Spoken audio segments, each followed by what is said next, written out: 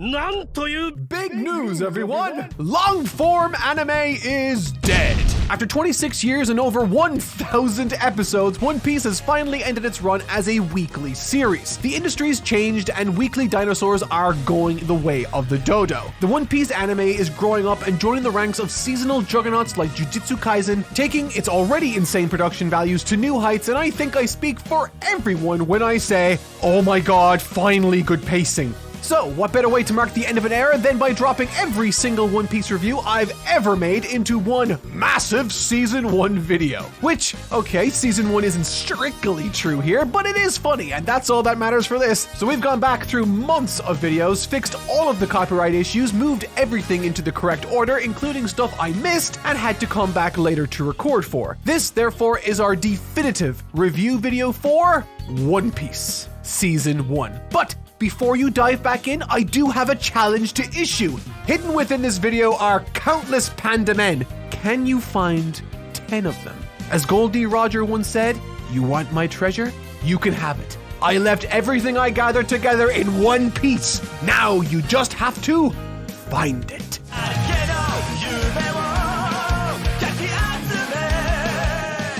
In this video, I will be reviewing the beginning of One Piece's story all the way to the end of the Baratie Arc, which takes us about 68 chapters into the manga. What can I say? The journey of 1,000 miles starts with the first step, and my adventure starts now. Enjoy. Romance Dawn, chapters 1 to 7. The series begins in what I believe to be a fantastic fashion. We are shown the last king of the pirates meeting his end, Gold Roger, with his last words acting as a challenge to the rest of mankind to find his legendary treasure, the fabled One Piece. Title drop. A new age of piracy kicks off, and that's when we are introduced to Luffy, our main character, as a small child, literally stabbing his eye in the middle of a tavern full of pirates to earn their respect. Alright, so the promise of legendary pirate treasure, and now our main character's first action is to stab himself in the face to earn street cred. This story sure knows how to grab your attention and to set up a goal right off the bat. In this tavern, immediately after Luffy's introduction, we are introduced to a colorful cast of pirate characters led by the endearing and fun Captain Red-Haired Shanks. Luffy and Shanks have known each other for a number of years at this point, indicated by the teasing Shanks does to Luffy and the rapport they both seem to share for each other. Luffy desperately wants to be a pirate, but concerned for his safety and considering he can't swim, Captain Shanks consistently refuses in a variety of different means. Suddenly, however, some thugs roll up to the bar and begin stirring up some trouble, leading to a bottle of alcohol Shanks had offered in good faith being smashed over his head. Shanks elects to do nothing about this, and the group of thugs leave the tavern angry. This all takes place as Luffy was eating right next to him at the bar. And unable to understand that Shanks chose not to fight for the sake of peace, Luffy becomes incredibly disillusioned at Shanks' actions. About to walk off in a huff, they discover that the fruit Luffy had eaten happened to be some of the treasure they had brought home. A magical devil fruit that now gave him the ability to stretch his limbs. With one major drawback, he is now cursed to never be able to swim. Not exactly ideal. Some time passes and the next day Luffy finds himself alone in the tavern once again. Shanks is leaving for good this time and Luffy is not going to see him off. He still considers him a coward for not standing up for himself, but now's his chance to restore order to the universe because that bully rolls up to the bar once again. The scene switches to the tavern lady looking for help as Luffy receives a massive beating at the hands of this thug leader by the name of Higume the Bear. And despite Luffy's unwavering tenacity, he's being beaten to a pulp. Things are looking dire, but then a gun gets held up to Shanks' head by one of the thugs. This leads to his crew immediately taking action, and the quick fashion with which Shanks takes care of these vile individuals is wonderfully cathartic. However, in the chaos, Higuma had made off with Luffy to the harbor in an attempt to drown him. Things are never as straightforward as this though, and as fast as you can blink, a sea monster erupts from the depths beneath, eating Higuma and the boat itself, launching Luffy into the ocean, where he finds himself once again saved by Shanks, who in the process of saving him from this sea monster, loses his arm. Feeling terrible about it, Luffy asks, "What about your arm?" Shanks responds, "It's a small price to pay. It's just an arm. I'm glad you're okay. Luffy vows to be king of the pirates, and Shanks gives him his hat, a hat that he says means a lot to him. He asks him to please return it to him someday when he's become a great pirate. And it's this brave individual in Shanks and his token to remember him by that influences the rest of Luffy's life. He's going to be the king of the pirates one day. He will return Shanks' hat, and he will make his life worth the brave sacrifice Shanks made for him by finding the legendary treasure no one has been able to find.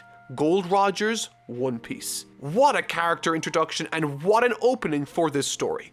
I sincerely loved it. Following these events, there's a bit of a time skip where we catch up with Luffy 10 years later. He's grown up considerably and is far more comfortable now with his Rubberman powers. And just as determined as ever, he ventures into the ocean, completely unprepared considering he has no idea how to navigate, he can't swim, and he has no destination other than to find and recruit crew members for his ship, which, let I remind you, he doesn't have yet. Effectively, he has nothing and is starting with only his abilities and positive attitude. Things quickly, however, take a turn for the worst, as they do in One Piece, when we see Luffy sucked into a whirlpool before cutting to a young cabin boy called Kobe working under the lady pirate Iron Mace Alvida. He hates working for her, and in the middle of bringing a barrel that had washed up onto the beach back to base, Luffy explodes from it, and together Kobe helps Luffy navigate to where he needs to go, and Luffy helps liberate this young man from the servitude he despises to help him realize his dream of working for the Navy. Together they overthrow the lady Captain Alvida, commandeer a dinghy, and make headway for a nearby naval base wherein Luffy expresses interest, assuming he's a good guy, in recruiting a highly infamous and reputable pirate hunter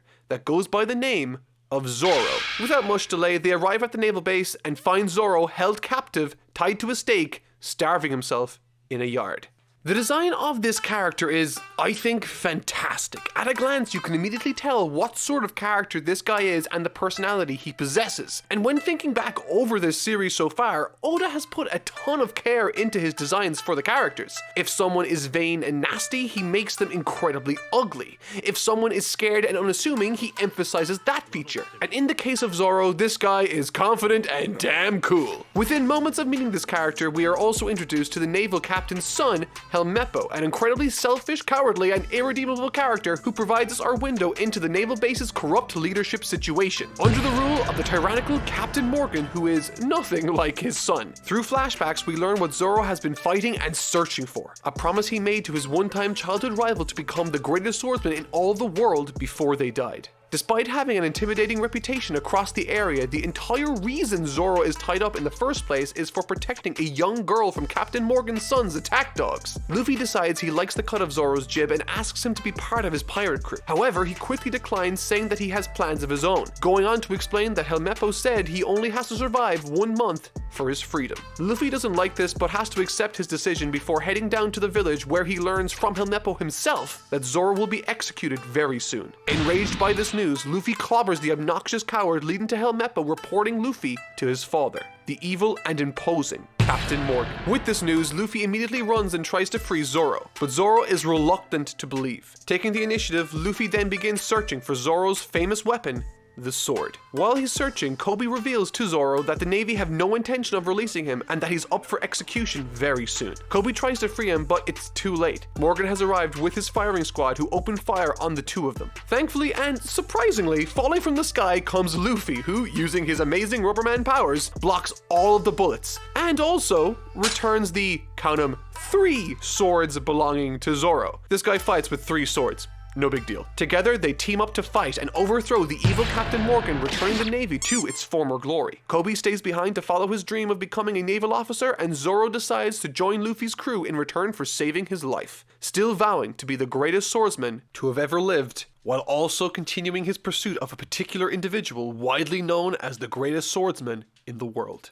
Orangetown Arc, chapters 8 to 24. This story picks up right after the events of the last one, as Zoro and Luffy float around starving because neither can navigate and neither have food, it seems. That is, until they see a bird. Luffy jumps up to catch it, but soon realizes that this bird is much, much bigger than he first anticipated, and thus it carries him away until he reaches Orangetown, where he falls into the life of a pirate thief called Nami. In the middle of running away from some pirates, she swindled out of a very valuable item, a map to the Grand Line, a secret but very dangerous area of the world that presumably is filled with unspeakable riches and perhaps might even be the location of Gold Roger's legendary treasure, One Piece. While this is all happening, Zoro discovers 3 pirates marooned on a defunct boat floating in the middle of open ocean. They explain that this random girl pretended to be starving and desperate to lure them in, and when the moment presented itself, she stole their boat and treasure. Zoro decides to help them out and brings them back to their base on Orangetown. They explain that they are part of a notorious pirate crew led by the fabled pirate captain,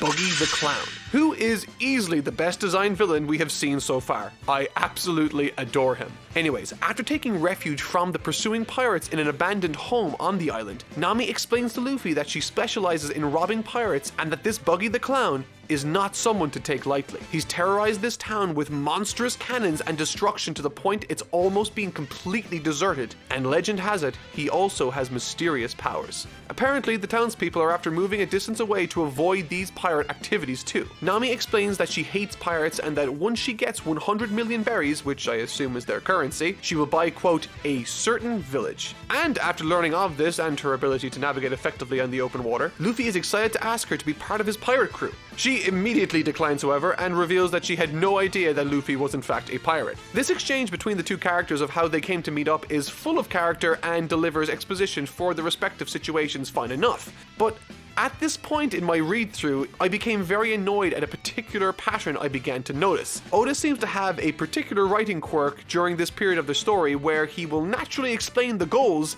the plan, and the motivations of a particular circumstance, and that is all vital information for the reader or viewer to understand. And to be perfectly honest, he delivers it rather well. But he does this thing where he either has Luffy say he doesn't understand or wasn't listening, leading to that plan once again being repeated in much simpler terms, anticipating that maybe a reader wasn't listening. It honestly didn't bother me the first time I saw it, but it's starting to become a trend, and I think it shows a lack of confidence in either his writing or the reader's ability to understand his writing. Honestly comes off as a little clunky to me.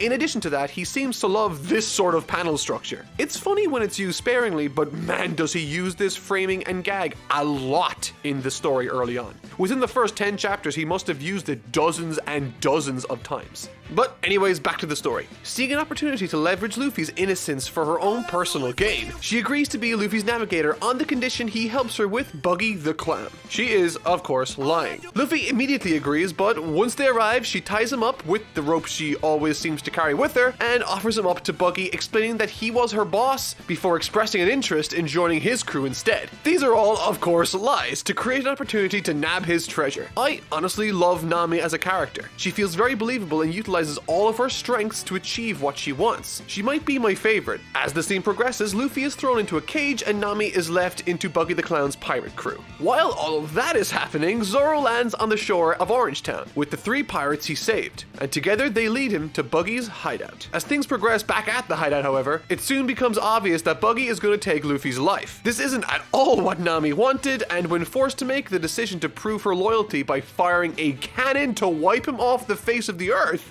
she declines and begins fighting. This isn't at all what she thought would happen, and she's not going to become what she hates. Things admittedly are looking pretty bad, but that's when...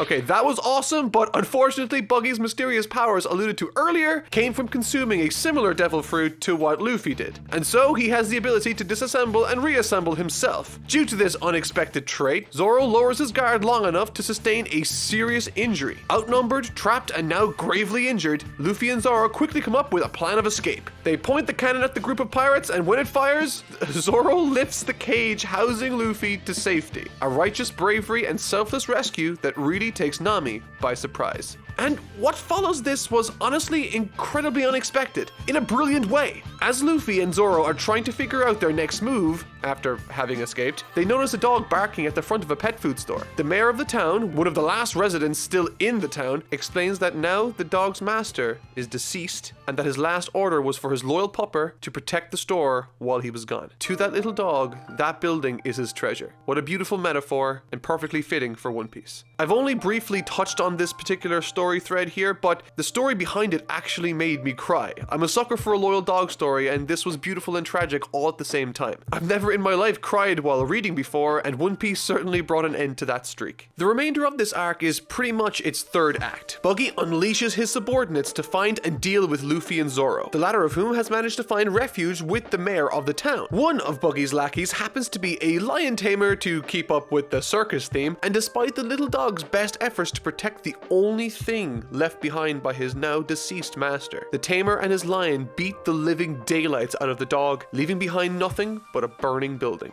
I need Luffy to bring justice to the world now. And bring justice to the world he most certainly does. But unfortunately, the damage has already been done. All that's left is ash and a single box of food. Luffy sits next to the little dog and gives that to him. Nami realizes in that moment that Luffy had fought the lion specifically for that little dog.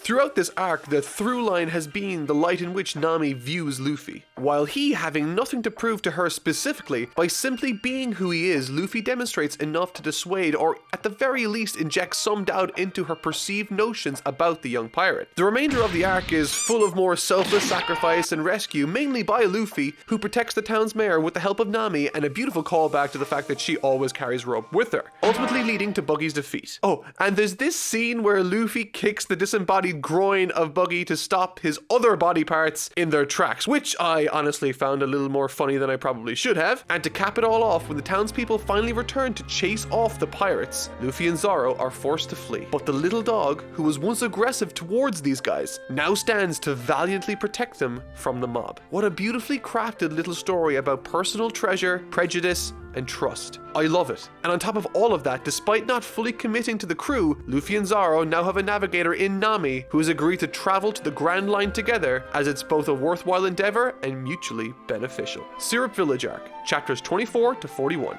The portion of the show that I've reviewed thus far has clearly been in a casual recruitment phase wherein Luffy assembles his ragtag group of personalities to accompany him on his adventures around the world. And this arc is no different. In the same way the last couple stories centered around the recruitment of Zoro and Nami, this one centers around the recruitment of a slingshot-wielding troublesome town liar named Usopp. And unfortunately, of the arcs I'm covering in this video, I enjoyed this one the least. But that's not to say this wasn't good or that I didn't enjoy it. It's probably more to do with the fact it's sandwiched between the last arc, which I thought was great, and the next one, which is really good. But I'm getting a little ahead of myself here. This particular story continues as Nami, Zoro, and Luffy are sailing along the sea in their tiny boat. They all notice a distinct lack of provisions as well as the inadequate sailing vessel they possess, and so touching down on land, they endeavor to find a remedy to all of these issues. This is when we cut to the man of the hour, Usopp, who seems to enjoy pretending that pirates are attacking his town in what seems to be an attempt to rile up trouble in his neighborhood. If it's starting to sound like a variation on the Boy Who Cried Wolf story, that's because it is, but with a distinct pirate twist. You see, despite being a notorious liar, he also has a small group of children that act as his pirate crew, but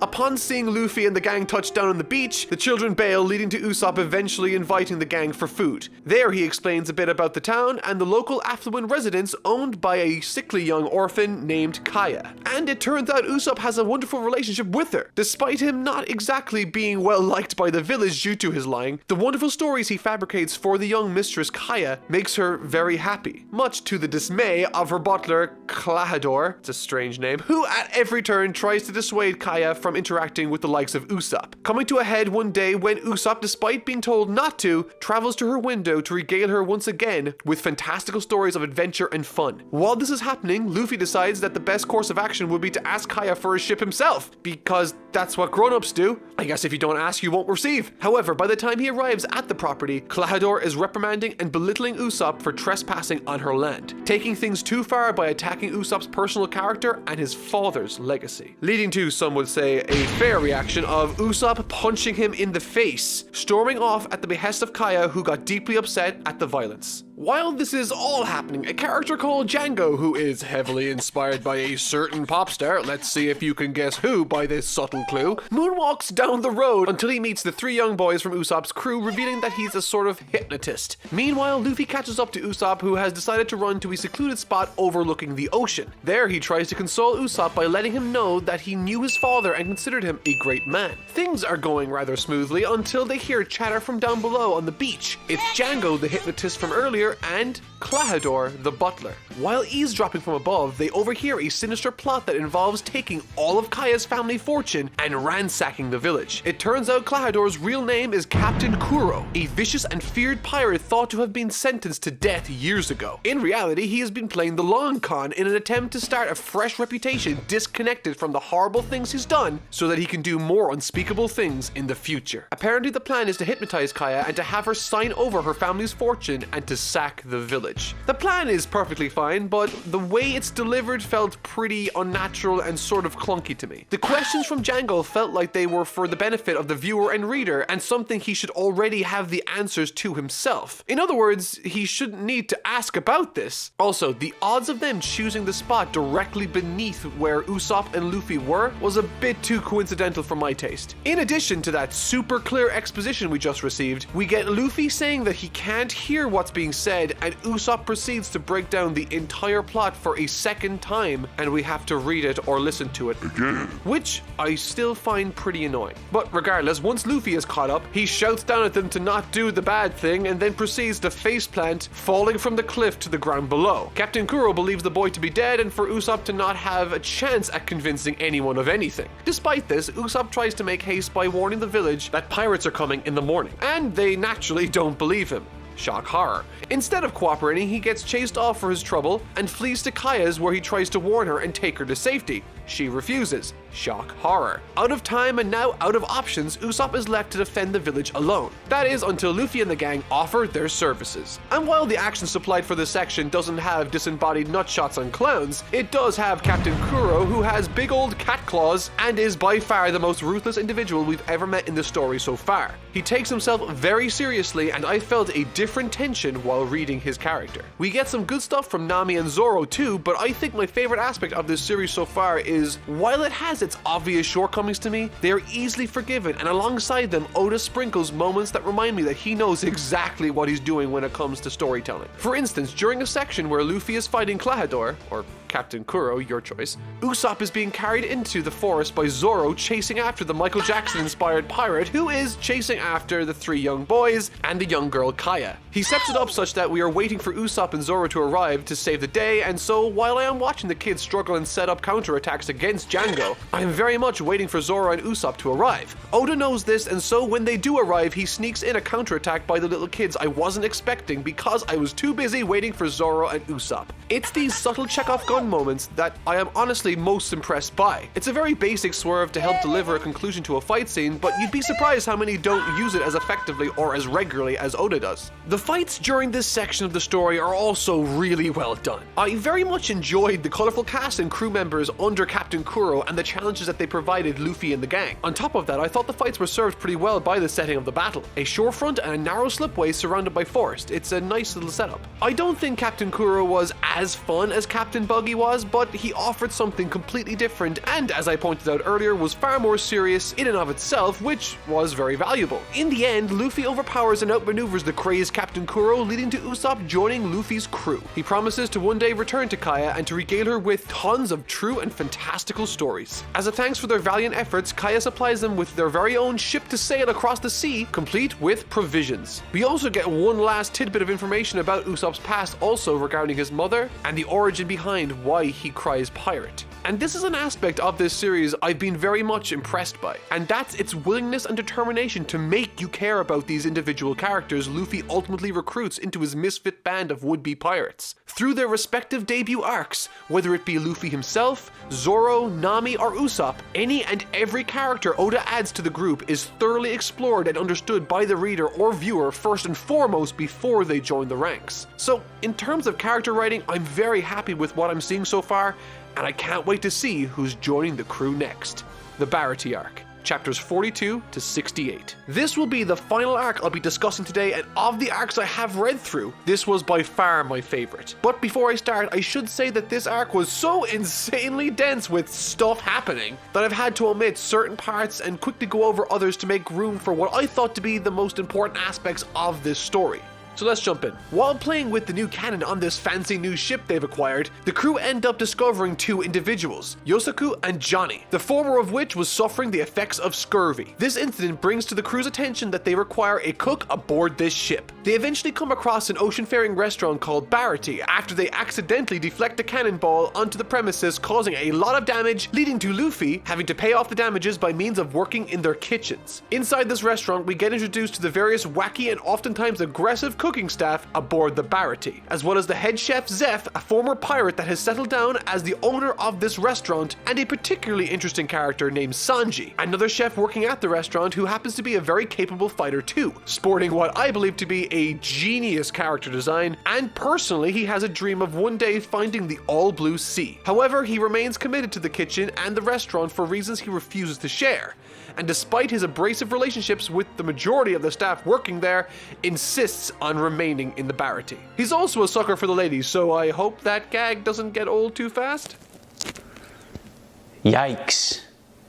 Once everyone settles down, someone bursts through the door of the main dining hall, announcing that the captive has escaped, followed by that man doing the fall down dance, and the captive rolling up to a chair demanding to be fed. This man's name is Gin, and he gets pulverized and reprimanded for these actions by the restaurant staff. However, not liking the thought of anyone going hungry, Sanji, in privacy, gives Gin food for free. Apparently, this is a trend with him, and naturally, Luffy wants him to join his crew as their cook, but he refuses, citing that he has his own reasons to stay. During this conversation, Luffy explains that he has plans of traveling to the Grand Line, which piques Gin's interest, leading him to warn Luffy never to go there. After this generosity from Sanji, Gin ends up leaving but quickly returns, bursting through the door with the most feared man in all of East Blue on his shoulder, the head honcho of an armada consisting of 50 ships, the feared Don Krieg. However, now on the verge of death, his fleet almost gone, and his flagship in tatters. He's here, but only after barely managing to return from a 7-day trip to the Grand Line during a massive storm. He gets down onto his hands and knees begging for food and pity, and eventually Sanji shows mercy and feeds him, much to the chagrin of the fellow cooks. After receiving this food and regaining his strength, Krieg immediately beats Sanji to the floor. There's nothing likable about that, and it's honestly a great villain introduction. But he's not done. Much like he was, his crew is in a shambles and in desperate need of food. He wants to feed them and essentially take over the Baratie restaurant ship. He also expresses and reveals that Chef Zeph was once an incredible pirate who managed to successfully navigate and survive on the Grand Line for a year. Unable to do that himself, Krieg wants that logbook of Zeph's trip to help him on his next trip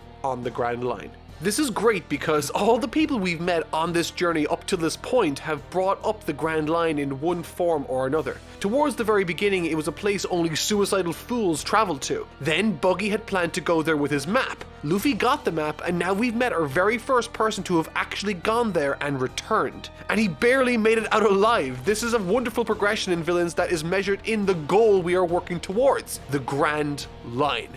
Excellent writing. Gin is honestly taken aback by all of this and apologizes profusely for bringing this upon everyone at the Baratie. But Zeph, the head chef, gives Krieg food for his crew, much once again to the chagrin of his various employees. He doesn't want them to go hungry either. Don Krieg then leaves to feed his crew, while the rest of the staff aboard the Baratie, consisting largely of fighters and ruffians, begin readying themselves for battle. However, just as soon as they hear Krieg's army of crewmen coming, a massive attack slices the flagship of Don Krieg in half. Completely taken aback by the thunderous sound, they run outside to find Yosaku and Johnny in the water as well as the destroyed ship of Krieg's. The two explain that they are in the water not because of what just happened, but because Nami threw them out and made off with their ship, eyeballing a certain bounty list in their possession. Naturally, everyone is shocked by this, and what's worse is that they have someone much more dangerous than Don Krieg to contend with right now. Slowly approaching their ship is a shadowy figure that Zeph recognizes. Gin explains that while they were on the Grand Line, on the 7th day, Krieg's armada was destroyed by one man, and that if that massive storm hadn't come, their flagship would most definitely have fallen too. Apparently, an individual that goes by the moniker Hawkeye is responsible for Krieg's current state of affairs, and it just so happens that this is the same someone Zoro has been looking for many years. First of all, I want to say I friggin' love Hawkeye's design here. Just had to get that out, and his introduction is honestly spectacular. It's explained that he's been chasing down Krieg's crew for pretty much fun. They quickly try to shoot him, but Zoro pops up from the crowd and says that bullets won't work, that he'll simply deflect them. He also announces that he's been looking for him, that he wants to be the best, and that if he wants some fun, Hawkeye can fight him, pointing his sword directly towards the greatest swordsman in the world. Hawkeye, in response to this, asks where he gets his courage to point this sword. Does it come from confidence or ignorance? Zoro succinctly replies, "It comes from ambition and a promise I made to a friend." Incredible line. We then switch scenes and get a glimpse of Nami sailing away crying. Hoping that they'll meet again, she laments, "I can't wait to be free." There are so many moving parts to this story and I have no idea what's going on. I honestly love it. I don't know what to expect. Accepting his challenge, Hawkeye whips out a tiny knife saying, "I'm not the kind of fool who hunts rabbits with a cannon." Upon reading that line, my mouth fell open and I had to run around the house showing people that line. It might very well be the most Chad thing I've ever read in my life. He explains that the Red Line and Grand Line split the seas into four: the East, the South, the North, and the West Blue, going on to say that East Blue, their area, is the tamest of the four seas, and that tiny knife is the smallest blade he has. Speaking directly at Zoro, he says, "It's time you learned how big the world is." They begin to fight, but Zoro is easily outclassed. He thinks back to the promise he made to that friend when he was a kid to be the greatest swordsman. Hawkeye stabs him in the chest. Zoro still refuses to retreat to safety, because to retreat means defeat, and he'd rather die than to accept that. In doing this, he earns Hawkeye's respect, leading him to bring out his best weapon, a large black sword. Zoro tries again to defend himself, but his swords shatter. Now completely unarmed, he stands facing the greatest swordsman alive, leaving himself now completely open, as a wound to the back is a disgrace to a great swordsman. Hawkeye recognizes his efforts, slashing him to the floor. However, impressed by his honor and bravery, Hawkeye allows Zoro to live. He wants him to travel far and wide to hone his skills and to try to defeat him once again. He thanks Luffy for allowing his crewmate to fight his fight without getting involved, asking him what his dream is. Luffy responds, to be the Pirate King. Hawkeye says that's even more perilous than trying to surpass me. Zoro lifts his sword to the air and vows to never lose again. Luffy is honestly happy to see him move and to see that hunger swell within him once again. I love Hawkeye as a character. His design is exceptional and honestly perfect for the setting, and the ship he sails directly reflects his philosophy. He's not brash or a show-off, he's just phenomenal and recognizes true ambition and dedication in others. And with that, we've finally gotten our first taste of what lies beyond the safety of the East Blue Sea. After this altercation, Johnny, Usopp, Yosuke, and a beaten-up Zoro decide to follow after the trail of Nami's commandeered ship. Luffy, on the other hand, has elected to stay, and thus will have to find them after he finishes dealing with business here. Once again, after a series of creative and unusual character introductions and fights involving Don Krieg, his pirate crew, and a new character called Invincible Pearl who also works under Don Krieg, Luffy and Sanji finally start to gain the upper hand when Oda catches me once again completely off guard with Gin taking action like this, demonstrating to me that he knows exactly what he's doing as a mangaka when it comes to creating surprise and tension in a scene. Gin's been seen largely as a voice of reason amidst the ranks of Don Krieg, and so we, or at the very least I, put him to the back of my head as someone who's not really a threat, but he is still a pirate working for Krieg, so this makes complete sense for him to get involved here in this situation. I'm honestly loving this. He demands Sanji to leave the ship, but he refuses. Invincible Pearl gathers himself again and attacks Sanji, who is now extremely beaten, still refuses to leave, citing that he's taken everything from that old man, referring to the owner Zeph. He's taken his strength and his dreams, swearing that he won't let anything else be lost. Hearing this, Krieg's forces once again blindside Sanji, landing a massive attack on the young man. We are then greeted by a flashback from Sanji's past,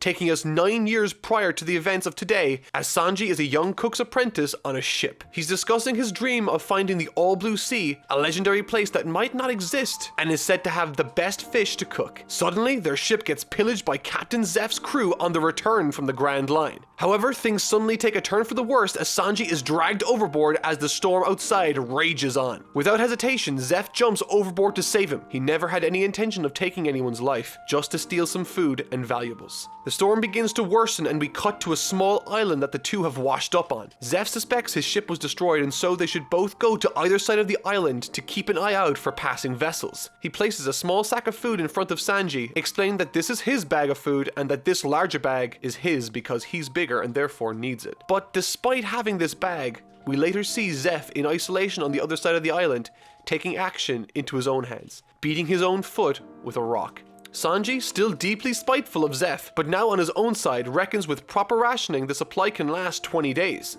Unfortunately, days 25, 30, 50, and 70 pass by with only one opportunity presenting itself during impossible weather conditions. At this stage, about to starve, Sanji decides to go to the other side to see if Zeph's situation is any better. He took more food after all, and he sees the bag hasn't changed size. Once Sanji cuts the bag though, it's revealed that it's full of treasure and no food. Sanji then approaches Zeph to find that he's nothing but skin and bone. Missing the lower half of his leg, he cut it off to survive just that little bit longer, giving all of the food to Sanji. Zeph remarks that he liked Sanji because he had the same dream he had, to find the All Blue. On day 85, the two were rescued. Zeph saved Sanji's life. After this, the flashback ends and Sanji stands up and declares that he will defend him with his life and repay his debt. The final fight that takes place utilizes all the strengths and weaknesses of both the villains and the heroes, feeding into dramatic character choices, demonstrations, failings, and successes. To say that this is the biggest and most climactic fight attempted by One Piece so far would be an understatement, and if the runtime of this video is any indication, my ability to break down the nuance and style this particular arc graces us with is clearly lacking. And that's not even to mention the choreography, angles, and framing that this final section of the story implements. If I were to fully break down everything that this arc had to offer, this video would probably be about 2 hours long and I wouldn't be able to release a follow-up for a month. So with that in mind, let's try to wrap things up. With tenacity, grit, and style, both Sanji and Luffy defeat the forces of Don Krieg, later getting carried off by Gin, who thanks both Luffy and Sanji for having saved and spared his life. The following day after the events, Luffy wakes up and both he and Sanji make their way to the dining hall to have some grub. The soup, prepared by Sanji, has everyone in the building gagging, throwing it on the floor, and berating Sanji for having made it. Sanji naturally gets extremely angry at everyone for treating him like this. He confronts Chef Zeph about it too, leading to the chef punching him in the face. "You'll never be able to cook like me. I've cooked on all the oceans of the world," he says. Sanji then storms off, and that's when everyone explains that they've done all this to try and convince Sanji to leave with Luffy, to follow his dream. Sitting outside the doorway, Sanji hears all of this transpire. Luffy says that he won't take Sanji with him, that he needs to make that decision on his own. Listening to all of this, seemingly at random, Sanji gets hit by a shark from the sky, crashing into the room where Luffy and the others are. In the mouth of this shark is Yosuke, who was last seen in the boat with Usopp, Zoro, and his brother Johnny, explaining that if his calculations are correct, he can take Luffy to where Nami was heading. They decide to go, but before they do, Sanji says that he wants to join them on their adventure and follow his dreams. Luffy rejoices and begins making his way out. But before following the others, Sanji addresses everyone and lets them know that he's aware that they all pretended not to like his soup. As he gets ready, Sanji reflects on his life up until now, how they opened the shop together, how they came to employ all these colorful characters, and all the time he stood up for Zeph. As Sanji makes his way down the deck towards the small boat where Luffy is waiting, everyone is there to watch him leave. The two main chefs try to attack him, but they had no chance. No one else makes a single sound, no goodbyes or anything. Luffy asks if he wanted to say goodbye, but Sanji says no. And that's when Chef Zeph says, "Hey Sanji, keep your feet dry." A beautifully subtle callback to how he saved him when he fell overboard as a child. Hearing this, Sanji breaks down crying and shouts out that he owes his life to Zeph and that he will miss them all.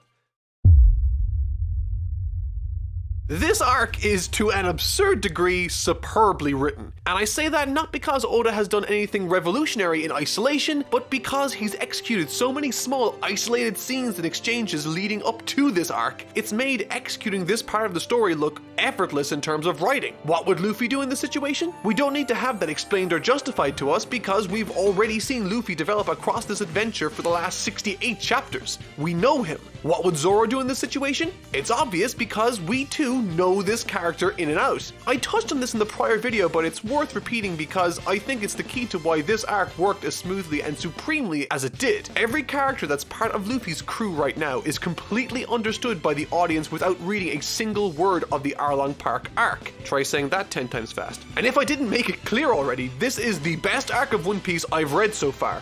without question. Arlong Park deals largely with the character of Nami, who, if you paid attention to the last review video, was the only character of the main 5 not to receive a somewhat clear backstory. Sanji was a cook's apprentice that met a nice pirate guy, got hungry, and turned into an emo chef with a hankering for kicking. Zoro was always the second best swordsman as a kid in his village, and vowed on his rival's grave to become the best swordsman in the land. Luffy was a headstrong kid that learned a valuable life lesson about sacrifice thanks to a friend. Too bad that happened after he stabbed his face. And Usopp learned how to be a more honest person, both to others and himself.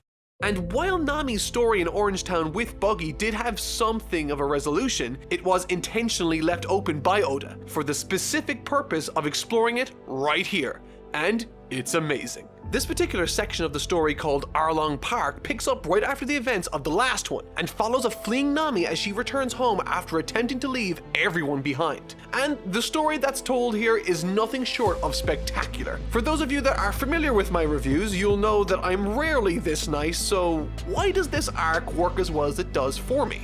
In a word, it's focused. The entire plot of this arc centers around Nami, her journey back to her island home, the tragic backstory she has, and the resolution that follows. At no point does the plot deviate to something that isn't pertinent to the story in one form or another, and every piece of dialogue, in typical Oda fashion, either informs or furthers the story, be it through carefully crafted exposition or world building. Whether it be through Nami's initial unveiling as being an actual pirate officer working under Arlong, I did not see that coming, or the guys discussing and revealing more about the Grand Line's 7 warlords and the baggage that comes with that. It gets me pumped to see what's coming next because I know I likely won't expect it. When Nami herself arrives on the island, it's revealed that a set of communities live there also, and particular care is taken when explaining where these places are in relation to one another. The main stronghold of the island and home to the villain of this arc, Arlong, is called Arlong Park. It's a repurposed one-time naval base now leveraged by Arlong to bribe the governing bodies of the East Blue to remain an official presence in that region. This isn't necessarily dealt with in detail in the arc, but this is our first hint of politics in the story, and there's more to see here, I'm sure. Immediately next to Arlong Park is Cocoa Village. This is where Nami grew up, in a small house surrounded by a tangerine grove, on the outskirts of the larger Cocoa Village town. This is cute because I love that the very first time Luffy sits down to talk with Nami back in Orangetown, she says that she likes 2 things: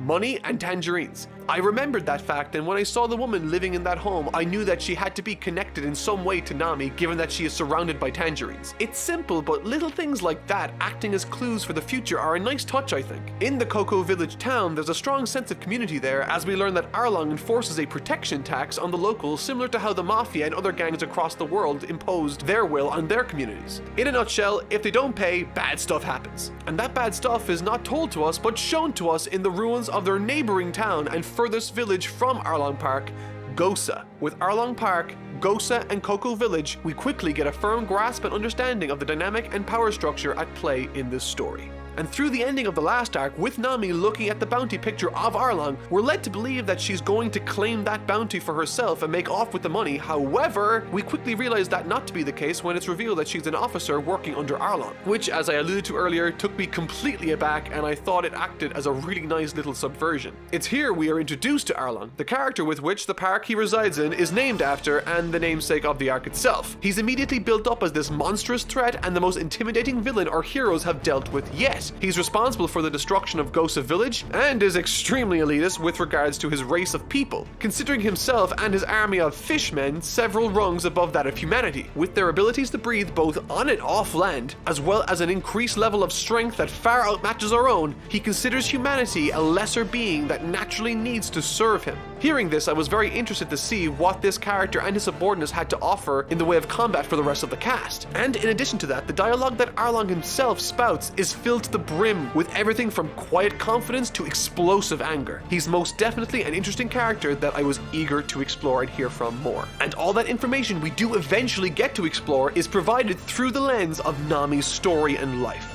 which I thought was an inspired choice. The real meat and potatoes with this arc comes in the form of Nami, as I alluded to earlier, with the most eye-opening segment for us being that of her origin story, how she came to be in Cocoa Village and her expressed motivations that have driven her to work for this despicable sea scum known as Arlong. Through flashback, Oda uses this as yet another opportunity to reinforce the characters and area of Cocoa Village that have already been introduced to us, those being Genzo and, more importantly, Nojiko, Nami's stepsister, but also to widen the scope of the world just that little bit more using the character of Bella Mare, an ex-military soldier who on returning to the island did so on the verge of death, carrying in her arms a baby Nami and a 3-year-old Nojiko. The flashback details the circumstances surrounding Nami, Nojiko, and her adoptive foster mother, Bella Mare, during which a somewhat large conflict emerges between Bella Mare and the young Nami before she eventually storms off, shouting that she's sick of being poor and that Bella Mare isn't her real family or mother. When she reaches the center of the town, she encounters Genzo, who in a number of words explains to her how much Bella Mare loves her and her stepsister. The emotions Nami is feeling here are obviously just a combination of frustration and childhood naivety, but eventually this choice manifests itself into one of the biggest mistakes of her life. As Nojiko goes to bring Nami back home, Arlong arrives to collect the protection tax, 50,000 berries for a child and 100,000 berries for an adult. Knowing full well that Bella Mare doesn't have even remotely enough to pay for both herself and the kids, she decides to, instead of pretending she doesn't have children, outs herself as their mother, their real family, and pays to protect them, leading to her unfortunate death at the hands of Arlong. It's a tragic scene, and in discovering that Nami has a talent for mapping lands and ocean charts, which had been revealed earlier in the flashback, Arlong elects to keep Nami by his side. And from that very young age, Nami decided to lean completely into this role Arlong has provided for her on the condition that if she can come up with 100 million berries, she can buy her village's freedom. This choice, of course, forces her to turn her back on everyone, to pretend that Bella Mare's death meant nothing to her, all in a humble effort to try and control the situation and work towards a solution for her community. And from the very beginning of this arc, from the moment she arrives at Arlong Park, she resumes her work alongside Arlong and his forces, exuding the demeanor of everything is under control. But things are most definitely not under control despite her at times genius efforts to preserve the status quo she has operated under for the best part of a decade.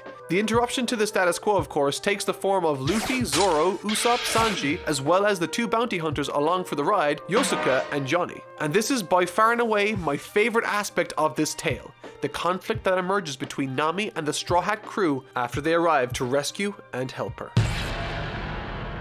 At the beginning of this story, we know that Luffy is traveling a little behind everyone, we know that Nami arrived on the island first, and we know that the rest are in a ship right behind Nami. However, through hijinks and bad luck, the group consisting of Johnny, Zoro, and Usopp gets split up, leading to Usopp, Zoro, and Luffy all being separated towards the beginning, leading to them individually meeting Nami acting under Arlong, which ends up being intensely interesting. Zoro is first up as he's thrown in front of Arlong and eventually Nami. The dialogue between the two is tense but fascinating, with my favorite part coming from Zoro testing Nami's claim that she was always lying to them and that she never really cared about them by throwing himself into the waterfront to drown. This naturally forces Nami to come to his rescue, proving to him that she really isn't as bad as she said that she is, laying the groundwork for a perfect little bit of dialogue between the two, Nami saying, "If you mess with me again, you're dead.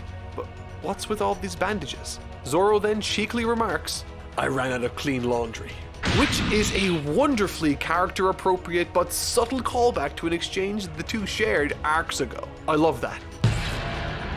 Later in the story, Usopp is also placed in front of Arlong and herself in a similar circumstance, although this time Usopp has been apprehended after trying to protect a townsperson from danger in Cocoa Village. In this scene, things become even more heated, as not only is Usopp not as emotionally intelligent as Zoro and therefore can't see Nami as anything other than a traitor, but the army of fishmen beneath Arlong now don't fully trust Nami due to her out-of-character rescue of Zoro chapters prior. And so, to prove her loyalty, she seemingly attacks and stabs Usopp, drawing blood before throwing him into the waterfront to drown and bleed out. When I saw this, my jaw hit the floor. I full on believed that she actually did this, but in actuality, it's later revealed that she stabbed her own hand in an attempt to get her reputation back and to protect Usopp from danger. This reveal then was made all the better by the fact that the manga gave me tons of opportunities to notice her bloody and gloved hand before it's eventually revealed what had actually happened. Now that is some great stuff, but by far and away the best character interaction in this entire arc comes right after this. And it is... I actually don't even have words. I've mentioned this a number of times throughout this review so far, but the entire story surrounding this arc has been through the lens of Nami and how she herself is doing everything in her power to control the situation so that no one else needs to die. She's terrified of Arlong, but she's smart enough to find a way around it. And throughout this arc, when faced with situations by Zoro and Usopp, she has found genius ways of navigating this, and you can only imagine what else she must have done throughout the last 8 years. She's dedicated her life to Arlong, and over the course of this regrettable career she's had, has amassed almost the full agreed amount of money to buy her village and her own freedom from him. However, she makes a fatal mistake when she lets Arlong know that she almost has the full amount and should have the remainder very soon. In hearing this, he sends a corrupt naval crew to reprimand Nami, and in doing so, takes every last bit of her savings. As she goes back to confront Arlong about this, Luffy is having his own issues. After finally arriving and reconvening with his group, he is confronted with accusations of Nami's betrayal and utter dislike of their group. Luffy definitively never believes a single word of this, and even when asked straight up to leave by Nami herself, he elects to fall flat on the floor to sleep. He isn't leaving.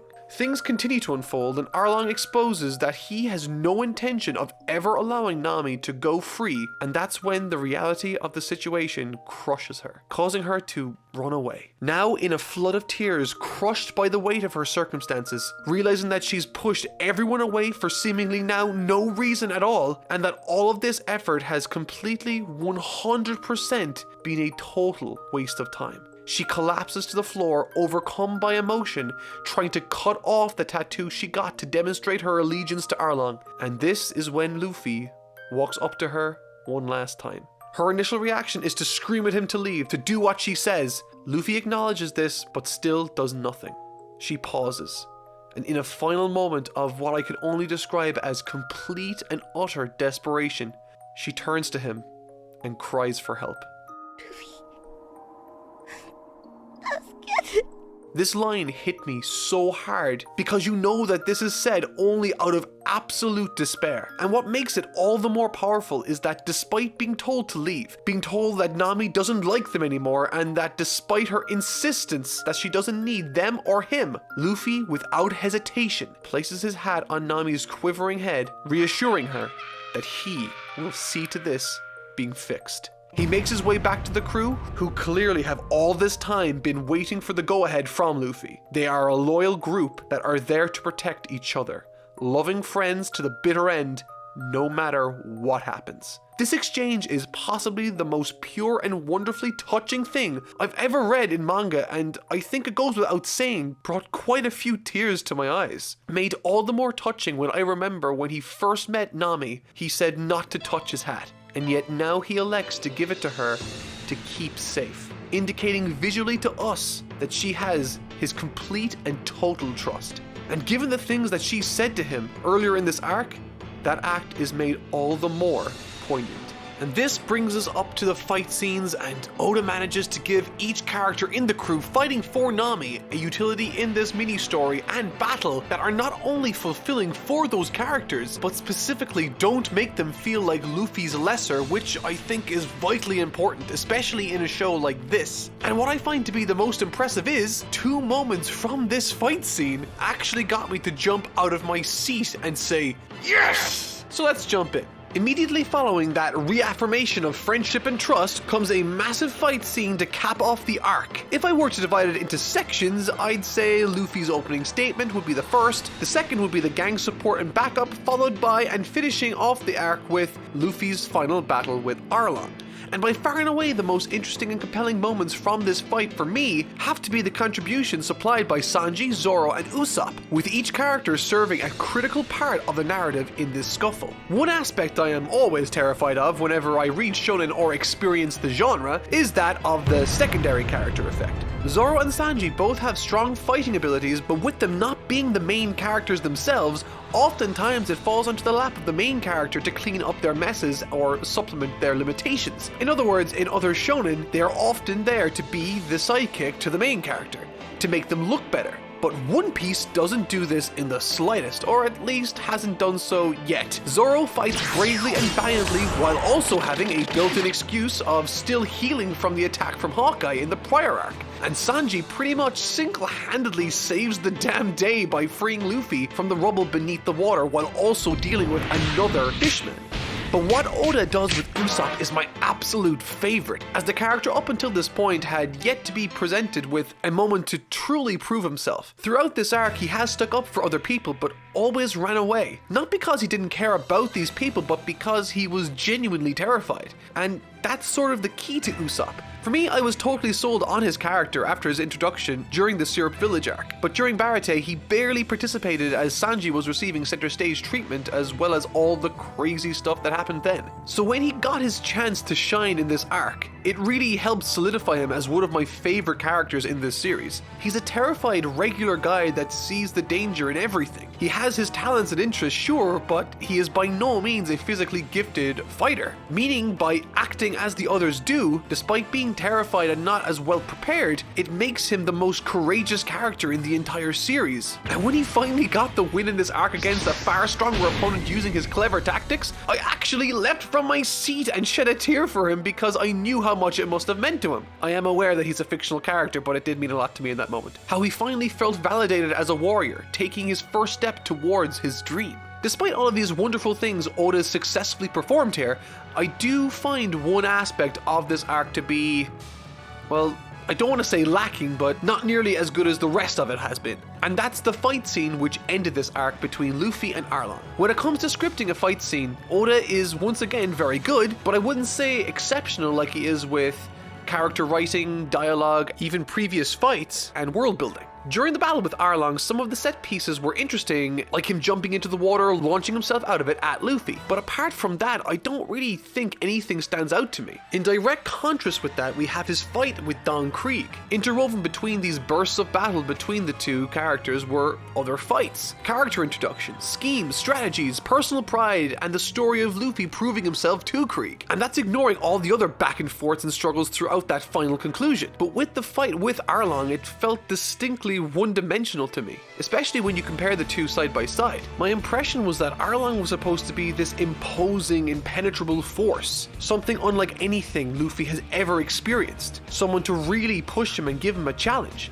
But it didn't really feel like Luffy was given that much of a challenge with this guy, at least compared to the last main arc battle with Don Krieg, who pushed him to his limits. Now, there's the obviously compelling motivation Luffy has to fight him, as well as me, the audience, actually caring about it, but apart from simply fighting him, there wasn't much else to it, and unfortunately, in addition to that, during this fight scene, I found some of the panels, despite being drawn perfectly fine, to not flow very well for my taste, and in one or two cases, sort of confusing. But even if I was to ignore all of that, I think the most obvious shortcoming within this final fight between Luffy and Arlong for me comes in the fight's climax within the cartography room that Nami drew up all the maps and ocean charts for the evildoers throughout the years. Now, naturally, there would of course be a place that Nami did all of this work that she despised and was abused in. However, we don't really ever see or hear about that. Unlike the rest of Oda's writing in this chapter, this room has no emotional through line for the readers and viewers. Or at least it didn't for me.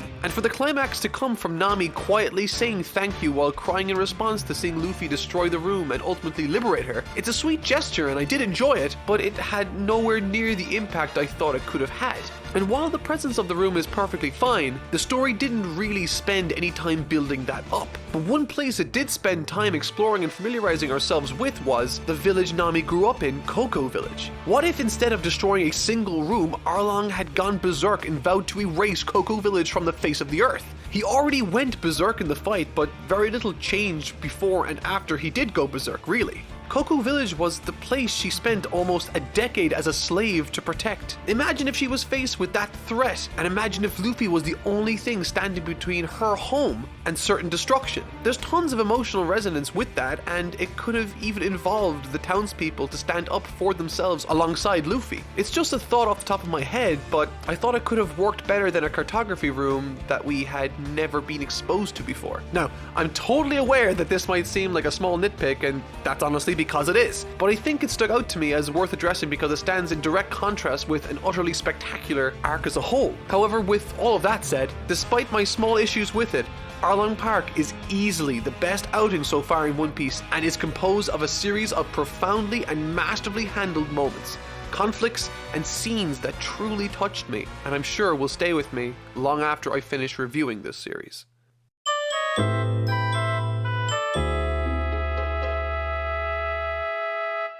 Who gave Luffy his lucky straw hat? Was it Usopp, Shanks, or Sonic?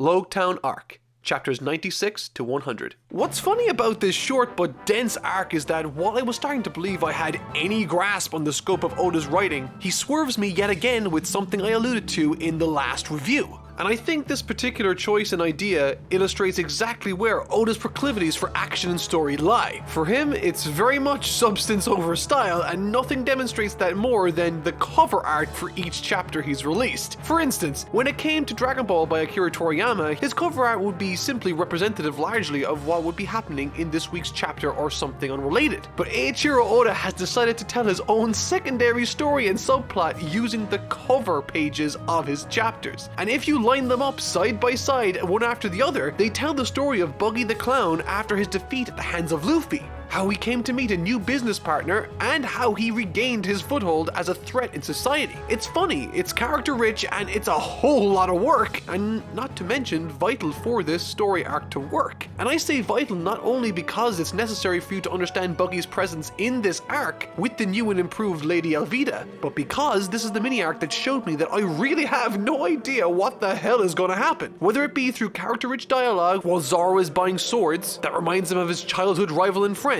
the intimidating reveal of Captain Smoker, and that's not a joke name, that's actually his name, the reintroduction of an older, more grizzled, red-haired Shanks, and the unveiling of a mysterious gentleman that has an invested interest in the progression of Luffy and his gang. To say this arc has a lot to cover is an absolute understatement. I had to read it twice to make sure I got everything, and spoiler alert, I didn't. Again, thanks to the cover art, we are reminded that this isn't like a typical manga where villains and characters get forgotten about once their arc is done. This is a fully realized world, and the characters who are off screen are moving around living their lives too. And because of this, One Piece's world feels so alive. I have no idea what's going to happen next. Zoro's got new swords, Luffy was rescued from Gold Roger's shopping block, and the next stop is the Grand Friggin' Line. And they're sailing during a storm that was started by a man that I think has the power to control the weather. Maybe he's one of the 7 warlords of the Grand Line that was mentioned at the beginning of the Arlong Arc. Yeah, I remember that. What of it? This series is absolutely nuts in the best way possible, and I honestly have no idea what's next. I have so many questions at this point in the story, like, who are Luffy's parents and why haven't we seen them? What does the D in Monkey D. Luffy stand for? Who were Nami's biological parents? In fact, we don't really know anything about any of the group's parents apart from Usopp's, whose father we know still operates with Shanks. I have no idea what's to come on this journey. We'll probably end up cycling through all the 7 warlords at some point during the Grand Line, and I'm sure a variety of devil fruit will play a large role too. Maybe you can stockpile them. Who knows?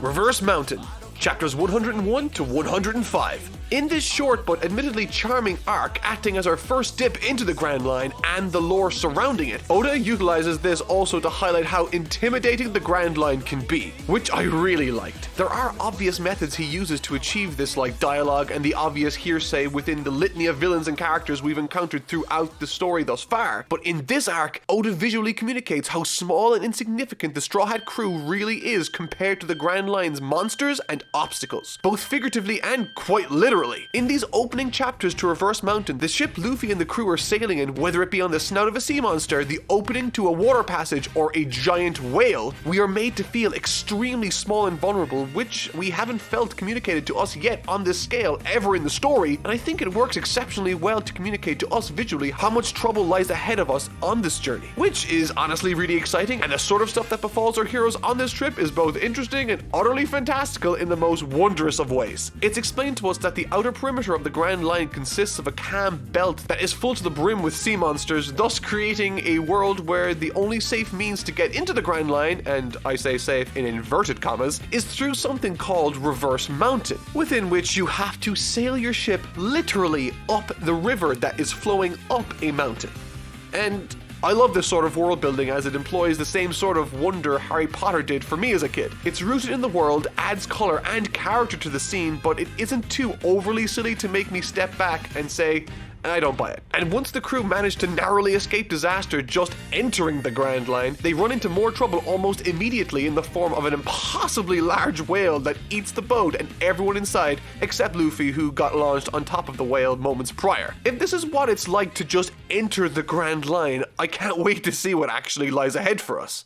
After sailing headfirst into the mouth of this whale, the crew eventually meet an old man living inside who's been assisting this whale in calming it down with medicine, as it has a desire to constantly bash its head against the wall of the Red Line. And it's during this time Luffy manages to find his way into the whale in an attempt to save his friends, only to run into two new characters going by the codenames Mr. Nine and Miss Wednesday, who are inside this whale to kill it and bring it back as meat for their village. Through various shenanigans, the two groups eventually reconnect and together find a way out of the whale with the help of the doctor living inside called Crocus. Once this all happens, there's an at first really compelling and exciting but later very tragic story about the present situation after befalling this massive whale and the life he's had. It turns out that this massive whale's name is called Laboon, and in typical Oda fashion, he can't let me have a cute whale character to love without him having a tragic backstory. Oda's all like, oh, you like this whale? Well, did you know that he's been sad for the last 50 years? And eventually it's revealed that this whale is part of a species that isn't native to this part of the ocean and came over to this side when he was a baby. He became very close with a group of pirates, and when the day came for them to leave, they promised the little whale that they would return soon, only to never return. Now, broken emotionally and later physically from the despair in his heart, the whale has been torturing himself trying to get back to his friends, essentially having nothing left to live for, and it's honestly really heartbreaking to watch. But when faced with situations like this, Luffy shows me once again why I love his character. He, like most shonen protagonists, are very emotionally mature and figures out unconventional ways of making a situation better. His solution?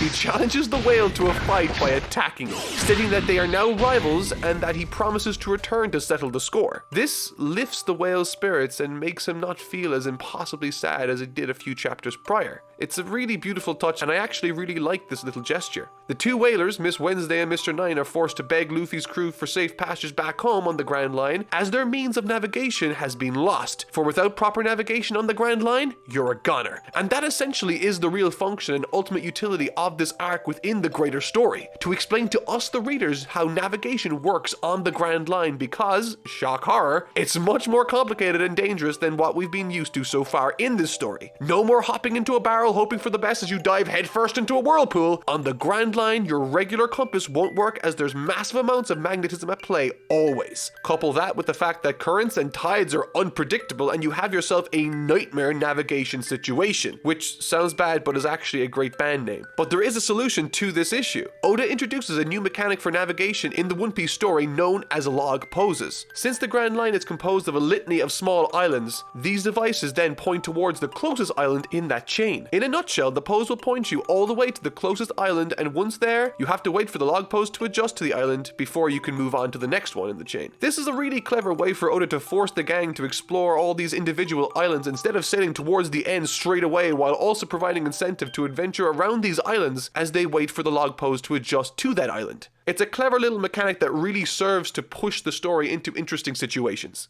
Whiskey Peak, chapter 106 to 114. Using their now newly acquired log pose, the Straw Hat crew begin making their way to the first island of the Grand Line, Whiskey Peak. Mr. Nine and Miss Wednesday bail almost immediately once they see the island, and despite the inhabitants of that island being at first extremely friendly, serving up enormous amounts of food and drink to the Straw Hat crew, Whiskey Peak later reveals itself to be a town composed entirely of criminals who survive by taking advantage of folks entering the Grand Line. The existence of a town like this on the Grand Line I really enjoyed, as it makes complete sense and once again adds another dimension to the world, suggesting that it's had a successful operation in the past and, like everything else in the world Oda's created, has been operating with and without the main cast around, furthering the feeling that this is a big world that operates when on and off of screen. What's more is that they are also part of a massive, powerful and mysterious criminal organization known as the Baroque Works, wherein the main members refer to themselves by codename, the theme being days of the calendar for women and numbers for men. The lower the number, supposedly, the more powerful the agent. I'm not sure how the dynamic works with women though, with the head of the organization being an individual that is both ruthless and intent on keeping his identity a secret. And we learn all about this on our first night at Whiskey Peak because once the Straw Hat crew fall asleep, the town wakes up and prepares to apprehend and or kill Luffy and the gang for the bounty on their heads,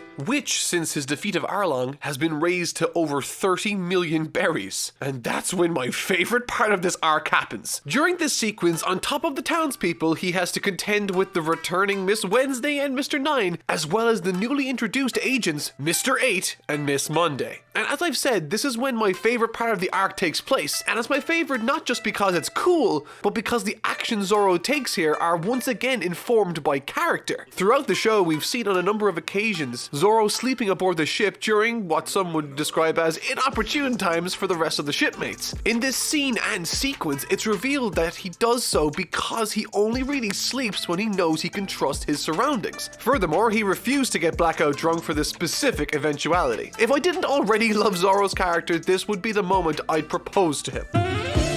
And what follows is an incredibly entertaining struggle between the forces of the Baroque Works and Zoro. Okay, perhaps struggle is the wrong word.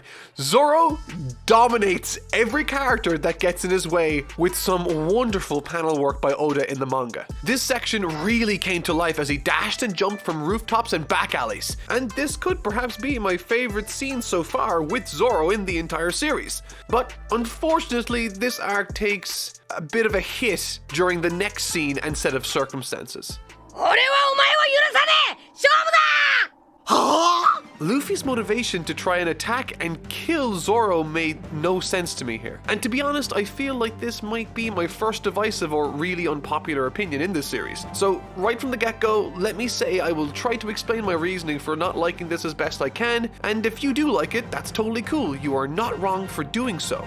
So why did I not really like it? Well, it has nothing really to do with the visuals. There are some really interesting and triumphant shots of the characters in this back and forth, and I am more than interested to see who between the two would win in a fight, but my issues here, however, come from what we learned about Luffy during the Arlong Arc, and this scene directly flies in the face of what I thought was Luffy's established character. Luffy trusts his crew, his friends, more than anything or anyone else. He gave Nami a ridiculous amount of understanding and leeway, and even when faced with her telling him flat out to his face, he was still on her side. In addition to that, Zoro has not once betrayed Luffy's trust. In fact, he has saved him on a number of occasions. But in this scene, Luffy just straight up tries to kill Zoro based exclusively on a brief interaction he had with a downed townsperson. This felt much less like typical Oda writing and more like an editor whispering over his ear saying, "Hey, Zoro and Luffy are the two most popular characters. You should totally make them fight."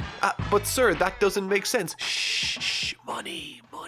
Needless to say, for me, it felt artificial and totally out of character for Luffy. However, thankfully, it technically was inconsequential to the story, which, from a fundamentally narrative standpoint, usually is a mark against the fight itself, as everything in the story should inform the next set of events. But seeing as this was something I thought was totally ill-fitted in the series, I'll more than happily take it as a brief unimportant detour in what has been up until this point a fantastic trip. Aside from all of that, there's some super interesting character ideas on display in the form of yet 2 more new introductions that force Luffy and Zoro to work together. Miss Valentine, a girl that can change her weight to crush her opponent, and Mr. 5, an individual whose mucus is explosive. Both of these fine people have consumed devil fruit and are officer-ranked individuals from Baroque works. And similar to how Reverse Mountain's job was to communicate to us the basics of navigation on the Grand Line as well as to inform us of the lore within the world itself, so too is Whiskey Peak's job to introduce us to the secret organization of the Baroque works. And in what began as a routine mugging operation within the town, shortly starts to involve the crew in something far, far more involved and dangerous when Miss Wednesday turns out to be an undercover Princess Vivi from the troubled kingdom of Alabasta. Furthermore, Mr. 8, who earlier lost to Zoro, was also an agent sent to protect her, known as Igram. Essentially, he tells the crew about Baroque works, how dangerous they are, and why it's so important for Princess Vivi to return to Alabasta right now, and that involving themselves in this whole undercover operation puts all of their lives at danger. Naturally, however, the crew agrees, and together they vow on delivering Princess Vivi back to her kingdom. This seems straightforward enough, but as Igram leaves in an attempt to create a distraction, allowing the Straw Hat crew to escape,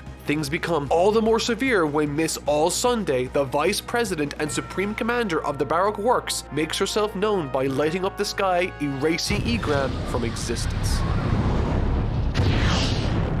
And when Miss All Sunday suddenly appears on the Straw Hat ship unannounced, there's a very palpable new feeling that descended over me as a reader. Unlike Buggy, Krieg, or Arlong, this woman doesn't need to shout or create bravado over how powerful she really is. She speaks condescendingly while moving around and takes whatever she wants without any resistance. There's a real sense of tension as we and the Straw Hat crew start to understand the scope of what they have just agreed to in transporting Princess Vivi back to Alabasta. But what makes this encounter and dialogue exchange all the more interesting is that Miss All Sunday says that they are heading for Little Garden and that there are a number of stops before Alabasta. And knowing this, she offers them a log pose that points to the island of nothing, one stop before Alabasta, which is a strange name for an island, but Luffy, I think, rightfully crushes the offered log pose, declaring that she doesn't decide their course. But it makes you wonder, was she trying to sabotage the crew, or was she trying to get them closer to Alabasta because it makes no difference and she might be entertained by that sight? This mechanic of log poses and island hopping I really wasn't sure about when I was first introduced to it, but after experiencing it a bit, it offers a lot in the way of surprise and adventure. Due to the nature of the Grand Line, sailing without a log pose is practically a death sentence. It's a compelling and surprisingly robust mechanic I have grown to really appreciate in the story, and now with Miss All Sunday leaving them to their devices, we ready ourselves for what comes next. Little Garden, chapters 115 to 129. Of these setup arcs, Little Garden is probably my favorite of them, offering up stunning new designs, impossibly detailed jungle backgrounds, some gripping battle sequences, and a phone call conversation that literally had me at the edge of my seat. Little Garden is when things really start kicking off in the Grand Line's narrative, and this mysterious scenery that makes up and composes Little Garden is both gorgeous and unnerving. The world building at play here is once again top notch. Shortly after the gang lands on the island, they begin splitting up for various reasons. Vivi heads off with Luffy to explore, Sanji and Zoro challenge each other to find the biggest beast to slain, leaving Nami and Usopp to take care of the boat. Page after page, scene after scene, we are drip-fed information about this place, its environment, its native inhabitants, and even something far more massive. After learning earlier in the story how navigation through the Grand Line works, I was scared it would create excuses for Oda to deliver unnecessary chunks of story disconnected from the greater plot in the hopes of exploring the scope of the world alone. But thankfully, that is most definitely not the case here, as what transpires while operating in a different, new and exciting area with its own story to tell is still very much part of the same long continuous story being told for One Piece. And this is achieved solely through the Straw Hat crew. Oftentimes in episodic self-contained stories, the heroes tend to arrive in a new area on the most important and exciting day in that history of that place, just out of sheer coincidence, which I really find contrived and pandering to a certain extent. But because this is treated as one long continuous story, the events that cause destruction and conflict in Little Garden are a direct result of the main characters and the people chasing after them being there on that day. In other words, Luffy and the crew are the reason why this story is happening to this place right now, not random happenstance like other shows tend to lean on. What's more is that as the plot reveals its hand, Little Garden acts as the vehicle in introducing us to two massive giants who've both been doing battle for the last century. Their names being Dory, no relation to Finding Nemo, and Broggy, both giant warriors who've battled day in and day out, all this time for reasons that have been totally forgotten. With each subsequent battle resulting in a draw, they both have tremendous amounts of respect for one another, both being great noble warriors of a land known as Elbath. And once Usopp learns this about them, he pretty much falls in love with this philosophy, which again is in keeping with his character. However, as the splintered groups of the Straw Hat crew befriend each giant, new and old enemies from the criminal organization Baroque Works locate the crew and begin interfering. The returning Mr. 5 and Miss Valentine, and the newly introduced Miss Golden Week and Mr. 3, who sports the not-so-subtle hairstyle depicting his rank. I really like it. Essentially, they've been sent by their higher-ups to dispose of Luffy and the others, but while they are there, they also want to claim this still in effect 100-year-old bounty on the heads of the two giants. And needless to say, together the forces of the Baroque Works masterfully sabotaged the giants' next battle by tampering with one of the ale canisters supplied by the Straw Hat crew, causing a massive explosion within one of the giants, mortally wounding them. However, because he's a noble warrior that makes no excuses, when the signal comes for him to battle once again with the other, he does so without hesitation, leading to his combatant taking him out for the first time in 100 years. And this is when things really start to go down within this narrative, as an enraged Usopp and Luffy, who is now trapped, look on in horror before being attacked by the returning Mr. 5 and Miss Valentine. And to make matters worse, while all that is happening, Zoro, who had been hunting for the biggest creature he could find to beat Sanji in his little bet, gets apprehended along with Nami and Princess Vivi by the forces of the Baroque Works. Trapped on this strange wax structure created by Mr. 3, who possesses the power of wax, I guess, things really aren't looking good. And the set pieces as well as the fight scenes from this section of the story are some of my absolute favorites so far. Not just from an action standpoint, but also a comedic one. Zoro is ridiculously funny in these scenes when he's captured. This is honestly peak Zoro comedy, as the dire life-threatening situation combined with his no-nonsense, nonchalant attitude born some incredibly funny moments. Easily the funniest so far for me. Dubbed the Candelabra or something to that effect, thinking that Luffy, Usopp, and the Duck Monster are taken care of, Mr. 3 traps Zoro, Nami, and Princess Vivi by their feet in this massive melting wax structure that slowly is turning the three into wax statues. Unable to find a way out, with time running out also, Zoro elects to assume a fantastically triumphant pose, citing that he would rather look cool when he dies than to not. Can't deny that logic. But before that, with his last minutes of movement, he also elects that the best course of action is to hack off his legs with a sword to free himself, which borders on pathological levels of badassery, but I digress. Eventually, Luffy and Usopp shake themselves off from the prior scuffle they had and arrive on the scene to fight for their friends. But the most impressive aspect of this story has to be, for me, that while this final fight was happening, because Sanji hadn't been apprehended yet, I was so sure that he would eventually come out at the last second to make the save, but he never does. Instead, Usopp at the very end, through clever thinking and a great aim, saves the day along with Luffy. I really liked that misdirect for a few reasons, the obvious being the fact that I was expecting him to be caught, which was a nice misdirect, but what makes it work is that Sanji was the only one out of them up until this point who hadn't been yet identified by the Baroque Works, and so it made complete sense that they wouldn't be looking for him, and so he went unfound. And in addition to that, the scene he stumbles upon at the end of the arc is one of the most tense things I've read in One Piece so far. Having stumbled upon Mr. 3's base in the island, he intercepts a call from the main man himself, Mr. Zero, and he sounds all kinds of threatening. Sanji, pretending to be Mr. 3, confirms that the Straw Hat crew has been dealt with and that the mission is complete. However, in doing so, botches the report, leading to Mr. Zero sanctioning off-call the assassination of Mr. 3 without his knowledge. So, in the space of a single chapter, Sanji just bought the team the element of surprise and diverted all attention of the Baroque Works to Little Garden instead. I love this series. And to make matters even better, the once thought to be slain giant regains consciousness.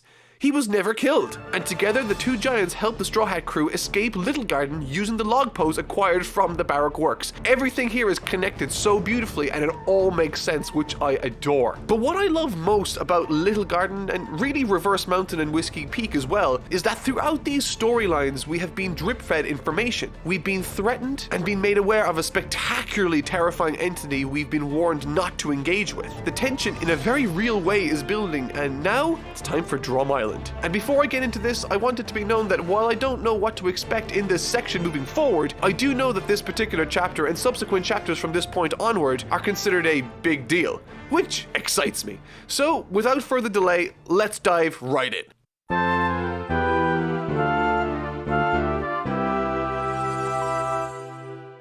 Why's everybody stopping for this polar bear? Sometimes he's mean, sometimes he's nice, you never know! I get it. He's a bipolar bear.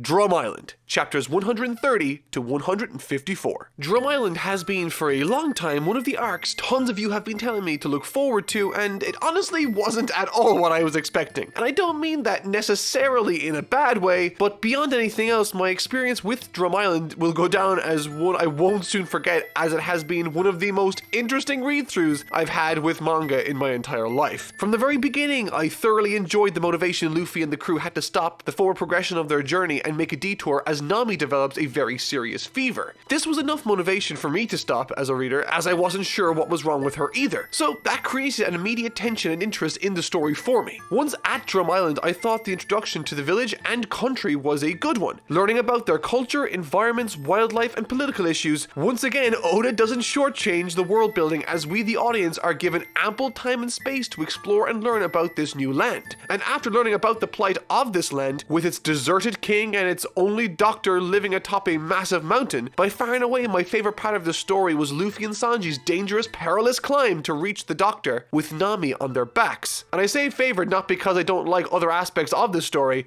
I do, but I utterly adored this little mini adventure these two go on as they attempt to deliver Nami to where she needs to be, all the while avoiding falling, tripping, climbing, and attacks from giant rabbit monsters known as Lapins. In addition to that, when the only doctor in the land appears in a neighboring town, indicating to us that she isn't even in the castle they are hiking towards, it creates a wonderful sense of tension on top of the already tense situation created by the two climbing up there in the first place. And what's funny is, I remember sitting down as I was reading about Luffy and Sanji riding a tree down an avalanche surrounded by giant snowboarding bunnies and thought, this wasn't at all what I was expecting in the best possible of ways. However, as things develop into more trouble, as they often do in this series, the tenacious climb that Luffy goes on with both Sanji and Nami on his back up the mountain unassisted was by far the most Luffy thing I've seen, and when he arrives on top before collapsing to the floor, I genuinely shed a tear because he loves his friends that much that he would kill himself to do this. And despite being on the verge of collapse, hypothermia, and exhaustion, Luffy says to the person that finds them atop of the peak,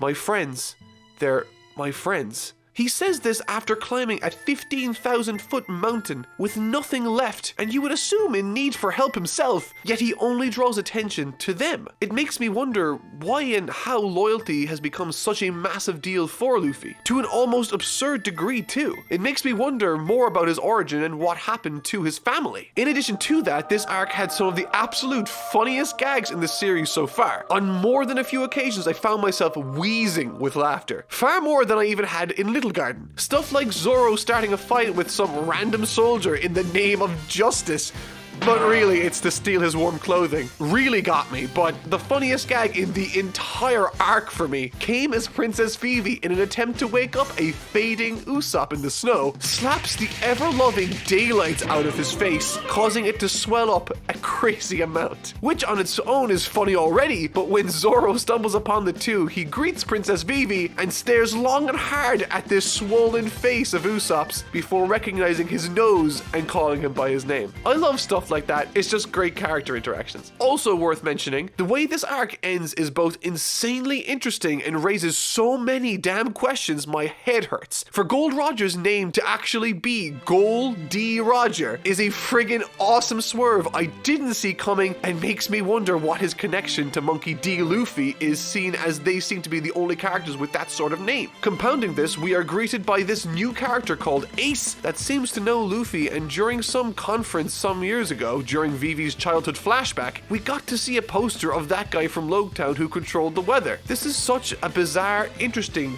detailed story, and I have no idea what's to come next in Alabasta, but I'm really excited. However, that isn't all I want to discuss with regards Drum Island, as there are certain aspects I did dislike in it. You see, a large part of what makes shonen as popular as it is the empowerment the reader gets to experience or read about when characters like Goku, Naruto, and Luffy restore balance or justice in the worlds they operate within, also known as beating up the villains. In a lot of ways, this gut punch Goku eventually gives to Frieza is cathartic and makes me feel so damn good because Frieza is fantastic at being a villain. And this is just one example. There are tons across anime and even One Piece like Arlong, Don Krieg, Buggy, and even the Baroque works I've just been introduced to. Heck, seeing Luffy deck Arlong that very first time gave me shivers. But in this arc, a large portion of the conflict and tension after Nami recovers depends on this villain character, King Wapol, who really, for all intents and purposes, is the most overly cartoonish and least interesting villain I've seen in One Piece so far. Every scene he's in sort of annoyed me and bored me because of how overly simplistic and how obvious every decision he made was to predict. Unlike Krieg, he has no wants. Unlike Buggy, he has no charisma. And unlike Arlong, we don't have that strong a connection to the character he's threatening just yet in Chopper. Or at least, I didn't yet. The only reason I cared even a little bit about his ending was entirely down to how much I wanted Chopper to have a happy ending for himself. Because I do like the little guy's character and story, and while the ending fight scene had some epic and totally boss Luffy moments with him protecting the skull and crossbones on the tower, Wapol also might be the easiest main villain fight Luffy has fought so far in the entire series.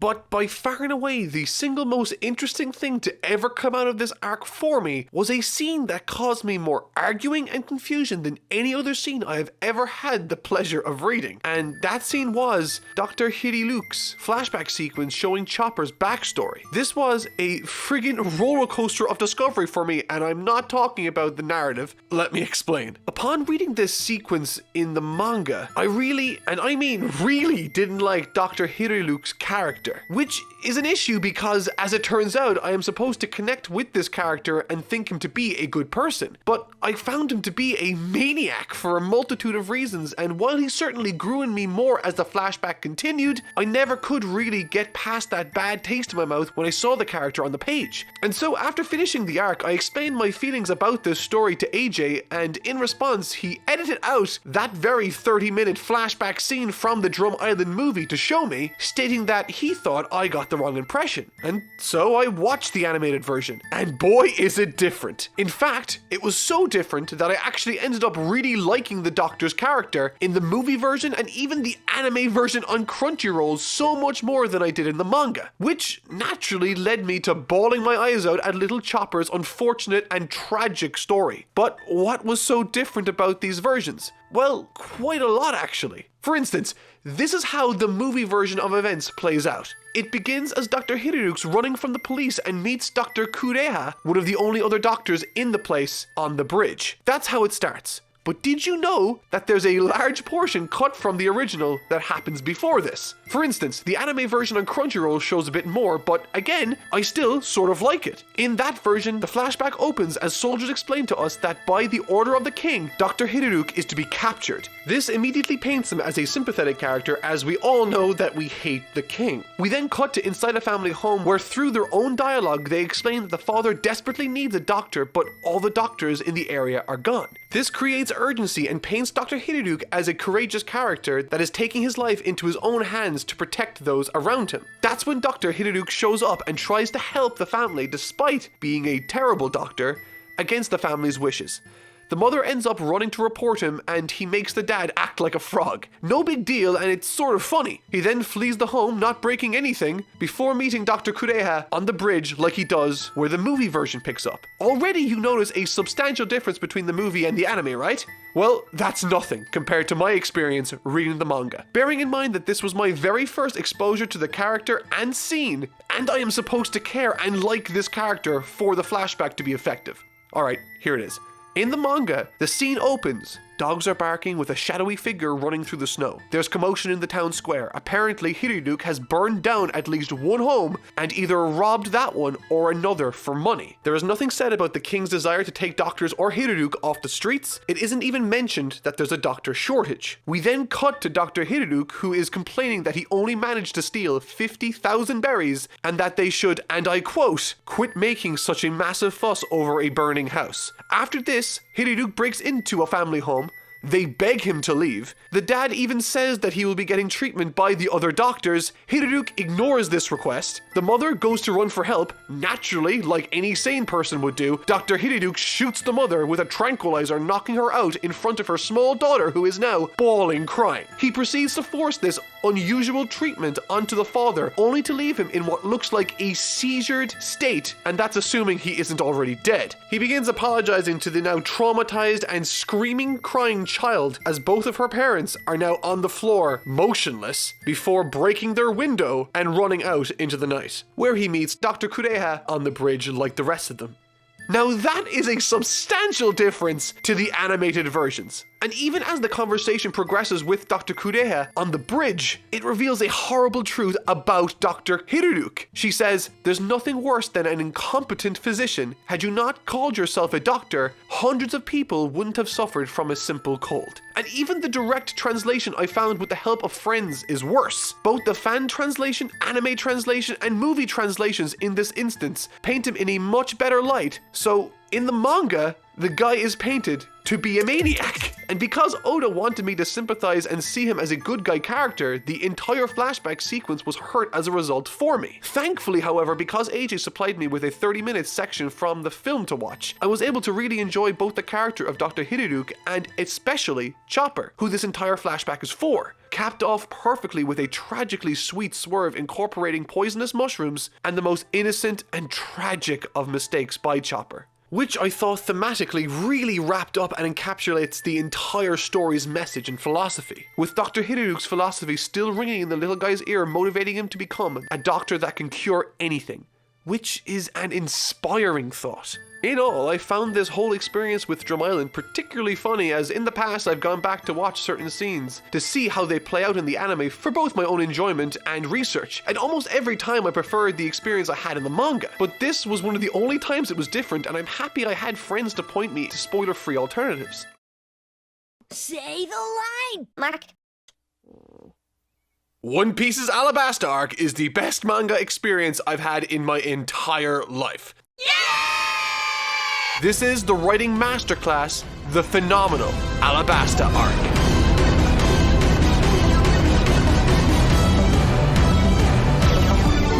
One of the main differences between this and the other arcs prior can be seen first and foremost in its length. It's a long one, sure, but first I want to impress upon you just how long this was and how stupid I was when reading it. The arc itself spans 62 chapters, which translates to about 6.5 volumes of manga. This is by far the most I've ever had to read in a given week for a single video. And because I'm dumb, I left myself with only 2 days to read the manga before I needed to write this script. Needless to say, I did it, but my hands are still healing from the paper cuts. However, the point I'm trying to make is that this story is long. And great! So in order for me to break down my impressions and to explain how I think this arc pulls off its greatness, I'm gonna need to break this story down into chronological sections to make this even remotely possible for me to analyze and present to you. And so, with this disclaimer out of the way, let's talk about the first section, the world and setup. In a nutshell, the story of the Alabasta Arc covers the kingdom's rebellion against their king and how the Baroque works, led by Crocodile, has influenced the politics in the region in order to achieve what he wants. It kicks things off as the Straw Hat crew we've been following for the last 100 or so chapters finally begin to near the kingdom. It's a fascinating tale of friendship, war, betrayal, and loyalty. But for me personally, this is the moment One Piece stopped being just a great manga and became, for me, a true epic I think everyone needs to experience for themselves in order to truly appreciate it. Through reading One Piece over the last month, I think I've discovered the secret to Oda's writing. How he always seems to catch me by surprise. He sets up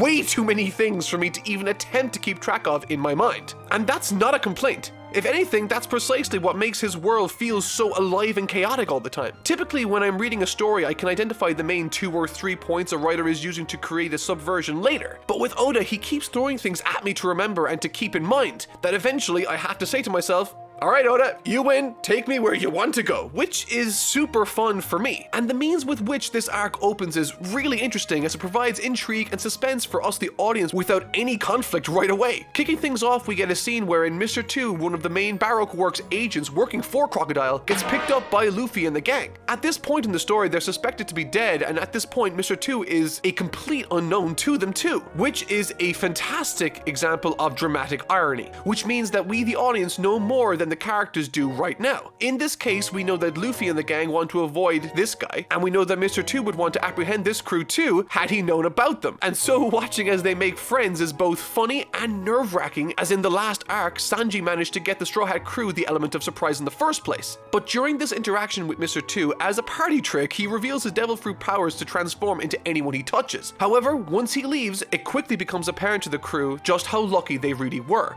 learning about Mr. 2's identity. And so in an attempt to stay one step ahead of him, the gang elect to tie a piece of cloth onto their left arms to identify themselves to each other if he ever becomes a problem in the future. Now, you see what I mean? They haven't even arrived at Alabasta yet, and we already have so many things to keep track of. And this story doesn't slow down either, as once we do touch down, we are introduced to Captain Smoker, who's already there looking for Luffy, and we are introduced for the first time to this Ace character from the end of the last arc. He is an entire kettle of fish into and of himself, so I'll try to cover what I thought about him succinctly. We learn that his real name is Portgas D. Ace, and that he's Luffy's brother, which raises all sorts of questions for me, like, are there no surnames in this world? What's the connection between him, Luffy, and Gold D. Roger? Maybe he's his father, but I feel like that's maybe too obvious. We also learn that Ace has a devil fruit power that pretty much makes him the Human Torch, which makes him objectively the coolest character now in the entire series. Essentially, his character is here to offer Luffy a spot with the pirate crew he's a part of, Whitebeard's Pirates, and to give Luffy this piece of paper with nothing on it. See what I mean about this arc giving us so many things to remember and think about? Like, Ace mentioned in the last arc that he was looking for Blackbeard. Then when he realized that he was long gone, he decided to look for Luffy. Like, is time travel involved in this? I have too many things to consider with this character. I know at this point that I'm trying to remember everything, which is a fool's errand, as I have at this point no way of telling which piece of information is pertinent to this story or what will be pertinent later. And so for the first time in the series so far, I have to relinquish control of my brain to Oda. One Piece, you have beaten me.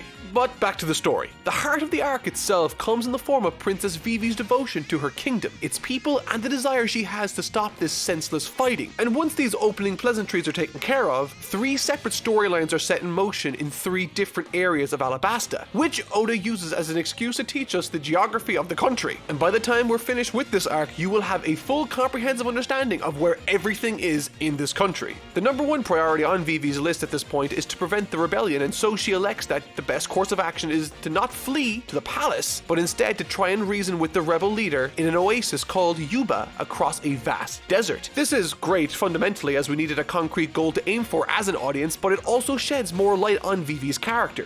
She's smart, but she's also incredibly brave and determined. And so just before the crew begin making their way to Yuba, Vivi sends Karu, her duck monster thing, on a long journey across another desert to relay a message to her father directly at the palace. The contents evidence being proof of Crocodile's true identity using information she and Ingram gathered during their time undercover as Mr. 8 and Miss Wednesday. Once again, this is another example of the seeds Oda planted like 50 chapters ago now bears fruit for the story in making it that much more rich. And finally, to give context as to why Mr. 2 had been traveling back to Alabasta, it appears that all the high-ranking individuals among the criminal syndicate known as the Baroque Works had been told to gather for the first time to meet the leader known to them as Mr. Zero, which they learn obviously to be Crocodile himself. This is initially shocking as Crocodile has been portrayed thus far in the series as an heroic figure in the area of Alabasta, seen as a savior to the country. And with the reveal of this plan, we learn a great deal about Crocodile as a character. He's charismatic, confident, does not accept failure, and is incredibly manipulative. He reveals that he's not interested in money or status,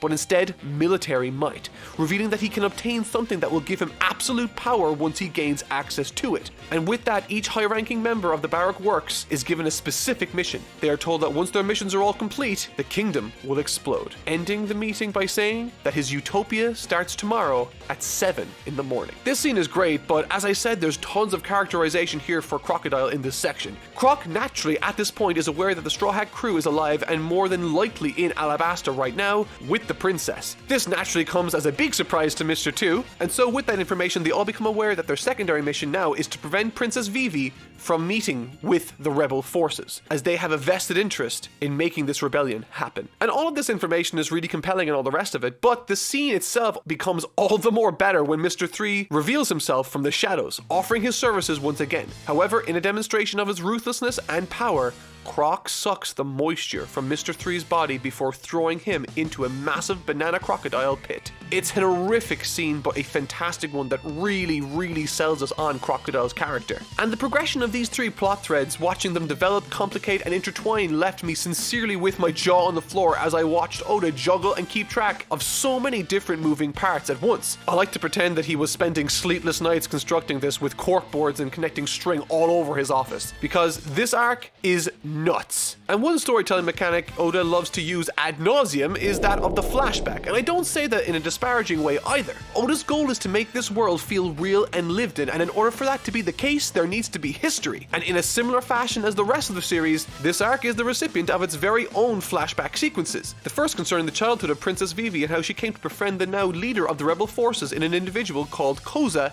and his father Toto. It's enlightening, it's heartwarming watching as Koza saves her life, and it more importantly gives us a glimpse at the king's personality and nature. Admittedly, I thought he looked a little too much like Fire Lord Ozai from The Last Airbender not to be the most evil man in the series, but it turns out he's a super ridiculously kind and wise man, making his framing at the hands of Crocodile all the more infuriating and sad, elevating the character of Croc once again in our eyes as someone who needs to be dealt with soon. And as it happens in the world of One Piece, there are mechanisms with which to control and manipulate the weather, and that's essentially what the rebels led by Koza are looking to overthrow the king for, thinking that he's causing this drought or abstaining from calling upon more rain for the kingdom due to him being unkind or something, which, as we discover thanks to flashback, is most definitely not the case. But what makes this Koza character as interesting as he is comes in the form of his father, who the gang encounter once they reach the now almost entirely deserted oasis of Yuba, where Koza is a radical rebel for justice looking to overthrow what he believes to be an evil cold king. Toto, his father, is an incredibly loyal, kind, and hard-working man, still keeping his faith in the king, trying to do his best in keeping the promise he made to him in building a town in Yuba. And in meeting this lovely but now starving, overworked old man, I get another glimpse at what makes this story of One Piece so special to me. Despite the tale being grand in scope, ambitious in its telling, and masterful in its execution, Oda always seems to find time to create pockets of story that are beautifully intimate between one or two characters. The one I'm referring to in this instance is Luffy's helping of the old man dig for water, trying to keep the oasis alive long into the night. It offers a window into the humble, kind old man's life, but it's also a small shared moment that reminds me why I love Luffy and the writing of this series. Luffy, who had been notorious for wasting food and water throughout this story, now treats this water, Yuba's water, with respect and care because he knows how much this means to the old man, he knows where it came from, and he knows what it represents, which is hope for the future of this country. It's a wonderfully intimate and subtle metaphor that encapsulates this entire story in the most precious of ways that sincerely brought a tear to my eye. And what's most impressive about this is, we haven't even really started yet. The suspense. The more time we spend in the massive area of Alabasta, the more it reveals to us its customs, cultures, geographical formations, and wildlife, which all play important roles in not only creating funny moments to help with the pacing, but their inclusions and mentionings also facilitate callbacks and surprises later in the story to push the plot forward. For instance, the clothing keeps the gang from overheating in the desert. Vivi, however, doesn't mind the heat at all, as this is her home. The massive deserts that cover the country act also as obstacles that Oda uses to great effect. This isn't like any other story where we can just cut and the gang is suddenly where they want to be. Oh no. If there's a river, they have to provide a means with which to cross it. If there's a desert, they have to make sure that they have supplies. And as I'm sure you're starting to appreciate right now, this makes the story feel all the more impressive and detailed to me. And not to mention adds to the suspense of the occasion, which isn't helped as once they arrive and finish helping the old man in Yuba, they all immediately realize that not only are the rebels not where they thought they were, but they are also getting ready to march on the palace tomorrow. The same day the Utopia plan is happening with Croc, which the gang don't know about yet, but we do. See how this dramatic irony is slipping into the story to create even more tension for us, the reader, specifically. And so instead of journeying all the way back to the rebels at the beginning, Luffy decides that attacking the source of the trouble and pain is the best course of action. And after a particularly heated scene between Luffy and Vivi, it's decided that Croc is going down. He's their new target. And this is where things really start to pick up and get interesting for me, and let me tell you, it doesn't slow down from this point onwards at all. In response to learning Croc's true motives via Vivi's message, the king orders his military leaders to gather his forces and march on Rain Base, where Croc is stationed. And what's great about this scene is that it gives the king another chance to endear himself to us, for despite knowing that the rebels are going to be here soon, he still instructs his defenses to leave the palace where he is and attack the real source of danger. He wants only to protect his people. He doesn't care about his palace, and what's more is this also builds more tension as the Straw Hats arrive in Croc's town, which leads nicely into one of my favorite sequences in the arc. As once they arrive in the town, Oda introduces a nice little game of cat and mouse between Smoker, his subordinate, and the Straw Hat crew. Essentially, they end up getting separated, but in the end plan on reconvening back at the casino where Croc's hideout is. However, this doesn't go to plan, and due largely to Luffy's lack of preparation and respect for how powerful Croc really is, most of the Straw Hats and Smoker himself get captured by Croc and miss all Sunday in a cage within the base. Now, I call this particular section of the story the suspense, as this is the section where essentially all the plans for the forces of good fly out the window in a fiery failure, the likes of which really made me stress out while I was reading. Essentially, the gang gets captured, Vivi's friend and loyal military commander arrives to save her but gets taken out by Miss All Sunday, Vivi gets thrown in front of Croc, the king now can't advance his army without his other military leader. It's all going Croc's way, which makes us despair for anything good to happen in favor of the group. But before I get into what might be my favorite sequence in the entire story, I think it's important to point out something I didn't like. And while this is really the only thing I didn't like in the entire story, I thought it worth mentioning in the interest of transparency. Around this point, we're greeted by another flashback demonstrating some of Koza's past, and also an audience he had with the king himself. Instead of having a normal conversation like humans about specific things and giving specific answers, the two decide to play the let's speak in vague, ambiguous ways game so that one of us will leave the conversation with the wrong impression of the other. Koza asks the king question after question, spiraling further into misunderstanding as the king gives vague responses. If he had gone into any detail to explain his situation, his circumstances, and his own worries, there would have been no confusion. But he doesn't, and as we are aware, becomes the leader of the rebel forces. This is the only thing in the arc I didn't like, and it sort of created artificial tension, which is a shame considering the entire arc does a fantastic job of creating real tension everywhere else.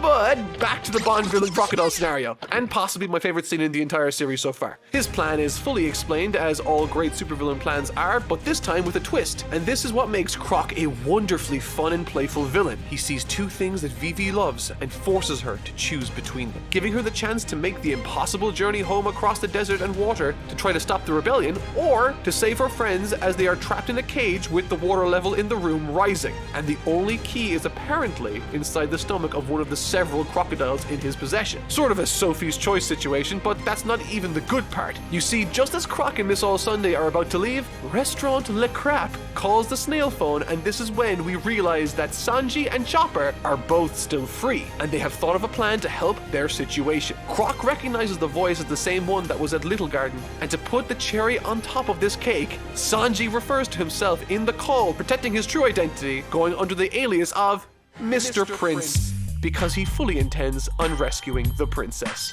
I laughed out loud reading that, and it was made all the more satisfying by just how awful and not at all according to plan the day has gone so far. So it's incredibly cathartic on one hand to see Croc's ego get tested, and he now has some of his own medicine thrown into his face. And what's more is, as Chopper distracts Croc outside, something even more ridiculously awesome happens. Alright, so we find out that this key that they had been trying to get out of the Croc isn't even the real key, but let me tell you, I did expect him to get out, but I never would have guessed in a million years what happens next. So Sanji begins beating up the banana crocs until one of them spits out this ball. It's Mr. Friggin' 3. He put himself into this little wax ball to protect himself when the crocs came to eat him after Crocodile threw him to them in the first place. And he makes a wax key to get them out. How crazy is that? And what's even more awesome now is that Luffy finally has this opportunity to clobber Croc. But let me tell you, this didn't go at all like I was expecting it to. I mentioned in my last video that I really didn't like King Wapol, and on top of him largely being uninteresting to me, he also didn't offer Luffy any challenge whatsoever. And throughout the entire series so far, Luffy has only really been taken to his limit by one person, Don Krieg. But this battle he has with Croc, and I use the word battle loosely, when I first read through it, really set an entirely different tone in this story for me, the likes of which I hadn't experienced so far in One Piece. The Crocodile character is one of the first of the 7 warlords Luffy has ever faced, and the difference in league becomes immediately apparent as he uses his sand powers to evade every single one of Luffy's attacks. He's able to summon sandstorms, quicksand, and even demonstrates that he can suck the life out of living beings by dehydrating their bodies. He proves to us that there is an entirely new level of foe out there, and the panels that come from this battle are honestly horrific. The most graphic being Luffy's impalement on the hook of Croc. All the enthusiasm, confidence, and strength in the world couldn't save him. He didn't even really stand a chance. And with the gang now heading towards the kingdom thinking that Luffy has Croc handled, the little pirate's limp corpse is thrown into some quicksand before Croc makes his way to the palace himself. Now that's how you create suspense. What an outrageously compelling sequence. I think it should go without saying that I was completely blown away at this point. Now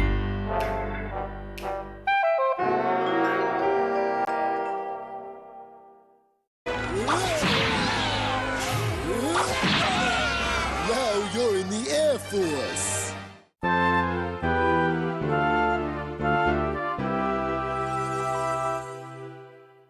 The payoff. I call this section the payoff not because this represents the climax necessarily, but because this is the section where every single bit of time Oda's invested into the character development of the Straw Hat crew pays off and then some. And much like the rest of the series, this is spectacularly paced and orchestrated.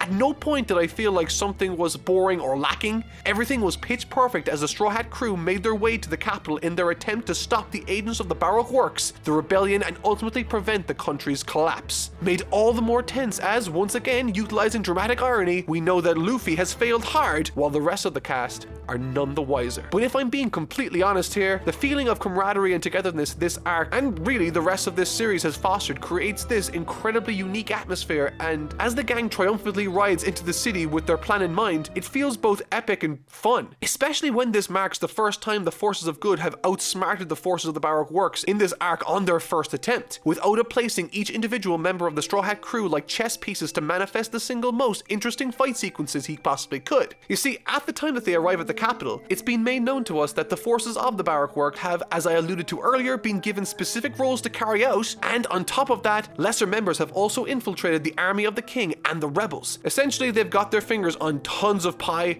but that's okay it seems, as the Straw Hat crew split up, as they now got a plan to deal with each individual agent or group of agents in some cases, which offers up just a bunch of really fun matchups and scenarios, not to mention fight scenes. And there are 4 of these fights in total. There's Usopp and Chopper versus Mr. 4 and Miss Christmas, there's Sanji versus Mr. 2, Nami versus Miss Doublefinger, and finally there's Zoro versus Mr. 1. Each fight sequence is given its own space and room to breathe, and what's more is that they also ascertain a particular pecking order within the group themselves in terms of who among them is the most capable and weakest based on their foes. And on top of that, they each offer a different tone to the story to avoid things becoming too stale. And while this section is mainly concerned with the fight scenes, conflicts might be a better word to use, as this is a team effort and Vivi is very much involved in this struggle too, albeit not directly in battle but instead the opposite, trying to prevent the battle itself from happening between the kingdom and its its people. And despite being put into the perfect circumstance to prevent this battle from even happening, Croc arrives and, you guessed it, ruins it. So before I get into these battles that I mentioned earlier, I want to make mention of two things. Obviously, Mr. 2 is floating around with the ability now to transform into any one of her friends, and he does so by trying to apprehend Vivi pretending to be Usopp, armed even with some of the cloth around his left arm. However, after he calls Karoo Bird, Vivi's suspicions are piqued, and when asked to prove his identity, he shows the cloth on his arm. But what we didn't know as an audience was that there was a part 2 to that plan of theirs from the beginning. They marked themselves with an X under the cloth to show people to prove who they are, which honestly is a really smart thing, I think. And naturally, because he didn't show this X, she runs, and this is when the battles take place, both with the rebellion and with the fight scenes in the series so far. And I feel like a broken record repeating this, but this story keeps getting better. These aren't just whatever bland filler fights, these service the characters and obviously the story too. But what I love most about this section is how it's structured. It doesn't at all feel like we're waiting for Luffy to show up, or like this is sort of stalling on behalf of Oda. And that's because the goal has always been to stop the fighting and rebellion in Alabasta, and so that's precisely what the others are doing in their individual fights right now. Sure, Luffy fighting Croc will play a role later, I'm sure, but all of these individual battles have massive importance and implications within the story. If these fights don't end in the favor of the Straw Hats, it's over. And what's more is we're made to feel that with the time this section is given to breathe. In Dragon Ball, you'd be hard-pressed to find a long stretch of chapters that don't at least show Goku once. Heck, even when Goku's out of commission, Toriyama would often switch back to him healing in a tank or something. But in this story, Luffy is treated as if he's no longer a factor, like he's been taken care of. And that's because what's happening now is more important than him. This shows a tremendous confidence in the story and writing, and it's one of the reasons why this series works so friggin' well for me. It's not a one-note, one-character-led show, they're a team, they're a family. And having gone on this journey with them for all of these chapters, I can't help but feel part of that too. It's a great sensation and unlike anything I've ever experienced reading a manga. Usopp and Chopper versus Mr. 4 and Miss Christmas. I thought the idea of combining the forces of the two most uncertain characters in the crew was a fantastic one that really helped to establish the tension and struggle of the occasion within this fight scene right away. With both characters looking to the other to help come up with a plan or to run for help, it not only made for some hilarious moments implementing some of Usopp's trademark running away tactics and deceit, but also demonstrated for both characters their resolve and courage when faced with what turned out to be massively powerful foes. Ending on what I thought was a brilliantly heartfelt note as Usopp goes through hell and back to provide Chopper the opening to deliver the final blow. And I also really sort of like the mechanisms that Chopper introduces to fight scenes. He eats this rumble ball and it gives Oda an excuse to do something clever when he uses it to enhance brain function for Chopper. And the ideas he comes up with in this fight really did take me by surprise. Of all the fights that take place before the main one, this one might actually be my favorite. Not to suggest that the others aren't great also, I think one aspect that this fight had over the others that makes it an unfair comparison is that it had a team dynamic that we don't often see, as well as one of the biggest underdogs in the crew, which is always fun to watch. Sanji vs. Mr. 2. The role Sanji plays in this series is honestly phenomenal. Of all the characters in the Straw Hat crew, both he and Zoro in terms of demeanor are the most similar, I think. They are both extremely competent, loyal, and cocky, but the aspects that make Sanji distinct are always highlighted by Oda, which only serves to make me enjoy him more. For example, after Princess Vivi discovers that the fake Usopp is actually Mr. 2 in disguise, Sanji, as if his princess senses were tingling, swoops in to save the day. And it's moments like that with his very tongue-in-cheek Mr. Prince character that made this arc feel all the more fun for me. And if I'm being honest, I don't really like characters like Roshi from Dragon Ball or Brock from Pokemon because they always seem very one-note and boring, not to mention predictable. But with the Sanji character, Oda combines his competence and his appreciation for the girls of this world to create a Prince Charming wannabe take on him that is both funny and appropriate for the setting. And what's more is that Sanji's fight with Mr. 2 provides him the most interesting challenge, as Mr. 2 can become women in his life like Nami, requiring him to face his greatest weakness and to find means around that, which he eventually does. Overall, I really enjoyed this fight scene, full of character and lighthearted humor. Nami versus Miss Doublefinger. And on the topic of humor, it's time for the Nami fight scene. One thing I wanted more than anything for Nami's character was for her to become more involved with the battles. Her character has always been more inclined to think first, steal second, and then fight if need be. But with the situations in the Grand Line becoming more and more intense, I'm glad Oda saw fit to have Usopp develop for her very own special weapon. But what I didn't expect was how funny and disastrous it would be for her. Naturally, it's her first time using this new weapon, and the instructions manual that Usopp wrote up for her had an over emphasis on party tricks, needless to say, but watching Nami try and figure out how this staff worked in order to best Miss Doublefinger was a treat and a half. And given that she's a navigator, for her weapon to utilize aspects navigators have to keep in mind like weather conditions was a really nice touch. And while this might not be the most epic of fights, it certainly provided a leg up for Nami as a character to stay up there with the rest of them, and it was damn funny, which really helped with the story's pacing. Zoro vs Mr. One. Zoro's fight against Mr. One is another great matchup, not only because he has a body made entirely of steel blades and thus makes a great match for Zoro, but it's also interesting as in the manga, the onomatopoeia that accompanies that panel is a sound associated with metal and blades. So if I was looking out for that, I could have, in a sense, discovered the nature of his power before even really being shown it, which is a really unusual but very cool detail to add to your story. With that said, however, the main meat and potatoes of this sequence is basically Zoro can't cut through steel, so he takes it as a great opportunity to grow as a swordsman. There's some really cool shots in this exchange too, with Zoro lifting a building, but also flashbacks into his past that lead him to reach this state of power, where he can effectively hear everything. Or something like that. Ultimately, the fight ends in his favor, having been able to on this occasion cut through steel, but not having mastered this new state he's discovered. And to reiterate, as I said before, all of these fights served the story massively, and not only held my attention thoroughly, but they also entertained me, furthering the story of each of these characters' independent narratives in new and interesting ways, reinforcing for me my appreciation and love for this ragtag group of misfits. And to think, we haven't even gotten to the good part yet. The climax. When it comes to stories like this one, after having landed so many convincing subversions, swerves, and surprises that have left me overjoyed while reading, the ending is the moment where the story makes or breaks itself for many of us. A lot of people, when they now think of Game of Thrones, the first thing that pops into their head is the rushed ending and not the years of quality writing that preceded it. But when it comes to this arc, not only does it stick the landing, it sets the standard.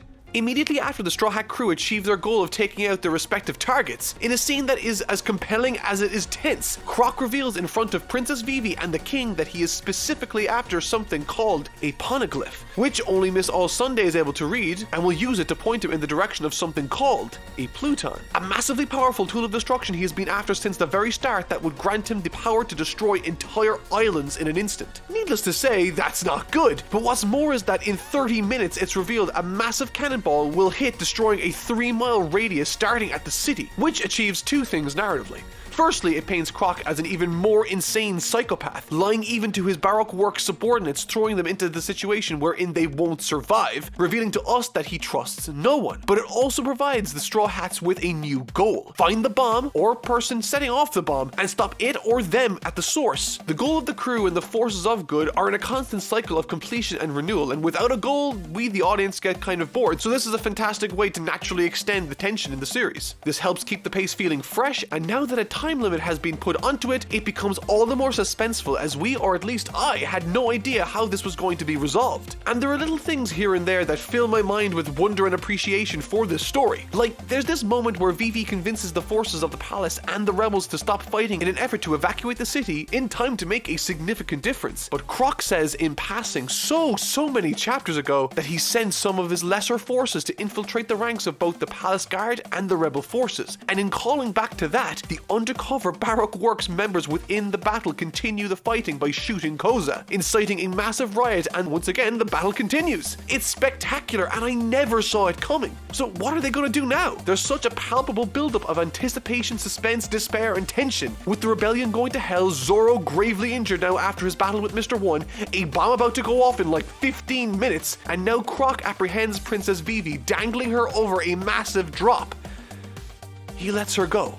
It's such an incredible buildup of tragedy, and now we as an audience have now reached the lowest point we can go in the story, and so it's time to explode once again with optimism. Soaring through the air on the back of a once thought to be dead Royal Guard Pell, Luffy makes the save for Princess Vivi. This is where the payoff for all the time spent without Luffy comes flying in to inject some much needed light to this dark situation. But that's not to say the tension is gone either. We know how Luffy handled, or didn't handle, Croc the last time, and there's still only 50 minutes left for him to win the day against what is still one of the 7 warlords of the sea. And as Luffy catches Vivi, she starts to break down. Similar to how Nami did so during the Arlong Park Arc, Vivi has been trying everything in her power to make the difference to save her country, her kingdom, her people. Vivi grabs Luffy tightly, her face slowly crumbling before him. She weeps over the fact that no one can hear her, that everyone will die, that everything will be lost, and that there's nothing they can do. Luffy simply responds, "Don't worry, I can hear your voice." What a fantastic line. And with that, Luffy launches himself headfirst to Croc, zero hesitation. And thanks to the Yuba water he brought on his back, he's able to cover himself head to toe in it, which allows him to make contact with Croc. He took the one piece of information gleaned from his first fight and formed an entire strategy around it. And that's not even my favorite part. The symbolism here is sensational. Yuba's water allowed Luffy to touch Croc. Croc even mentioned during the fight that Luffy didn't stand a chance in this dry climate, but what's even better is that the water being used symbolizes the trust of the king and the love he had for his people and the love they had for him. The water from Yuba wouldn't have been there had the old man not believed in his country and his king. And now that loyalty and love, that power of Alabasta, is going to provide Luffy the means with which to take out its biggest foe, Crocodile. I'm utterly speechless with how well this all ties together thematically. And in addition to that, it also provides reason as to why Croc wanted specifically to steal the rain from the country in the first place, to make himself more powerful and to remove his weakness entirely. It wasn't just to frame the king. My god, this is amazing! On top of that, not only are Croc's powers of sand and dehydration great for a villain, but his motivations and decisions also help cement him as, for me, the absolute best villain this series has shown us thus far. No contest, not even close. Don't at me. And the fight that ensues has some awesome back and forths in the form of Luffy finally getting some great hits on him, Luffy drinking all the water, and even a particularly graphic scene that shows Luffy completely dehydrated, which he manages to find a way out of using very clever tactics. And it's during this part of the arc things get more and more serious as the Straw Hats barely manage to find the bomb in time, in a way that is both lighthearted but also utilizes everyone on the team, leaving Vivi to be the one to prevent it, which I really liked considering it's her story at the end of the day. However, and unfortunately for the Straw Hat crew, it's revealed that the bomb itself is on a timer anyway, as a contingency plan set by Crocodile. But at the last second, in what was once again a moment I absolutely didn't see coming, Pell swoops down and sacrifices himself for the kingdom. And once again, the way it's paneled, the way it's timed, the way it's carried out by Oda, I cried. That's twice I've cried in this arc so far. And with that out of the way, Luffy just barely manages to take out Croc in what ended up being an incredibly scrappy fight, with Luffy even resorting to use his own blood to hit Crocodile. And if that wasn't enough, the final problem still remained. They had to stop the rebellion. And what does Oda do? With Crocodile's defeat, it begins to rain once again over the kingdom because he was the one preventing it, bringing an end to that long drought, echoing the old man's words, "Once it rains, the fighting will end." What a perfect finish to the action. That ties the choreography, the motivations, the conflict and themes into a big finish. This arc has left me utterly speechless on so many occasions, and it still has one left to get me with. And those of you that have seen this arc, you know what I'm going to be talking about, and that's Vivi's goodbye at the end.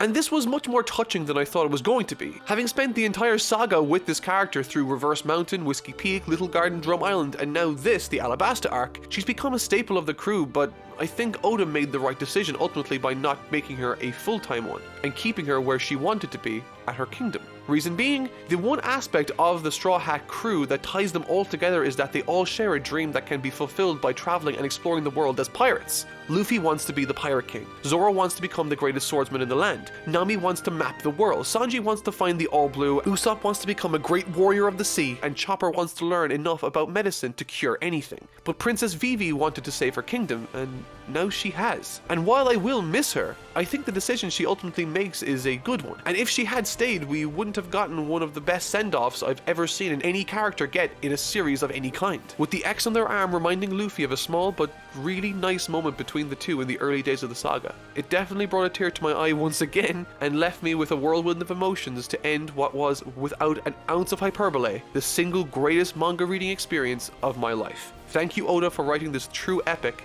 of a story. And what makes this even better is that dotted throughout this story there have been little hints of more to come and to expect in the story. Specifically with the character of Miss All Sunday, who we learn is called Nico Robin. I didn't mention this in the review, but she saved Luffy after that first fight with Croc. She betrayed him and now at the very end wants to be one of the Straw Hats. So I have literally no idea what to make of this. But the chaotic energy with which this story is progressing and how vulnerable my emotions feel with the slight danger that befalls each of these characters I've become now incredibly attached to is a sign that I will be in for a very rough ride, I'm sure. With this arc now done, I suppose the goal now is to continue down the chain of islands until we reach the end, taking care of every subsequent warlord of the sea. I wonder if Whitebeard is a warlord. One thing that really bothers me is that dude that controls the weather with the tattoo in his face. I don't have the first idea where he fits into all of this, and don't even get me started on the misunderstanding Ace had on Drum Island looking for Luffy or Blackbeard. I don't want to say I think time travel is involved, but it feels like it might be, or that people broadly speaking are using dated info if they think that Blackbeard is gone. And in addition to that, I'm really excited to see how Robin plays a role into all of this.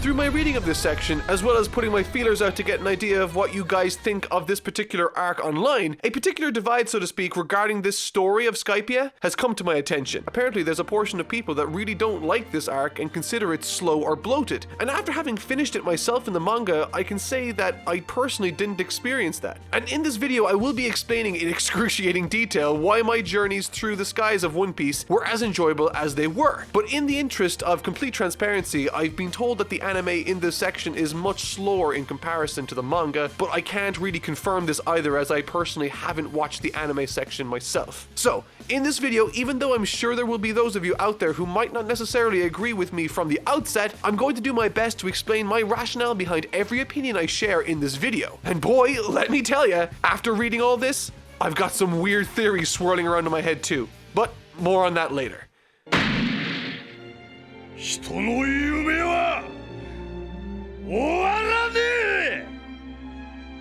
Jaya, chapters 218 to 236. The story of the Skypiea saga can be broken up into two sections or arcs, the first being Jaya and the second being Skypiea, which the saga itself is named after. And guys, I know in the last video covering Alabasta I was overwhelmed with the amount of stuff in that arc, but this is like that, only on steroids.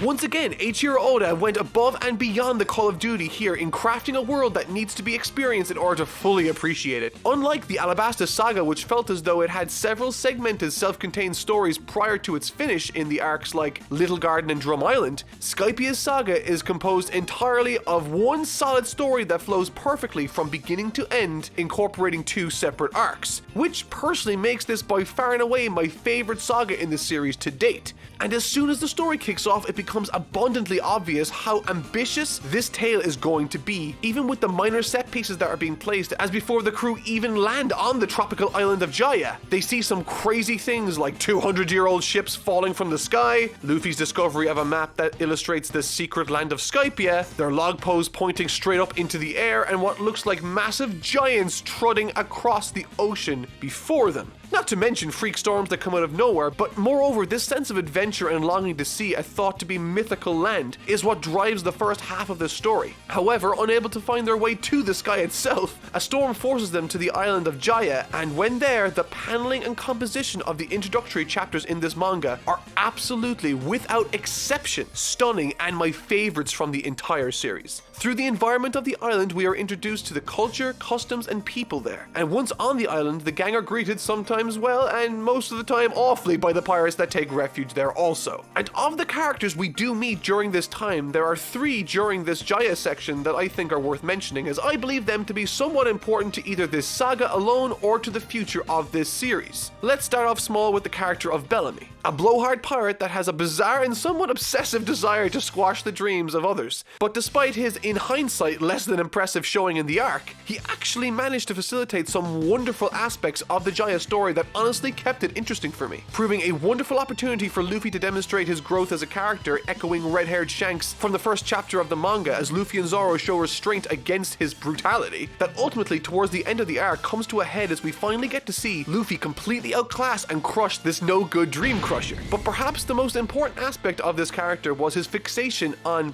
bounties. I had never really paid much attention to bounties in the past as they hadn't played that larger role in the story up until now. But the way this conflict between Bellamy and Luffy hinged heavily on the bounty mechanic, I thought it worth mentioning now. The notion of reputation or bounties are a surprisingly robust plot device in this series, I found. While I've been warned to not compare bounties to Dragon Ball's power level system, I think from a narrative point of view they share some obvious similarities but largely are distinct to them. And more importantly, I think they are much better. So let me explain. Unlike Dragon Ball's power level system that primarily focuses on power output or strength for lack of a better term, while a bounty can incorporate that, it certainly isn't just limited to that. More broadly, it indicates how notorious a particular individual is. How much they've gotten away with, their ability, or their influence is included in this also. It's much more versatile than simply stating they are strong. It adds an air of mystery to that individual as technically speaking, they don't necessarily have to be strong in order to have a high bounty. But what makes a bounty in this particular instance similar to Dragon Ball's power level mechanic was its implementation during this Jaya arc with Bellamy, who was fixated on Luffy's outdated bounty reward of 30 million berries and thought because his bounty was higher he could easily squash him. Remind you of anything from Dragon Ball? 聞いたかバータ。どうやら実力で陸雲を倒したと勘違いしてやがるようだぜ。 Goku time. In the same way that the fungal infected from The Last of Us are different from the undead zombies they are based on, they both can be used to achieve the same effect mechanically within a story, and when the author so chooses, can be used differently also. In this instance, the One Piece bounty mechanic, despite being different to power levels on a technical level, was used the exact same way to create the same effect in this particular story. For the villain to underestimate the hero, and for that hero then to shatter his expectations, taking him out with ease. It's a tremendous scene, and it made me really think about how bounties could be used in the future. Now, the second character I've arbitrarily labeled as worth mentioning is Blackbeard. His reveal, man, was freaking awesome and totally took me by surprise. So, first things first. The first time we see him, he gives off the impression of being a regular pirate that happens to share the same philosophies as the rest of the Straw Hats. But later, when it's revealed to be Blackbeard himself, it made my head spin, because now I don't know what to trust anymore. Could Gold D. Roger still be alive? So many questions with virtually no answers yet in this story. Oh, and before I move on to the most important character in this arc, we do also get to see an extremely important council of world officials and 2 new warlords of the sea. I can't really say much about this scene other than that it's a very clear example that they're setting the stage for what's to come in the arcs to follow after this. And that's something Oda hasn't received enough credit from me for. If you cast your minds back to my review of Alabasta, some of the most impressive surprises came from seeds that were planted arcs prior, and with the likes of Blackbeard and these fine gentlemen, I'm sure this is very much the case here also. The final character worth talking about in this arc is Cricket, a wannabe treasure hunter living in literally half of a house on the edge of the giant island. Explained to be a descendant of a notorious liar called Noland, who 400 years prior claimed that he and his crew landed on and discovered Jaya, which supposedly housed the city of gold, El Dorado. And despite having returned a number of years later unable to locate this lost city of El Dorado, until the day came when he was called for his execution, he never once claimed to have lied about a single thing, always claiming that the sound of a wonderful bell led him to the shore of the island, and that on it was a massive city of gold. And these events surrounding the curious mystery of this man's claims led his descendant Cricket to dedicate his life searching the seabed for what he thought was the treasure of El Dorado. And that's essentially going to be the driving force behind Luffy and the gang's journey to find Skypiea, hoping to make sense of the riddle left behind by Noland, stating that El Dorado stands in the right eye of the skull. I feel like Jaya and Skypiea provide so much in the way of world building that there's not a single chance in hell I'll be able to pick up on everything. I mean, I haven't even touched on the massive jet of water that randomly shoots out of the sea that they locate using a bird that only points south, which catches them and sends them flying all the way to Skypiea from a pursuing Captain Blackbeard. Like, that's a whole lot of stuff that I can't even get into right now, but to succinctly boil it down, while having a nice self-contained story and conflict that finds its resolution with Bellamy, the primary reason Jaya exists is to introduce us to the motivations and setups for the arc that follows, while also establishing some geography, pecking orders, and wildlife. But that's enough of Jaya. It's time to soar to Skypiea.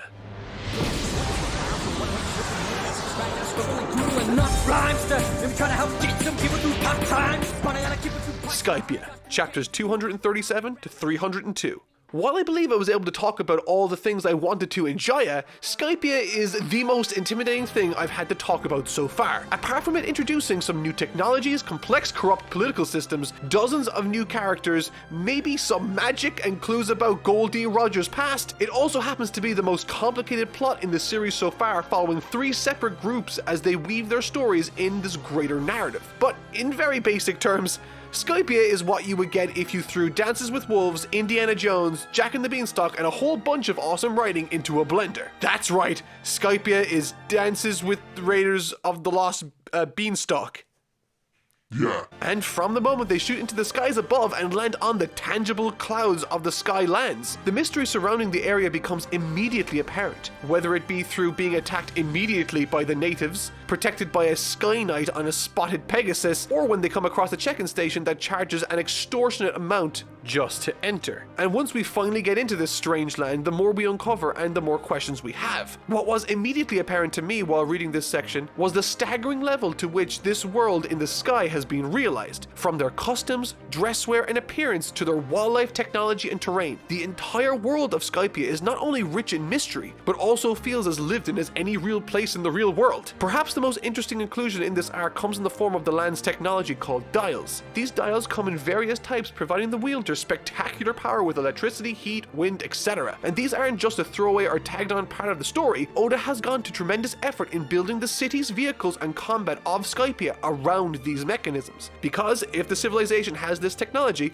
of course it's going to be built around it, which is important as they play a massive role in how this story is told too. And in the opening chapters of their time spent in Skypiea, they get taken in by 2 pleasant individuals, a girl named Connie's and her father. And while we have yet to establish a concrete goal besides exploring Skypiea, very soon the story begins to show its hand as Nami, Zoro, Robin, and Chopper are all apprehended on behalf of the great Kami Ineru, the unquestioned ruler of this land. And without getting into too much detail, because good lord, there's a lot of it already, the overall plot of the story leads one half of the crew deep inside a massive sacred forest where they must atone for their crimes or something, all the while the other half try to rescue them and discover a massive corruption within the land of Skypiea as they all tremble in fear under this tyrant that goes by the name of Kami Ineru. And this particular character's characterization, even before we meet him, is fantastic. Whether it be through the locals, their laws, or those sent to enforce those laws, the story begins painting a very serious picture for us the reader through the abused political structure in this land. So right now we have achieved the first goal of this arc: find and regroup with the other half of the Straw Hats that were kidnapped, and this is when the story puts its foot on the accelerator, as we are not only going to follow just these 2 Straw Hat groups, but 2 other groups as this story unravels. The first of these main groups is a tribe of people separated from the established civilization we've been introduced to already, called Sandians. Clearly this tribe takes inspiration from Native American, Mayan, Incan, and Aztec traditions, cultures, and practices. And you bet Oda has fully realized their clothing, dialogue, and motivation before we even see them or know who they are. The 2 most important characters are its leader Viper and a small child called Isa, who has mysterious powers similar to many others on this land called Mantra, an ability that allows her and others that wield it to hear the living beings of the greater area, pinpointing their locations. However, she is by far the only person in this story that has this ability, and I will get more into that later. The final group I want to talk about are the villains of this arc: Kami Ineru and his subordinates known as vassals.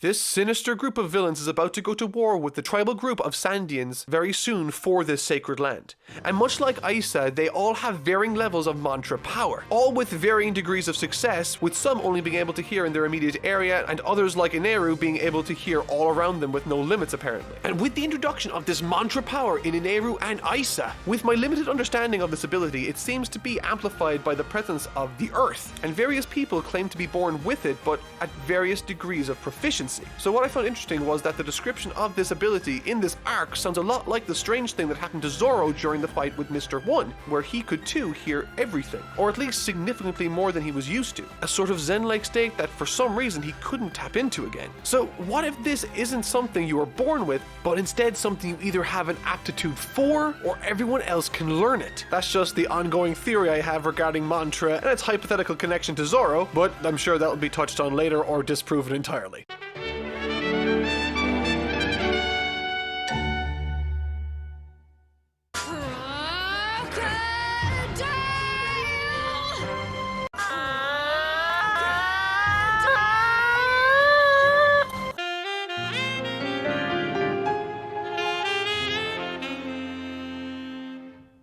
The sacred forest the apprehended Straw Hats are eventually dragged to raised so many red flags for me, as unlike the vast majority of what we've seen so far on Skypiea, it stood in direct contrast with the wildlife that lurched within, the exceptionally large plant life, and unlike the rest of the land, which is erected on various types of dense cloud formation, this land stands on soil. See what I mean about this particular story throwing so many different mechanics and things to consider, and I haven't even mentioned the good stuff yet. Once they orientate themselves, Nami, Robin, and Zoro opt to get a fix on their bearings, leaving Chopper to guard the merry-go which they were transported in. And while exploring the lush jungle, atop a tree, Nami spots something that changes everything.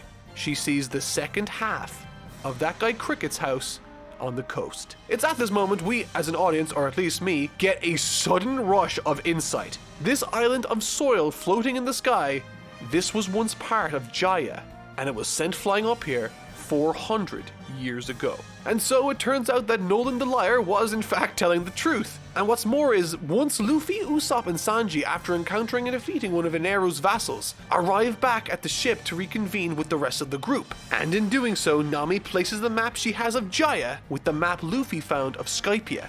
And wouldn't you know it, they combine to make a skull. Which means the right eye must house El Dorado, the city of gold. The sudden reveal of this half of a house and the combination of these two maps was so satisfying to me, firstly because I didn't see it coming, and also because I had all the clues necessary to solve this beforehand, but never did thanks to the way Oda set it up. We've seen both of these maps in isolation, and we know about the random nature and surge of water that happens around this region, which means that between Nolan's first and second arrivals on the island of Jaya, the land must have been shot into the sky, removing El Dorado from the island entirely. The new goal now is to find El Dorado and to take that gold. But the most interesting aspect of this particular part of the story thread for me is that the main conflict of this arc isn't directly involving the Straw Hat crew initially. Throughout this entire series so far, particularly every single story directly involves at least one member or all of the Straw Hats requiring rescue or defense. But this very arc, the dated conflict between the native tribe of Sandians fighting for their land against the tyrannical and terrifying Kami Eneru. And while he might not look terrifying from the outset and bears a striking resemblance to a particular prolific rapper, see if you can guess who that is, through his various introductions with his subordinates and his enemies, he is, by far, the most narcissistic and intimidating foe to date. One that not only imposes his will on others, but before he takes them out, humiliates them, demoralizes them, and stands before them as this self-proclaimed invincible force that cannot be resisted. He firmly believes he's a god and that everyone should worship him.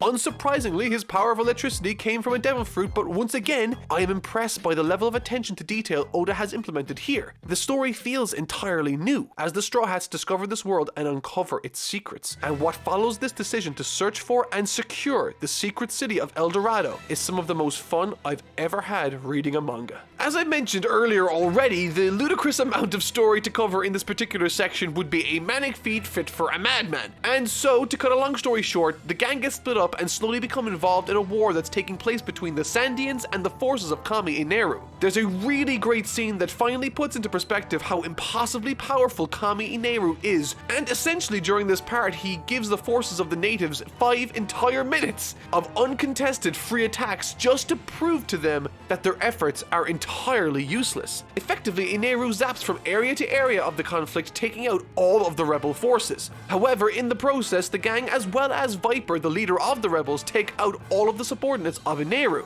And Luffy sort of gets lost in a giant silly snake. But eventually the fighting comes to a head when the last men standing reach the top of a vine that stretches through the clouds. And this is where the Viper character really comes into his own, as he shows us that he's had a plan of attack this entire time, utilizing something I hadn't heard mentioned for like 100 or so chapters. A sea prism, something that neutralizes the devil fruit power within a user, and in combination with a reject dial, he takes out both himself and Eneru in the process. What a fantastic sequence I never saw coming. However, something does happen that's quite interesting during this, and I thought it worth mentioning. Bearing in mind that this isn't at all a criticism of the writing itself, just a fun observation I had. Eneru is now lying motionless on the ground, however, using his power, he essentially shocks his heart into working again, much like a defibrillator would in a hospital or on those TV shows we see. But did you know that this scene is based on a myth? Defibrillators do not in fact start the heart beating again. A shock to the heart doesn't do that at all, apparently. In fact, it actually does the opposite. Apparently, defibrillators are used to slow a person's heart down and regulate it. The word fibrillation means rapid irregular beating of a heart, and so a defibrillator actually tries to restore that back down to normal. I can't exactly blame Oda here, decades of famous TV shows tell us otherwise. I just thought it was a fun thing that was worth mentioning. And what's more interesting is how Oda actually handles the political struggle and mystery of Skypiea's country and land. The issues and social commentary taking place in this arc itself are actually quite interesting, and I love how Oda isn't exactly taking a particular side in the war either. He acknowledges the unjust means with which these people were forced off of their land, but he also takes a little bit of time to draw attention to the fact that the great-grandchildren of Skypiea shouldn't have to pay for the sins of their ancestors. It's really interesting as they consider this to be as much their land as the natives do now,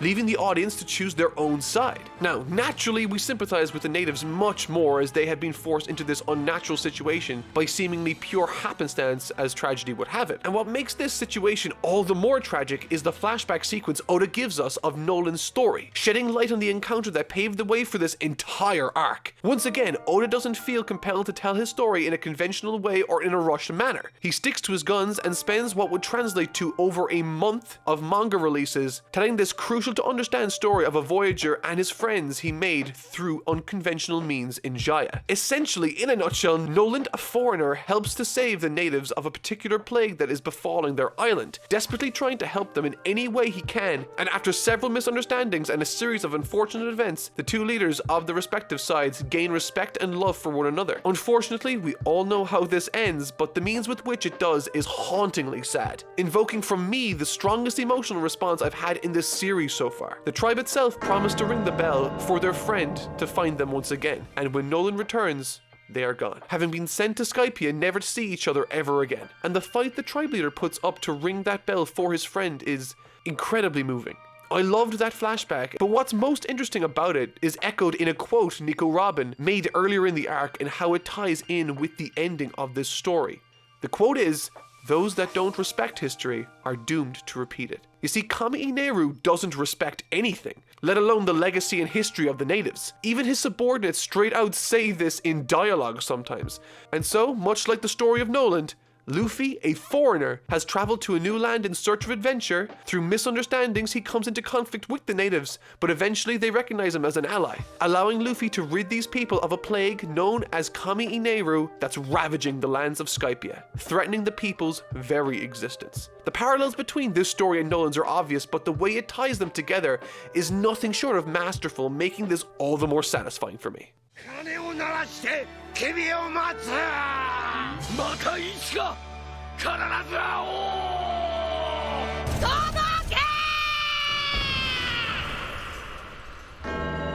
The final fight.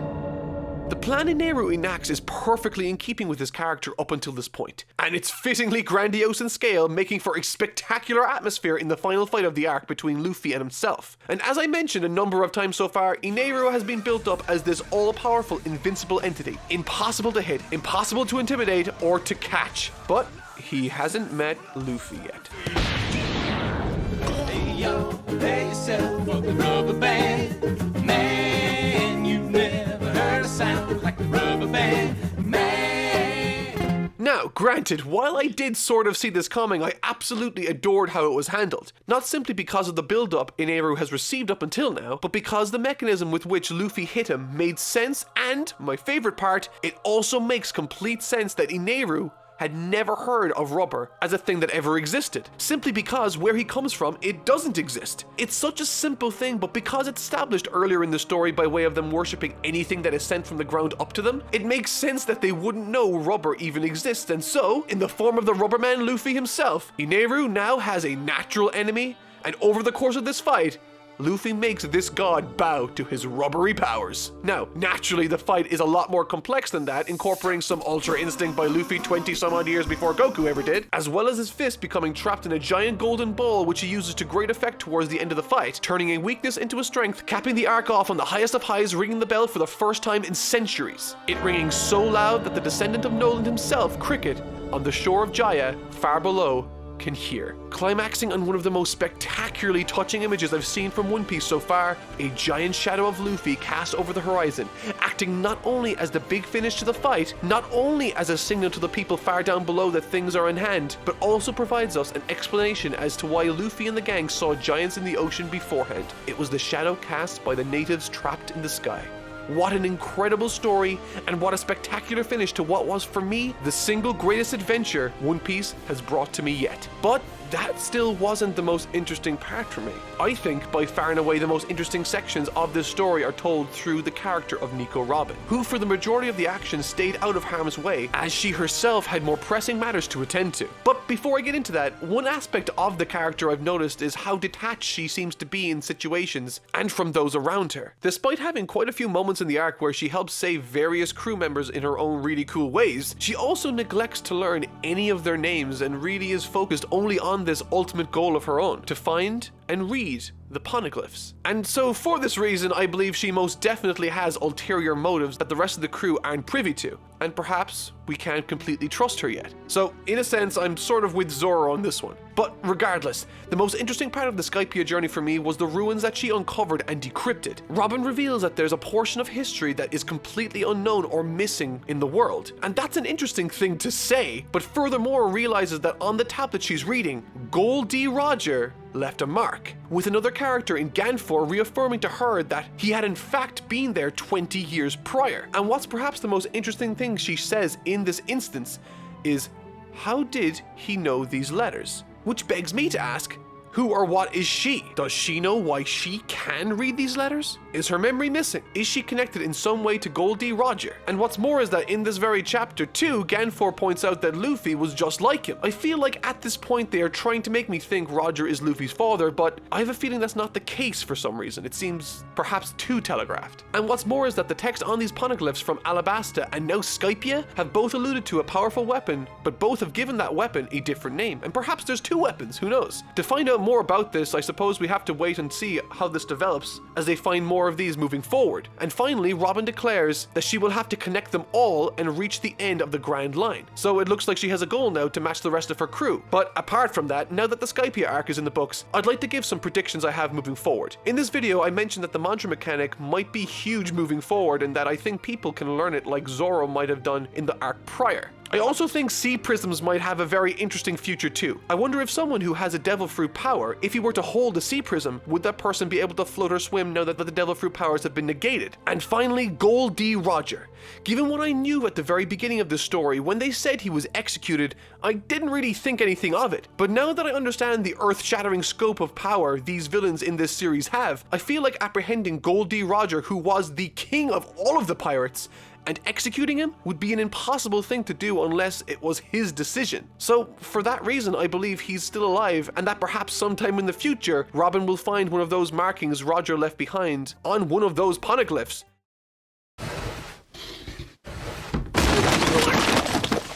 So, I guess you guys want me to watch G8? So many of you wanted me to cover this non-canon part of the story that I honestly couldn't ignore it. And what's more is, after covering very large chunks of the story in my last two videos, I've decided to not rush through things at the breakneck pace that I was, and to analyze things maybe just that little bit more carefully, just so that I don't miss anything important or feel compelled to glance over anything in the interest of time. I want to do this series justice. And so today I'll be plunging into and breaking out of the surprisingly well-told story of G8, and of course I'll be taking my first dip into the Water 7 saga with the Long Ring, Long Land arc. It's surprising to think that despite being 6 parts deep into this series, I am still less than 33% of the way through it, already feeling like one of the most immersive and competent stories I've ever read, and now, thanks to G8, watched. I'm totally not Mark, and this is my first impressions, thoughts on, and review for the impressive, tense, and hilarious G8 and Long Ring, Long Land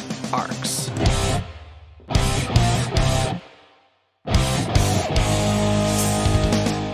G8. I had planned on this review series to strictly cover canon-only manga material, but given the sheer volume of requests this arc received, I simply couldn't ignore it. It feels like this arc is immensely beloved to you all, and so I was eager to see, if nothing else, what the hype was all about. And typically speaking, when it comes to filler content or material not written by the author themselves, I've always noticed a disconnect between the tone, characters, or writing of that particular material that makes it feel wrong when placed alongside the original. In short, I'm usually not a fan of filler arcs, primarily for the reasons I mentioned, but also the tension and stakes feel non-existent. Always in the back of my mind, I'm acutely aware that nothing in this arc really matters at all, and once it's all done, it'll revert back to the status quo where it began for the sake of continuity with the canon material. And while G8 does exactly that, it doesn't feel like a fanfiction or an imitation, but a tribute to the series, bottling everything I loved about it in 11 tightly paced, well-executed episodes. The characters felt like the characters, the stakes felt believable yet not drastic, the narrative felt purposeful, contrivance was kept to a minimum, and possibly my favorite aspect of this arc, it's the absolute funniest I've ever seen One Piece. I have never laughed so hard while watching anime in all of my life. So let's look at the areas of what I thought worked and some of the things I thought could have been done better. Let's dive into G8. 男は諦めが肝心だぜ。ジタバタすんのはよそうや。どうし、コンドリアーノ。コンドリアーノ? The setup. The setup for this arc I both loved and didn't like for separate reasons. I'll get the bad out of the way first because this is the only real major gripe with this arc I had, and it's easily ignored moving forward for me. Essentially, we take up right as the gang are falling from Skypiea and the adventure they had there. However, they then land in the middle of a highly secure naval marine base called G8. They make note that while they're falling, the wind pushes them off course, and so they don't know where they're falling anymore. This is when they just so happen to land in the center of one of the most secure naval bases in the world. The level of which I would need to suspend my disbelief to buy that is extraordinary. It's the equivalent of hitting a bullseye while riding a motorcycle 10,000 feet in the air. The reason this bothered me more than it might have perhaps bothered you is that I really liked the care with which Oda sets up his circumstances for arcs. The reason places are found by the crew have legitimate explained reasons. They don't just happen by chance, and so because they sort of landed here randomly, it felt sort of contrived, but that's just the beginning, and once we get into things, I begin to see what everyone sees in this story. Once again, instead of taking the safe and predictable route of beginning the story primarily from the view of the protagonists, G8 takes his time and shows the day-to-day activities and lives of the crew and characters we'll be getting to know in this journey. This particularly felt very Oda-like to me, as the story didn't feel like it was pressure to rush through plot points to establish a goal, but that's not to say the goal doesn't become abundantly clear either. To the naval officers and crew at the base, a ship comes crashing down to their bay completely abandoned. This is the Straw Hat ship, and this is where we learn that the crew has been separated, and thus begins the first of many goals established in the first episode. Reconvene with the rest of the crew, reclaim their ship, and book it out of there, which as it happens is much more difficult than you'd expect, but more on that later. The characters. Another reason I typically stay away from filler material is largely due to each character's development suddenly being frozen in place. And while that is largely the case with this, because Oda is sort of a unique case of being one who likes to have his characters in a constant state of development, progression, and introduction to new aspects of the world, I felt as though G8 offered a ton in the way of allowing characters to breathe, and for a pleasant change, we actually got to just sit back and enjoy them as they are in various interesting scenarios. All the while also tying the story rather well with the prior canon arcs by utilizing various aspects taken from that, like the dial technology and waver, which play major roles in this story, helping it to feel more like a natural progression rather than the detour it technically is. There were a number of characters that surprised me with how much I actually enjoyed them, but none surprised me more than the head honcho and commander of the base itself, called Commander Jonathan. This naval commander and part-time fishing enthusiast acts as the main antagonist of the arc, and what makes him interesting to me is that he's actually one of the most likable characters I've yet been introduced to in this entire series. And that's not all. Where characters like Don Krieg, Buggy, Arlong, and Bellamy have been fun, brutish characters to overcome head-on, Commander Jonathan implements a new challenge for the Straw Hats. He's actually an adept strategist, which is fitting as they are in his territory and he's a high-ranking individual. His laid-back, upbeat, kind demeanor is a perfect representation of his combat ethic also. His priority is to first and foremost cause as little harm and to put his men men into as little danger as he can, while also recognizing the good in Luffy and the others. And when it comes to the others in the group, the three that shine brighter than they normally have for me have been Chopper, Usopp, and Nico Robin. During my Drum Island video, I neglected to talk much about Chopper, and really that's primarily because I didn't really know yet what to make of him. He's very much a tragic character, perhaps more so than anyone else in the crew, but he's also incredibly reactionary. The story sort of happens to him rather than he dictates the story, which is fine. We need characters like that, but I'm usually not that big a fan of them. I mean, I think Chopper is fine. I like him, but he's nothing special, or at least he wasn't to me. I've said before that one of the main reasons I was impressed with Sanji as a character was how distinct he felt despite sharing a ton of similarities with Zoro's personality. That's not an easy thing to pull off, and Oda definitely does that with Sanji by emphasizing the elements of his character that are unique to him without losing sight of the other aspects we also love. And while Chopper has a very similar dynamic in that he's very like Usopp, he's smart, scared, and funny, in the case of Chopper, I personally haven't found him nearly as funny as Usopp. I don't really get anything out of his cuteness appeal, and Usopp is more interesting when it comes to fights for me. So unlike Sanji, the unique attributes that are distinct to Chopper haven't been, for me, entertaining enough for him to stand outside of Usopp's shadow. But I'm happy to say that while watching G8, I actually grew to enjoy his character much more than I have in the past. Instead of allowing the story to happen to him once again, he insists on taking the riskier option by staying to help the wounded crewmen of the naval base by defying the typically much stronger-willed Nami. That's a decision that is rich in character and one that was made and informed by it. Another aspect that changed my opinion of Chopper was something much more superficial. As I said, a big part of Chopper is his cuteness factor, and let me tell you, when he's voiced by the wonderful Otani, famous for voicing Pikachu, you best believe that cuteness factor starts to translate and become all the more apparent. At least much more so than it did when I was reading it on the page. And to be honest, the voice acting across the board was a phenomenal thing to experience. Every single performance brings out the subtleties of each role in such a believable and natural way that made me get excited, tense, and laugh louder than I have in a very long time. And speaking of which,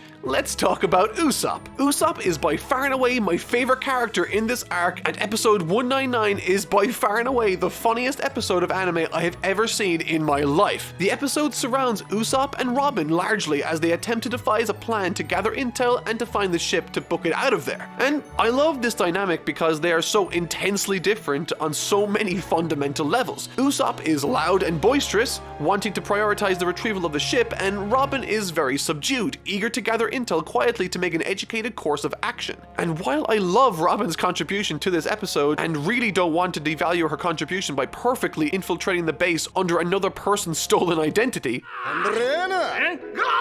Usopp's antics, lying and scheming in this one took me on a ride the likes of which I won't soon forget. And it's largely due to the fantastic script and delivery of these lines by the voice actor. Watching Usopp in the commander's office under interrogation, crumbling before his questioning with his only response being a meek over and over again, honestly had me shrieking with laughter. And so One Piece now is the first anime to make me cry with laughter as well as the first manga to make me cry emotionally. I've spent a lot of time trying to describe to you various aspects of this arc that have impressed me, and really I've come to recognize this arc as having and representing a lot of what made One Piece so fun for me. Filled to the brim with tremendously interesting battle scenarios, a clear goal, and more character interactions than most arcs have ever shown us. It takes an expressed interest in demonstrating to us that not only are the Straw Hats not the criminal group they're made out to be, but a sort of chaotic force of good. A whirlwind one would be lucky to be caught up in, one that enhances and makes better the places they've been, and this arc highlights that aspect of their dynamic, with each group of characters from the Straw Hats wandering and finding their ways into different facets of the base, elevating and helping each respective situation. And even the commander in pursuit of them expresses that very sentiment. And once again, I'd be lying if this commander character wasn't the primary reason as to why I thought this arc worked as well as it did. He begins his investigation into the abandoned Straw Hat ship by gathering information, and through natural means throughout the story, via observations or reports from his subordinates, he's able to take each piece of information and draw a logical conclusion from that. And so watching as his plan unfolds is sort of a thing of beauty, surprising not only his personnel, his higher-ups, but also Luffy and the Straw Hats, as he always seems to be one step ahead of them. Orchestrated like a complex game of chess, this arc of One Piece shares perhaps more in common with Death Note's narrative style than any arc I've seen prior, and honestly I'm here for that. And the means with which he is foiled is both earned and foreshadowed. It him being a fisherman by hobby.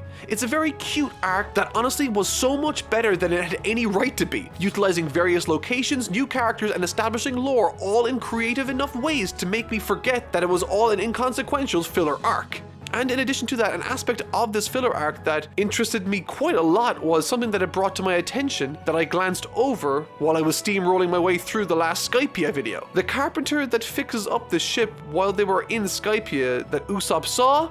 Who was that? I failed to mention it in the last video, but it was mentioned during this arc, and this is quite literally something I have no idea how to speculate on. Who has a vested interest in the crew's success while also having the ability to get to Skypiea? I'm going to assume I don't have enough information to go off of, but damn, who was that? I don't know for sure, but one thing I am sure of is that I am very glad you all convinced me to take this welcome detour into G8. I thought it was a fantastically well-executed arc that really surprised me. But that's enough of that. Time to get back to the canon material with Long Ring, Long Land. 行こうか、おっさん。Oh, yeah. 2 words, Afro and Luffy. Iconic and powerful separately, but when combined form something so immense, I can't look at it for too long without succumbing to fatigue and bursting into tears because it's just that beautiful.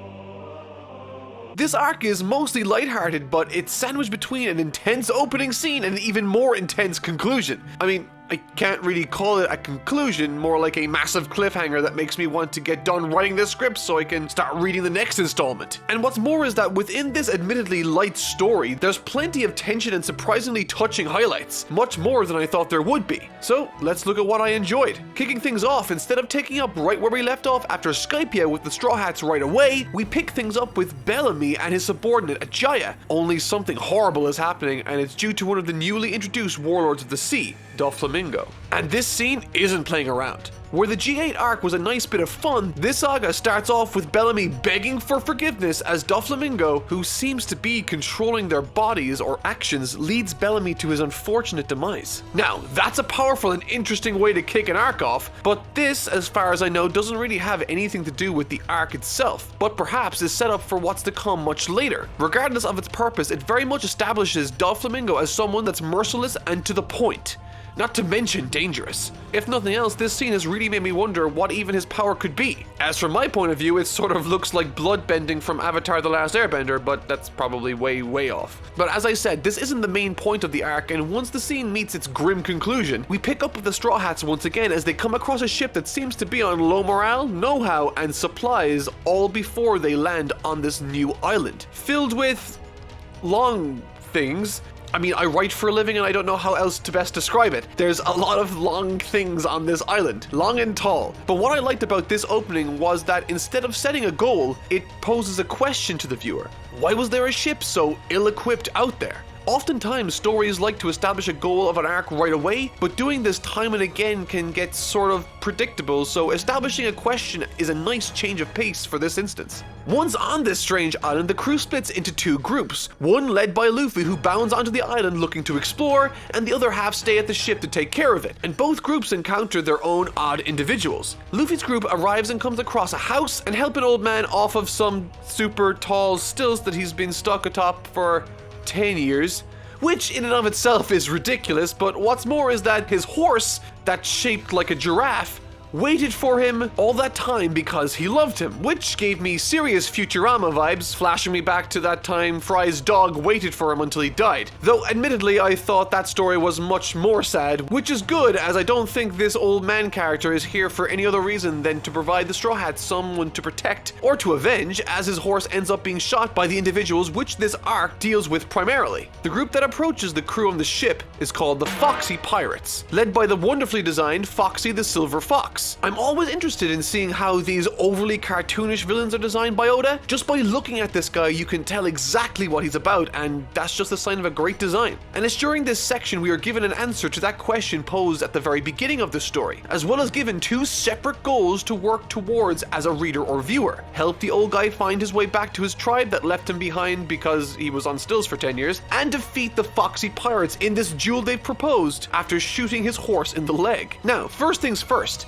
the the duel. More specifically, this is called a Davy Back fight. And in this instance, it's a 3-part challenge that includes a race, a ball game, and a combat section. And overall, I enjoyed it. I thought it was somewhat predictable in a lot of ways, but there was just enough for me to sink my teeth into with the first 2 rounds, with the third and final round genuinely surprising me for the better. But I'll get into that a little bit later. What makes these Davy Back fights interesting in the first place are the rules and stakes that come packaged with them. Interference is allowed, there are no substitutes, and whoever wins gets to select either the flag of that crew or their crew member to join your forces for keeps. These create much higher stakes than I expected, and as I pointed out earlier, the incentive to fight on behalf of the old man was there for the characters, although I personally didn't have much of a connection to him myself. But hey, I'm willing to watch some games of skill for fun, and with that, the teams are divvied up.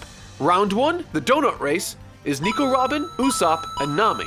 Round 2, the ball game, or the groggy ring, sees Zoro teaming up with Chopper and Sanji. And finally, round 3 is a combat section, which sees Monkey D. Luffy versus the captain of the Foxy Pirates, Silver Fox. And what's interesting is that each of these sections has something narratively going on to help keep us engaged. So let's look at how these worked and see where their shortcomings were if they had any. First up, round 1, the donut race. I found this race to be quite fun, imaginative, and with just the right amount of stress. It reminded me of the old Wacky Races cartoons from back in the day, and I mean that in the best possible way. Much like that old show, this race involves a good guy team and a clear bad guy team that at every available opportunity uses underhanded tactics to force the odds into their favor. In addition to being pretty much better prepared for this contest, and in addition to having a crew member that is a fish person, their captain and boss from the sidelines does everything in his power to force the misdirection of the Straw Hats. And that's essentially the meat and potatoes of the narrative set up for this race. Seeing our team struggle and sacrifice their personal health through clever uses of impact dial, all to lose the edge because of some cheap tactic, builds a frustration that not only forces us to desire justice for the Straw Hats in winning, but also establishes and builds up the Foxy crew as someone we audience really want to see get their comeuppance. And that's what the entire point of this race actually is. Narratively speaking, it's meant to make us hate them, and boy did it. Watching as Nami, Usopp, and Robin struggle to overcome various obstacles in their little last-minute watercraft while taking a commanding lead because of their knowledge and grit, only to have them lose at the last possible second due to one of the cheapest tricks I've ever seen, a devil fruit power that gives the captain of their crew the ability to shoot a beam at someone to make them move slowly, made my blood boil. And it's supposed to. The goal of this race was to essentially establish who these people really are and why we want Luffy and the rest of them to dominate in the later rounds. But what's worse is that not only have we lost this round, but we also lose a valued crew member of the Straw Hats. And this is a particularly difficult thing to watch, as we've seen all of the individual stories this ragtag group of misfits have shown us, and to see one of them get torn away from them is heartbreaking. Specifically because the one that ultimately gets taken away is Chopper. And now it's time to see if they can win him back. It's time for round 2, the groggy ring with Zoro and Sanji. Because Chopper was taken in the prior round, the team of Sanji and Zoro are now faced with a 2-on-3 disadvantage without the ability to substitute. Once again, like the last round with the race, the good guy team is at an obvious disadvantage from the get-go, and that's ignoring the more glaring aspects that are working against them. The imagery during this introductory portion is fantastic, shown in a domineering fashion dwarfing the Straw Hats. The imagery really communicates a David versus Goliath type scenario and reminds me a lot of the imagery from Dragon Ball. Akira Toriyama loved to draw Kid Goku in a very small way pitted up against these massive opponents, as this makes it all the more satisfying to see when Goku would eventually topple these imposing foes. But one aspect of this contest that made no sense to me was the notion that interference was allowed, but they aren't allowed to field a third player. What if someone consistently interfered, say, like as much as a player in a match would? I mean, I don't know, I found that to be sort of self-contradictory. But the real story behind this particular round isn't necessarily the Straw Hats overcoming the enemy team in this exchange, though that's definitely part of it. The real story is instead made more interesting because of Sanji and Zoro's notoriously ill-fitted dynamic. And that is very much the case in this contest. Between getting on each other's nerves and in each other's way, the two Straw Hats get beaten to a pulp partially because they are being cheated, but also because they can't harmonize. But in a momentary truce for 10 seconds, their combined efforts humiliate and destroy the opposing team, which was incredibly cathartic. And they ended up getting Chopper back too, which is always good news. Which finally brings us to the third and final round of the Davy Back fight. Monkey D. Luffy versus Captain Silver Fox. The pomp and ceremony that builds up this event between these two in this final round is so funny. Obviously, after Foxy through underhanded means fixes the location of the fight, stalls, food, merch stands, and even bleachers all get set up as the two begin to enter the ring stage to do combat. Whoever knocks their opponent outside of the 100-meter circle wins. In Luffy's corner is Usopp, and thanks to his help, Luffy comes out looking fittingly ridiculous. Usopp also is the absolute perfect person to have in Luffy's corner as a hype man. And the way that he talks Luffy into wearing an afro is honestly inspired. But if I'm being perfectly honest, with this final fight, I wasn't expecting anything significant. I was expecting some slapstick humor, some quick thinking, but for Luffy to eventually get the better of him.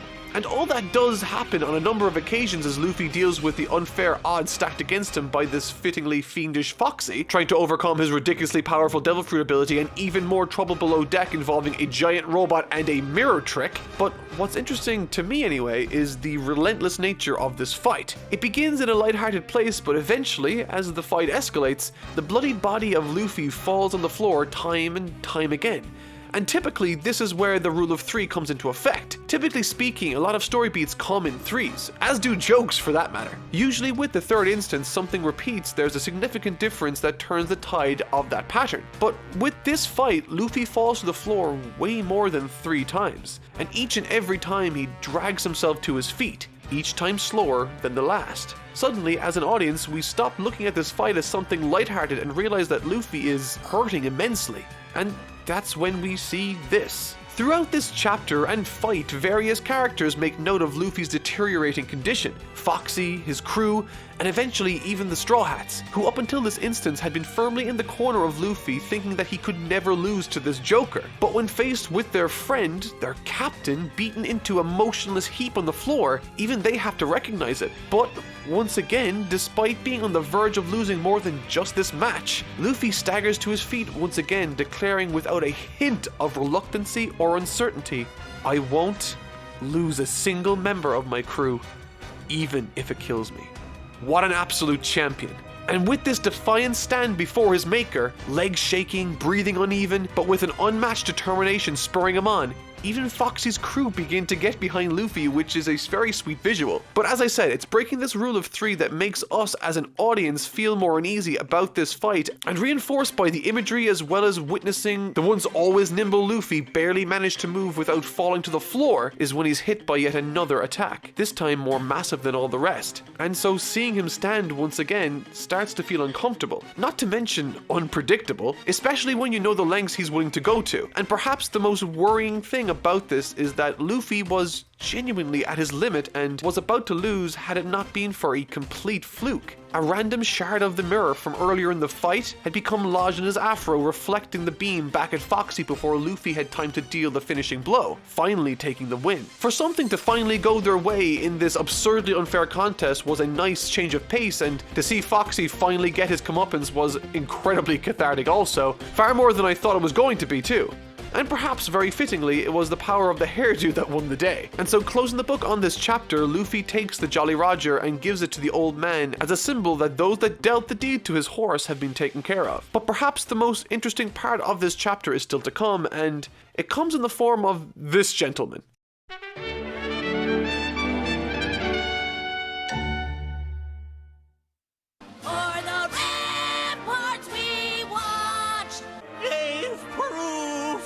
The night.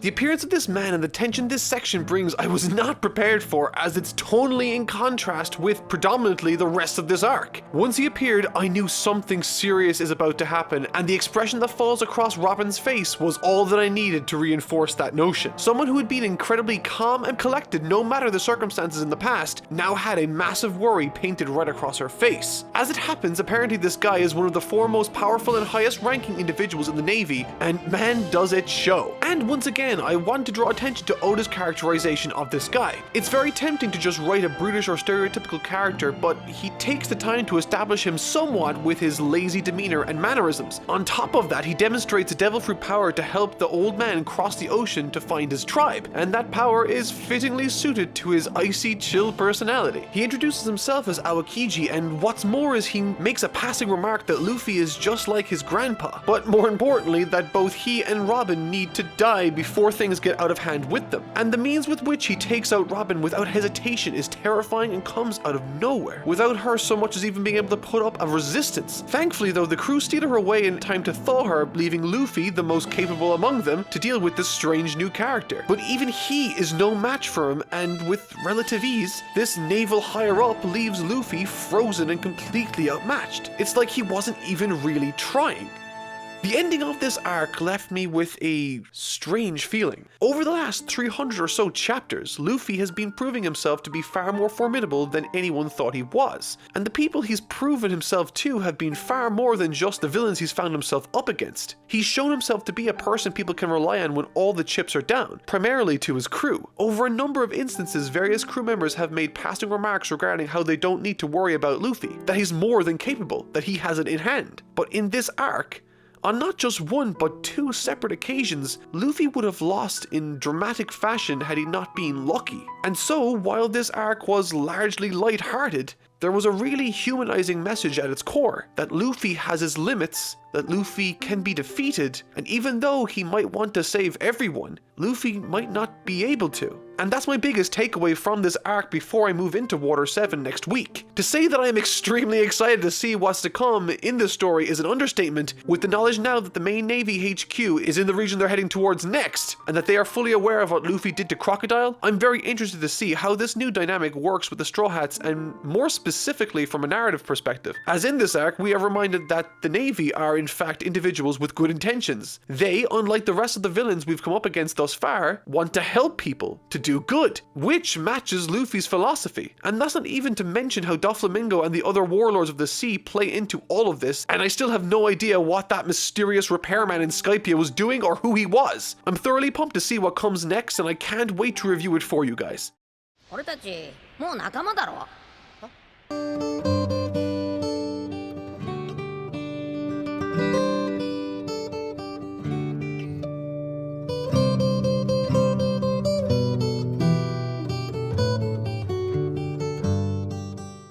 World building is a term that I've thrown around a lot since I started covering this story, and when someone repeats the same term again and again and again, it starts to lose its meaning. One of my favorite aspects of Dragon Ball was the incorporation of Snake Way and the afterlife for Goku to explore. It not only added a much needed sense of levity to the circumstances of that story at the time, but it also provided further insight to mechanics and lore that would be called upon as it continued. And that's sort of what world building is in a nutshell. In One Piece, it's so painfully obvious that Oda adores this world that he's created, and he fills it with everything his imagination can see fitting in there. And this isn't just for fun, but to establish and to give us the audience the impression that this is a real, breathing world, with real technology, real political structures, and geography. And this is all in an effort to create believable, real characters for us to enjoy within this world. And let me tell you, these characters in this arc felt gut-wrenchingly real, and I mean that in the best possible of ways. But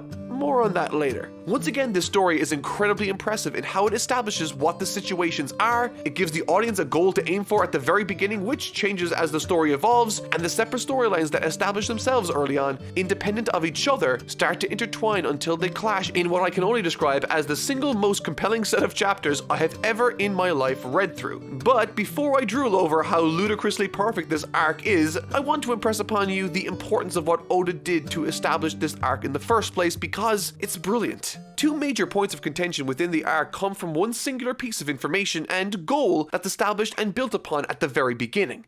They need a shipwright because the Merry-Go is struggling with damages. From this single piece of info, we understand that this arc will center around the recruitment of a new crewmate, which in and of itself is exciting, but the means with which Oda weaves this tale is not only compelling but stupidly effective. So let's take a look. The goal, as I mentioned before, is established early on, and even before they hit land on Water 7, we are introduced to to this drunk old woman that is quite literally what nightmares would look like if they took human form, but she does give the crew a letter to pass on to Mr. Iceberg, and we see some really interesting technology in the form of a seafaring train too. But once again, this is far from the last bit of new tech we see, and when it comes to world building, once we arrive on Water 7, Oda opens the floodgates, exploring this beautiful new area he's introduced, inspired by Venice but with clear and obvious Oda twists on the theme, with its wildlife, its culture, and most impressively, how it implements and makes use of its abundant supply of water, fashioning waterways and even elevator systems, which is all explained to us among many other things. Because much like Skypiea with its dial technology informing the culture that it's built upon, Water 7's architecture and culture is of course built around the fact that it has so much water incorporated. There's an infectious attention to detail here that makes me just want to leap onto the page and explore these worlds for myself, and not to mention talk to these inhabitants. And that's not only the sign of a great writer, but it's also the sign of a writer who loves the world that he's creating. So much so that I'm certain no one loves this world more than Oda, and it shows. But part of what made this one so exciting and interesting to watch was that right from the get-go, as they arrive on Water 7, the gang split up into 4 separate groups. Luffy, Usopp, and Nami travel to the shipbuilding area to suss out the situation regarding repairs, and with their top priority being that they need a new shipwright too, we also are looking for that. Chopper and Robin are out seeing the area, Sanji is shopping for groceries, and Zoro is guarding the ship. All super straightforward stuff and no conflict just yet. Luffy even meets the town's famous shipwrights, who are pretty big celebrities in the town, and there's this really cool character wearing a hat that has the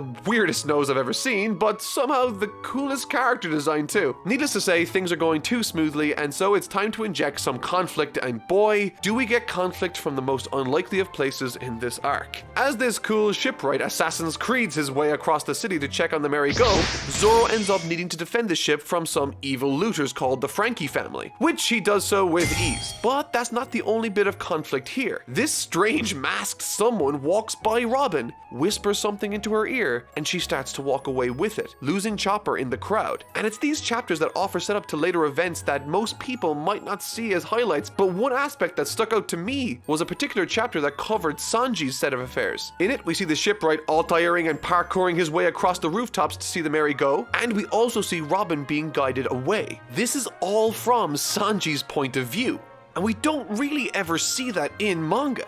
This felt so great to me, as it makes the city of Water 7 feel like a real place with all of these things happening in real time, rather than a series of separate scenes where characters act within. It's a subtle inclusion, but it made the world feel that much more immersive for me. And these paths crossing in front of Sanji set a series of things in motion. The Robin story thread and the Merry Go story thread. But perhaps the most interesting plot thread, the Usopp story thread.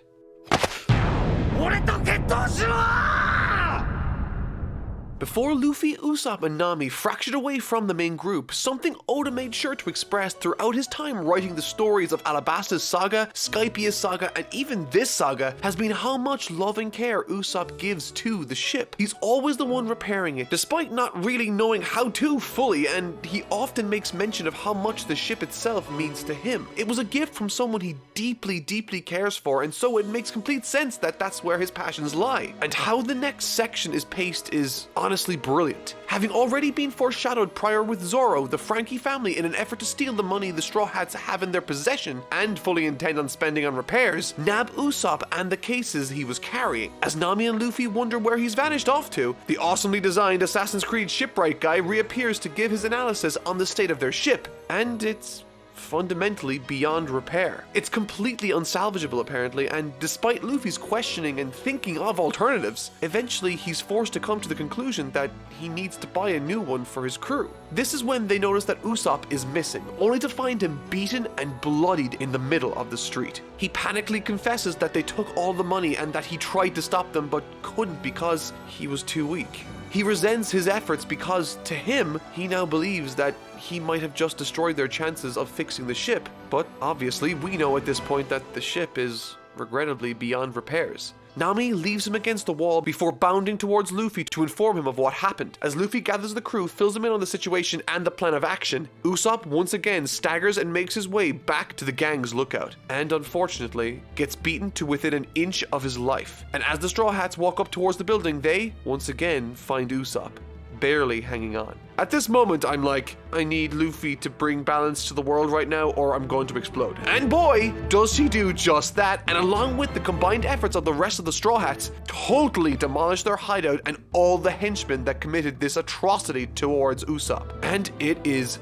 awesome. This particular scene had a lot in common for me with Nami's moment from Arlong Park, Luffy avenging a crew member and friend. And this one is incredibly cathartic too, but something is hanging in the air. A certain piece of news that won't go over well with Usopp. This next section of the story is without an ounce of sarcasm, jest, or hyperbole, perfect to me. The motivating factors, the character, the dialogue, the dialogue! And not to mention the physical conflict that ensues. This section made me feel a way I don't think I have ever felt while consuming manga or anime. At this point in the story, with the Frankie gang having been dealt with, despite not retrieving the money, Luffy is satisfied with how things went and is ready to move on with things, but Usopp is the only one unaware of the Merry Go's current state. And this uncomfortable tension hanging in the air once Usopp asks why Luffy is so dead set on going with a new ship.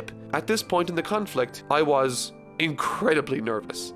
I had mentioned during my Alabasta Arc video that the one aspect I really didn't like about it was the conversation Koza has with the king. That conversation to me felt stilted, unnatural, and contrived because instead of speaking like real people with specific things and specific ideas with specific responses, they delivered vague response after vague response, all because the story needed for these two to have the wrong idea of each other in order for the story to work. And this is something that's in almost every single TV show, movie, or whatever. I honestly hate it, but that's not what happens in this scene. Instead, the conversation that takes place felt more real than some of the conversations I hear on the street. It felt so raw. In this scene, there's very little action. Really, it's wall-to-wall dialogue, and it had me gripped with every single page turn. And that's how you know these characters work. This scene didn't have to make up a forced reason for them to fight like Zoro and Luffy did in Whiskey Peak. This didn't have a vague conversation to create fake tension like the king had with Koza in Alabasta. These two characters spoke and acted like real people. They explained themselves, and their characters informed the conclusions they came to and the actions they took in response to those conclusions. This is the best character writing I've ever seen in manga. It's pretty much perfect. It feels like a real argument between real people because we know all the same information the characters do. We understand the characters immediately and know that they are acting like we would expect them to if this was taking place in the real world. I just adore the moment when Luffy completely loses it, almost verbalizing something before Sanji cuts him off with a kick, and for Luffy to immediately regret saying that afterwards felt even more real. Conversations like this happen in real life,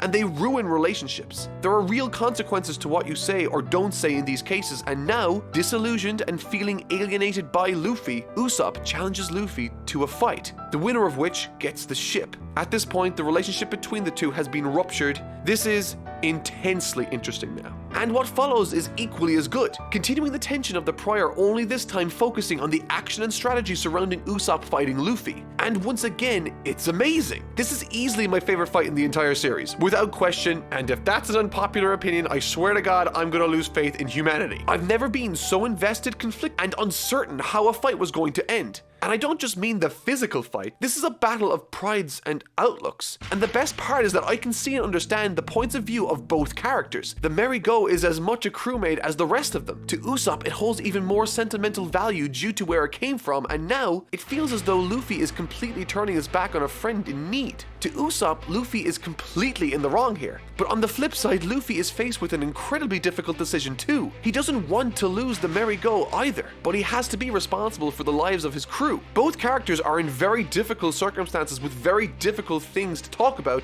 and it's situations like this that make for the best scenes. And the circumstances that ensue during this battle are fantastic.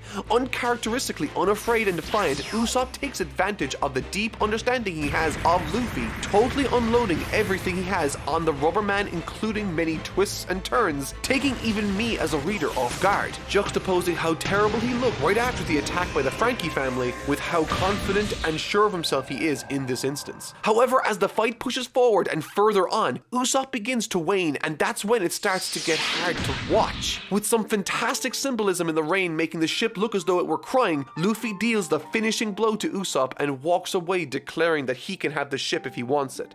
It's tragically sad.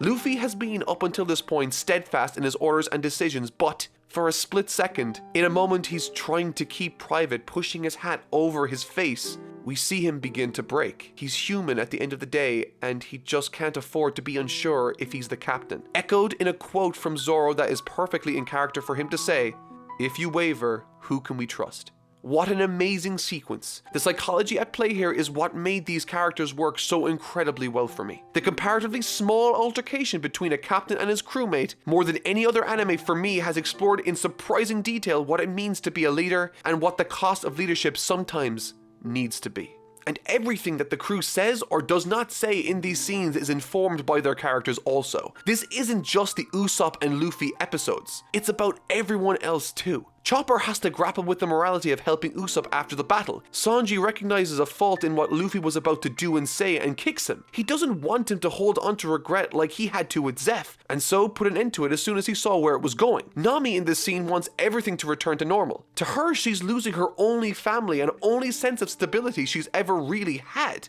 and she's struggling with it. Zoro recognizes that this is something that needs to happen also. Every single thing in this scene is believable, tragic, and more important than anything else, it's important to realize that it achieves this intense a scene because everything in it makes sense. And before I move on, one thing I haven't ever really mentioned yet about the manga that I absolutely love is that at the beginning of each volume, it lists the name of characters and factions contained within each installment. And for the first time since he joined the crew, Usopp is listed on his own outside of the Straw Hats crew. I'm not gonna lie, this broke my heart. But it's a really nice little detail and clever use of space to do this little bit of storytelling. Not to mention reinforcing the consequences of a scene that was utterly spectacular.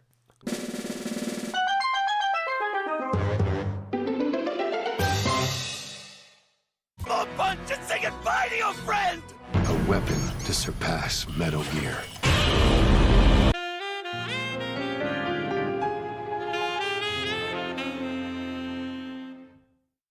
The mansion heist.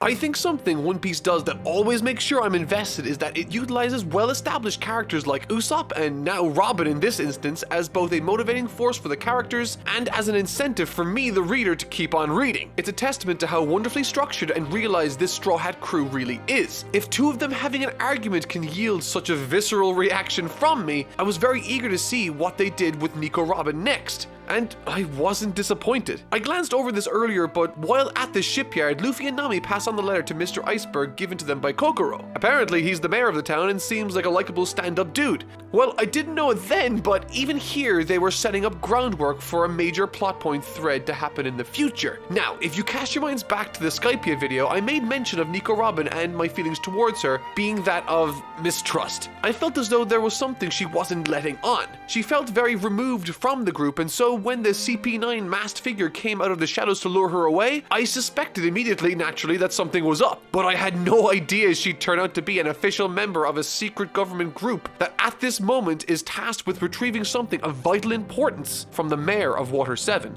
But the thing is, we don't actually see any of this, and how it's all revealed felt so much more like a mystery thriller to me that I actually loved it. All the while Usopp and Luffy were duking it out, CP9 and the rest of them had infiltrated and made an attempt on Mr. Iceberg's life. And as Luffy and the gang wake up from their night's sleep in the inn, they are met with conflict after conflict. Their first conflict comes from the leader of the Frankie family.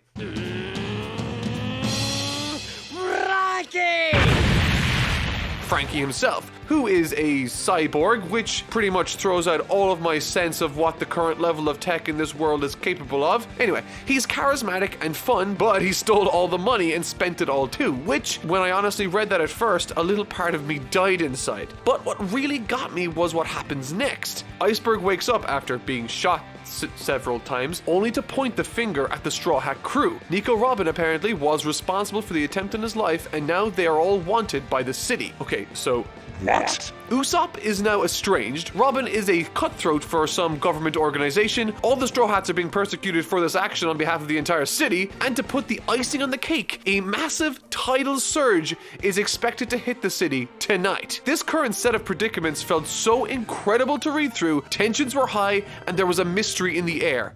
Why was Robin doing this? And furthermore, what I love is that despite all of these major story beats hitting hard, Oda doesn't just let Usopp be forgotten until he's needed again. Not even in the slightest. Fully in character, he has Chopper and Sanji covertly let Usopp know what's up regarding a massive tidal surge that's to be expected tonight without hurting his pride. There are so many little things like this that are being juggled in this arc that Oda not only keeps track of, but also delivers compelling scene after compelling scene with. He didn't need to have this scene with Sanji and Chopper. He could have just had Usopp make some random mention in the next scene that he appears in that he saw that the tide was changing, but he instead made a character choice. He asked himself, what would these characters do? Sanji and Chopper care deeply about him, and thus of course they would look out for their friend. It not only adds context to why Usopp moves location later, but reinforces the entire theme of the story in that arc: friendship and loyalty. And really, that's been the theme from the very beginning. How much trust and loyalty should be honored, and how their dynamics mix together in volatile ways. Should you trust your captain when he breaks what you perceive to be his loyalty to a ship? Should you rely on your crew when you're faced with a massive underworld government organization? Both Robin and Usopp have believable motivations guiding their choices in this arc, and it's so well done I can't help but sit back and marvel. And in keeping with this theme of loyalty, it comes to our attention that Robin planned to pin this on them all along, betraying them, using them pretty much as a scapegoat to allow her and the rest of the CP9 crew to infiltrate the building the next night, and boy, do they. After alerting Usopp, Sanji decides to go walk around the city without saying why to Chopper, who then goes to reconvene with the rest of the Straw Hats. Just when I thought this story was lacking some twist and surprise to catch me off guard, as it happens, the Secretary and 3 of the town's famous shipwrights, including that really cool Assassin's Creed long square nose guy, were all part of CP9 the entire time. To be honest, I really wasn't expecting it to be them at all. When I first saw that one of them was wearing a feathery sort of outfit, it reminded me of the ensemble Doflamingo wore. If you were to ask me before this reveal, I would have placed all of my bets on him being involved in some shape or form, but he's not. And it gets even better. With this guy here who had been up until this point using a bird to speak from him, it turns out that he can speak for himself and uses this as an advantage to try to take the blueprints off of Paulie. And on top of all of that, we finally start to get some answers surrounding the story of Nico Robin, the poneglyphs, and what the Pluton is that Crocodile was after in the first place. It turns out it's a battleship, a massive weapon that if wielded could bring about destruction on a worldwide scale. So, needless to say, it makes sense as to why he keeps those private, and I also really like the reasoning why just destroying them isn't an option for them either. It's important to make sure that if something does rise up, the Pluton could be its equalizer. These blueprints for the Pluton that Iceberg was in possession of are a wonderful little plot point in the background that I'm guessing will be an overarching plot thread for many more arcs to come. I'm also happy we finally got some information about Robin's backstory. An orphan child from a specific people that almost died out. She's the last one and therefore the only one with the ability to read the poneglyphs, making her, in the eyes of the government, dangerous if she isn't working for them to bring the weapon to their possession. This is my first taste of proper large-scale world politics playing a role in the One Piece story, and it made it feel all the more intense because of it. The scope has never been larger. No longer is this a self-contained arc. No. This time it's concerning itself with all the information and breadcrumbs left behind over the last 3 sagas. This arc feels enormous, and this is all just build-up. This whole Nico Robin situation is entirely set up to be the catch-22, the conflict of this arc, and it serves the purpose tremendously well. Acting in a similar fashion to Nami in the Arlong Park Arc, Robin denounces her allegiance to the Straw Hats straight to their faces when confronted by them in the act. Once again reinforcing the themes of loyalty and friendship by having Robin seemingly cast such things to the side. However, after they discover the blueprints to the ship have been hidden elsewhere, she is told to take her leave to the last train to Enies Lobby before the enormous tide arrives at midnight. While this also adds a massive amount of tension to the occasion as Enies Lobby is a place of no return apparently, there's also a time limit involved now with the tide. And to add tension on top of tension, the CP9 agents' former shipwrights take out both Zoro and Luffy with just absurd ease, sending them flying across the city. But they don't kill them. Despite having the power to do so, which was interesting to me, ever since they revealed their true intentions, they have been quite literally unstoppable in terms of physicality, mastering certain techniques and practices that allow them to pretty much have the power of gods in their fingertips, which makes for some gross and truly unsettling imagery. Which all serves the big fight scene where Zoro, Nami, and Luffy all corner the shipwrights but are unable to do anything to them. The lead shipwright pretty much transforms into a giant leopard, swatting away both Zoro and Luffy with without so much as a second thought. And with Robin helping these guys, it's honestly an incredibly complicated situation to get a hold of. But wouldn't you know it, Oda has a reason for that too. As it happens, Robin isn't bad and doesn't feel uncaring towards them at all. In fact, she loves them. Her only condition on working for CP9 was that her friends would be spared, and spared they were. In this arc, everything is slowly falling into place. And what makes it even more interesting is that Mr. Iceberg's confidant, the person he entrusted the Pluton blueprints to, was none other than... yes, Frankie. And now, with time running out, Robin boarding the train, the two best fighters out of commission, and the gang completely separated, it's times like this I not only reflect on the story and how it got here, but how much I love these damn characters. I mean, there's this spectacular scene where Frankie is just chilling and reminiscing with Usopp about the merry-go, how the ship was staying together for them because it loved them, and how he needs to accept the fate of that ship too. Switching from an antagonistic force to a main good guy character is an incredibly difficult thing to pull off, but he does so by being so damn charismatic, regaling Usopp with an explanation for the vision he saw in the jungles of Skypiea, that it was in fact the spirit of the ship struggling to stay together for them because it really truly cared about them, which not only humanizes the ship but also allows us to be thankful towards Frankie for sharing that information so kind-heartedly to Usopp, who's clearly struggling with it. Through this, we learn that Frankie is actually a really chill and honest, responsible guy. Obviously the word honest is in quotations there, and what's more is that we get a fantastically compelling backstory for him, wherein we learn that he's the one that has the blueprints, he grew up under the man who made the seafaring train, and that guy was the one who made Goldie Roger's ship, and what's more is that the antagonist from the government in that flashback that killed his father figure Tom is now behind the CP9 situation at Enies Lobby. See what I mean about all of these seemingly unrelated plot threads developing in real time and clashing with each other in natural ways? Well, it just keeps happening. The CP9 bust into their workshop and kidnap both Frankie and Usopp, but not before sending the merry-go crashing to the sea below, which not only makes me want these guys to be eviscerated from existence, but now they are on the train with Robin.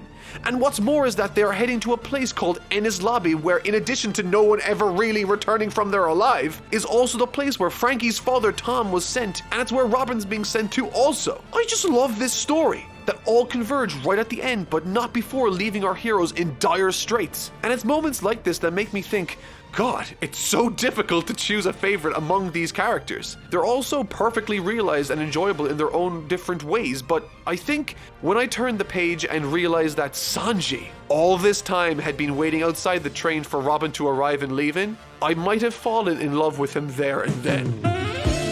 It's still between him and Usopp, but I just adore Sanji. He's the perfect blend of flawed, cool, and he absolutely drives the plot forward in ways few other characters do in this series. さてどうやってこっそり仲良しにしよう。 The train. The train sequence in this arc might be the best set-piece idea in all of One Piece I've experienced so far. It's straightforward to understand in that Sanji needs to make his way through the train cars to reach Robin, Usopp, and Frankie. There's a clear goal for Luffy and the rest of the crew to pursue them in order to give Sanji backup. There's a built-in time limit as they are about to arrive at Enies Lobby shortly. The gang is separated, the villains are together, and the motivations are clear. Save Robin, save Usopp, and save Frankie before the blueprints fall into the wrong hands. And boy, was I rooting for Sanji during this one. The setup is honestly great too, with each subsequent car in the train filled with more and more dangerous foes. But once Sanji reaches Usopp and Frankie, who were held towards the back of the train where he initially hid, the strategies implemented are clever and satisfying to watch, with the majority of the bad guys lured to the back of the train before being cut loose entirely. And why I love this isn't just because it's a clever plan on behalf of Sanji, it's that it also highlights why this particular action sequence is so interesting and fun in the first place, as Luffy, Zoro, Nami, Chopper, the Water 7 shipwrights, and the Frankie family are following in another train behind them. And because there's only one train track, it means that anything that is cut loose will eventually have to be dealt with by Luffy and the gang as they chase after their friends. Honestly, it's an incredibly creative sequence, and the best part is still to come. You see, once Sanji saved Frankie and Usopp, despite wanting to help out Robin after understanding the situation, Usopp still felt tremendous shame, and so, instead of running away, he decided to disguise himself as Sogeking. I think this is really clever, as it sort of comes out of nowhere in the story, but all the motivations and materials for this decision are there. Naturally, we understand that Usopp wouldn't want to face the team after what he had said and done, but what I found really subtle but great is that earlier in the train car fight, Sanji makes a passing remark about all the people he just took out only having costumes and masks on them and nothing else of value, which he says directly to Usopp. So not only does Usopp have the motivation to create this disguise in the first place, but he also knew where to get the materials for it, which Oda didn't need to do, but it just shows the insane level this man operates on. And speaking of details, remember when I mentioned when Usopp left the crew after his fight with Luffy that Oda took him out of the manga character breakdown Straw Hat group? Well, now he took out Usopp entirely and replaced him with Soga King, which is hilarious. I just adore stuff like that, and it just reinforces the notion that this is a story that rewards you for paying attention to the little details. I've never been more satisfied as a reader as I have been while reading One Piece. At its core, Water 7, and I think One Piece works as well as it does because of the ridiculous detail and attention Oda has given to its world. Without all of this polish, these characters wouldn't feel nearly as believable. And to me, the show's greatest strengths are its characters and how these characters bounce off the themes of a given arc. For instance, the motivations Usopp had to save the Merry-Go are the same motivations that Luffy has to save them. He is putting the lives of his crew at risk, braving treacherous waters, heading towards a place that certainly won't be a cakewalk, all to be there for his friends. And it's parallels like that that create this incredible feeling while reading. And by the time Frankie and Sanji buy Usopp enough time to sit down and talk with Robin in the front car alone, it once again highlights the strength of this series. It doesn't need world-ending stakes to be captivating or fantastical. We just need to care about these wonderful characters, and when Usopp says, "Have faith in Luffy" to Robin, I honestly shed a tear.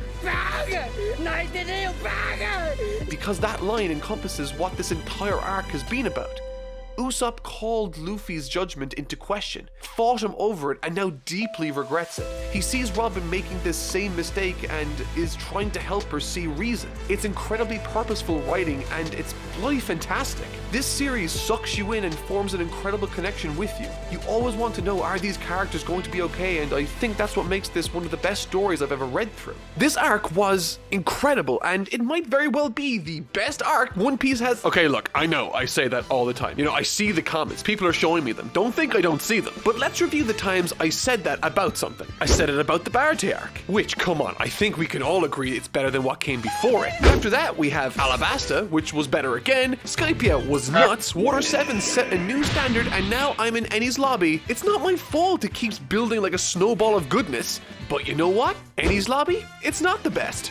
But it is the best saga for sure. Water 7 was all set up, and this is just one long climax filled to bursting with crazy stuff I have all sorts of opinions on. So help me blow out my candles, activate Gear 2, and grab a snack because I'm totally not Mark, and these are my first impressions of, thoughts on, and review for a climax to end all climaxes and the utterly dumbfounding, ridiculous explosion of mystery and answers that came after.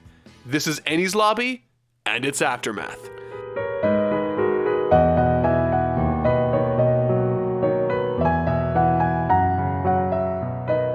This arc was so incredibly fun and stressful, but mostly fun.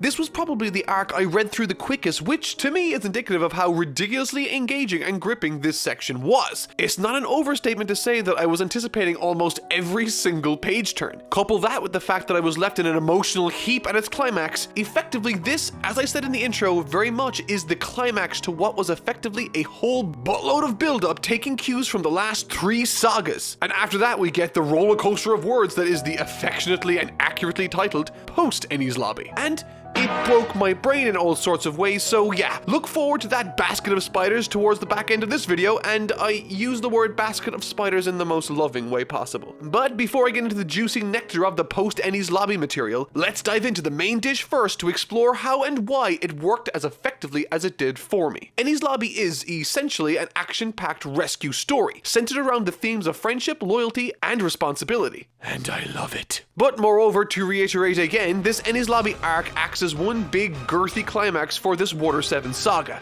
And one aspect that I thought helped it feel breezy and light was the number of characters' perspectives we get to see during this infiltration. At one point in the story, Luffy is doing his own thing, the Straw Hats are too, we get the Frankie family's perspective, the Shipwright's perspective, and even some really awesome character stuff with CP9. And due to this arc acting as a climax once again, Oda as a writer doesn't need to spend much time establishing new characters, if any. However, that's not to say that there aren't new characters introduced in this arc either. We get to meet the rest of CP9, and in doing so establishes small tensions between them, which I honestly really liked, as we haven't gotten much of a chance to see any flaring tensions between them, and usually when an author shows us something, it can be leveraged later in the story to great effect. And shock horror,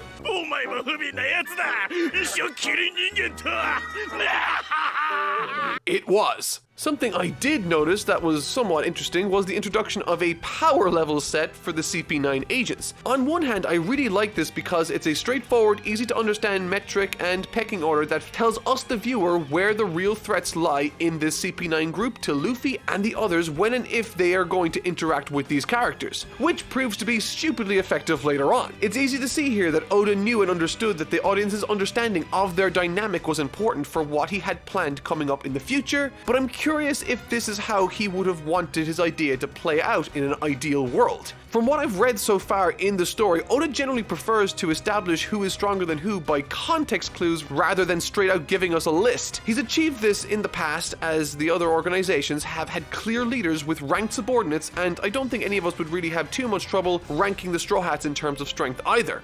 Or maybe you would, who knows. But this particular CP9 group was a unique situation, so let's accept the power level Zippermouth guy for what he is. A means to introduce the audience to the pecking order of the CP9 agents. It just so happens to be more tell than it is show, which is sort of unlike One Piece. But if nothing else, this without a doubt identifies Oda's awareness for how important it is to manage an audience's expectations. He let us know their power rankings because it will be very important later. And aside from that, he establishes the hell out of this world.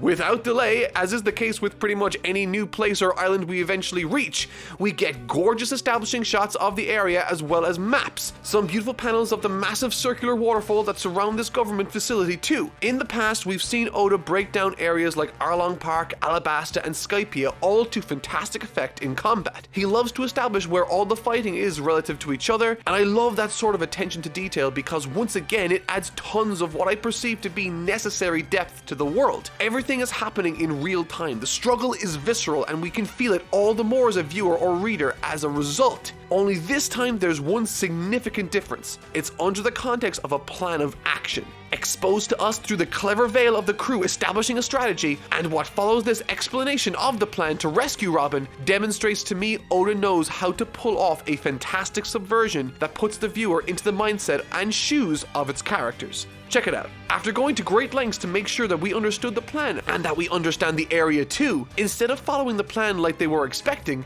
he instead uses the established characters to inform the next move. In other words, he asks himself, what would Luffy do in this situation?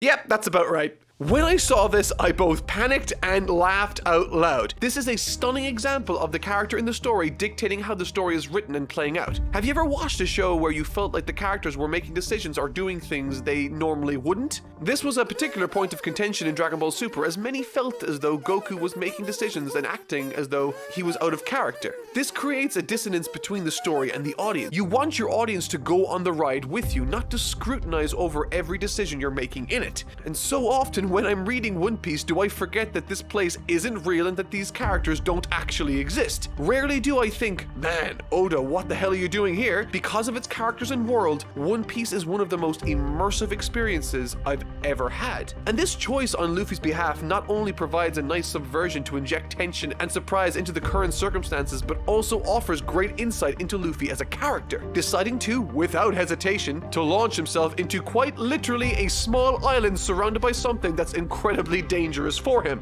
Water! A whole mess of it, all in an effort to save someone who isn't convinced that they want to be saved. When this arc began, I knew it was going to deal with a simple story of a rescue mission. Get in, retrieve the lost comrade, and book it out of there. but it's the extra detail he adds that makes this so thrilling to watch unravel. Oda is acutely aware of how the story will make most of us feel as we read through it. So therefore, when we are expecting the crew to diligently execute this plan as a solid unit, we are taken aback by the sudden dismissal of that by Luffy. However, it doesn't bother us because it's perfectly within his character to do something like this. And in the same manner, he granted us reassurance in a scene where all the characters were making the plan. In the blink of an eye, Oda catapults us out of our comfort zone and plunging us into the battle alongside Luffy, experiencing the same chaotic energy he's feeling, achieving a sense of connection to the character and also a secondary goal for the crew to work towards: regroup with Luffy. And that is crucial. And just to show my appreciation for it, the action that Luffy gets involved with here as he finds himself surrounded by various marines time and again are both exhilarating to watch, but also hilarious, demonstrating to us the fun and aloofness of Luffy in these situations, and in doing so,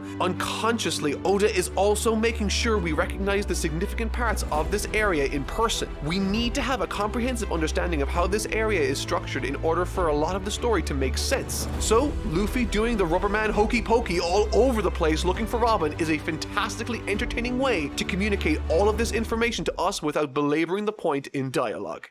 The stare down.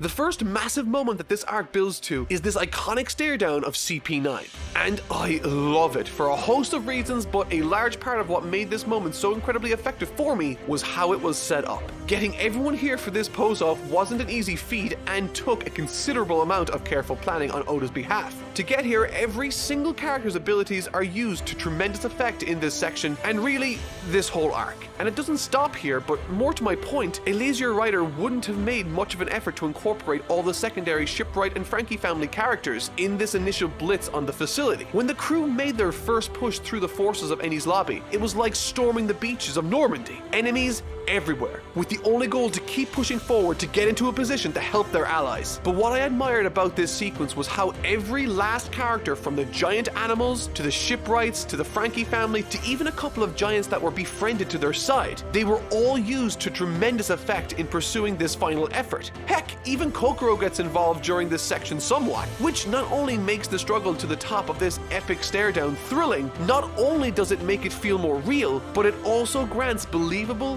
valuable utility to the characters that supported their efforts. They are not just cheerleaders in this instance. Without these secondary characters, there's a very real chance that they wouldn't have made it in time to save Robin. So that takes care of how the Straw Hats got there. How did Luffy get there?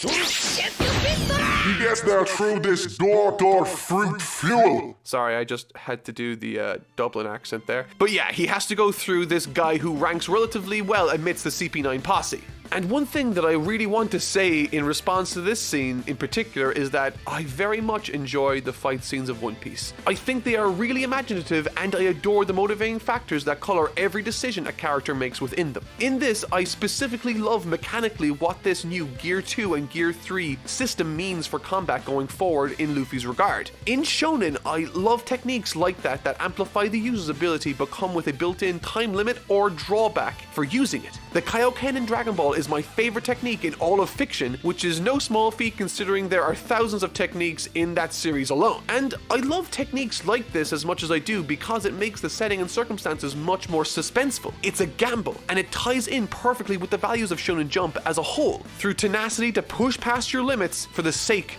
of others. It's great, and I was absolutely overjoyed when I saw it show up in this particular battle. However, while I can appreciate that this isn't important to a lot of people, one aspect I have continuously praised this show for has been its consistency in foreshadowing every major event or beat that happens in the story. And I praise that because I love the passion and consistency that is engraved into this franchise. One Piece is a series that rewards you time and again for paying attention. It's for that very reason that Usopp and Luffy's falling out was as amazing as it was.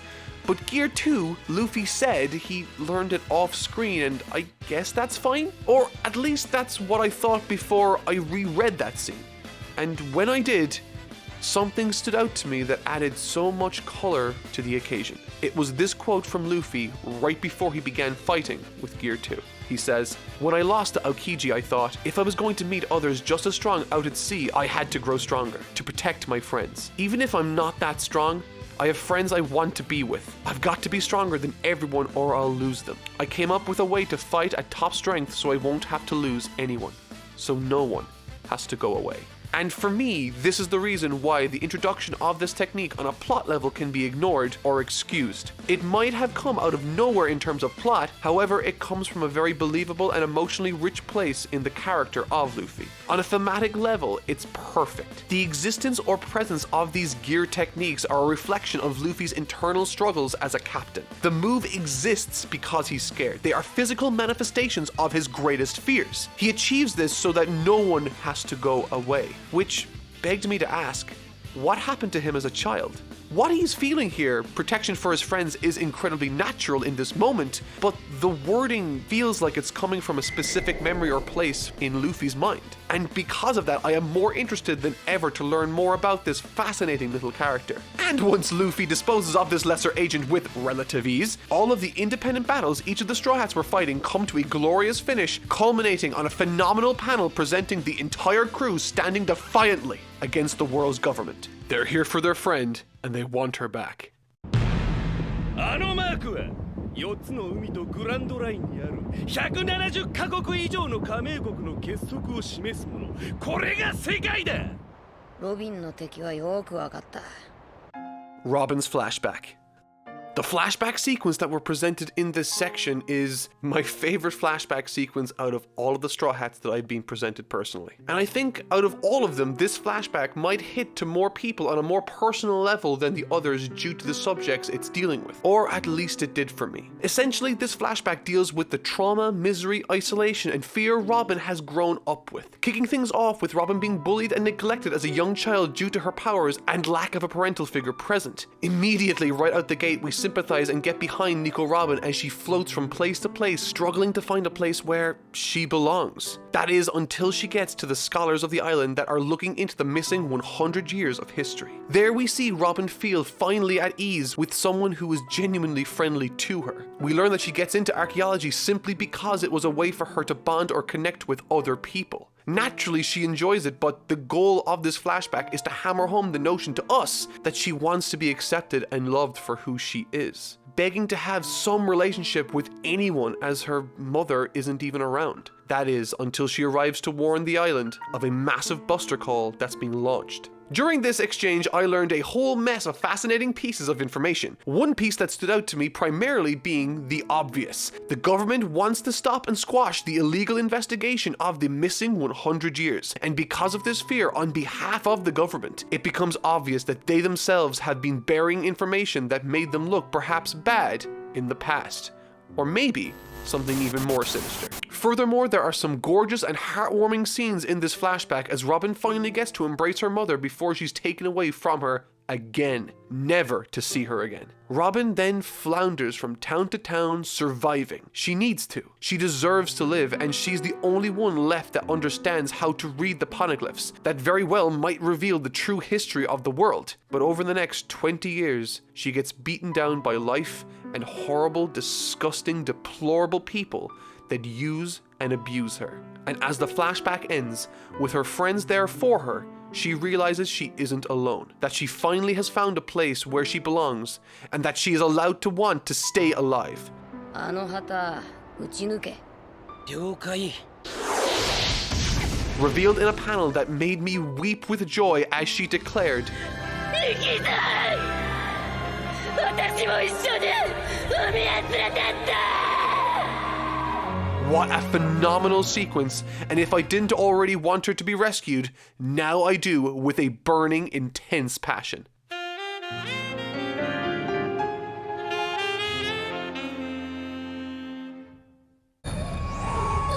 Oh, boo-hoo-hoo. If you can't pay the cash, then you're out with the trash. And feel free to quote me. Yeah!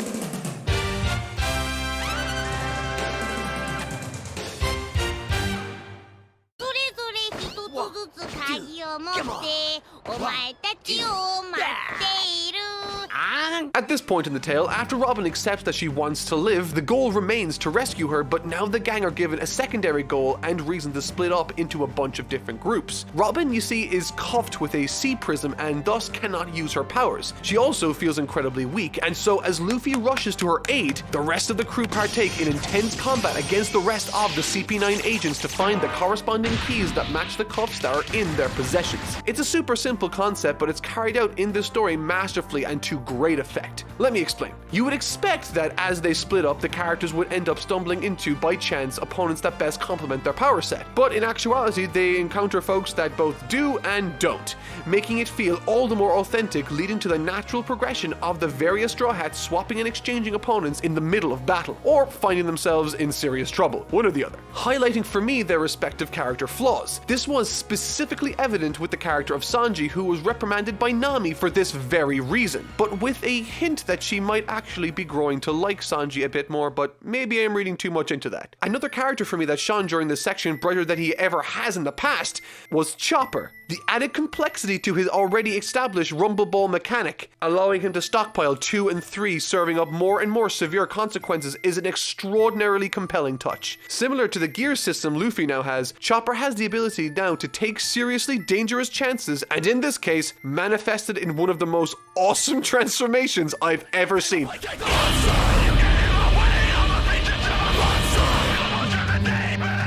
I didn't see it coming, and holy hell, was it awesome. I love everything about this transformation and what it means for the character. It's haunting, it's intimidating, and it's massively meaningful. And finally, what I liked during this segment, besides the funny giraffe antics and Usopp literally acting as Zoro's sword, was what Sanji said to Usopp. After Sanji, the hunter, makes his daring last-minute rescue, he impresses upon Nami and Usopp the gravity of the situation, that a buster call has been made, that they only have so much time left, and that they need to all play to their strengths. Looking Usopp in the eye as he's lying in agony to play to his strengths and to, quote, read the situation. And read it, he most certainly does.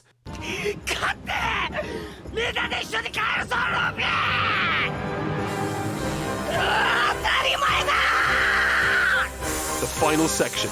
This final section is thrilling, fun, and intense, and includes a fantastic fight between Luffy and Lucci. It's everything a great fight needs to be, but it also happens in tandem with the most compelling and anxiety-ridden moment I might have experienced in my entire life. So, there are seconds left, right? The entire island is being destroyed the same way Robin's home was. The director of CP9 is dragging her to the gates for delivery to the world's government, which on its own just has tons of symbolism, but we're not even close to done. Everyone is hurting or out of position. As I mentioned earlier, Luffy already has his hands full with Lucci at this very second, and Frankie, who was running to save Robin, gets halted in his tracks by a trip mine.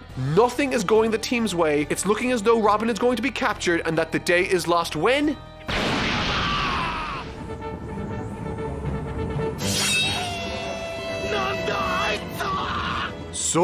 King saves the damn day. I leapt out of my chair and ran around the house. Totally took me by surprise. Usopp in this arc has been used better than perhaps any other character. And that's saying something, because some of these characters in this arc have been used to genius effect. He's the most flawed and human out of all of the Straw Hats, and he's the absolute best underdog that always pulls through in the end. And even after the climactic battle that was Luffy going through Gear 2 a number of times and even pulling out Gear 3, destroying the building itself, after he just barely manages to scrape a win against Lucci, Luffy seems to be on death's door. He can't move. And who shouts down to him but Usopp?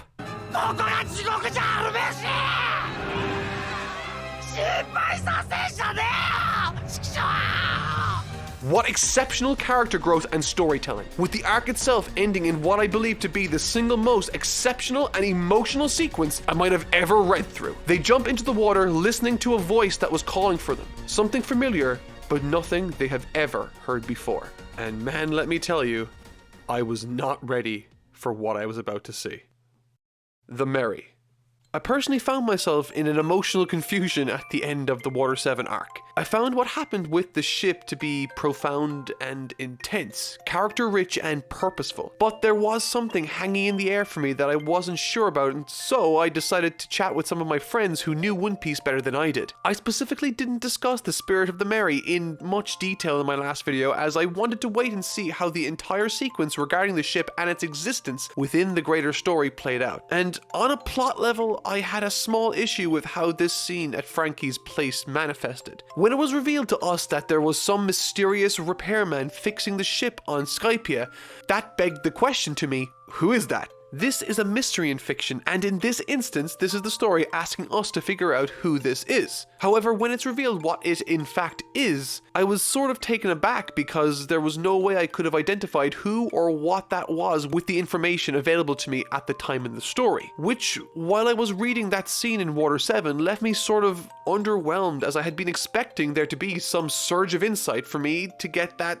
aha moment, that sudden revelation that allows me to make sense of everything that happened before. And on a plot level, that's a perfectly fine way to view or take it as a reader. I'd be lying if I was saying that I wasn't at least a little surprised when I found that there wasn't more behind the identity of this person fixing the ship. The only instance in the story where that spirit is brought up after the moment in Skypiea was during the instance where Frankie was explaining it. I'm not including the instance in G8 as that's not part of the story Oda wanted to tell. So, in terms of plot, because the audience didn't have the tools to solve the question posed by the story, on a plot level, in that instance, I felt a little disappointed. However, as the story continued and the end hit its mark, something else came to my attention. Something that hit on a much more emotional, thematic, and profound level. The Mary is, much like the rest of the crew, a small little upstart that's ill-equipped for the challenges of the Grand Line. It serves as a home and a vessel for the crew admirably, but it wasn't really designed to leave the East Blue. It is, in a sense, just like Usopp, trying its best but failing to keep up. And because of its reality, the crew now has no choice but to upgrade to a new ship in order to adapt to the upcoming challenges of the Grand Line and beyond. However, and to Usopp's point in the Water 7 arc, it's still a member of the crew. And this whole saga, from the gambling in the Davy Back fight, to the Aokiji altercation, to the fight between Luffy and Usopp, and even the confrontation in Enies Lobby, it's all been about keeping the crew together. In particular, it's been about Luffy's growing awareness of how he needs to constantly grow, not only to fulfill his ambition, but to protect his crew from the increasingly fierce and formidable obstacles thrown their way. And that growth means that he needs to become more adept at identifying unnecessary risks. And so he elects to get a new ship when he's made aware that the Mary cannot sail further. This is, of course, in keeping with his other larger, more prevalent leadership growth moments, but it also confirms Usopp's biggest fear, that Luffy will abandon crewmates that are no longer useful to him. Since they got the ship with Usopp, since it's a gift from Kaya, and since he's the one who repairs it, Usopp's identity is intertwined intrinsically with the Merry-Go. He's insecure that Luffy will ditch him when he loses all purpose, just like Merry did, because unlike the rest of the crew, he's just a normal guy. His dreams are less ambitious, and he's struggling to keep up. However, with that said, Usopp pulls through as Soga King, proving crucial at the Enies Lobby encounter without having to fight or take down an agent. At the end of the day, he pulls through, so it's fitting that the symbolic equivalent of Usopp also pull through in the end. One last hurrah of being useful despite all the odds, despite common sense, despite having no setup.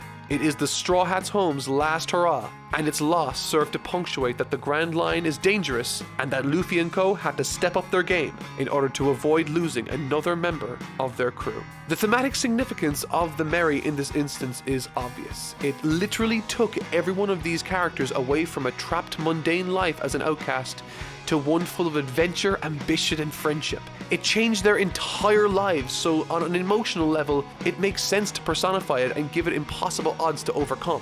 Like Rocky, it's an underdog. Its success isn't on the cards, and yet it pulls through.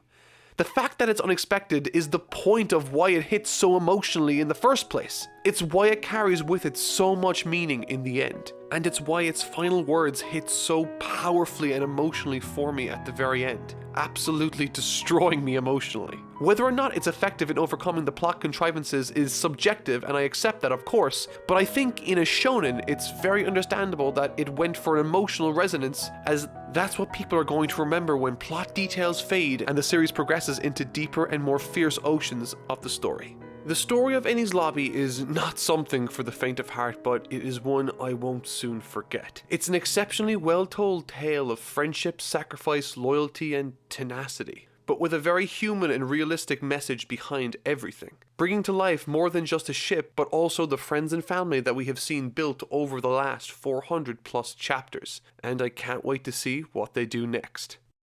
Post-Enies Lobby. Oh my god! This arc was absolutely insane. Like, what? Okay, so let's go over some things, but it's going to be impossible to cover everything. We learn a whole lot more about Luffy's past in that it looks as though he may have been raised by his grandfather, who happens to be a vice admiral in the Navy, which on its own is crazy, but he also comes flanked by Kobe, the very first friend Luffy made after leaving his village at the beginning of the story, and Helmeppo from way back when he met Zoro at the very beginning also. And by the way, this progression that these two guys share doesn't come out of nowhere either. As like the good One Piece reader I am, I also pay attention to the front pages of each chapter that at one point showed us the story of how Helmeppo and Kobe have gone on various adventures together with the Navy. And would you look who's in the picture with them? It's Monkey D. Garp, the grandfather of Luffy, but we just didn't know it at the time. There's such an absurd attention to detail in this series, and it's always purposeful, which is crazy to me. And you know what else is crazy? This is Luffy's dad, Monkey D. Dragon. Great name. In addition to his grandpa, this is another person that has the will of D. And on top of that, it also lends a reason as to why he helped them back in Loguetown. I'm extremely interested to see how this character of Monkey D. Dragon plays into the rest of the story as it follows. Switching gears, as expected, Franky joins the crew, but not before showing us what he spent the 200 million berries he stole on. New, incredibly valuable wood. And together with the rest of the shipwrights and Franky family, they build a stunning ship called the Thousand Sunny. And it looks awesome.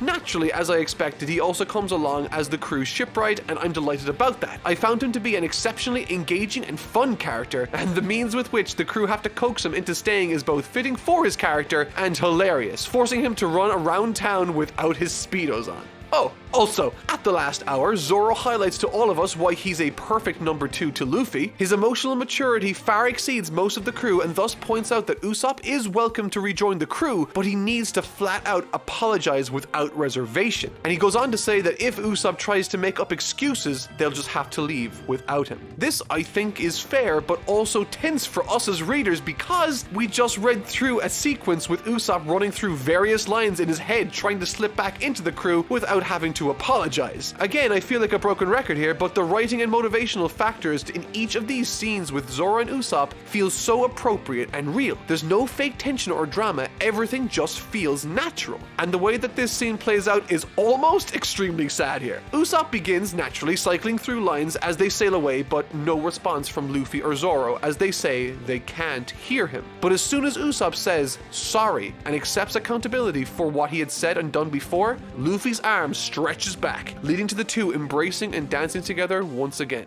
which fills me with all sorts of joy.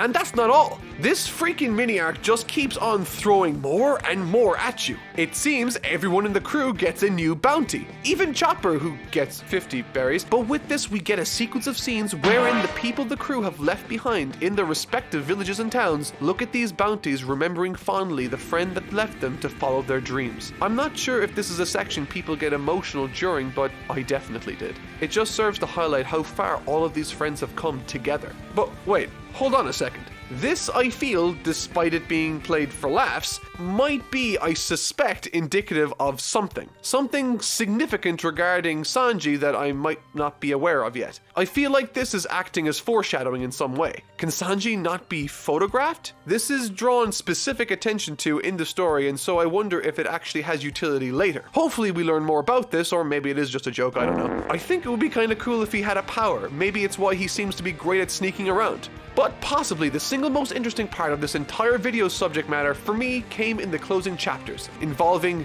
two scenes, and I'm sure you know the scenes that I'm talking about. One concerning the discussion between Shanks and Whitebeard, and another concerning the characters of Blackbeard and Ace. Where do I begin? During this scene, a bunch of things come to our attention. Wow, he's big. Wow, he's sick. Wow, global politics. And wow, Shanks has a weird power that zaps the energy out of everyone he walks past. What's going on there? That's interesting. I want to know more. I want to finish this video so that I can keep reading more. Shanks, it seems, has traveled all the way to meet with Whitebeard simply because he wishes for Ace to stop his pursuit of Blackbeard, which Whitebeard flat out refuses to. Which seems like a strange thing for Shanks to request of Whitebeard until we learn some more interesting information in the next scene.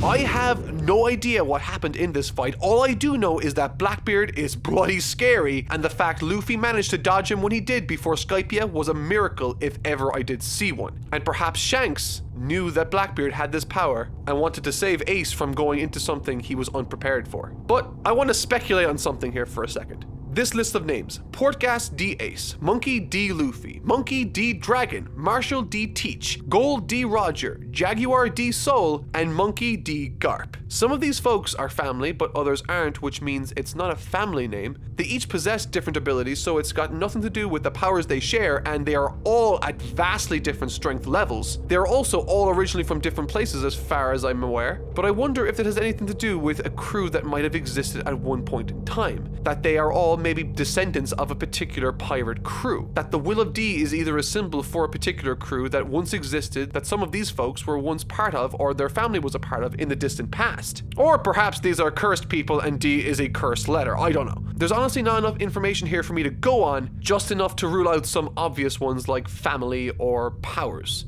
Or at least I think that's the case. Perhaps the Will of D was something that was quite prominent in the missing 100 years, and we'll find out more as that unravels. Perhaps. Maybe. All I know for certain is that I'm going to be saying that more and more as the story unfolds before me in the next 500 chapters.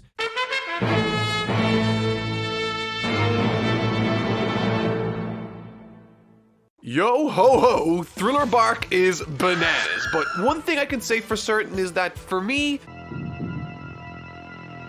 this wasn't the best arc so far.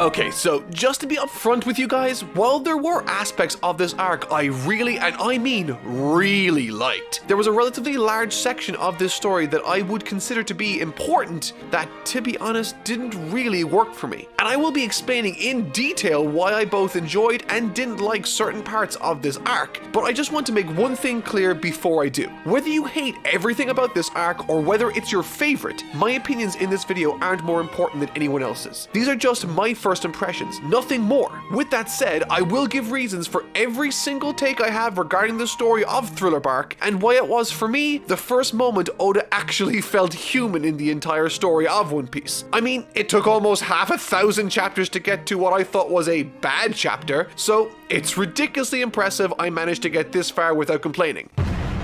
Thriller Bark is essentially a mystery adventure rescue story focusing on a very different theme that becomes unavoidably obvious when we arrive on Thriller Bark. And while I will have a bit to talk about regarding portions that I didn't like, I actually enjoyed a considerable amount of the core story told here, specifically the beginning and the middle. So let's talk about what I really enjoyed in this arc first before I discuss the things I thought could have been reworked a bit more. Kicking things off, I thoroughly enjoyed the fact that Oda gave us time to enjoy the crew in their new ship, during which they come across a literal mystery box in the ocean that, once open, sends up a giant flare. At this point, I knew what was coming, but I really liked it nevertheless. Almost immediately after, a ghost ship carrying within it a living skeleton called Brook floats on by, and almost immediately after meeting Luffy, he asks him to join his crew, to which Brook says yes, of course.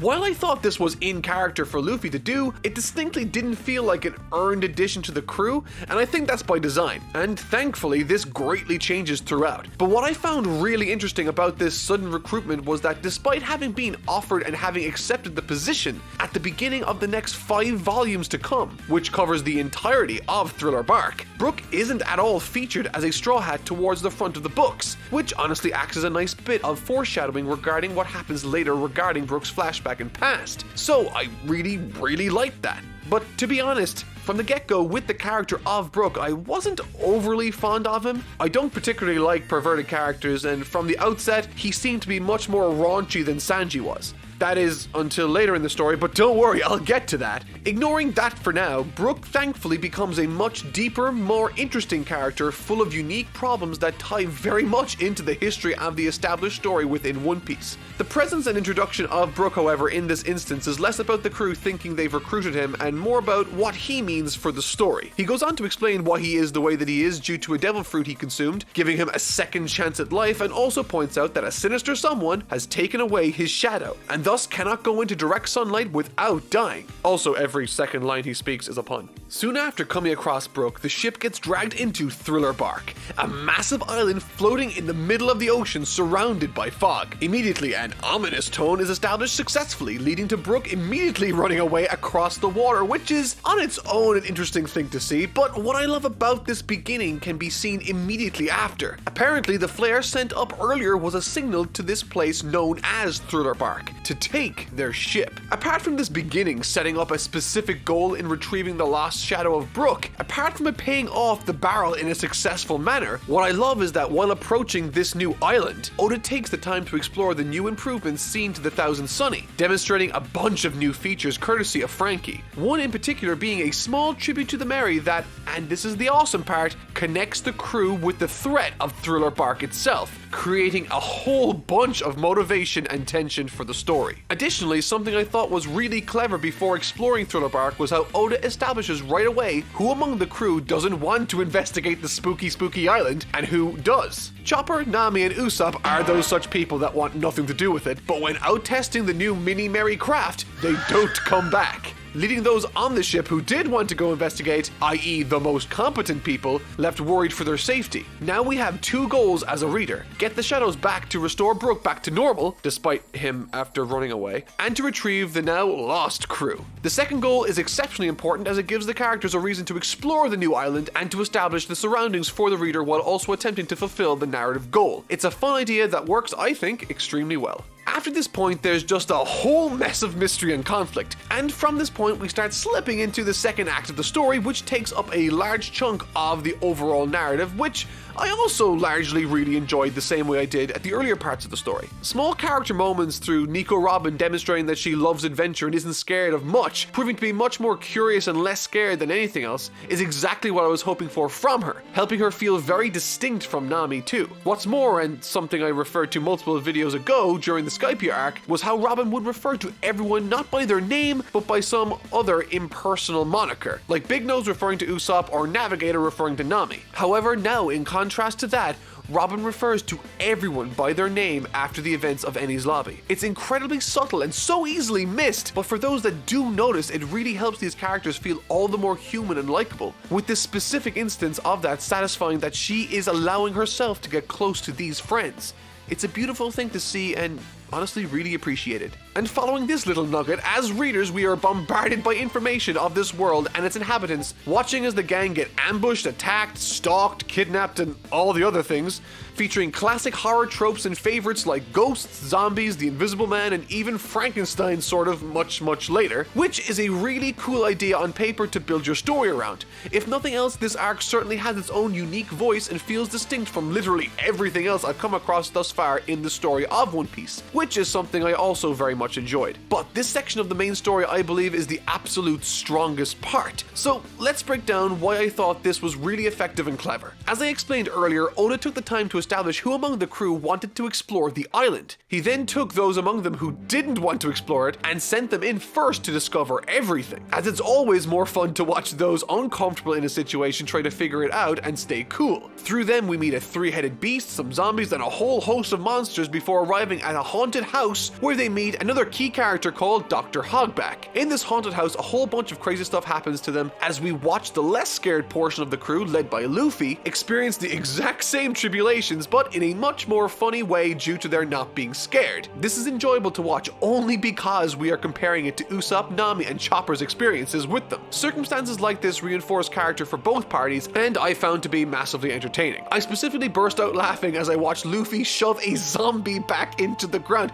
I don't think I've ever seen someone try to do that before, and when I saw it I just burst into tears laughing. Once Luffy is done doing the Rubberman hokey pokey all over these Bling tick Philip. The gang encounter a man that gives us our first taste of the most important character in this arc, one of the 7 warlords of the sea, Gecko Moria. And in what becomes a really nice swerve in the story, the floating island of Thriller Bark happened to be the largest ship in the world, captained by none other than Mr. Moria himself. That moment in particular was a moment I sort of kicked myself for not predicting sooner. Sanji, Zoro, and Luffy, in a really unexpected turn of events, all get their shadows gobbled up and placed into other zombies. Those zombies now all have their powers, and for the time being, all those that had their shadows stolen are unconscious back at the ship. This leaves just Frankie and Robin, the 2 newest additions to the crew, to demonstrate what they are made of and allows them to get more time in the spotlight, which I really enjoyed. Also, there's this super creepy spider monkey thing that is absolutely terrifying and totally the stuff of nightmares. And on top of that, Robin can fly, sort of, question mark? So that's pretty tight, not gonna lie about that. And also, this is sort of tangential to everything that I've been saying thus far, but I had to address it here. The amount of times that this particular arc mentions, quote, the new world, was quite striking, which I suppose tells me that we're going to be going there at some point, so I'm going to leave that Chekhov's gun right there for the time being. Anyways, to cut a long story short, Luffy's shadow is thrown into this giant ice monster that is way bigger than a typical giant should be, and in a fun turn of events, when the shadows are absorbed initially, the residual personality of the shadow's owners takes over the zombie's vessel for a certain amount of time, which leads to a really interesting dynamic the crew have to later face. They have to fight a giant Luffy. The shadow absorption mechanic is cool and everything, but it comes with a restriction that required Moria not to take out Sanji, Luffy, and Zoro, and so they left him on the ship ready to reconvene with the rest of the crew once they made their escape. So at this time, Nami is still captured by a really awful character that I hate, and Luffy's shadow is acting like a fool everywhere. A bunch of the crew are missing their shadows, and so a new deadline is introduced to create suspense, and it does it quite effectively, and that deadline is sunrise. Since they lost their shadows, the sun will now kill them if it hits them. Them being the strongest fighters in the Straw Hats, so sort of a big old deal. With this problem now facing them, Luffy shines like the true main character he is, opting to go straight to the root of the problem, Moria, citing that if he can beat him, the shadows will return to their normal owners. It's another wonderful example of Luffy adding to the story by being so straightforward and clear-cut, wanting to take out the problem at its source by taking out one of the warlords of the sea. And while Luffy is left to pursue this course of action, the rest of the crew decide to take out individual zombies looking for their own shadows respectively, to act as a sort of contingency plan in case Luffy's doesn't work out. And with the added mission of still rescuing Nami, during this portion with the Straw Hats there are 4 secondary fights that take place against the underlings of Moria, and I love 3 of them. I'll save the other one for a later point in the video. So let's start with Chopper versus Dr. Hogback. I haven't really spoken about him too much in this video, but Dr. Hogback up until this point has been the villain that has honestly had the most build-up and backstory explained to us. He's actively lied to every one of the Straw Hats he's met, put them all in danger, kidnapped people, and has resurrected their corpses using Moria's powers. The place exists because of him, and so needless to say, I was more than invested in seeing this psychopath get taken down along with his warped view of how morality and the world works.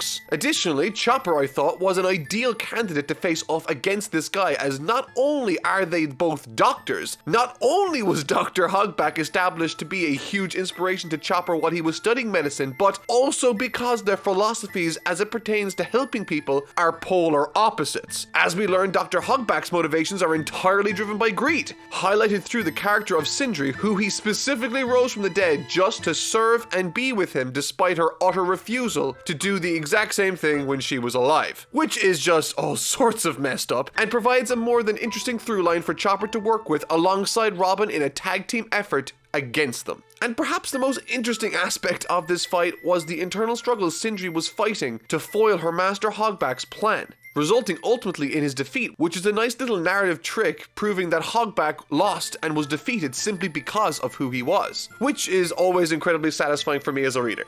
Zoro versus Ryuma. A couple of things about this fight my editor brought to my attention was that the character of Ryuma is based on a character Oda created for an entirely different one-shot manga called monsters, which on its own is a neat little factoid about this battle, but what I loved most about it was how it was structured. You see, the entire fight itself takes place in a sort of flashback, which not only is a unique way to mix things up in delivering the conclusion of a fight sequence, but it's also used to tremendous effect in this particular case. The fight begins, strangely enough, at the very end of it, with Zoro looking as though he had completely lost. As we continue through the manga, what follows this is, as I said earlier, the entire fight taking place in a flashback. The interesting part being that right now we think that we know the ending, which, as I explained in my Alabasta video, is something known as dramatic irony. Or at least, we think we do. Throughout the entire fight, we have a sinking feeling in the back of our minds that despite Zoro's best efforts here, he's destined to lose. However, as it happens, as a nice swerve, how we interpreted the ending of this fight scene when we were first shown it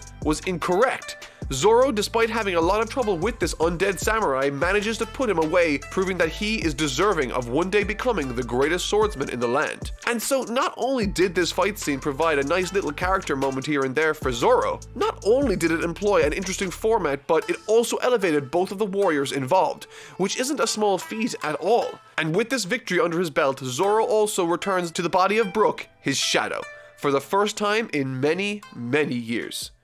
俺は元からネガティブだ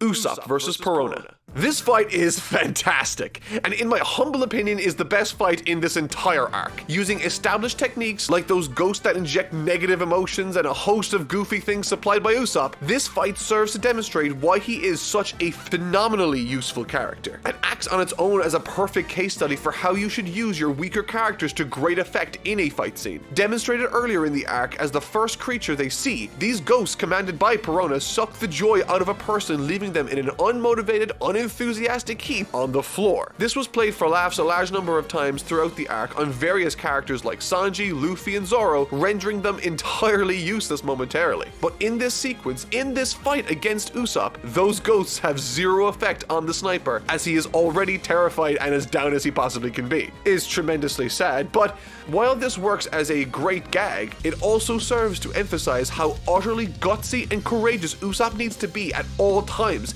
in order to operate while being so completely and utterly defeated in his mind. It shows how much he cares for his friends for him to be able to work through something like this on a consistent basis. And in addition to that, this fight sequence forces Usopp to use his head, his lies finally work, and all of his cheap tricks hit their mark, leaving Perona in an emotional heap the same way she leaves her opponents. It was such a fun, unpredictable, and character-rich sequence that proved to be an easy highlight amidst this arc. And okay, so I'm about to dive into my opinions on some things I didn't like as much. I'll try to justify every conclusion I've come to as clearly as I can, so alright, let's dive in.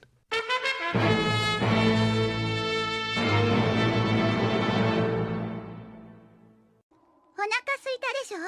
私おにぎり作ってきたの。はい。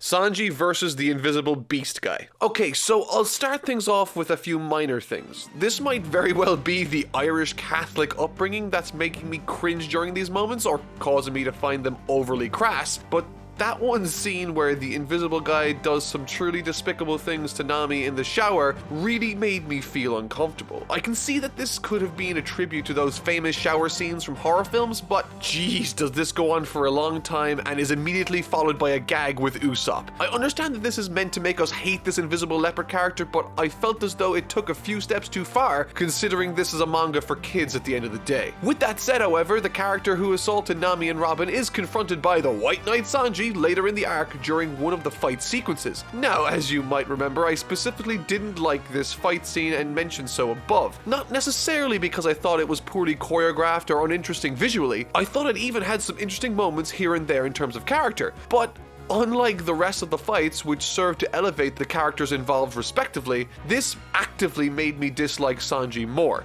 If any of you follow me on Twitter, you'll know that my favorite character in One Piece was Sanji. And I also hated this invisible character, so I was more than invested in watching him be destroyed by Sanji, who, leading up to this fight, expressed rage when he heard the news about how he treated and attacked the girls of the Straw Hat crew. And while he is angry at this fact, it's revealed during this fight that a large portion of what made him so intensely angry about it was that he was also looking specifically for that devil fruit the invisible leopard man was using. And in this sequence, Sanji flat out admits to being just as bad as this guy that we all hate, wanting to use it for awful, awful things as well. And what's even more confusing to me is that this is played for laughs. As I said, this sort of tainted the character of Sanji for me.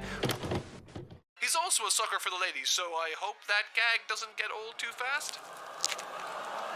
Yikes.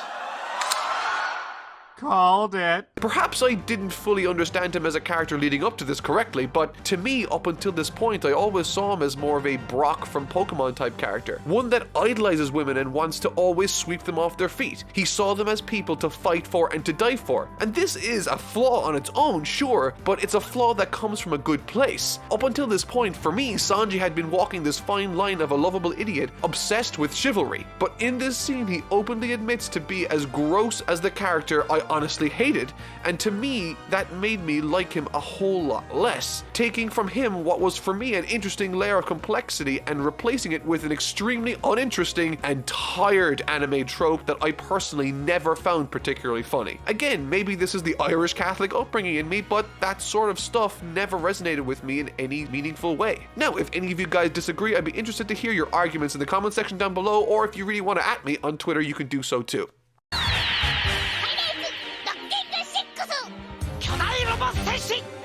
Big The third act. Personally, I found that unlike all of the other arcs in One Piece that all seem to have paced themselves really well for me in the past, this arc's final act really dragged its feet up until Moria was defeated for me. While I thought the concept of a giant monster Luffy was interesting, forcing the crew to deal with him while Luffy is off getting a super buff power-up, I thought that once the personality of Luffy faded into the background, he became the single most boring opponent in the show for me. Without a personality to latch onto that drives the decisions he's making, I wasn't a big fan. He's just a zombie like every other one. And I think Oda recognized that too, as almost immediately after that personality vanished, Moria starts piloting him like the empty vessel he is. Which is good news, but unfortunately for this arc, I wasn't a big fan of this fight with Moria either. But that's not to say that I didn't like aspects of it, I simply don't know very much about Moria as a character. For example, unlike Alabasta that spent a considerable amount of time in various scenes and various scenarios developing and establishing the rich personality of Croc for us the audience, Moria isn't revealed until halfway through the story and is in very few scenes that show his personality or motivating factors. On the flip side, I can imagine a lot of people don't like his design, but as a character with this specific Devil Fruit ability, I thought the fact that his silhouette was so unique made him a perfect design for both the theme of this world and a perfect fit for that ability. But by the time Dr. Hogback was defeated, I felt a lot of the emotional weight behind the crimes committed by these bad guys had been dealt with before even beginning the fight with Moria. But that isn't even my biggest issue with the character. His moveset seems to come out of nowhere. Typically, when a Devil Fruit power is established, the powers are either explained, shown, or understood before the climax decides it needs to depend on them to work. But in this final fight, it honestly felt as though Moria was inventing powers on the fly to extend the fight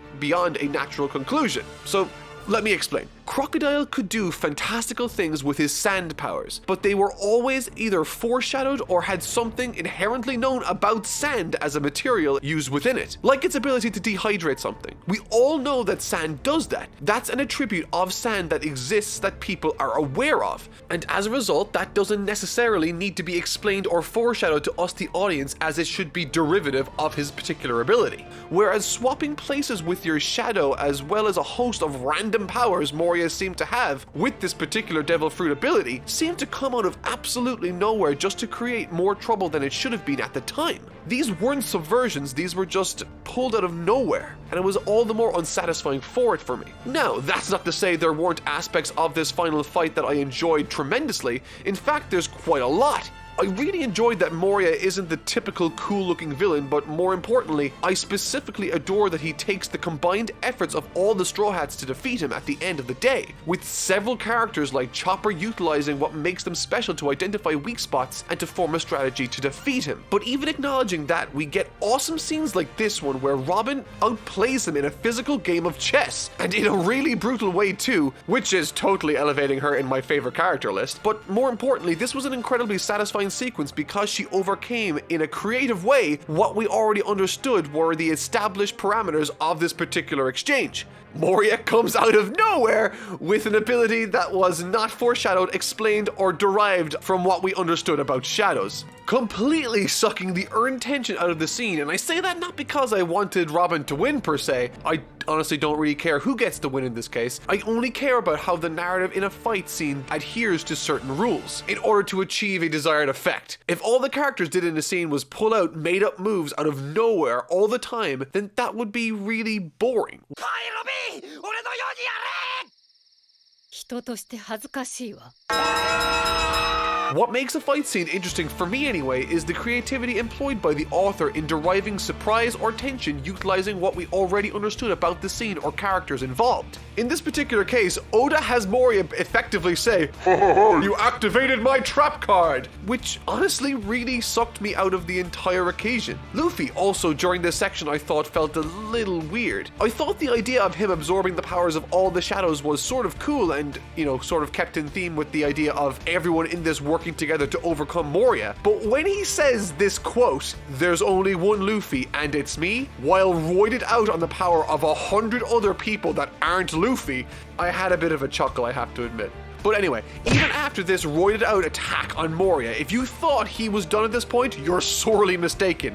Moria gets up after seemingly being defeated for the third time and absorbs the powers of 1,000 shadows, effectively giving himself a tummy ache, defeating himself. But perhaps the most ludicrous part of this entire fight was its ending. Earlier in this arc, it's established that Moria can't simply be defeated for the shadows to all return to the Straw Hats and the other people they were taken from. He needs to voluntarily choose to relinquish these shadows and send them back to their respective owners. And at the end of this arc, he decides that the new world will take care of them and give them everything they deserve. He does this despite the fact that everyone is literally seconds away from being erased. He does this being seconds away from winning. He didn't even need to fight anymore. He could have quite literally done nothing and won, but he didn't. Instead, he chose to give up at literally the last possible second. This is akin to being infinity points up in the NBA Finals with 1 second left on the clock, forfeit the match. That wasn't what I wanted from this occasion. And that pretty much covers everything that I didn't like, really. And to be honest, it felt a little weird to criticize One Piece so continuously, but hey, time for some more peak One Piece that picks up immediately after this. The ending of the arc. Okay, this was friggin' amazing. Like, not at all what I was expecting, especially after the lukewarm finish I experienced with the conclusion of the last fight, but this fight sequence really impressed me. Not because it was particularly flashy, though it did have some of its moments for sure, but because of the character writing that was on display throughout. The development on behalf of the entire Straw Hat crew is abundantly clear. So this Warlord Bartholomew Kuma guy arrives and is just the most intimidating person we've met so far. He's completely no nonsense and all about following the orders of the government. And once his eyes are set on the unconscious Luffy and the Straw Hats, he systematically plows through each and every one of them with little to no effort. Yet in a defiant, brilliant panel, they all defiantly scream that they will never give up on defending their captain. It's a beautiful moment. However, moments later, with absolute ease, he renders each and every one of the Straw Hats unconscious. Well, almost everyone.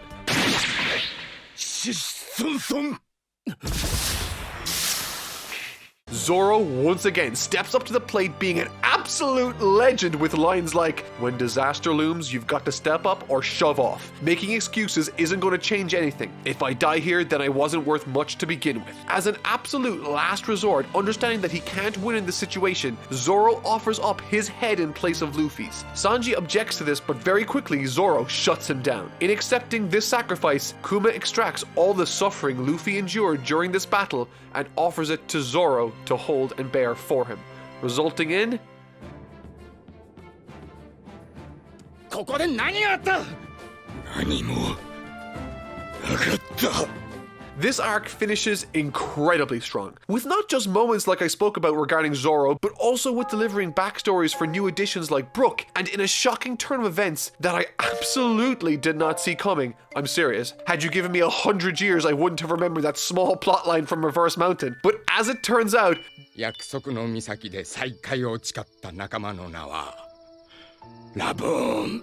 Brook is the last surviving crew member from the Rumber Pirates, the very pirates that befriended Laboon and left him waiting over 50 years ago. This added, for me, much needed complexity to Brook as a character, presenting him as someone that stresses and worries about keeping his afro, not necessarily just because he likes it, but because he's actually aware of it being possibly the only part of him that Laboon himself will remember, along with one other token that left me in tears. There's a beautifully intimate scene at the very end of this arc between Luffy, Brook, and a piano, wherein Brook begins lamenting over his past, what he's lost, and the story of how he got to where he is, communicated through a fittingly haunting rendition of a song by the name of Binks' Sake, sung by him and his crew as they fall away one by one before leaving him alone. It's a beautiful scene that paints Brook as a very lonely soul, feeling isolated and lost in a room filled with people.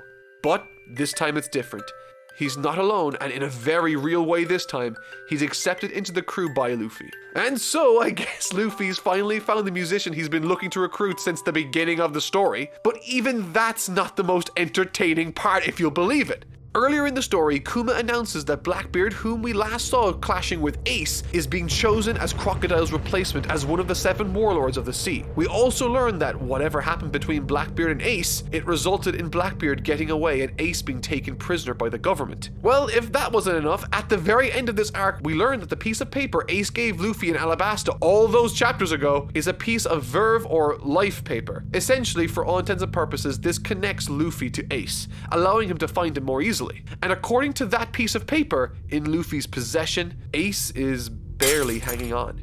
Which is incredibly exciting, sad, but exciting and interesting to hear. So I guess that's where we're going next?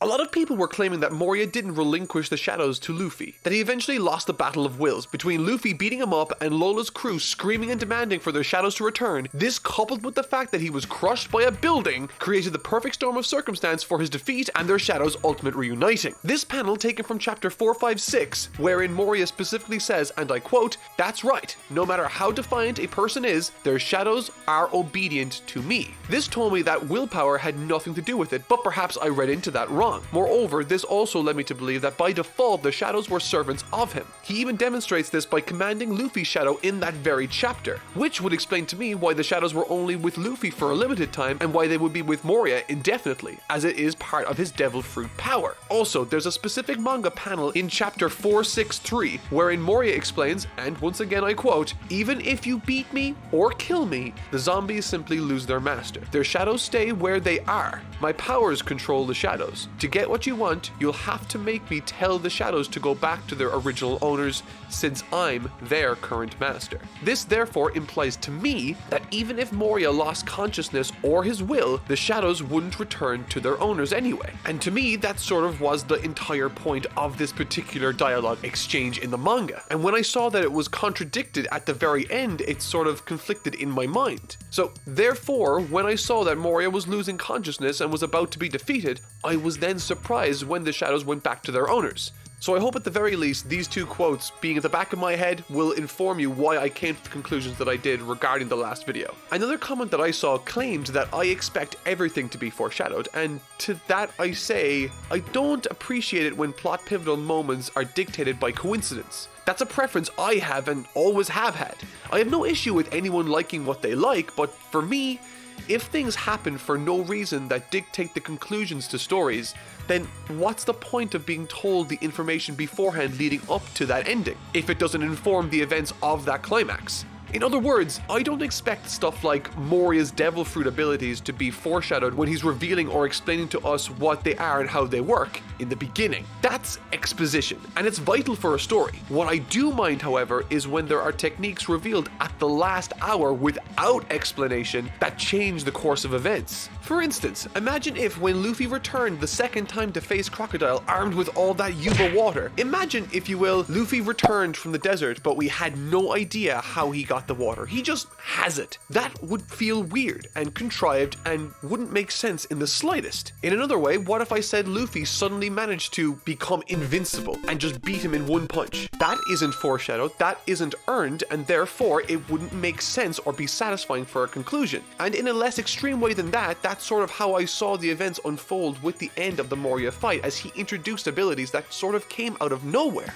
And once again, I need to reiterate this, these are just my opinions, and if you loved what happened in the Moria arc, then I'm sincerely really happy that you exist and love it. I don't want people to dislike anything, I'm just letting you know how I felt about it. And really, I'm not holding One Piece here to some sort of special standard, I'm consistent with this across everything I watch. It just so happens that One Piece is great at not breaking these rules that I enjoy. Something of note, however, that others mentioned time and again in the comments was that Moria was unconscious, and just like Croc and Alabasta, that should be enough for him to relinquish control of the shadows and his subsequent Devil Fruit abilities, which honestly would have been totally fine. I just got caught up in the aforementioned quotes thinking that specifically stated that couldn't happen, but perhaps I misinterpreted that. Now, onward to Archipelago Bubble Place.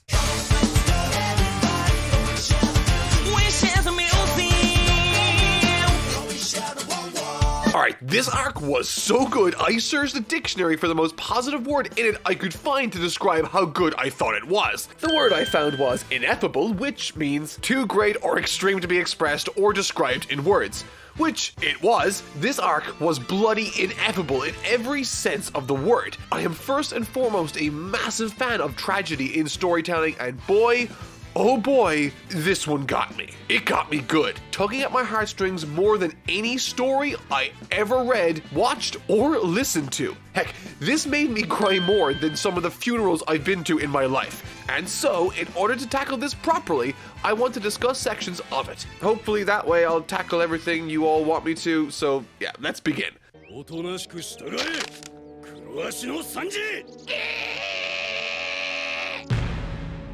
Duval.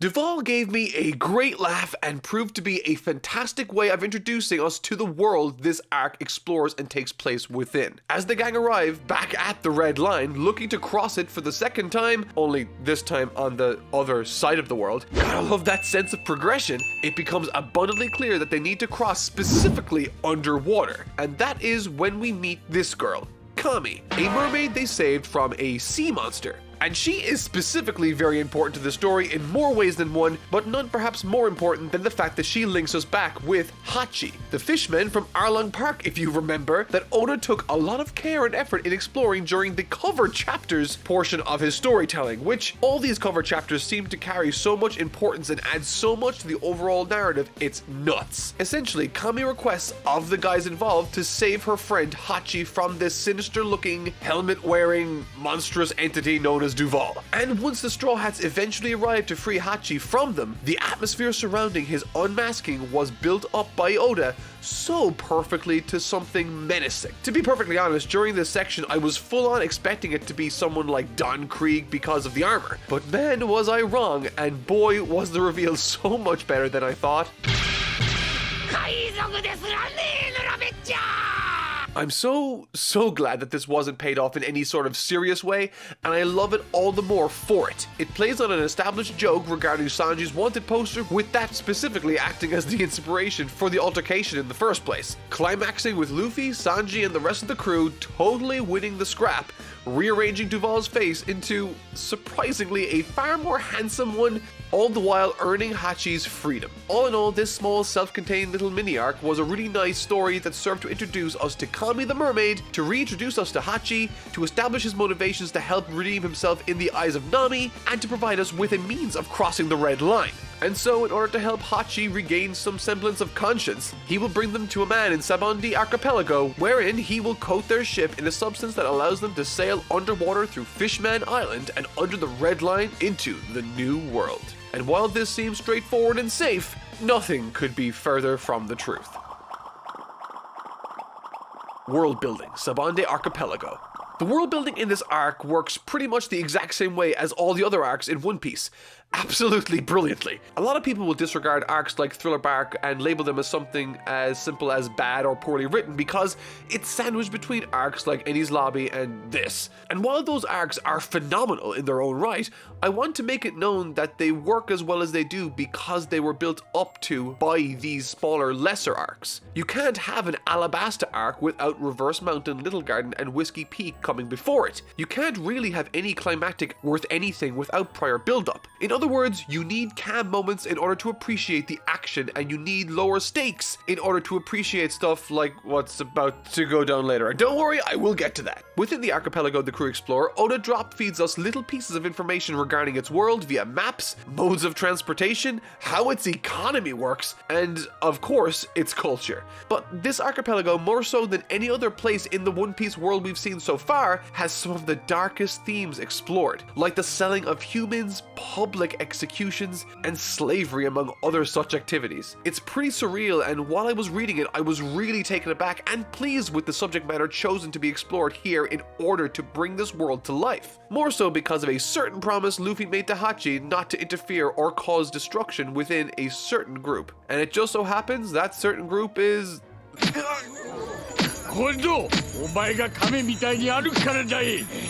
the friggin' worst. These nobles, referred to as celestial dragons by the regular people and themselves, are some of the most insufferable, deplorable, and sickeningly irredeemable characters I've ever come across yet in fiction, let alone One Piece. It's sort of like Oda said to himself, okay, let's think of the worst possible human traits and combine them into one character. Only he didn't do that, and he made a bunch of characters that are all equally awful. And they work so amazingly well to the catalyst of the horrific events that eventually unfold in the story thereafter. These people are revealed to be from a noble lineage. 800 years ago, 20 kings banded together to create the world government, and these celestial dragons are their descendants, unveiled in their opening scene, executing a former pirate for trying to run away from them, trying to run away from slavery, essentially. However, this primarily serves the purpose of informing us of how a certain system of human trafficking within the archipelago works and how slaves are made wear these collars that, if their owner so chooses,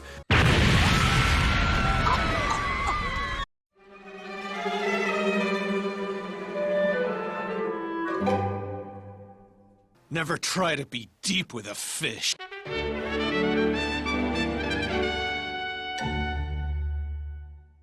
At a later time in this arc, there's this just great scene with Zoro. So this celestial dragon guy arrives to the area, riding a slave, demanding medical personnel to stop helping the wounded and to instead bow before him as he passes. He then, in a classy fashion, demands one of the nurses to be his 13th wife before subsequently banishing wives 1 through 5 because he's, quote, tired of them, and shoots her fiancé in front of her. And this is when I saw Zoro walk up to him. Once again, Oda using dramatic irony wherein we the readers know more than Zoro does in this particular situation, which honestly I adore because it creates anticipation and tension within a scene. We know that this celestial dragon guy has no idea how impossibly powerful Zoro is, and we also know that Zoro has no idea how important it is not to cause waves around these particular tyrants. So, needless to say, immediately and without warning, the tension in the scene shoots up from a 5 to a 10 as the celestial dragon shoots at Zoro, and with ease, Zoro dodges. But out of nowhere, one of the big bounties in the area pulls him to the side and plays off the encounter as if Zoro is dead to get them off his trail. She sort of reprimands him for his behavior and reminds him that this isn't the right thing to do, but Zoro sort of ignores this and takes the injured fiancé to get medical attention. In this scene, it's great to see that Zoro is a really good person, despite not necessarily touting himself as one. It's a great character moment, and what's more is that, once again, it gets over that these celestial dragon characters are the scum of the earth and don't deserve the air we all breathe, and certainly not the elitist bubbled air they breathe. They are certainly not powerful. And actually, speaking of powerful, that reminds me. As it happens, the archipelago of the Straw Hats are currently searching around looking for this guy that can coat their ship with this awesome substance, also is a popular spot for those that made their journey across the Grand Line their own way before they move on to the New World. And as it happens, all of the other young pirates that made a name for themselves across the Grand Line through various different sailing routes are all on the archipelago too at the same time. Including Luffy and Zoro, there are 11 people in total having bounties higher than 100 million berries on the archipelago archipelago right now, and with one in particular having a higher bounty than even Luffy, which makes things all sorts of interesting. And within an entire chapter, Oda takes the time to introduce each of these fine upstanding criminals to us along with their bounty numbers. So I guess these will be mainstays in the series moving forward, question mark? The introduction of these new pirate characters, the presentation and scenes depicting the celestial dragons, and the boisterous enthusiasm Luffy tackles every subsequent situation with, serve to paint for me an intensely set of interesting parameters for the story already to operate within. But that is ignoring the single most important aspect of what made the story so tense and phenomenal for me. They are right next to the World Naval HQ. So if anything arises that needs to be addressed, they will most definitely come raining down on Luffy and his friends. So with all of these pieces in play, the story takes a turn into something interesting and awful, starting with Kami the Mermaid's kidnapping. I haven't touched on this much yet, but a key aspect that added a ton of tension in this arc for me was the underlying secrecy Hachi and Kami were forced to operate under. Apparently their kind isn't welcome in the archipelago, and moreover, mermaids, being notoriously difficult to catch as well as being incredibly rare, are one of the most sought after specimens during these human trafficking auctions, which on its own is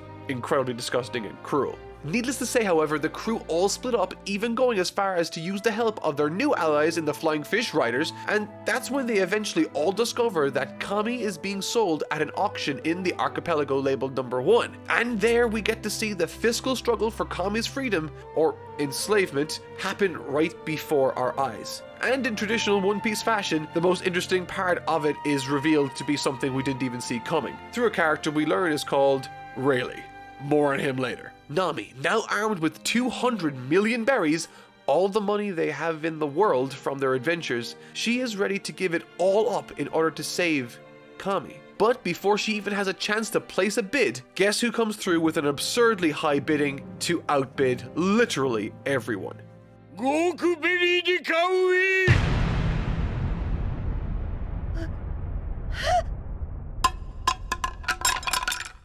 Yeah, I know. And what's more is that during this scene we also get to see Law and Kid, two guys we were introduced to as part of the 11 bounties higher than 100 million present on the archipelago, with Kid being the one that has the highest bounty. Both of these characters' presence offer something interesting to the occasion in terms of personality, but they also sport some of the best sleek character designs I've seen come out of this series in a long time.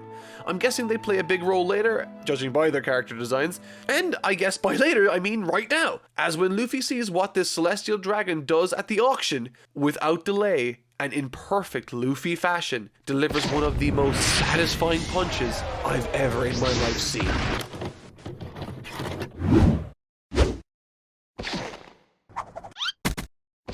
I don't think I've ever wanted a character to be punched more than I wanted Luffy to punch this bratty moron celestial dragon character. And it's in this moment I realized how unbelievably thankful I was for how the Navy is represented in this story, because it's utterly brilliant for pacing. We all knew that when Luffy was told not to react to these celestial folks that he eventually would inevitably interact and start causing a big deal. Specifically because we have it at the back of our heads that we gotta remain composed and out of trouble to avoid the Navy. And funnily enough, thinking back to my thoughts at the beginning of this series, I was so scared that the Navy was going to be a Team Rocket type organization, because towards the start of the story they didn't really show their hand and what they were capable of. And the very fact that the Navy is a massively imposing force in these oceans of One Piece helps the story on so many levels in creating great, wonderful tension. This is where Oda starts to drive this story a little more dangerously, flirting with tension even more and driving the story in a way that makes me go,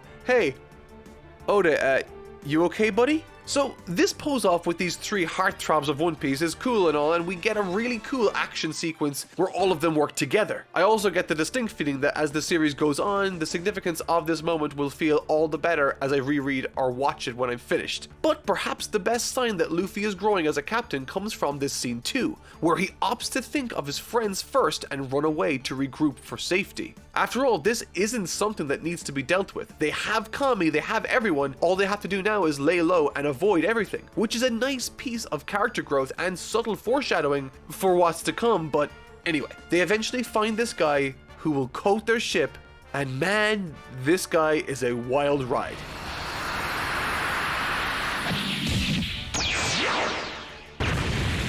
Rayleigh.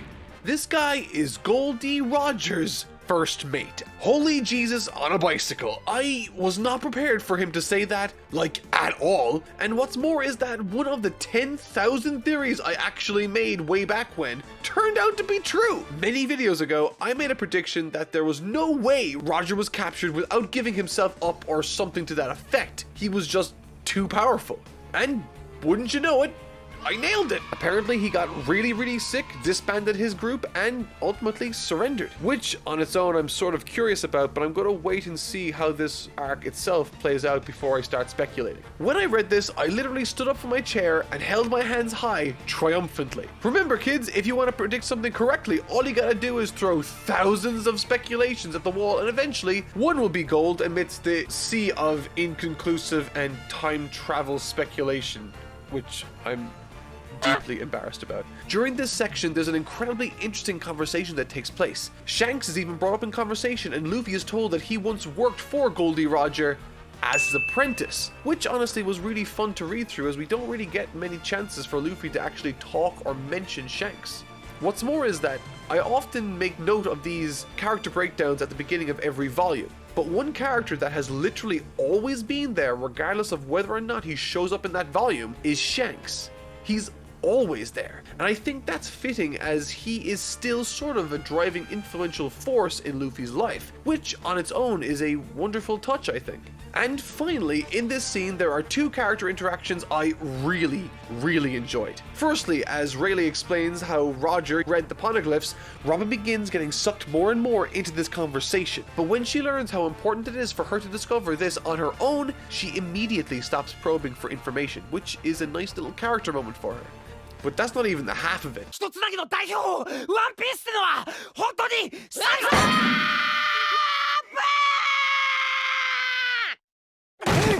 When Usopp asks this guy, Rayleigh, to tell him about where the One Piece might be or where he thinks it is, Luffy demanded not to know what he knows about the location of the One Piece treasure. Which on its own is a really metal thing to say, but also perfectly in line and full of character for someone like Luffy to say. If anyone were to stumble in on you watching this episode, or to pick up the manga at this particular chapter without any context, they would still get a fantastic idea of who Luffy really is based on this one decision. But moreover, during this arc, a few things caught my attention as worth keeping in mind to think about. It's let known to us that Ace is up for execution, which, I mean, if that happened, would mean all-out war with Whitebeard and his forces. I guess this is perhaps what Shanks was trying to prevent when he met with Whitebeard earlier. And I think, if anything, this circumstance that Ace now finds himself in reinforces the notion that no one is truly safe in this world. When we first saw Ace, he was this calm, collected, fun-loving, incredibly impressive, and supremely powerful person. One that quite literally outshines Luffy in every way by his own admission, even as a child when he himself didn't have Devil Fruit powers. And so, now that he finds himself in the circumstance he's in, while I read this, I thought, man, I wonder what Luffy has in store for him if something like that can happen to Ace. And boy, was I not ready for what was to come next.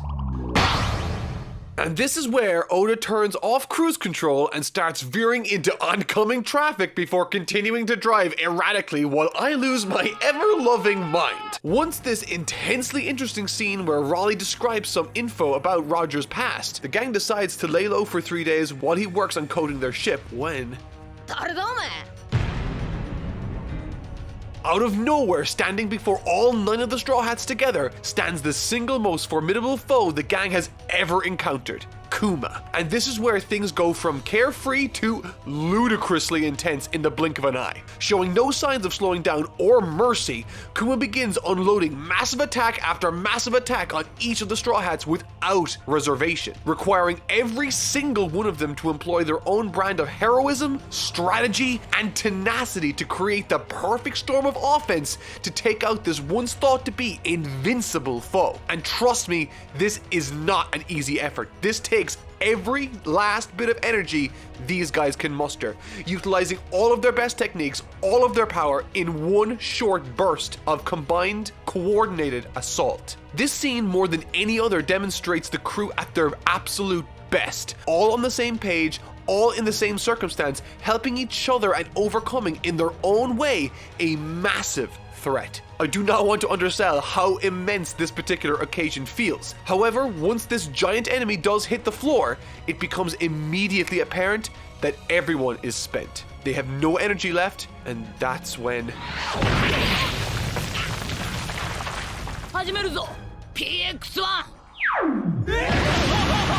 Things have now gone from a bad situation to a dire one, as we now know that the only option the crew have is to run away, which, as it turns out, isn't a good one. All this time, Luffy has been screaming the order for them to try and escape, and as his friends get taken away from him, one after the other, he starts taking more and more desperate attempts to save them. But as the last one vanishes right from before his eyes, he falls to his knees weeping. This tiny section of this small scene got me more than any other chapter or scene in the entire series so far. Watching this character, who is described quite literally in the front of every volume as someone with boundless optimism, to see this poor character crushed by loss and circumstance before being erased too, broke me in a way I wasn't even remotely prepared for. This arc forces you to cope and accept the situation's worsening atmosphere in a natural but uncomfortably fast way that places you, or at least tries to place you, in the same frantic, desperate feeling the character feels. And this is achieved not just in the escalating action and violence, but in the literal plot being erased from right before our eyes. Every single character in this Straw Hat crew has had their own individual story in this series. Zoro and Luffy in Romance Dawn, Nami in Orange Town, Usopp in Syrup Village, Sanji in Baratie, Chopper in Drum Island, Robin in Alabasta, Frankie in Water 7, and Brook in Thriller Bark. Remove these characters and it quite literally sucks the character and purpose out of this world. We've known these characters for the exact same amount of time as Luffy. We have the same connection to them as he does, which puts us in a unique position wherein we as readers can judge Luffy's orders and read into them what they might mean to him and us. I care about all of them, and the truly terrifying aspect and part of this entire scene was, I don't think I would have made a single different decision than what Luffy did. Which just reinforces this sense of desperation we feel as readers so palpably when Robin finally vanishes before Luffy's eyes.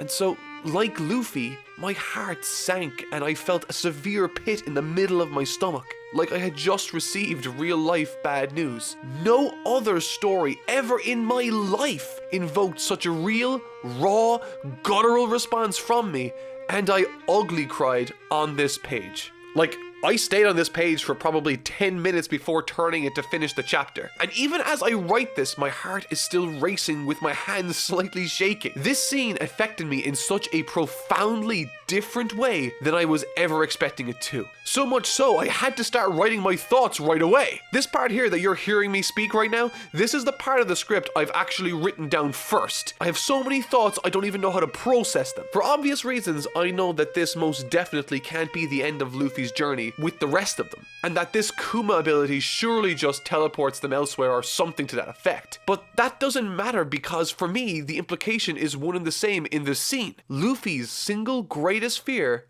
has been realized. He wasn't able to save any of them from the dangers of the Grand Line. All of them had to go away. And he was powerless to do anything about it.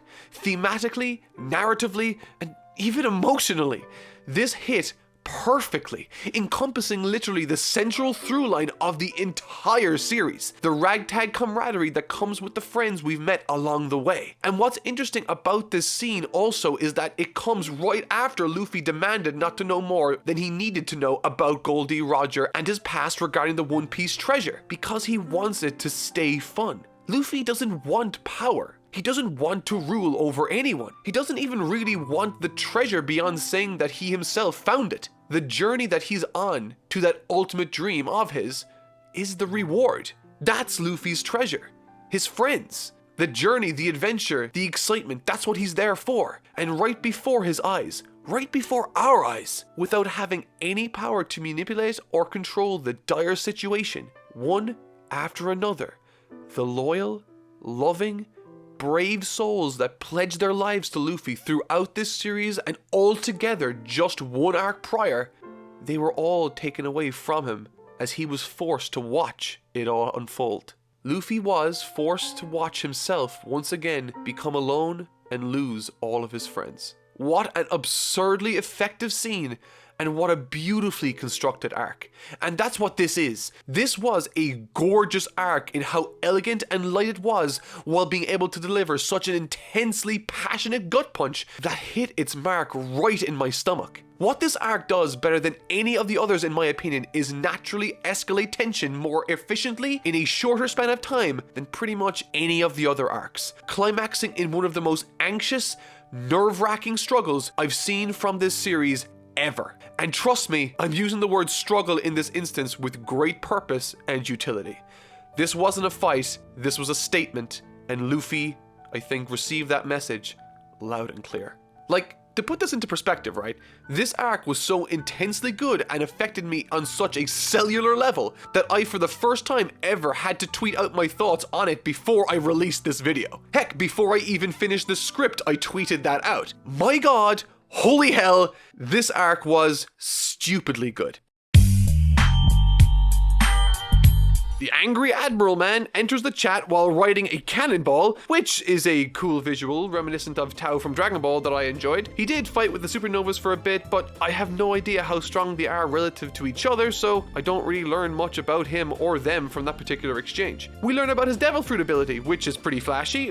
Both he and Aokiji seem to share a personality trait of being quite nonchalant, which does well to establish a certain confident presence. As for the supernovas, at this point in the story, they are only just being introduced. If they become something significant in the future, I'll mention them then, but until such time they directly influence the story beyond showing up and fighting, I'll be sure to discuss them in more detail. I mean, for instance, when I met Blackbeard for the very first time, I almost didn't mention him in my script, and it's like that by design. Oda as a writer plants tons of seeds as he writes the One Piece story, and I recognize that Kizaru is an admiral and that the supernovas are significant. If certain characters don't impact the story enough or strike my fancy as much as I want them to, then I just won't talk about them, and it's nothing to do with the character, it's just that I don't have anything to say necessarily about them in that moment. But if they show up later, I will be sure to mention them then.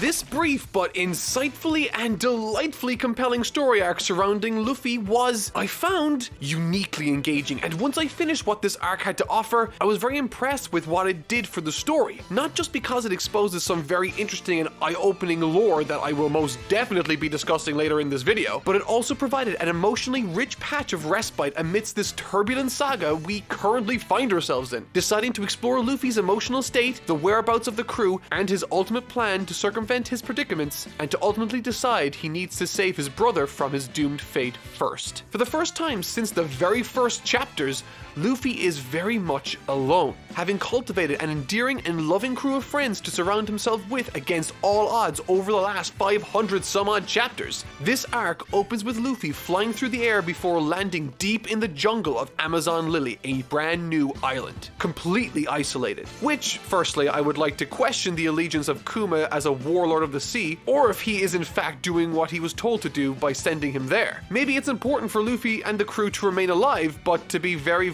separate. But anyway, back to the story at hand. It's in these first opening chapters and challenges that Luffy is presented with on this unfamiliar island that we, or at least I, got a very different feeling while going through it. There's a sort of off-balance and desperate feeling that paints Luffy's every effort. And that's one of the strongest attributes this arc has working in its favor, its goal. This story acts as an immediate continuation to the horrific events that took place in the archipelago a mere chapter ago, and follows Luffy as he tries to find and regroup with his crew with an incredibly lonely air to the occasion towards the beginning. And the notion of being able to regroup with his friends is made all the more possible due to one fantastic mechanic being brought back to light: the life papers in his possession. Radius points back towards the archipelago and Ace's directly towards his location in Impel Down. Right off the bat, we are made aware of the dilemma Luffy faces. Quite literally, he needs to choose which path to follow, and while initially it's obvious, as he at this point doesn't see the urgency to help out his brother Ace, but as the story progresses, it becomes abundantly clear that he can't follow the path that leads him back to his friends just yet, but instead needs to deal with his family. And it's down this path through both this arc, Amazon Lily, and Impel Down thereafter, that we begin learning more and more about Luffy's family and his past. But I'm getting a little ahead of myself here. In trying to formulate a plan in order to get back to civilization and ultimately the crew at the archipelago, we see Luffy incapacitate himself by eating the wrong sort of mushroom, leading him to be discovered by a group of women native to this island. They bring him back to their village thinking that he too was a woman. However, once they remove the last mushroom from his body, to their surprise,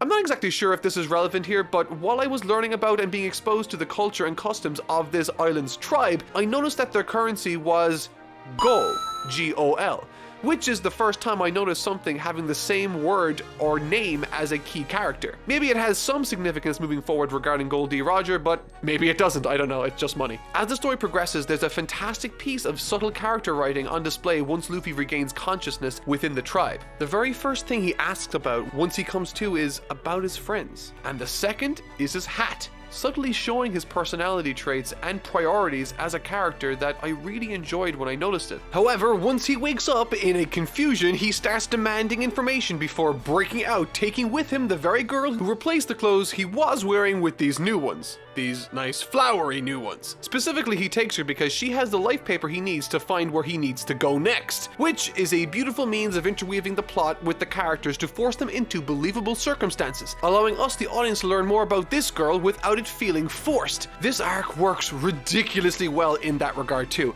The motivations, decisions, and interactions that take place therein feel so perfect and real, and I think that's because there are so few things to keep track of in this arc when you compare it to all the rest, with Luffy for the most part being the only character that was known of before going into this. And you'd be forgiven for thinking that this would mean that this arc would feel like a sort of filler in a lot of aspects, but it really isn't, and I can't stress that enough. This is one of the best setup arcs in the entire series, and during these innocent interactions between Luffy and this girl, Luffy learns of Ace's fate, and she learns that Luffy isn't anyone to be scared of or wary of anymore. She informs Luffy of the location Ace now finds himself in, how the island they are on is within the Cam Belt surrounded by Neptunians, and that one of the only ways off the island is on a particular ship.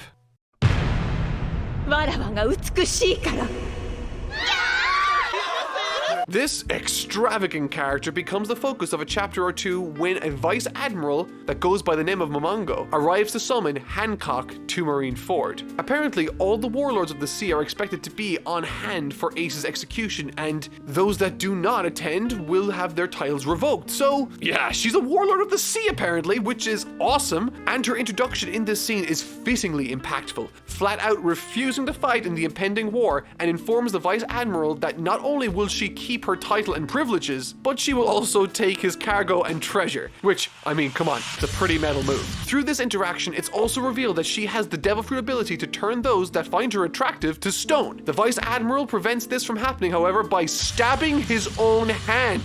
Getting major Chad vibes from this dude, but gives her just 2 days, and after that, if she doesn't comply, her titles and position will be revoked. In the meantime, however, he will wait in the harbor. Essentially, for all intents and purposes, Boa Hancock is the leader of this island of women, and along with her two sisters, they are seen as the three higher-ups of this civilization. And if Luffy wants to get off this rock, he needs her ship and help, which leads to a funny character moment for Luffy, wherein he climbs to the top of the tallest building because, and I quote, "That's where important people are," before falling through the roof into the bath chamber of Hancock, where he gets a glimpse of her back. And I should also explain that no one can see her back due to the apparent presence of a Gorgon's eye that would turn those that do see it to stone immediately. But interestingly, Luffy recognizes it, and it's not a Gorgon's eye. However, in all of this confusion and shock, Hancock tries to turn him to stone, but it has zero effect on Luffy, which is a fun bit of character writing because he doesn't find her attractive at all, unlike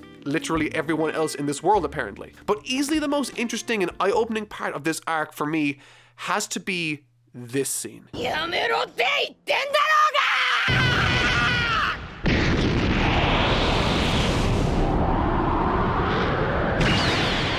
This changes everything. Haki has been hinted at throughout this series, but what Luffy demonstrated here, shutting down a crowd of people, is something I've only seen with Shanks before.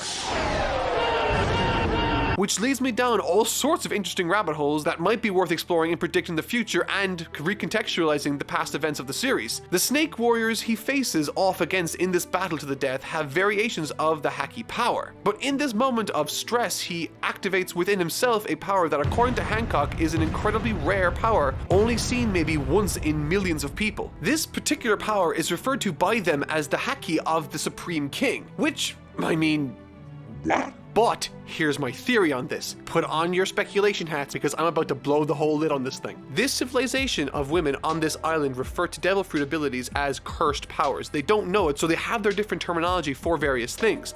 What if the Haki of the Supreme King is actually King of the Pirates? And what if Goldie Roger had this exact same ability or trait that we're not necessarily aware of yet? Regardless, what makes this interesting is that it perhaps gives reason as to why Shanks found himself hanging around Luffy for years and years. Maybe Goldie Roger knew that Luffy would be important to protect.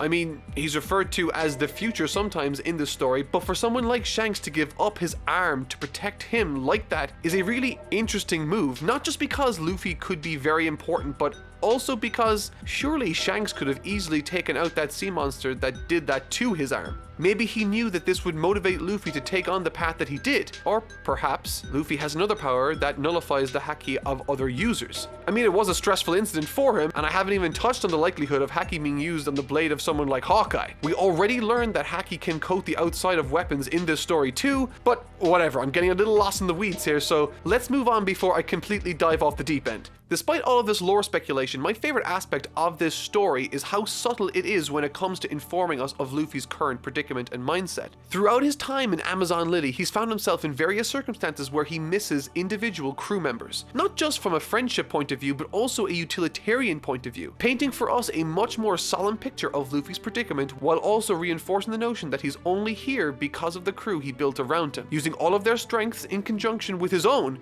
to get where they did today. And so while stumbling and bouncing around from place to place in Amazon Lily, he finds himself eating bad food that Sanji could have prevented. He finds himself failing to build a means of sailing away that Frankie could have provided. He realizes that even if he did sail away, he'd have no chance of finding where he needs to go because Nami's navigation is something that he cannot do himself. And even when faced with hurt or injured friends in this story, he makes mention that Chopper would be invaluable in this instance. These are really nice bits of subtle emotional writing that keeps the crew at the forefront of our minds and puts into perspective for us how much they mean for him and the story. And speaking of emotional, this story packed a few of those too. For such a short tale, it does well in establishing characters to care about while hinging it all on our appreciation for Luffy as a character. For instance, the main point of contention in this arc comes as Luffy fights the two Snake sisters after Hancock turned Luffy's friend and the other two tribeswomen to stone after they vouched for him and his good intentions. And so once Luffy wins the fight,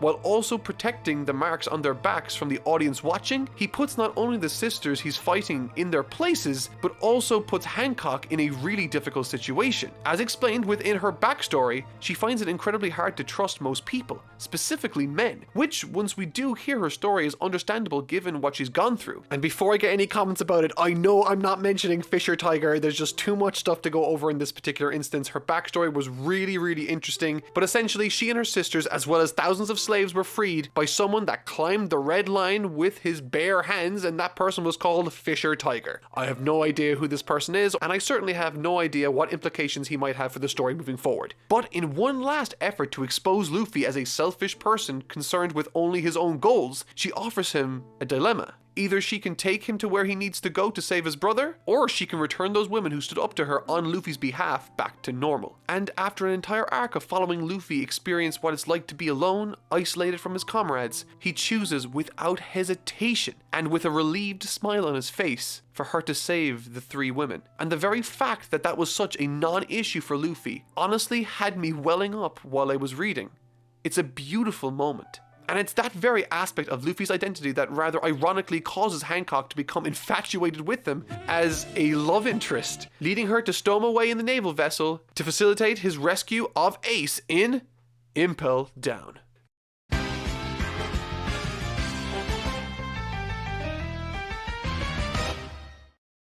So tell me, does he give you nice doggy biscuits when he wants you to play fetch? And you, all bark, no bite.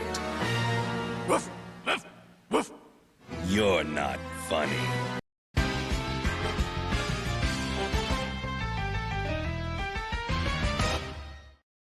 This is probably the most narratively dense arc in per volumes read, but despite this, it's actually an incredibly simple story filled to bursting with character, compelling team-ups, and a very real sense of tension and dread that builds up until the very end, wherein it meets a very satisfying crescendo. But not the main crescendo, that's next week. But as I said, this arc is incredibly dense and detailed, so in order to protect my sanity, I've decided to split it up into 4 sections. So let's get it. Section 1, getting to Ace. For all intents and purposes, the Impel Down arc of One Piece is a fully realized prison break story, during which Oda, as per the usual, establishes the area by way of maps, careful scene selection, and brute force. And what I mean by brute force is, Luffy ends up causing so much trouble in this damn building that everything gets thrown at him. And of course, those he accumulates to his side during this jailbreak. And trust me, by the time this arc is over, you'll be able to draw a detailed image of this place with 99% accuracy without even popping a reference. Well, maybe that's a little bit of an exaggeration, but the point still stands.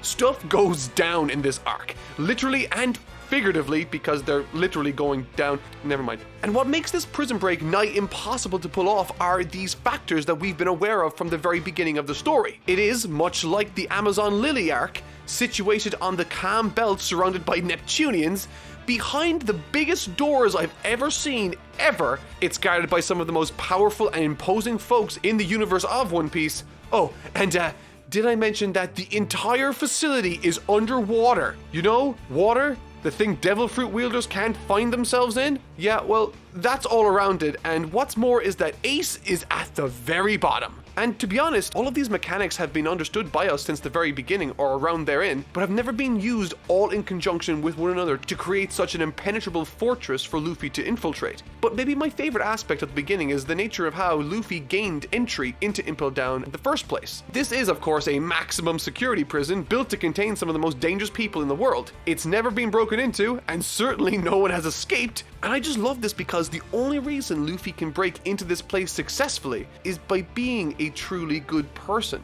He was a truly good person to Hancock, convincing her to escort him by way giving him entrance to the building in the first place. The prison is for dangerous and evil people. Luffy is neither of those things. I love that someone with those qualities created the very first blemish in the facility's history. And once he separates from Hancock, Luffy begins what ends up being one of the most physically taxing, and actually no, scratch that. This is 100% the most physically taxing experience he has ever had to deal with since the story began, discovering that the facility is multi-layered, with each subsequent deeper layer housing more and more dangerous personnel with increasingly harsh qualities. For instance, level 1 has a forest made entirely of pointy things, while lower levels have, well, pretty much hell, which, you know, not ideal. But as it happens, on his way through all of these floors, he meets quite a few faces from the past to help him in his endeavor. On level 1, Luffy hooks up with, and get this, Buggy the frigging Clown, which was so cool to see, and to be honest, it offered a lot in the way of comedy. With this panel having me in stitches while reading, I'll let you be the ones to read that if you want, but I just loved it. And that joke only works now because we understand how small of a player Buggy is in the grand scheme of things. Or is he? And after each subsequent level they reach, more and more faces from the past rear their heads to join his cause, with level 1 and 2 offering up Buggy, as I said, and Mr. 3, if you'll believe it. And it's in these scenes with Luffy, Mr. 3, and Buggy that some of the best comedic moments are on display. Buggy had the intention of only taking Luffy as far as the entrance in exchange for an important armband that Nami gave him, but no matter what Buggy and ultimately Mr. 3 do, they always find themselves unintentionally following Luffy down through the depths, deeper and deeper and deeper, as Luffy plunges himself further and further into the hellish chambers of this increasingly more dangerous Impel Down, coming face to face with tons of security and Blueberry, not to mention the roaming beasts and the warden of the facility, but more on him later. First, we got to see this guy. Oh, come on.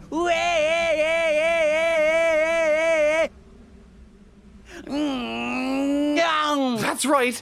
It's time for One Piece's best boy, the charming, the beautiful Bon Clay. And to be honest, this section of the story had ingenious uses for Buggy, Mr. 3, and of course, Bon Clay, both comedically and narratively, providing so much entertainment and substance to the overall story, creating along the way a very different and unique team for Luffy to surround himself with, which again only happens because of who Luffy is as a character. Because of who Luffy is, all of these one-time enemies find themselves either having to or wanting to follow his lead, which on its own is a nice touch, but because we've already spent so much time with the established Straw Hat cast, it's a nice change of pace seeing how all of these new powers bounce off each other through the various imposing and intense challenges that Impel Down provides them, with curious moments where Luffy's haki might have even been used a number of times against animals in the building. So much is happening, I don't even know how to contain myself or process it. Oh, and they take down a Minotaur that looks kind of like a cow too. But no battle was more imposing or brutal than Luffy's battle with Warden Magellan on level 4.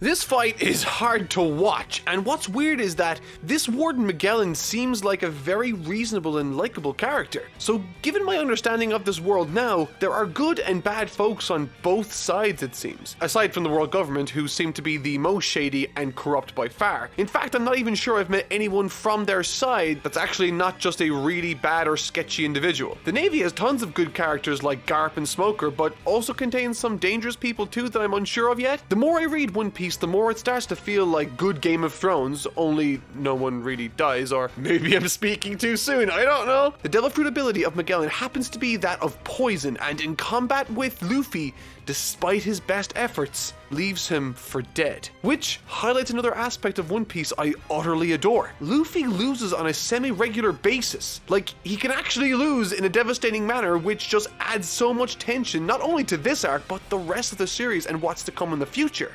Ace's situation. For the most part, Ace hasn't played a massive role in the main story until this saga. Instead, he sort of appeared sporadically throughout the manga during specific key instances wherein he acted as a measuring stick for Luffy, an incredibly flashy character, and a component that served to remind me that all of the characters involved in the story are active during and after their time on screen or in the main narrative. But as soon as Blackbeard apprehended him and turned him in to become a warlord of the sea, Ace has become a much more important character in the story, one that now acts and main goal of the plot. And to be honest, Ace is a character right now I don't really know too much about yet, but what I do love about him is what he means as being a plot device. He is the perfect intersection of all the main parties involved in this epic power struggle for supremacy over the oceans. There's the Navy that have him in shackles and have a vested interest in taking him down. There are the revolutionaries led by his father, Monkey D. Dragon, and of course Whitebeard, whom he worked under for a very long time. And because of him acting as a point of interest for all of these individual parties,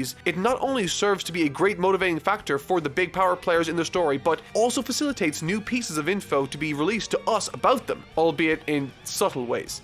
There's a rather interesting and somewhat illuminating scene between Ace and his grandfather Garp, as Ace himself lies shackled in a maximum security holding cell. In that, Ace reveals that he's both aware of and resents his father, which is interesting as Luffy doesn't seem to hold any grudge and by all accounts doesn't even remember what he looks like. But perhaps the most interesting aspect of this exchange comes when Garp tries to explain to Ace that his father had his reasons, which makes me question Garp's allegiance to the Navy. That's sort of a weird thing for someone in his position to say, I would think. He already shouldn't be where he is talking to Ace, but here we are. It's a really interesting turn of events, and we still have no idea who Luffy and Ace's mother was or is. And all of this serves pretty much to once again bring the situation to the forefront. All the Straw Hats are scattered across the world, and the war seems to be imminent. And what's more is, much later in the story, we learn what other detainees are held alongside Ace. There are 3 of note, and they are Shiryu and Jinbei. Croc, I think it goes without saying, I was already very familiar with, and it's cool to see him again. Apparently he's still very driven, and once he finds out about all the mobilization, he makes it known that he wants to kill Whitebeard too.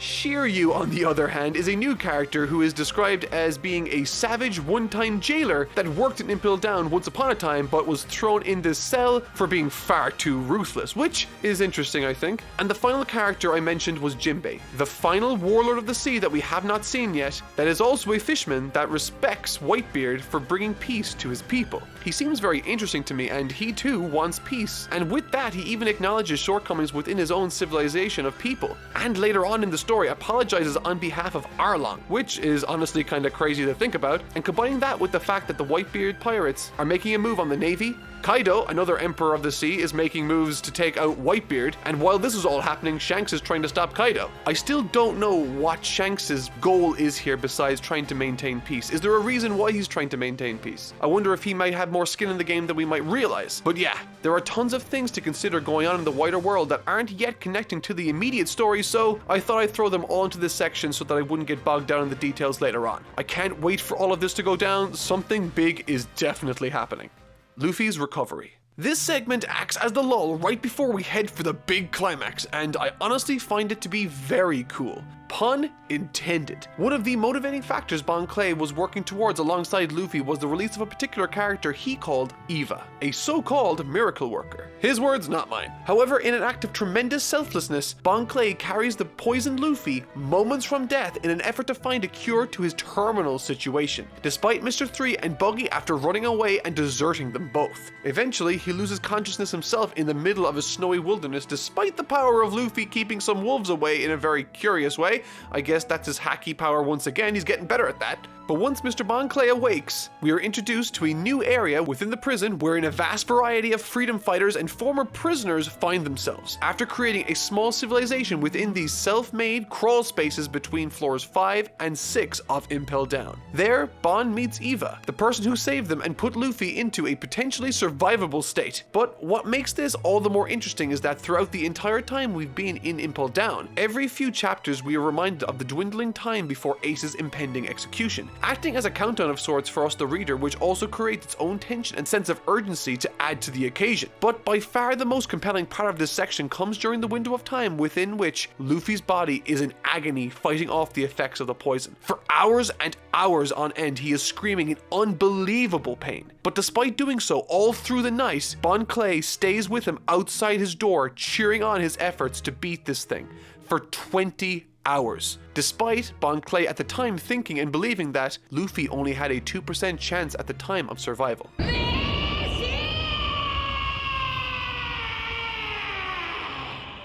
But in typical Luffy fashion, he beats the poison in record time, devours an absurd amount of food, and is ready to go. Well, not really. This emergency treatment required Luffy to take 10 years off of his life, which just makes me all sorts of anxious. And even after expelling all the poison from his body and eating an ungodly amount of food, he still is incredibly fatigued. However, once again, thankfully, Eva increased adrenaline. Only once it wears off in 24 hours, he will crash hard. So, looking forward to that. But I think the takeaway from this scene is just how much of an awesome character and all-around great guy Bon Clay is. But anyway, bottom line, get Ace out, we still have some time. Luffy.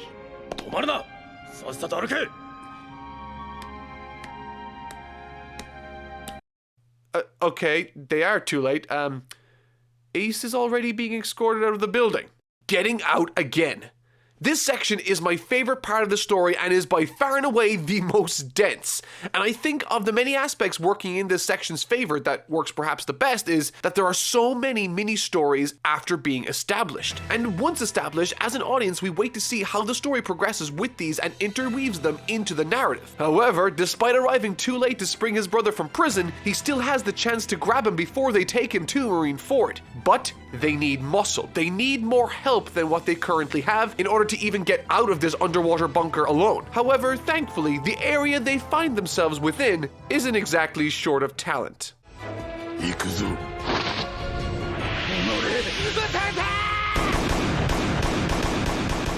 I can't tell you how cool it was watching Croc fight alongside Luffy. And I friggin' love how nonchalant he is pretty much about everything he does. Also, where does he get these cigars? Never mind. And while the epic action is happening with Team Luffy, as they barge their way through the various floors in the compound, Shiryu, the dangerous and corrupt jailer from before, gets the attention of one of the officers in the prison and convinces them to let him go, to let him help them to regain control of the facility. Naturally, they oblige, but okay. This bit is brilliant. So, you know the way Bon Clay and Luffy had their own little troubles to deal with for the last 20 some odd hours? Well, in typical Oda fashion, both Mr. 3 and Buggy had their very own little adventure off screen where they managed to sneak up to floor 2 using their combined powers and teamwork. And while on their way through the various levels, they had been freeing prisoners in an attempt to cause enough of a distraction to escape themselves. However, as they continue to free prisoners, Buggy manages to accumulate a massive following, which again is just super funny. And this is where something super interesting happens. So, as it happens, despite all the warlords supposedly being ordered to be at Marineford, Blackbeard is missing when suddenly, as Luffy is holding off and trying to defeat one of the officers of the prison on level 4, out of nowhere cuts in Blackbeard, wiping everyone out. Blackbeard pretty much fills Luffy in on what he's done to his brother, causing Luffy to land a massive hit on the pirate, leading Blackbeard to remark that he's stronger than he thought and that his haki is stronger than it was last time too. Which means that Blackbeard can sense haki and the strength of its users despite folks like Hancock being taken aback when Luffy demonstrated his haki power. This is interesting. But what makes this interesting to me is that becoming a warlord of the sea was important to Blackbeard before, yet coming here I would think means that he forfeits that title. So why is it okay or important to forfeit the title in this instance? Perhaps it's something warlords are privy to that others aren't, maybe, that he already saw and doesn't need to see anymore. Shiryu seems to be also in on it too. I mean, he did let Blackbeard slip right by him at the top floor. Regardless, something big is happening here and Blackbeard says as much, stating that in a few hours they are going to, and I quote, put on a show that will shake the world. And with that, he walks past the young pirate. He is not after Luffy in this instance. I have no idea what he's doing, but I am interested. As the story progresses through some amazing teamwork combining the powers of the Wax Fruit with Luffy's abilities for both defensive and offensive purposes, it created a stunning action sequence and a fantastic redemption moment for Mr. 3. But all is still not well, as despite reaching the top of Impel Down, and even after Jinbei uses his abilities to get them into the ship, they still have no means of escape, as once again, the massive gate won't open unless switched open from within the facility.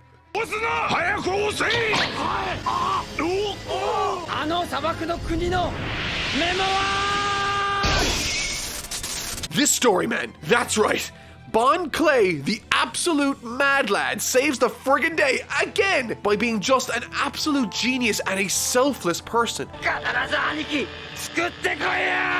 I really can't undersell just how ridiculously fun this climax was. From the teamwork to the commandeering of ships to even whale sharks summoned by Jinbei. All the while having to think in the back of our heads that Blackbeard is after being taken out by this poison guy, which apparently is okay to him. What? And also the poison Magellan guy is on his way up to stop them in their tracks before they leave there and then now. It was a stunning masterclass in writing, ending with a very bittersweet finish as Bon Clay sacrifices himself to let them run free. And that's when we see this. There's not much time left. You know, before I started reading One Piece, I mentioned that one of the only aspects of the story that I knew about before diving in was the One Piece treasure itself. And like many of you, I would imagine, I was incredibly worried that the treasure would be something like the friends they made along the way or something. But given the journey we've been on with the characters in this series, I almost wouldn't mind if it was. And that's how good Oda is. His story is so good, I actually feel like he's earned the ending of the friends they made along the way was the treasure. And I can already hear you typing down below, I know that isn't the One Piece treasure itself, I'm just saying. I'm very aware that Oda cleared that up himself a long time ago. But more importantly, this arc was not only a stellar adventure driven by emotion and tension unlike any I've ever read before, but it very much also served as a platform for Oda to show us all how ridiculously meticulous and careful with his storytelling he can be, and often is. With very few plot points, encounters, and reveals happening just because Oda thought it looked cool, and even less are unearned. And with this adventure through Amazon Lily and Impel Down, two story arcs that hinge heavily on our emotional connection to the Straw Hats and our dedication in keeping up with the secondary story threads, in the hands of a lesser or even standard storyteller, the events I discussed in this video would not only have felt contrived, but also boring and lifeless. It's difficult to try to convey just how impossible these sort of arcs are or should have been to pull off, with 90% of the main cast literally absent, and with the vast majority of encounters depending on the reader's dedication or willingness to accept new characters into the fold. Amazon Lily and Impel Down stand for me as monuments to the best manga story I've ever in my life read through.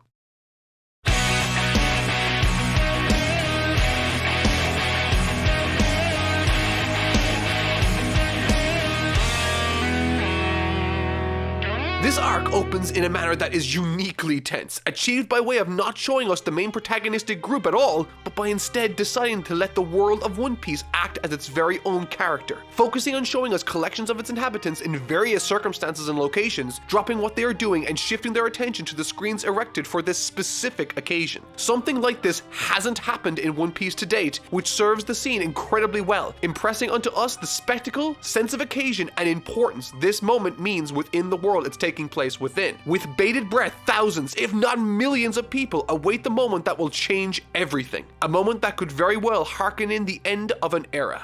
The execution of Fire Fist Ace.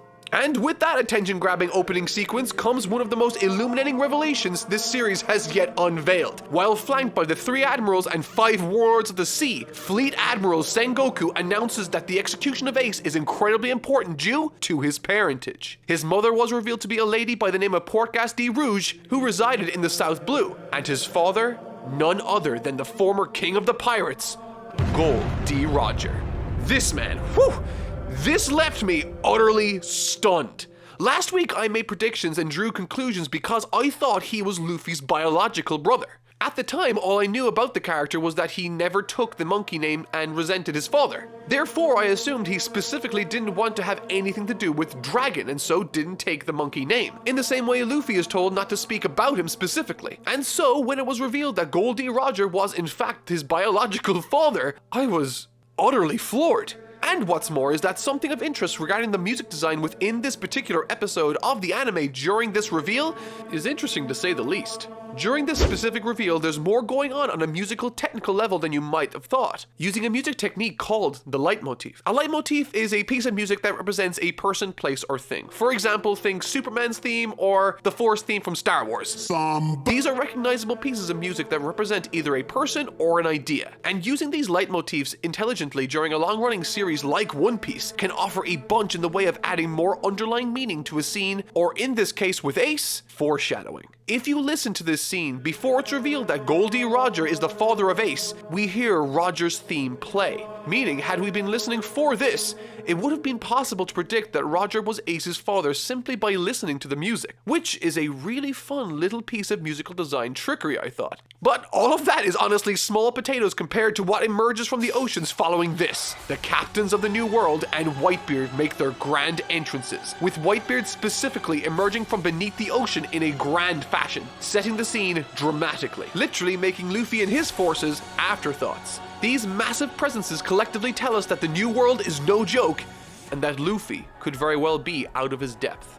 Ace's flashback.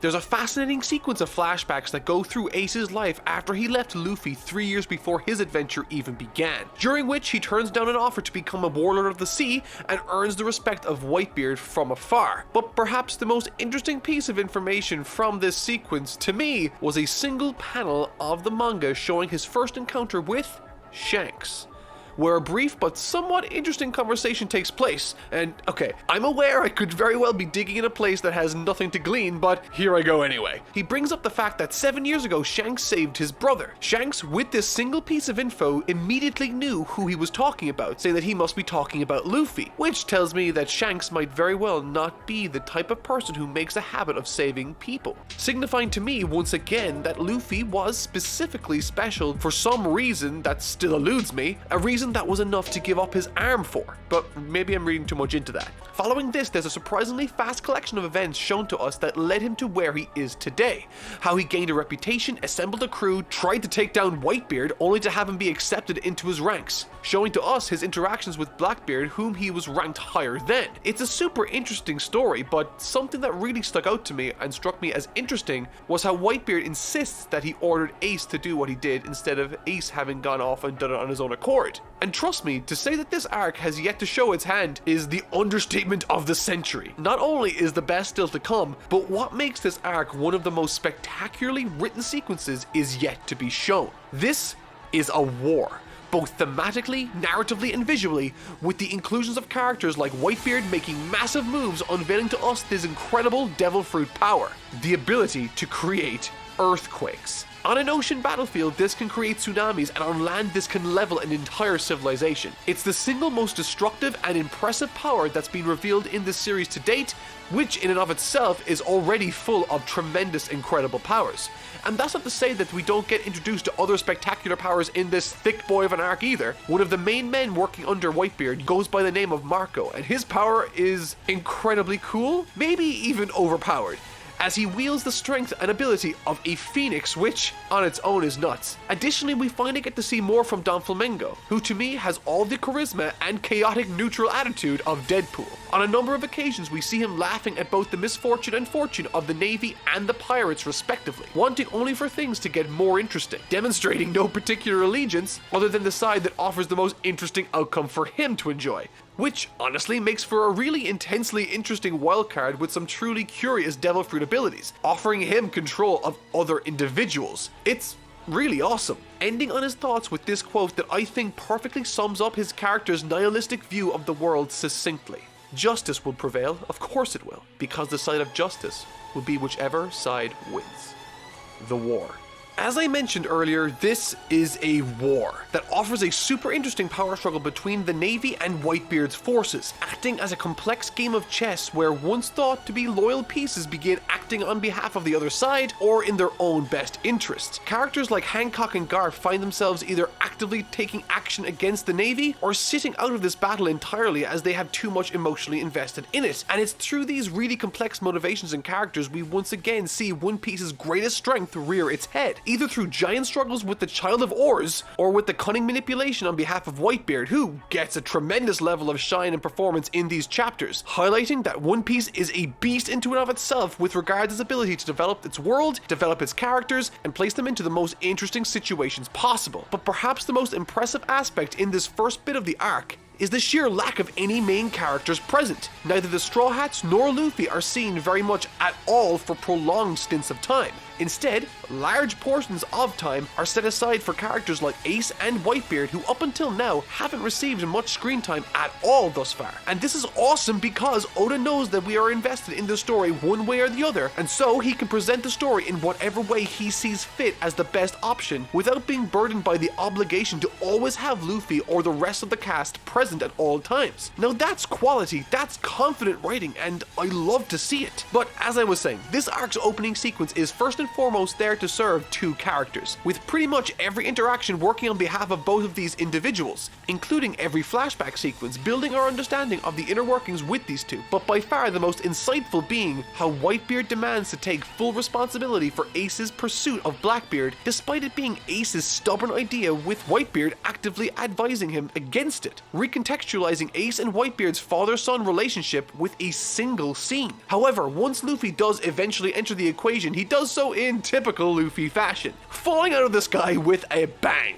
crashing to the sea below, immediately inserting himself into the effort to save Ace while also asserting his presence to one of the Emperors of the Sea in Whitebeard, who really just likes his spirit, which on its own is such an awesome little scene. In it, there's a beautiful sense of progression and loss, while Luffy is asserting his determination to become the king of the pirates. All the while, his crew is nowhere to be found. It's bittersweet to be sure, resulting however in a great snapshot and opportunity once again for Whitebeard's character to demonstrate his strategic prowess, taking a warning from Luffy, citing that Ace was going to be executed ahead of schedule and understanding it as a ploy on behalf of the Navy to try and confuse them, which he sees through and totally takes advantage of later. By the way, this arc made me love Whitebeard, if I didn't make that perfectly clear already. When I first saw him, I didn't really see much beyond a man that looks sort of sickly with stubborn ways and maybe a drinking problem. But in this arc, he is shown to be a strong man both of body, mind, and character. One that takes the first step forward and looks out for all of his crew as he does so. And it's not just Whitebeard we get acquainted with either. A lot of his crew, including characters like Marco, that I strictly like because of his awesome fire powers.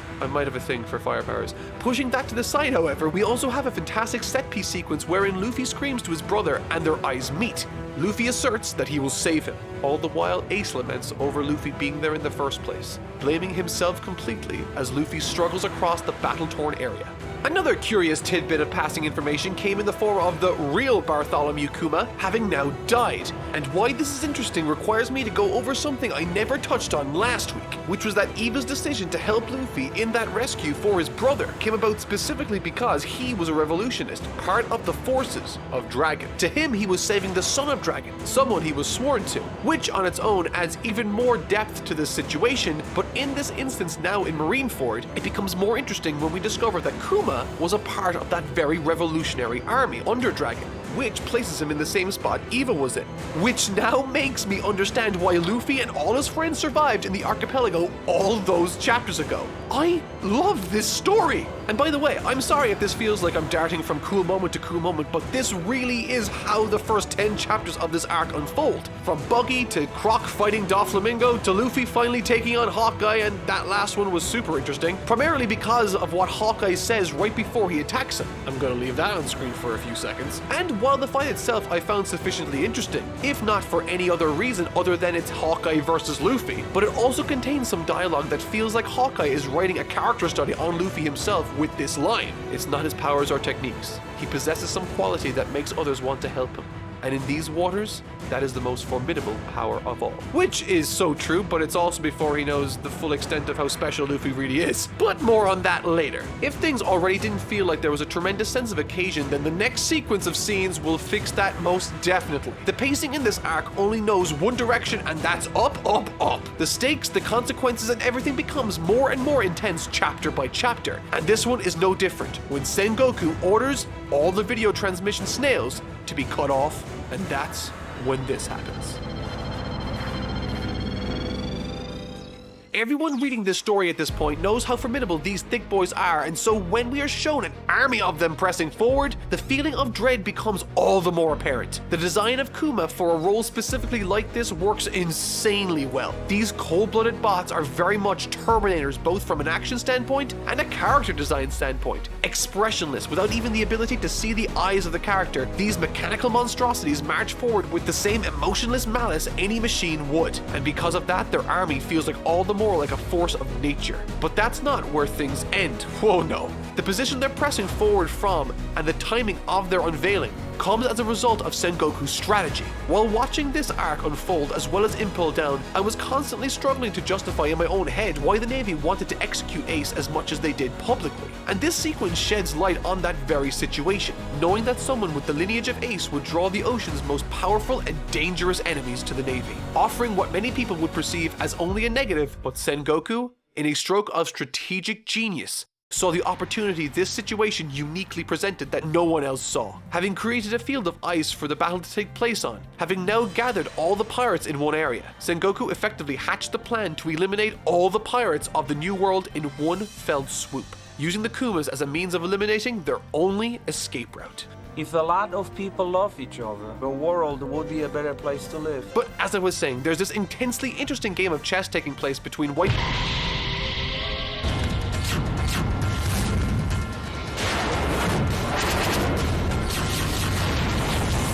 What? Okay, stop. Listen, this isn't okay. I was just starting to love Whitebeard as a character, and this guy seemingly out of nowhere stabs him. What gives? One aspect that has been hammered home since the beginning of this battle and through Ace's flashbacks has been the treasured relationship and bond everyone in Whitebeard's crew feels with him, assuming very much a father-like role within all of their lives, with Ace being a textbook example of someone who resented his biological father only to be accepted and adopted by Whitebeard, who has relationships much the same as these with almost all of his crewmates. And if there was one aspect of Whitebeard's character that was stronger than his strategic ability, it would be his love and bond with his adopted children. Though this proved to be an ingenious attack made by Akainu, who fed Squard a lie that Whitebeard sold out his children to save Ace, leading to a successful attack on him, inflicting on the giant, smiling, tenacious pirate his very first wound of the battle. And if you at this point didn't already love Whitebeard, he immediately forgives Squard before embracing him. And this just brought me to tears. It's a beautiful scene that's equal parts both loving and tragic, knowing how horrible Squard must have felt for having done this to his father figure. The writing for Whitebeard in this arc has been carried out with such purpose and care that he honestly feels like the most realistic dad character I've ever read about. So much of this man screams wisdom, love, and hard work, and I sincerely admire him as a character for it. In the space of 15 short chapters, Oda achieves this ludicrously effective father character that, up until this point, I didn't really know much about. And it's feats like this I just pointed out, more so than the cool battle sequences or epic one-liners, that makes Oda for me the best mangaka of the modern era by far and away that I've read the work of. He's honestly got a gift, and he's not done with us for this arc either. Not by a long shot, because the best stuff is still to come.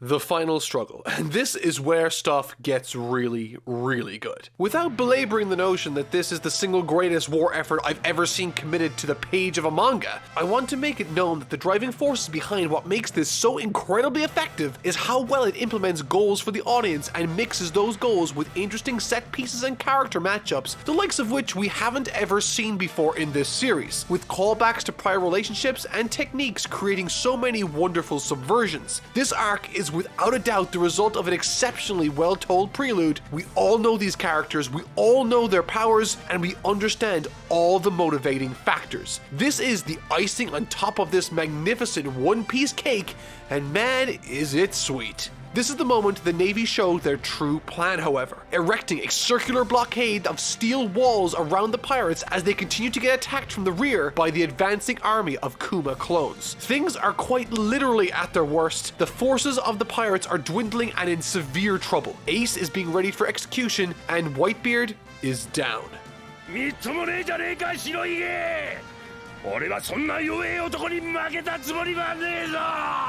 This absolute mad lad. What a terrific character moment for Croc, firmly declaring his position in the war effort, screaming at Whitebeard to be the emperor he proclaimed to be and to not be defeated by such a weak attack, encouraging him to once again regain his footing and lead the charge in the war. And once again, like the monster he is, Whitebeard presses the assault, ordering his forces to advance alongside Luffy and his crew, with even Oars Jr., who became injured earlier in the confrontation, to help lower one of the walls in order for them to escape. However, despite all of this tenacious energy and effort being exerted by the New World's forces and Luffy, the young pirate recognizes that he won't be able to make it in time at this rate. He needs a plan to get closer, and through sheer genius, they utilize a technique that was established in the prior arc. Shooting and erupting from the battlefield far below, lands Luffy right before the three admirals of the Navy. Unflinching, he readies to attack and push past anyone he needs to in order to save his brother.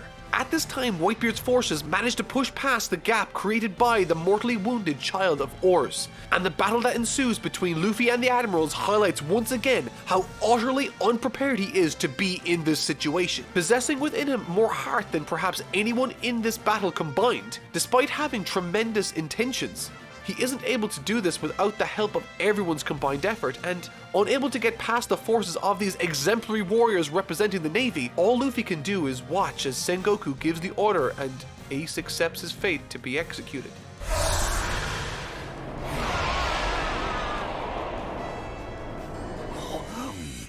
I'm sorry, is it a hot take for me to say that Croc is the MVP of this war? Because he totally is. It's incredible and I love it. It's like watching Frieza fight with Goku to save Vegeta. But again, if not for the efforts of Croc at this last minute and the eventual reinforcements Whitebeard and his crew offer, Luffy would have most definitely been taken out there and then. And to be honest, even with their help, he pretty much was, with Whitebeard there and then trying to bench him. But you do not bench Monkey D. Luffy, which is something Whitebeard can't help but once again admire about him immediately.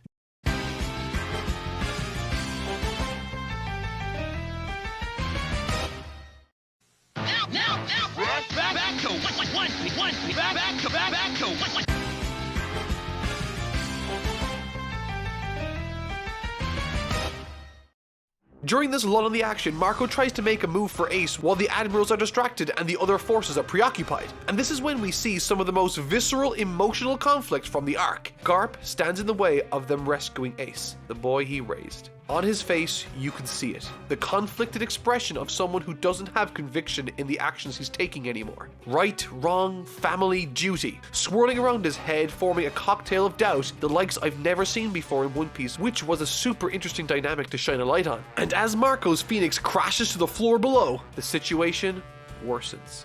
Whitebeard is gravely wounded, and more than that, is in an incredibly compromising situation. Marco was ineffective, the admirals are all dominating their respective adversaries, and what's more, Luffy's adrenaline boost, given to him by Eva, is no longer sufficient to overcome the fatigue and injury his body has sustained over the last few arcs. And because of that, he asks him to once again use his power to give him the strength, the energy to lift his lifeless body to do what he believes needs to be done. And the back and forth here once again encapsulates Luffy as the hero of the story in a way that is so true to his character. Throughout this entire saga, Luffy has been losing, failing to save the people he wanted to save, losing his entire crew while he himself was completely helpless to make the smallest difference. It's for that specific reason he was relieved when Hancock offered him the option to save the 3 women in Amazon Lily. Luffy absolutely will always choose to save his friends at great cost to himself. And this instance is no different. Knowing full well that the second sudden surge of adrenaline into his body could kill him,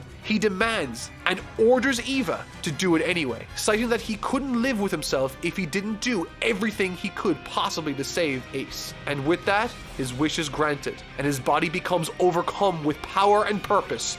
Luffy explodes to his feet and surges with unbelievable speed towards Ace, dodging any and every obstacle that stands in his way, including his friend Kobe, whom he without hesitation knocks to the floor. However, despite this incredible surge of raw emotion and strength from Luffy, he still won't make it, and once again, Ace prepares himself for execution.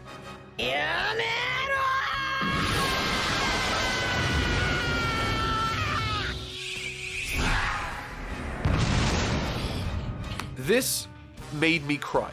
This utterly beautiful moment, a snapshot in time, for 2 reasons made me cry. The sheer build-up and explosion of action that left me in awe, but also because thematically it works just perfectly. There I go using that word again. Luffy's literal love for his brother manifests within him and brings out this hidden power he isn't aware of in order to save Ace, his brother, from the clutches of those who would do him harm. I love this series. I don't know how else to say it. It's impossibly good. Yet here it is.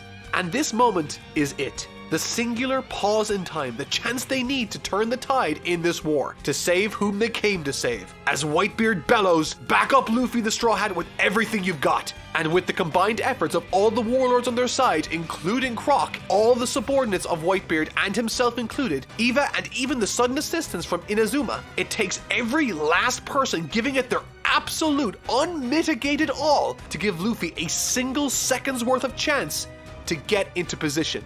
But once again, someone stands in the way of saving Ace.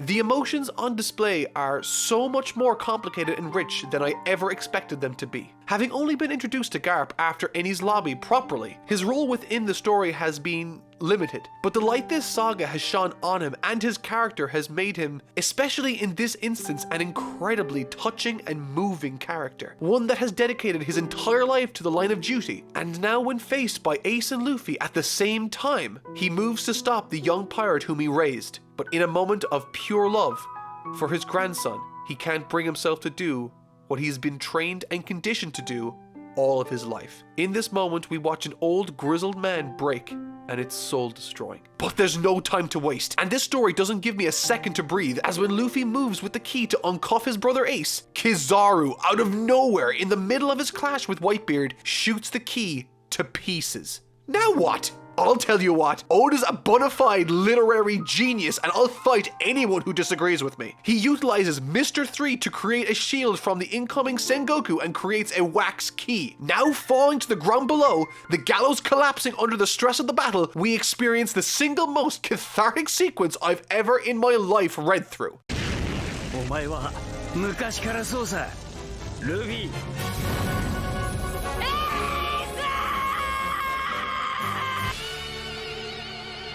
When I saw that beautiful Fireboy explode from those cuffs and land alongside his brother Luffy, I honestly felt something akin to a panic attack fueled by pure joy. If I was to look up the word awesome in the dictionary, I'd find some dumb definition that has scientific backing, but in reality all we need is this image. This fight, man, while brief, gave me everything I needed and more. We get the banter back and forth between Luffy and his brother, we get to soak in Ace's fiery greatness as he poses up a storm, we get to see two of them experience battle together and do combination moves together. These two do more in this fight than pretty much any team up has done in this series to this date, or that I can think of. And man, do I love every single radiating second of it. To say that I was giddy at this point would be inaccurate. I was, at the time of reading this, irresponsibly happy, as I annoyed pretty much everyone around me while going through it. But as is the case with all good things, eventually they have to come to an end. Stopping in its tracks the very ship that they need to escape on,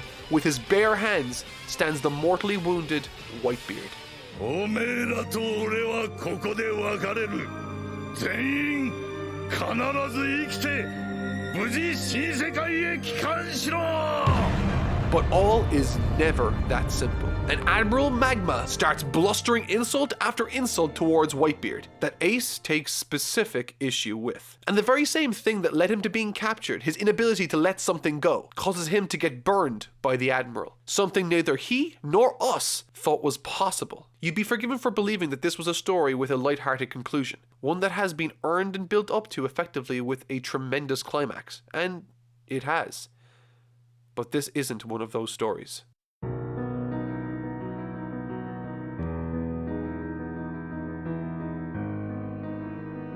This arc, and really this entire saga, is about failure. We experience it at the beginning during the climax at the archipelago. We observe a new goal in saving Luffy's brother Ace against impossible odds. We watch as Luffy, through sheer will and determination and a kind heart, bends the world around him for the better in order to save his brother's life. But just as suddenly as he was freed, he's torn away from the young pirate, never to be by his side again. Killed. In this arc, we observe the worst moment of Luffy's life, and it's painted right across his face. This hits so powerfully because of a narrative technique incorporating contrast and anticipation. For a scene like this to glean an emotional response from its audience, be it negative or positive, it needs to take its viewer or reader from one mindset into another contrasting one quickly. For example, in the case of Makoto Shinkai's Your Name, there are plenty of moments where I cried with happiness, as we go from moments where we think hope is all lost to shocking revelations of success. We anticipate something bad to happen, and it's then we get shocked when presented suddenly with the opposite. Our minds are surprised by what it's seeing, and therefore the perfect setting is created for an emotional response. But in One Piece, something I've been meaning to talk about for quite some time, but never found the perfect place to discuss it, has been how death, or the lack of death, is dealt with in the series. This was something I've noticed all the way through the series, but it became an issue for me first and foremost in and during the Alabasta Arc, where Usopp had his skull literally crushed by a super heavy baseball bat. This bothered me because, in theory, if he was just a regular person, similar to the way we are on Earth, he'd be dead. Like, super dead. But obviously, because this is fiction, Oda can do what he likes. He can create all of these characters and make them all super durable if he so chooses. And they absolutely are, recovering from what would and should be certain death in a matter of days. This, however, for me presented another issue. So we have these characters that are ridiculously durable, and that's totally fine, and they can heal like slow Wolverines. Cool, that's totally cool. But one problem that this presents is that the viewers and readers now don't have a fundamental understanding of what can hurt or should kill these individuals. And so when I see Oda literally shattering Usopp's skull and for him to shake it off in a couple of days, I am then not worried at all about Usopp during the vast majority of Enies Lobby, because I know Oda will be consistent. And for the bulk of One Piece, Oda has almost gone to tremendous effort not to kill people. They are either knocked out or run away, which again is totally fine, although in moments like Alabasta or Enies Lobby, with the various enemies and side characters it had, I thought death would have been appropriate for certain instances, and felt like the story was sort of lacking something in that specific regard. But then we get this moment. I love this scene.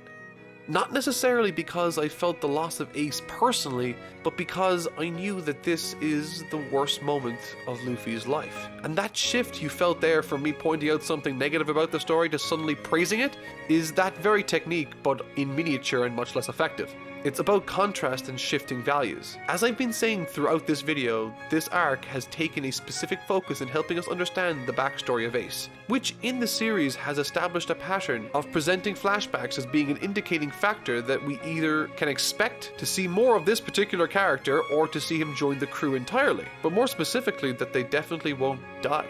They'll get hurt, but they can't die. And so when Ace is freed and fighting in glorious fashion alongside his little brother, we go from a poetic euphoria full of hope with death being impossible to a sudden stark wave of reality hitting us as we adjust to the impossible suddenly being very possible. Happy to sad, magic to reality.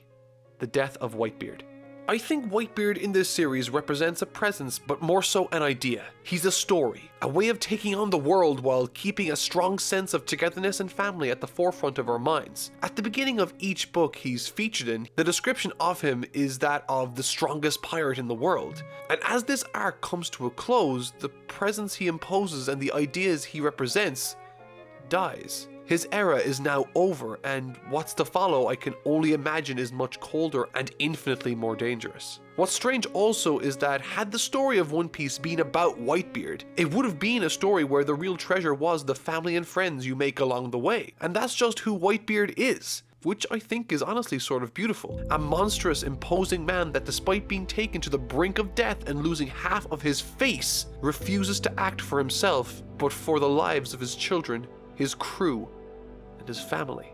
Also, a small but noticeable recurring motif I recognized in this section that I meant to draw attention to in my Enies Lobby review were these text fields that are dotted all around the story of One Piece. They read like the writings of a textbook or that of a storyteller speaking about the time that has long since passed. In this particular instance, it reads, "Even in death, even with half his face gone, he would never fall.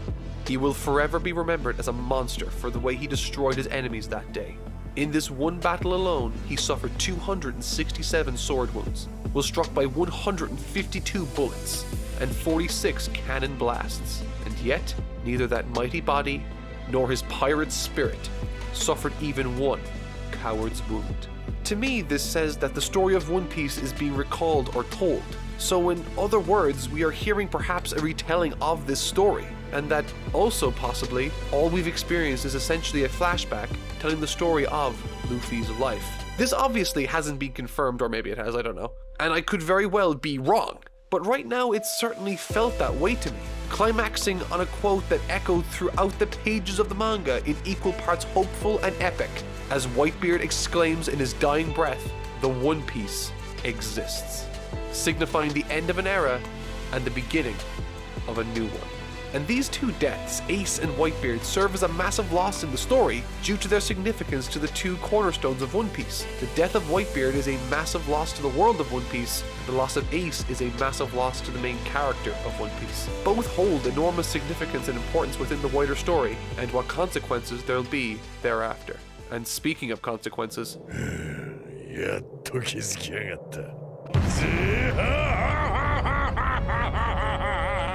there's a surprisingly really interesting symmetry between Blackbeard and Luffy that becomes abundantly obvious in this arc specifically. Both having come from relatively humble beginnings with a singular focus to follow their dreams with reckless abandon. And understanding the full scope of what Blackbeard hopes to achieve in this arc rocks the very foundations of the One Piece story to its core, hijacking the scene immediately and unloading a barrage of bullets onto Whitebeard, leading to his ultimate death. But perhaps the most significant aspect of what Blackbeard does in this arc is this.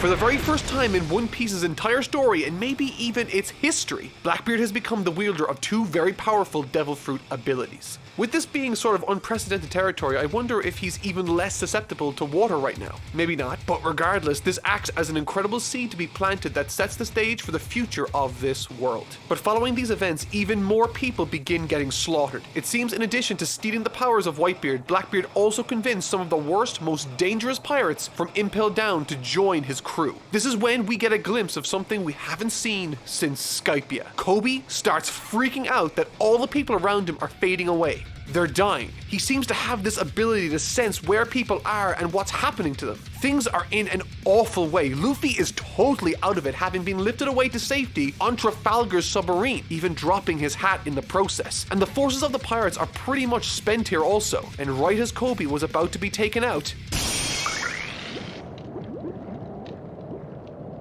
having started his journey as a small kid with more dreams than he had sense, Luffy throughout One Piece has grown stronger, taken down obstacles, built a reputation for himself, and made countless friends over his adventures. But beyond anything I've mentioned in this video, what this arc managed to achieve more effectively than perhaps anything else has been that feeling that the more things change, the more they stay the same.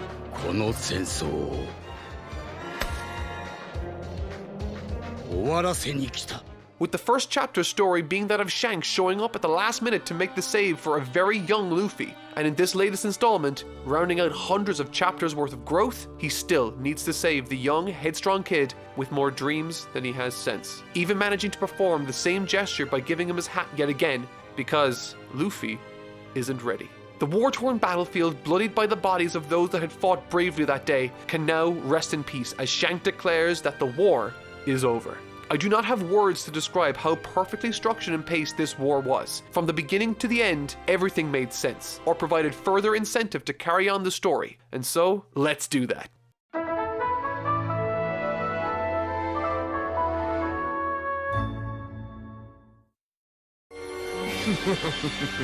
Me lad, Luffy.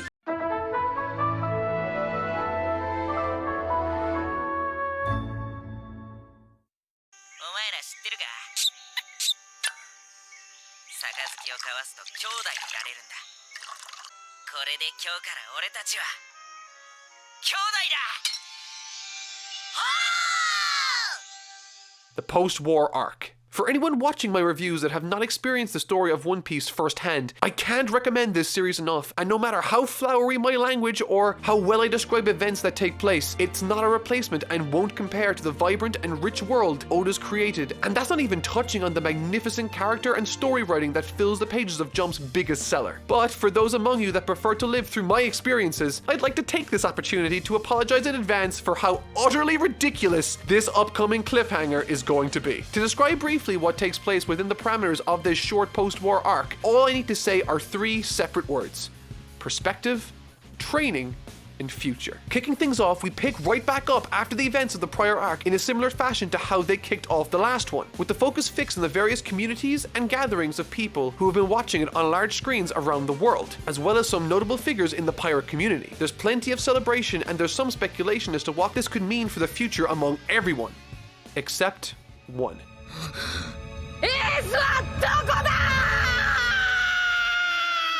A substantial portion of this arc is spent exploring the past of Luffy, specifically his childhood as he meets with Ace for the very first time, answering questions I had about how and why Shanks had never met the kid before. Garp had left Ace, you see, in a foster care, and we find this out as he leaves Luffy there to get stronger with him. Immediately, Luffy gravitates to Ace despite his insistence on being left alone and wanting nothing to do with him. Day after day, the 7-year-old Luffy would try to follow Ace, who was then 10 years old, to play. But day after day, despite making it farther and farther into the forest each time that Ace would escape into, Luffy loses him, until one day he follows him the entire way through. The dynamic on show here through this interaction with Ace not wanting to be around anyone due to his own childhood, coupled with a less refined, more childish version of adult Luffy's personality. There's a raw, honest childishness to these interactions that are dotted throughout. In this story also, Ace has a friend of the same age called Sabo, and both of them have been gathering treasure so that one day they both can become pirates. Luffy expresses his desire to become the king of the pirates someday, but the bond between Luffy and Ace doesn't begin establishing itself until a particular scene where Luffy, despite being cornered by a pirate looking for the loot Ace stole,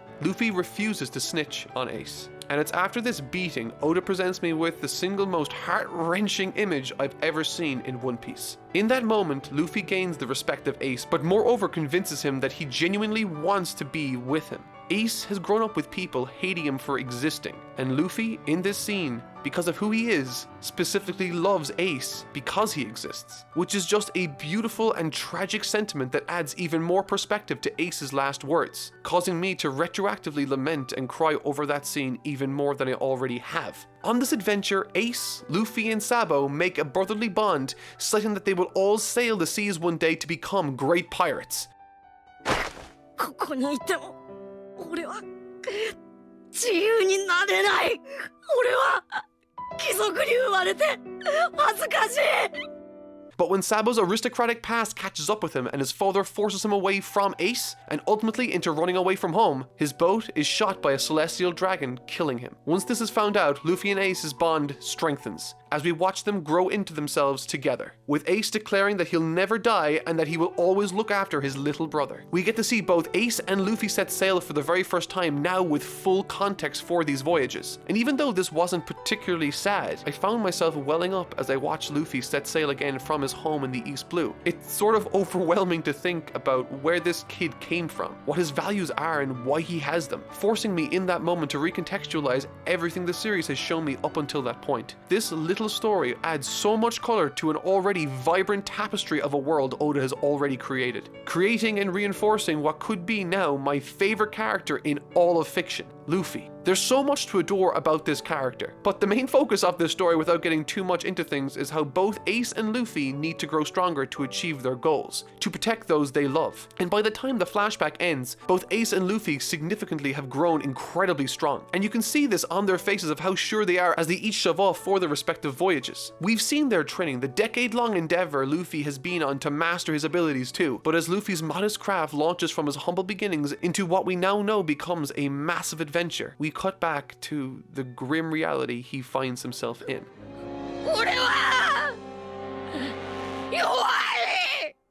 If that isn't heartbreaking, I don't know what is. Highlighting quite effectively the stark contrast for us between the Luffy that left that day and the Luffy that lies both physically and emotionally broken before us now. Still beating himself up, Jinbei finally intervenes, stopping him from doing more harm to himself. Luffy throughout this interaction doesn't even resemble the same upbeat person who would look unflinchingly into the future with optimism. He's full of anger, resentment towards himself for not being enough, on top of grieving the single greatest loss of his life.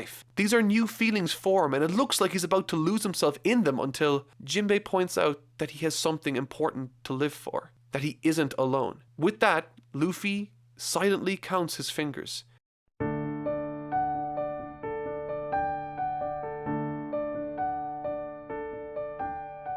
Each one representing someone that depends on him, that loves him, and that he loves too. And with that, a new energy riles up in the young bruised pirate as he exclaims,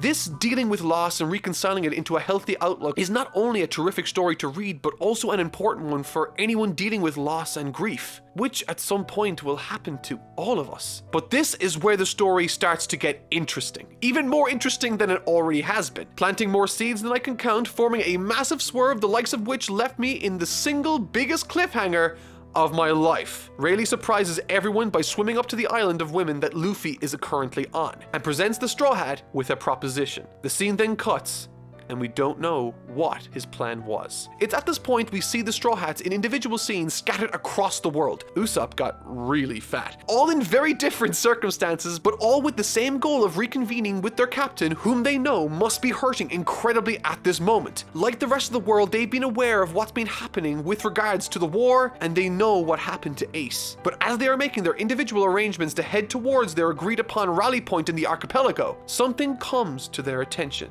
It appears Luffy has returned to the spotlight once again. The respective places these Straw Hats have found themselves in have been really interesting too. Usopp's in a giant plant floating in the ocean, Chopper's in a rather advanced civilization, although their appearance might be a little bit deceptive.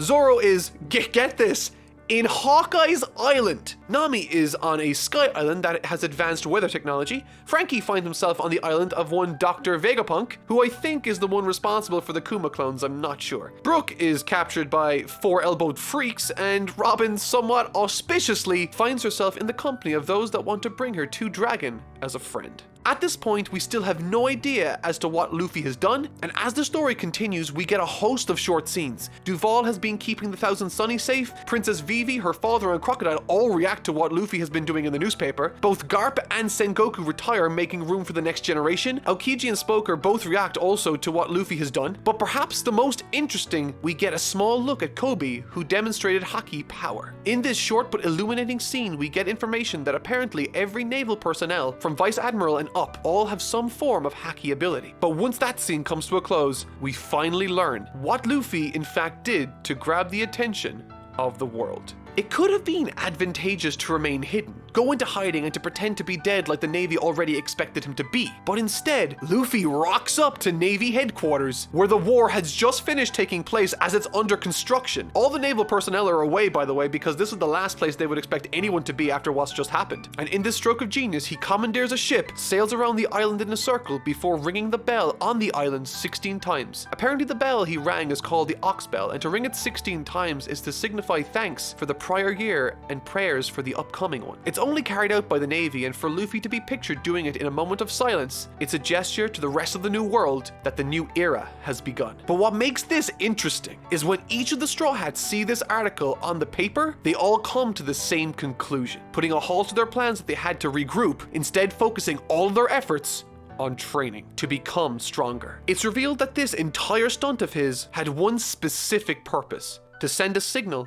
to his crew. The picture that was taken of Luffy taking a moment of silence sees a marking on his arm that reads 3D 2Y, with the 3D crossed out. The Straw Hats had agreed to reconvene at the archipelago in 3 days, but with the 3D crossed out, it seems the new plan Luffy has instructed is 2 years to get stronger. What a ridiculously brilliant way to communicate a specific message to your crew. To say that I freaked out when I read through this section is an understatement of the highest order, and it's perfectly in keeping with the through line of this story right now. Luffy hates to be alone and away from his friends, but he's willing to extend the waiting period if it means that they are going to be safe together once again someday. And with the crew having decided what their respective training and preparation should be, Luffy follows Rayleigh into the forest, where he begins training, as the old pirate begins explaining to Luffy about the power that dwells within him, providing super interesting exposition that adds context to what already surrounds Ace's death and what Luffy needs to do in order to master the now known to us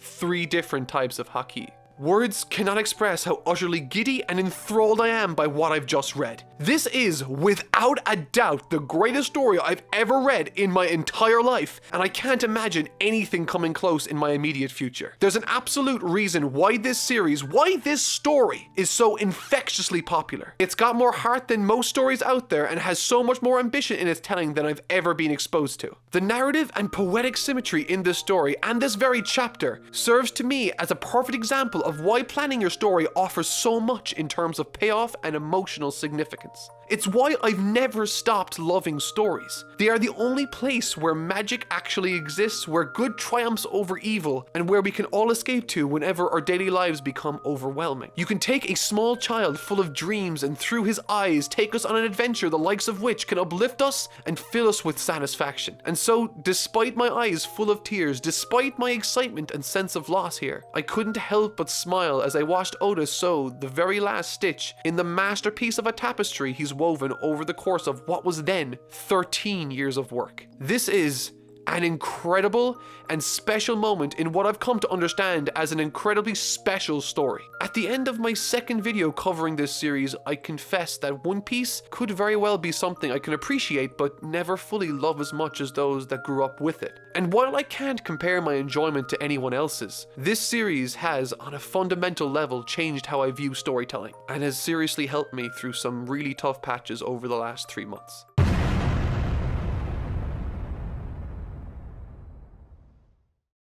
No f***ing fighting! Get the f***ing...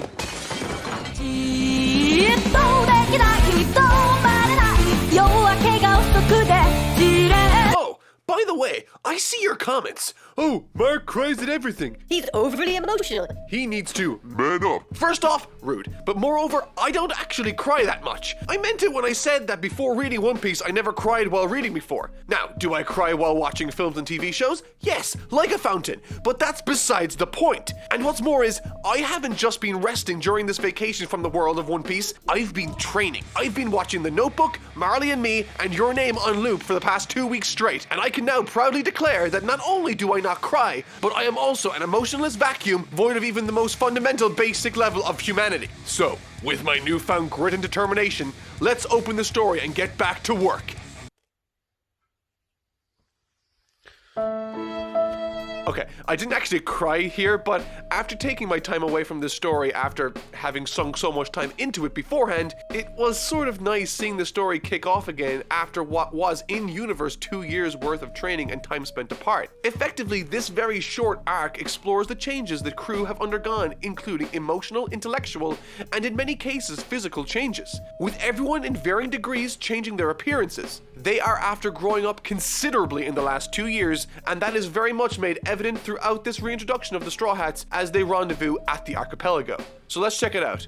2 years later. I think my favorite thing about this chapter is how it's framed and presented. The very last chapter I covered before this long breakaway in my last video saw the very last panel with Luffy placing his hat on a rock, symbolizing the beginning of his training and his long break away from his friends. And this chapter, following the time skip, sees that very hat on that rock, now covered in snow, signifying the passage of time and dedication Luffy has had in his training. But, and I am not sure how it's presented in the anime, but in the manga, this chapter takes expressed interest in not showing us, the audience, Luffy's face pretty much for the entire chapter, right up until the very end. The Straw Hat is back, and he's on his way to meet his friends. Something I really like in this chapter too was the laid back and fun character reintroductions we got with the rest of the Straw Hat crew. We see Sanji, who now parts his hair on the other side.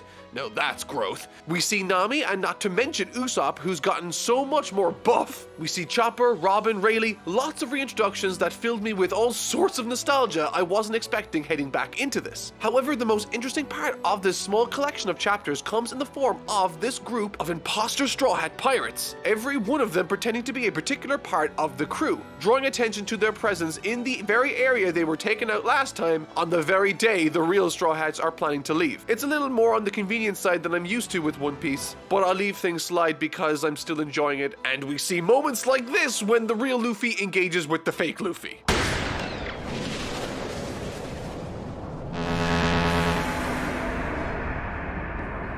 That is a baller move if ever I did see one. However, the real reason this crew is important is primarily down to them being the catalyst for the real conflict of the arc. You see, the reason I called this convenient earlier is largely down to the fact that had they not been at that archipelago that particular day, exactly 2 years from when Luffy sent that message, the real Straw Hats wouldn't have had any conflict really at all that day when they were leaving. But needless to say, they do. And when the Navy catch up with the pirates regrouping at this archipelago, a very familiar scene begins forming. The pacifistas arrive. But this time, things are different.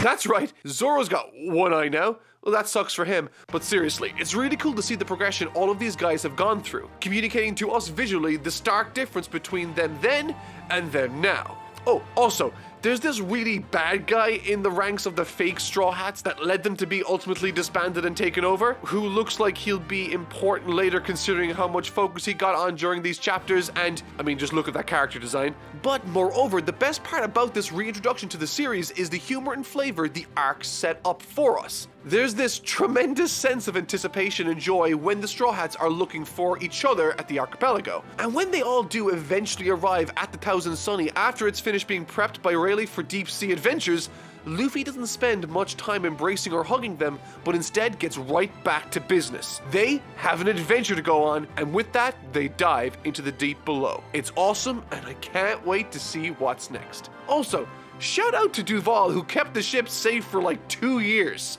What a guy! Return to Sabaody was, in effect, the prelude to Fishman Island, and without which wouldn't work nearly as well. It acts as the reintroduction to the entire crew, who have all grown and changed considerably since we last saw them 2 years prior, with full redesigns. Sanji's hair is brushed to the other side with some facial hair. Zoro, most notably, has a scar over his left eye, which I'm sure has a very interesting story behind it that I don't know yet. Chopper has remained largely the same aesthetically, with the biggest difference being that of his hat. Nami has aged up to become a grown woman. Usopp is buff now, with a little soul patch goatee thing. Robin's hair is different, pushed back, I'm not sure if I like it more or less, and no physical changes are obvious yet. Frankie is a massive upgraded mechanical man now, and Brook is a superstar, which leaves Luffy, whose biggest physical change comes in the form of an X-shaped scar across his torso, acting as a constant reminder of why it's so important for him to get stronger to protect those he loves. As a result of this love, as well as all the time they've spent training, the crew has literally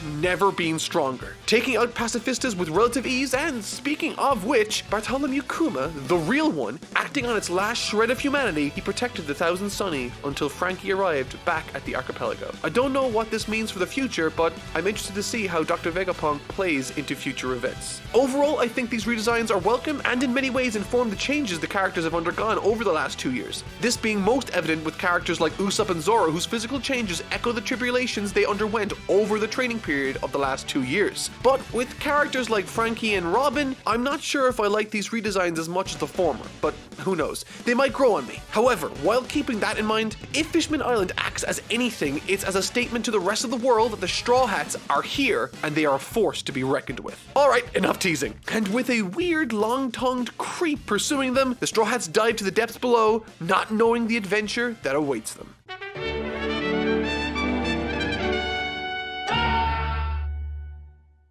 I figured out that when you get wet, your body hardens, so you can be clobbered when you're a big stiff. I'm angry and I'm wet.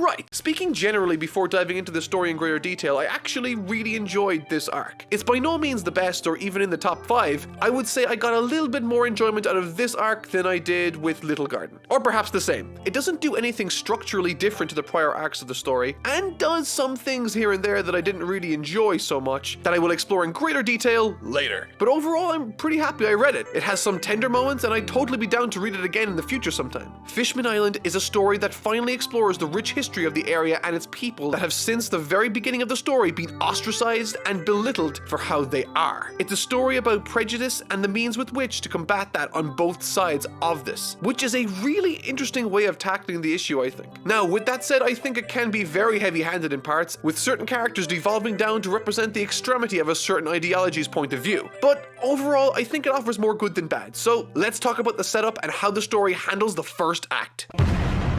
Something that immediately caught my eye, as I'm sure it did with many of your own when you first saw it, was Rayleigh's farewell to the Straw Hats as he watches them dive down to the depths below. Teary-eyed, he recalls the time when he first encountered Roger, young and skinny, brimming with a large smile painted across his face, wearing a straw hat. He asks Rayleigh to join his crew, and the rest was history. But the fact that Roger has Luffy's hat, or has a hat similar to Luffy, has me thinking, that straw hat Roger was wearing, how did it come to be worn by Shanks? Okay, here's a theory, and it's a bold one. What if Shanks was the one to kill Roger? What if Shanks poisoned him, and the reason he went to look over Luffy was to keep tabs on him? By some mechanism, he knew that Luffy was the one. He knows now that Luffy is going to come all the way back to him to deliver the hat, and maybe Luffy growing into the person he is today is important for something he wants to achieve. He's an Emperor of the Sea, and he was the enemy of Whitebeard for some time. We know that Whitebeard's a good guy. Now, obviously, there needs to be a few more bits of setup, and an explanation needs to be delivered upon, but I think this could be really cool. For the big bad and the hero of the story to have been established in the very first chapter without anyone really knowing, that would be awesome, but who knows? I could be completely wrong and probably am. Besides, I spent too long speculating, time to talk about fish stuff. The start of the story centers around the crew as they make their treacherous way towards Fishman Island. And you'd think that once they have the ship kitted out with diving qualities that would be the most difficult part. Well, it absolutely isn't. And this is one of the aspects of this arc I think work in its favor paper to set itself apart from the rest of the other arcs. This destination, Fishman Island, is the most treacherous out of all the others we've ever visited in the past. Just like the rest of the crew, we are experiencing all of this in real time as they dive 10,000, 20,000, and eventually 30,000 feet below sea level, where enormous Neptunians lurk and where light can't reach. And unlike the other arcs of One Piece that center around the exploration of a particular island, the journey to Fishman Island alone is just as action-packed and important as the activity that goes down once they do meet their destination. This brief but enthralling introduction to the depths of One Piece both inform the story that we are to explore later on, but also introduces us to the environment and a lot of the different mechanics we will have to contend with during this story, like enormous mythical creatures and bubble suits that enable the likes of those with devil fruit abilities to navigate the water they're in. Which, by the way, I thought was introduced in an ingenious way, if I'm being perfectly honest. You see, something we've not had to contend with much in the series so far is air, oxygen levels. In this story, it plays a massive role, specifically because it's in short supply a lot of the time in various scenes. For instance, the study that Raleigh coated has a membrane that can be permeated but not to an extreme extent, meaning one or two individuals can punch or slice through it, but if too many at once try, it won't end well, which is a nice bit of added tension to the group's activities considering almost half of them are devil fruit users, which by the way offered a lot in the way of an opportunity for Luffy to demonstrate his character perfectly. Throughout the treacherous journey down through the depths of the sea, further and further the crew encounter numerous obstacles and beasts they need to flee from, and thankfully they can using the Sunny, but the drawback is that it uses oxygen, which I mean on its own is sort of cool to create tension, but it gets compounded when the situation worsens, leading to them all running out of oxygen on the Sunny when they needed to make a split decision of whether to run away or to keep the air. But the interesting part is, at no point does Luffy waver. He has limitless resolve and belief in his crew. I mean, if there was ever a moment where the devil fruit user would be feeling the pressure, it's right there. Surrounded by water, thousands and thousands of feet beneath the surface, with only your crew to rely on. But Luffy never stresses, and I think that's why he's so carefree. It's not because he thinks he has everything under control, it's that he trusts his crew unconditionally, and together he knows that between them, there's always a solution that can be found. I mean, he insists on befriending the literal Kraken in the middle of the ocean, 20,000 feet beneath the surface. How insane is that? Something also I should bring up is that early on, it's brought to our attention that this creep we last saw at Sabaody is pursuing them. However, through unfortunate circumstances for him, he gets captured by the Straw Hats and separated from his own crew. Make sure to remember him, he becomes very important later. They also see the Flying Dutchman ship on the way down, which becomes important later also. But needless to say, they arrive on Fishman Island, which, by the way, given the nature of its inhabitants, is a really weird name for a place. It's like all of us calling our own respective hometowns Humanburg or something. Then again, maybe One Piece has really weird place names. I mean, Usopp is from Syrup Village, so it checks out. But back to the story. What I like about the introduction here also, when they arrive on the island, is the struggle there is to actually land the damn ship. It acts as a way of introducing us to all the issues that navigating in 3D space instead of sailing on the sea involves. In this place, they are surrounded by water, and once they do land where they want to be, they are unfortunately submerged underwater in the ocean, which is a big problem, but thankfully... Luffy-ji! Yokatta, 無事で。 Acting as a nice reintroduction for the character in the series, as well as offering the story an individual to give us natural exposition for the world of Fishman Island and what's going on there and then. So, let's talk about the big bloody-nosed elephant in the room.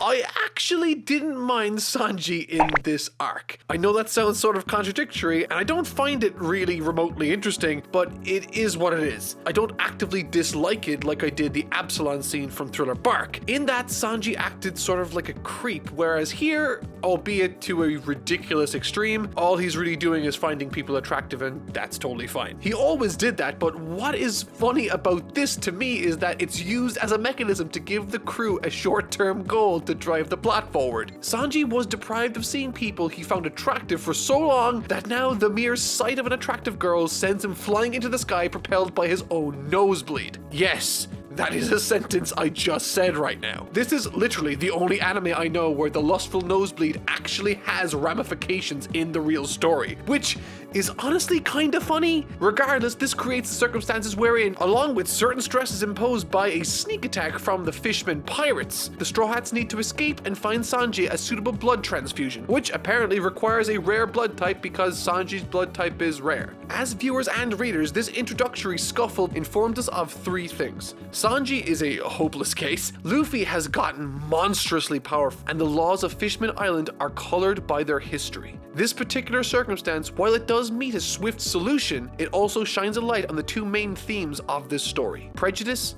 and forgiveness. 2 themes that I find incredibly compelling personally, as I identify these as particular story topics that are timeless. Also, while fleeing the scene where they landed at the Mermaid Inlet, they encounter and ultimately run from the princes of Fishman Island, who happen to have been pursuing the Straw Hats with the goal of relaying to them a message from Jinbei, who's waiting for them at the Forest of the Sea. They also want him to know that he should not fight a person by the name of Hadi. And that's not even to mention this character called Madame Charlie, the boss of the Mermaid Cafe where Cammy works. This was the place they settled on to give Sanji his blood transfusion. She has the ability to predict the future using her crystal ball, and this very vision she has brings about the end of Fishman Island, and the person responsible she identifies as Straw Hat Luffy. And okay, this is what I think was the most jarring part of Fishman Island. Because it's picking up right after a break in the series with very little build-up from the arc prior, it felt like I was being bombarded with dozens of new characters. And it felt that way because I was. Remember when I said in a prior video that at the beginning of these volumes I'm reading, there's a couple of pages dedicated at the start to keep you up to date with the relationships established in the story, who people are and who they are allied with. Remember that? Okay, well this is what the 2nd volume of this story shows us. Wanna guess how many people I have to keep track of?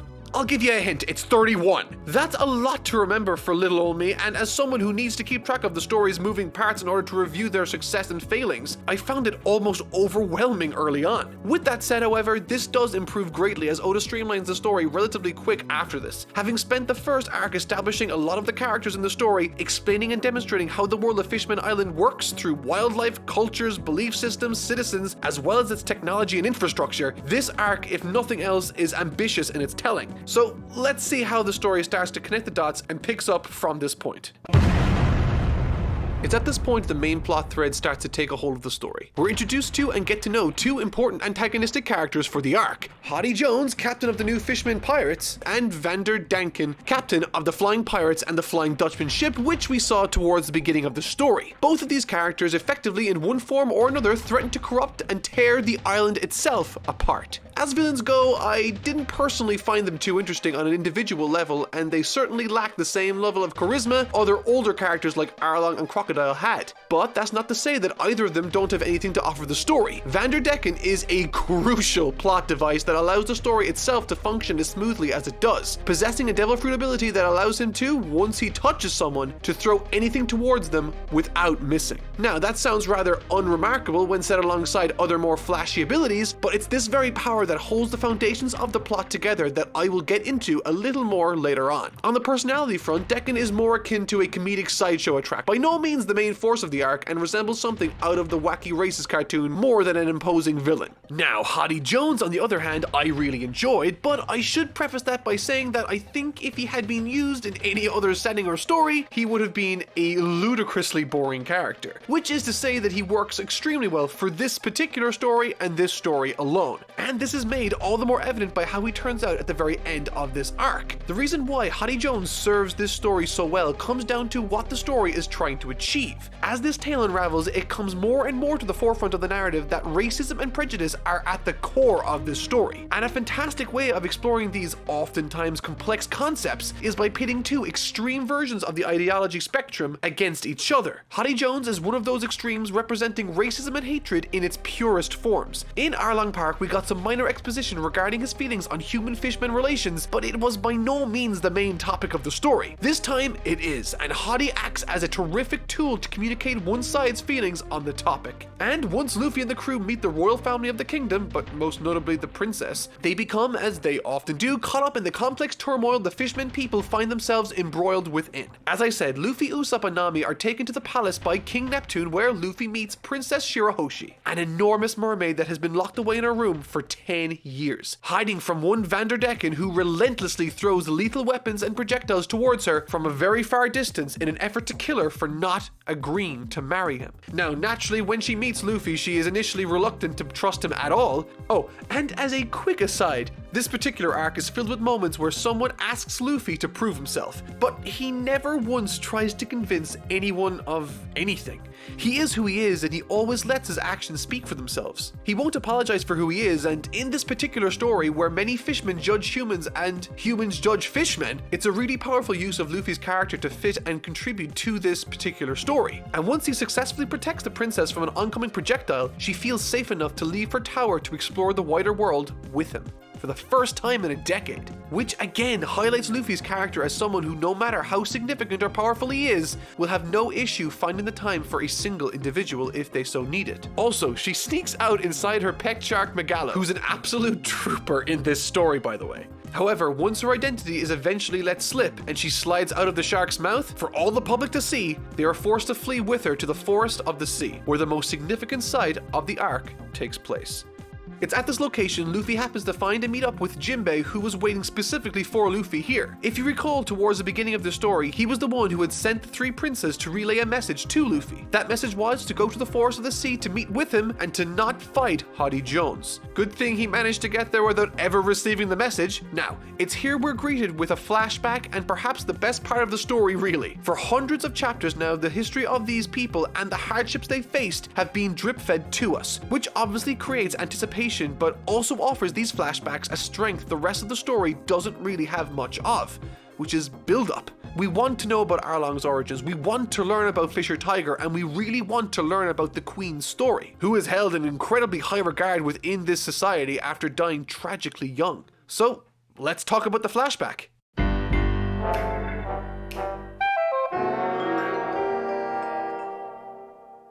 Kaya! Please, listen!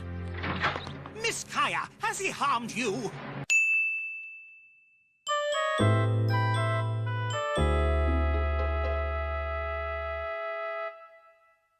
The best thing about this flashback is that it makes the entire climax of the arc far more interesting, which is exactly what a great flashback ought to do. Recontextualize the story in a more interesting way while exploring and extrapolating from the core themes of this narrative, providing more depth and intrigue. These flashbacks cover many years of struggle from various points of view, including but not limited to Hody Jones as a kid, Vanderdecken, Fisher Tiger, Jinbei and Arlong working beneath Fisher Tiger as young men before both defecting, and the royal family, to name but a few, primarily following the history of Queen Otahime. Something of note also is that I thought her design, being that of a goldfish, was inspired. The goldfish in Japan symbolizes prosperity and children, which is fitting as this character's ultimate goal is to free the future generations of this cycle of hatred her people have found themselves to be trapped in. I found her character to be charming and incredibly sweet, highlighted during a specific series of events surrounding the sudden arrival of a celestial dragon, demanding this and that of these people he deemed to be far beneath them. You know, typical likable celestial dragon stuff. Of the entire crowd formed around him, Otahime is the only one who shows any ounce of compassion, and in a selfless act that embodies her belief perfectly, she jumps in front of this despicable human being to protect him from a gunshot. The character of Otahime is crucial to the overall message of this story, as she embodies the overall goal being that of forgiveness. But as I said, she isn't the only individual we see color the pages of these flashbacks, and between Fisher Tiger and the young Jinbei and Arlong, Hody Jones is exposed to some horrid ideas from a very young age, ultimately leading him to carry this hatred for no reason at all. Hody is the example of what Otahime was trying to avoid, to fight against, to prevent the next generation from inheriting the hatred of the past. And I thought that was covered really well throughout this entire arc, to be honest, especially considering the one who ultimately killed Otahime is Hody, as she is to him standing in the way of progress for his race of people. After these flashbacks and other compelling setup conversations take place, my two favorites of the arc, the first being that of Nami reconciling the fact that Jinbei was responsible for her time under Arlong, ultimately releasing him into the East Blue in the first place, ending with her ultimately forgiving him for that. But the second is by far the most interesting for me. It's the debate that takes place between Jinbei and Luffy after these flashbacks end, regarding what's the next step in solving this Hody Jones matter. I thought this was genius and offered a very unique flavor to the dialogue I hadn't felt really since Water 7 with Usopp. Both sides of this conversation have their points. Luffy wants to take out this murdering racist that wants to bring about destruction and widespread hatred, but Jinbei says quite rightly that that will do more bad than good, as it will be yet another instance of humans being cruel to fishmen, turning Hody himself into a martyr, which is a really fascinating angle to take this complex situation from. It's a surprisingly easy to understand, nuanced point of view that stands completely at odds with Luffy's way of thinking. And so from that, the new goal becomes, how do they control the optics of the situation? How do they turn Luffy into Fishman Island's hero? Act 3. This act, much like the rest of the arc, isn't concerned primarily with plot, but more so the individual elements contributing to and expanding upon the given themes of the arc itself. Does it work 100%? Yes and no. On a thematic level, I think it works perfectly fine, but from a plot point of view, a lot of the characters who interact in this arc feel less like characters but more like stand-ins or vehicles to deliver an idea specifically for the arc and its themes. For instance, Hody Jones, as I said, represents what could happen. He represents what happens when you don't encourage the next generation to forgive. He even goes as far as to kill his own kind to meet his ends, and even manages to get his hands on a pill that amplifies his power in exchange for time off of his life. And throughout the arc, right up until the end, Hody Jones changes from a youthful, strong fishman to a withered bigot, with his hatred being the direct cause for his loss of life. His own hatred having taken his own freedom and youth from him. He is by no means a complex character, but again an example to show everyone what can happen if the thematic message isn't successful. Because he's not much of a character and only conceived for this arc, he gets locked away at the end at a really old age. So I would be really surprised if he ever shows up again. And I'm sorry if it feels like I'm glancing over stuff, but trust me, I have understood and appreciated everything I've read here. It's just because the story really only has one main plot thread active at any given time, there's so many things that have to be explained in a single storyline. Like, I didn't even really talk about Hody's backstory, or Fisher Tiger's story, or Arlong's origins, or Vanderdecken's history with the Flying Dutchman. And the reason is if I did all of it, it would just be recapping and this video would be like 2 hours long. Fishman Island feels so dense specifically because it only has one plot thread from start to finish, and from a structural standpoint, that's its biggest difference between all the other arcs, who always had other interconnecting plot threads at any given time. So for the sake of my mind and your time, you can rest assured that I thoroughly enjoyed that flashback for Fisher Tiger and all the rest of them. And from this point on, I'm going to pick up right where Jinbei, Megalo, and Princess Shirahoshi show up to confront Hody in the public square after he delivers a pretty character-rich speech to the citizens of Fishman Island. And for context, narratively, this also takes place right after Luffy and Jinbei had that argument over how best to deal with this situation they're facing tactfully. Flanked by 100,000 pirates backing his cause, stands Hody, now with a head full of withering white hair and a massively different body, the results of his desire to indulge in this power pill. This is where the story finally starts getting into some decent action. Madame Charlie, the fortune teller, steps forth from the crowd that has ultimately turned on Hody Jones after his speech, revealing to the crowd what she knows about Straw Hat Luffy, which quickly brings the crowd into chanting for Luffy to come and take care of Hody. Hody has now become so monstrous that even the fishmen that are unsure of the human race in general are cheering against him. And with various chants for Luffy echoing throughout the area, out from Megalo's stomach flies Luffy, landing a massive attack on Hody, who's sent flying. Springing forth, standing alongside their captain, stand the rest of the Straw Hat crew. They aren't interested in changing the minds of or convincing anyone of anything, and this is our first chance to see how powerful they really have become. And this fight is actually really tense, starting with something massively impressive. Luffy takes out half of the army. 50,000 people with his haki alone, with the rest of the Straw Hats left to deal with the remaining 50,000.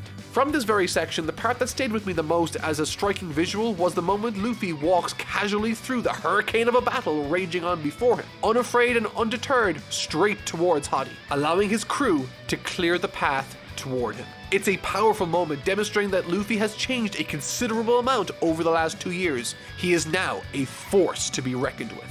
And to be honest, Luffy is way too powerful in this instance for Hody to prove to be a threat even in the slightest. Which is why Oda makes use of the technology established at the beginning of this story. And thus enter Vanderdecken to inject some ridiculous stakes, circumstances, and set pieces. The dude throws a massive arc called Noah that has massive significance, which I'll speak on later, but anyway, he throws the giant arc, causing it to follow like all the other projectiles towards the princess, meaning it will crash into Fishman Island if she doesn't move. move, which means now she has to flee the island and begin swimming up into the area where Luffy can't protect her. And thus arise the perfect circumstances for a handicapped fight between Luffy and Hottie, now both in pursuit of the boat. Hottie mortally wounds and takes out Decken for attempting to thwart his plan, and as a result, now the ship begins to plummet to the island below. Luffy, in this time aided by the bubble technology and the princes from before, take out Hottie once and for all in an incredibly cathartic way. But this still doesn't resolve the circumstances. The massive ship is still on a collision course falling towards the island below. Now, I didn't mention this before, but in the flashback, which I did a terrible job of explaining, it reveals the key piece of information that led to Vanderdecken pursuing the princess for the last 10 years in the first place. It's her ability to communicate with the Neptunians,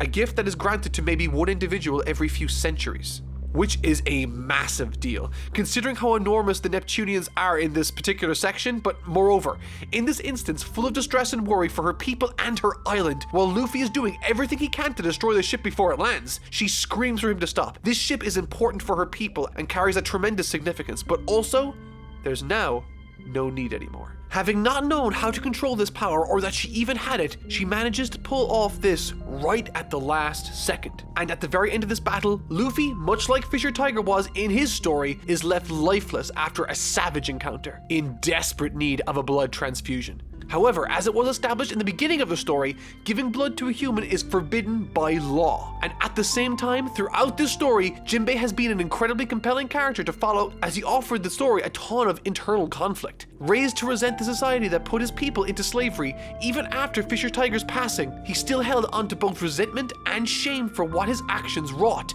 However, Jinbei, in this moment with Luffy, decides to not hold onto anger and gives Luffy his blood. Again, I didn't mention this earlier, but during those flashback sequences, we saw how Fisher Tiger came to die. It was his decision to not accept the blood transfusion of a human. He held on to hatred and thus died as a direct result of it. A blood transfusion acting as a powerful example that we are all made of the exact same stuff on the inside. That focusing on the outside is what brought slavery about in the first place and what ultimately brought about his own demise. And reflecting on that, Jinbei acts as an example for the older generations too, that you as well as the next generation do not need to continue this awful resentment. And what makes this story even more nuanced is that Oda accepts that there are those that will never be able to feel like they can forgive. And that can be okay too, as long as you don't instill this resentment in the next generation. And to be honest, I think that's a really powerful message for a story. I mean, as many of you might already know, I'm Irish. I've lived in Ireland my entire life, and in doing so, I've become aware of Ireland's turbulent past with the British Empire and England. And while relations between Ireland and the British Empire are relatively great right now, all things considered regarding our history, there are still Irish alive today that despise the British for the past that we share. And perhaps it's because of my upbringing, but I really appreciated that angle that this arc took when discussing prejudice and forgiveness. Oftentimes during these stories, a massive amount of focus is put on the racism side of the argument, and that's because it's the obvious target and makes for a compelling force to fight against. And it goes without saying that it absolutely 100% is a force that should be fought against. But in these circumstances, situations are rarely cut and dry, especially if you extrapolate over a number of generations. And the fact is that these circumstances will continue to affect every subsequent generation until both sides reach an eventual understanding. And I love that this story took the time to focus on the forgiveness side of the argument, as it is, in my opinion, the single most important and fascinating part to explore within a story. If I were to hold English people my age responsible for the sins of their great-grandparents, or entire country for that matter, then all I'm doing is perpetuating this horrific toxic mentality to future generations to suffer through, full of resentment and hatred, which not only isn't fair to them and the English, but also doesn't make any logical sense. In Fishman Island, they explore all of that with the character of Orihime acting as the polar opposite to Hottie Jones. Her character effectively holds up a mirror to us, the audience, and her people, for them and us all to see how ugly they are becoming. And as I mentioned, the stark contrast to Hottie Jones,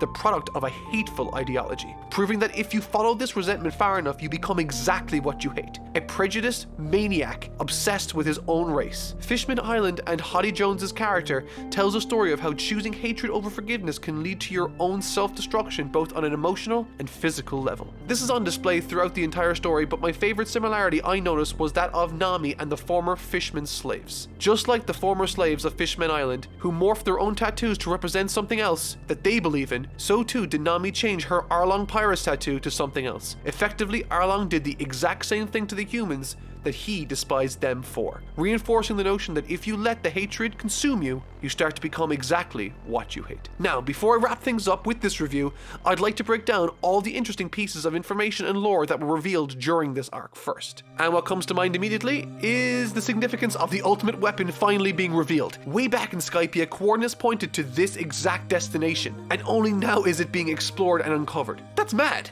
There's also this really interesting moment where Luffy asks Jinbei right after he saves his life to join the Straw Hat crew, and while he doesn't immediately accept Luffy's offer due to his own need to take care of some certain businesses he needs to attend to, I think it's a really nice little thing left for us to look forward to in the story, whenever it does end up happening, that is. Personally, I think Jinbei is a perfect addition to the Straw Hat crew. Also, I didn't mention it during this arc, but Robin wandered off to uncover a poneglyph in her own sort of side story, effectively disconnected from the rest of it until the very end. And on this particular poneglyph read an apology from one Joy Boy, who was revealed to have been someone that lived during the Void Century 800 years ago. Apparently he broke a promise to the fishmen, but they don't remember what it was for. This is obviously super important and I'm sure it will be explained later, but as of right now, I have no idea what to make of it. Oh, also, when the princess communicated to the Neptunians, Luffy understood what was being said. That's massive! And I'm guessing, based off of the brief flashback we got of this exact situation happening with Roger, hearing the Neptunians, is that Roger didn't know that he had this power. The fact that Luffy could come to learn the fact that he has this power could be a game changer when it comes to correcting history and revealing the Void Century. In other news, Akainu, the guy who yeeted Ace out of the picture, is now the new fleet admiral instead of Aokiji, who was put forward by Sengoku. And apparently Aokiji has now left the navy. Additionally, Luffy started a mad beef with Big Mom, one of the 4 emperors of the sea, and in an effort to make amends also sent her a bomb by mistake, which is hilarious.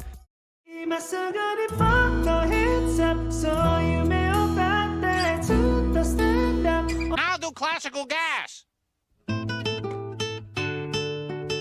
Punk Hazard is a funny one. On one hand, I found myself enjoying it towards the end and the beginning, but for a section of the story that wasn't super small, I found myself dreading the next page turn and worrying about composition way more than I thought I would. Yeah, you heard me. Composition. I'll explain what I mean a little more clearly later on, but for now, generally I will say that as arcs in One Piece go, I thought this was pretty good. I'm happy I read it, but I thought it suffered from pacing issues during its telling, as well as some clarity issues, as I said, regarding page composition and dialogue. But more specifically, in essence, this is a pretty standard One Piece story. They stumble upon a new, somewhat troubled island before they get caught up in rabbit holes and traps that are much more treacherous than they anticipated. There's some really great action, wonderful character exchanges, and some genuinely fantastic surprises that honestly caught me more off guard than any other swerve that might have been in the series.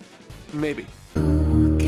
And once again, as Oda often does, the story kicks off in an incredibly strong and interesting way. As readers and audience members at this stage in the story, we are primed for enjoyment and excitement. We've been waiting a very long time to, at long last, get to the new world of One Piece inhabited by the very emperors of the sea themselves. And Lord knows we want to get revenge on Akainu and Blackbeard for all the stuff they've done. And so, thanks to those feelings that are obviously in us right now, we are already excited to see what comes next. And trust me, Oda is completely aware of all of this, kicking things off with an extremely character-rich, albeit slightly understated, character interaction on the Sunny. Nami taking her eyes off the boys for 10 minutes to have a shower leads to them almost getting eaten by a giant fish and getting sucked into a vortex. And it's isolated moments like this that I really do appreciate, where we get to see and experience the dysfunctional family the Straw Hats have ultimately become. And what's also great is that One Piece likes to take moments of reprieve to just bask in the world it's created too. You see, immediately after following this instance, the crew in a moment of wonder become surrounded by giant whales the same species as Laboon, which is kind of awesome because if no one told me that they had been on the other side of the red line now, I know that they were by virtue of the fact that I know that these whales are indigenous to this specific area of the world. And I know this because the story told me this hundreds of chapters ago. It's instances like this when I experience while reading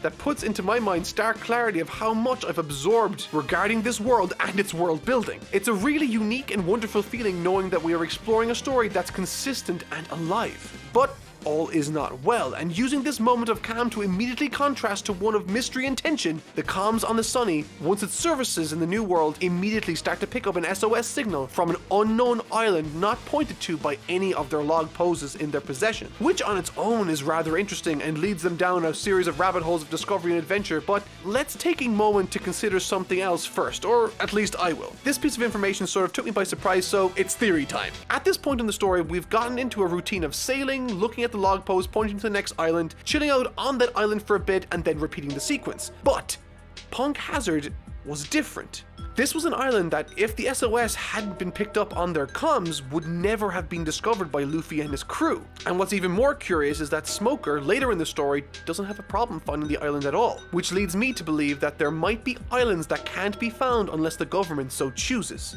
And here's my theory. The secrets that the world government are so hell-bent on hiding could be concealed on an island that cannot be discovered by either anyone because the poses have been destroyed, or strictly by higher-ups in the world government. Perhaps even the One Piece is there. But yeah, it's just a theory for now, but totally possible, right? Regardless, Luffy and the crew follow this distress signal to Punk Hazard, the very first island of the New World, and it's Friday night and the lights are low. It's on fire, there's someone to be rescued there, Smoker was listening to their entire conversation and is now in pursuit of them, and if that wasn't already tense enough, once Luffy, Zoro, Usopp, and Robin go to investigate the island a little bit more while the others stay on the ship, this happens. This dragon fight was way more fun than I thought it was going to be, and to be perfectly honest, sprinkled in enough mystery to hold my attention almost immediately. So, naturally, when Luffy does pull an embodied pair of legs off of this dragon, I was left scratching my head a little bit, as the legs effectively communicated through farting. Yeah, you heard me right. The legs communicated through farting. That's a real sentence I just said. Jokes aside though, I love the beginning of Punk Hazard. It takes advantage of our expectations of how we think the arcs are going to play out and creates an entirely different experience. Unlike the other arcs that introduce us to the wildlife, inhabitants, and cultures of the given area first, Punk Hazard is a little different. The island was once upon a time a government-run facility led by Dr. Vegapunk, a person that's mentioned almost as often as Luffy, and yet we still haven't seen them in person yet. However, since a particular series of events changed everything that I will absolutely be talking about a little bit more later, this island is now recognized as a wasteland by the government that no longer uses it. And with this knowledge, when it becomes apparent that there's something much more sinister going on in this abandoned island, the contrast is striking back at the ship.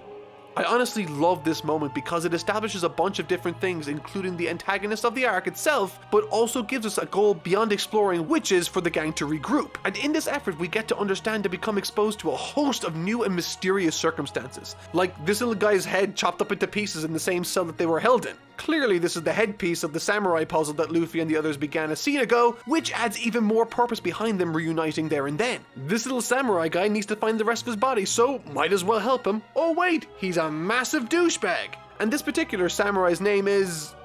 this. I'm determined to get through a single video without mispronouncing a name, by the way. And to be honest, things only get more interesting from here. Frankie burst them out of the cell using his weaponry and lasers, which is awesome. But once they do get out, my confusion went from a 7 to a 10. I have several questions. So yeah, this story might answer a question here and there, but my god, if it isn't hell-bent on laying down 10 new questions for every one it answers. And to be honest, it makes sense why it unravels things the way it does too. Punk Hazard is, in every sense of the word, a setup arc for the one to immediately follow it. But that's not to say that it doesn't have anything to offer on its own either. In a lot of ways, this arc deals with themes of accountability, responsibility, and consequence. And in exploring these themes, we see our main characters interact with some truly chilling and heartwarming characters, creating wonderful moments like when Sanji cast his pride to the wayside to embrace his humanity by helping out this snarky but defenseless samurai. And let's not forget about the damn kids. Nami decides that despite it being near impossible to escape these jumpsuit-wearing goons that are pursuing them out of this facility, Nami feels an overbearing level of responsibility for these little, and not so little children who are begging for her to save them. But perhaps, most interestingly, we discover some fascinating tidbits regarding the history of this island, thanks to the main focus of this arc and the main villain, Caesar the Clown, mad scientist of the now defunct Punk Hazard facility. I turn myself into a pickle, Morty! And it's at this point the story splits into 5 different subplots, though really there are 2 major ones, and these 2 major ones should be obvious at this point. The first being Team Luffy, comprised of himself, Robin, Zoro, Usopp, and the samurai legs as they try to find the rest of him. Now the second major point of view comes in the form of Team Nami, who were just captured and are now stuck within the facility of Punk Hazard. With her is Sanji, Frankie, Chopper, and the disembodied talking head of the samurai.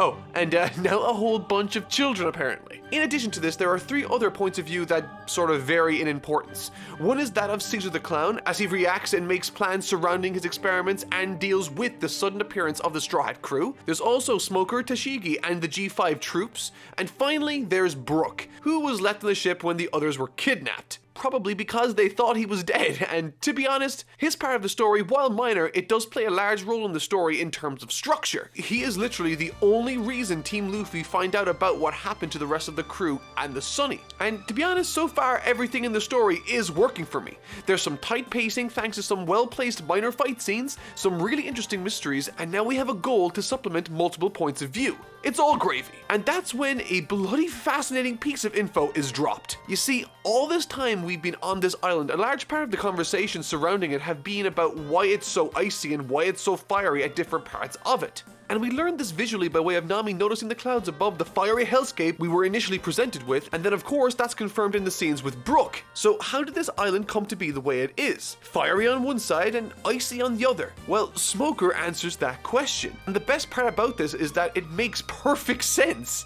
In fact, it makes so much sense that if you or I were in the right frame of mind when looking at this question, there's a good chance that we could actually answer it for ourselves because we were given the answer back on Fishman Island. Back then we were told about a vicious battle that was held between Akainu and Okiji, competing for the right to be the new fleet admiral. It happened about a year ago and lasted 10 days. And would you know it, Punk Hazard was the site of that very battle, and since the battle's completion has been in a constant state of hot and cold. I love this not only because we could have picked up on it given that piece of visual information, but Punk Hazard, as we know, is an island not pointed to by any of the log poses. It's been abandoned for quite some time, and it's very close to the new HQ of the Navy. Like, everything about this sudden new piece of information really felt like someone putting the last piece of the jigsaw in place. It made perfect sense and made some really interesting lore surrounding the island of Punk Hazard, and that's only part of the small island's history.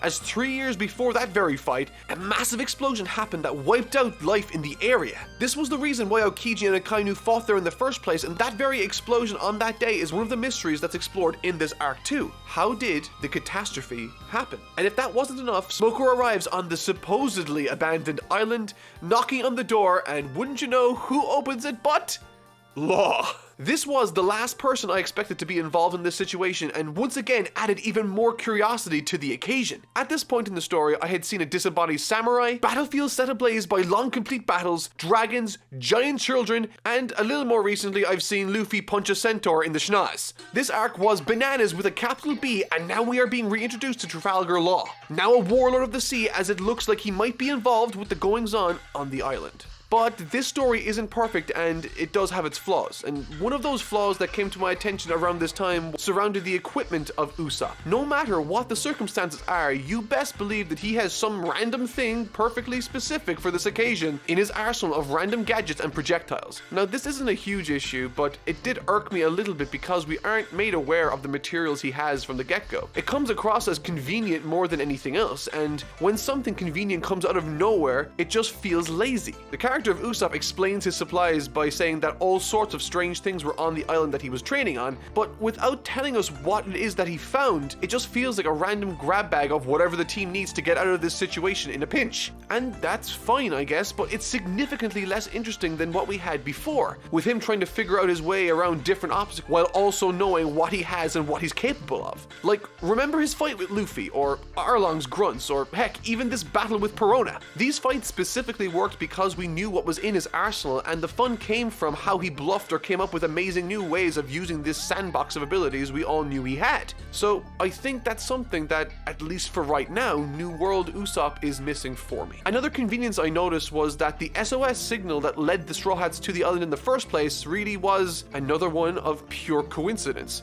I was hoping that it was a trap set by someone that wanted something from them, or anything nefarious really, but it was again pure happenstance. The centaurs that Luffy decked earlier were being attacked by the samurai that they encountered in the cell, and thus they, in desperation, made this distress signal. Had this not happened, Luffy and the crew wouldn't have found this island at all. Again, these things aren't anything major, but it doesn't feel as well thought out or as tightly told as the stories like Alabasta or Skypiea were for me. Now, let me be clear. At this point in the story, I am still all in, and to be honest, it was easy for me to turn a blind eye to these issues I had, especially when this happens to Smoker as he was talking to Law at the door of the facility.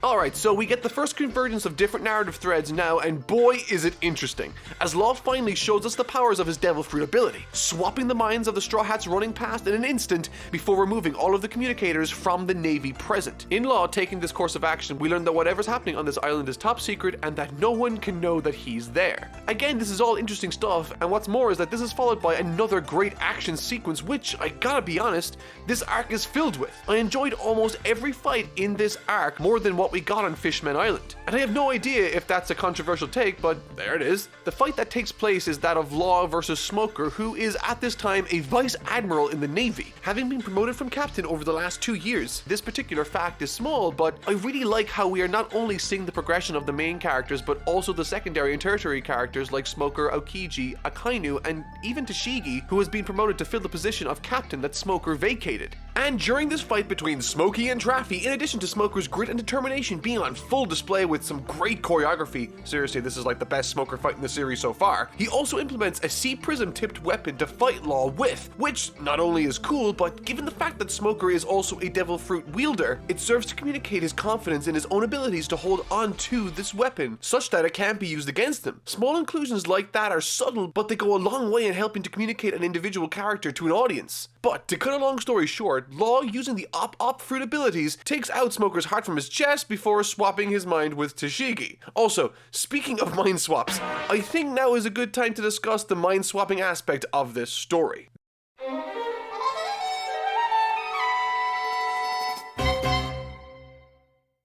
Sanjay! What is that? A merman? No, it's a panda shark with a man in his mouth. I find that hard to swallow. That's what she said.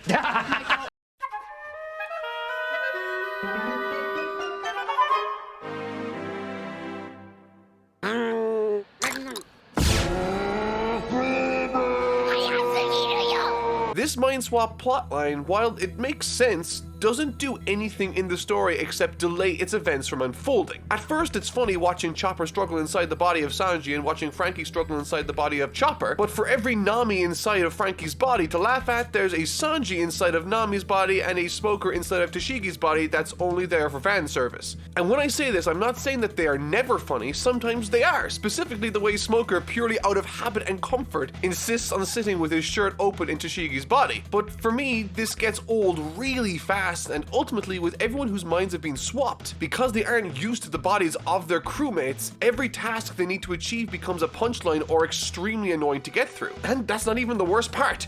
So Nami is in Frankie's body, right? Frankie is in Chopper's body, Sanji is in Nami's body, and Chopper is in Sanji's body. Now, to some of you that might not sound super complicated to understand, but when you have all of them arguing in the same scene surrounded by all the different characters and children, suddenly it becomes incredibly confusing. So much so that in the middle of one of these chapters, Oda makes them wear these masks of their actual character in order to avoid confusion. Not to mention a sharp uptick in the number of characters drawn into the speech bubbles that they are speaking in, simply there to help the readers remember who is in what body. I have no idea if this is easier to follow in the anime, but in the manga it got pretty annoying in parts, specifically when the Straw Hats regroup, adding even more talking heads to the mix.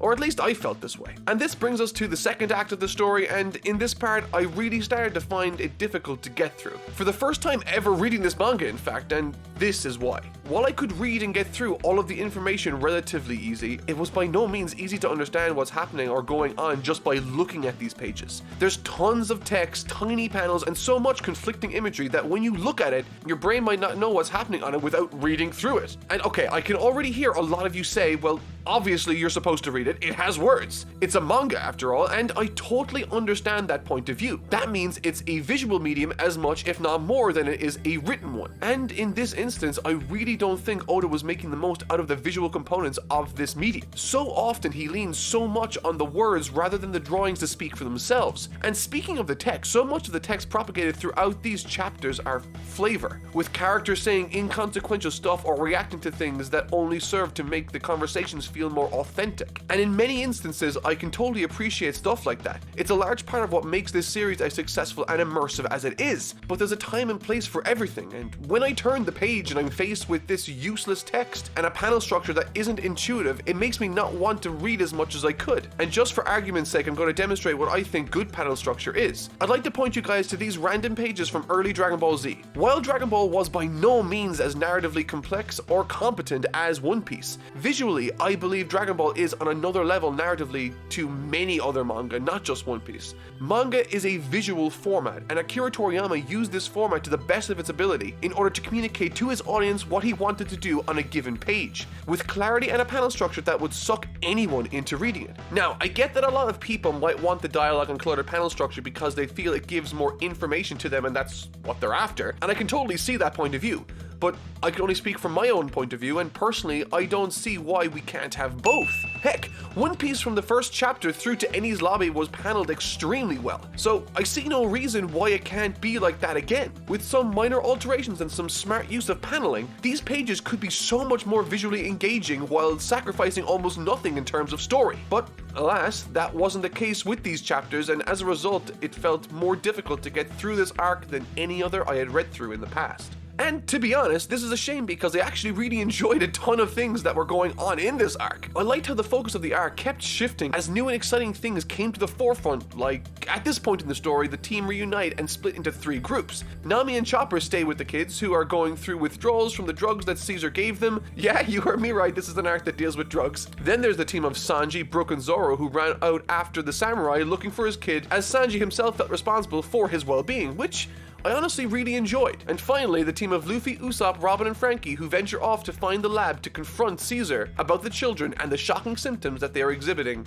after his care. And in retaliation to this, Caesar enlists the work of the Yeti brothers, giant hunters in this icy tundra we've not yet seen before. And as I mentioned moments ago, these guys only present an issue to the Straw Hats because they are after getting their bodies swapped and don't know how to fight in these new ones. Punk Hazard, in the same way Fishman Island wanted to handicap the Straw Hats by surrounding them in water, has handicapped them in this way by swapping their minds. So, in other words, the Straw Hats haven't had a single worthwhile challenge since the return to Sabaody. And perhaps that's why I've enjoyed fights with the Dragon and Smoker so much. One is a novelty and the other doesn't involve the Straw Hats at all. But we do get some interesting information out of this exchange as these Yetis pursue and hunt for the Straw Hats. They shoot Brownbeard in the face, execution style, with these massive cannons point blank, before stealing Nami away in Frankie's body. And I like this because they actually steal Frankie's body for 2 reasons. Firstly, because he has the tech from Dr. Vegapunk, which is valuable, and they want to use him as bait to lure Luffy and the other prime targets in, which I thought was really good strategy considering they had no chance once Luffy actually arrived to save her. That is, if Luffy even had to fight them.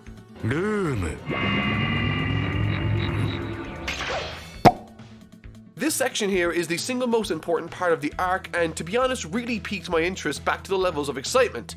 Law moves to Luffy and asks whether or not he would like to form an alliance. Up until this point, I had been under the impression that given Law was working alongside Caesar and his mad experiments, and that given he's a warlord of the sea, he would be firmly in the corner of the already established side and forces of Caesar and Punk Hazard. But that's far from the truth. Law is on his own side and no one else's. He explains that Luffy and he have a common goal right now and that together they could take down an emperor of the sea, which is a massive thing to say still at this point of the story. And in typical Luffy fashion, he agrees to the proposal and elects to form an alliance with Law despite the crew begging him not to. Yeah. So, okay, here's the lowdown. Caesar is hell-bent on getting these kids back to conduct further weird experiments on. He also acts as this godlike figure to his subordinates, gaining their trust, and he has this massive demonstration planned in order to sell his work on the black market to someone who goes by the name of Joker. Something Law mentioned is that Caesar is the only one that can produce this chemical compound called SAD, used by some extremely important people on the black market that he again sells through a vendor called Joker, who becomes extremely important later, and I'll get to that. Together, the forces of Luffy, the Straw Hats, and Law have to work together in order to stop all of this from happening and to save the little kids. And since Law is on their team, he switches Chopper back into his body, Frankie back into his, and Nami into Sanji's body because he's still out with Zoro and Brook looking for the samurai, which they do eventually find. This is where the story started to pick up for me again. There's a little bit of will they, won't they, with Sanji's group still out in the wilderness someplace, and there's a clear goal now after being established: help the kids and stop Caesar. So let's see how Punk Hazard stuck the landing. So it comes to light that this Caesar guy was responsible for why this island, Punk Hazard, became deserted in the first place. Apparently, 4 years ago, against Dr. Vegapunk's wishes, he blew up the facility and showered the area in poison, destroying most life. And he alone survived unscathed because of his devil fruit ability. And this conclusion I actually enjoyed, but there are still aspects to it that I thought could have been improved greatly, and once again, it came in the visual clarity department. And at this point, I feel like I should reiterate that I am not criticizing the anime's visuals here, I simply haven't seen it. I am just commenting on my experience with the manga this week. And once Luffy, Law, and all the other Straw Hats with the samurai converge on the base from various points, things started to feel a little cluttered and messy again for me. Now, of course, during this time, a lot of stuff is happening. Sanji, in an act of selflessness, rescues the samurai's body from below the water, locating it using his haki, and there are plenty of really interesting and cool moments where haki is used by both Zoro and Sanji in this story, which I really liked. Luffy and Law join forces with Smoker, but ultimately get captured. Joker's revealed to be Doflamingo. Caesar plans to do some weapons demonstration using some freaky gas to kill everybody that no one can touch, and it's invading the compound. Okay, look, long story short, this is all bad stuff happening, and it basically translated to all the Straw Hats and Law in a situation where they need to capture Caesar alive and cannot get touched by this gas, all the while trying to save a bunch of giant savage children suffering from a bad come down. So yeah, all things considered, not super bad, that is until we meet this guy. Okay, so this is a bit of a bigger problem. This guy's tough and ends up picking a fight with a bunch of them in this effort, and to be honest, the fights in this section were the only aspects from it that I really enjoyed and stood out for me. Whether it be Luffy's 2 decisive encounters with Caesar, socking him in the face, Sanji cracking his shit against Virgo's shin,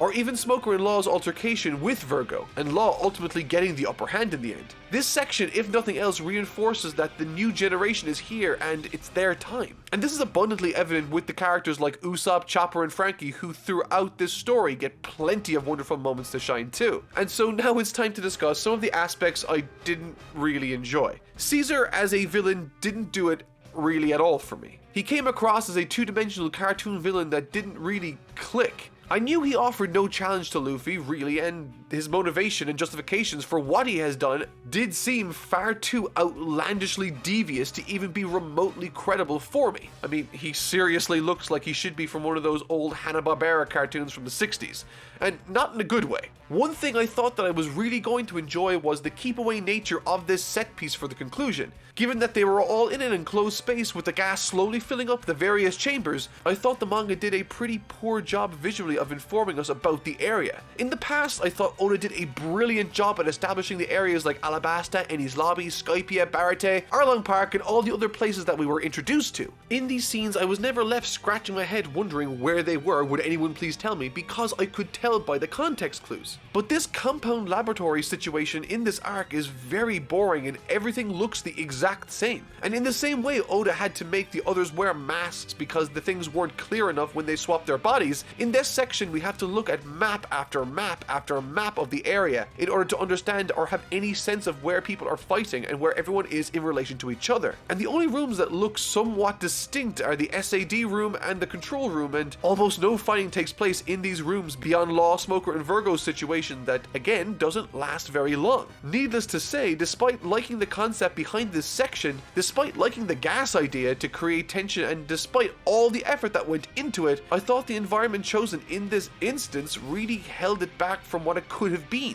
Now, this is obviously just my impression from reading the manga, and who knows, I might react differently to how it was portrayed in the anime. But as of right now, I was ecstatic to finally be leaving the facility and braving the outside world as the crew, Law, G5 Smoker, and Tashigi all escape with their lives from the place. And again, the fights that took place in this compound were fantastic. I loved Luffy's altercation. I really liked what Smoker and Law were doing together, and when Law eventually cut down Virgo, that was really impressive. Once again, highlighting that this new generation's time has finally come, that they are ready to compete with the big boys. But now we're coming to what I think was probably the most shocking part of the entire story.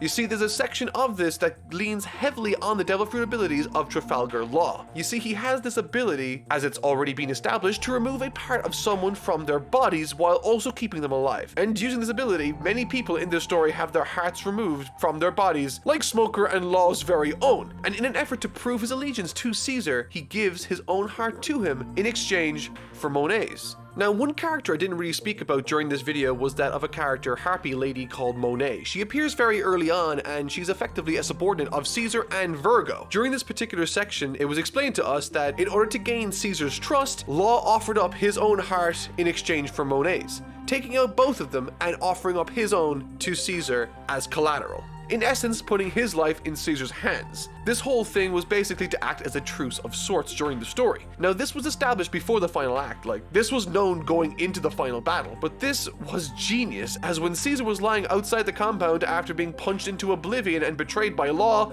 he still had the heart given to him by Law. And while this is happening, Monet is about to blow up the lab in the same devastating fashion Caesar did 4 years ago per his instructions. Orders her to do this, and as she moves to flip the switch, Caesar, in a moment of anger, stabs the heart of Smoker. But nothing happens. As it turns out, the heart he has given to Caesar wasn't Smoker at all, but Monet's, and thus Caesar's undoing was his own. I friggin' loved this little swerve and never saw it coming at all. And something I also like in this part is Caesar's motivation to not kill Law right away once he figures out that he's after turning on him, because he already has a built-in desire to kill him by using this new gas that he's developed to show to the criminal underground of the world. And to be perfectly honest, that as well as the conclusion of this arc really helped it finish strong. Now that Law has in his possession Caesar wearing some sea prism shackles that Usopp managed to swipe very intelligently, you gotta remember Caesar's the only guy who can produce this SAD chemical compound stuff that goes on the black market and is sold to emperors of the sea like Kaido,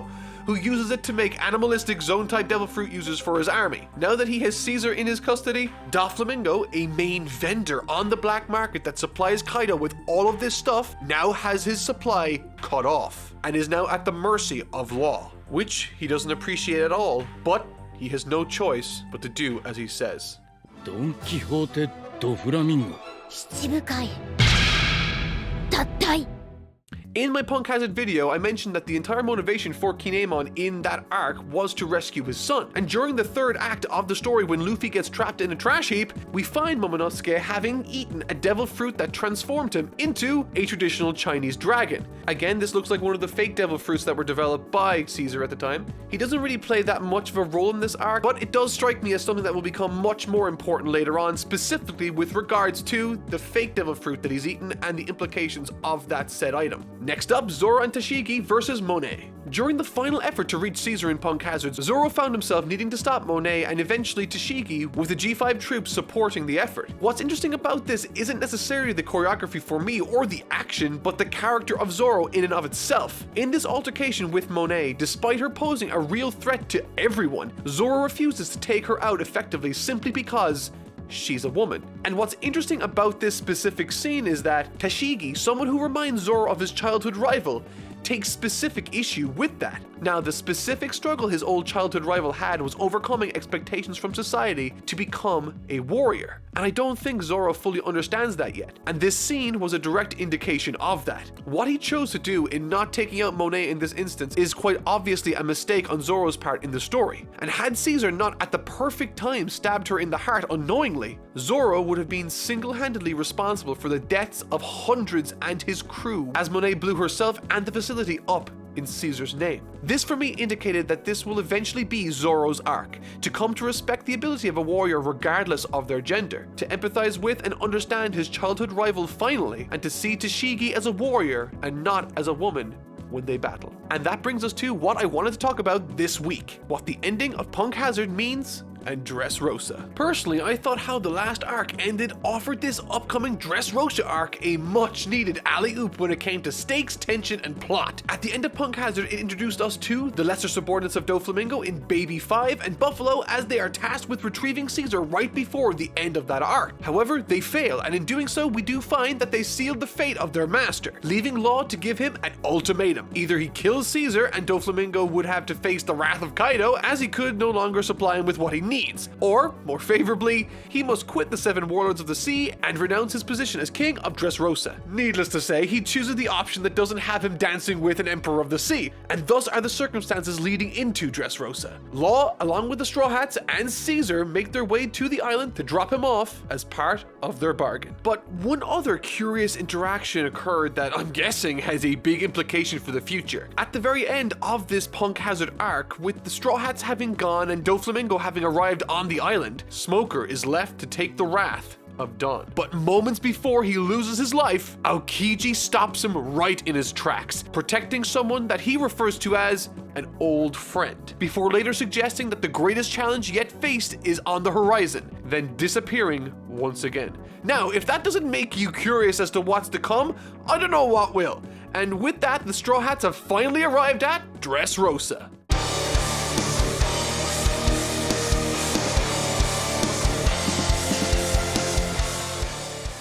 And so we are finally on the island, and I friggin' love this arc and the direction it's heading personally. But moreover, I am utterly floored by the staggering amount of information, detail, and depth this arc adds to the overall One Piece world, while feeling way lighter than it has any right to be, while also introducing what feels like hundreds of new characters. But to be fair, most of these are no-names from the bouts in the Colosseum later in the story. And yeah, you heard me right, this arc has Colosseum battles to the death. It's also got living toys, and it's got a blind guy that might be one of the coolest characters introduced yet. And the funny thing about all this is, everything I just said here doesn't even begin to scratch the surface of what Dressrosa has to offer. One thing that this arc did that I haven't seen any other arc do better, except for perhaps Marineford, is make me care about how the events that unfold go down. And I'm not exaggerating here, it only builds throughout this arc's runtime, arriving at a point during chapter 745 that has me primed to read more once I get done recording this video. I mean, I'm serious. I'm picking it right up after this. And personally, I think that's a really important thing to be feeling at this point in the story. When your arc is as long as Dressrosa is, there are 2 things you need to make sure are taken care of, and that's pacing and how interesting it is. It's tricky to balance, but Dressrosa does this better than any other arc so far in my opinion, keeping things interesting by interweaving existing and newly established plot threads together in very compelling ways, and it keeps the pace feeling snappy by revealing new pieces of vital information, crucial new characters,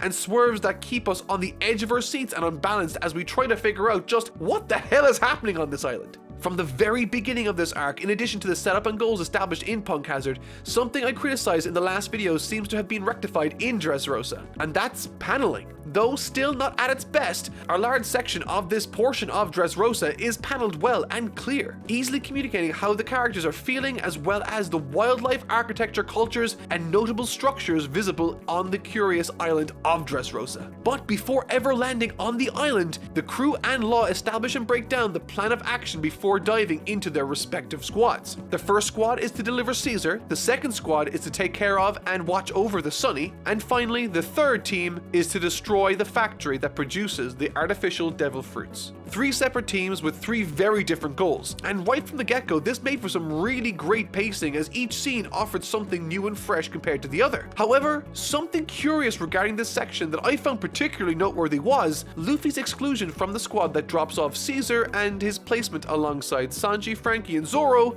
in the factory demolition squad. And while Robin and Usopp went with Law to deliver Caesar, the fact that Luffy, Zoro, and Sanji weren't assigned to that particular section told me something, and it was confirmed later. And I will talk about that later, but right now, there are 3 groups established right away, all with different missions, and what made this work so well for me was that the conflicts each team encounters made the story infinitely more engaging and exciting. Whether it be through the Sunny's abrupt and artistic overtaking, the treacherous route taken to Greenbit Island to drop off Caesar, or the very curious scene shared by Luffy and the older blind man as they stop to eat en route to the factory in Dressrosa. And speaking of that last one, I found it to be awesome. Simple and perhaps perhaps telling of what's to come in the future. Having decided to stop to grab some food and drink, Luffy, Zoro, Sanji, Kinemon, and Frankie all sit down in an establishment as they overhear the older blind man being taken advantage of by some thugs. And with Luffy being Luffy, he walks up to them and makes sure that they play fair, resulting in the blind man making all of his money back and giving his thanks to Luffy. But just as suddenly as he came into their lives,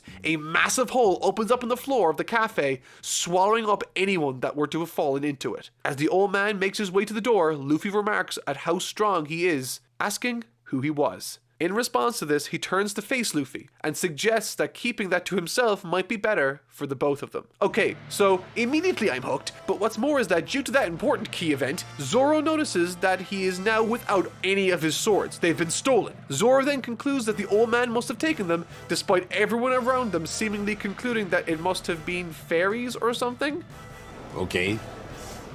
And so this leads to that particular group tasked with destroying the factory to fraction into a bunch of different ones. And with this next scene, I knew I was in store for something really, really fun and impressive. When Usopp, Robin, Law, and Caesar arrive on Greenbit while exploring the jungle of the area for Navy soldiers, both Robin and Usopp get taken underground by these tiny people. All the while Law is met with two interesting individuals for the exchange, Doflamingo and that old blind man.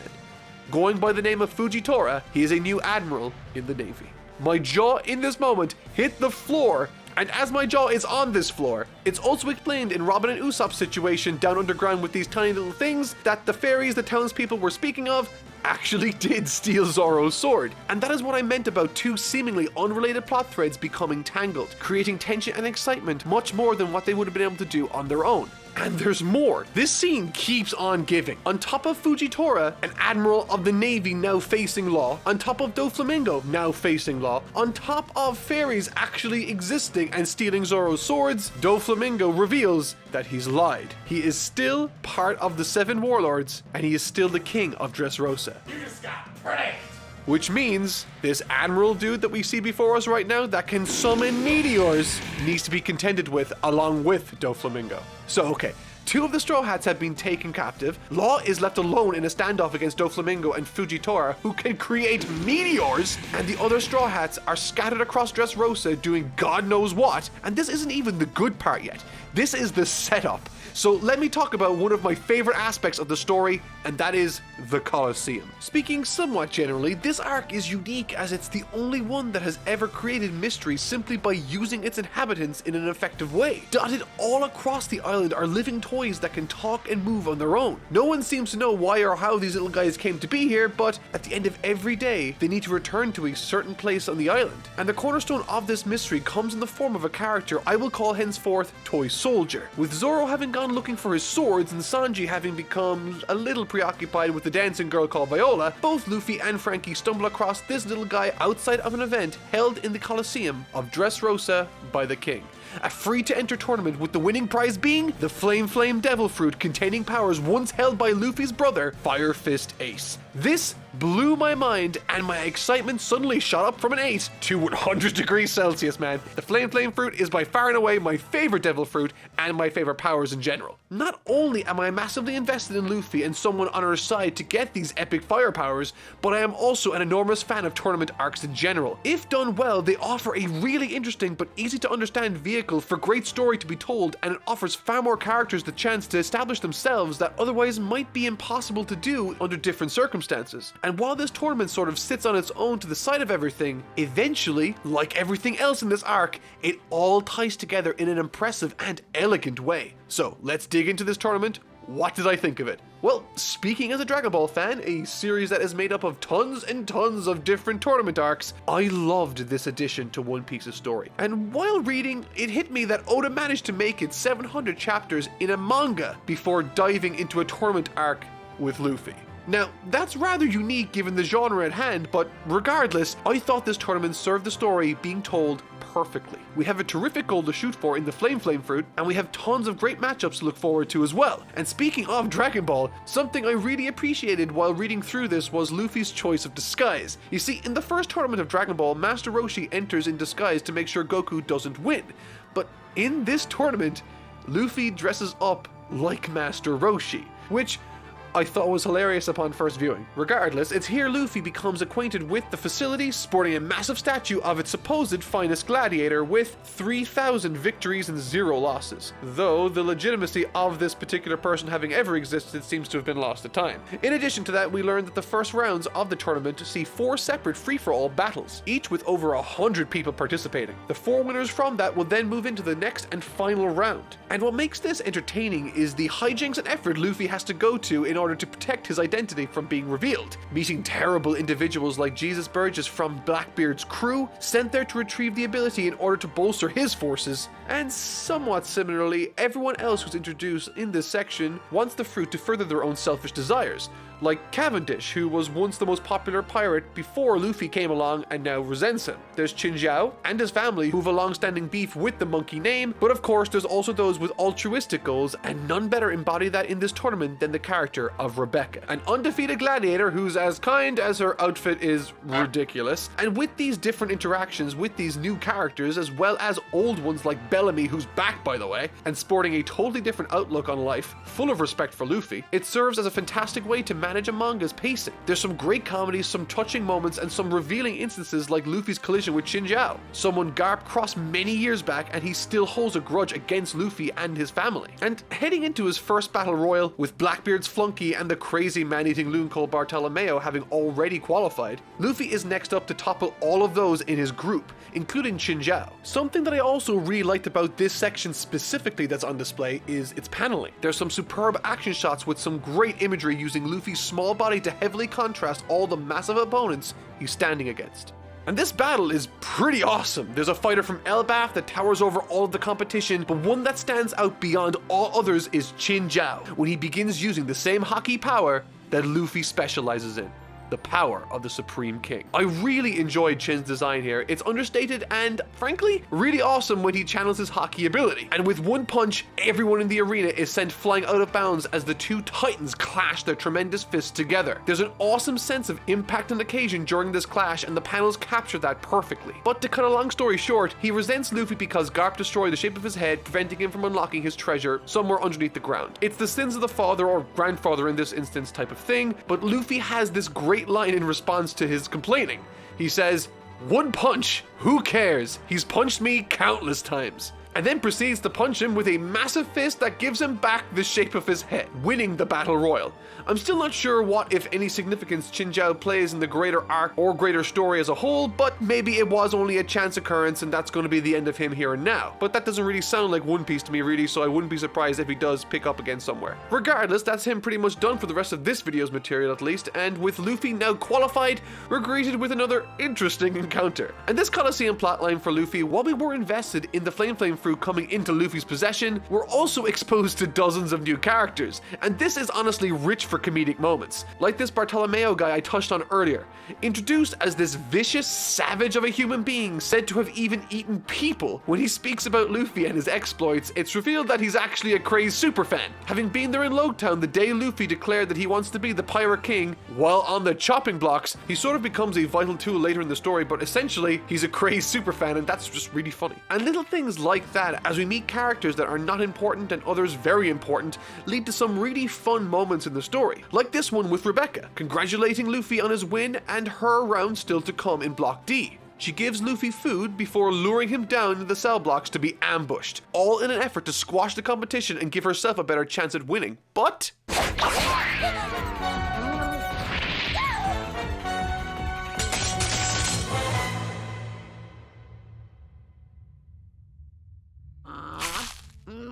it's here we begin to see and understand how deep the turmoil within Dressrosa goes, and we start to get this impression that all is not well in this strange place during Rebecca's flashback. And this is one of many flashbacks Oda uses to tremendous effect in this arc, each one after the other recontextualizing what we've already seen, adding further detail and history to this already vibrant and alive world he's created, which is exactly what a great flashback scene should do. And we get a bunch of these great flashback sequences in this story that ultimately culminate in a fantastic swerve that I honestly didn't see coming, even in the slightest. But I'll get to that a little bit later.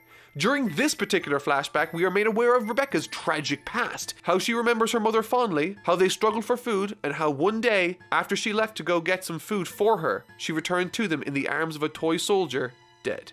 It's sad to say the least, and it's here we begin to understand the significance of this little one-legged soldier. And it's also obvious to discern through this flashback why Rebecca is the way that she is. She was cared for and trained intensely by the toy soldier and now can defend herself. She knows that there's something wrong and she wants to win the devil fruit to bring about order and peace in her country. And these are more than reasonable goals, we find, as she also is the wielder of a particular type of hockey. In this instance, she can dodge and predict her opponent's movements like no other, effectively eliminating people using their own momentum against them. So she's not really a slouch either, although her outfit is one of the most ridiculous things I've ever seen in my entire life. And all the while this is taking place during the tournament, Frankie has been in the company of this toy soldier whom we now understand as someone that looks over and protects her, explaining why he was there in the first place, and it's that sort of attention to detail that I adore. But don't get comfortable here because this is only just getting started, and from this point on the story kicks itself into overdrive. Like, seriously, this arc is nuts for getting stuff done and exposing new interesting plot threads.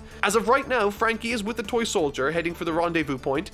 Sanji has been led astray and then changed a woman named Viola for the better, who also is guiding him in another direction. Zoro has managed to track down the little person who stole his sword, and he too is being filled in on what's going on. It seems like all of this is connected, and it totally is, which was a great feeling to get while reading through it. And if that wasn't enough, while this is all happening, Law is being destroyed by the combined forces of Fujitora, who can create meteors, and Doflamingo. And that's not even to make mention of the situation back in the Sunny. It's one terrible thing after another befalling our heroes in this story, which on its own serves to build up a lot of tension, but moreover the contrast in all of these different circumstances helps us retain interest in the story without getting winded from overexposure to a particular setting. There's a lot of variety here, with one scene being water, another being open beach, more in the city, and one in a coliseum. Every scene offers something narratively and visually different, which is a welcome change from Punk Hazard or Fishman Island in the last few weeks. But back to the story at hand. You see, a plan of some description has been spoken of whenever these little fairy characters called Totanas are on screen. Once again, the concept of this plan being made today sounds somewhat circumstantial, with it being the day the Straw Hats arrive and all, until you realize that they chose to do this there and then because they too were under the impression that Doflamingo had quit the Seven Warlords. Everything in this story makes sense so far and ties together in such a natural way, it hurts. Every piece of information slowly forms a greater picture, adding a new angle or means with which to view the narrative from, giving greater appreciation to these little guys' plight, as well as the horrid circumstances now after befalling the Sunny and the team of Nami, Brook, and Chopper left to guard it. You see, and this is why I love Doflamingo, Doflamingo was one step ahead of literally everyone from the get-go. He never quit the Warlords. He staged the entire article in the papers. He planted the Devil Fruit as a prize in the Coliseum because he wanted Luffy to be lured there to be captured, and he has set his people to take care of the ship. And take care of them they do. Gyola, now one of the members of the Don Quixote family, stands between the Straw Hats and their beloved ship, having used her Devil Fruit ability, the likes of which we haven't seen in quite some time, changing them all into different works of art, all of them in different styles. Nami is sort of Picasso, I think, but the best one of all is Brook, who is mimicking Edvard Munch, the Scream. And now with the Sunny having been turned into a piece of artwork in and of itself, and with the crew having no way of defending themselves, it seems as though things couldn't get any worse. And that's when Law makes a distress call to the Sunny, ordering them to swing by Greenbit to pick them up. So, not ideal circumstances right now, but through some clever misdirection by Brook, the crew managed to regain control of the ship and dispose of Gyola, the first move that hasn't gone according to the Doflamingo plan.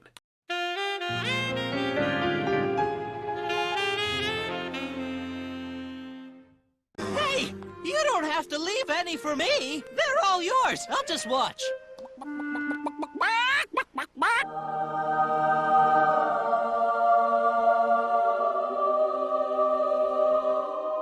Additionally, now that we are getting a better idea of the true scope of this conflict, we recognize the sudden capture of Robin and Usopp into the undergrounds of Greenbit thanks to the Tontatas, which was also not part of Doflamingo's plan. Down there, Usopp and Robin learn of the little guy's struggles and how their people have been through a ton with the various rulers. Together they wish to launch a revolt against the Don Quixote family with the added help of the toy soldier. And while this is a B plot, it's by all means just as crucial as the other moving parts of this story. For me, helping alleviate a lot of the tension and stress with much needed comedic value through scenes like Usopp lying to them pretending to be a relative of Noland, who is a hero to these little guys too, by the way, which on its own is super interesting. And this isn't the only time the events of Skypiea are brought up either. Back at the Colosseum earlier in the story, Bellamy made everyone aware that he had been to the Sky Island as well, and caused all sorts of trouble for the inhabitants. Both of those events are curious, but more so the Noland one, as he up until this point wasn't brought up in any context outside of Skypiea. I guess he must have approached it from that direction then if he did in fact go there. But as the Tontatas worship Usopp and Robin for their offered help, suddenly the entire island starts to shake. It's the titanic battle that's taking place outside between Law, Fujitora, and Doflamingo. And this battle is really interesting, as while I was reading through it, there were subtle hints dotted throughout that there was more going on than I once thought. Like Law intentionally not using any of his energy to help the effort in getting to Greenbit in the first place, citing that he's saving it for Doflamingo, knowing full well that he intended on duking it out with him in the first place. But I don't think he counted on things going so wrong so fast either. However, thankfully, the ship arrives to scoop them away despite Law insisting on staying behind to try his best at defeating him. But they can't get away. Looming above them, masterfully utilizing his ability, spies Doflamingo above the Sunny, readying a massive strike when suddenly... This was amazing. Sanji has some of the best subversive saves in the entire series. Like, I leapt out of my seat when this happened, and man did I love it. And not because Sanji could stand up to Doflamingo, more specifically because he couldn't, and he tried anyway. I love these moments from a character perspective, especially for Sanji, and this was a peak moment for him too, I think. Thanks to some clever planning and some perfectly timed teamwork, they managed to get away from Doflamingo for a moment with Caesar, but not with Law.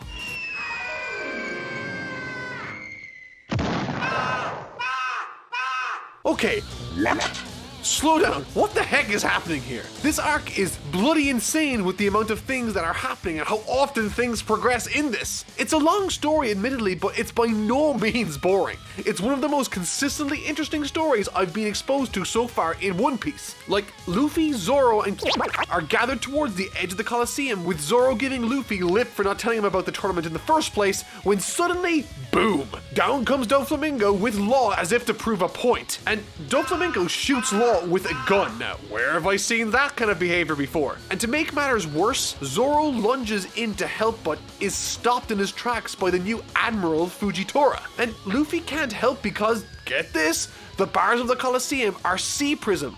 The Colosseum is clearly built to hold people inside, and if you thought things couldn't get any worse, they friggin' do. Rigging through on a snail is the team back safely on the Sunny, only they're not safe. They're being pursued by Big Mom! This was the single best sequence of events I've ever experienced in One Piece. The suspense, the not knowing, the action, the excitement, and the reveals. It doesn't stop to catch its breath for even a split second, and I friggin' adore this. It's exactly what I want from an adventure story like this, and it's something that only could be possible with a story as deep and fleshed out as One Piece. There are so many possibilities that oftentimes it's practically impossible to figure out what comes next. And needless to say, the Big Mom chase, I did not expect even in the slightest, though her presence absolutely in this instance makes sense. Now, completely separate with everything having gone wrong, Law having been dragged back to the palace along with Doflamingo and Fujitora, Luffy trapped inside the Colosseum, and the revolution going down on this very day with nothing in place from the Straw Hats. This is exactly the sort of manic energy I should be feeling right now. All the plot lines are after converging in one form or another and have splashed out in all sorts of different chaotic directions, leaving the heroes at a massive disadvantage.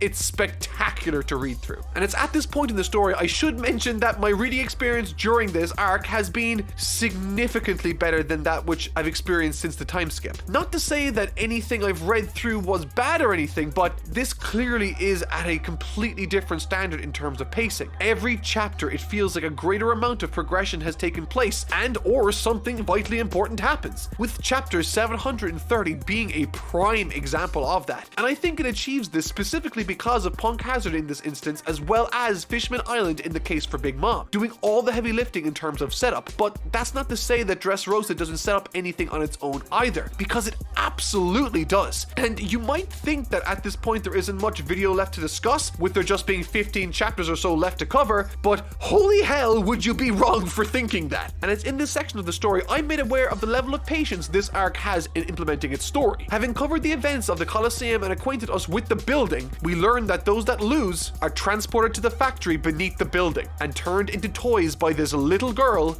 called Sugar.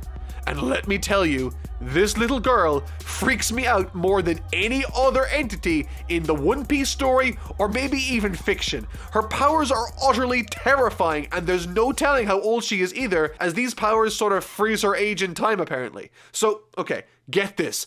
All the toys throughout this island are her own creation. They were once people, but that's not even the terrifying part. The scary part is that once she changes you into a toy, everyone, and I mean literally everyone on planet Earth, forgets that you ever existed. But you yourself as a toy still remember everything, bound by a contract that Sugar utters after your creation. You must obey the Gon Quixote family, and you cannot harm people. Now, what's interesting about that specifically is while reading this, I recall that in Rebecca's flashback, the toy soldier could hurt humans. Specifically made aware of this fact during her own training sequence, teaching her how to defend herself. And this is hugely significant, as all the other toys seem to be bound by this one rule. And this is when we finally get a glimpse into the true life of the toy soldier. And before getting into it, without reading it yourself, I don't think this flashback can be nearly as effective. Going by the name of Kiros, having grown up a down-and-out thug on the streets with tremendous fighting potential, he was eventually taken into the Colosseum to fight. There he easily racked up 100 fights won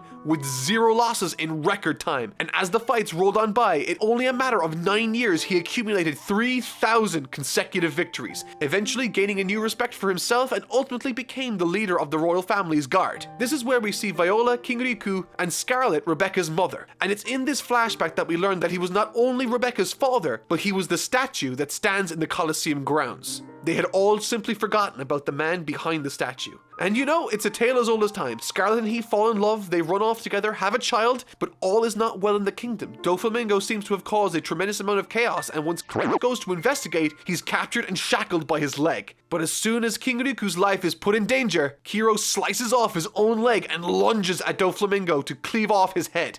However, in doing so, Sugar manages to touch him before he can make contact, transforming the once immense gladiator into a small toy soldier. He escapes with the king, but the damage is done. Neither the king nor his wife, or even his kid, recognize him or remember him. I loved this flashback, and for me, it was one of the highlights of this entire arc, creating this amazingly sympathetic character in Rebecca, Riku, and Kiros, culminating in a moment that makes me cast my mind back to the start of the arc, where I learned about the statue in the first place. And this statue is mentioned on more than 1 or 2 occasions during the story too, but I never copped it or made the connection until this flashback illuminated all the mystery. And admittedly, at this moment, things aren't looking great for the protagonists of the story. They are either being pursued, captured, or trapped, with Law himself being on the verge of death thanks to Doflamingo and Fujitora, all now having headed back to the palace. Oh wait! I forgot to mention something. It's a little important. Nothing too major. Doflamingo is a celestial dragon. The lore in this story is ridiculous. So now that I've learned about the 20 kings who all but one family gathered together to form the world government, I now know that Alabasta and the kingdom down there will play a massive role in the future. I foresee that the celestial dragons, or those with the royal blood, are capable perhaps of something or needed for something significant, and Vivi in Alabasta will eventually play a large role in the story once again. I have no idea what that might be as of yet, but I'm certain it will rear its head eventually. One doesn't simply just leave a Chekhov's gun there with no reason behind it. There's just a crazy amount of stuff being covered in this arc, guys. So, the group being chased by Big Mom are fleeing to the island of Zo, thank God. Now I can focus my attention on the events of Dressrosa, where Luffy wants to chase after Doflamingo, but is trapped in the Colosseum. And then, this happens. Okay, so I have this mystery person to look forward to now, and judging from the expression on Luffy's face and the last panel of that reveal chapter, I think I know who this is. But to be honest, moreover from this, I am just in love with the world building on display in this arc. Between the Tontatas, who I've barely touched on but will in a sec, the toy civilization and secret society, the criminal underworld exposed through Doflamingo, as well as the sheer amount of information gathered about the past is utterly insane. To say that I am buzzing to see what comes next is an understatement, and man, let's just dive into the revolution now that Kinemon, Luffy and Zoro are all making moves towards the palace to fight Doflamingo, and the Tontatas forces are making their move into the factory to take out Sugar and to free all the toys from her curse. In doing so, it will throw the country into disarray, and they will finally, hopefully, come to their senses about Doflamingo and the lies he spun to get to where he is today. Additionally, something of note here also is that Doflamingo is a terrific villain, if that isn't abundantly clear already. And he might be my favorite after Crocodile, and the arc isn't even over yet, so there's still a good chance for him to actually edge it over him. He has his own distinct identity, the powers are fierce yet unpredictable, and the backstory he shares concerning the past, as well as his overtaking of Dressrosa, is both ruthless and calculated in equal measure. Serving this arc immensely. Had this been a lesser villain, the entire arc would have suffered greatly, I believe. And that's not even to make mention of this new character lighting up the finals of the tournament in Luffy's place. But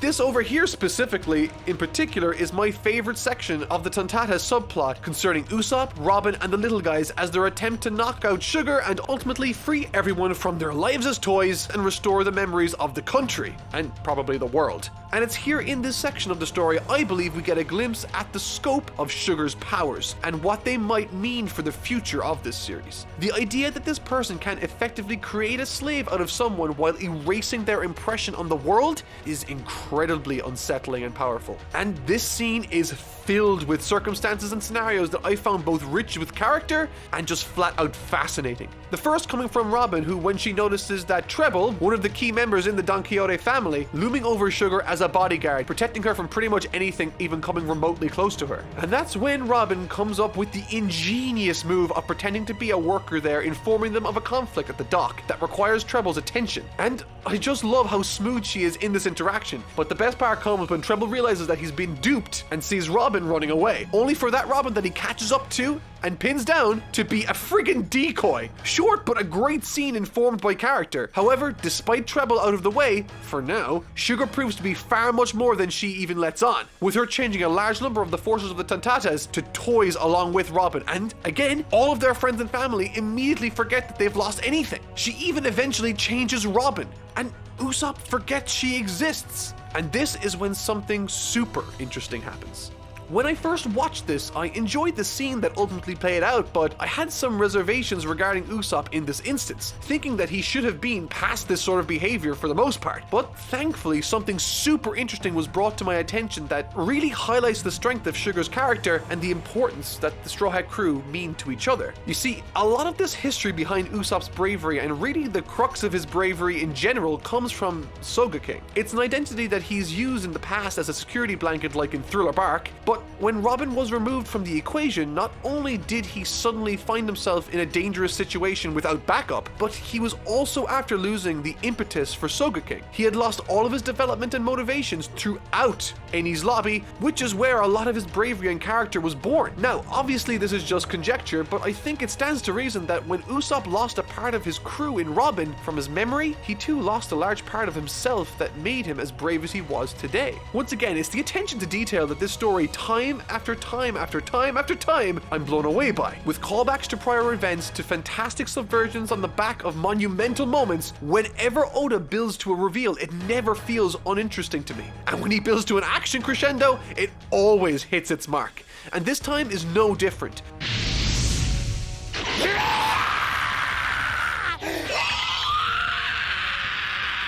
With all the toys suddenly turning back into real people, and all the folks around the island suddenly recalling all of their lost memories, including Rebecca, who for the first time in her adult life remembers that her father is alive. And speaking of which, once Zoro begins his awesome fight with Pika, Luffy, Kyros, and Kinemon get very close to the palace. Without hesitation and mighty purpose, now fully back to being himself, the titanic gladiator with 3,000 consecutive victories in the Colosseum, motivated by the loss of his life and the loss of his greatest love, Scarlet, assuming the exact same position and attack he never got to land last time, with a massive slash he beheads Doflamingo, much to the shock of everyone in the room. Having been waiting for this moment for 10 years, finally, he gets his opportunity, and man was it cathartic. You can tell that this character was chomping at the bit to get his hands on Doflamingo. I mean, if you beat Luffy into the room, you know you're really keen. However, as I said at the beginning of this video, this is only 40% of this arc, and Doflamingo is far from defeated in this instance. Revealing that he's been using a scapegoat body double, Doflamingo recognizes that things aren't going according to plan, and now that things are getting pretty messy,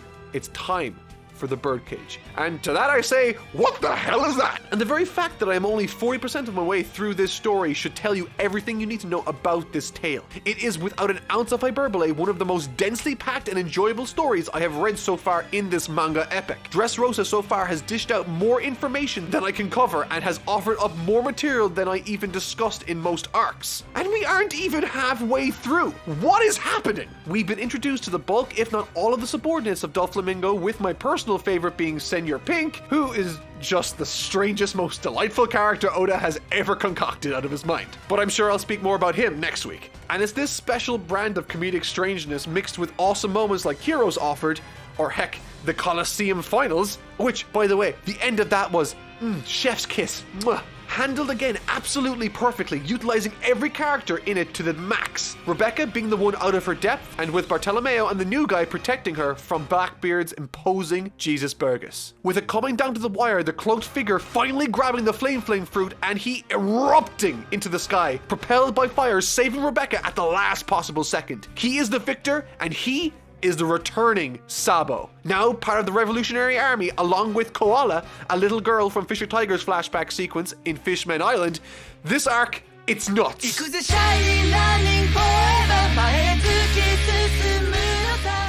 Having now just arrived at chapter 801, the end of Dressrosa, once again I find myself in a position to praise it for not only delivering a satisfying conclusion to the story it was trying to tell in a smart fashion, but I also want to at some point address the level of setup that this arc accomplished for later arcs, culminating in a significant moment the likes of which I knew would eventually be coming, but never expected it here. And the means with which this arc achieves this is fantastically subtle, utilizing one of my favorite aspects of the shonen genre, that honestly led to a genuine surprise for me at the end, and once again it makes complete sense, but more on that in a little bit. Subtle storytelling is probably my favorite brand of narrative creation. I love climactic battles as much as the next guy, and believe you me, there are tons of these in this part of the arc. But if a writer can pull off subtle developments through brief dialogue engagements, or through environment, that's totally my jam. And Oda seems to be the master of this particular technique, setting something up hundreds of chapters prior with the express purpose of paying it off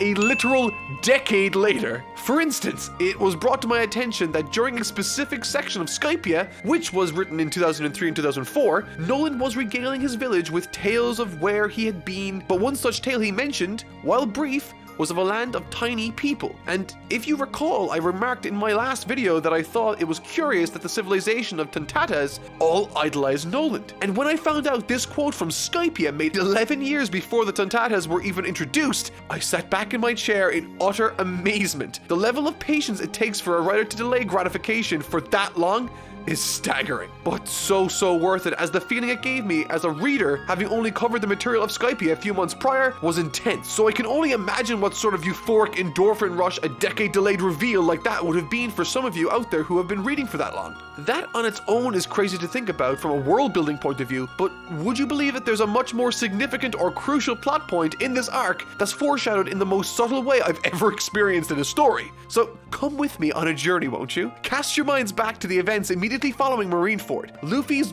going through some stuff, and the world is in disarray as the Navy are just after coming away with a victory, having defeated and killed both Fire Fist Ace and Whitebeard in this battle. There's a panel with Shanks and Marco as they visit the graves of these fallen proud pirates, and this is one of the first times we see the grave. Afterwards, we don't really see it very often outside of a brief mention or a chapter cover much later. And during this intermission time, we are also introduced to the character of Sabo as he, Luffy, and Ace grow up together before tragically being torn apart from each other by a celestial dragon. Fast forward a few hundred chapters and boom, Sabo is revealed to still be alive, leading to the most wholesome reaction from Luffy I've seen yet in the series. But what's friggin' amazing about this reveal during the Colosseum bout with Sabo is that it was foreshadowed. If you rewind back 100 chapters to the cover of chapter 668, in the lower corner of the panel are the 3 sake cups Luffy, Ace, and Sabo shared. And we knew at that point Luffy had not done that, and Ace definitely didn't.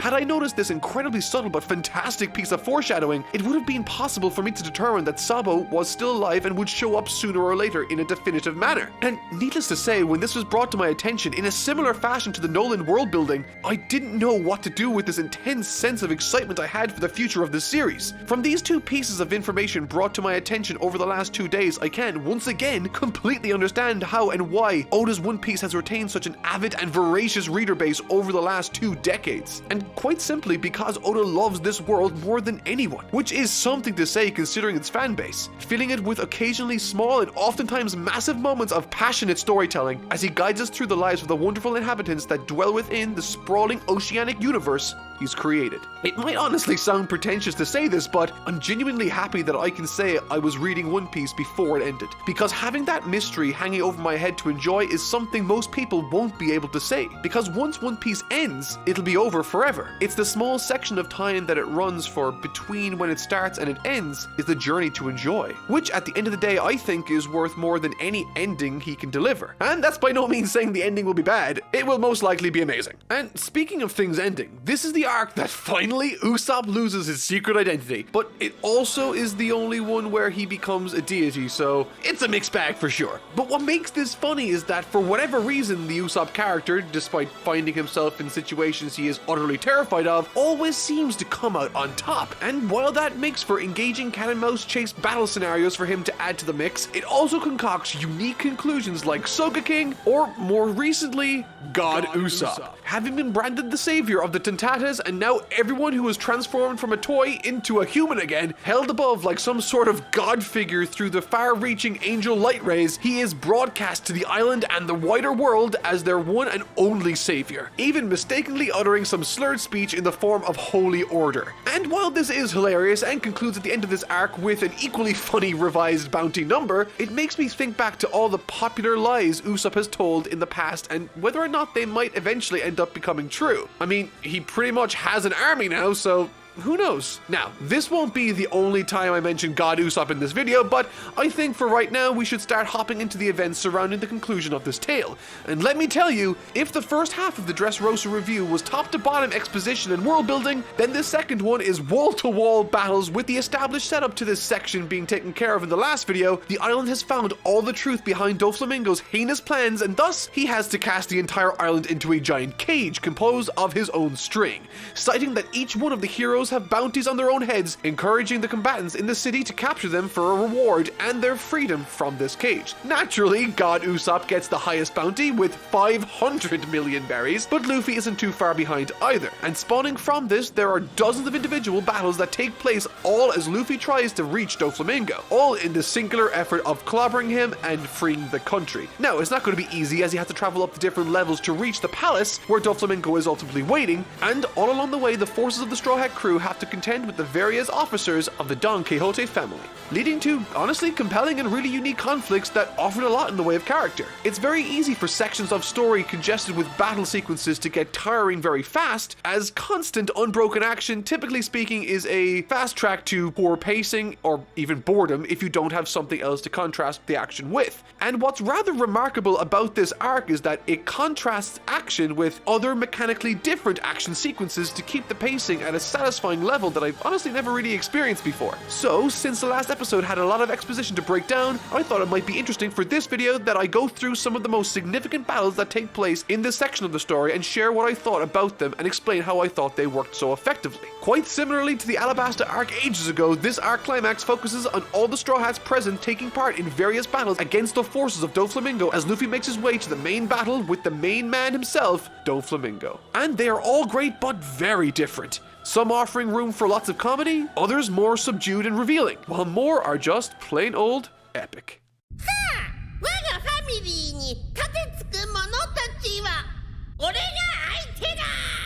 Zoro versus Pika. And one of the first obstacles standing in the way of Luffy's path to Doflamingo is that of the colossal stone ogre man, Pika. Towering bigger than anything any of the Straw Hats have ever faced yet in the series, this devil fruit wielder offered a very different sort of battle, and I was very excited to hear that Zoro immediately took it on, allowing Luffy to push forward. And I found this battle to be great simply because it's super easy to understand why he poses a threat to Zoro and the others, regenerating using the stone of his environment, and also he's friggin' huge! A bunch of the enjoyment I personally gleaned from this battle wasn't necessarily just the one-on-one dynamic of Pika facing off against the soon-to-be greatest swordsman in the world, but also from Zoro trying to stop him from interfering with anyone else on their quest around the island and up the mountain, culminating in a series of action sequences both gripping and engaging. My favorite being Zoro's distraction of the brute in order to allow Robin, Rebecca, and Bartolomeo the ability to use him as a stepping stone shortcut to get to the top. And of course, the climax of this battle, Pika making the grave mistake of turning his back on the swift swordsman, allowing him to utilize a brand new technique, giving him the time to figure out, on the fly by the way, the perfect strategy for taking out an enemy that can regenerate. It's smart,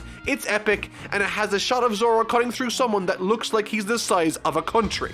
It's awesome. Oh, also, it came with this interesting piece of information that insinuated Mihawk taught Zoro how to make his blade black like his, so I'll be interested to see how that manifests in the future for Zoro. However, at the end of the day, this battle, while massively significant, pitting the two second strongest fighters from each group against each other also offered, I think, more in the way of scale and context for the battle, which is interesting because a major criticism I had for Punk Hazard was how difficult it was to understand where everyone was in the lab relative to each other. However, in this battle scenario, despite it covering a much wider area, because of contests like Zoro versus Pika, as long as they are on screen, we know where everyone is, with him even acting as a stepping stone for Robin, Rebecca, and Bartolomeo as they ascend the structure to deliver the keys to Law's Sea Prism cuffs. Interweaving battles like this made the battle itself on the island feel even bigger and more chaotic.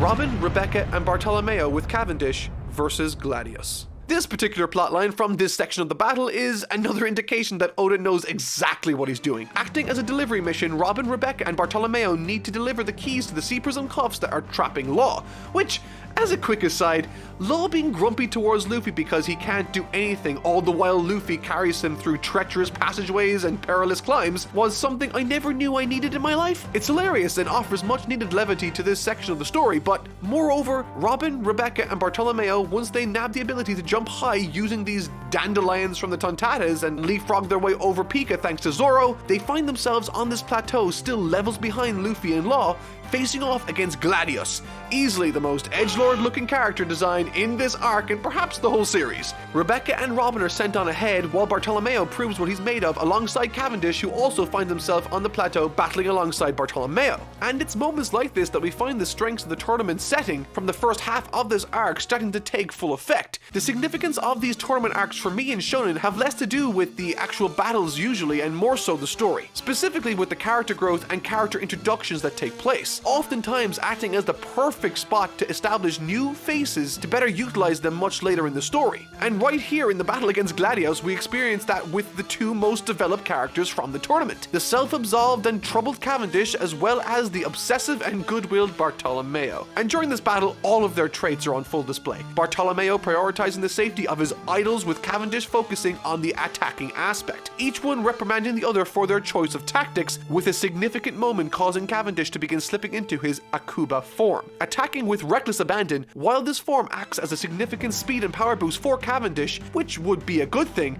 it also adds the extra stipulation of him losing control, cutting through anyone in his way, friend or foe. But thankfully, that isn't an issue for Robin to deal with, and through some clever tactics, with Bartolomeo and Cavendish seeing eye to eye and ultimately switching battle strategies, Cavendish taking the defensive approach, carrying Robin to safety, and Bartolomeo taking on the offensive. It's a neat sequence of events culminating in a nice victory and the ultimate progression of the team delivering the key itself.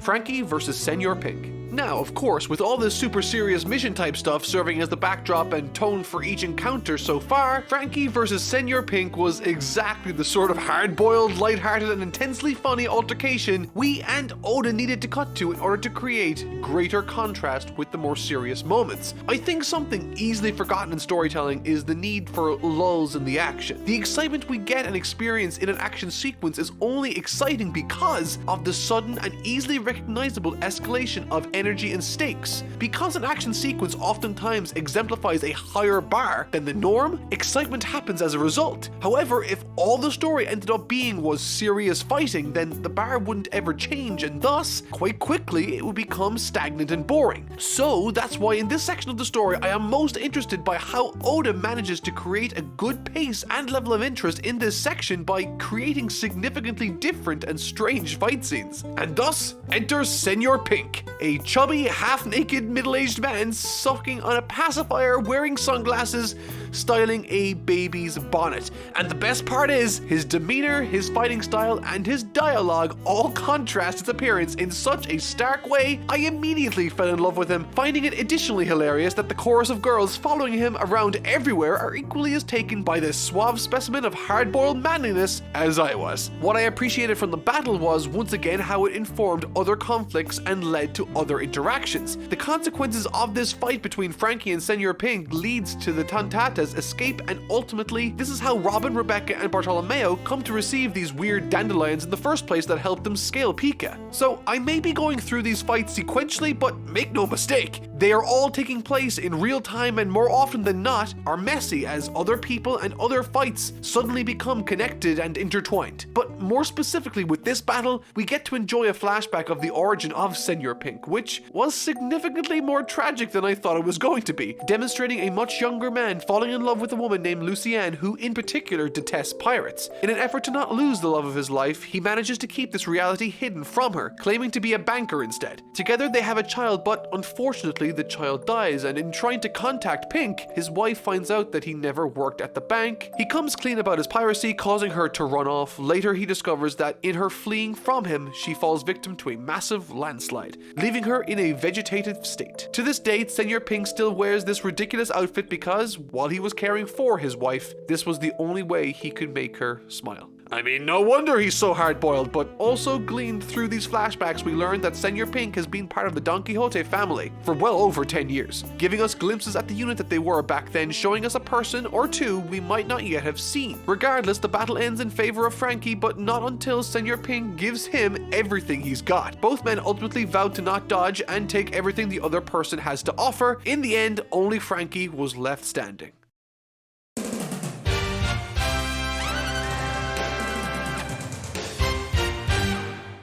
Boing, boing, boing.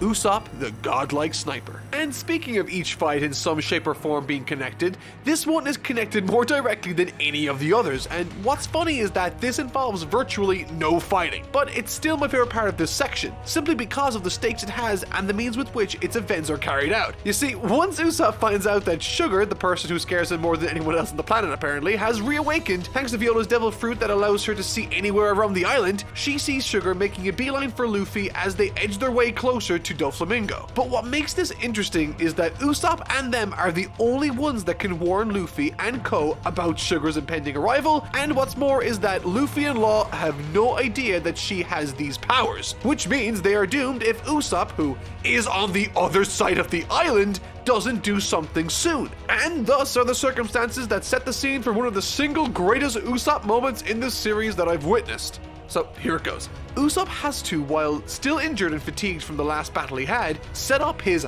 mega slingshot, aim using a telescope, as well as the guidance of Viola to fire a projectile an island's length away with pinpoint precision, taking into account the battles going on all around, the wind speed, the weight of the projectile, and the secondary launchers that are attached to the projectile while it flies towards its destination. That needs to hit, mind you, through a window at a specific part of it. Did you get all that? Me neither. But you know what? Usopp freaking did, and he nails Sugar not with anything to cause her harm, but to again scare her into a comatose state using an imitation mock-up of his scary face using the Devil Fruit ability of the other samurai who was also found just now. It's all happening and super creative, but it wasn't enough. We also get some really cool indication that Usopp finally is tapping into some hockey power of his own. Good for him. I love this scene, and in keeping with the title, Usopp's sniper work in this section was nothing short of godlike.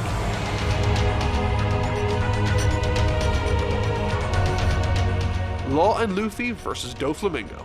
Now, this is the big fight, and as such, it is significantly longer with a litany of other bells and whistles tagged onto it to help it rise to the occasion. The first thing I noticed about this fight that set it apart from all the others was that it was a 2v2 battle. Treble and Doflamingo versus Luffy and the newly uncuffed Trafalgar Law. Now, this fight pretty much has everything. A number of dramatic saves, illuminating flashbacks, increasingly dire circumstances, and a villain that quite literally becomes a monster in a much more conventional sense by the end of it. From top to bottom, the fight contains everything I wanted from a final fight sequence. And while I loved it, one aspect that I thought made it a 9 out of 10 instead of a 10 out of 10 was that throughout this arc we were faked out a crazy amount of times by way of Doflamingo's body doubles. Now, I acknowledge that this choice creates this feeling that Doflamingo is always composed and one step ahead of everyone, and when that composure shatters, he becomes the string tentacle monster tearing Dressrosa to shreds at the end, and it creates a nice contrast. And I like that contrast and progression more so than most villains in any arc of One Piece. I love that his entire motivation for years was to work under the radar, but by the end of dealing with Luffy, he is as high profile bad guy as it gets. But in saying that, by the time the real Doflamingo came to dance, I had felt like I was seeing something I already saw, and thus the pacing for this particular fight felt dragged out more so than anything else in this arc. Not to say I didn't like it, I really did, but just slightly less than the rest. Some of my favorite moments include Luffy stopping Doflamingo's foot with his own, when Law uses his own severed limb to take out Treble,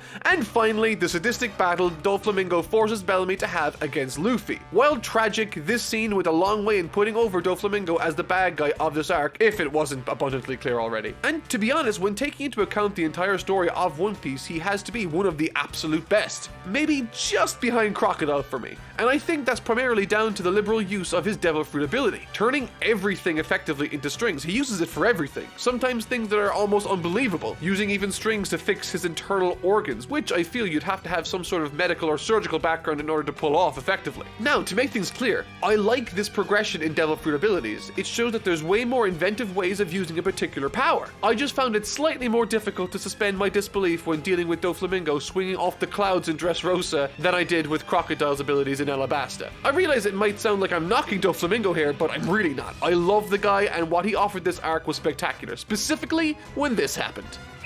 I thought this choice was fantastic, and I adore this section for the same reasons I loved Alabasta. It required every relevant character to work together towards a greater goal. Just because Luffy is the main character doesn't mean the rest of them need to wait on him to save the day. They all need to work together, specifically in this crazy situation, which we again see the Straw Hats work together alongside Fujitora, who recognizes the madman Doflamingo is. But something tells me this was sort of his plan, but I'm not entirely certain. Other relevant moments that piqued my interest during this arc were the flashback scenes concerning Doflamingo and Trafalgar Law, exploring their respective pasts and the circumstances wherein they joined forces and ultimately split ways. And that division was largely due to a man called It's a sad story, but the main takeaway from it is that the Op-Op Fruit's main, most significant power is that it can grant someone immortality, which makes me wonder, if something like that has been proven, then there must be someone out there who is immortal after having been granted it by the Op-Op Fruit in the past at some point, which means there's a distinct possibility that that person lived through the Void Century and therefore has all the information on it. Boom! I just cracked the whole thing wide open. I also learned about Doflamingo's family and where they came from, which is sounding more and and more like an alien planet considering Doflamingo reiterates that he isn't human but a god. And finally, Law's full name is Trafalgar D.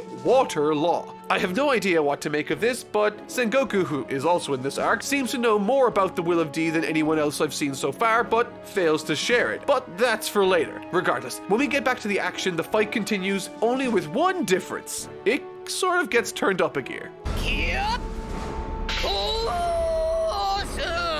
This was really cool to watch unfold on the page before me. Specifically because you know this form hits super hard and you know that Doflamingo is really feeling it as he gets thrashed around by this hulking, bouncing, ironclad facade that this form boasts. I'm not a massive fan of how it looks, but outside of that, I do love how it shakes things up and changes the tension of the scene, specifically when it leaves Luffy completely drained of energy and defenseless after using it, once again bringing significance and urgency to the supporting cast to protect him, reinforcing that everyone in this arc serves their own purpose, and it's absolutely clear that a ton of care and effort went into establishing every single one of them. From the relationship and fights that Kyros and Rebecca partake in for each other, to the obsession both Cavendish and Bartolomeo share for Luffy, to the love and trust each and every one of the Straw Hats has for each other. Nothing in this arc goes to waste, and it's all explored and made use of in this closing scene specifically, with everyone working together to buy Luffy enough time to recover in order to deal the finishing blow. Unfortunately, as fate would have it, as Doflamingo rampages through the city, he manages to get a hold of Rebecca and Viola, puppeteering her and trying to force her into killing her own sister. Thankfully, someone interjects.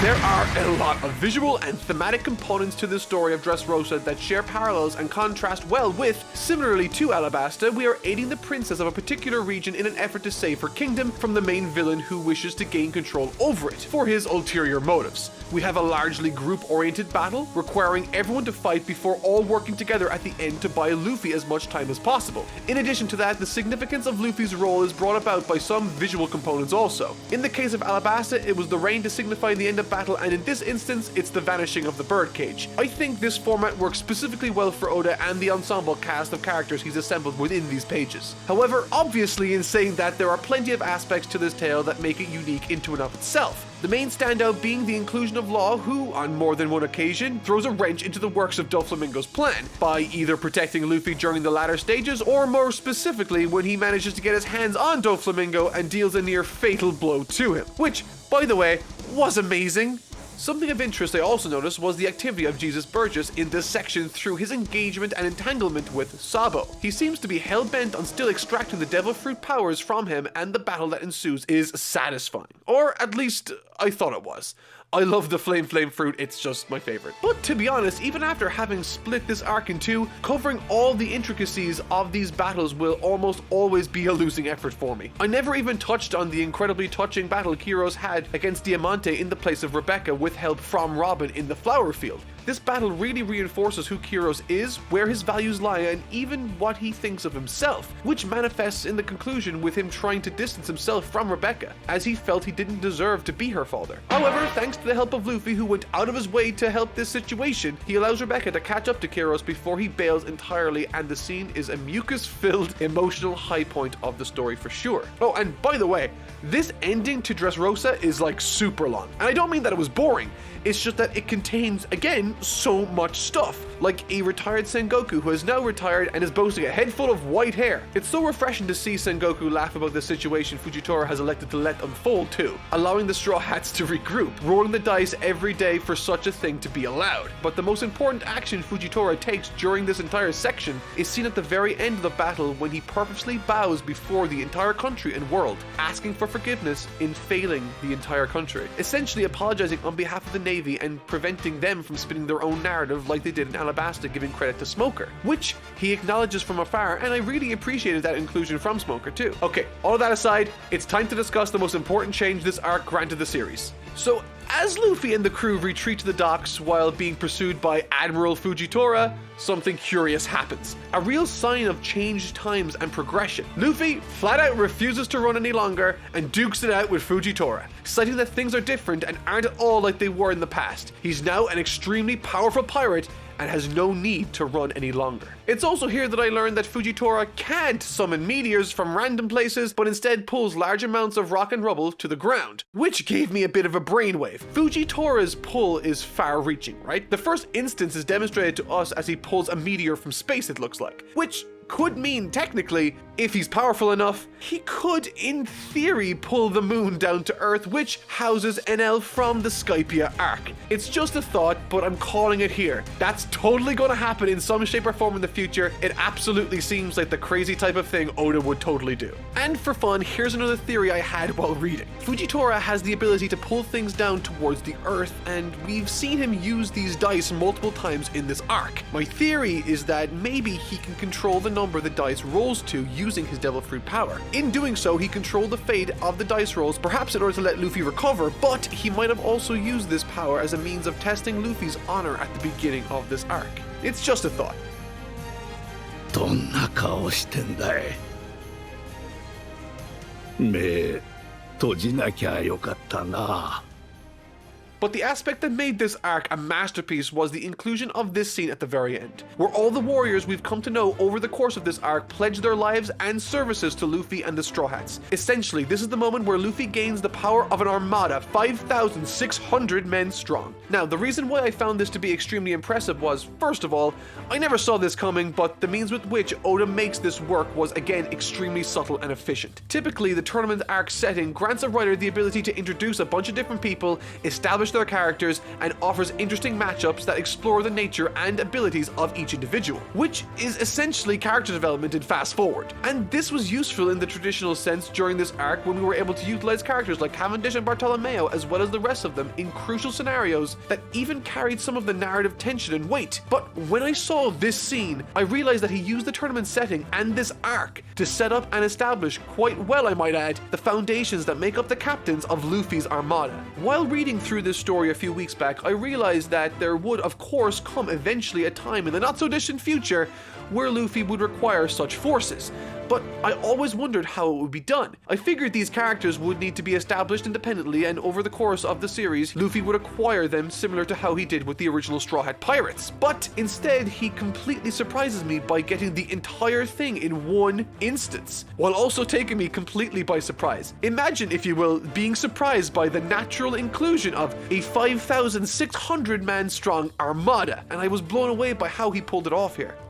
In essence, there's tons of fallout to this arc. Kid's alliance is after setting their eyes on Shanks. The alliance Aokiji made with Blackbeard seems to have after fallen through. The rest of the Straw Hats are after arriving on some strange island, while also being pursued by something, and most importantly, we finally get our first glimpse of Kaido leaping from the Sky Island in an effort to kill himself, a ridiculously impossible feat which makes him all the more imposing and impressive to see.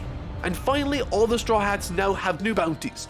Luffy's has been up to 500 million, Zoro finally got some respect on his new bounty at 320 million. The most surprising is Usopp's, who now has his real face on it for the world to see at 200 million. But by far the single most interesting thing brought to my attention is Sanji's bounty, while after being raised, specifically requests that he be captured alive while the others be captured dead or alive. I'm not sure what this means, maybe he has an important extended family or something. Either way, something to do with Sanji is incredibly important considering everything he's done, and yet they insist on his live capture. The next stop on our voyage is Zou, and Lord knows what I'll find there, but I am nevertheless extremely excited to see what the story has still in store for me.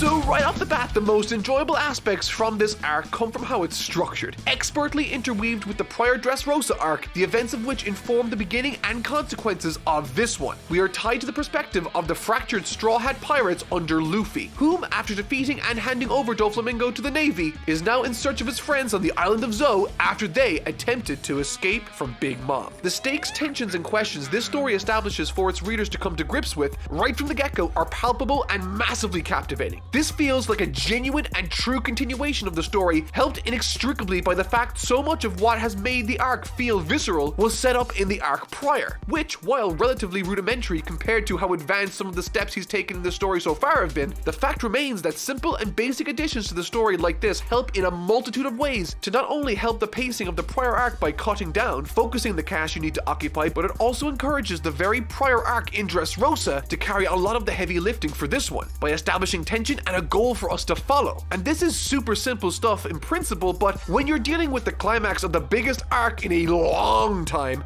it's reassuring to know that Oda is always thinking about the future no matter how complicated the current circumstances are, which is something I cannot say about other properties that Toei represent, like Dragon Ball Super, which, while I did enjoy aspects of it to a huge extent, really had very little linking its story arcs together, causing them to feel like isolated standalone narrative instances instead of connecting ones as part of a greater story like One Piece effectively accomplishes time and time again. In any case, this is what I loved about the setup for Zou as an arc. But how did I enjoy the arc itself? It's a delicious arc that left me hungry for so much more, which is exactly what I want from every arc I read through. It's exciting, concise, and does not overstay its welcome like others may or may not have in the past. And this arc I would identify as being easily broken up into 3 separate components that ultimately serve to make this story as interesting and well-paced as it was. So let's go through each section and try to identify where its strengths lie and how it implemented them in such an effective way. Kicking things off with Part 1, the unknown and the mysterious. Occupying the contents of this very first section of the story is a distinct feeling of mystery and caution. Already, as I mentioned a moment ago, it's been established what the goal of the Straw Hats currently is, and that's to regroup before making their next move. However, we are only at this point made aware of the circumstances surrounding Luffy's group on their way to rendezvous with the rest of his crew. And due to One Piece being the story of Luffy, this arc offers a unique circumstance wherein we know exactly the same info Luffy does. And because he doesn't know where the rest of them are, nor what sort of fate have befallen them, like, did they make it to the island of Zou? Did they get captured by Big Mom? Or did something else happen to them that we aren't aware of yet?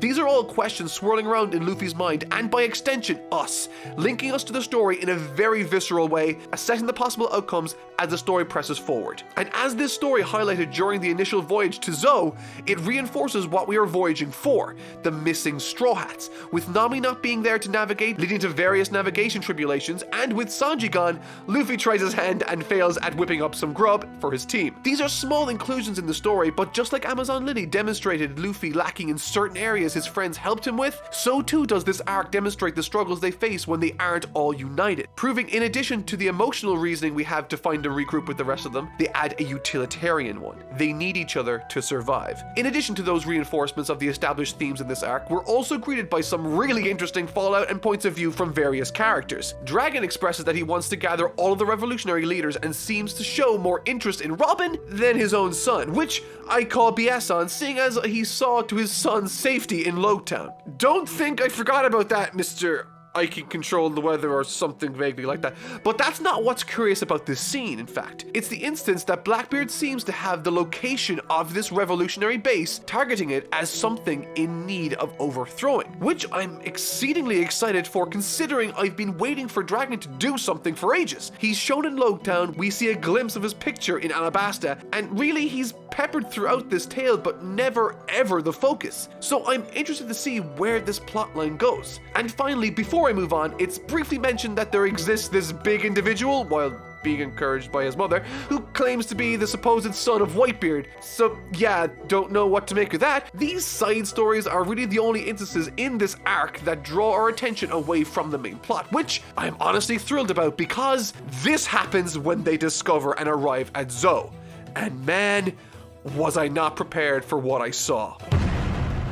This reveal, with it being a combination of both awe and astonishment, created within me a feeling I can honestly say I not for a second anticipated or saw coming. For me, this is the single greatest reveal spectacle of the entire series, bar none. And I mean that. The surge of questions, curiosity, and the notion that we're gonna climb that thing was, needless to say, enough to spur on my desire to explore this world and uncover its secrets that bit more. We were looking for an island called Zou, and what we discovered was a land landmass carried on the back of the single largest creature ever shown to us in this series, a 1,000-year-old elephant as it marches dead-eyed across its world. Where's it going? Why is it walking? How did Zoro get on top of this elephant? What is on top of this elephant? All these questions swirled aggressively in my head, creating a beautiful cocktail of curiosity and intrigue. Needless to say, I adored how this story was structured, but now I adore how it's framed. But the first question is, how in the hell are they going to climb this thing? Well, a certain samurai with an incredibly helpful power has a proposal.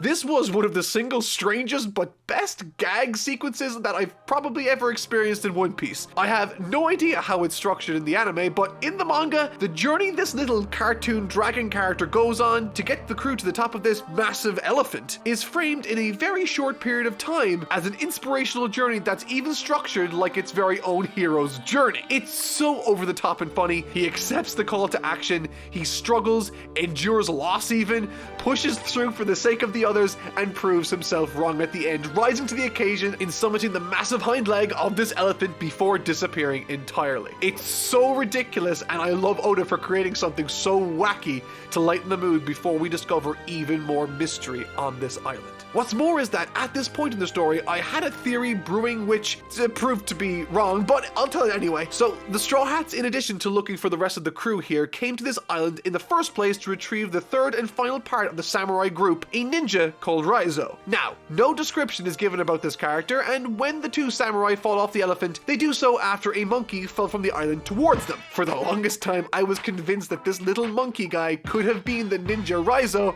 but it wasn't. It was just a monkey. What an appalling prediction. Everything about this journey feels like an adventure in its purest form, the likes of which I haven't felt since the group's excursion into the lands of Skypiea. And to be clear, I think this works better because we already have the driving motivation alongside the exploration. Zoro is lush and gorgeous, with the panels in the manga demonstrating this fact at every available opportunity. But curiously, once Luffy races off on his own in excitement, Robin remarks that there are clear signs of a struggle, citing that whomever lived here, their civilization looks as though it came to an abrupt end 2 weeks ago. And I just love Robin's deductive reasoning in this section, looking around at all the architecture, inferring from its construction that this was man-made and that they lived here for a very long time. Made abundantly true when the elephant itself spouts water onto its back, which in turn gives life to the entire area, but also causes them significant stress because they weren't really anticipating that. It's small inclusions like this that honestly give believability to the world of Zoro. Of course it needs water to survive, and of course the elephant will always need to cool itself off. And it's those admittedly brief moments of detail that add so much to this world.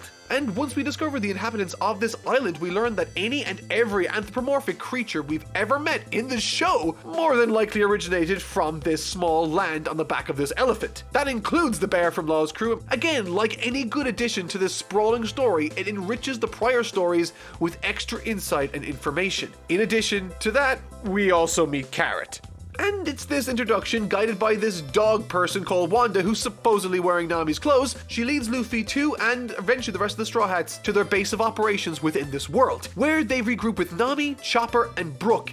But one person is curiously missing: Sanji. So where is he? And this instance, when the crew finally meet up with and reconvene with each other, is where the first section of the story ends. And admittedly, at this point, I had a ton of questions, but thankfully, the next section did exactly what I wanted it to do.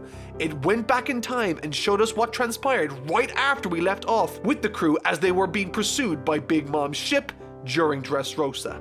I was massively excited, to say the least, specifically because I thought the sequence called for a moment like this, but also because I was really interested to see how Oda would tell a sort of story like this. So let's check out how this story came together and filled in the holes in the plot. Section 2.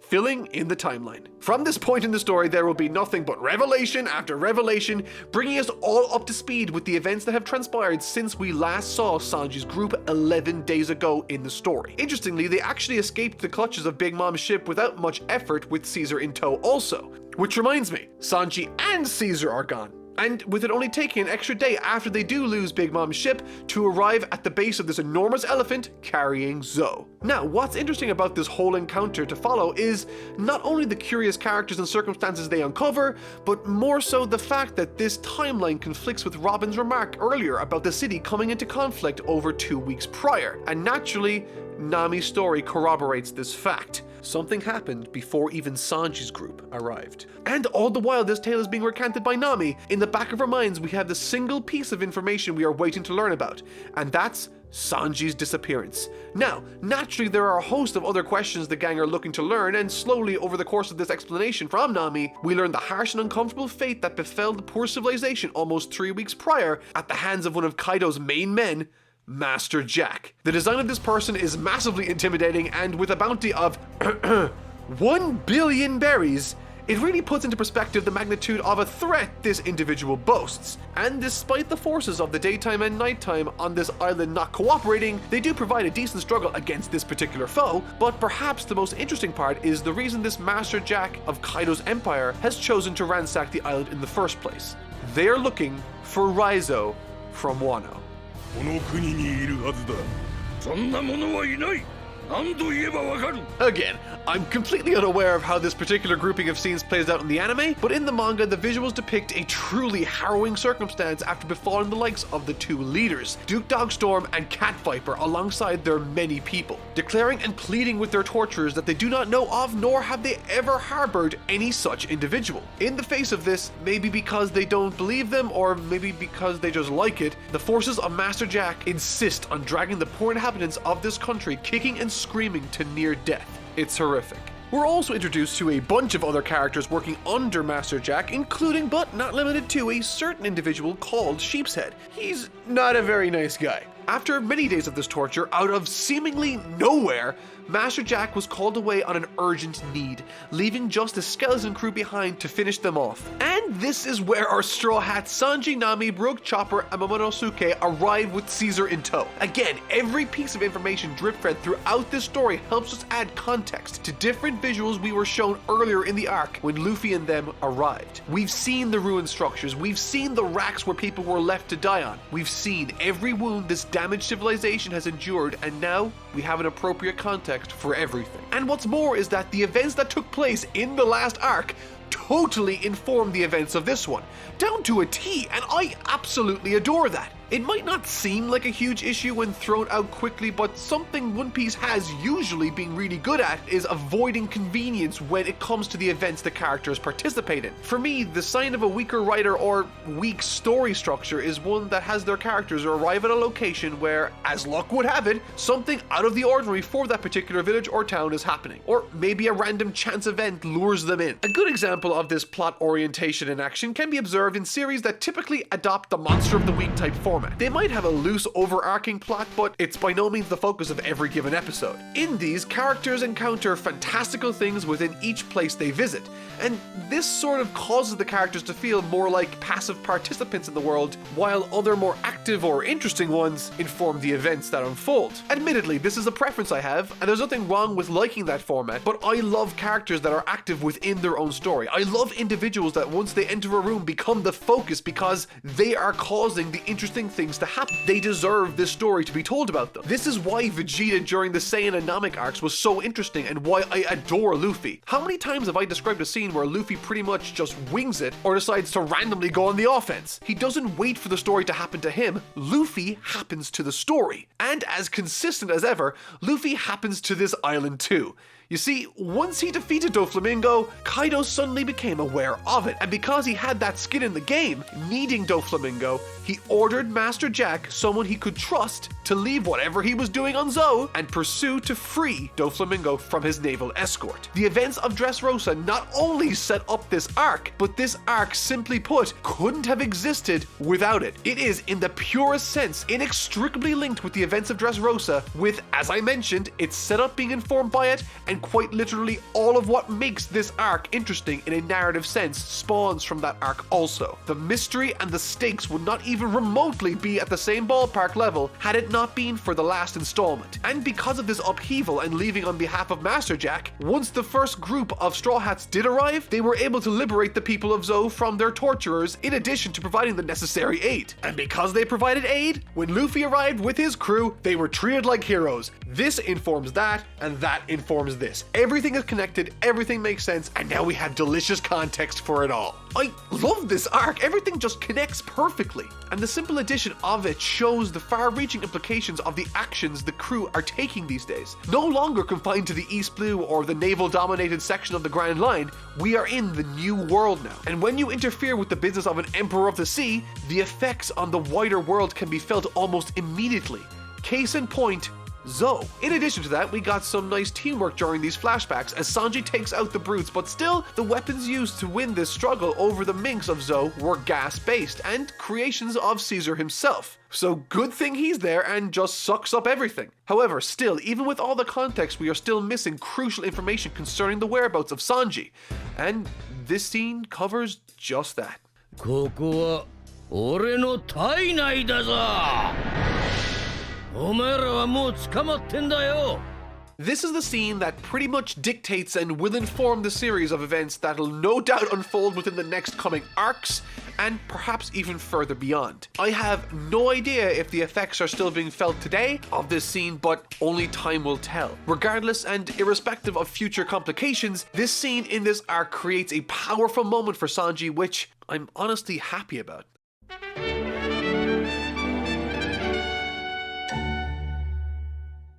How about a cup of tea for a change? I've got peppermint spearmint, pickle tea, pepper tea, and my favorite, a pack of Peter Piper pickle pepper tea.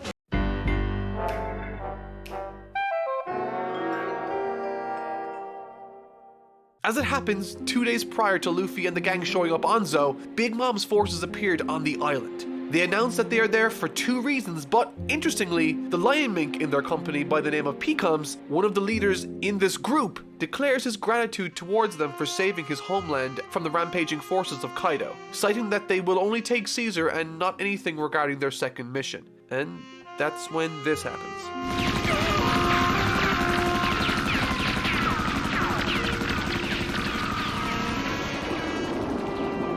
This is where the direct conflict within the series of flashbacks takes root. Capone Beji, another one of the in command personnel and part of the worst generation, much the same as Law and Luffy, takes the initiative by shooting Pecoms for his weak and overly sentimental approach, getting in the way of why they were there in the first place. They are there for 2 reasons. The first is to retrieve Caesar, which none of the Straw Hats have any protest about, but the second, he'll tell them once they step inside his body. Wielding the power of the Castle fruit, a portal opens into the ranks of the internal fortress, and the group nervously sit around a table. This is when the news is finally revealed and their second objective is laid to bear. 新郎はビンスモーク家の三男サンジ。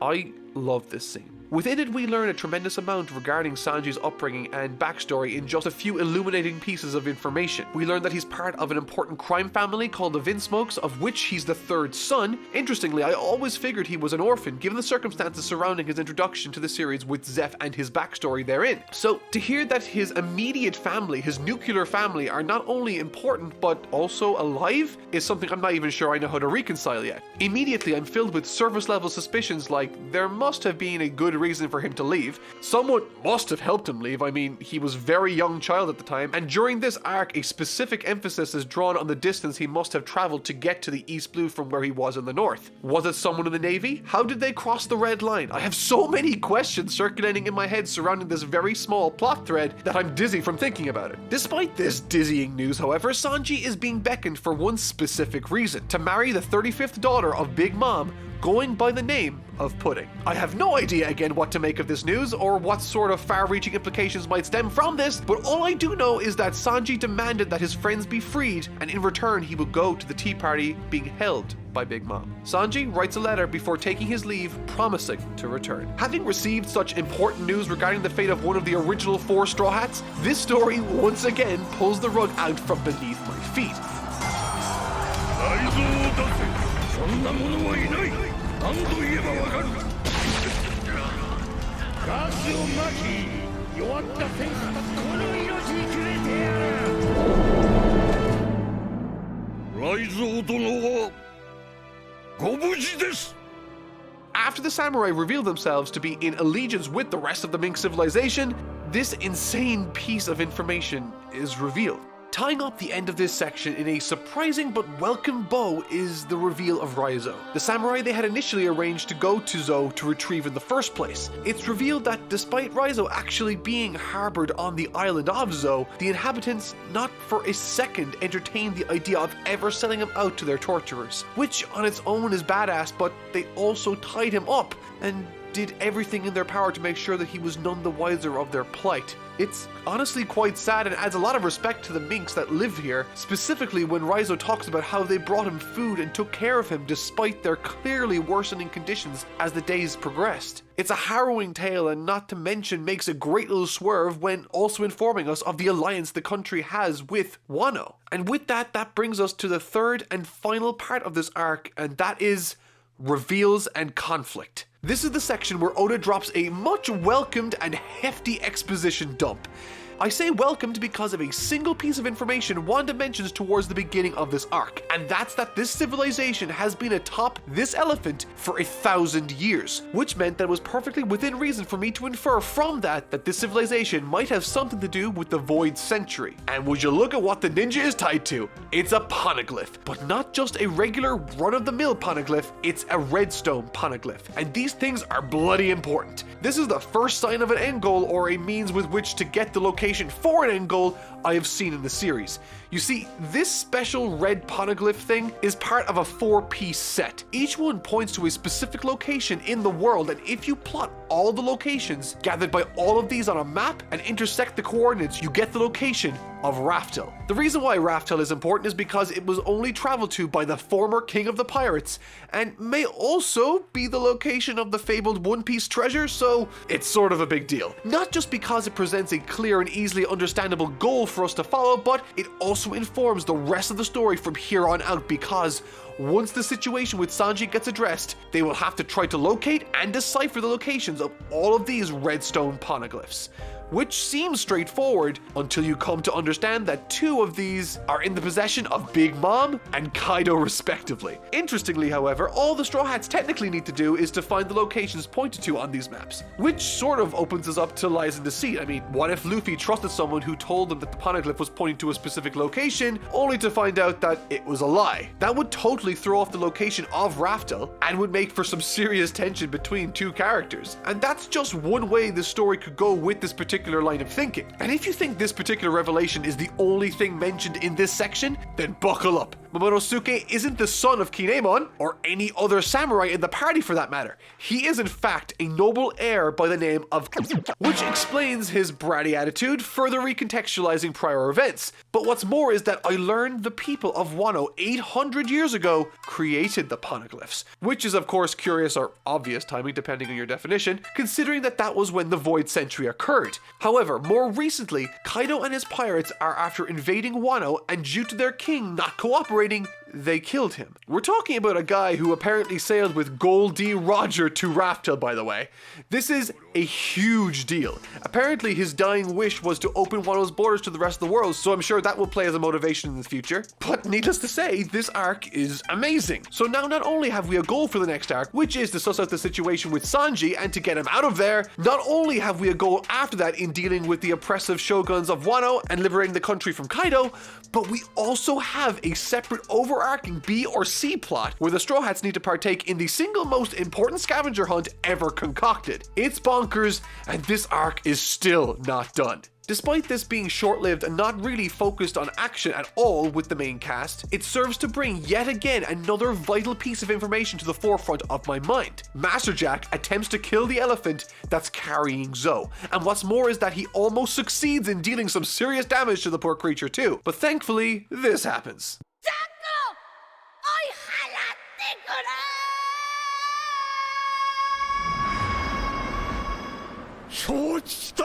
Bellowing through the skulls of Luffy and Momo is the voice of the giant elephant, and this situation is almost the exact same as the one which occurred during the Fishman Island arc with the princess there. Luffy can hear it, but Momo can hear it and communicate to it, ordering it to take out Master Jack in one of the most intimidating panels when the elephant turns to face its attackers. Something I thought worth mentioning here is a subtle difference between the Neptunians and this massive elephant that I've noticed. The Neptunians seem to have their own agency, and this elephant needed the order from Momo. To me, that's super interesting, but I'm not exactly even sure why yet, and that's really what this whole arc has been. It's ridiculously fascinating. Whether it be the pursuit of Kaido's men to hunt down Marco, which I never touched on by the way, but will definitely in a later part because I'm sure it will come up later. Carrot, with all of her furry cuteness, opting to tag along with Luffy in his covert mission to Whole Cake Island alongside Nami, Chopper, Brook, and Pedro to save Sanji, or the series of panels dedicated to showing all the royal families around the world readying themselves, including Princess Vivi by the way, for the Reverie. Oh, and Master Jack is a fishman? What? And I didn't even mention the base where the revolutionaries and dragon work out of has been completely toasted by Blackbeard. Long story short, so much is happening in this story. I am, as I've mentioned countless times throughout the duration of this video, a massive fan of the structure implemented. The opening establishes and invokes a visceral sense of mystery, the middle deals with exploring and uncovering the secrets introduced in that opening, and the final part extrapolates new and fantastical ways with which to view the world with far-reaching implications for the story moving forward. To say that I enjoyed this would be an understatement of the highest order. In my opinion, this arc achieves a level of proficiency and efficiency all within a sufficient and succinct amount of time. It's tightly paced, it's exciting, it's exceptionally well written, it's got some shocking visuals, and even some of the best and most inventive comedy I've seen in this series. The only setback I could see this arc having for some people out there is the level to which it abstains from the typical fight scenes. Now, there are scuffles and fights to be had in this arc, just not with everyone, Luffy being among those that don't really take part in action during this section. However, that didn't bother me even in the slightest. We had tons of fighting during Dressrosa. It was time for a break in my opinion, and Zoe was the perfect continuation.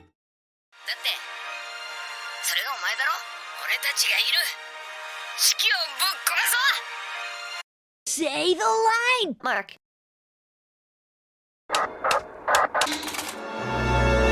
This is the best arc of the post-time skip material. I'm calling it now, and I'm not even finished yet.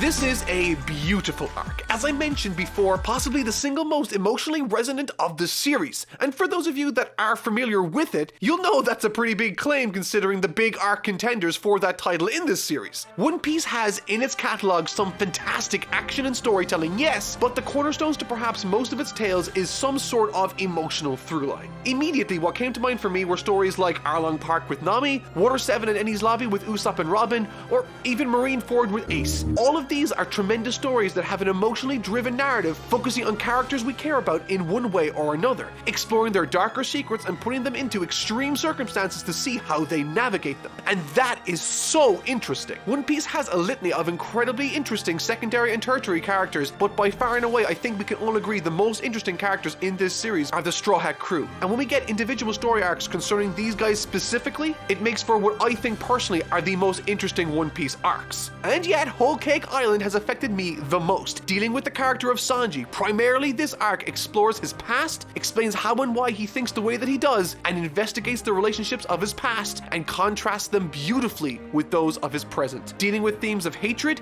bullying, betrayal, and love, during Whole Cake Island we observe one of the original Straw Hats more emotionally vulnerable and broken down by unfair circumstances than we ever have in the past. At numerous points during the story I felt despair, nostalgia, and even a significant amount of discomfort with some of the scenes that were shown in this first half. This is a spectacular arc, and like the others I've reviewed, I will split this up into 3 sections to make my life a little easier. So, let's dive right into part 1, the point of view. During this opening section of the story, there are 2 primary points of view that are given the most focus. These are the point of view of Luffy with his crew and the point of view of the now expected to be married Sanji, the 3rd son of the Vinsmoke family, which is honestly sort of cute because the san in Sanji is the Japanese word for the number 3. Speaking of his other brothers, I mentioned Sanji was the 3rd son in the Vinsmoke family, which means he has 3 other brothers. All of them are just, really bad people. The first of these 3 brothers we're introduced to is that of Yanji, through the point of view of the Straw Hats venturing towards Whole Cake Island. I really enjoyed this particular interaction because it gave us the chance to see what sort of fellow he was instead of telling us. Luffy is, in this case, poisoned after eating the skin of a very poisonous fish, and Yanji is given an option: help or not to help. And he chose not to, immediately helping us identify him as a #scumbag. Thankfully, however, all of the Vinsmoke children aren't heartless bystanders, and in this scene we are also introduced to the character of Reiju, Sanji's older sister, as she sucks the poison out of Luffy, successfully restoring him back to normal. While I didn't think this scene was particularly deep, it at least served to effectively introduce us to 2 characters that will be playing pivotal roles in this story, and gives us insight into how they act and behave. One aspect of this story, however, that I loved is how it effectively keeps you off balance. Characters we would normally believe to be dangerous aren't really, and characters we believe not to be kind totally are. But I think the living embodiment of this unstable element within this story is Pudding, the soon-to-be wife of Sanji. She is unbelievably kind and understanding in this story, going as far as to explain to Luffy that she won't marry Sanji if he doesn't want to. Now, at this point in the story, I was wondering personally, where'd the conflict at? Because I'm not seeing much of any conflict anywhere. She is way too reasonable. We don't have a major enemy besides Big Mom, who hasn't necessarily done anything to Sanji yet, but there's this very subtle sense that all isn't as it seems on this island. So what's going on? Well, Pudding tells them that she will meet them at the secret part of Whole Cake Island. But when the Straw Hats return to their ship, carved into the wall are the words "turn back," and Peacoms is missing. There's our conflict and some mystery to boot. What happened to Peacoms, and did he write that on the wall? To be honest, I was surprised it took this long for conflict to arise, and in such a subtle and foreboding way also. We are, after all, on the island that acts as the home base for one of the Emperors of the Sea in Big Mom. Going into this, I was expecting her to be way more dangerous.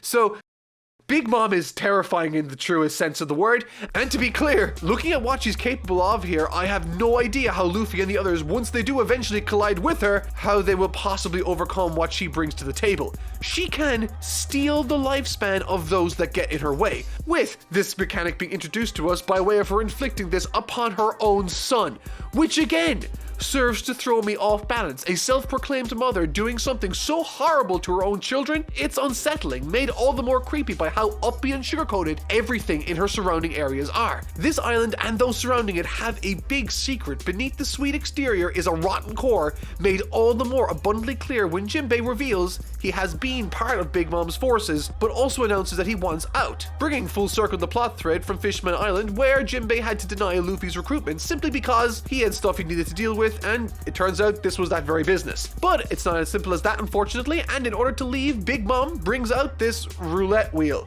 and they leave it on a cliffhanger. What?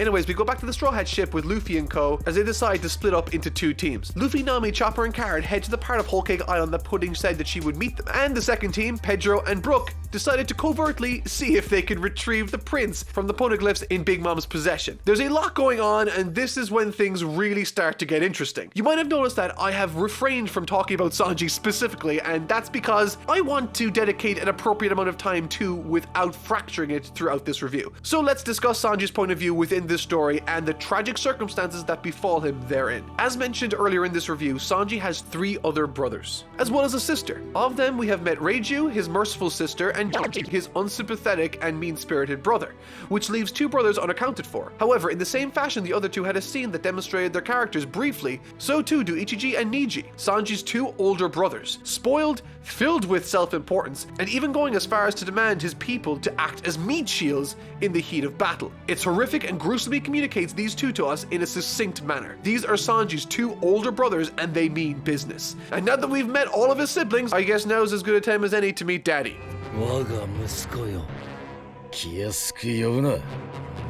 This is Sanji's father. His name is Judge, and he is the absolute worst, most dogmatic, tyrannical version of the father figure we've yet seen in this story. Through this tense but illuminating scene between him and Sanji meeting again for the very first time in decades, it's brought to our attention what might have been the motivating factors behind Sanji fleeing his home in the first place. But moreover, we see through the thin veil of this weak man as he demonstrates his obsession with bringing the Vinsmoke name back to its former prestige by ruling over all of the North Blue once again. And to do that, he decides the best course of action was to use his children. Sanji being the only one among them he labels as a failure for reasons that are yet unknown to us. And just in case you thought this wasn't interesting, a fight between Sanji and his father comes to fruition. It's Sanji versus his father. Yes! I'll have some of that, please. Now, this isn't super long or anything, but what it achieves in the story within the short amount of time it demands our attention is nothing to scoff at. It's clear that this encounter is there also to explicitly reveal in part the sort of upbringing Sanji had to endure, but also to teach us about the type of individual who would inflict the child with this sort of zero-tolerance policy. Sprinkled throughout this fantastic scene are glimpses into Sanji's childhood. There we see his brothers torture, ridicule, and belittle him and his interests, with his father even labeling him as the shame of the family. What a horrible thing to say to anyone, let alone your own son. But the best part of this scene, in my opinion, comes in how the fight itself is structured and designed. This isn't like any ordinary fight in this series. There's no prestige, there's no build-up.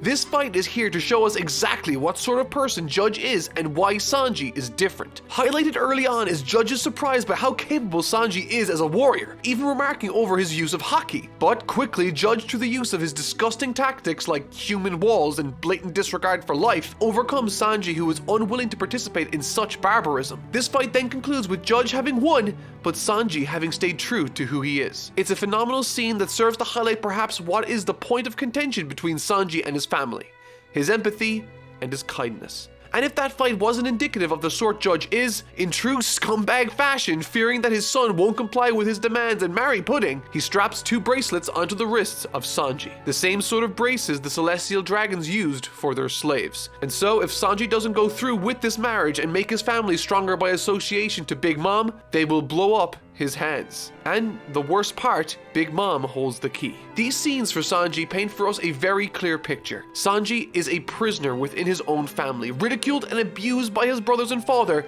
and to be honest, seeing the abuse this poor man endured in these scenes and the hints to what he went through during childhood, his only option right now seems to be marriage to Pudding, even if that's a tough pill to swallow. Although she does seem to be more kind-hearted than we, or certainly I envisioned, given what's going on all around her. And that's sort of what I meant when I said that this story keeps me off balance. And believe you me, this arc still has one of the most emotionally intense scenes still to come. Heck, there are 2 really emotional scenes still coming. But first, we gotta finish off what Luffy's been up to before we can go to that, and this part here is perhaps the best fight in the arc I'll be reviewing in this video. And easily the best portion from the creepy forest section for Luffy. You're pointing at me right now as you say that. Look, you're accusing me of pointing. Okay, jokes aside, this wasn't the best fight, but it was funny as hell when I was reading through it. Watching Luffy struggle to figure out what in the name of God is happening to him right now is hilariously funny. But that's not all we learn about this forest Pudding told us to head for.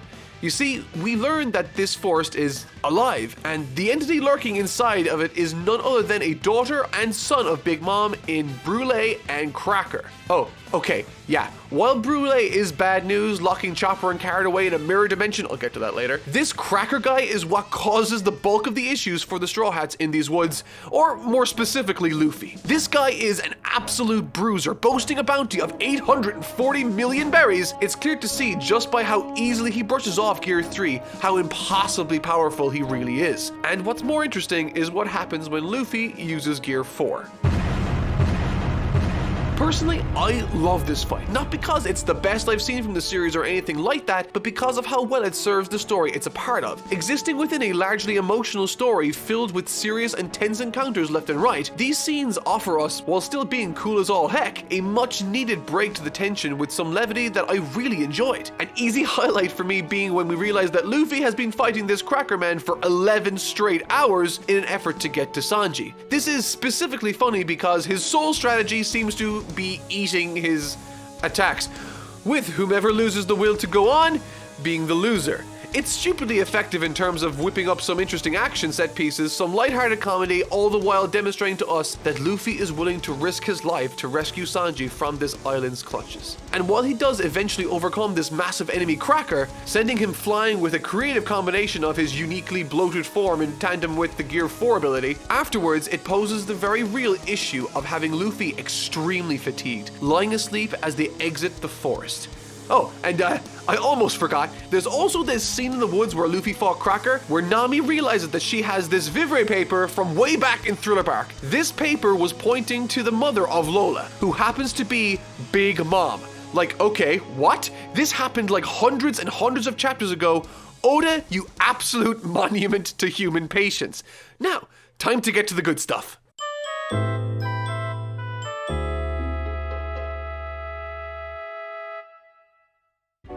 Hey, have you ever heard about the Great Blue? Nope. Oh, it's awesome.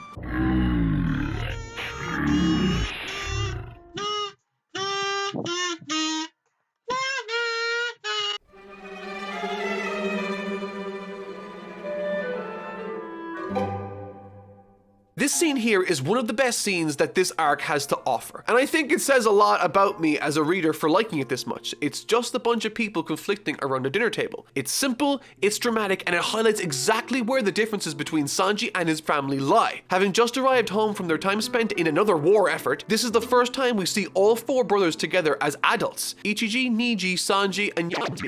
This scene takes two aspects that are integral to Sanji's character and forces him to undergo difficult circumstances to remain true to himself. Firstly, by insisting that his brother finishes his food, to which his brother doesn't like to be spoken that way to by someone he sees as vastly inferior, and secondly, when the female chef is called to be reprimanded for the terrible meal she's made. Sanji not only reprimands his family for being so ungrateful and superior to their fellow man, but also eats the food that was dropped on the floor and told the chef he thought it was delicious. That's such a wonderful thing for Sanji to do, and honestly perfectly encapsulates his character's ideals in this scene. But unfortunately later, Sanji finds the chef beaten to within an inch of her life, with them citing that she had to know her place after Sanji stood up for her. This scene was spectacular, highlighting exactly what I love about Sanji, giving me more reasons to despise his brothers and father, while also highlighting what exactly he did as a child too through flashbacks. These four young brothers were intended on being born special, with Sanji being the clear runt of the group, falling behind in almost every task and challenge asked of him, and showing interest in things they see as beneath them, leading to his father demanding that he be locked away in a cell beneath his property,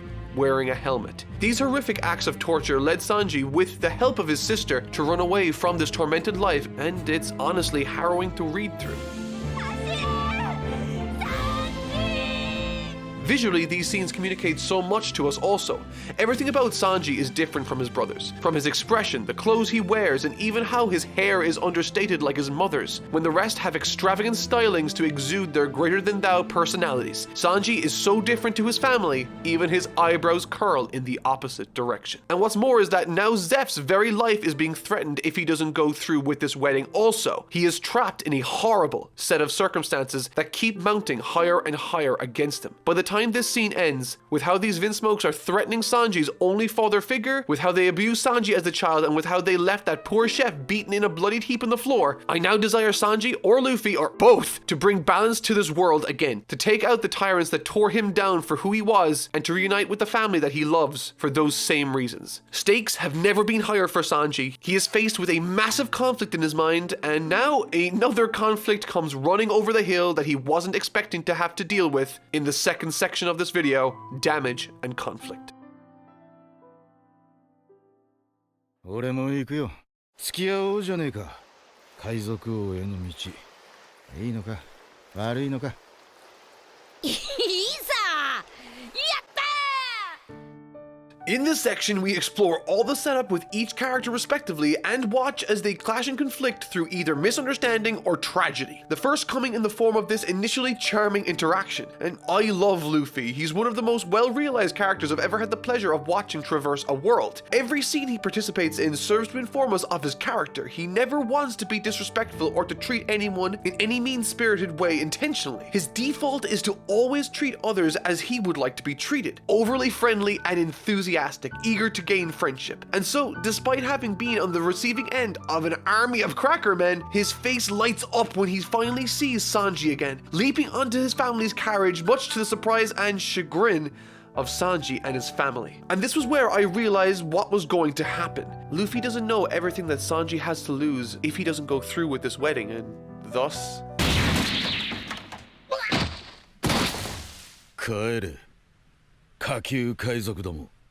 This is a heartbreaking scene simply because of the characters participating within it. Firstly, I think it's safe to say that there's a tremendous connection we all felt towards these characters, and that's thanks to the fantastically and phenomenally well-placed character writing in general in this series. But what's more is that these harsh words Sanji spouts at and towards Luffy made me reflect on this series with two characters that have been on this journey for well over 750 chapters. And watching them fight here in this wasn't easy to watch at all. Sanji landed attack after attack, essentially trying to ensure the lives of his friends by doing what might be the hardest things he's ever had to do in his life, knocking out his own captain and best friend, betraying them, and returning to his carriage after blustering towards them a number of lies. And as the carriage rolls away, Sanji just breaks down, unable to stop the stream of tears cascading down his face. This chapter, 844, is the best chapter of One Piece I've read through since Luffy versus Usopp, and I'm not saying that lightly. Luffy's refusing to fight, Sanji's insistence on pushing his friends away for their own protection, and all of the conflicting, interesting motivations at play here, while the Vinsmokes watch from afar, make for an intensely interesting set of circumstances that had me glued to every page.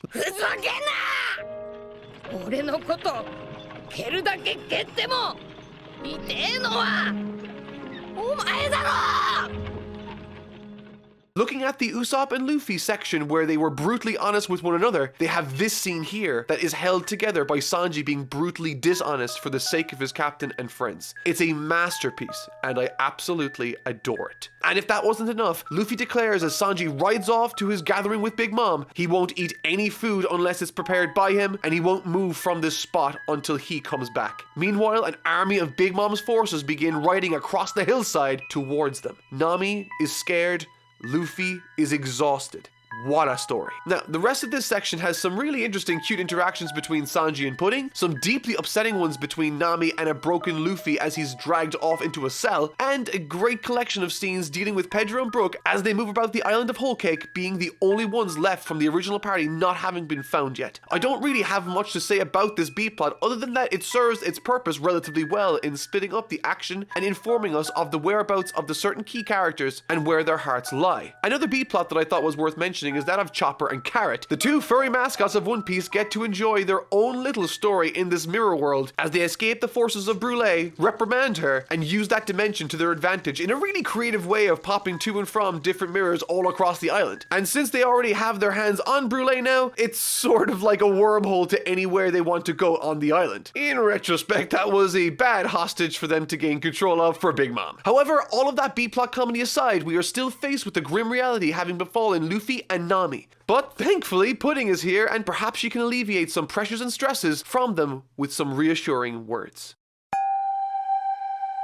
The way this Pudding character is utilized in the story is honestly really well done. Now, I was never 100% convinced she was as amazing as she seems to have been, but whenever it comes to any interaction we see her participate in, she never seems to miss a beat. She comes across as natural and kind, which, as I've mentioned, threw myself as a reader off balance quite a few times while I was reading through this part of the story. And it's that very aspect of her character that made her so compelling in this scene with Luffy. Prior to it, Luffy is deflated and miserable, but after hearing what Pudding whispered into his ear, he suddenly became filled with purpose, preparing to rip his arms from the wall. What did she say to him? Again, looking back now on what I know, it's clear what she said, but in the moment, given everything she's contributed to this part of the story, it was still sort of a coin toss as to whether or not she's motivating Luffy in a positive way or a negative one. Point being, it wasn't obvious, which made this pivotal scene following it with Sanji all the more fascinating, shocking, and heartbreakingly tragic. In this arc, this story with Sanji tragedy that's being explained to us, shown to us, and that we've experienced firsthand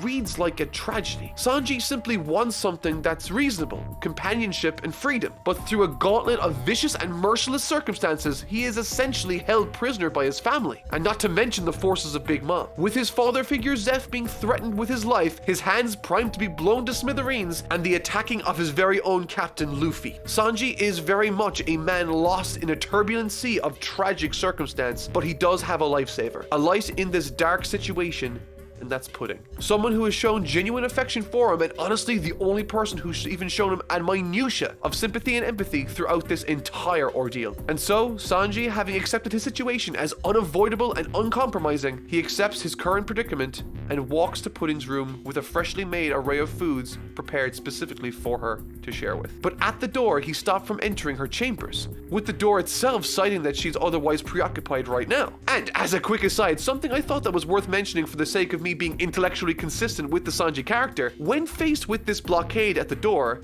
he elects to try to climb through her window in a romantic fashion. Obviously, this gesture and the setting is very Shakespearean and romantic, but what I personally found rather nice about Sanji in this moment was his consideration for the consequences of him climbing up in to see her, specifically citing in a particular panel that it could be construed as peeping, and therefore that would be a reason not to do it. Now, eventually he does reconcile this with the fact that she's his fiancée and that they will soon be husband and wife, but it's really nice to see Sanji consider those as factors that would prevent him from doing it. It puts him into a much more reasonable and kinder light than that which was on display during Thriller Bark, and I'm honestly thrilled about that fact. But what makes this scene all the more effective in the manga is how at regular intervals throughout Sanji making his way to the window of Pudding, spliced in are shots of Luffy attempting to rip off his arms in an effort to get free. He knows something that we don't. Motivated by Pudding's last words to him, coupled with Sanji making his way slowly to her window, make for an incredibly tense build-up to the ultimate reveal of this arc thus far.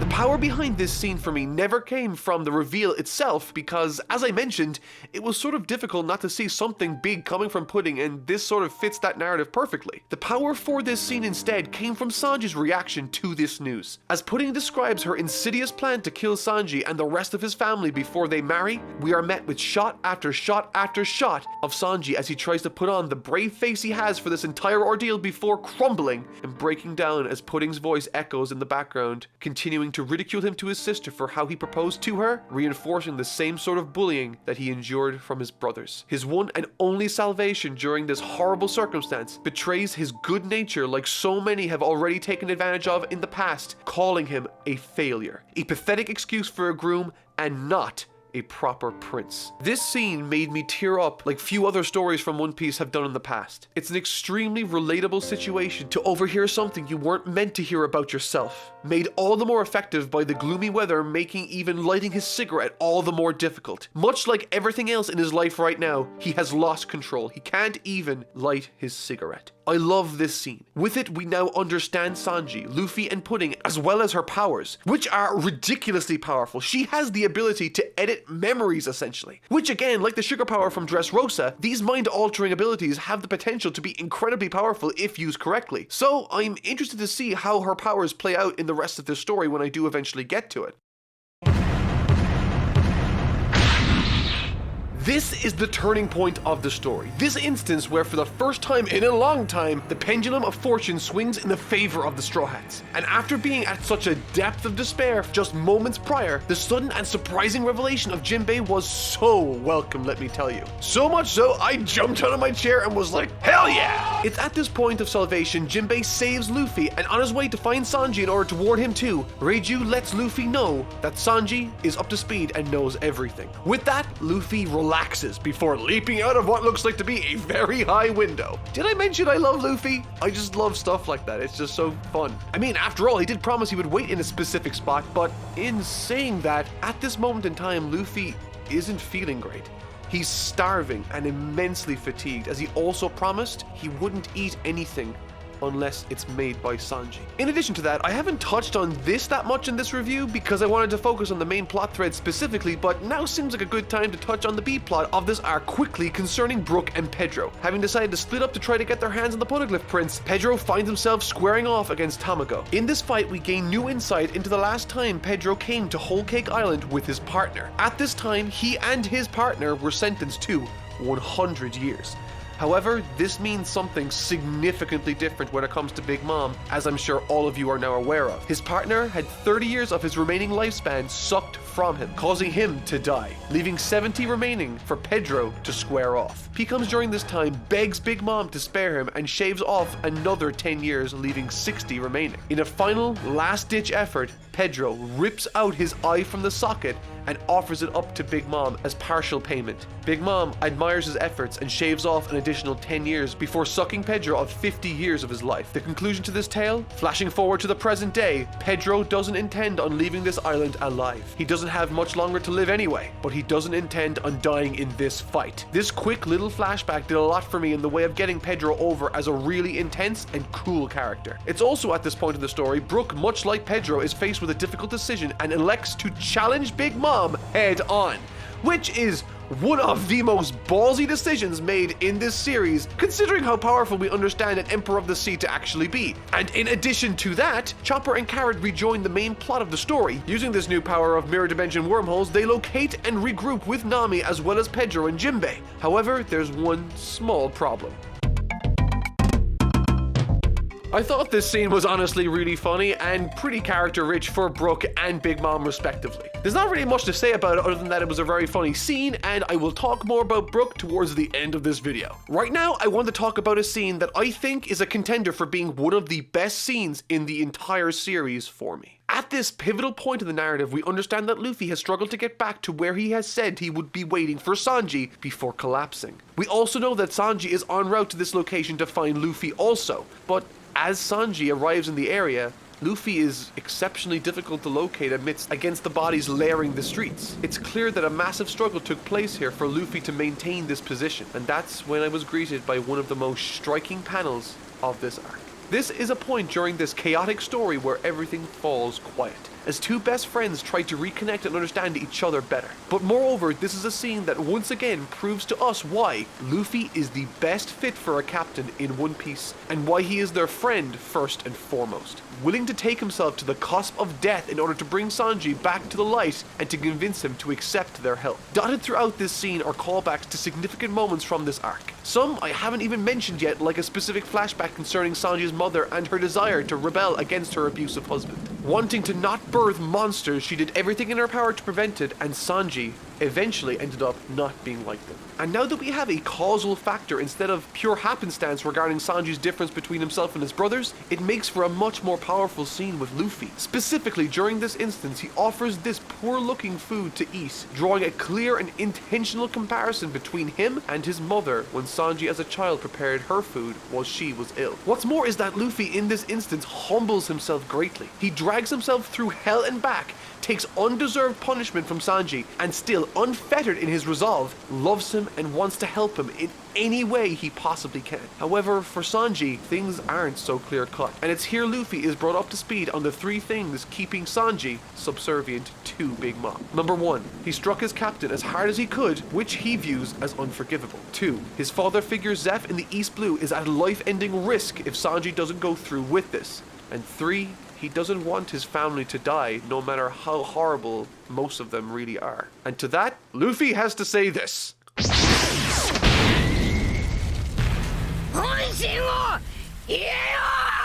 Luffy refuses to take that and demands of Sanji to speak honestly about what he wants and how he really feels. With that, Sanji's suave and cool demeanor once again crumbles, wishing that he could go back to the Sunny, but also can't abandon his family. But Luffy already knew this was what he wanted, because he knows the sort of person Sanji is. He's lived with him, he loves him, declaring that you've got us. Let's go crash this wedding. This scene was phenomenally good, captivating, heartfelt, and passionately raw. And to be perfectly honest, the entire arc so far has hit its mark and in many cases exceeded the mark. Major plot points clashing like that one I just spoke of already create this engaging, tear-jerking occasion, but even smaller things like remarking that Sanji is a pathetic prince when way back in Alabasta, Sanji referred to himself quite casually as Mr. Prince. Subtly small stuff like that I find incredibly moving and serve to create characters like Sanji who have an emotionally rich core, perfect for exploring in exceptionally well-written arcs like this one. Certainly, for me, this is the most emotionally resonant arc in the post-time skip material so far, and I think at this point is my favorite from that section also. It's impossibly good. Ending this section with all the Straw Hat forces reconvening only to reveal that despite being cornered and captured, Brook still swiped all of the poneglyph prints from Big Mom's possession. I laughed out loud.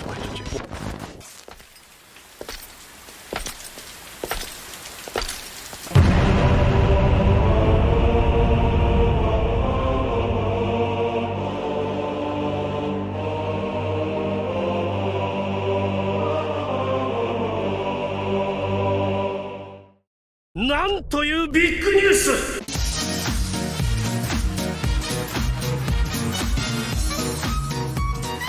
So, Whole Cake Island is pretty long and great! It's almost 80 chapters in length and spans 9 volumes of my now comically large collection of One Piece manga. And over the course of the last, wow, it's been almost 5 months, I've been in what I think to be a unique position where my job allowed me to intake the entire series of One Piece in what is comparatively a short amount of time, considering the story has been in the process of being told for almost a quarter century. And so, during my time reading through the life's work of Eiichiro Oda, I've noticed a considerable amount of passion in how he likes to write, but also his approaches to drawing manga has changed too over his career. And I think Whole Cake Island helped me get a firmer grip on what it is I love about One Piece categorically, and what it is that frustrated me about it too. One of the very first things that stood out to me as interesting about this arc as I was reading was how it was structured. Unlike the vast majority of One Piece's stories that are tied together by one establishing main plot thread that holds the focus from beginning to the finish, this story can be perfectly split into 2 distinct parts that my friends thankfully advised me to cover in separate videos. Obviously, the crew leave with the objective of meeting up with and taking back Sanji, but by the time my last review ended, the motivation for the Straw Hats had changed completely due to the events of that story. This not only felt like a natural extension of it, but also helped with the pacing tremendously. We don't have to get through almost 80 chapters of story to get Sanji back onto the squad. That mission objective is achieved not even halfway through, with the first half also laying the groundwork in characters like Big Mom's hunger pangs, Pudding's powers, and the wedding ceremony proper, to name but a few that play pivotal roles in the second half of this tale. Constantly, in the second half, it feels like we're going from one major moment to the next, full of interesting opportunities for these characters to participate in and interact with 2 clear standout scenes early on, coming from Luffy's meeting with Beji, and of course the big moment that was established in the prior arcs of the story, the wedding of Sanji and Pudding. That, by the way, something funny that I noticed, on the cover of volume 86, we get a nice image of Pudding and Sanji about to be wed. Note the eye contact and height difference.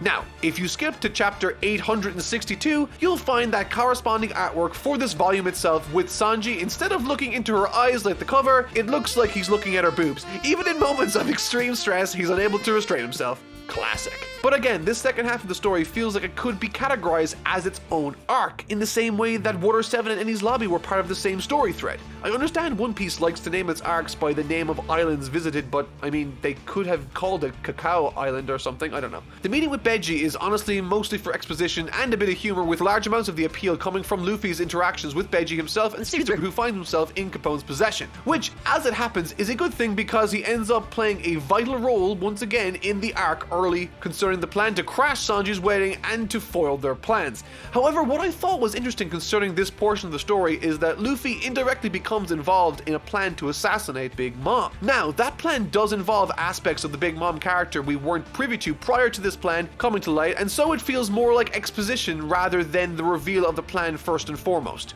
A significant amount of focus regarding this plan concerns the picture frame Big Mom cherishes that acts also as the impetus for one of the only flashbacks proper in this part of the story. Personally, Personally, I didn't anticipate nor think that Big Mom required a backstory, but now that we have one, I suppose I did enjoy certain parts from it. And after all, Whitebeard got one too. And the sections that I really enjoyed were those that explored Elbaf for the very first time. This was a place that we had heard about during Little Garden and is now a place we've finally seen, albeit in the distant past. There's also this rather gruesome scene, or at least I think it's gruesome scene, where we see a young Big Mom devour a cake, but also her entire group of friends and Mother Carmel. Now, I do appreciate that it stands to make her a slightly more nuanced and perhaps a more interesting character, taking the if we were all judged on our worst day, then how good would any of us be sort of approach. But if your character has more bad days than one can count and is a literal tyrant, it falls short in making me gain sympathy for her in a lot of respects. That is, assuming that's what Oda wanted to do. He might not have. One of the most hotly anticipated scenes from this portion of the arc for me was the doomed wedding of Sanji and Pudding,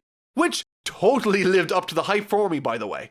Despite it acting as an assassination attempt by both Big Mom's forces and Beji, it has an enjoyable amount of sustained tension with the countdown to the moment it all goes down on. It has some striking visuals, as I mentioned, a crazy backstory, and more than enough comedy to add some variety to stop the occasion from getting a little too straightforward. And the best part is that, like most plans made in One Piece, they don't go according to plan. Because, let's be honest, that'd be boring, and I think in having things go awry from the get-go, not only did it make for a much more interesting and fleshed out occasion with the wedding itself, but it also served to create a set of circumstances afterwards that produce one of the single best fight scenes I've seen in this series, as well as the foundations for a structure that I found to be both easy to understand and exciting. And there are numerous highlights from this wedding, from the tense build-up to the planned enactment to the sweet and tender moments shared by Sanji and Pudding. And of course, the hundreds of Luffys exploding out of the wedding cake, destroying it, which, as funny as it was, turns out to be one of the main missteps in this arc, because Big Mom, she be wanting some wedding cake, and she's going to be saying that a lot from this point on. Something else I thought was worth mentioning was something a friend of mine pointed out to me once I encountered Pudding in the story. Apparently, she was featured in chapter 651. That is hundreds of chapters ago, which again reinforces the notion that Oda is an absolute lunatic when it comes to foreshadowing events in his story. And while we're on the topic of Pudding, I have to say she really surprised me as a character. While I wasn't super interested in her goody two-shoes persona that was presented to us early on, once it was revealed that she was just evil the entire time, I wasn't really expecting anything too interesting to come from her thereafter. But boy, was I wrong! Once she legitimately starts to fall for Sanji after he calls her third eye beautiful, the mental gymnastics this woman performs in order to attempt to speak and rationalize with was one of the funniest and most charming parts of this arc for me. With her also playing a pivotal role on the side of good within this part of the story, she's easily one of my favorite characters introduced in any of the islands we've visited since the beginning. Something that also came to my attention during my time reading this was how strange it must have felt reading week to week for a lot of people. Being exposed to only one half of the Straw Hat crew at any given time, splitting them up in Dressrosa and once again in Whole Cake, I'm actively aware that I'm in a rather unique position where I can dedicate half of this year to catching up on this series, and as a result, I bulldoze through it. I was only reading the start of Dressrosa a few weeks ago, but for some of you watching this, you must have gone years without seeing some of these characters you've grown up with, and I wonder what that must have been like. In saying that, I thought Punk Hazard suffered from having too many characters, and I definitely think splitting the crew into a more focused group was a good idea. But I bet there were a lot of you out there that were during this time missing Zoro for the 2 years Oda spent on Whole Cake Island. I suppose I'll get an idea of what that might be like as I get caught up to this series later this year. Back to the wedding, however, there's a rather awesome set of circumstances that Sanji shares with his family, and more specifically, his father, who, when faced with the truth of the occasion, breaks down into tears, a broken man. And while Sanji's relationship with his father and brothers doesn't come to the forefront again after the first half of this arc, it gets a bunch of noteworthy instances where either Sanji is a hero for wanting to save his family, where they actively provide Sanji and the Straw Hats cover in trying to escape the wedding, and later on in the high seas within Big Mom's territory, but most importantly to me was the decision Oda made to not have Sanji forgive his father, for them not to make amends, and for him to stay firmly in the corner of Zeph. These are incredibly complicated emotions to be explored as a piece of side dressing in this arc, and I thought it was both hugely enjoyable and fit perfectly in that position. The clear highlight, however, from this wedding for me was the scene where Jinbei officially resigns his allegiance to Big Mom. On top of it already having terrific tension due to the risk factors involved with asking this of Big Mom, what's interesting actually about this is that we get a greater insight into how Big Mom's powers actually work, and that is, they only work if you're scared. And because Jinbei doesn't fear her, he gets one of the most badass lines I've heard, certainly from his character, and maybe even the entire series. As he hands back his sake cup, he says, says, "A man who will become a crewmate to the future king of the pirates cannot afford to tremble in the face of a mere emperor." Woo! Gonna need a sensu for that one. Despite the rest of this wedding aftermath contributing hugely to my enjoyment of the arc, the rest of the story is where I think it shines brightest. Certainly in the chase scene section that promotes a ton of interesting offensive and defensive techniques in tandem with a plot thread that splinters in the most fun way I could think of. And while I think the emotional highs were observed in the first half of the story that I covered last week, the tension and the action is at its highest in this part, thankfully. One of the reasons I love how this entire story expands and progresses is largely due to a concept in art which is called context drives form. It's a simple idea, and what that means in a nutshell is that the events from the past inform and help design the outcomes later. In other words, the wedding goes bad, therefore Big Mom chases the Straw Hats. Therefore her forces attack the Straw Hats, therefore Luffy is forced to improvise and overcome. Everything works as a building block informed from the prior events. And this is just one example of how and why the plot works and flows so well in this portion of the manga for me. However, it's not without something I took issue with. You see, there's a specific callback to the bomb Luffy accidentally sent to Big Mom in a box. Now, when this was set up way back at the end of Fishman Island, I was very excited. This is quite literally Alfred Hitchcock's bomb under the table analogy in action across a detailed and sprawling world. Simply put, if you put a bomb under the table and say it's going to go off, there's a tension that's established between the story and its audience.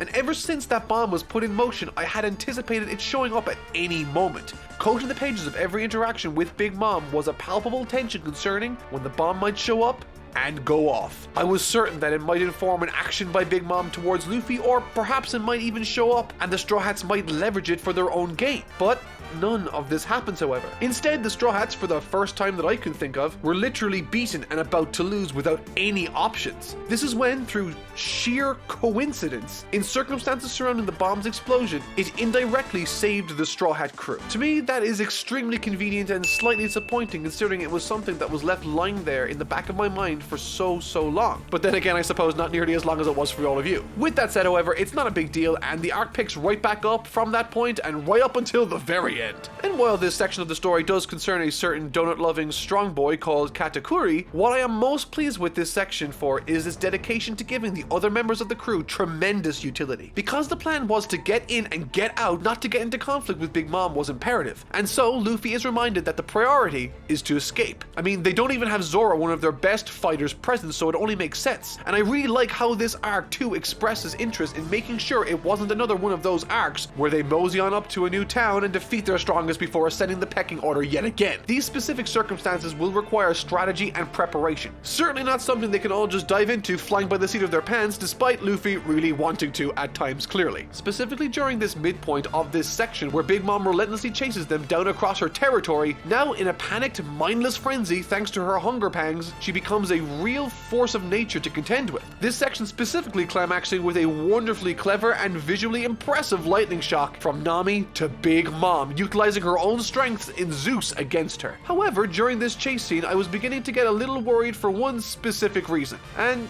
that's Big Mom. While in this state she presents a very impressive and frankly scary force to oppose and threaten the Straw Hats with, she is also not nearly as interesting while she is in this state, rarely stringing together more than 2 words outside the realm of wedding and or cake. Because she wants the wedding cake Luffy destroyed, she loses all of her personality and ability to talk in any sort of introspective way with other characters. This is why all she does in this arc is chase and fight, which on its own did provide some incredible moments like when she was attacking the Sunny, or more specifically when Pedro, who gave up his life in a scene that was honestly way more emotional than I was expecting, having only just met this character a single arc ago, coupled with some illuminating flashback sequences picturing Roger and a young Pedro together. It was a really tragic set of scenes that really I wasn't prepared for, and thankfully this fantastic pacing continues despite the absence of a personality-driven Big Mom, and that's largely thanks to a number of characters, the most popular of which being the coolest middle-aged man to ever live with his own mother, the second son of Big Mom with a bounty of over 1 billion,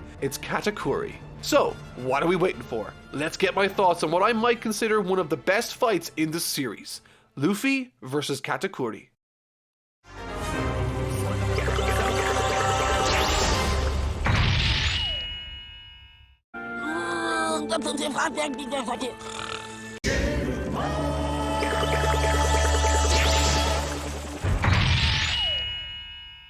One of the many aspects that made this as great as it was for me was its setup. Despite being introduced as Katakuri earlier in the arc, I still didn't really understand much about him beyond one very interesting aspect, and that being his mastery of the color of observation haki, to such an extent that he can actually see into the future. And really, it's this attribute to his character, as well as his stoic demeanor, that puts him on a pedestal above the rest of those around him. He's very much respected by everyone around him, and like the rest of the Big Mom pirates, wants to stop them in their tracks so as not to ruin the reputation of Big Mom as an emperor. Now, obviously, it's wonderful when motivations line up, but at this moment in time, I'm by no means under any illusion that he's a particularly deep character, but he works well for what this arc currently needs. A capable, no-nonsense powerhouse to bolster the ranks of Big Mom while also offering Luffy an antagonist to joust with both physically and verbally. However, while I will say that he's not super interesting emotionally to me, I will admit he's much more than meets the eye on first viewing, with one of the very first orders he gives to the crew being that of retreat, having seen the future and recognizing that they do not need to lay down their bodies here in the face of the Straw Hats. This action also acts as a nice subtle indication that he isn't some heartless killing machine either that genuinely cares for his people. Certainly not something you would see the vast majority of One Piece antagonists ordering. And these are just the building blocks really to the setup which I think stands as the best start to a fight in this series for me.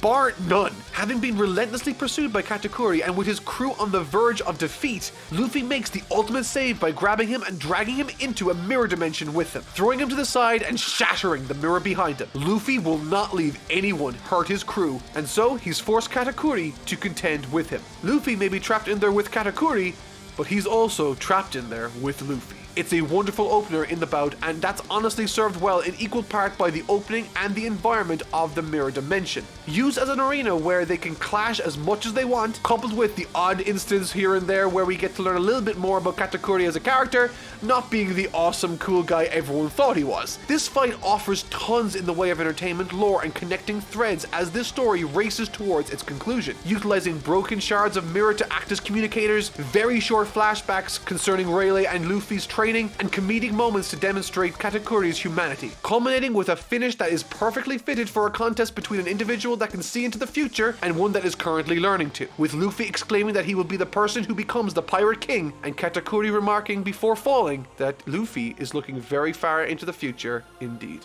It's a great piece of dialogue and finished beautifully by Luffy placing his hat over the jaw of Katakuri. I love this fight, and it offered me my very first lesson on advanced haki in the series.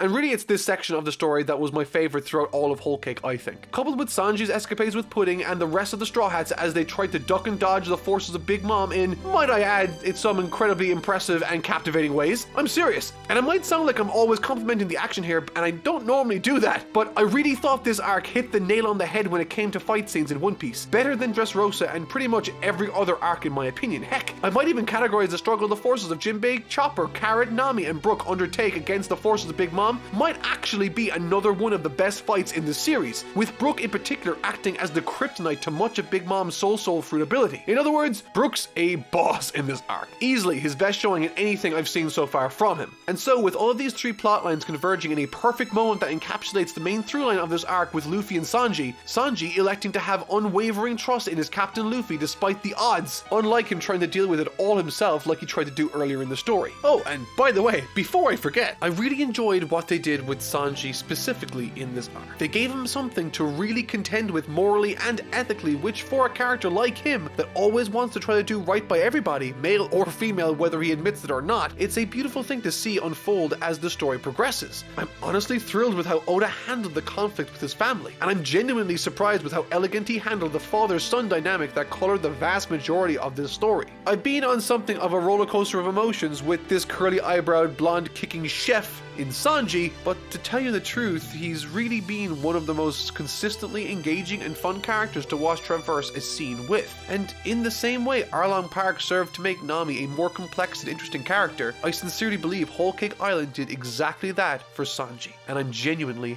happy about that. That coupled with the shocking visuals of Big Mom as she shrinks into a more imposing, skinnier version of herself in pursuit of the cake is both haunting and awesome. In short, this arc made for an exceptionally well thought out chase sequence, rescue, and escape story. Now, as many of you might be wondering, if I have all of those positive things to say about this arc, and with it being one of my favorite stories from the series so far, how on earth could it be that there is something about this that frustrates me more than anything else in the series? Well, in short, the more you like something, the more it has a chance to frustrate and disappoint you. The last chapter of this arc is chapter 902, and I honestly think it's one of the best chapters from One Piece in the post-time skip material. It doesn't do anything amazing, mind you, it's heartfelt and in places quite funny, but so what? A lot of One Piece is like that. In fact, most of it is, and I agree completely with those arguments. But when I see this chapter, I honestly got a little frustrated because its paneling is fantastic. Every single page is clear, easy to read, and above all else, composed beautifully and creatively, with instances like Pudding's kiss to Sanji being illustrated like a film reel. This is exactly like how Oda drew and structured his pages back in the early days of One Piece. And it was this reading of this arc, coupled with a conversation I had with another fan of the series, that informed me that if Oda were to structure his stories like this consistently, which he has shown that he can do, with these modern arcs, we wouldn't be nearly as far into the story as we would be.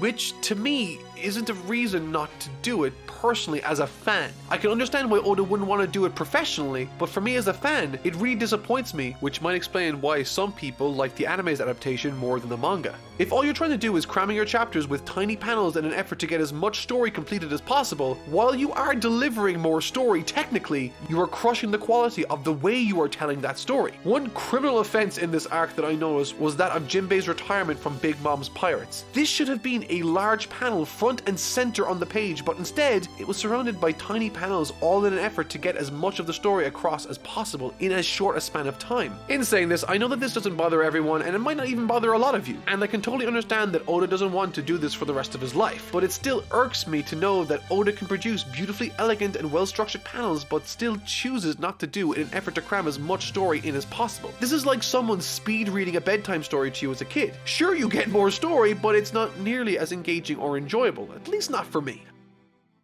If only there was another way we could mix that cake. Big Mom's flashback.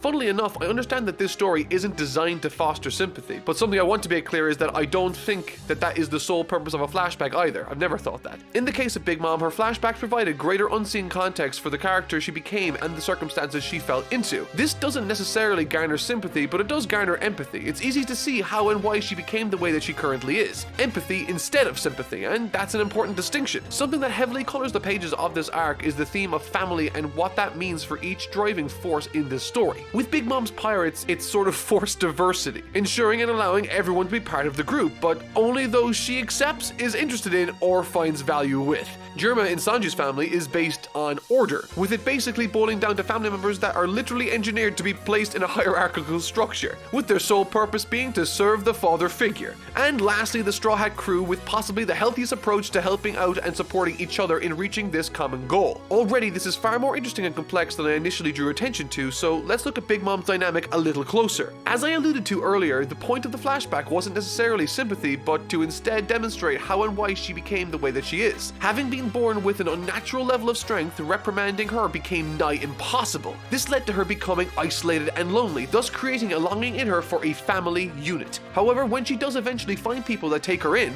no one is able to teach her how to behave due to her tantrums and enormous power. That's when the character of Mother Carmel comes in. Initially looking as though she takes the reins of the young Big Mom, she instead enables her, reinforcing this notion that everything she does is okay and that her heart is in the right place, despite the destruction she may have wrought on a town or the hurt she may cause unwittingly, or in some cases, wittingly. This proved to be incredibly dangerous for Big Mom, as it reinforced the notion that her motives are just and that she can do no wrong, despite her in essence being a selfish child that has now grown up physically but not mentally, still retaining the same awful toxic mentality she had when she was a child, with still no one able to take her to task for it. And this manifests ironically, or perhaps appropriately, depending on your point of view, in her own children feeling more distant from her. Throughout the duration of this story, we are greeted by the harsh and unkind behaviors from her children, as they attack all those who oppose them, lie to avoid confrontation with their own mother, and as is made evident with a certain character I will get into in just a moment, demonstrates a need for a strong, reliable father figure within the family itself. In essence, the flashback with Big Mom, in addition to illuminating for us the desire for her to have a family, it also highlights the origins of her defective approach to parenthood and her skewed views on the world, resulting in children that are terrified to tell her the truth, many that want to distance themselves from her, and many that have behavioral issues that have stemmed from her unkind and warped vision of how she ought to carry out her duties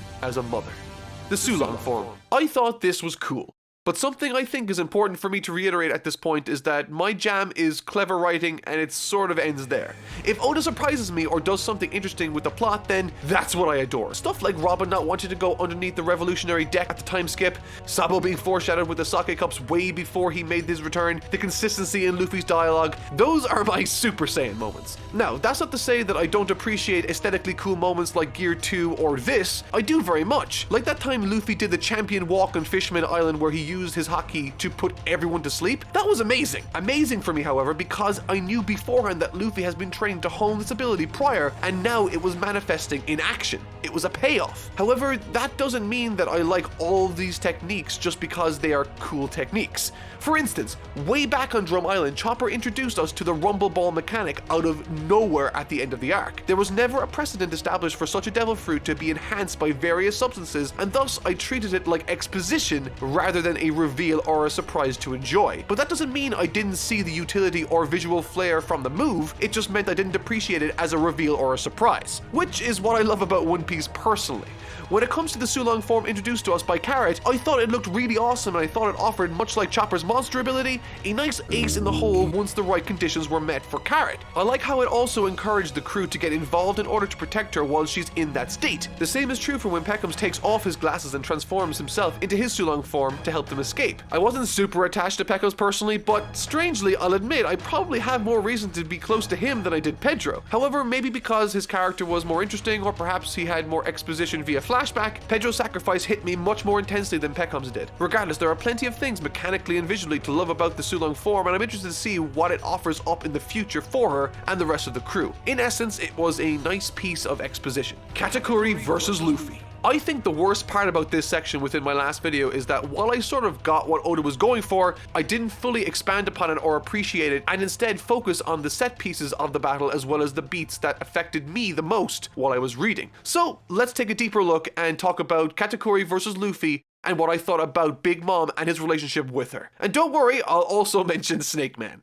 As I mentioned in my last video, Katakuri isn't an evil character and for the most part is vastly more emotionally mature than most of, if not all of his siblings. So much so, he effectively acts as the father figure for his family. While Big Mom is obnoxious, loud and bombastic, practically every single scene Katakuri takes a partial or leading role in, he is always relaxed and is willing to either take the appropriate action or throw himself into harm's way for the betterment or protection of his family. Big Mom's fear of future betrayals and lack of trust is exactly what causes her to lash out oftentimes. And yet it's this ability to remain relaxed is what fuels Katakuri's ability to see short steps into the future. It's quite literally his greatest strength. Despite knowing when something bad is about to happen, either at the wedding or during the early stages of the fight, he demonstrates an ability that Big Mom never has been able to show. The ability to take bad news in his stride and to plan accordingly. This is why we see numerous instances where he is spoken of in exceptionally high regard amongst his siblings. He is the best parental figure they have. He is who they go to if they have an issue. He is the one that keeps the level head when Big Mom is lashing out, and he is the one that takes on the biggest threat to his family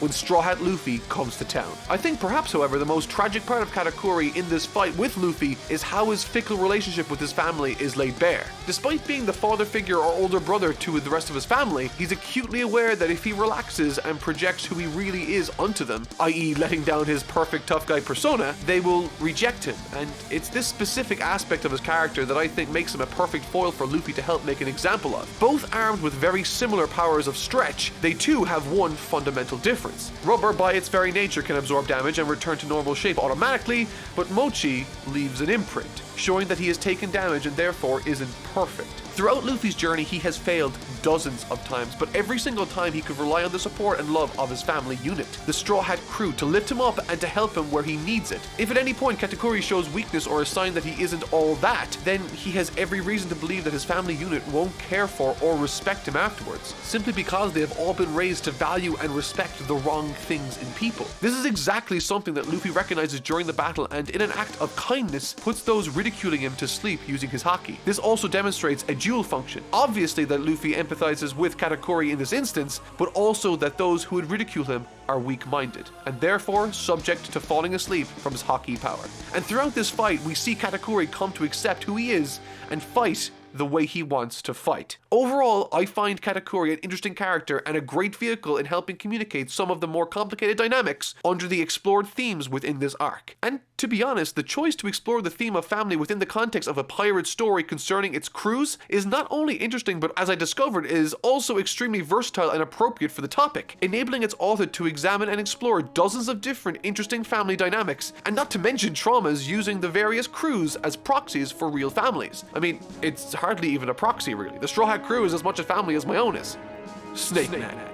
Something I was sort of surprised a lot of people desperately wanted my take on was the Snake Man from Luffy's showdown with Katakuri at the end of the fight. And while I understand that it's sort of a culmination of Gears mixing with his exploration into Color of Observation haki, narratively it didn't set my world on fire, and visually it did nothing for me personally. Now that's not to say I didn't like it at all. I did like it. I liked how it played into the dynamic of the fight and all of that, but outside of it I thought it was pretty lackluster. That is until I saw the anime's version. Oh my Goda! After watching the corresponding episodes in animation, these fights really are on another level. And it's one of the first times I've seen an anime snippet that I vastly prefer over the manga. This isn't a situation where, of course, action is going to be better in animation than it is in manga. That's not the case at all. I much prefer Dragon Ball's action in the manga than I do in the anime. But with this specific scene in One Piece, it is out of this freaking world. Personally, when I received all those messages about my not mentioning Snake Man, I was like, okay, I kinda get it, but it wasn't that good. Then I saw this and it all made sense. I mean, I'm sure there are plenty out there that love the manga's version, it just didn't really set my world on fire as all. It's much more impressive in the anime, I think. Narratively speaking, there was a ton going on in this arc and I really enjoyed it. Within this arc, Oda has demonstrated a level of writing that I think is significant and perhaps setting a new standard for himself within the series. Naturally, you'd expect to see a certain level of depth with the primary characters like Sanji, Big Mom, or Luffy, but within this story, despite contributing comparatively less than those three, others have still been explored and fully realized far beyond what was even necessary to sell the plot of the main story in the first place. Characters like Katakuri, obviously, but even Jinbei, whom on top of being established of having promised Luffy to join his crew way back in the story, is given ample opportunity to develop and to express himself as we learn about his allegiance to Big Mom and his journey in finding freedom within this story, coming to a beautiful climax where he must yet again postpone what he has gone through hell and back to get, his place within the crew of the Straw Hat Pirates, in order to buy them enough time to escape. It's really a wonderful little self-contained story with a great payoff, and it's really something I thoroughly enjoyed. So with all of that finally out of the way, I think it's time for me to discuss the main topic of today's video. Over the last week, I've been reading this arc quite a bit, and today I want to give you all my first impressions of, thoughts on, and review for the turbulent, the wild, and the crazy Reverie Arc.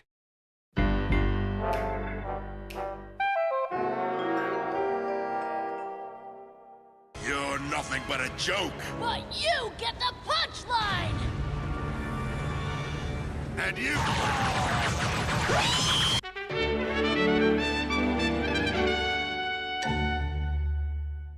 Reverie, upon my first read-through, struck me as rather strange and mysterious. So let's get into it and see what I thought of each individual section chapter by chapter.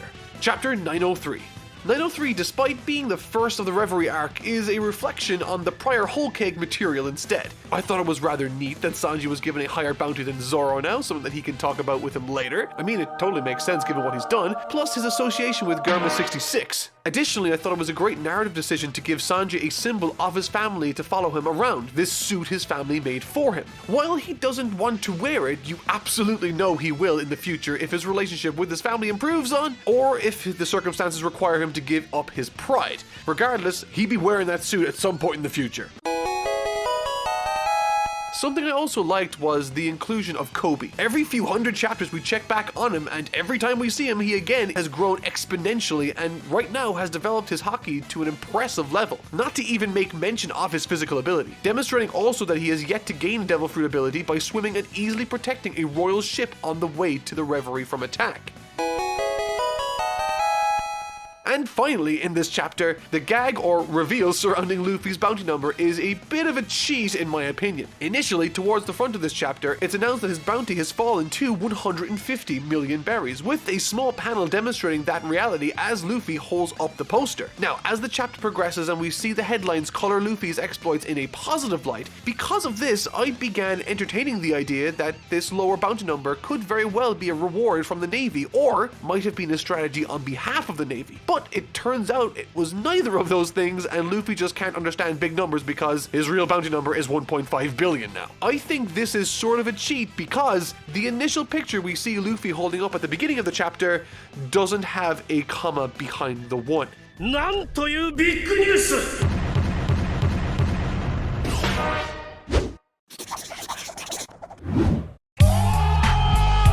Chapter 904.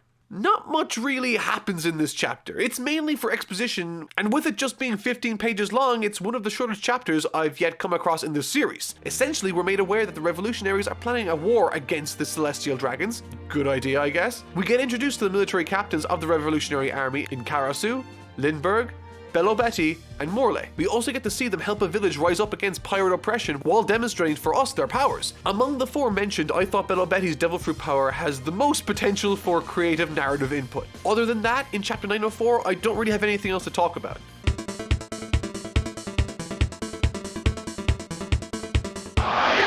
Chapter 905. In this chapter, we get to see the new Marineford headquarters, while also demonstrating that they are using the old Marineford as a G1 base. We also find out that Fujitora is in Marijoa. This is funny because Marijoa is an incredibly sacred place, and Fujitora has already been banned from returning to military grounds without Luffy reprimanded or captured to be brought to justice. It's a small panel, but it highlights his personality brilliantly, I think, using loose logic to grant himself access to the most sacred area in all the world. While there, a rather interesting conversation happens where he cites that there's no longer any need for the 7 Warlords of the Sea because of something Vegapunk has created. And on the other end of this conversation is a brand new Navy Admiral in the shadows called Ryokugyo. With that said, the vast majority of activity in this chapter is spent introducing and reintroducing characters as they arrive to the Reverie, with an Honest Abe type character called King Hamburger and a Mexican type character called King Taco. And yes, I felt uncomfortable saying that. But the most notable arrivals have to be the representatives from the Ryoga Kingdom, Princess Shirahoshi, her brothers, and King Neptune, while being guided by Garp. Which is really cool to see him again, but more so, it's sort of lovely getting to see Shirahoshi's reaction to the surface world. Continuing the royal introductions as they arrive at the Reverie, we also get our first shot of Stelly, the smarmy, reprehensible, adopted sibling of Sabo. We haven't seen this dude since the post-war arc, and now he's all grown up. Sort of. Chapter 906.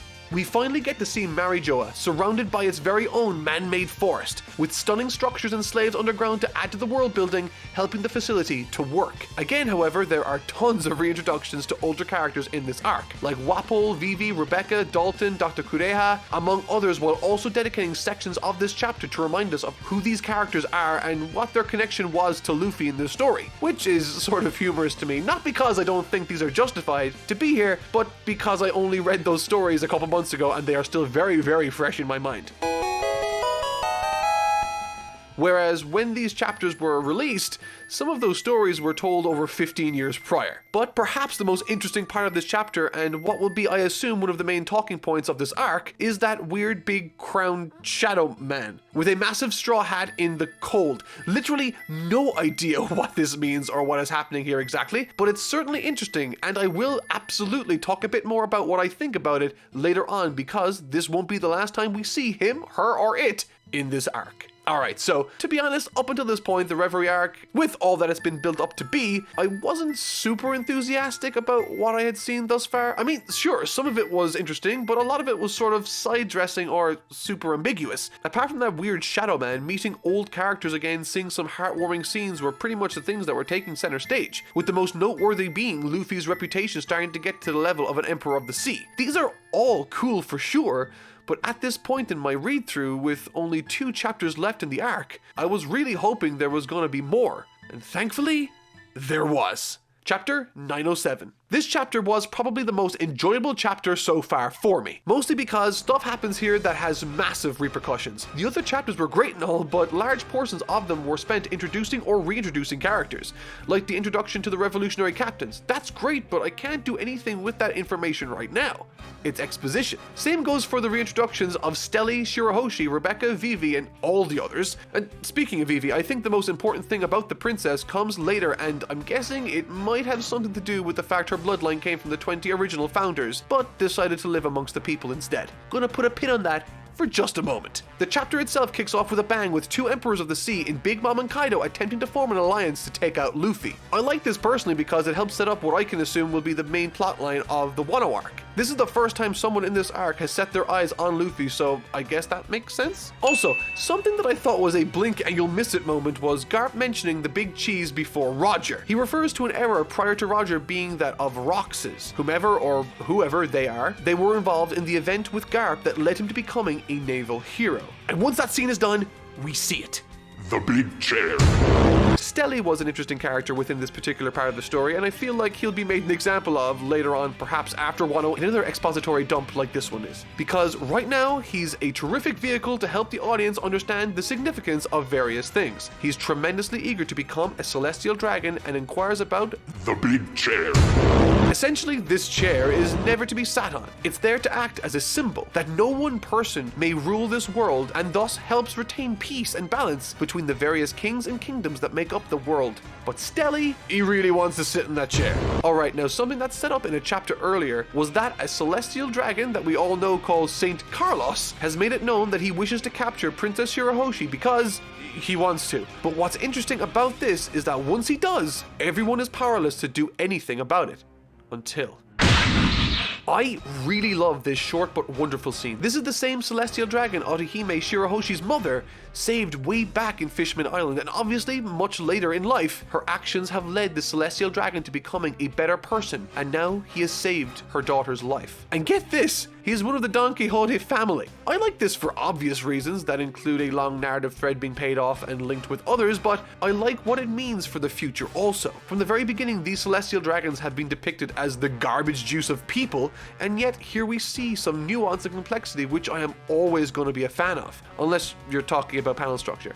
And to end a tremendously informative chapter, we get a scene with red-haired Shanks meeting with the Five Elders, with his only dialogue of note being, "There's a pirate I need to talk to you about." I feel at this moment in time Luffy is too obvious for him to be talking about, but he very well could be. They surely already know enough about the young pirate, and so I think he could very well be there to discuss either Blackbeard, or perhaps less obviously Trafalgar Law, for reasons concerning his op-op fruit and the potential for creating an immortal life. But more on that a little later in chapter 908. Speaking of which, chapter 908. This is the chapter where something big goes down. But funnily enough, it's not the Reverie. In fact, we don't even get to see the Reverie. We just see everyone file into a room to begin the Reverie. And really, all that is nice with King Neptune finally coming around to realizing that there are good and bad land dwellers, much the same as there are good and bad fishmen. A lesson so many struggle with today even. Within this chapter also is one of the driving inspirations behind the revolutionaries' planned attacks, the freedom of their friend, Bartholomew Kuma, who, while no longer himself, is being beaten and abused by the celestial dragons like few we've seen in the series.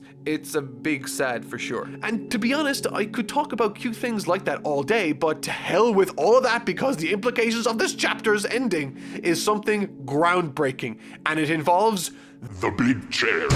Alright, so we understand the hierarchy of the world government, right? We have the kings of the various countries and lands, we have the celestial dragons, and we have the five elders above that. During this arc, thanks to our favorite blonde boy Stelly, we understand that there was a throne to never be sat on that effectively worked as the throne for the king of the world. This is when we hear chatter from the five elders, discussing how the Nefeltari family dynasty are traitors to their way after choosing to remain in the lower realm. This is Vivi's family. However, something more pressing is worrying them. With it only being 2 years removed from the Paramount War, and with the talks between Kaido and Big Mom evident for all to hear, they are worried that they cannot maintain the world's equilibrium forever, and that the time has come for a great cleansing. I have no idea what that means really, but I can speculate. However, before I do, this tall shadowy boy is the great Imu?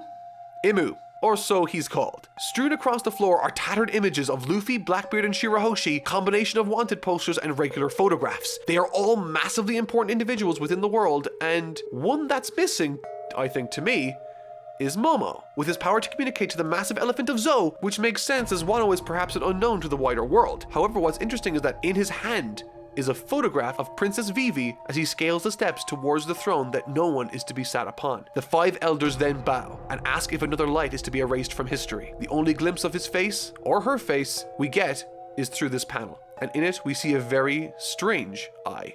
Now, my immediate reaction I will get to, but first I would like to bring to your attention what my One Piece Secret Service has brought to my attention first. Firstly, what's interesting and immediately striking about this individual is his eye, obviously. So where have we seen an eye like this before? Well, 2 places have been brought to my attention: Mihawk and the Great Elephant of Zou. Somehow I don't think either of them are beneath that cloak, but what it might be indicative of is a deeper mastery of hockey, seeing as we already associate that sort of design choice with the eyes to be associated with hockey mastery in the first place. With that said, it's a tenuous guess, though I would be surprised if these 3 entities weren't tied together in some way, shape, or form. What's more is that the sword that was stuck into the ground by the photos, I am going to hazard a guess as to the significance of it. It's been said through conversations with Stelly that the weapons dotted around the throne were put there by the 20 that established the world government. 20 weapons.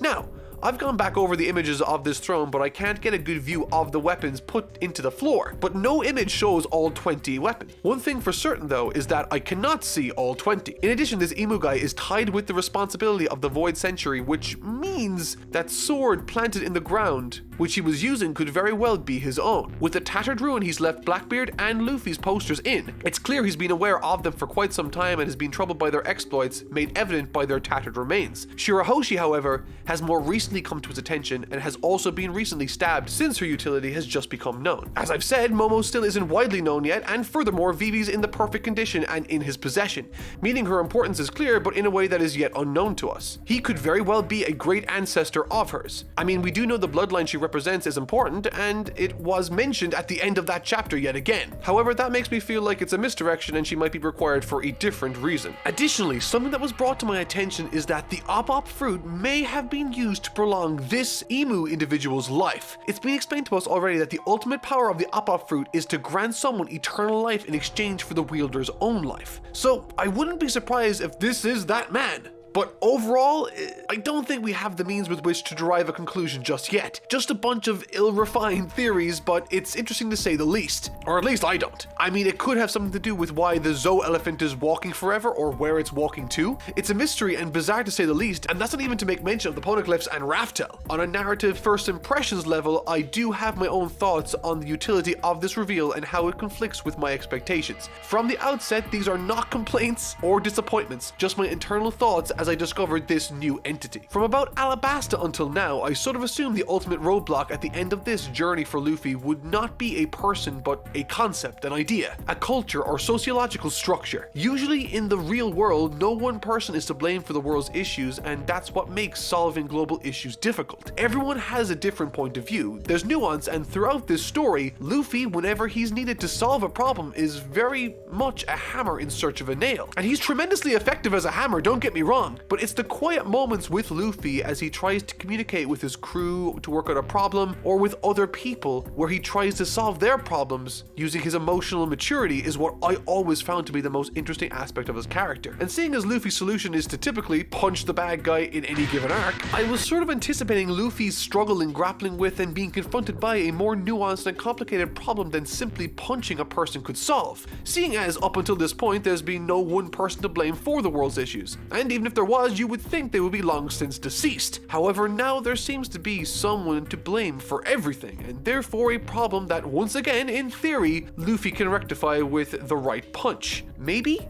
I don't know. It's a possibility. Now, with all of that said, this is an amazing story, and I am in no ways insinuating that there will be no complexity. If anything, this video has communicated that I believe it will be very complex. I was just sort of anticipating a different sort of big bad, if that is in fact what he is, to take a different, more nuanced form to reflect the complexities Oda's painted his world to have, rather than making it a much more straightforward situation. That being to just take the guy out. Now, in saying that, I appreciate how giving the audience a goal is great, but again, it seems sort of late to be revealing this big bad. But who knows, maybe he's been working behind the scenes and we've known about him since the very beginning. That's totally a very Oda thing to do. Maybe it was the mayor of Windmill Village. He's never supported Luffy's efforts. Jokes aside though, I believe there will be plenty of complexity and nuance as this story marches on in its final stretch. With the Navy showing some doubt and various forces around the world, including the Celestial Dragons, demonstrating that they can be reasoned with, it's going to be a very interesting and nuanced story, and that's for certain. Wano is the best arc I've yet read in One Piece. Or at least so far it feels that way. Sharp like an edge of a samurai sword, the mental blade cut through flesh and bone. Though my mind's at peace. There was something about Wano that captured my attention right away, and that was how it's presented and structured. Typically, or more commonly in modern storytelling, narratives tend to follow what I'm sure many of you are already aware of, the 3-act structure, a writing principle or format popularized by Sid Field in his 1979 book entitled Screenplay. In his explanation of the structure, he asserts that Act 1 covers the setup, Act 2 the confrontation, and Act 3 the resolution. Now, if we were to take the Alabasta Arc as an example, Act 1 would be where Crocodile establishes himself and his desires within the story, as well as set up the driving motivations for the main characters of the tale. This would be when Croc pretended to save the town, has the meeting with the rest of his organization, and when the Straw Hats start marching their way toward Yuba. Act 2 is always longer and less refined, being much more open to interpretation. Typically it contains a failure or obstacle not met by the protagonist, which they will have to pick themselves up from thereafter. More recently, the second act has been split right down the middle by a turning point within the story where there's conflict once again. Once again with Alabasta, this would be where the gang get captured by Croc and thrown into his cell. This turning point can also be observed within pretty much any arc within One Piece. In Arlong Park, it's where Usopp looks to have been killed by Nami. In Water 7, it's when Robin looks to have betrayed them, and in Whole Cake Island, it's when the plan for the wedding cake doesn't go according to plan. Personally, I think this is a very useful confrontation for long format storytelling, as it's great for pacing, putting the heroes on the back foot and giving them a chance to lift themselves up to the heights not yet reached. After this, Act 3 is usually the resolution. This is where our heroes, now armed with a better understanding of their weaknesses, use what they've learned to find a resolution. In Alabasta, this is when Luffy returns from having lost to Croc, armed with a strategy instead of going in blind like he did in his first attempt. Interestingly, however, what's evident when looking at this 3-act structure, specifically when detailing long stories, is that unlike Acts 1 and 3, which offer concrete goals for their respective sections, setup and resolution, Act 2, for lack of a better term, is sort of vague. And this is where the Wano arc decides to change everything. You see, in classic Japanese plays, also known as kabuki plays, they follow a structure called Jōhakkyū, otherwise known in the West as the classical 5-act structure. Having not had any experience with the concept of Jōhakkyū until doing research for this video, I'm pleased to see that they are basically the same, albeit having different naming conventions for what transpires in the respective sections. Jo is Act 1, Ha has 3 different distinct sections, and Kyu is the resolution. So, in the interest of time, considering this video is discussing Act 1 only, or Jo in Japanese, let's look at what this section is supposed to achieve instead. It is defined as a slow opening which introduces the characters and the story. So, with that direction in mind, let's take a look at what sort of techniques and choices Eiichiro Oda has employed when constructing and introducing us to the wild and uncharted world of Wano. Taking place over the course of 16 chapters, Act 1 of Wano achieves a remarkable amount in a surprisingly short period of time. But perhaps for me, the most impressive aspect comes in how accessible, lighthearted, and fun it is to follow along with. For One Piece to now be on its 31st story arc, and for it to be as easy, if not easier to follow than Alabasta, its 11th story arc, is nothing short of remarkable and the mark of a true visionary, the likes of which I've seldom been exposed to when it comes to storytelling. Chapter 909. Right out the gate in chapter 909, a unique tone was established, and by the time I had finished reading this chapter, I knew I would likely be in store for not only something different, but something very beautiful. Totally separate from the events of Whole Cake Island, we catch up with Cat Viper's forces and Cat Viper himself as he converses with Marco of the former Whitebeard pirates. Apart from the main narrative takeaway from this scene being that he's not joining the fight and that he has a message for Cat Viper to pass on to Luffy for him, it also serves as a means for us, the audience, to be filled in on some small level the activity that transpired between Marco's forces and Blackbeard right after the Paramount War during the time skip, when they sought revenge for what they did to their captain and father figure, Whitebeard. Highlighted through beautifully drawn and composed pages showing Marco's emotional state and how much he really cared for him, choosing to, instead of fighting for him any longer, to protect what he held dear the most, this small village in the corner of nowhere. It's honestly beautiful and endearing. But what's more is that despite this being the only instance during this arc where we see Cat Viper and Marco, it was also the very first scene of the story Oda presented us with, which tells me as a reader that this will most definitely not be the last time we see either Marco or Cat Viper within this arc. With that said, it's at this point the previous scene closes and something very different starts to happen. The panel structure is interesting,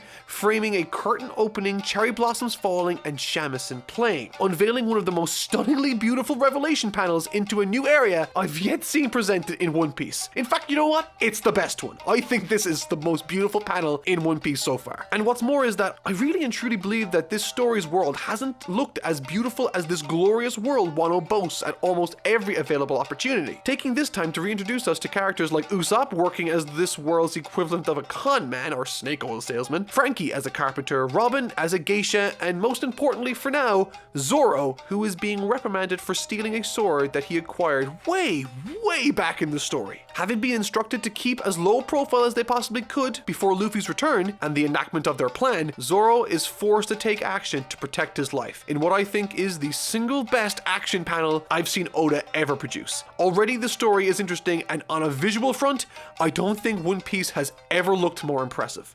Chapter 910. Something I noticed while researching for this was how closely both the story structure and narrative itself reflect and complement one another. The story being that, as I mentioned earlier, a kabuki play. Now that particular style of play was developed during the Tokugawa shogunate, a military government that ruled from 1603 to 1868 in Japan. You might have recognized the term shogun in shogunate there, and that's not where the similarities end either. This particular government practiced extremely strict isolationism. While encouraging native arts to flourish, it led Japan down a path that eventually had them arrive at a sobering conclusion. Locked away from the rest of the world, they had become technologically illiterate when compared to the rest of civilization. And if this story sounds familiar, it's because it's a clear inspiration for the Wano country in One Piece. Isolated from the rest of the world by the oppressive shoguns of the time, they continued to ignore the obvious problems that doing so presented. In this chapter, Luffy and the crew arrive in the turbulent seas surrounding Wano, when once again Oda takes a moment to show us some spectacular artwork depicting towering rock formations piercing the crushing waves, koi fish, and even bonsai trees, which, as a nice artistic choice, is clearly drawn to represent the artwork of that particular time period in Japanese history. And so, with all of that implemented, what better way is there to tell this story of isolationist Japanese-style shogunates than by structuring it like the very kabuki plays that period is famous for developing?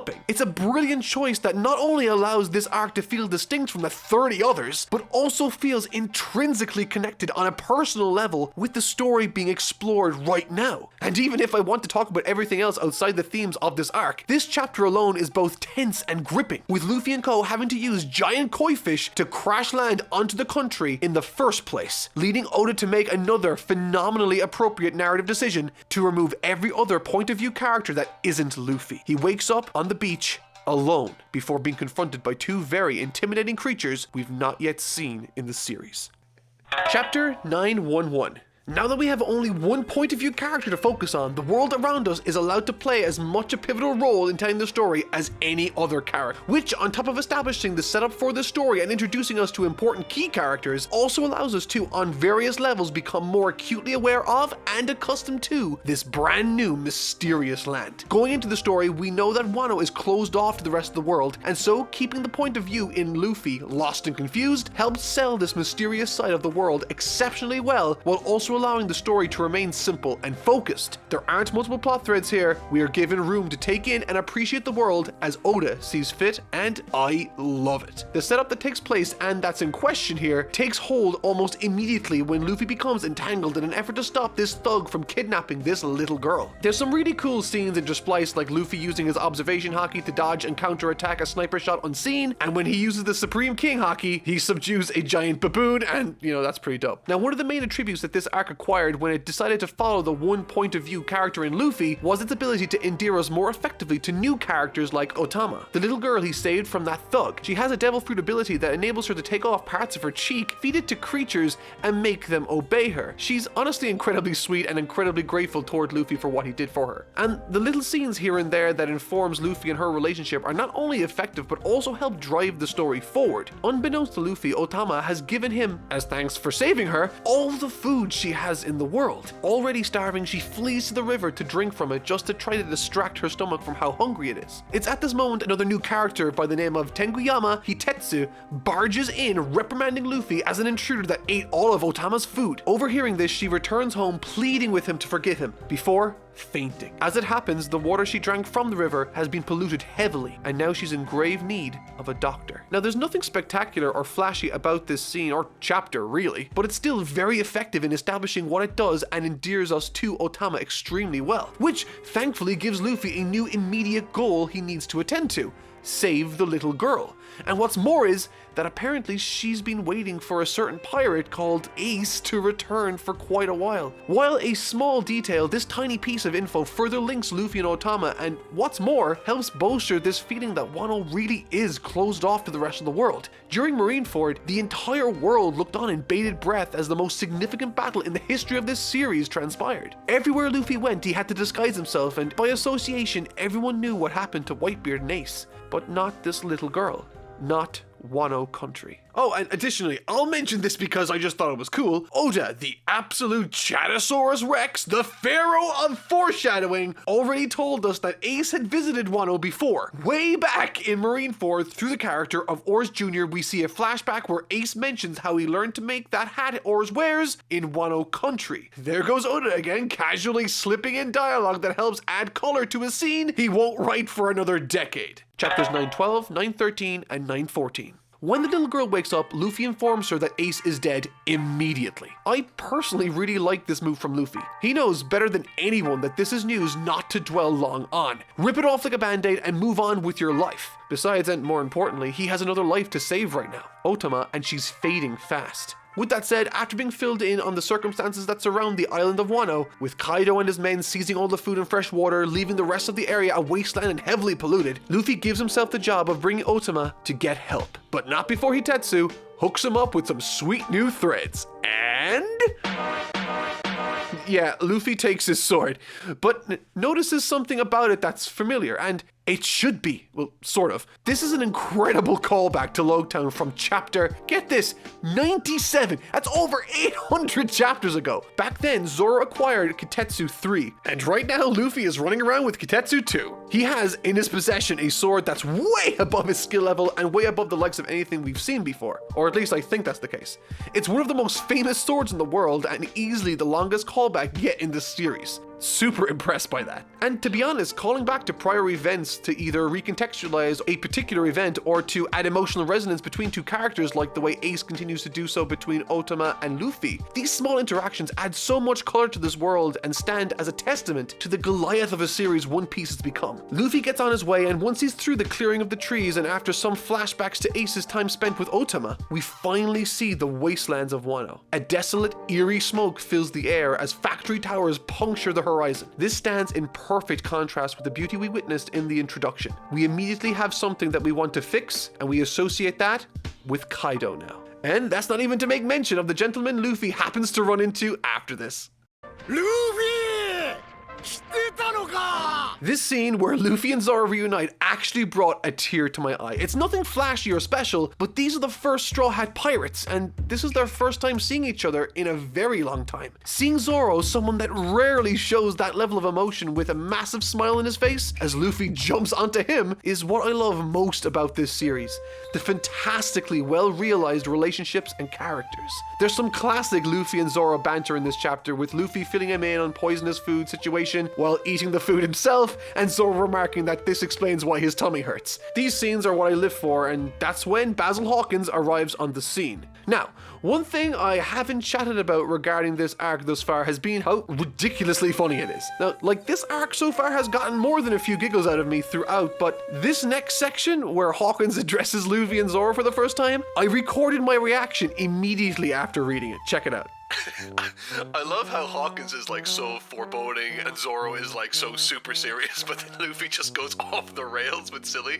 He goes like, I would advise you not to sightsee here. Are you aware who controls this country from the shadows? Nope, I don't know. It's Kaido, and I'm gonna whoop that emperor of the sea. Subtle.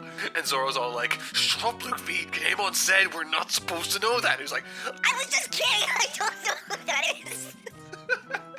I love this chapter. Funnily and interestingly enough, Zoro recognizes or senses the sword Luffy is using and requests to use it, but Luffy decides to fight with it.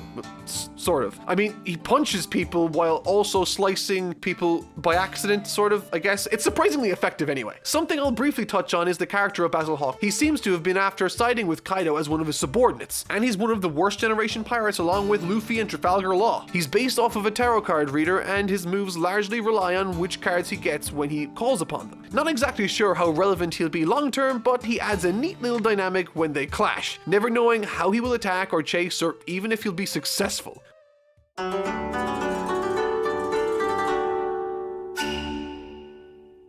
Luffy! It's good to see you, buddy. Doing it! Luffy!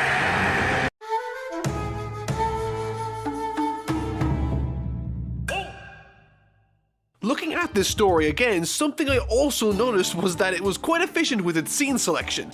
Immediately after escaping from Hawkins, we're introduced to a female samurai working in a tea shop called Okiku. We learn Law's forces are nearby, and we learn about some of the hierarchical structure in society through the wrestler Yokozuna. They even have medical teas that cure illnesses, and that's only within a few pages. And I think this is largely what makes this story feel so engaging for me. We're always learning something new while the story remains focused and straightforward. Luffy now has first-hand experience with how the civilizations are struggling, and therefore he sets his eyes on a goal of liberating the country. However, just as they're getting into that, another one of Kaido's fake devil fruit minions cuts in. It's Batman!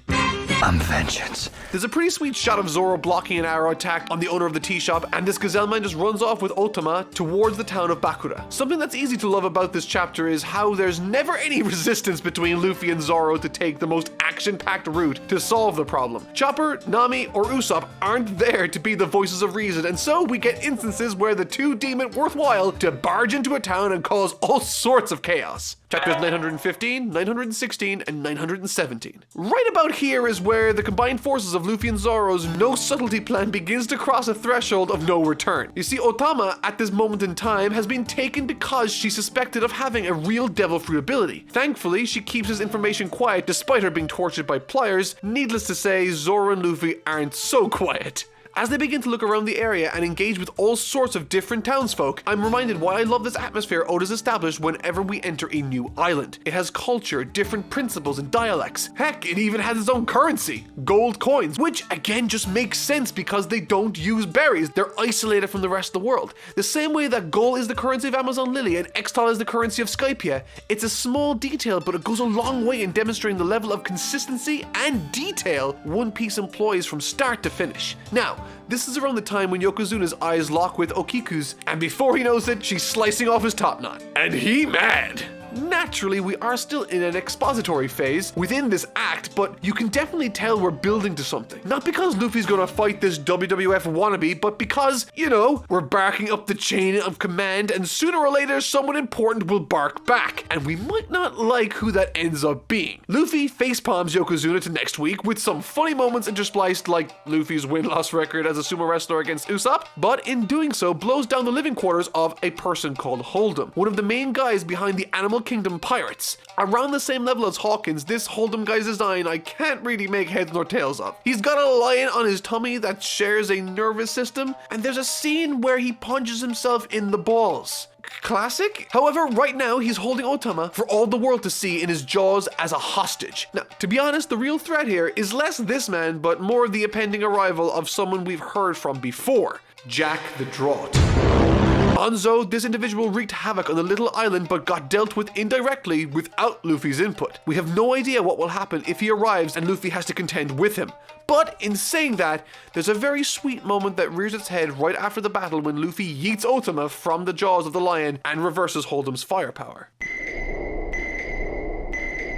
Genuinely, I thought this was super cute and it made me well up a little bit because of just how wholesome it is. Chapters 918, 919, and 920. Basically, to wrap things up, Luffy and Otama dash off on the back of this horse lady thanks to Otama's devil fruit power. Law fights Hawkins and Zoro feeds an entire village with food that was being held from them. Alright, you still there? Okay, great. Because Law wants to bring Luffy to the top of this mountain to see Odin's castle's ruins, and man, it melted my brain. Take a look. Kinemon, Momonosuke, Raizo, are all the samurai we spent the last 300 chapters dead? big question for sure, and would you believe it's actually way crazier than you might think it is. Luffy and the gang begin ascending towards the castle, the scenery once again looking astoundingly beautiful. I really like the choice Oda made to keep the real Wano rooted in the natural beauty of the world and everything associated with the forces of Kaido a wasteland. Getting a glimpse within these classrooms, we see that not only is Kaido poisoning the lands and ravaging its resources, but also poisoning the minds of those young and impressionable with propaganda supporting his efforts. Interestingly though, alongside these illuminating panels, we're introduced to this guy called Napping Kyoshiro, who's recanting the dying words of Odin's wife, who died 20 years ago. Those words act as a prophecy of sorts for the region. To preface this, I'm still not sure where the significance lies within this, but I have a couple of theories perhaps. Alright, check it out. You are the moon unaware of the dawn. May your purpose be fulfilled and cast 9 shadows on the night woven of 20 years, and you shall know the brilliance of the dawn. It's pretty obvious, to me at least, that the 9 shadows are referring to the 9 Straw Hat Pirates, as Jinbei technically hasn't taken his place amongst the crew yet, and Carrot is as much a Straw Hat right now as Vivi is. But this number could be intentionally misleading and might refer to Kinemon, Momo, and a bunch of the other samurai that supported this cause. Additionally, I'm interested in why she's referring to them as, quote, the moon. Obviously, it works pretty effectively for the analogy she's using, but later in the next chapter, it's revealed that those supporting Momonosuke's efforts have tattooed a moon onto their bodies. Also, the verb that's used in this is woven. Now, the only reference to weaving anything in this story so far has been this abandoned village at the start of the act that Otama is from, where she would spend all her days weaving hats. Now, maybe that location has some significance. I mean, Oda must have shown it to us for some reason. There might be more to this, but for now, I am reserving any further theories because what Kinemon reveals later on is bloody insane. 実は我々20年前のワノ国より時を超えてワノ国へやってきたのでござる。 This rocked my ever-loving world. Kinemon, Momonosuke, and all the other samurai that we've gathered over the course of the last few hundred chapters are all from 20 years in the past. There is now time travel in One Piece, specifically as Kinemon recounts the events of Kaido's takeover 20 years ago, describing the events surrounding the death of Lord Odin and the subsequent death of his wife, Lady Kozuki Toki, whom, while holding her 2 children, Momonosuke, and his sister, Hiyori, informs her loyal followers of the following. Mankind cannot return to the past, but it can leap into the future. I have used this strange time ability to travel further and further into the future, until at last I arrive here, at my final destination. These quotes are ridiculously interesting to me. First of all, it's curious that she herself doesn't travel forward in time with them. It's implied through Kinemon's point of view that she appeared to be someone that came from an era long, long ago. Yet, despite having her power to push people forward further into time, she elects to stay behind. And what's more is this, she gives them Momonosuke, but not his sister that they've mentioned by name like 4 panels ago. Personally, I think this sister needs to play a big role in the story. I mean, if she's inconsequential to the story, then they wouldn't have her as a character in the first place, let alone a named character. Something perhaps a little more minor is that she refers to her power as strange time abilities, instead of a devil fruit power. Does she come from a time where these powers weren't acquired in the same way that they are now? I've got so many questions from this very small but super interesting flashback sequence. Kinemon then goes on to describe how they were thrust 20 years into the future. With their headstones visible and their homeland in ruin, he runs through the series of events that led him to Zou, Dressrosa, and eventually Punk Hazard, where they ultimately met in the first place. We learn that there's a sizable following still in Wano that desires for an uprising, and thus they iron out a plan to raid Kaido's base 2 weeks from now on the night of the Fire Festival. This chapter was exceptionally exposition heavy, but gave me more than enough to think about when it came to this world and what the implications of it might be now. I'm exceptionally interested in seeing how all of this manifests later on, and now with Kaido's name being thrown around as a target, and with how our introduction to him a while back was made, I am intimidated by him, but also can't wait to see what he's made of when Luffy eventually clashes with him down the road. Chapters 921, 922, and 923. Alright, so for those of you that haven't seen this material before and are currently thinking that everything up until now in Act 1 has been great, oh my sweet summer children, y'all ain't seen nothing yet, because this next section is the single most excited I've been while reading the entire story. 900 chapters. This is the most excited I've been in the entire story, and that includes Marineford.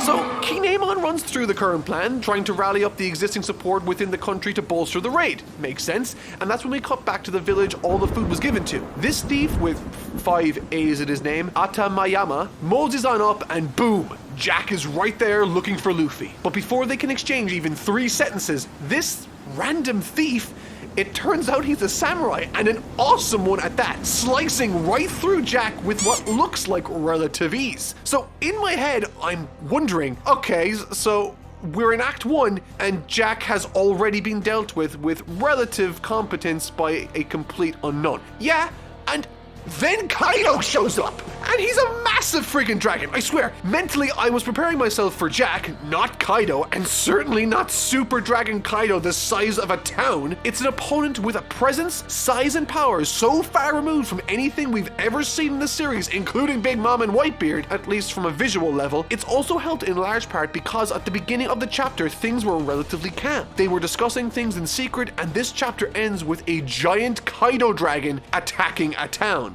What is happening? I don't know, but what I do know is that in the middle of Law analyzing this situation, Luffy does, say it with me now, in typical Luffy fashion, runs off full speed ahead into the woods towards Kaido. The excitement I felt when reading this was insane, but seriously, it only gets better. And look, I promise I'll analyze more towards the end, but goddamn, this section got me so hyped it's unreal, so I gotta vent. So as it happens, Kaido is drunk as all hell and looking for some mighty brigand he heard might have been in the forest. At this time, Law catches up with Luffy, during which time Hawkins catches up with Kaido and in an effort to divert his rampage away from the village of Bakura, tells him that Luffy and co are at Odin Castle ruins. Now, what's important to understand here is that he doesn't actually know that they're there, but because it's a legend that he believes will add credibility to his claim for Kaido, it just so happens that on that ruin are in fact the Straw Hat Pirates and the rest of the remaining forces. Hawkins is the best subordinate, by the way. So Kaido just soars past Luffy in the blink of an eye before spitting fire onto the ruins, leveling the entire area in a massive explosion. Luffy looks on in utter disbelief and shock, faced with a similar reality he experienced during the Sabaody Archipelago arc, losing all of his friends. In this moment, he shows a tremendous evolution of character and strength of will, as he, without delay, without crying, deals an enormous elephant gun straight to the head of Kaido. And at this moment, I'm loving life. So yeah, it's a pretty good chapter. Crash landing onto the town below, Luffy finds that something terrible has happened to Otama at the hands of Kaido as he made his way to the village in the first place. Enraged by this news, Luffy grits his teeth, punches the ground, and screams towards Kaido, standing defiantly, "I'm right here." Kaido, in response to this, asks who he is, and without missing a beat, cool as a cucumber, the young man from the East Blue declares, Luffy. Kaido quickly unleashes a massive blast from his mouth, but by the time that blast scorches the earth below, Luffy is high in the air and begins pummeling Kaido with consecutive colossal strikes all over his body. Kaido falls to his regular human form after this. The crowd remarks at what's happening to this god among men at the hands of a complete unknown. Luffy engages Gear 4 without delay and unleashes everything he has, successfully meeting his mark on the Emperor of the Sea.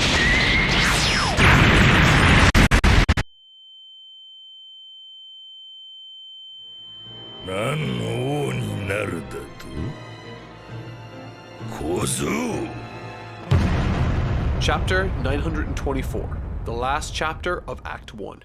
After 923 chapters of emotional development, improvement, and growth, after mastering his Devil Fruit power, upgrading it through the gear system, and after the leaps and bounds he's made with Haki, he unloaded it all on Kaido in a single chapter. And with one blow, Kaido knocks him out harder than any has in the past, without so much as a scratch on him. Now that's an imposing villain. Typically speaking, this tactic for establishing a villain or big bad by dunking on the main characters super early on is a bit of a cliche, but to be honest, it's not really a cliche or overdone at all within One Piece. And while this is the last chapter of Act 1, there's still some more interesting and cool moments to speak of. On the cool front, while Luffy was lying lifeless after the battle with Kaido, and I use the word battle loosely, Kaido remarks that Luffy's been glaring at him the entire time, despite him looking like he's not conscious at all. Kaido walks off, and that's when everyone around Luffy falls to the ground. While Luffy was on the verge of unconsciousness, he surprised Kaido with his use of the Supreme King Haki. I thought that was a pretty awesome scene, to be perfectly honest, but in the interest of wrapping things up, the Straw Hats on the hill were completely fine because of the clutch use of a certain female warrior's devil fruit power. Frankie, Usopp, and Robin hear that Luffy fought Kaido and is being held prisoner, and they also make this face.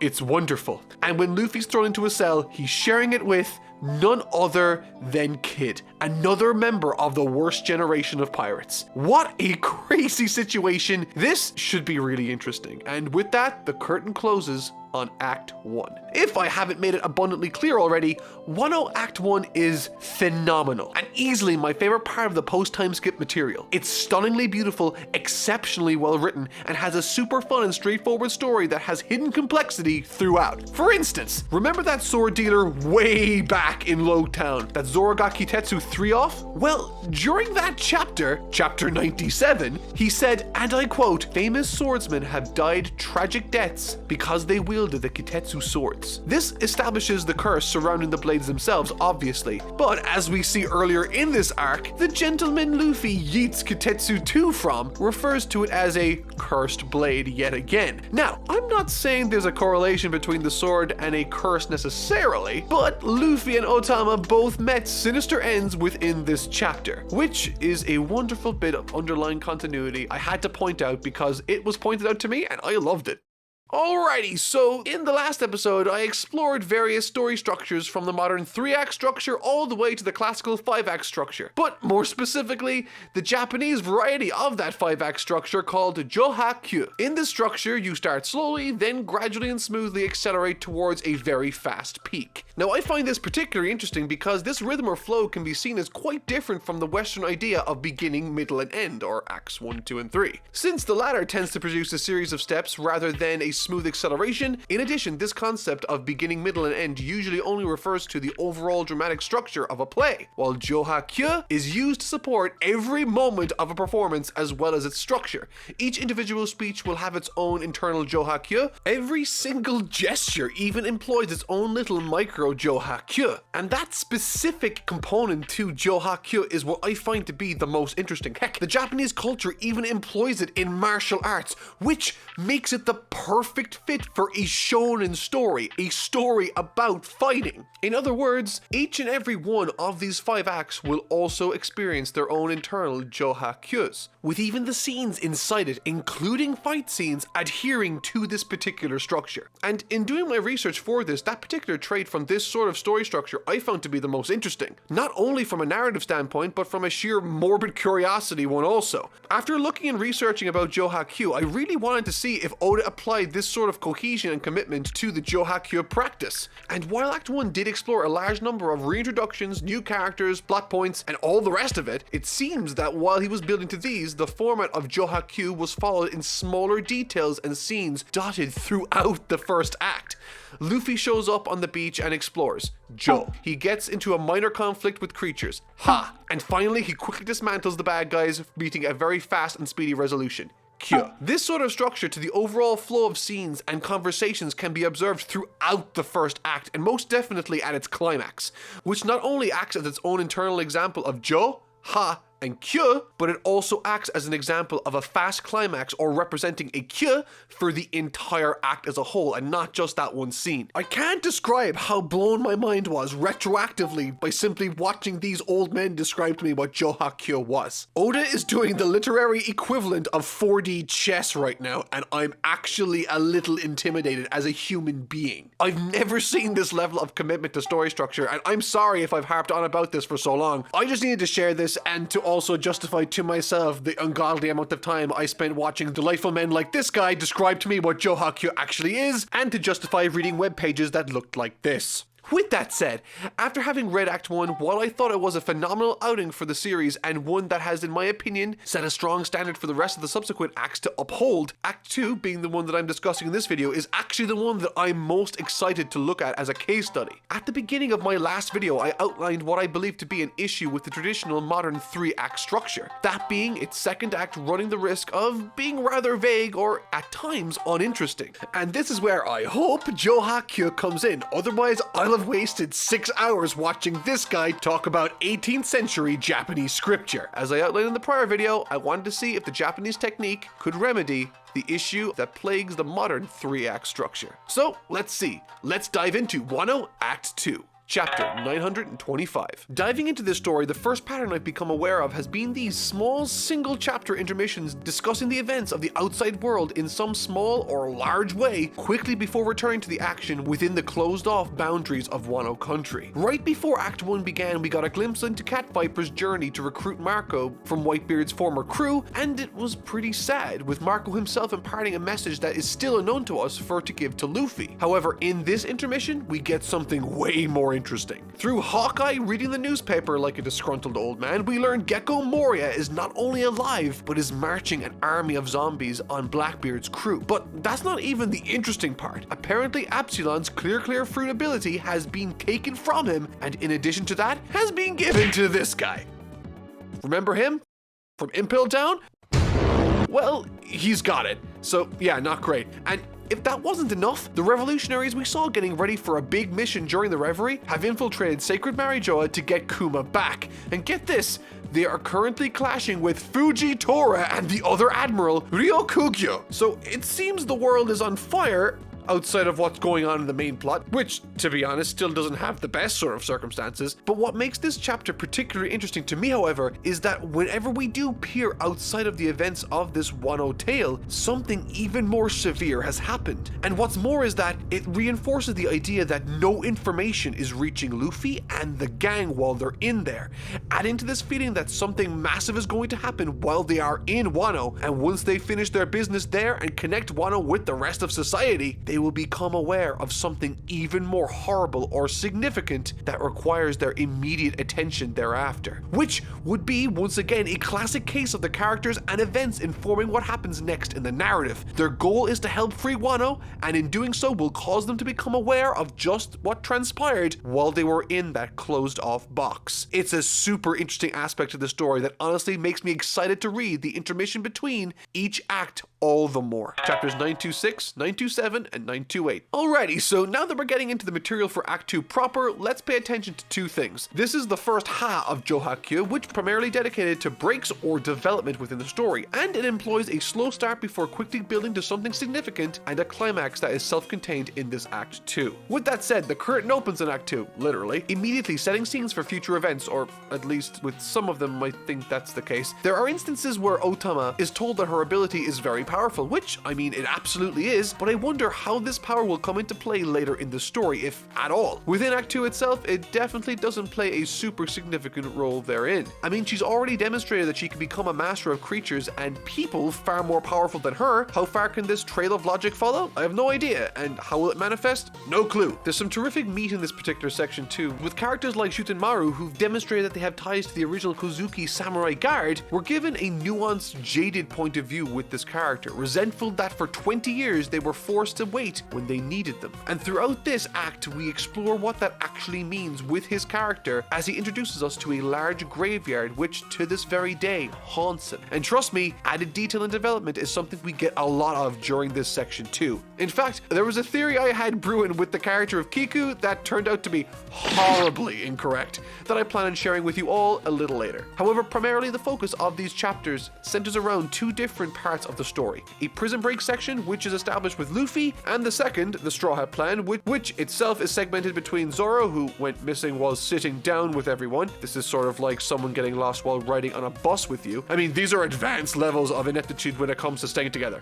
I love Zoro. The rest of the Straw Hat crew, however, are still together trying to gain numbers for the revolution that will be taking place in a while. And this is where the utility of Robin's position as a geisha, I mentioned in the first video, comes to be of great benefit. She's invited to a big feast at the Shogun's palace, which is ideal for gathering intel, but is also when we first learn of the existence of a particular character called Komura Saki, someone that's supposedly the most beautiful woman in Wano. Another minor aspect of this that I liked was how these two characters, Komurasaki and Shogun, are built up. Both significant in very different ways, but I really like the Shogun specifically, with it showing interesting silhouettes depicting a bunch of dragons or snakes. It's really cool and foreboding. Now, I realize that this is coming from someone that literally just spent 8 hours researching 18th century Japanese approaches to literary narrative and artistic endeavors, and so I acknowledge that there's no amount of flowery language I can use to convince you that I'm not the most boring person alive today. But I found Luffy's predicament a really nice respite from the more complicated aspects of the story. For me, the bulk of the humor came from this specific section. It's honestly where most of the interest came for me also within this act. And that's not to say that the rest isn't massively enjoyable. It absolutely is. But I'm a big fan of these closed off small scenes, as they usually promote a lot of creativity. With this specifically demonstrating cool new dynamics between characters like Luffy and Kid plowing through all of their work while earning way more food than should be physically possible. But perhaps the best new dynamic in this act for me comes between this little old man called Hugh that's struggling greatly, and Luffy who helps him get the food he needs, and in some cases, the protection he requires. I love this not just because it's incredibly endearing, but also because it's setting the foundation for something much more significant down the line, and it's all to do with who Luffy is as a person. And speaking of a person, Raizo's a person. Raizo is there with Luffy, saying that he's in the middle of springing Luffy out of this prison. This whole plot point right here, it connects with the rest of the main story in a really significant and interesting way that I honestly didn't see coming. But I will get to that later. The remaining section of these chapters is then dedicated to the new characters of Komurasaki and Oriran that's said to be incredibly gorgeous. And she is, but what makes this person as interesting as she is comes from her implied connection to Momonosuke, his long-lost sister Hiyori, and the fact that she's made a life out of taking advantage of various people. On the funny side, however, there are various scenes within this story where I get routinely confused as to whether I'm looking at Komurasaki or Robin. Without the anime's color differences, these two characters have very little that set them apart in an obvious way. Chapters 929, 930, and 931. These chapters open up with a character called Minatomo, and my One Piece Secret Service pointed out something hilarious to me. Alright, check it out. So, remember back in Chapter 1, no? Me neither. Well, back in Chapter 1, this guy called Higume the Bear barges his way into the bar and in doing so breaks the door. However, when he leaves, as you can see, there's a continuity error when he leaves the building. The door is back in place. So, I can hear you all saying, okay, it's a continuity error from almost 1,000 chapters ago. So what, Mark? Stop wasting my time. First of all, back up, quit harshing my chill, but also, you see, at the beginning of every chapter, Oda likes to do a little question corner wherein he takes and answers questions from fans. One such question asks about this particular inconsistency in Chapter 1. Oda's response, I quote, "Oh, that's just Mr. Minatomo, the carpenter's doing." He even included a quick little illustration on the side. Now, this was obviously a throwaway joke, but does that little doodle look familiar to you? Because it should. It's the same design and same family name of the carpenter pictured in this chapter. I love stuff like this, and it goes to show what sort of crazy memory Oda has, whether it be for pivotal plot points or crazy, silly, pointless stuff like this. Contrasting that, however, with something a little more serious, as I pointed out, in the prior chapters it was teased who the Shogun of Wano was and what he looked like, and once again we get some exchange between he and an individual he executes. And this individual isn't just anyone. He shoots a member of CP0. That's right, he doesn't care that they represent the Celestial Dragon's interests or that they have the backing of the entire Navy, and that's because his confidence comes from Kaido backing him up. He fears no Celestial Dragon or naval force. He is an island into and of himself, and following this, he's finally revealed.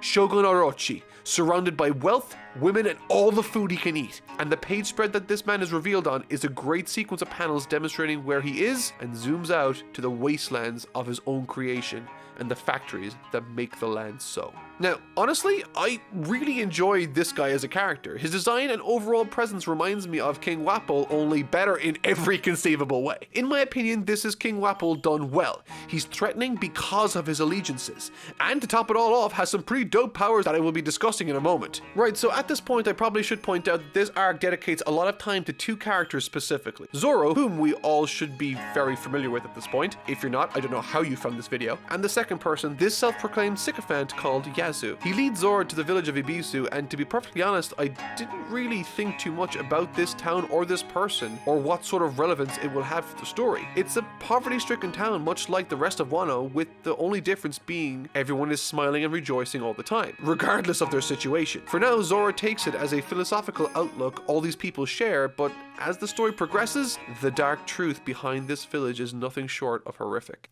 Okay, y'all still there? Okay, good, because this is when the story starts to ramp up in a big way. And speaking of big, Big Mom is here, and she is mad. Immediately, she tries to scale the falls of Wano with the giant koi on her ship.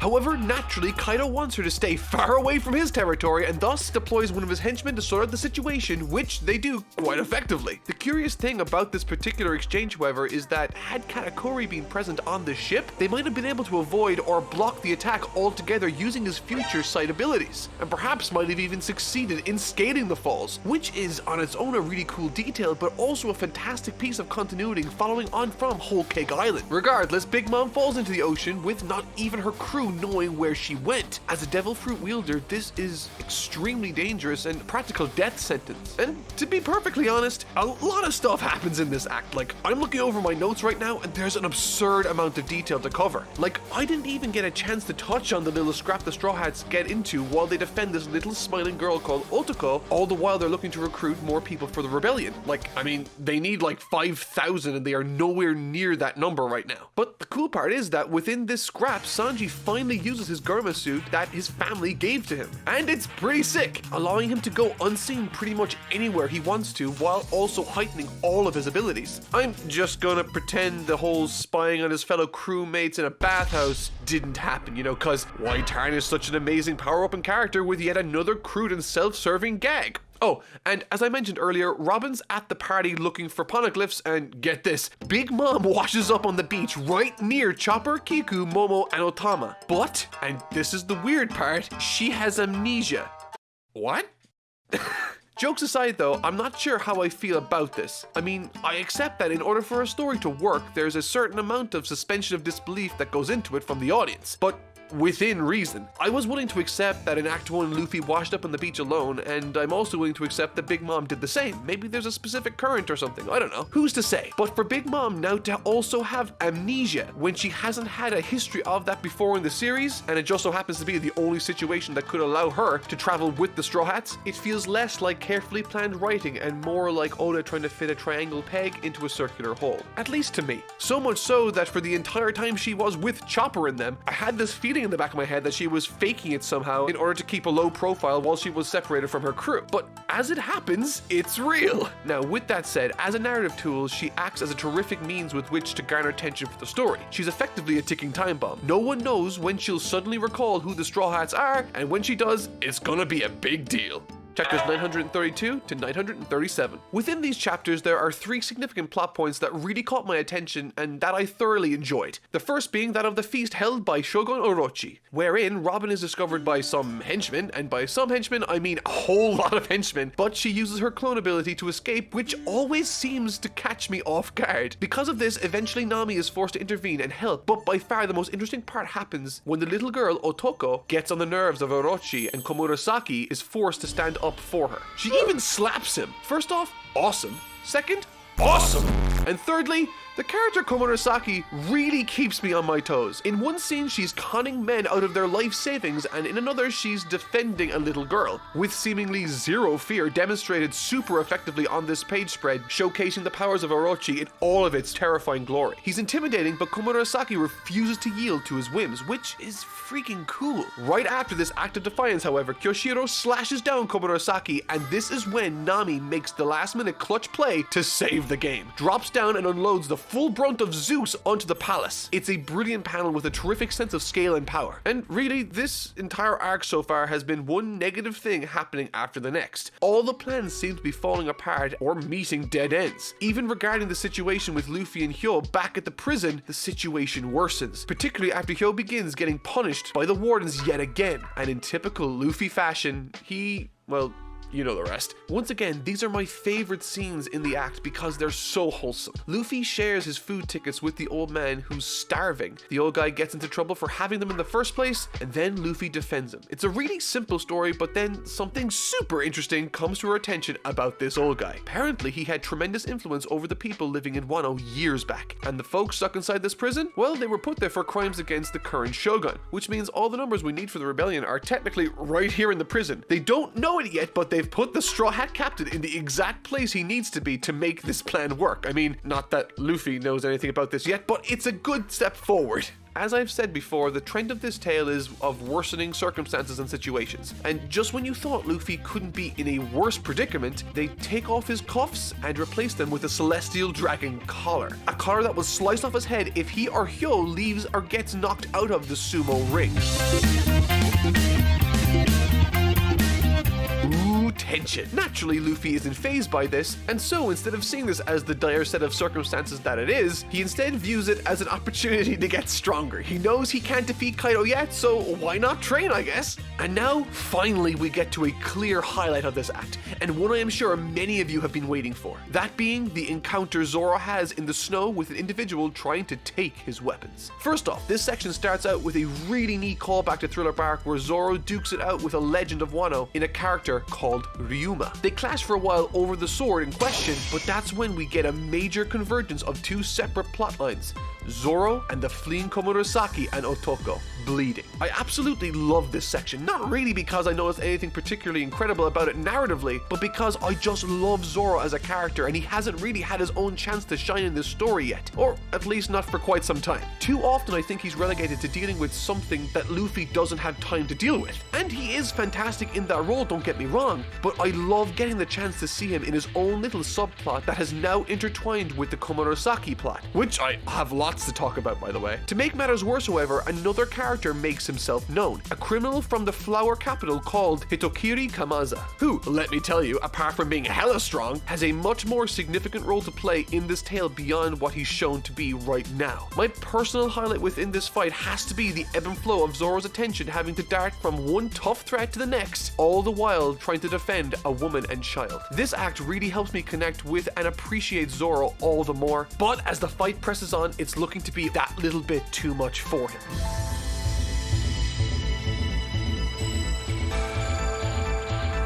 This was awesome. In the most Zoro way I can think of. I mean, we're talking about the kind of guy who was willing to cut off his legs to free himself in Middle Garden. And for him to use this reckless side of his personality to gain the upper hand on this individual is a brilliant choice, I think. And that's not even to make mention of the anime's version of this scene that elevates the entire altercation to the next level with superb and dynamic animation. But with Zoro now gravely wounded and with the battle looming in the coming days, and now only having two swords, things really aren't looking good for the one-eyed swordsman. Especially now that the forces of Orochi have been catching onto the rebellion's plans and the secret messages. Everything is going wrong.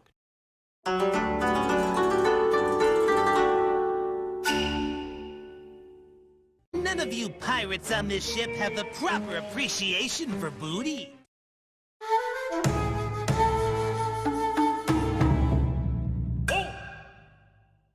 Chapters 938 to 945. 光月桃之助、私は妹日和と申します。 I had this theory I was writing where I was convinced Lady Toki, Hiyori and Momonosuke's mother, was in fact Kiku, because of how she spoke and how different she was to all of the others in comparison. I figured that since Hiyori was thought dead too, but turned out to be alive, that Lady Toki would be alive also. But back to Komurasaki claiming to be Momo's sister, she says she wasn't allowed to go into the future with them because, and I quote, if something happened to one of us, the Kozuki blood might still live on. Now, I'm not sure I believe that to be a good excuse. I mean, they're in a burning building full of enemies. Something tells me one route is less dangerous or treacherous than the other. But then again, she did have an escape route, with Kawamatsu saving her, that also helped protect and raise her up until she was 13 years of age. He was apparently a powerful samurai, and this is the individual locked up in the cell that's never to be opened in the same place where Luffy is right now. Apparently, there are also 9 samurai that are significant, which is great seeing as so many of them seem to be coming out of the woodwork and making themselves known, but in saying that, the rebellion needs to be reworked because, as of right now, the villages and capital are crawling with folks rounding up those with the tattoo statue of the Crescent Moon, which shows support for the rebellion, and that's when this dude moseys on into town. This fellow is the very same gentleman that guided Zoro to Ibizu, and alongside the rest of the Straw Hats who don't know him also, he ruminates over what it might take to take the attention away from them once more to gain the advantage. Overall, they don't really come up with anything, but they do learn more about this fellow, how he gives everything he has to those of the village, and how he is in fact Otako's father. He works tirelessly for the benefit of his village and to look after his daughter. It's a wonderful example of how Oda likes to take certain characters that feel like comedic side notes to the main event and recontextualizes them. There's a tragic struggle behind the unrelenting smile, and in more ways than one, as we soon will find out. Back over in Udon, there's this phenomenal scene. Luffy's taking on the various guards in the area, and now, obviously, the drawback with this situation is less to do with Luffy being able to hold his own, but more so Hyo struggling. He's admitting to not wanting to hold Luffy back, and that's when Luffy uses his observation haki to guide Hyo away from the enemy's attacks by seeing into the future. It's a really unusual but awesome way to incorporate teamwork in the fight, but what's more is, noticing the power and hearing Luffy refer to it as haki, Hyo realizes that it must be the very same invisible power found in Wano, later revealed as Ryo, and vows to help teach Luffy that power by which he seeks, the ability to damage enemies without touching them. This is so wonderful for a number of reasons. Firstly, it adds a little bit of flavor to Wano in the same way that they have their own currency, but it also helps build upon this notion that Wano is very much an isolated nation from the rest of the world. But most critically, and well, it's almost the most exciting thing, Luffy now has an active mentor, which, if his last fight with Kaido was anything to go by, he is in dire need of having. What follows is Luffy making easy work of the guards as he tries his best to master his advanced haki. This is a really interesting new format for gaining abilities in One Piece. In the past, a lot of Luffy's power-ups are off-screen and explained later down the line. Oda has typically avoided the battle shonen trainee arcs that make up many other series like Dragon Ball. There are exceptions, of course, particularly around the time skip, but the battle with Katakuri really brought this idea of Luffy learning through battle and by adapting to a situation to the forefront of the narrative, and it continues right here. Hyo's literally riding Luffy while he beats up enemies like some sort of mutant Yoshi. It's amazing and easily the lighthearted highlight of the act for me. That is, until the bobble-headed ninja Raizo rolls up, masterfully cloaked under Caribou? Oh yeah! That one from the Sabaody Arc with the horrifying nickname Wet-Haired Caribou that conjures up the most horrific visions of, yeah. He's back, and he's supposedly changed his ways, putting the weirdest face in the process of revealing this, and that, of course, works on Luffy because Luffy's Luffy. What makes this scene so impactful, however, is that it enlightens Hyo to the truth that the Akazaya samurai and Momonosuke are alive. The rebellion is still alive. This is supremely important as he goes on to reveal that almost all the prisoners here in Udon are imprisoned entirely because they oppose Orochi. And if he were to reveal this to everyone, he'd effectively have an army at his disposal. Despite hearing of Hyo's past, we finally see the spark with him reignite. A hope washes over Udon. That is until...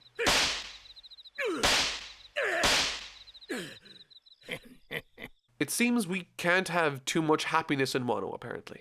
In spite of the optimistic news in Udon, back in the capital, Orochi has apprehended elusive Ushimitsu Kozo and plans to execute him alongside Komurasaki's funeral. Unfortunately, as Brook encounters Zoro, Hiyori, and Toko, it's revealed that Kozo is none other than Honoyasu, our poor smiley do-gooder. Fearing for his father's life, Toko rushes back to the capital at blistering speed, with the others in pursuit. It's a rudimentary tool, but it's a smart way of getting everyone pointed towards the same location, focusing the plot, while introducing a layer of personal tension. Will she make it in time? Adding to this, the execution is being broadcast across the land, and the gang who recently learned of Yasu's history in Ibizu look on in horror. As if this wasn't shocking enough, as Kanjuro and Shinobu lay eyes upon the scene, the significance of the event becomes clear. Tonoyasu is in fact Yasu the Hedgehog, the daimyo of Hakumai, and comrade of the infamous Odin. The stakes could not possibly be higher right now, and all of the solutions are either too far away, stuck simply watching, or both. The situation is quite literally helpless, and Yasu knows this, but he's prepared for it, and he delivers one of the most impactful speeches in the arc thus far. In a land where its inhabitants are so oppressed, so terrified of their rulers, Yasu is unwavering in spite of his dire situation. He not only mocks his current circumstances by admitting he's not actually Kozo, but he also addresses Orochi outright and condemns the way he ravaged such a wonderful country in Wano. Without batting an eye, he calls him nothing more than vermin. In what is the most emotionally and heroic lie yet in the series, he takes responsibility for the symbol of the uprising, claiming it to be nothing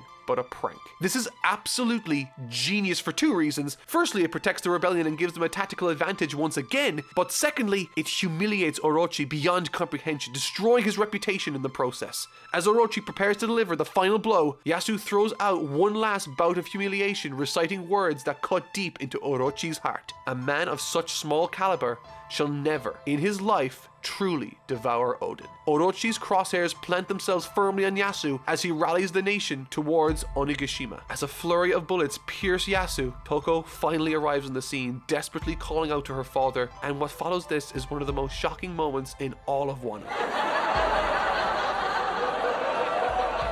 This is one of the most horrifically twisted moments in all of One Piece, and it is executed to perfection on just about every level. Structurally, this corresponds to the ha part of the Kabuki play structure, where events begin to escalate at a rapid pace. Yasu's words are, for all intents and purposes, the match that ignites the fuse of battle, and the next reveal only adds fuel to that fire. Overwhelmed by grief, Hiyori and Shinobu unveil the secret of Ibizu Town. The smiles they wear are nothing but masks, horrific contortions caused by the aptly named smile fruits. With only a 10% success rate, the failures wipe out the consumer's ability to express sorrow or anger, leaving only laughter. In yet another tragic twist, it's revealed Orochi shipped the defective fruits to the starving Ibisu Town residents for no other reason but psychotic satisfaction. Now, obviously cruelty is nothing new for One Piece, but this takes the cake for arguably the most disturbing revelation of this series so far. The idea of never being able to express grief is horrifying. The idea of being trapped behind a false smile of course resonates with so many people. It's akin to the Joker's laughing gas in the Batman franchise. It's nothing but unrelenting psychopathy. Orochi is perhaps the most vindictive character in all of One Piece. What an absolute monster. So far I've held myself together fairly well, but Otoko broke me, took my heart and crushed it. As she lays over her fallen father, fighting back tears and laughter, she begs him to come back to life, pulling out medicine, toad oil, she says, promising it will cure him. Oda, you sick and twisted master of tragedy. To have planted what seemed like a throwaway gag for Usopp at the start of this arc, only to bring it back around as a vessel to torture your reader, and even torture Usopp, a character who had to watch his own mother pass away from illness. It's on another level of total and utter cruel genius. I normally read through these chapters in bulk, writing my notes as I go, but when I came to this scene, this small exchange, I fell apart and, needless to say, had to step away for a few minutes. But thankfully, upon my return, Oda was right there for me with comforting arms. As Orochi takes notice of Otoko, he fires at her, and in what is one of the coolest reunions to date,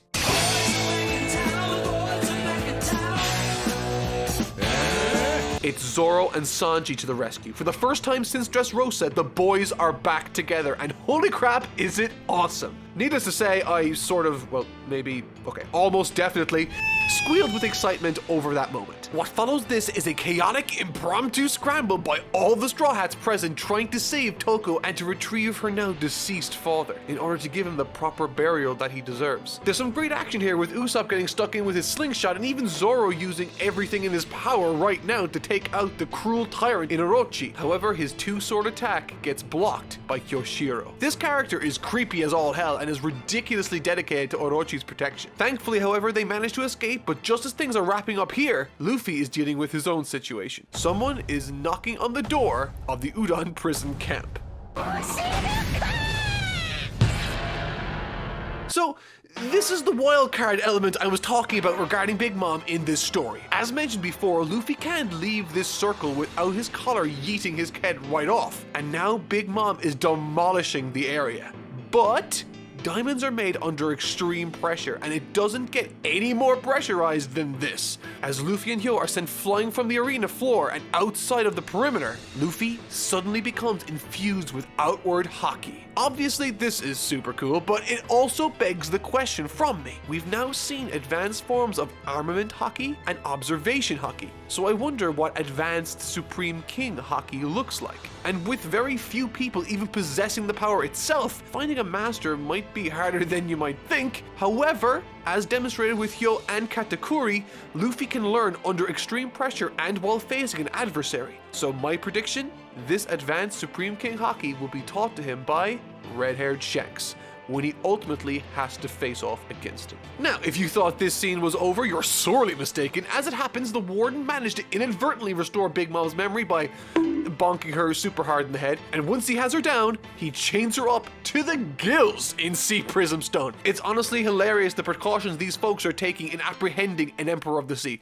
These emperors really are a force of nature. In the ensuing chaos caused by Big Mom, Kawamatsu is freed from his cell, just in time to see rounds of plague fired onto the prison population to contain the riots. The imagery is honestly pretty horrific. This population of people in this prison largely are there simply because they disagree with the psychotic direction this tyrannical shogun has forced their once great country to go down. One that, as it happens, has led Kid's crewmate to suffer the same fate as those from Ibizu village. On top of this, also working as a great swerve, associating this killer with the same person that ambushed Zoro in the snow, it also explains why Kid hates Kaido so much, and why he vowed to be the one to take him out when he was face to face with Luffy earlier. However, nothing can be done if everyone is resigned to dying from this plague, and that's when Luffy steps in.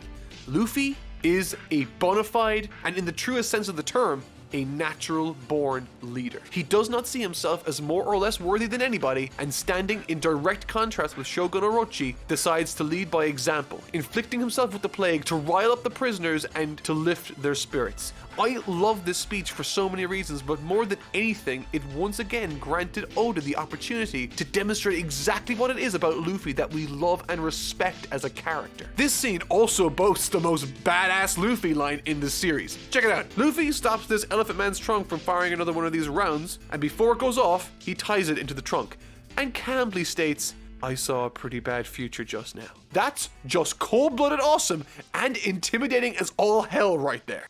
Thankfully though, Chopper and the rest of those traveling with Big Mom at the time are there too to provide backup for Luffy, who's losing his strength fast. However, quite auspiciously, Momo is seen by everyone in the facility, bringing forth new vigor onto the ranks of the prison. They have now something to fight for. The rest of the subsequent arc is comprised of various events that count down the days until the rebellion. In them we get some outstandingly entertaining scenes like the tense conversations between Big Mom and Kaido, wherein they form an alliance, with some truly crazy imagery like these shadowy giant creatures referred to simply as numbers. I'm not sure who or what they are, but I know that they are there for the Fire Festival, whatever that means. There's also some truly interesting scenes between Law and Hawkins, who find himself at the wrong end of Law's sword. Hawkins reveals why he no longer has an alliance with Kid, citing that joining Kaido was his only option. I see this as Law looking into the mirror. Something Law seems to be having trouble with in this arc itself specifically is coming to terms with the fact Luffy and Kaido are going to fight, and he needs to choose which side he's going to be on. The Straw Hats and he have already clashed, calling his crew's abilities into question, and that's not even to make mention of how stressed out he gets around Luffy. Right now, Law strikes me as a sort of wild card, though I doubt very much he'll betray Luffy when all the cards are down. But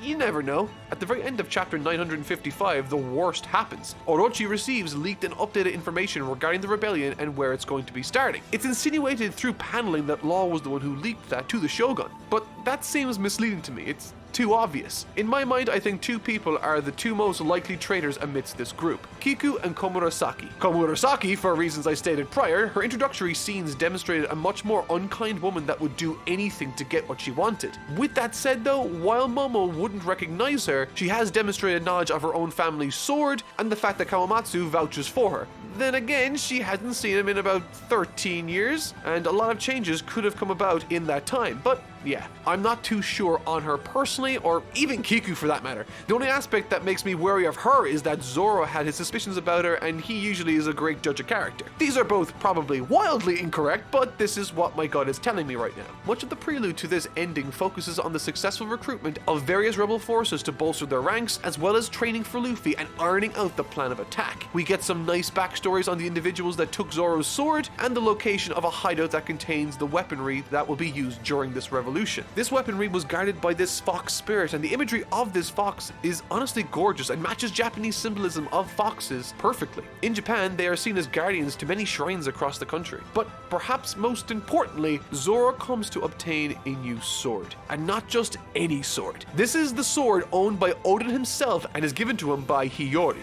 Zoro attempts to use the sword, and in doing so almost loses his entire arm. This is a ludicrously powerful sword, and one Zoro is keen to master because, for Kaido, the only wound he's ever received has been from this blade, and thus closes the curtain on Act 2. What a phenomenal development of all the events established in the first act. There was plenty of action, but the sorrow of some of these events during this act has to be up there as some of the most harrowing in the series.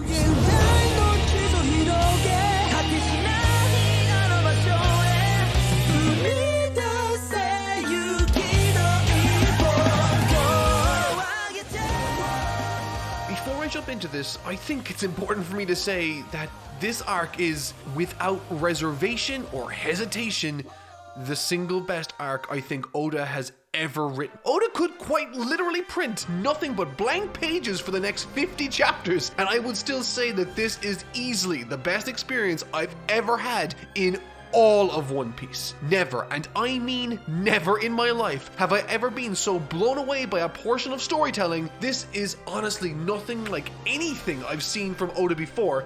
In fact, most of it doesn't even have any of the main characters. It's a harrowing, tragic, and painful look back through the history of Wano, viewed through the perspective of Kinemon and Oden himself as they live their lives to the bitter end. I cannot begin to describe the feelings this section of the story instilled within me, but I will try my best to do that today. Join me on this journey through what I believe to be the single best part of any fiction I've ever read in all of my life. Chapters 956 and 957. As has become a trend across the 3 intermission sections between Acts 1, 2, and now 3, Oda has elected to fill us in on all the goings-on surrounding the Reverie and the days following from it. But what I liked most about this particular one was how it played with our expectations. Generally speaking, a reader likes to look for a pattern for which to derive meaning. So in the case of these intermissions, we sort of isolate them and recognize them as they concern the events outside of the main story, that are only covered in these single chapters before we return to Wano with Luffy and the others. Oda is fully aware of this, and this chapter largely concerns the reactions from major players like Blackbeard taking action in response to how things are unfolding after the Reverie. Why this is an effective way to open the chapter is down to anticipation. Oda knows that while we're reading this, we are also recalling the events of the prior intermission chapter, and so this big news we are awaiting surely must be concerning the revolutionaries' efforts marching on Marijoa. And while there is a certain foreboding tone concerning the fate of Sabo, it's most definitely not the main takeaway from this chapter. Not even a little bit. Also, I'm not willing to count Sabo out just yet. The kids bounced back already from a supposed death situation, so why not again? Instead, this chapter fills us in on the decisions the world government have come to concerning, get this, the dissolvement of the warlords of the sea, leading to the likes of Buggy, Mihawk, and even Boa Hancock being cornered. So while Luffy and co are toughing it out inside Wano for survival, the rest of the world is eating itself alive. Lord knows what it'll look like once Luffy leaves Wano, and what's more is, I wonder how much stronger Luffy will be by the end of all of this. This intermission, however, is also noteworthy as it is the first of 3 intermissions to be more than 1 chapter long, with the second concerning the history of an impossibly large-scale battle which was briefly mentioned by Garp in the last intermission before in Act 2. In it, Sengoku details the events surrounding the Rock's pirates. Captained by the imposing and impressive Rocks himself, what's perhaps most noteworthy regarding this instance is that his crew was made up of individuals such as Kaido, Big Mom, and Whitebeard. which honestly adds nice context to the panels Whitebeard was seen in as a young man way back towards Marineford, as that crew that we saw in the background that he was engaging with could very well have been the Rock's pirates in its heyday. And honestly, reading this chapter was the most engaged I'd been in quite a while reading One Piece, and it's with great reason. We get the backstory, albeit in a vague sense, of Garp and how he became a renowned war hero, taking down the dangerous Rock's pirates alongside celestial dragons and Roger's crew. I'm serious, the makeup of this story sounds like it would make for a ridiculously engaging film. It also seemed as though all the Emperors of the Sea we are familiar with have come from the Rock's pirates crew or some subsidiary from it, Blackbeard coming from Whitebeard who came from Rocks, which leaves just red-haired Shanks as the odd one out, who they refer to as the chief of his crew, which on its own is a strange choice of terminology that must have some sort of hidden meaning behind it somewhere. But what's more is that now we know that Shanks was named an Emperor of the Sea 6 years ago, which would mean I think he became an emperor shortly before he met up with Ace in the wilderness. I wonder what he did to gain that sort of reputation. And speaking of reputation, we get shown and filled in on the biggest bounties currently in circulation, and even some from history. We get to see Roger and Whitebeard's, which are ridiculously high, as well as the current bounties for the current emperors. During these scenes, it appears the government is skittish of the new alliance made between Kaido and Big Mom, an alliance that could very well be the makings of the most powerful crew ever created. Now, I hope you guys didn't mind that I didn't care too much about the bounty numbers specifically, but more so the hierarchy they were outlining. With that said, it was cool to see where Roger and all the other Emperors of the Sea were at the time. Diving now into the main portion of the story, however, I knew something big was about to happen. Having been greeted by imagery and talk of Goldie Roger, as well as knowing full well that the rebellion was today, my expectations were sky high for this third act, which the act itself opens proper as more beautiful autumn imagery displays itself throughout the pages of this story. Gorgeous, sprawling shots of the harbor, as well as festivities as Orochi leaves Kyoshiro in charge of the capital while he shoves off to Onigashima. The opening to this is incredibly effective as such, because one second there's positive, uplifting, gorgeous weather surrounded by celebrations and smiles, and then you turn to the next page.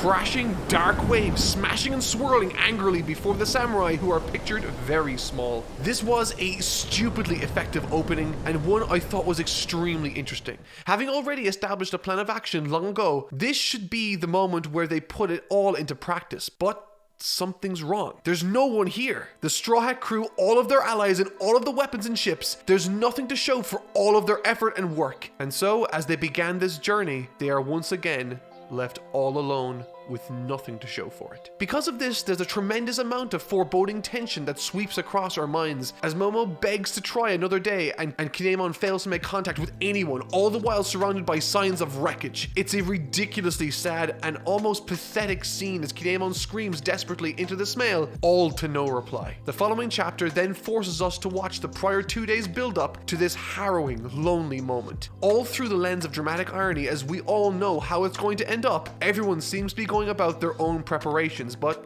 something comes to Orochi's attention.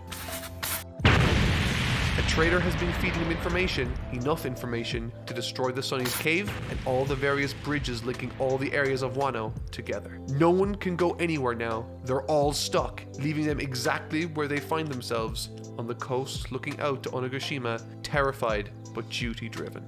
I thought it was a brilliant decision to tell this story all from the perspective of the Akazaya samurai. These are the individuals that have traversed hell and back in order to save their home, and now, while watching these brave and emotionally exhausted samurai march onto their certain demise, we as an audience are then cast 39 years into the past to bear witness to the best and longest flashback in the entire series. This is the life and history of Kozuki Oden, Momonosuke's father, chronicling his story from the age of 18 up until the moment he died, and as the rest of the samurai in his stead were cast 20 years into the future. Immediately obvious from these opening images is how utterly breathtakingly beautiful Wano as a country was. Long before the likes of Kaido sunk his claws into it, the land was bountiful and alive. A great choice, I thought, was also to tell this story from the point of view of Kinemon partially. It really did go a long way into helping this be more personal for me. Seeing him as a lively young ruffian stealing boars and causing trouble while also trying to court his future wife Otsuru, it's a charming albeit quaint opener to the world, showing us that even the likes of Kinemon were once young and carefree before life happened to them. The story's imagery goes out of its way in preventing us from seeing Kozuki Oden for as long as possible, building up to his eventual unveiling after introducing us to his father and his advisor running through the laundry list of accomplishments and wrongdoings Oden has added to his name since birth. In addition to that, we're introduced to new characters like Denjiro and reintroduced to old ones like Hyo. But then we see him cooking a pot of Oden over the cremated remains of another while totally ignorant of their shock. This is a terrific opening for the character and one that will stick in your mind. Up until now, he's been portrayed as this carefree, spirited ladies' man that desperately wants to leave Wano and explore the world. And that's exactly what we get with him. However, and I think most importantly, he is a good person first and foremost, which Oda makes sure to establish right after we meet him for the very first time as he defends an entire town from the rampaging anger of a wild giant boar, which, by the way, was all Kinemon's doing, but despite that, he takes the blame for everything.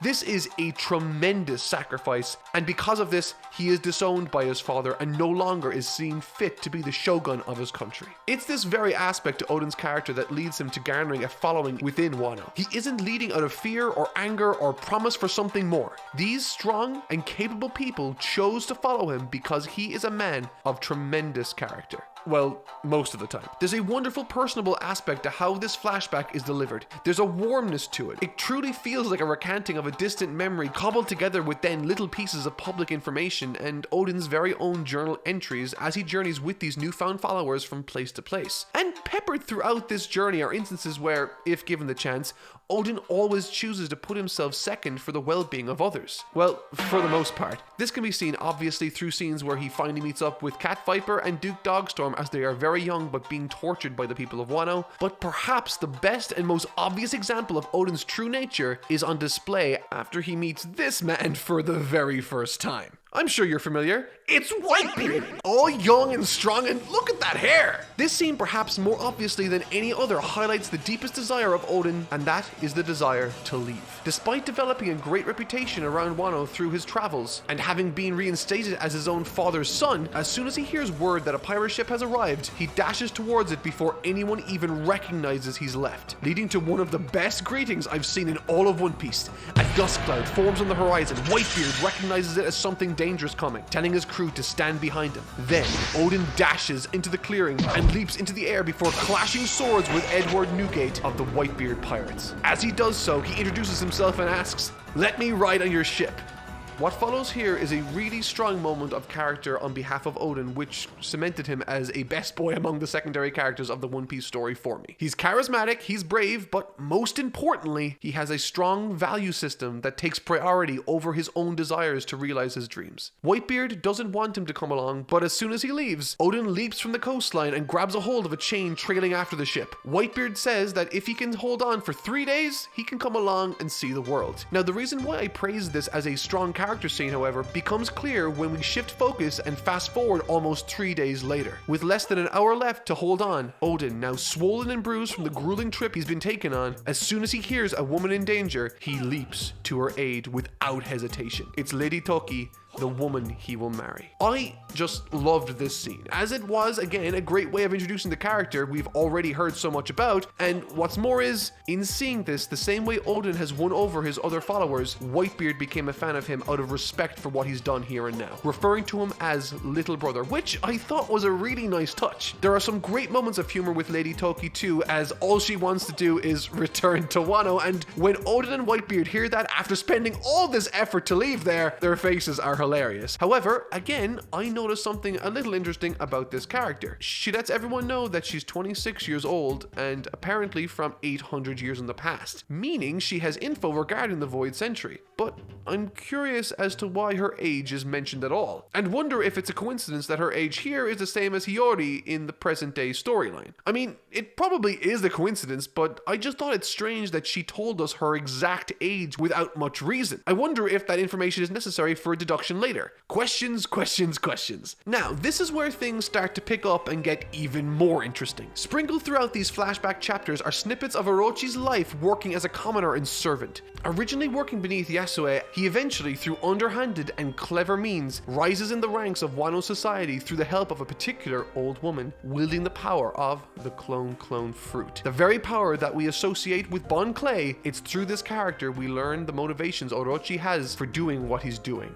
Apparently, his grandfather, Kurozumi, was a daimyo of Wano, and in an effort to become the heir of the throne, he poisoned all of the others. However, when Odin's father was born, he was forced to commit suicide, leaving his family name disgraced. Through the manipulation of this old lady's abilities and deceit, Orochi climbed up to the highest position in the land, proxy to the shogun of Wano, claiming he'd hold this position for as long as Odin was away. Now, around this point in the story, Odin has been gone for quite some time from Wano, but he has been making a name for himself. So much so, he's now on the radar of none other than Gold D. Roger. It's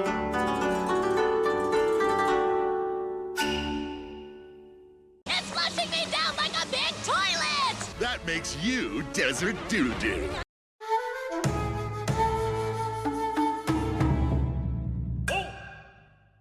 There are many aspects to Odin's character that make him a lot like Luffy. His determination to remain true to his principles in the face of his dreams being lost, and his desire to leap into action headfirst without a plan being the other. He attacks Gold D. Roger, or at least tries to, but for the first time in this flashback, Odin is sent flying backwards. Roger is massively powerful, but unwilling to let his family down, Whitebeard dives into action. To his rescue, their two weapons not even touching, creating a massive shockwave across the area. It's a mammoth fight and one that lasts 3 days and 3 nights. Now, having read over 950 chapters worth of story to get to this point, the fact that Whitebeard and Roger have such a large role to play in it is both fascinating and massively enjoyable. There's a tremendous sense of fun with Roger, but also a quiet confidence in everything he does. Much like Luffy, actually. After this conflict, the two camps come together and exchange supplies. I love the goodwill that they have for each other, by the way. It's really refreshing. In these conversations, Roger discerns that Odin can read the poneglyphs and thus expresses tremendous interest in getting him to come with on this journey. And what follows is this super engaging story where we see Roger more in one chapter than we have in perhaps the entire story combined up until now, giving us context for a message that was written hundreds and hundreds of chapters ago in Skypiea by Roger, and now we have confirmation that he couldn't read it in fact, but needed Odin instead. Roger had just been guided to it by the voices it emitted. As I'm sure you can guess based on the subject I'm chatting about, those chapters cover the adventures of Odin aboard Roger's crew, which honestly makes Odin look far more meek by comparison. Roger's quite boisterous, but more specifically they detail the fascinating voyage Roger took in his final year trying to gather all the road poneglyphs. Having already one in his possession that he stole from Big Mom, knowledge of where another is, and now having learned the third is in Wano, he finally feels like his dream of reaching Raftel is in sight. Which is interesting seeing as we know that he's been pirating about for the past 13 years. I wonder if this has only recently become part of his goal. I suppose Luffy could very well be standing on the shoulders of giants in this instance. Throughout these few chapters, we are brought to various locations throughout the world where we've already been, like Skypiea, Water 7, and Fishman Island. All places that we've been given small indications here and there that Roger had been there in the past. But now we have context for it. It's a really awesome trip down memory lane, and one that I can say feels like a massive reward for getting to know this universe so well over the last 950 chapters. However, when Lady Toki falls ill and they approach Wano, she insists that Odin stay on this voyage with Roger and leave Wano behind until his journey is complete. This is a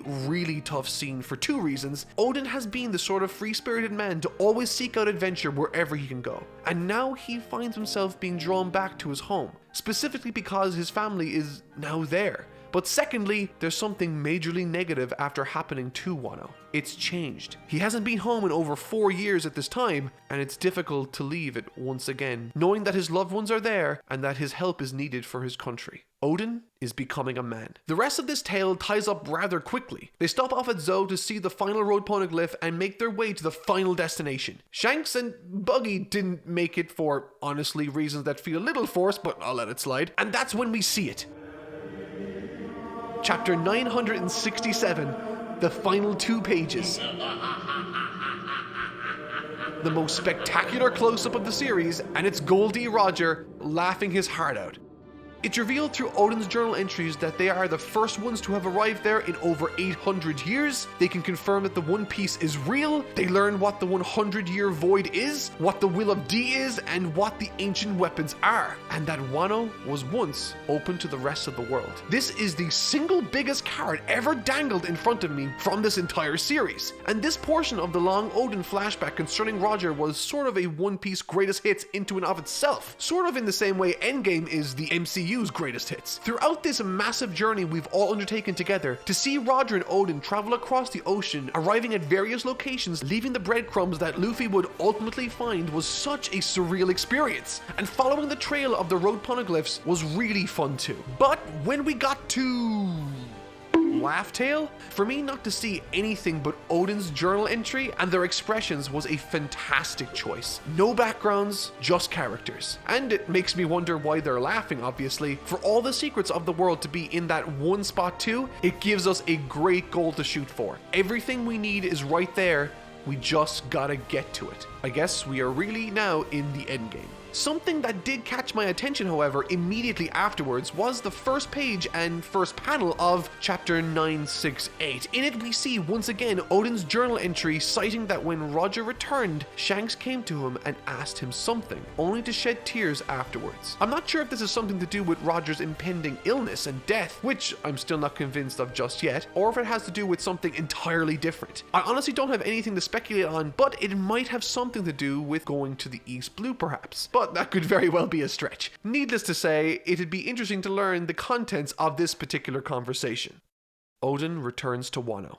This is the portion of the story that begins to tug on your heartstrings and drag you down into a desperate abyss, the likes of which only Oda, the crazy genius, could bring you down to. Naturally, once Odin arrives home to his wife Lady Toki and his 2 children, he's also made aware of the terrible circumstances that have befallen Wano. The once pristine landscape of the country is slowly changing as pyres of factory chimneys jut out from the horizon. After counsel from his trusted samurai, he hears tales of the slave camps, the torment, and the injury Lady Toki sustained at the hands of these vile individuals. Incensed, Odin launches into action, bounding towards the flower capital, into the quarters, and up to a petrified Orochi. However, it quickly becomes apparent that conflict won't win in this instance. Orochi has surrounded himself with some terribly powerful people, but for the first time perhaps in his entire life, thanks to the work of Lady Toki, the samurai, and the growing interest to see Orochi's tyranny meet an end, the people of Wano are ready to accept Odin as their hero.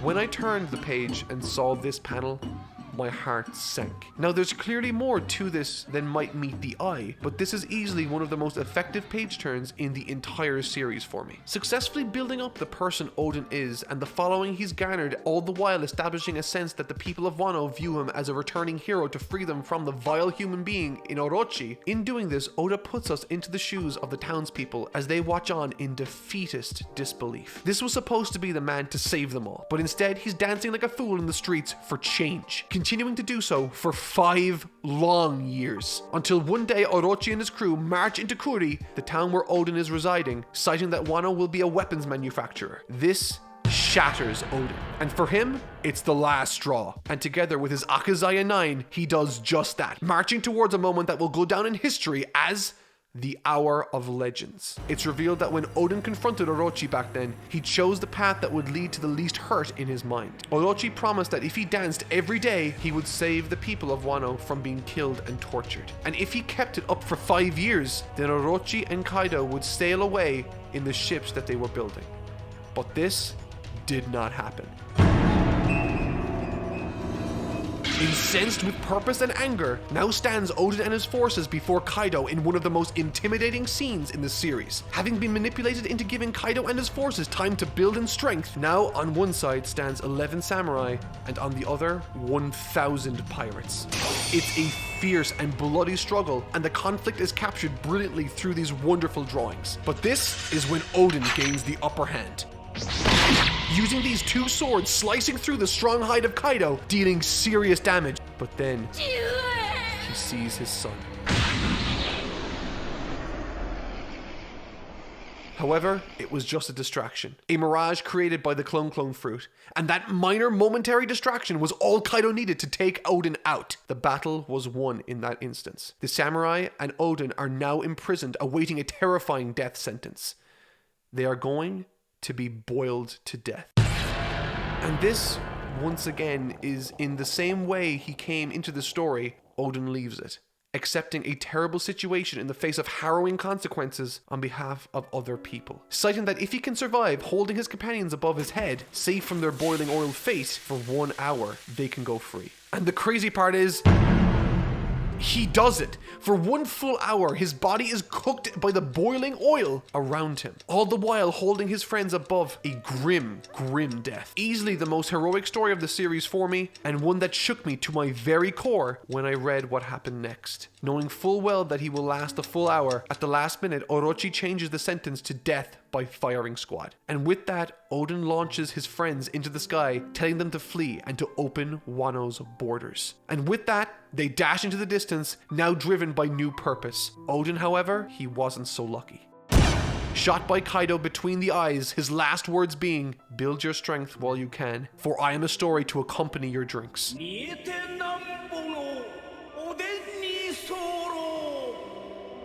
This heinous and cruel action saddens everyone deeply, but sends Denjiro into an intense rage that contorts his face, leading him to go by Kyoshiro the Mad thereafter. In the following chapter, we then finally get a chance to see how the events of Lady Toki and the samurai got thrust into the future with Momonosuke, and how Hiyori found herself to be where she ultimately ended up thanks to the helping hand of Kyoshiro. These flashback sequences were a breath of fresh air and some of my favorite moments from the entire series. I think it should go without saying that this large flashback is the single best flashback sequence from the entire story, bar none, introducing us to a brilliant and lovable character in Oden as he gains friendship, a sense of duty, maturity, and family, all the while traveling across the world in search of adventure. But the next sequence of events brought such an overwhelming flood of emotion to the surface for me, I simply had to dedicate this portion of the video to chapters 974 and 975. Effectively, the last 18 chapters and, well, really the last few acts have been building, at least in part, to this moment. The moment where the rebellion they had all fought so fiercely to keep hope alive for, and no one is here. As an audience, we are now armed with the experiences of all the loyal followers ready to lay down their lives. My heart felt heavy and sunken as I watched these poor broken men and women stand before the roaring, fierce, angry seas, totally, utterly alone after all the hard work they had put into bringing this planet into action. Surrounded by destruction, they suspect that once again the word must have gotten back to Orochi concerning the new plan and where it was taking place. Getting aboard this tiny boat sailing towards certain doom, they come to understand that it must be one of them. And then this happens. This single panel sends shivers down my spine, the likes of which I don't think I'll ever forget, and it makes perfect sense. Going all the way back to when we first met up with Kenjiro in Dressrosa, of all the samurai they met along the way, all who cried upon seeing each other, Kenjiro was the only one not to show any emotion, and the first thing he asks is about Momonosuke's status. What's more is that dotted throughout this vast story are panels that give hints to this character being the bad guy all along. And that's honestly what I love to see in storytelling. After he reveals who he truly is, a member of the same Kurozumi clan Orochi's part of, Kaido's massive warships begin steamrolling forward towards their small dinghy. Enraged by this news, Kinemon slices off Kenjuro's head, but it's not him. It's a perfect copy. But Kenjiro could never really draw that well. Well, this is about where I had it pointed out to me that he had all this time been using his non-dominant hand to draw everything, and at every turn tried to prevent progress, and furthermore, he was the one that led Kaido's forces to Zou in the first place. At this point, I was totally and completely floored by the competence of this swerve. Never in all of my life have I ever experienced a story swerve exactly how the author intended me to, so perfectly. This chapter captured my imagination like none other in this series and brought every single shred of hope crashing down to the lowest they have ever been in this series. And now that Oda has taken us to as low as he can possibly go, now is the time to inject hope back into the series. Suddenly, out of nowhere, cannons from 3 vessels meet their mark on Kaido's monstrous ships. Finally breaking the cycle of despair, seeing him for the very first time in so many chapters, stands Luffy, pictured alongside Law and Kid, ready to take on Kaido. In the span of 17 pages, Oda had me crying tears of sadness and utter relief. What an outstandingly brilliant storyteller. And it's not over yet. In the next chapter, Oda raises our spirits yet again. As Orochi and Kaido ready for the festivities on the island, Luffy, Kid, and Law attack their battleships. And to make matters even better, Kyoshiro is now here, revealing that he is in fact Denjiro to everybody, much to the dismay of the traitor he sought to outsmart.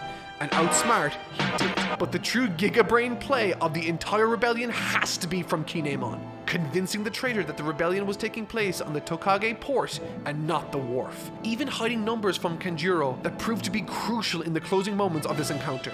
My mind, man. My mind is fried in the most beautiful way. Kinemon with the galaxy brain play that saved the day.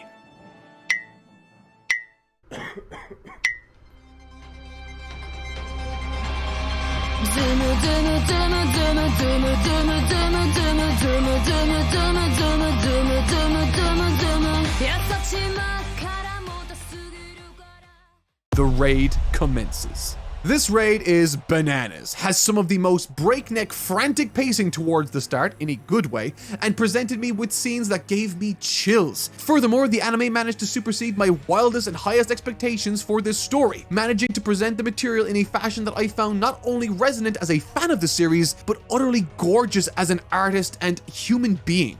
Which is why I want to give the anime its own section later, so look forward to that. However, this wasn't to say that I didn't have concerns for how this raid might be structured and presented in this story.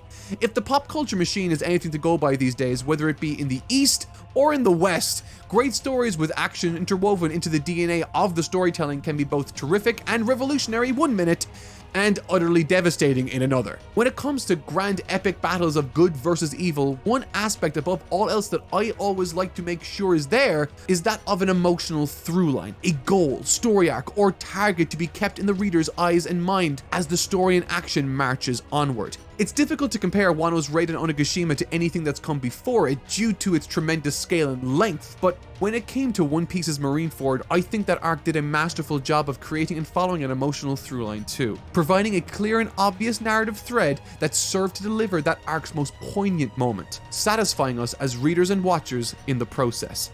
In Wano, while structurally similar, some chess pieces are different, others are missing, and even a few have been promoted since that outing in Marineford all those years ago. And despite the goal for our main characters being ace in Marineford, it's more so a battle for the future of the One Piece world as we know it. Hoisted on the shoulders of the older and present generations, Luffy's newer and younger generation is afforded a luxury they otherwise can't enjoy in Wano. In Marineford, while Whitebeard and the older generations were allowed to take the reins and sing their swan song, they also in the process took care of the battle's logistics and any loose ends that might require seeing to, freeing up Luffy to focus on the emotional throughline of the battle without needing to worry about other aspects that were less interesting. Needless to say, this was by design, and in Wano, Oda made sure to see to that aspect of the story too. Now Luffy's generation has to take the world for themselves and lead the charge. Now Luffy has to carry the war. He's the leader. And surprisingly, it works elegantly, naturally, and extremely well within the themes and framework of the series and arc itself all at once. One Piece again highlighting the stark contrast between who they once were versus who they are now and want to be. Furthermore, something the Onigashima raid did masterfully well was that it created a prologue to the coming war or battle that truly captured my imagination and set the stage for the coming conflict beyond what my wildest dreams could have prepared me for. Having spent so long being beaten down by Wano's despair, bottomless corruption, misfortune, and torture, only for us to get a taste of what it once was in Odin's flashback before being stabbed in the back, left feeling isolated and alone, looking out at a sea filled with possibilities of a raid failing before it even began. Once Luffy and co arrived, my hype level rivaled that of Marineford. but we haven't started the fight yet. And before we do, Oda needs to inform us of a few things. We must first understand the arena. Marineford had an iconic arena that played a vital role in determining the flow of the battle as well as the obstacles it presented. And so too did Wano's Onigashima, an island with a skull-shaped structure housed within it a number of different themed floors filled with their own unique battles and enemies that need their own unique approaches. And atop this demonic structure, the ultimate goal and rematch awaiting Luffy, Kaido, now allied with Big Mom. It seemed simple enough, and in the earliest stages it was. Oda did a wonderful job establishing the layout of the area, establishing what teams are where, and even created a natural means for the gang to infiltrate the building in disguises manifested by Kinemon. And from there, our Straw Hats splinter into their own respective squadrons to tackle the relevant floors, freeing up the main entree Luffy and those in his follow to contest Kaido and Big Mom atop this structure. As things are conceptually, this is an exciting and fun way to present the coming conflict. It has built-in tension with them sneaking into the structure without actually going in all guns blazing, which is absolutely what Luffy does later. We have our gang split up for good reasons, we have a rough idea of what this area is structured like, and we know what the goal is: to take back Wano from Kaido, to liberate its people. And with Momo still in the clutches of Kanjuro the traitor, and that cockroach Orochimaru still knocking about, there's plenty for us to anticipate as the battle commences.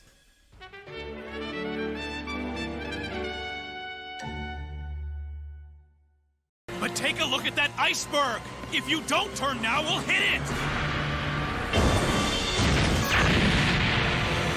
So much for that iceberg!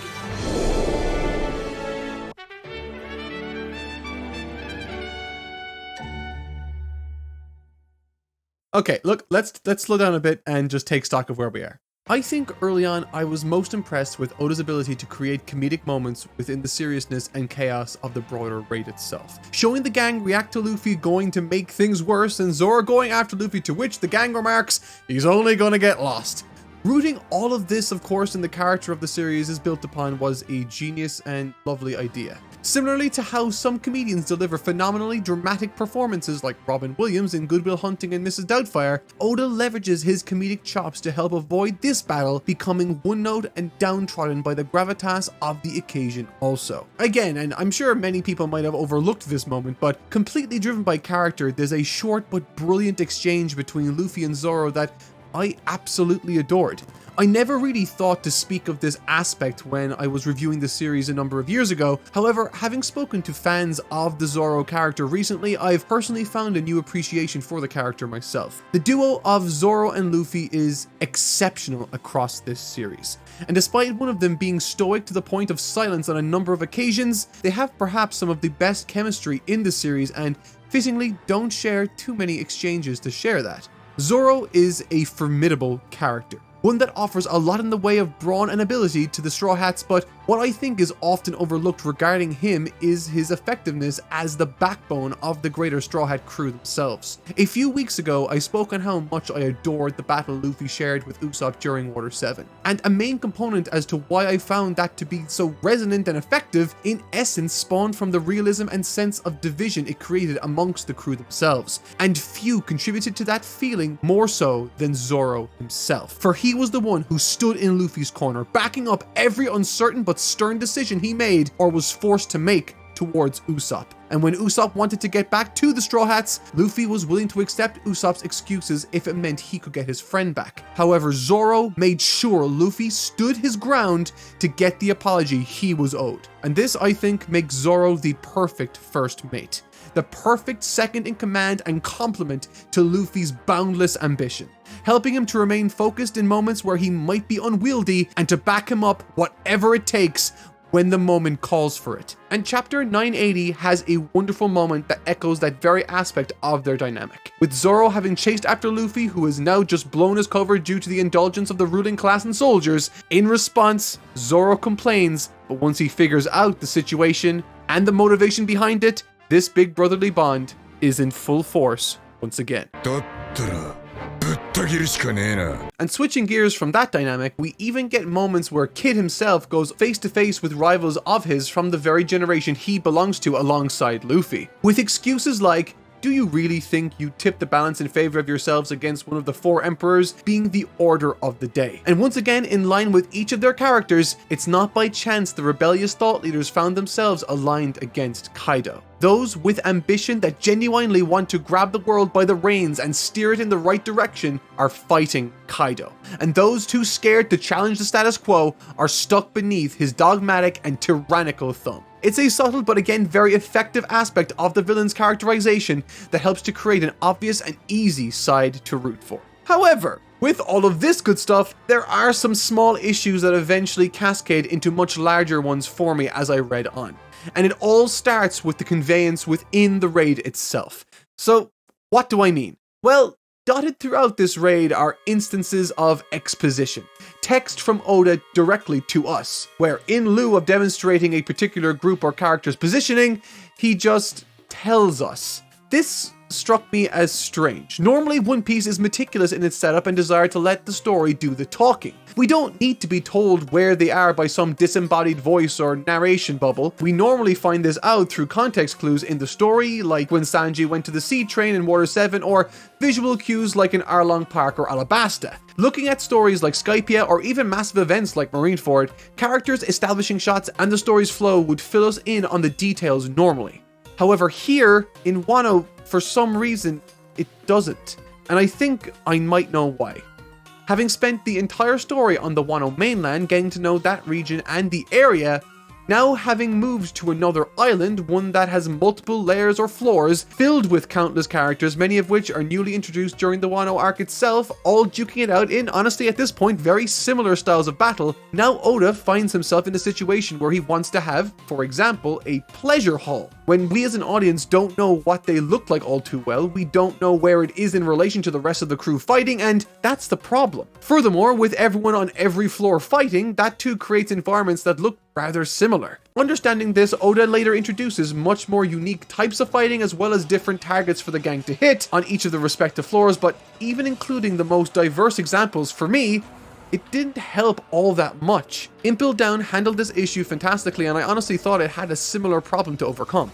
However, it did overcome this by creating easy to convey visual identifiers for each floor of the compound respectively. However, I will also make the caveat that Impel Down didn't have the issue of having to dart back and forth between different perspectives. It just focused on Luffy, really. And this all isn't to say, by the way, that this issue bothered me tremendously at this point. However, it is, I think, the first sign of a much more all-consuming issue I encountered later on towards the middle of the raid itself. In the meantime, I was still enthralled by the feverish pacing and the intrigue each newly revealed ruffle to this battle potentially offered.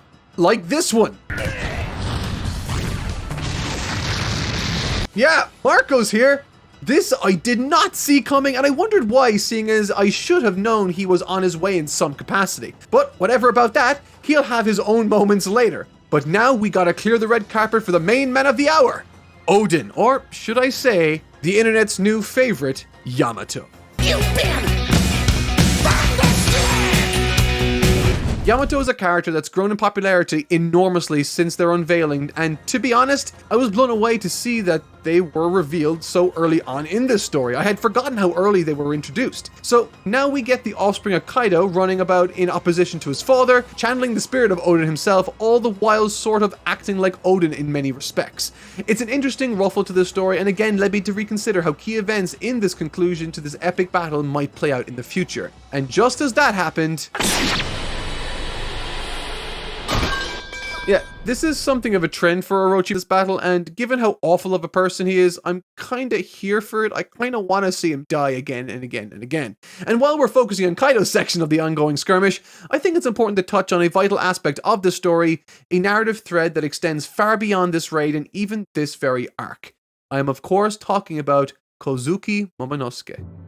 The quest to find oneself isn't a story One Piece tries to avoid in any capacity. Striving for your dreams and staying true to who you are of course the core tenets of many Jump stories, including One Piece. We've seen it with the likes of Nami in Arlong Park, Robin in Enies Lobby more famously, and now we see it through the character of Momo in Wano. Across perhaps the longest journey to find oneself in this series. Having come into focus for us within what we thought at the time was a side plot in Punk Hazard, he's introduced as a regret-filled, ashamed, scared, and misguided young boy. And yet, despite the less than ideal circumstances that befell both he and those looking over him, thanks to the kindness of our main crew, despite finding himself in the clutches of the very man that scares him more than any other on this planet, he's able to show his growth and resolve as a character, proclaiming his namesake in defiance of what Kaido stands for.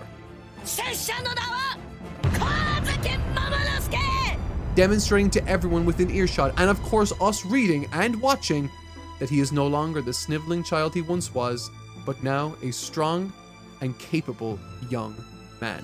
It's a stunning payoff, I thought, to what was a long and winding character arc, a payoff that, alongside others, were all concentrated and confined to only the beginning of this raid.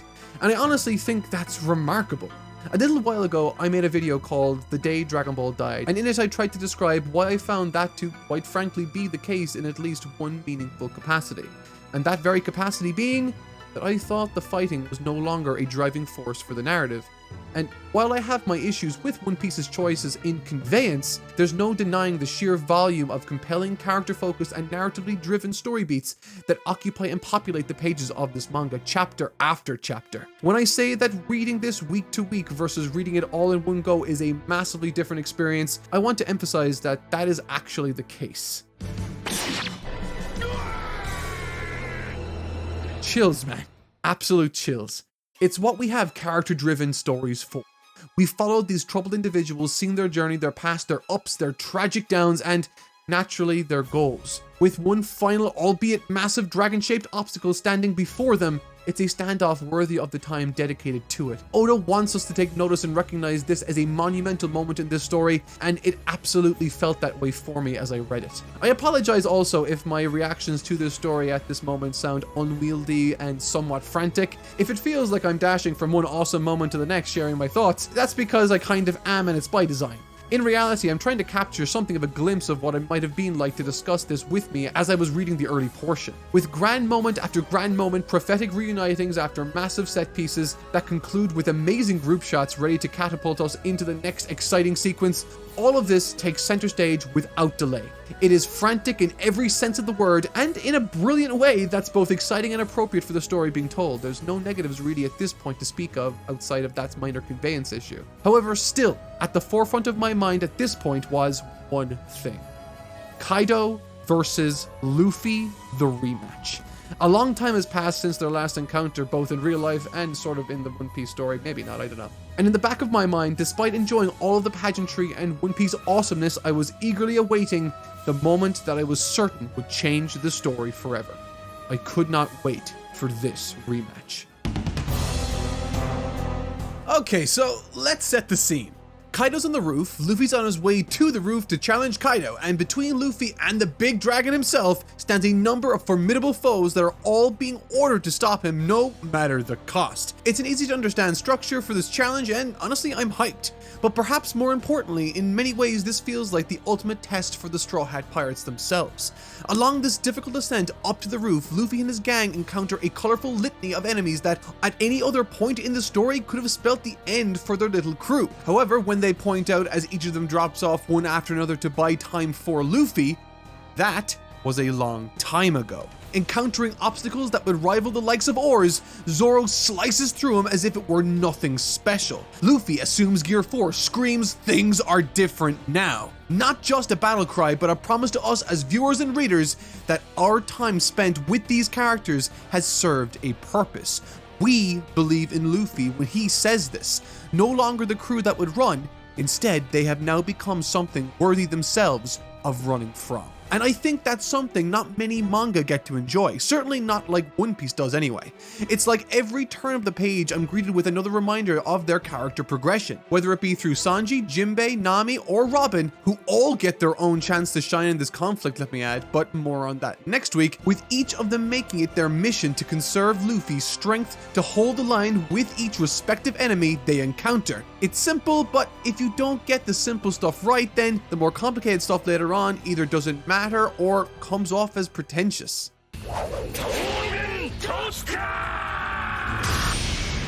I'm going to come clean for a second because I personally haven't looked at a lot of the anime.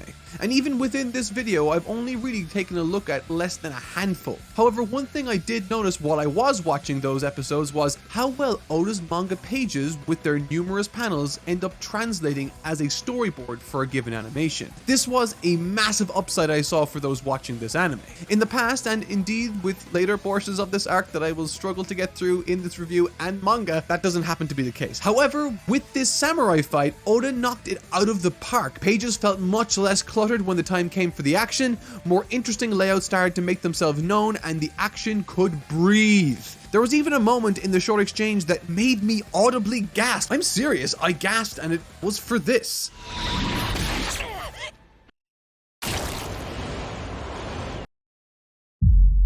Chapter 1000.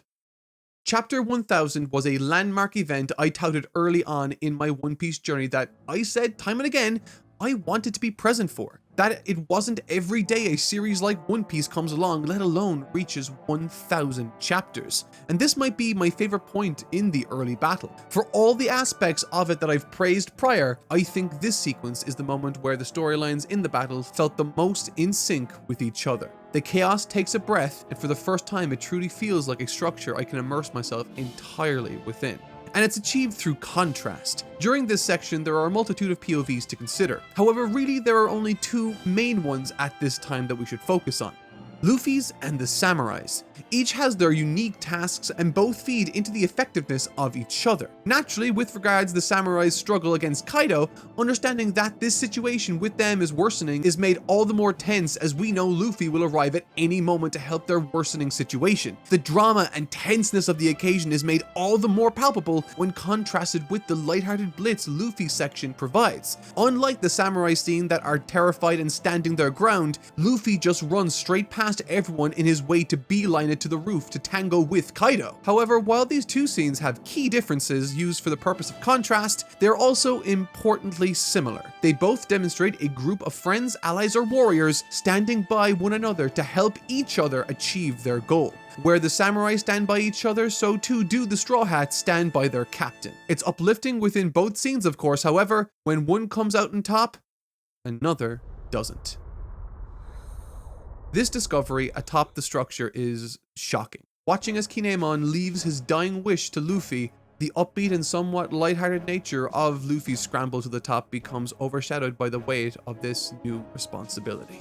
Getting the chance to sit back and watch as Luffy and the major players in this conflict converge before Kaido and Big Mom was a thrilling moment. I love these calmer instances before the storm, and I think that while the manga did a great job with this scene, I don't think I've seen a better adaptation committed to any other anime.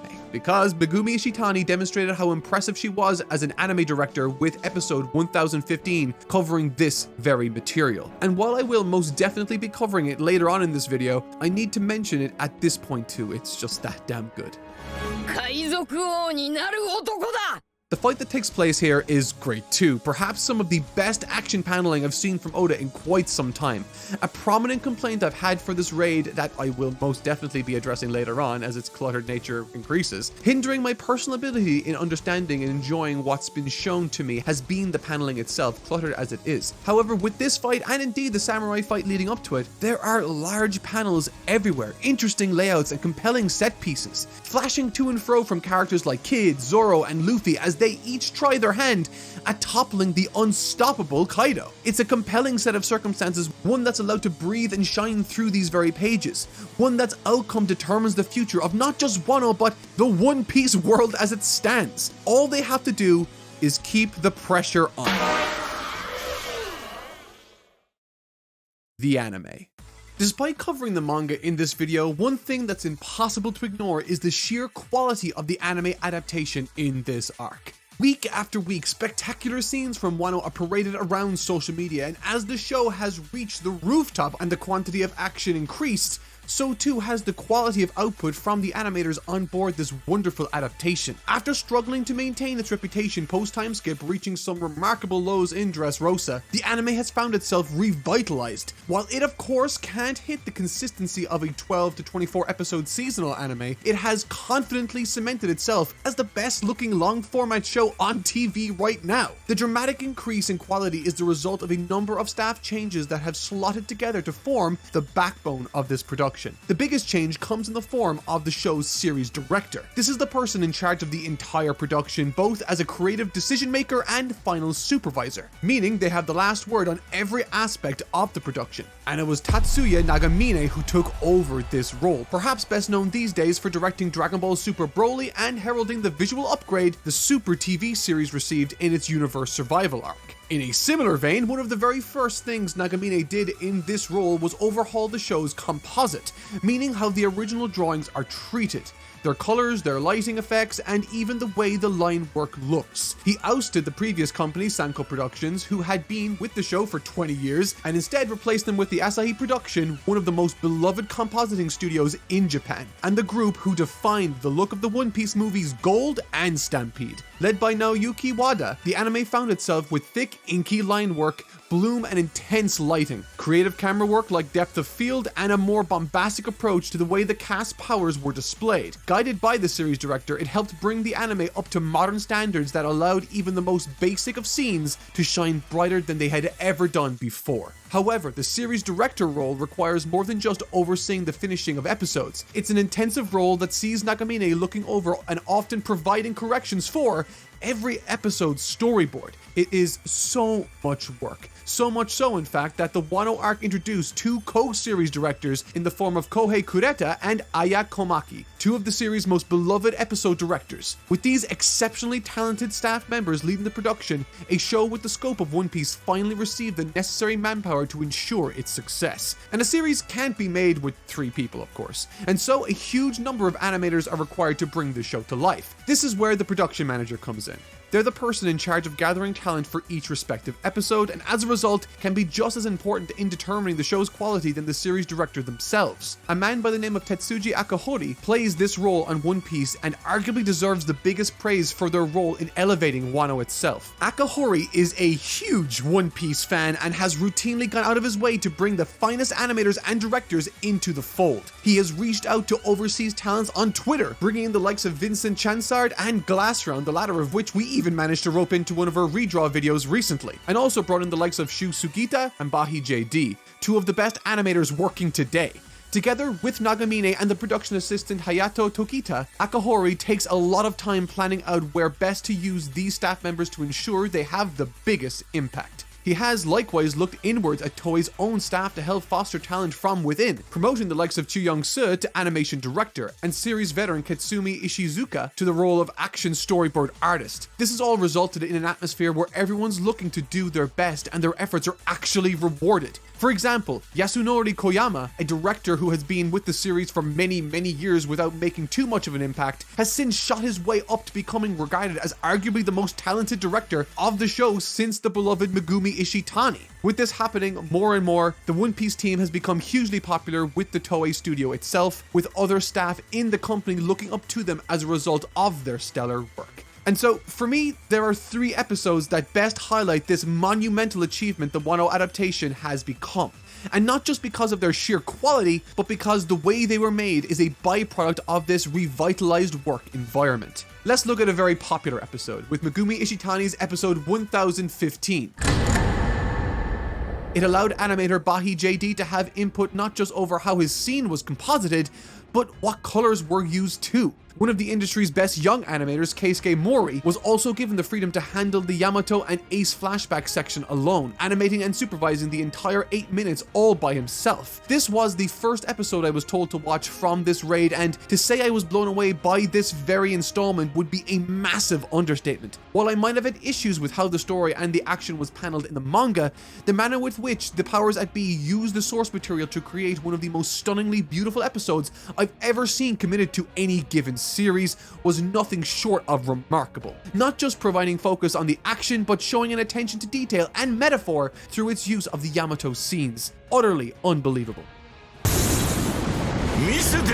Episode 1017 saw the animation director Tu Young-soo personally invite a wealth of talent across Japan alongside his equally skilled friends in China and many others from across the world. The goal of the episode was to surpass any that came before it, and to achieve this, they were granted the freedom to use not 4,000 sheets that would typically be used in a given episode, but instead 20,000 sheets, and boy does it show on screen. And lastly, まとえるんだろ? In episode 1028, the aforementioned Yasunori Koyama took his action direction to new limits and took full advantage of Asahi Productions' photography skills, putting together a spectacle drenched in atmospheric colors and fascinating portrayals of power. In particular, he took great care over his use of flower petals as a visual metaphor for the narrative of the fight, resulting in not just a feast for the eyes, but one with powerful emotional resonance. These unique additions to the anime are something Oda has said he truly enjoys the most, and it's great to see this happen more often in an arc where the manga version famously off-screens or speeds through many of its events. Ultimately, none of these episodes could have happened without the complete overhaul of One Piece's production environment. For many, the anime version of Wano has now long since surpassed the source material, and even for those who don't quite agree, it's impossible not to sit back and applaud the remarkable upgrade this series has not only seen, but continues to see week after week. It's rare that an anime that has run as long as this finds itself better than ever. But the unrelenting passion within the team continues to bring about new heights, and I can't wait to see how they top themselves next.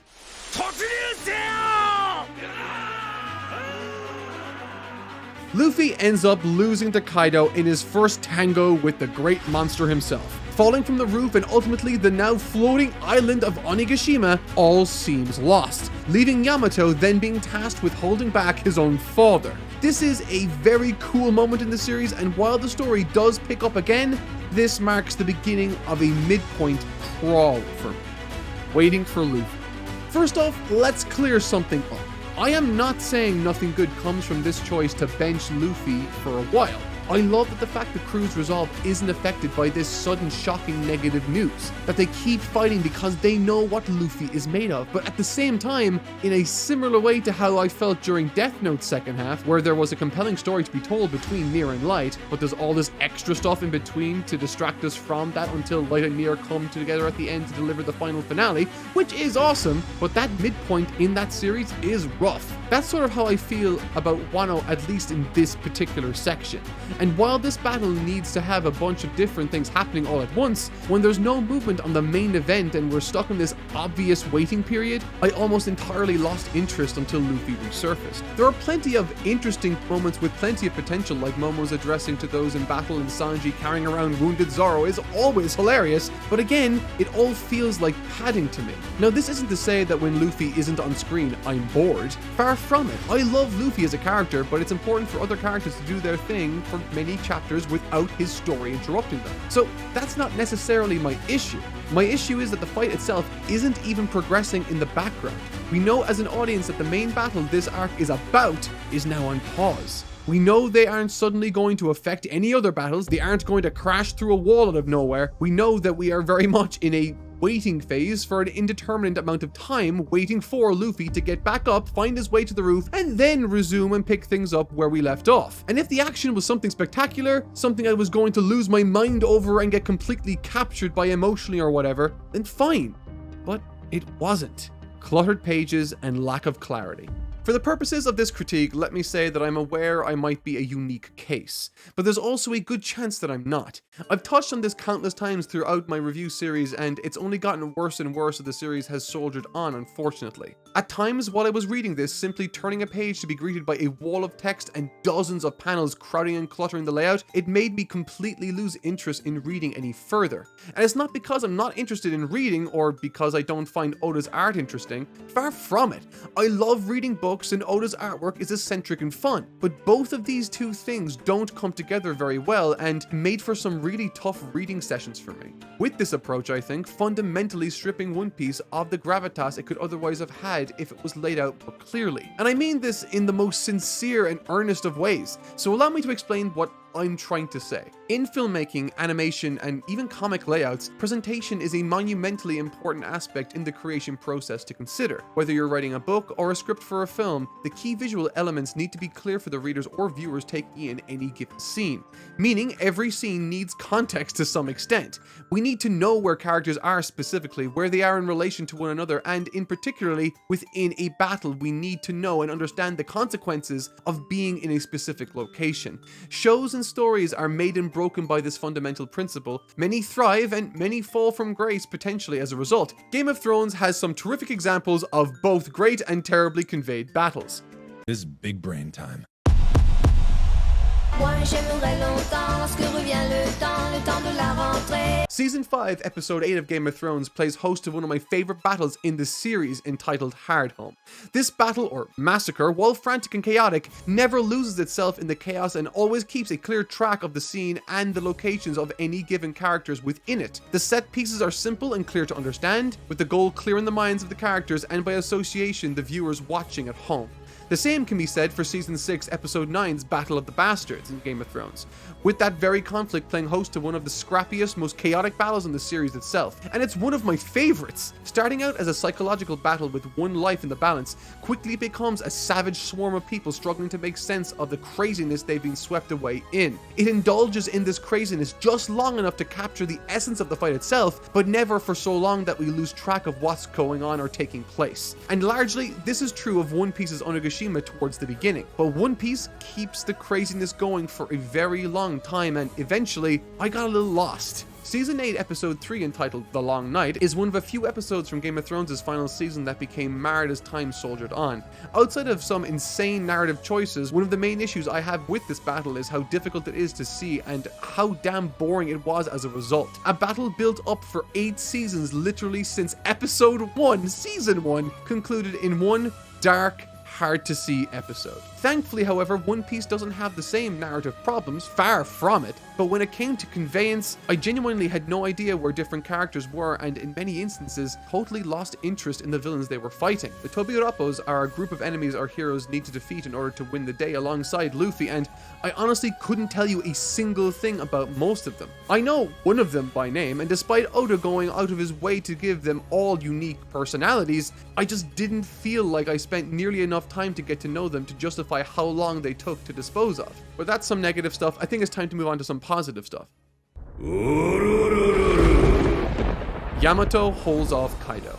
Switching gears for a moment to something I enjoyed, let's talk about Yamato's involvement with the story. Despite only playing into this arc towards the back end, Yamato has received more characterization, flashbacks, and connection to the greater One Piece world than most of the characters introduced during Wano, and maybe even most of the story. Yamato knows he can't beat his father, but in the name of Odin, Yamato will hold off Kaido. This is pretty much the only fight during the middle section I had any interest in, despite it at times feeling quite stretched out. One moment issuing the challenge to Kaido, then disappearing for chapters and chapters, only to resurface for the end of a chapter stinger as a zone fruit user. Again, it looks cool, but even with this battle, a battle that I do very much like, it still feels like it's trying to stretch content for the sake of other less interesting fights to take place, or at least less interesting to me. Once it does, however, show up and spend time exploring the character of Yamato, it becomes more engaging and interesting. Bearing witness to Yamato's fabled meeting with Ace was a wonderful way to introduce the character to the story, while also tying him to key aspects of the greater world right off the bat. From this point, immediately I was inclined to lean in and listen to this character's scenes because of the connection, and due to that I became much more attached to them quicker. Furthermore, while spread out, the battle Yamato takes part in against Kaido is once again filled with flashback sequences offering up another peek into their past together, detailing the torture and punishment Kaido would lay before Yamato, forcing starvation upon him for long extended periods of time, which makes it all the sweeter when the battle works in his favor. Tama, Jinbei, and Robin. It's a nice idea to help change the tide of battle utilizing Tama's powers, but perhaps the best part of this downtime for me was the promise of something more foundational to the story being revealed. Not at all to do with Tama's scene, unfortunately, but during Jinbei's battle with Who's Who, we learned something feverishly interesting.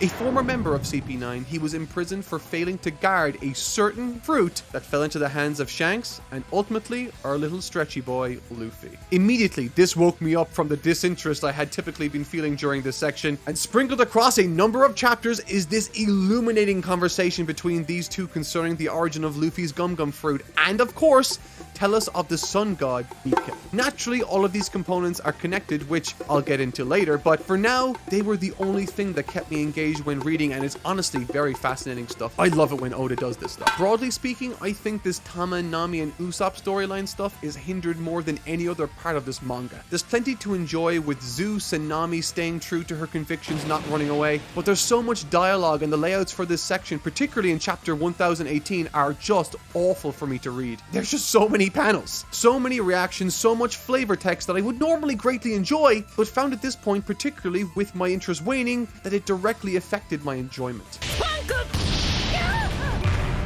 Robin's fight, on the other hand, was a nice bit of respite once again. The narrative significance of Sanji asking for Robin's help and the small exchange she shares with Brook before whipping out some awesome moves on one of the Tobiropos was great to see. As many of you know, I'm a big fan of Robin's more understated personality, and seeing that contrasted starkly against her newly revealed demonic form makes this contest my favorite amongst the Tobiropo battles. But enough of that bullshit, time for Luffy's return!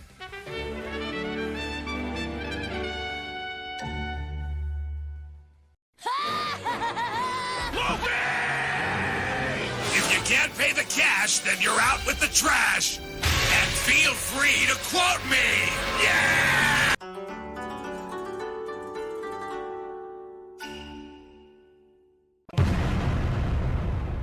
I've touched on this countless times since Punk Hazard, but Momo's journey throughout this story has been nothing short of incredible. And now that Luffy is back on the scene pushing towards the finale, this is where the tale starts to pick up steam once again, thankfully. And as I was reading this for the first time, when Luffy asked Momo to turn into a dragon and lift him up to the roof of Onigashima, I couldn't ask for a more perfect full circle moment for these two characters and their relationship to have. Having come out of a pit in Punk Hazard, having pushed him to become a man, now Momo finds himself assuming more responsibility than anyone his age should ever have to shoulder. Begging to use the ripe fruit to turn him into a fully grown man, appropriate, I think, for this story and his whole character's arc, seeing as they've both been about needing to grow up too soon in a violent and harsh world. And the action is also so perfectly laced with so much of this wonderful characterization this series is famous for. Luffy coaches the increasingly confident but still timid Momo into battle with Kaido, eventually coaxing the now full-grown man in dragon form to bite his back, with Luffy exclaiming, "That's an Emperor of the Sea you just took a bite out of. Is there a single thing left in this world for you to be scared of?" That's just a wonderfully simple yet insightful Luffy line of dialogue only Oda could write, with him going on to proclaim, "Don't worry about Kaido, I guarantee I'll win. As long as I'm alive, I'll have infinite chances." This sort of character writing is exactly the type of inspirational and uplifting stuff I read this series for. Luffy's boundless confidence and conviction in his own abilities translates so powerfully in these moments, and Oda does a wonderful job of communicating that very aspect. Zoro and Sanji take on King and Queen. Sanji and Zoro's dance with King and Queen was honestly a lot more engaging than I otherwise thought it would be. I suppose with the past 20 or so chapters not delivering enough to capture my attention, it's to be expected that's where my mind was at. However, a great story can win me over anytime, and including core character moments for the likes of these two strong components of the Straw Hat Pirates was just what the Doctor ordered. Sanji's conflicting thoughts surrounding his usefulness to his captain and his body's full capabilities compromising his moral code was an interesting one to tackle for sure. Part of the reason I never anticipated I would enjoy this fight as much as I did was due to the fact that while Queen and maybe King were two of the more well-known underlings of Kaido, I still didn't really feel any meaningful emotional connection to them. Queen was probably the one I had the biggest emotional response to, due to his actions in Udon, but outside of that I felt it was lacking. However, Oda manages to circumvent this very issue by creating a living manifestation in Queen of everything Sanji rejected from his family, utilizing all the gear his relatives made famous in this story. That was honestly a brilliant idea. And while I do have issues with how this page makes itself known on the pages of physical manga, I think online it makes for not only a tremendous finish, but a fantastic final panel in this compelling fight. Of the chapters concerning these two, however, I believe I found Zoro's oddly enough to be the most compelling, particularly in chapter 1033. Unlike many other Straw Hat Pirates, Zoro has remained more of an enigma than pretty much any of them. A man of few words that allows his actions to speak for themselves. Getting the chance to peek behind that man of a few words and allow the picture to do all the talking was interesting to say the least. Learning the history of his blades and part of his origin to boot, with of course his battle with King revealing the henchman's true appearance, culminating in similar fashion to that of Sanji's bout, a superbly large and spectacularly composed spread. And I swear, okay, this will be the last time I'll mention the page layouts, but I think this one gripe I have is kind of interesting.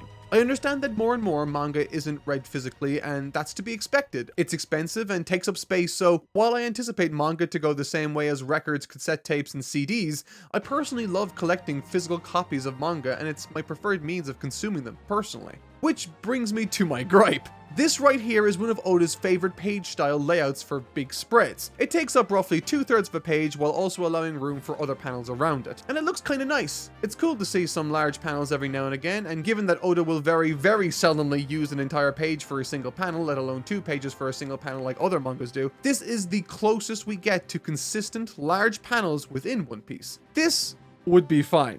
If not for one small issue I've grown to nitpick and then hate as I've read this story. When reading it in physical manga, it destroys the image as it's not taking into account the creases in between the 2 pages of the manga.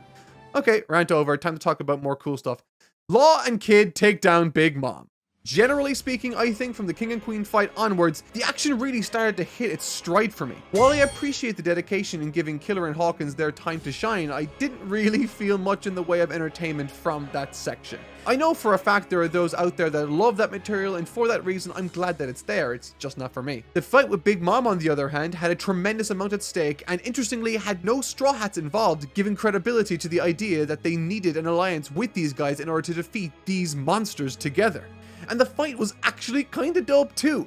Big Mom looks terrifying in this exchange, standing atop her minions, growing in size, taking things to the utter extreme as she finds 2 formidable foes standing before her. Kid gets downed and then she redirects her attention when suddenly, she gets stabbed through the face. I've never seen that in One Piece, I don't think. It totally took me by surprise. And as the fight presses itself onward, that's right, it keeps going after she gets stabbed in the face, I can feel Oda taking his foot off the brake and placing it firmly on the accelerator as this fight goes from strength to strength, painting Big Mom as more monstrous as the pages and chapters tick on by. The scale of the battle elevates to absurdity as Law punctures her body with his blade, and finally Kid blasts her to Kingdom Come with his giant cannon. All of that sounded really... Moving on. And just when I thought that was the ending, it keeps on going. If nothing else, I think this fight emphatically achieves this mission in painting Big Mom as an unrelenting force of nature, the likes of which could only be taken out with what looks like a nuclear explosion on this page spread. Then, and only then, could Kid and Law be declared the winners. Now, as many of you know, this is where the big elephant Zunisha comes in, and one of the most... Okay, yeah, that's appropriate there. That's when one of the more divisive aspects of the arc becomes apparent. As we return to Kaido and Luffy's fight, news reaches Kaido and by proximity Luffy that Lin Lin has been defeated, which means the fate of the battle lies squarely on the outcome of this one bout. This is an awesome setup, but knowing where this is going, what makes it even more effective is the time limit and tension that spawns from that very limit being imposed. Luffy declares that he is going to go all out, not hold anything back, assume Gear 4 and keep punching until he has absolutely nothing left. Either Kaido gives out or Luffy gives out, and we're hoping it's the former. And as time ticks on by, while he gets some good licks in, Kaido doesn't even seem to be taking this nearly as seriously as Luffy is. Still arguing with him, managing to, on the fly, learning his most advanced movements, and if that wasn't bad enough, the tide seemed to be turning and Luffy is running out of juice. Defiant as always, he gathers his strength for one last fantastic attack and... Luffy loses. The winner's Kaido. This moment takes us from the highest of highs we were flying to perhaps one of the lowest moments in the series. Luffy is declared dead, and the looks on the faces of those he trusted, befriended, and traveled with are nothing short of heartbreaking. Nami's face in particular strikes a chord with me here. The first person who ever really understood her and had the power to change her life for the better, she's told that he's died, and Oda captures that feeling beautifully in this tragic reaction panel of hers. Torture, chaos, and horror reigns from the heavens as Kaido does what he does best, and then... for the first time in 800 years, Joy Boy returns. Gear 5. Luffy's Gear 5 was a form that gave me pause for a second. One that caused me to reflect upon the entire series and look at it perhaps in a new light. Now, communicating my complicated feelings surrounding this is going to be difficult without examples, and so I want to start this dissection of the form off by addressing what made one of my old favorites, the classic Super Saiyan form and transformation from 1991, so popular and interesting to millions around the world, even to this day. I think part of the reason Super Saiyan as a concept and form is so special resides largely in the contrast it creates between its raw strength and the sadness of its initial execution. So what do I mean by that? Well, in the very instant Goku achieves this form, he becomes, in effect, the personification of pain, loss, and retribution in the series, echoing the themes of the arc and indeed the broader story as it stood then, achieving a massive emotional and cultural effect around the world. This is all, of course, to say that while enjoying the surface level goodness that scene brandishes is okay, I think it's additionally important to consider the impact or thematic relevance this transformation or transformations like this offers the greater story a given character is undergoing. Naturally, it must look the part in order for it to be an effective marketing tool. However, if we decide to look past the gimmick and the capitalistic intent behind the design, narratively, there's a lot for us to either subconsciously or consciously latch onto here. Super Saiyan as a form comes from an individual reaching their breaking point, snapping mentally, letting oneself fall into an abyss of anger far beyond any rational thought. It's born of frustration and rage, lashing out uncontrollably, like trying to harness the power of the sun, if only for a moment. Visually, it was striking in its simplicity, but thematically, it was a rebirth amid immense trauma, an instant change that allowed the user to walk a dangerously fine line and wield a necessary strength to vanquish a formidable evil. In the case of Goku, that evil was Frieza, and there's something unbelievably cathartic about that. Following the success of that watershed moment from manga and anime history, like any other trope that becomes popular, hundreds and hundreds of other new stories sprouted from that newly fertile soil, trying their best to, in good faith, emulate or straight up copy the concept in the hopes of finding comparable massive successes. Some innovated on the idea and found tremendous success, while others didn't. However, now over 30 years later, it's easy to get lost in cliche expectations of what a transformation ought to be now. While Akira Toriyama tapped into a specific type of transformation through anger, the mechanism by which one transforms narratively is far less important than the narrative connection or story that it represents within the character itself. This is, again, all to say that one doesn't need to channel anger to faithfully apply this narrative technique. In fact, you could, in theory, do the exact opposite and see a similarly effective narrative result. Which brings me to Monkey D. Luffy's now somewhat okay, I swear that's the last time. His now somewhat controversial Gear 5 transformation. Discussing aspects of a character as old and as well worn as Luffy is an intimidating task, at least for me. I've grown up with the likes of Goku and enjoy analyzing him for that very reason. Despite my thoughts on certain aspects of the series and indeed the character not gelling with certain people or populations online, I at the very least know what their arguments are, which allows me to at least feel like I did my due diligence before I release a given video. With Luffy, I don't have that same security, and so for the purposes of this section, I chatted with two lifelong friends of the series to get a better idea of what they thought. And so the following are my fully synthesized thoughts on the topic of Luffy's Gear 5 transformation. Despite anger being a powerful, albeit somewhat now socially safe catalyst for modern shonen authors to grant their protagonist, any transformation Luffy's undergone through gears has never, and I mean never, been about anger. Each gear, of course, is wildly different and instantly memorable in their own ways, but ultimately, the common thread isn't anger, resentment, hatred, or any other comparably powerful negative emotion. Instead, it's quite simply his imagination. For the purposes of this argument, let's take a walk back through memory lane to what stands out to me as being significant with his development concerning the gear system. Let's start with Gear 2. The very moment Luffy learned there was a trick to CP9's Soru or shave, he used his own imagination to craft a method of equating their speed. It might have been demonstrated and unveiled to us during a moment of tense significance similar to other more traditional shonens including Dragon Ball. However, the impetus for the Gear 2 technique being developed came from Luffy's ability to see what was possible and where he needed to be to match the competition. And every subsequent addition to his gear system followed suit, using his imagination to manifest his own destiny. He wanted to punch harder and therefore created Gear 3.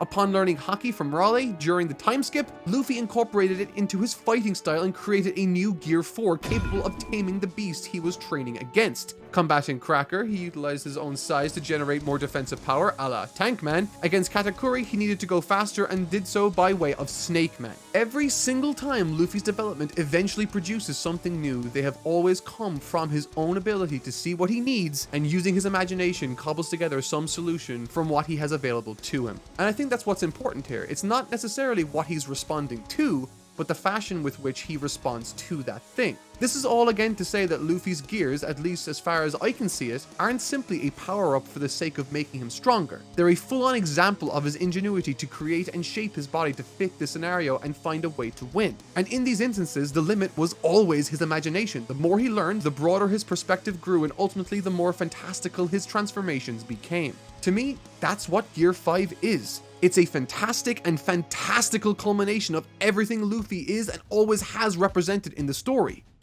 Freedom, echoing precisely what he told Raleigh and Shaki on Sabaody way back, that he wants to live freer than anyone else. Furthermore, it's brilliant and somewhat appropriate, in my mind at least, that there's a population of people online that refers to Gear 5 as, quote, Toon Force. And I say appropriate because it's evocative of exactly the attributes that make imagination and the freedom to express and explore art so effective. I mean, what else broadens the scope of imagination more than cartoons? In Dragon Ball, Goku's sudden and abrupt transformation into the legendary Super Saiyan saw a once happy-go-lucky young man focused on lightheartedly improving himself through martial arts shift violently into a monstrous and terrifying force of nature. One that would aggressively bark at his own son to leave, and one that would strike fear into the most terrifying entity the universe itself had ever seen. Goku and Luffy have been compared quite frequently and are similar in many important ways. However, one of their many foundational differences comes in how their stories have their personalities interact with the world.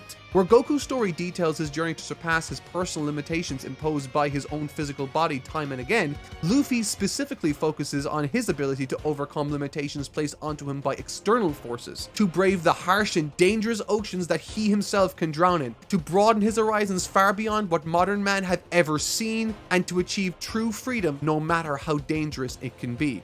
And so, in the same way Super Saiyan represents Goku shattering his own previous physical limitations, this bombastic and fantastical Gear 5 form represents Luffy taking the freedom that he seeks for himself. Animation and comics, after all, have always pushed the boundaries of what is considered possible, and paying homage to that childlike wonder and joy is not only, I think, a brilliant move by Oda, but one that roots the story once again in the type of character writing I've praised throughout this ever-growing series of reviews, encapsulating everything someone named Joy Boy should represent in the hearts and minds of society, not only in the world of One Piece, but perhaps ours too. With it, in addition to that, heightening the thematic counterbalance between Luffy and Kaido to boot. I mean, to see this, you need look no further than this speech by Kaido himself. He says, "Abilities alone cannot conquer the world, because only Haki can transcend all." Kaido himself has internalized Haki as the be-all and end-all. As long as the battle was a 1v1 foundationally built around the strength of one's own willpower, Kaido was going to be the winner. He was the strongest 1v1 as he was touted as being. One should always bet on him. He conquers all. However, as Luffy has said many times in the past, he has never been, nor has he any intention of becoming, a conqueror. He was never about that, quote, "I'm not going to conquer anything. The one who is the most free is the Pirate King." The moment Luffy becomes the freest is when, haha, you don't think I noticed, but I noticed, you sneaky bastards. The moment Luffy becomes the freest is when his willpower is truly capable of matching Kaido's. And what does he say when he beats him? What does he say to defeat the mindset of the strongest in all of the world who believes equality is based around physical strength? Well, Luffy wants to create, quote, "a world where his friends can eat as much food as they want." In a battle of wills on top of the world itself, Luffy is the personification of boundless freedom and compassion, imagining a world that isn't just limited by his own enjoyment, but those of his friends. Of course, Kaido was always going to win a 1v1 brawl, but the whole point of this battle from the very beginning was that it wasn't simply a 1v1 contest, a battle of brawn. Luffy had always been supported and buoyed by the people around him. He gained strength from them, and there's no greater example of that being the case than this moment right here. If Luffy had done what so many other shonen protagonists had done and lashed out in a fit of traumatic rage against Kaido, surpassing his physical limits once again in order to overcome this monstrous individual, it would have, in my view, not only been massively bereft of any creativity or originality, but would have also been far less emotionally and narratively resonant with the rest of the story that has been told up until now. In the same way, Game of Thrones' Ramsay Bolton was quoted by saying, "If you think this has a happy ending, you haven't been paying attention." echoing the realistic and tragic themes of its story, so too does Luffy echo the themes of his in his battle with Kaido through the very transformation mechanic popularized by Dragon Ball over 30 years ago. In response to the need he has to create a world for his friends to have enough food to eat, he imagines and manifests his own unique solution to that problem. And in the process of writing this, Oda himself managed to manifest a worthy modern interpretation of the classic shonen transformation popularized all those years ago. In my honest opinion, I think this transformation fits One Piece better than perhaps any other. And so, in effect, one could say that this transformation, Gear 5, could be the most thematically resonant transformation the One Piece series has ever seen. But that's just my take. Victory. Luffy's ultimate defeat of Kaido is a simple yet brilliant one. Because of his reliance on the Straw Hat Pirates with their unwavering belief and support in their captain, he was able to, with their assistance, save Wano and make good on his promise. Whereas, on the other hand, Kaido's ranks are full of dissension and betrayal through the likes of his so-called alliances. All in all, I am very happy with the conclusion to this one. With the final speech to the people of the Flower Capital coming from the young at heart Kozuki Momonosuke, echoing his father's beliefs, the words his people needed to hear, and giving me shivers in the process, it was a spectacular speech, and furthermore a terrific reveal of what he in fact looks like. I've speculated for quite a bit during my now very long series of reviews concerning this very arc itself that once the dust does settle on Wano and the day is won, the world outside would be very, very different. And I think it's really cool to see that they're making use of that device in the story. With new bounties being announced, the world government scrambling, people trying to attack Wano now that Kaido is gone, it all paints a picture of a much more aware and wild world ready for Luffy and his crew to arrive. Particularly now seeing as he's one of the 4 emperors of the sea. Hearing about the Pluton was kind of cool too, like, seriously. I don't think I would have guessed that about Wano hundreds of years ago, even if I had 100 years to think about it, but it being underwater in this weird bowl shape, it's just kind of a cool idea, and a really fun visual. But now that we're moving into what can only be described as the end game of One Piece, with Shanks making his move for the grand treasure itself, and Luffy setting sail with Yamato in tow as his new crewmate, I don't think I could have asked for a better ending to this overall arc.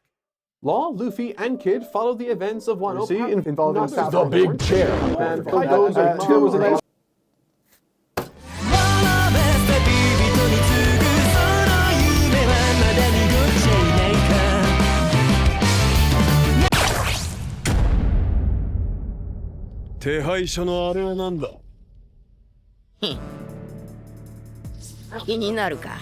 Alright, so I hope you forgive me for gushing right off the bat, but given how long it's been, I think I deserve some time to vent. The anime's OP for this section is absolutely fire. With all of the characters flashing in and out of their various iconic outfits from across time, not only does it beautifully encapsulate each character's personal journey, but it also cleverly foreshadows the critical role past events will play in shaping the narrative of this arc. Honestly, it nearly made me teary-eyed seeing them all together again. I mean, how long has it actually been since the gang was, you know, together before a start? Like, what? Wano, Hulk, fuck me. Was it actually Punk Hazard? Was that the last time they all arrived on the shores of an island together? I didn't even really like that arc. It was one of the very few I was lukewarm on, actually. But let me say right from the get-go, this arc ain't no Punk Hazard. This arc goes hard immediately.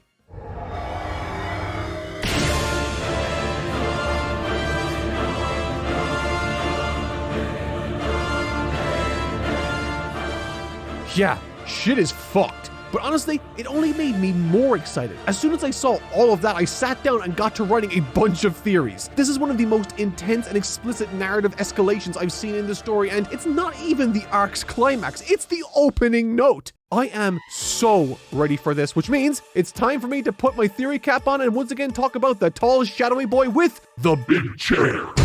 That no one was supposed to sit on, by the way, but he did. And that's exactly what Sabo was gonna say until he was cut off, and oh boy, okay, calm down. This opening is so dense with insanity that I'm gonna be tripping over myself trying to touch on it all. Like, okay, you're telling me Sabo killed a guy, and not just any guy, Vivi's fucking dad. I mean, Rip, by the way. And now she's missing too. This is honestly such a cool idea. It might just be me, but from my vague vantage point as a One Piece fan, the Revolutionary Army has been a component in the story since the very beginning, but ultimately it's always felt more like a distant background element, Probably because it has been. But with Sabo being accused of murder, it forces the Revolutionary Army into a precarious position, testing not just their resolve, but our own trust in a character we've grown to respect deeply. This moment in Sabo's story and the Revolutionary Armies feels like the climax to their own respective adventure, one taking place in the background that exists in footnotes across One Piece's story that we're privy to, and one that has exploded in a grand fashion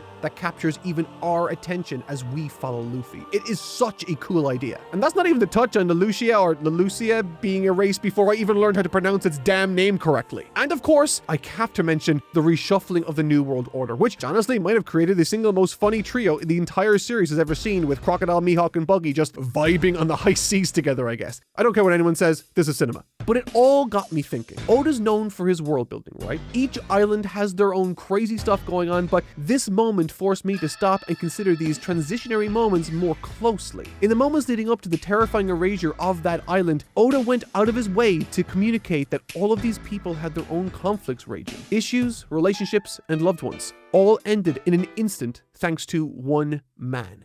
Or maybe woman. Or who knows, maybe it's the chair. For what it's worth, I don't believe Sabo committed this murder. But if he didn't do it, I have to wonder why Vivi's dad was killed in the first place and by whom. I mean, thematically, this feels intentionally linked to the overarching narrative of forbidden knowledge. Characters who uncover inconvenient truths often meet untimely ends, something we've seen repeatedly in the series, thinking of Clover in Ohara or even Corazon, reinforcing the brutal lengths the world government will go to surpass the Void Century's secrets. Did Vivi's dad know something he shouldn't? Maybe they both did. If I assume Sabo's innocent of this wrongdoing, then it's conceivable that one of the subjects close to the king discovered that he may have stumbled upon something important concerning the Void Century and was nipped in the bud before they needed to erase the island entirely. Or perhaps maybe even Alabasta can't be erased for reasons concerning the 20 Kingdoms thing later. Man, it's honestly just too much to consider. I mean, look, fuck it. Maybe Luffy laying down on a meadow outside and Emo standing on a meadow inside tells us something too. In the same way Luffy's the light to Blackbeard's darkness, Luffy represents liberation through Nika, all the while Emu quite literally has imprisoned the world under the tyrannical boot of the world government. This symbolic opposition feels deliberate, echoing classic storytelling conventions, two equally potent forces embodying diametrically opposed ideals. It's a compelling way for Oda to set up the larger thematic battle that may extend well beyond the physical limitations of this arc and inform the conclusion this story is marching head first towards. And checks watch. Yeah, okay, holy shit, we're this far into the review and we aren't even on the damn island yet. Oh, One Piece, how I've missed thee. If it isn't abundantly clear already, this review is gonna be detailed. And whatever transpires regarding fights, I hope that by the end of this story, I will have at least some answers courtesy of Goda himself. I think the most frustrating component of One Piece's story, for me anyway, is also the main reason I love it so much. Absolutely everything in this story matters. When Oda shows us a floating ball of water swirling in the air that eventually presents us with a giant robot shark, you don't simply say to yourself, that's cool. You say, okay, Oda, how does this giant mechanical shark tie into the political upheaval that erased the island and the secrets of the Void Century? I sound insane, but anyone who's ever read One Piece knows that that might be the most sane sentence anyone has ever uttered. And speaking of insanity, we quickly jump into one of the most familiar tropes in One Piece that eventually catapults the crew into the main story of the arc. And that trope is the Scooby-Doo approach. Split up everyone and look for clues. It happens in virtually every arc once the crew got above a certain size, and honestly, while predictable, it is welcomed. Multiple parties means multiple angles through which we can come to understand a new location and the mysteries hidden underneath. Furthermore, the mechanisms that launch the crew into their different parties are also great ways to re-establish their characters and bond us even more to them, which is super important for a certain fish guy. Once all of that inevitably goes awry, we're introduced to our fourth member in Luffy's party for this arc, and it is Jinbei. Can I just say how delighted I was with this choice? It can't be understated. On top of his utility as a very valuable swimmer, Jinbei's inclusion gives us the chance to see how he bounces off the larger-than-life personalities of Luffy and Bonnie. Jinbei is practical, measured, and a very steady presence, qualities that create fantastic comedic and narrative contrast against someone as unpredictable as Luffy. Broadly speaking, Oda is just setting the table here, but so far, there isn't a knife or fork out of place.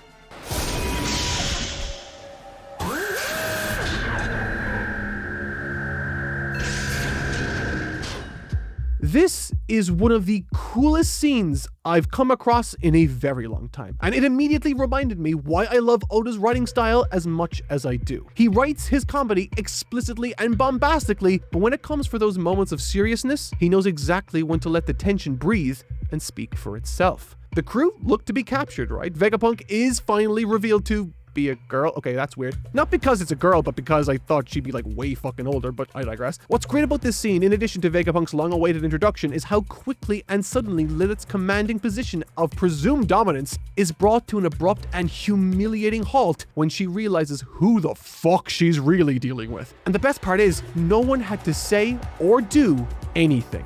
Shaka, the other Vegapunk, I don't know either, delivers one of the hardest lines in this series directed towards Zoro and Robin when he says, "The strong assess and prioritize their targets." Bars!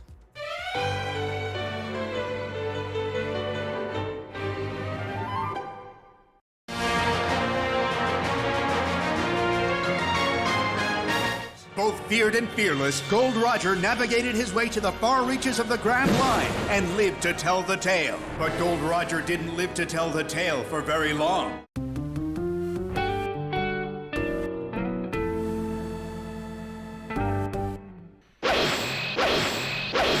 Just a quick sidebar for a second. Zoro's a beast. Okay, sidebar over. Before I move on from this section though, I need to highlight a curious line that Lilith uttered that got my storytelling ears all perked up.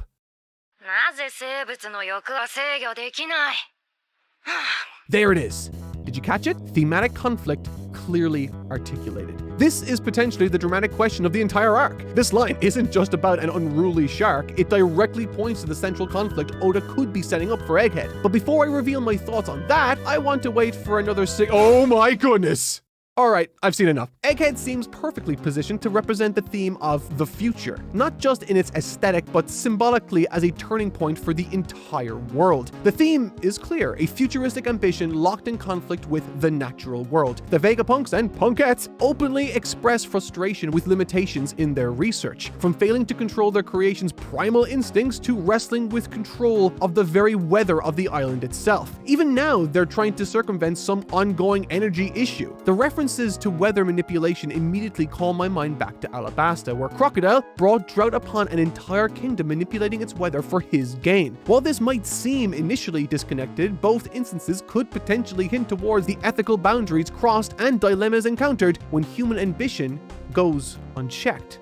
Maybe. Now, as Luffy and Chopper become our guides in Egghead's strange futurescape, our first glimpse of the island is fucking insane. Like every other island in One Piece, Egghead bursts with impressive detail and meticulous world building. Whales soar through the skies, robots, battle dragons, and futuristic visuals dominate every frame. A whimsical future that ironically isn't real without proper Vegapunk gear.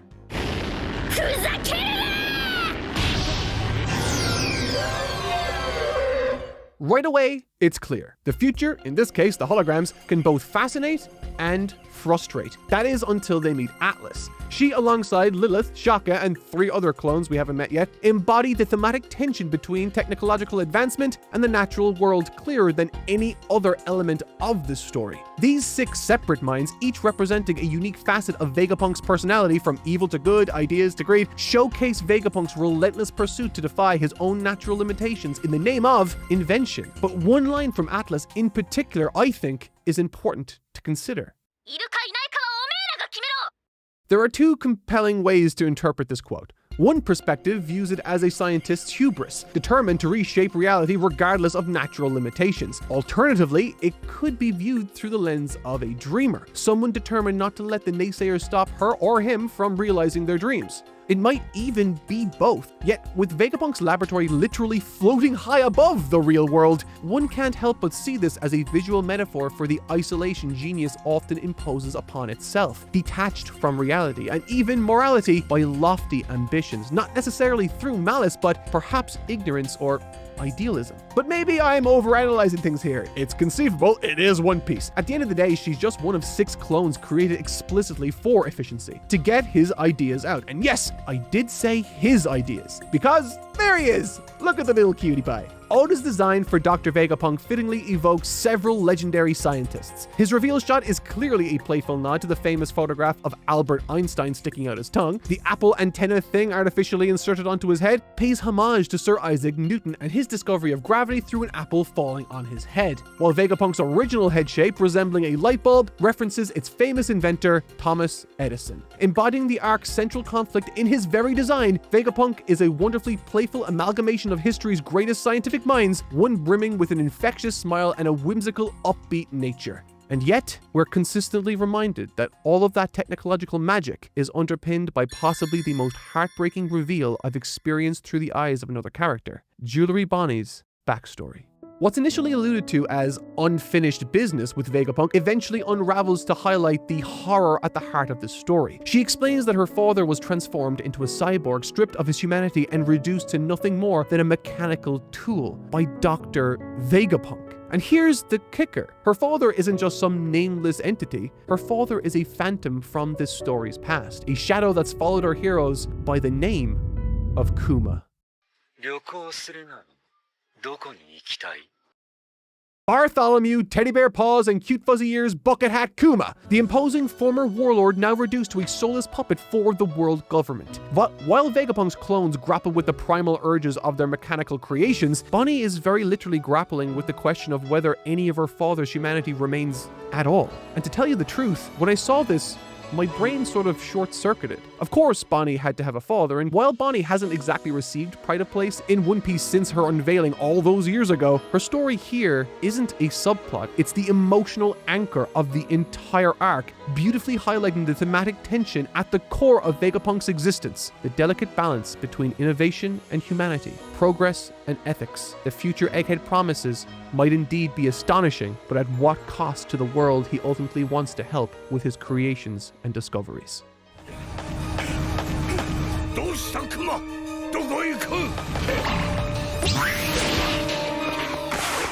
Okay, I just have to make a prediction here. Bonnie's powers are incredibly specific, being able to manipulate the age of both herself and others at her will. Given that the central problem Vegapunk faces revolves around an inability to remove primal instincts from those he operates on or creates, and considering Kuma, the Bartman, is presumably heading towards Egghead right now, maybe through returning herself to the age he last saw her, she can bridge that gap to Kuma's lost humanity. Chalk it down as a prediction, but it's my bold one from here on in. 海軍は桜花七部会制度の撤廃と各地で起きる加盟国の反乱で多忙を極める。しかしこれは新しい海軍の指導でもあった。セラフィムを全員出せ。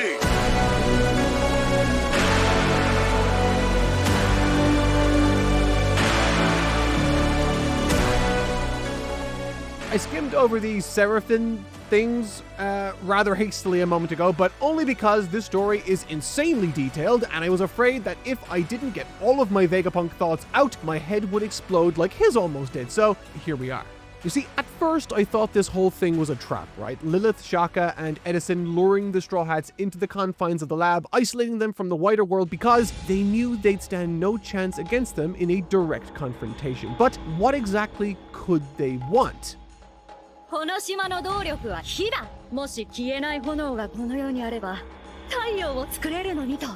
My immediate thought when she said this was, Sabo! It's gotta be Sabo. He's the fire guy, right? He's got fire, it can't go out. But then I paused for literally 2 seconds and I remembered that devil fruit powers follow human physiology's limitations, so that's not it. Then we get introduced to a Seraphim, or this green blood used to create replica Logia fruit users, right? And Jesus Christ, I am not smart enough to consider all the ramifications of that bag of spiders, but no matter what these revelations bring, the Vegapunks consistently circle back to limitations in their own invention's progress. For instance, they take a keen interest in Frankie's power source when he unloads on Shark, but even that doesn't seem to fully satisfy their curiosity. However, after some thought, Lilith's lament about wanting a fire that won't go out kept nagging at my brain, and then it hit me. Well, okay, 2 things did. Number one, maybe it's a Lunarian thing, right? King was one of those and he could control fire, right? Is that infinite? I don't know. Maybe? Probably not, but it's likely the closest thing Vegapunk has or had access to when creating these clones, which explains their white hair, tan skin, and fire on their backs. But as Vegapunk says, they still don't have the energy they require, so what are they looking for?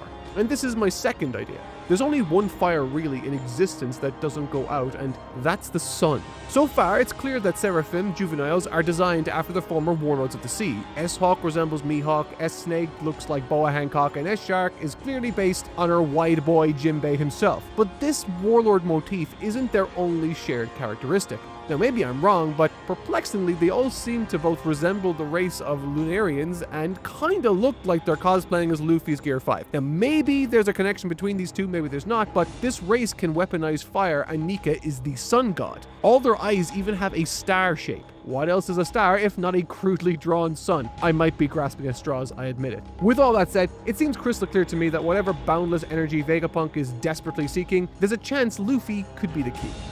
本物だ見てみろチョッパーこれお前ホロホロじゃねえぞ The Void Century has always been one of the most tantalizing mysteries in One Piece, and this arc seems uniquely positioned to shed some light on it. So please, One Piece, don't break my heart here. We learned from Vegapunk that 900 years ago, there existed an advanced kingdom whose technological prowess might have even rivaled modern-day Egghead. So right away, we have a present-day analog for what once existed. An ancient civilization was so powerful and ideologically threatening to the 20 kingdoms, or world government, that they erased all traces of it from history. In the section detailing Vegapunk's take on and visit to the island of Ohara following the Buster call that sealed its fate, a question popped into my noggin. Ohara and Leloucia were both erased for seemingly similar reasons. They knew too much and that knowledge needed to be contained. Yet there's a key difference. Ohara required a Navy's direct intervention via a Buster call, while Leloucia vanished instantly in blinding flashes of light from the sky, seemingly on the whims of Imu alone. Could this suggest that Imu wasn't always in possession of this catastrophic power? Assuming this, of course, is his power. Perhaps once upon a time, the world government relied heavily on the Navy's might, whereas now Imu might be wielding a monstrous devil fruit ability, maybe even one artificially developed by Vegapunk himself. Who's to say? Not me.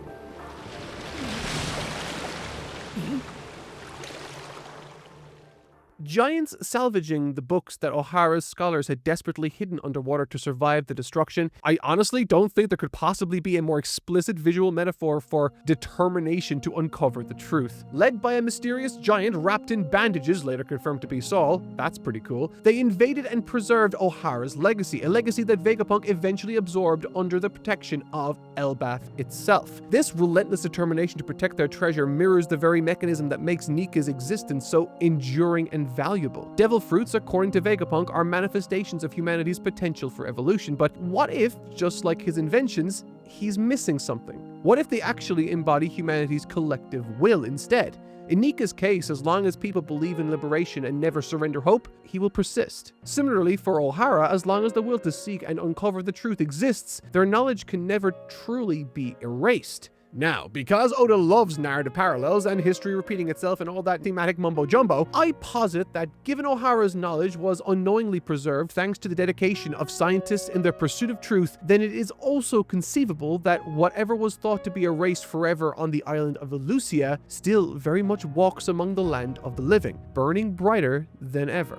This is my way of saying Sabo isn't dead, if you didn't catch that. Thematically, Vegapunk himself represents a fascinating paradox to me. Much like the historical figure of Oppenheimer, hey look, another scientist, he is burdened with dangerous knowledge and aware of his potential complicity in devastating outcomes. Outcomes he witnessed firsthand and mourns the loss of in this scene. His ultimate dream, creating a world where energy is abundant and accessible and free for all, is an energy that to this day still eludes him. Which brings us to the most confusing puzzle piece in all of Egghead, this giant robot or suit of armor. Vegapunk claims it's a robot from 900 years in the past and mysteriously activated again just 200 years ago to attack the Holy Land of Marijoa. But here, I'm honestly inclined to trust Luffy's instincts rather than Vegapunk's assumptions here, which I know sounds crazy given that Vegapunk is he knows things, that's his whole bag, but stay with me here. What if this isn't just a robot? What if it's genuinely a giant suit of armor, perhaps once worn by a warrior of Elbaf centuries ago?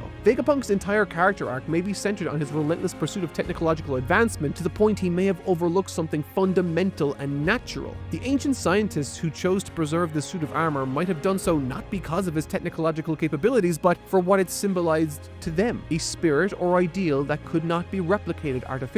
What if it's just a suit of armor, one worn by a gigantic hero 900 years in the past and another entirely different one 200 years ago, suggesting that while the bodies of great individuals may very well pass on, their ideals, their legacies, and their dreams are carried on by others. I mean, come on. That's gotta be the most One Piece thing I've ever said. Come on. Like, if I get this right, that's a 360 no-scope sniper. Maybe the mysterious power Vegapunk seeks for the Void Century isn't merely a mechanical or technological breakthrough, but rather something intangible, like courage, love, or passion. Perhaps Vegapunk's failure to replicate this ancient energy stems from his over-reliance on artificial, unnatural creation, rather than embracing something more spiritual or inherently human. It's admittedly a Hail Mary prediction, but this might be the thematic key that ties Egghead's futuristic ambitions directly to the ancient past here in this scene. Whatever the case may be, Vegapunk fears that he knows too much now and that the world government is after him next. And you know what? He's right. The confrontation between Luffy and Lucci on Egghead Island is fascinating, not merely because it pits two powerful fighters against each other, but because of pretty much everything else. Once upon a time, the Straw Hat Pirates were nobodies, and yet now, the exceedingly powerful and mysterious and scary CP0, at the behest of the Celestial Dragons themselves, are ordered not to engage with Luffy and his crew because, and I'm paraphrasing here, they can't handle his smoke. Direct confrontation with him without explicit authorization is effectively an act of war. It's only when Lucci violently incapacitates Atlas, who had earlier shown kindness to Luffy, that his own rules of engagement instantly change. おい、これ、お前がやったのか? These are small things, but these details in this scene speak volumes about Luffy's consistent and deeply human characterization on behalf of Oda. He first ensures Bonnie is safe. Next, he directs Chopper to assist Atlas, and when Chopper insists Frankie is needed, only then does Luffy turn to confront the attacker. This priority, care first, battle second, reinforces why Luffy is the fucking man. Meanwhile, with Akainu revealing that Kizaru is en route to Egghead for other reasons, suddenly Luffy's direct clash with Lucci isn't just personal, it's a spark capable of igniting a much larger conflict that we don't fully understand the scope of or implications of yet. Why was Kizaru already on his way to Egghead? Could his reinforcement turn the tide in CP0's favor? It's such a fun setup with tons to consider.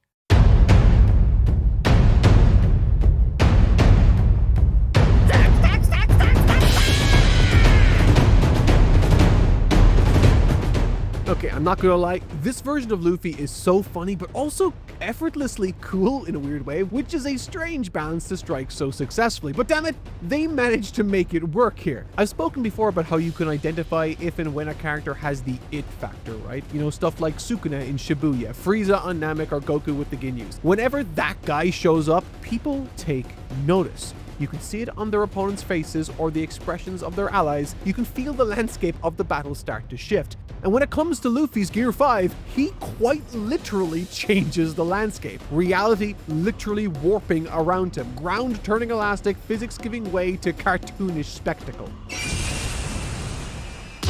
Holy fuck! And Lucci's got a shiny new form too. Or, well, I shouldn't say shiny, it's like the antithesis to Gear 5, both in visual display as well as thematic undertone. Lucci's newly awakened form is dark, aggressive, and destructive, making the contrast stark and deliberate. Lucci literally fights to restrain others, serving masters who embody control and authority. All the while Luffy takes orders from no one, stands for liberation, joy, and freedom, values his Gear 5 form explicitly embodies. Yet both of these transformations seem to carry with them something potentially actually interesting. They seem to strip away some of their users' conscious control, replacing it with something more primal or divine perhaps. Luffy's anger vanishes entirely, replaced by carefree joy and constant laughter, aligning perfectly with the sun god Nika's persona. Conversely, Lucci becomes reckless, his awakening seemingly taking over his rational mind like an actual leopard. His rash attack on Sentomaru demonstrates that clearly. Which makes me wonder, is there more to these awakened power-ups in Gear 5 that I'm not realizing? Are these transformations to bring out these qualities innate to the user? Or are these qualities so prominently on show from the devil fruits themselves?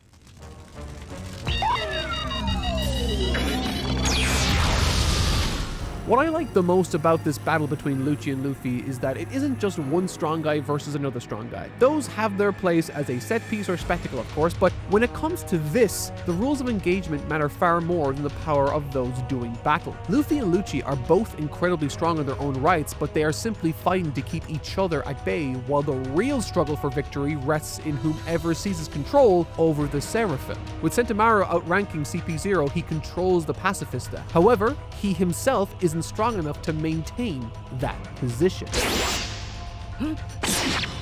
Injured yet stubbornly holding onto consciousness, Oda has crafted an incredible tension here.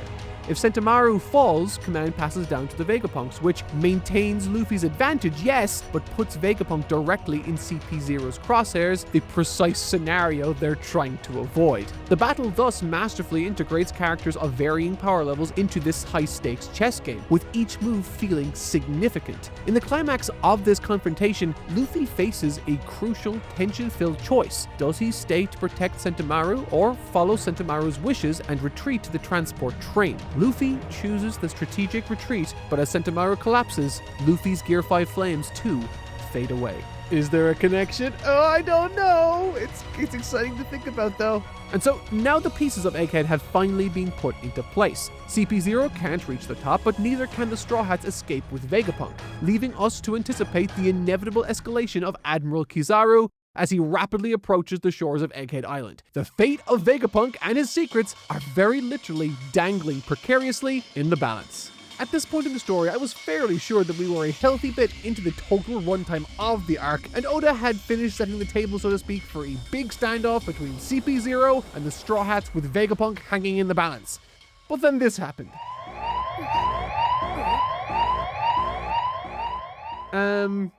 What? A random glitch out of nowhere that opens the shield and allows CP0 to just waltz it. As soon as this happened, my anxiety surged and my brain began to kind of break, but the point is I may have gone a little bit insane, but that's a small price to pay for predicting the end of One Piece successfully. And Lord knows, do I give it a college try here. So here's the first weird thing about this part of the story.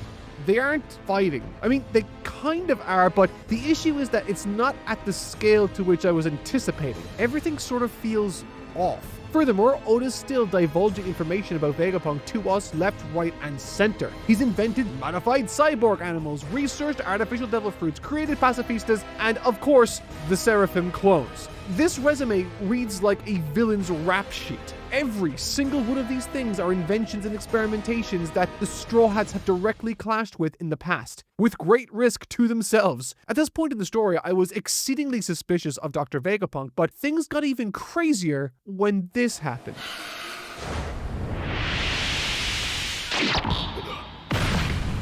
This was the moment where my suspicions had then translated to, there is something definitely going on in this arc that I don't know about yet. The random glitch, the benching of CP0, the ulterior motivation Kizaru had for coming to the island in the first place. What is going on? I mean, Jesus, 20 years undercover. Also, she could just bite Lucci's neck. How am I supposed to predict this? Also, I haven't mentioned this yet, but ever since we discovered that this island is capable of extremely convincing holograms made interactive thanks to the clothes they are currently wearing, I started to wonder what was actually real and what wasn't. I started to consider maybe it's all a hologram. I mean, if Vegapunk can control if and when they stand or walk, then perhaps he can control what they touch too. And with his mastery of holograms, they can control what they think is real. I am certain all of this sounds like the ravings of a madman, but I wouldn't put anything past Oda. Oh hey look, the crew's reunited. Yippee! Where did Vegapunk go? Fuck! And that question fucked with my brain for 24 hours. So, in a matter of moments, One Piece's Egghead transformed from what I thought was going to be another great but formulaic adventure into a new island to a genuinely novel mystery. The tone of this arc had become something entirely new to the story. What was once a flurry of action and drama with CP0 and their escape had suddenly morphed into a much slower but deliberate story with a scope that suspiciously keeps expanding. During Wano, we remained within the confines of that very island, but here we are constantly cutting to things like Blackbeard. Trust me, I'll get to that next time. Kid, I'll also get to that one too. Marco, various naval personnel like Tashigi, Garp, and so on, and we also touch base multiple times with Big News Morgan? And Vivi is with this weird seagull. Look who's with her. Why? I hate this character. But my point is, all of this is pointing to a grander conspiracy. In the past, I've spoken a lot on the narrative technique dramatic irony, but what Oda's doing here is sort of the inverse of that, or suspense by omission, so to speak. We connect and touch base with all these different characters that clearly have a much fuller picture of what the hell's going on, but all we were able to glean from these moments are hints or allusions to something more, which explodes the tension. But what does this have to do with the events of Egghead? Why has the story's conflict largely been resolved before it even really began? Why are disparate groups of our main cast now spending so much time searching for one weird scientist? And what the ever-loving hell is going on with Kuma? This scene and the subsequent ones with Bonnie are deeply emotional and at times hard to make sense of. When I saw Kuma run away from his allies earlier, I thought it was in service of going to his daughter's aid. But instead, he crashes on the red line, or rather into it, the doorstep of Marijoa. So let's try overanalyzing this bitch. Why are you the way that you are?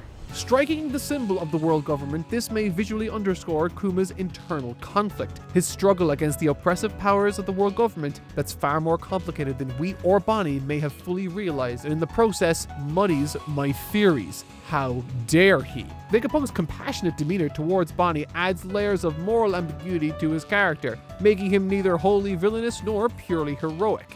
Repeatedly, Vegapunk asserts that he cannot restore Kuma to how Bonnie once knew him, highlighting themes of sacrifice, autonomy, and ethical responsibility on behalf of Vegapunk, upholding a promise he made to this man he respected. Bonnie's a deceptively interesting character in this scene, but for more than the reasons I illuminated earlier. Her ability, body distortion, isn't as specific as I initially thought it was. Instead, it offers broad application with curious limitations. Temporarily, it affects living beings like we saw, but that restriction doesn't apply to non-living things. This distinction her powers draw between the living and the artificial points to the very area Vegapunk is trying to make sense of and quantify, particularly during his experimentation with Kuma. Vegapunk emphasizes that Kuma's transformation was a decision he alone made, reinforcing this tragic but mysterious decision for us to uncover alongside her. And that's sort of the structure Oda's used to inform the approach he's taken with this arc. Much the same way there's something we aren't noticing or understanding fully with regards to Egghead and the mysteries hidden within, Bonnie's story of paternal discovery is equally as mysterious while managing to be orders of magnitude more distressing and emotionally taxing. Underlying a profoundly emotional conflict, her inability to accept her father's apparent voluntary abandonment. I mean, that's heavy. Her entire life's purpose has been in search for an answer to this one question, in addition to trying to save her dad. Why was her father taken away from her? And through searching for that answer, a pattern adorned on a doorway captures her attention, much to Vegapunk's insistence that it has nothing to do with her actual father. Hidden within is a large, glowing paw print. Now, much like the scientists that have been silenced across history by the world government, Bonnie's relentless pursuit of truth leads her to nothing but misery. What she encounters is revealed not to be Kuma's pain, but rather his accumulated memories. Memories that echo in the story like a dark nightmare. What remains following the encounter is little more than a distressed daughter left with more questions than when she entered. And speaking of questions... Wait. What the fuck? Oh shit, he's here too. This guy? What the fuck is going on? The sudden attack on Pythagoras set an ominous, if not fucked up tone for me. In addition to the Seraphims that have suddenly attacked, a shadowy figure is lurking in the background now, orchestrating this entire affair. When the Seraphims launched their attack, it connected in my head that whatever opened the barrier did so not with the intention of letting CP0 in, but rather to reintroduce the Seraphims back into the equation. Through CP0, it was established that orders given by the same rank cannot override prior orders, which means, given Shaka cannot call off these Seraphims, the order had to have come from one of the 7 Vegapunks.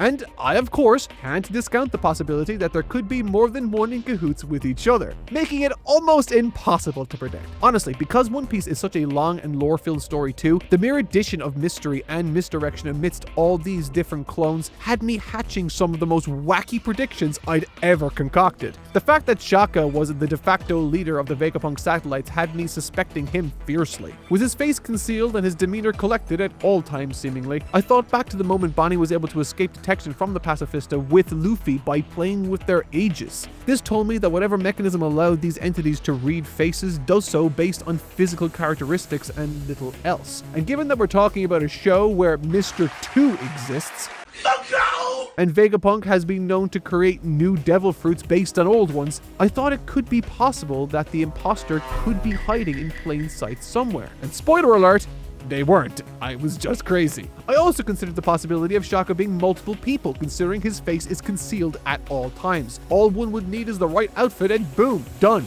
But again, that didn't turn out to be anything either. I was just crazy. Also in the back of my mind was the knowledge that there are only 4 of the 7 Seraphims released. So that was scary. But who cares, because now Lucci is fighting with Luffy. And how cool is that, right? There are so many exciting narrative choices on display for me to consider here, but I don't know which one to focus on. I think one aspect I keep returning to regarding the action specifically is how uniquely engaging it is this time around. Unlike other arcs which took a more traditional approach, which were still fine, Oda this time around leverages the narrative advantages of placing limitations and rules onto each encounter.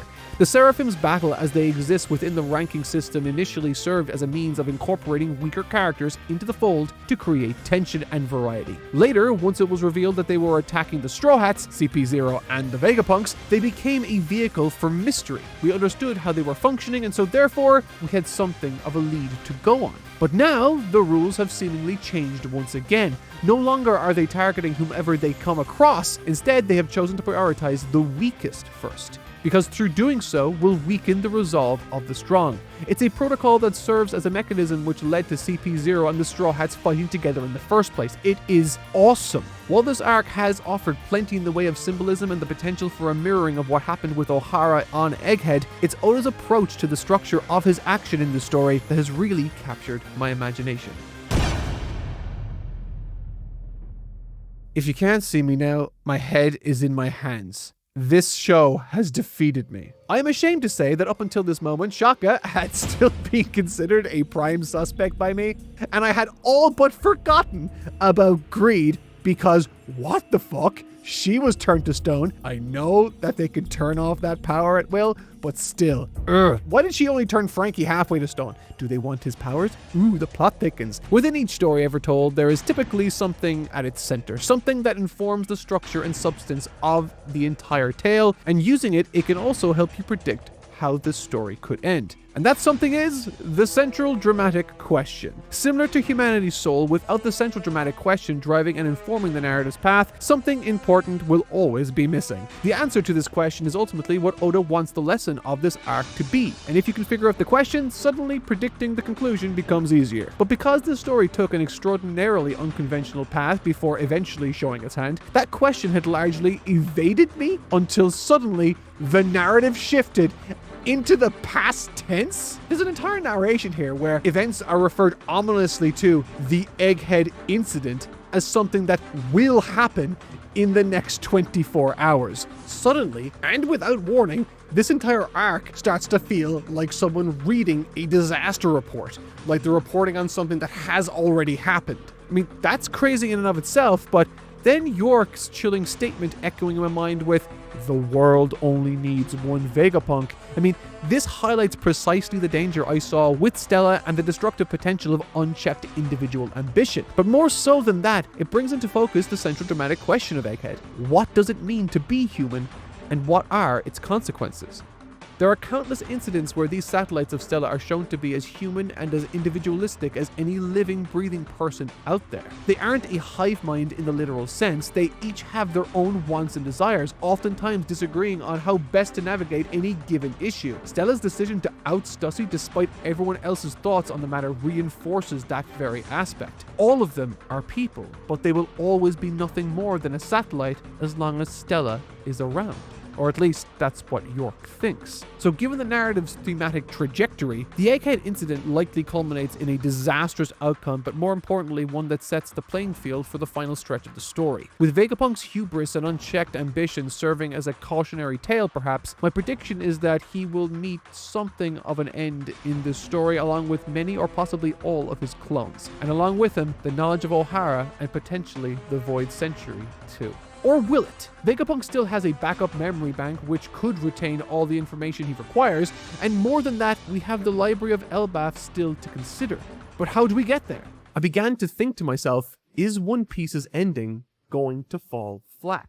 With all of these complicated protagonists, antagonists, rivals, supporting players, and villains all circulating the pages of One Piece's story, with all of their own independent stories going on that need to be resolved, how could Oda possibly craft a satisfying ending worthy of One Piece by writing an arc with the same structure as all the others as we approach the finish line? When so many other incredible and complicated stories have crumbled beneath the weight of their own ambition, unable to resolve or address the countless narrative threads they introduced, how could Oda possibly tie all of these threads together when others in similar positions have yielded disastrous results? I'll tell you how. Because I am wrong. Egghead isn't traditional. In fact, Egghead is unlike anything this story has ever done before.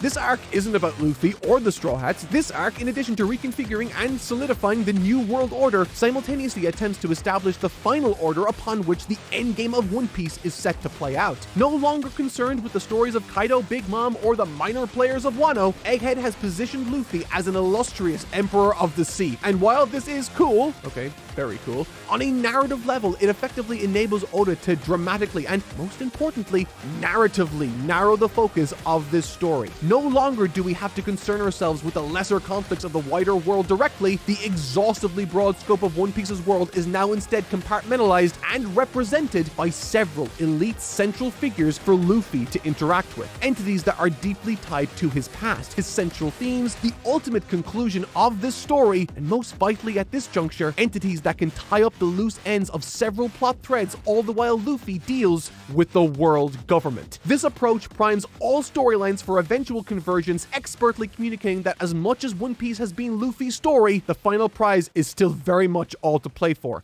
You could even say it's winner takes all.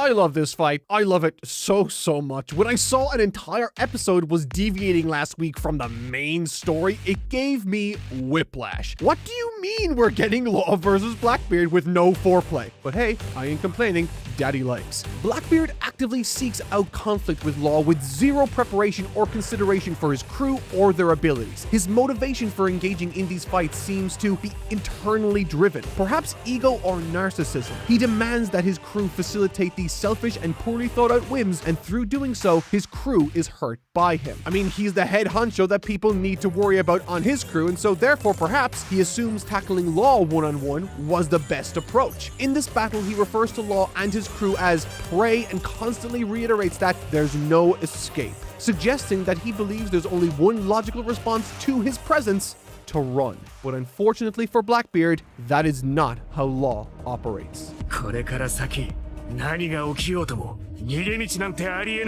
Virtually every order Law issues to his crew is for their collective protection and strategy. Our only choice is to keep going. We're surfacing to the land northeast of here. even if we have to fight pirates like them. Everything Law says in this battle is brimming with genuine leadership quality, whereas conversely, Blackbeard treats battle like a party, referring to those in his follow as scallywags, and even declares, "I'm taking all the road poneglyphs for myself."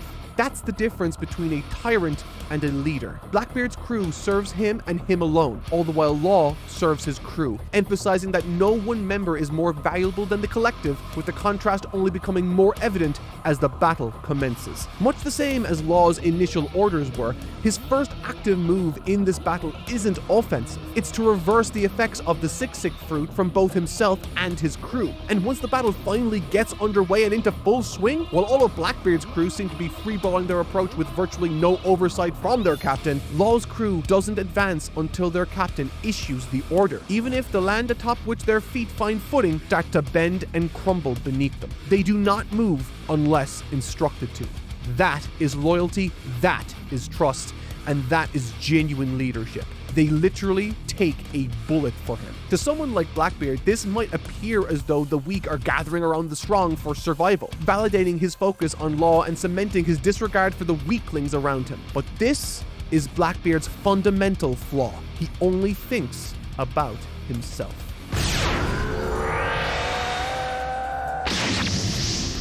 It isn't until Law issues the order does he actively focus his efforts on attack. This is what Blackbeard wants. He wants to see how Law measures up to him. Everything is about his dream, his goals, his treasure. And the most telling part of all is as soon as things start to go against his way, his first response is to blame his crew. Quote, "Nobody told me he could do that." He says this right after witnessing Stronger getting sliced in half and as Doc Q falls to a possibly watery grave. There's zero consideration for others, and the worst part is, even his crew sees that for what it is.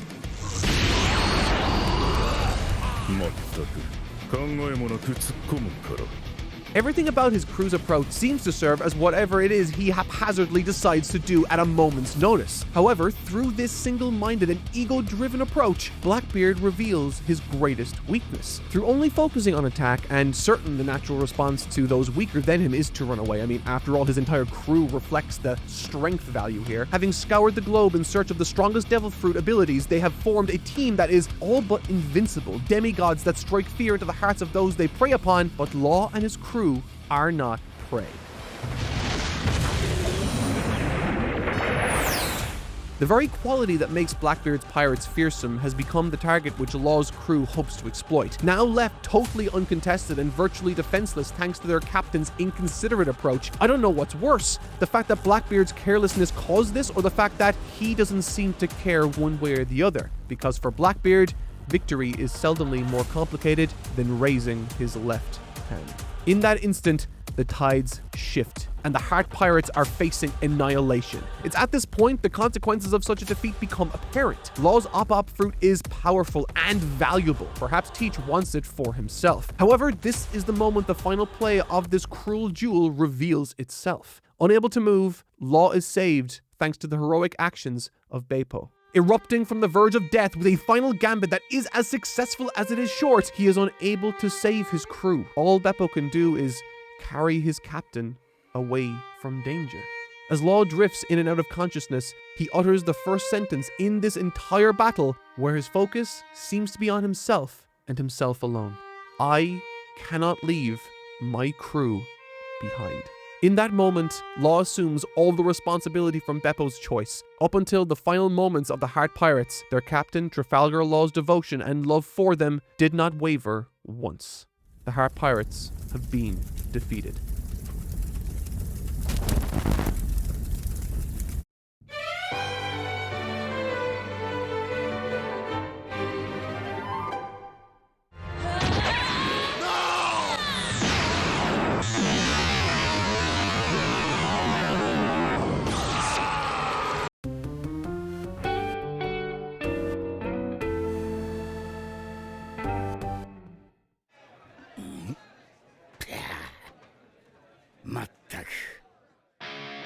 When it dawned on me that Shanks was an Elbaf and Kid was heading straight towards him, completely unflinching and eager for conflict, mind you, it became clear that despite different circumstances, analyzing this battle closely would offer equally insightful nuggets for me to enjoy. So, what exactly is Oda trying to show us here in this battle between Shanks and Kid? Well, interestingly, despite Shanks being a fellow Emperor of the Sea, this confrontation couldn't present him in a more starkly different light from Blackbeard. Without even speaking, Shanks' relationship with his crew, fleet, and allies communicates more about his character than any monologue ever could. Blackbeard's crew is intimate but immensely powerful. Defined by ruthless individualistic strength, Shanks' allies meanwhile are numerous yet comparatively weaker, emphasizing unity and collective strength over raw individual power. What's immediately striking here though is Kid's antagonistic stance, sharply contrasted by Shanks' attempt to offer him a chance to reconsider. Now, condescending as that may initially sound, it genuinely comes from concern, not only to spare Kid's dreams, but to also prevent Elbaf from suffering collateral damages. The build-up to this confrontation itself further emphasizes this difference between them. While Law and Blackbeard clearly recognize the strategic importance of defeating one another, Kid and Shanks both appear somewhat distracted, albeit in very different ways. Kid arrogantly looks past Shanks, believing his opponent's identity is irrelevant as he intends to crush anyone who stands before him. All the while, Shanks is caught up wondering about a recent irregularity he can't quite make sense of.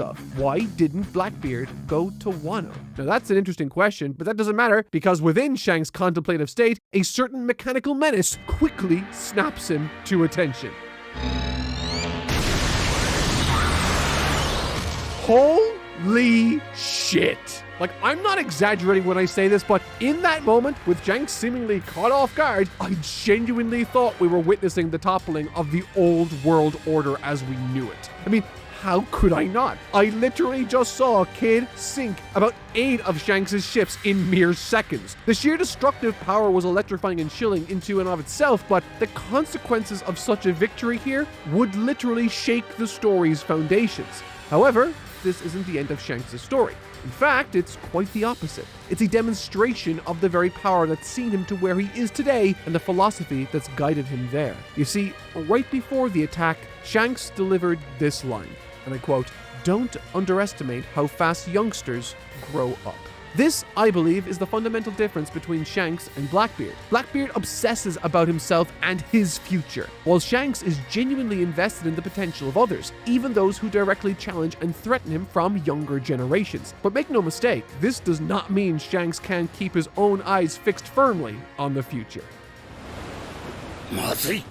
Thanks to his advanced observation hockey, Shanks foresees Kid's devastating attack and acts accordingly, brilliantly saving his fleet from obliteration. Experiencing this future sight alongside Shanks not only showcases his extraordinary strength, but also validates Kid's lethal potential in a weird way. It's a narrative masterstroke that grants both characters respect without undermining either one of them. It's a challenging feat to pull off, especially given how brutally the encounter ends. Delivering a single, decisive strike, Shanks single-handedly annihilates Kid's ship and brings the battle to a thunderous, if not quick, conclusion, underlining the immense gap in both power and the approach taken between these two pirates.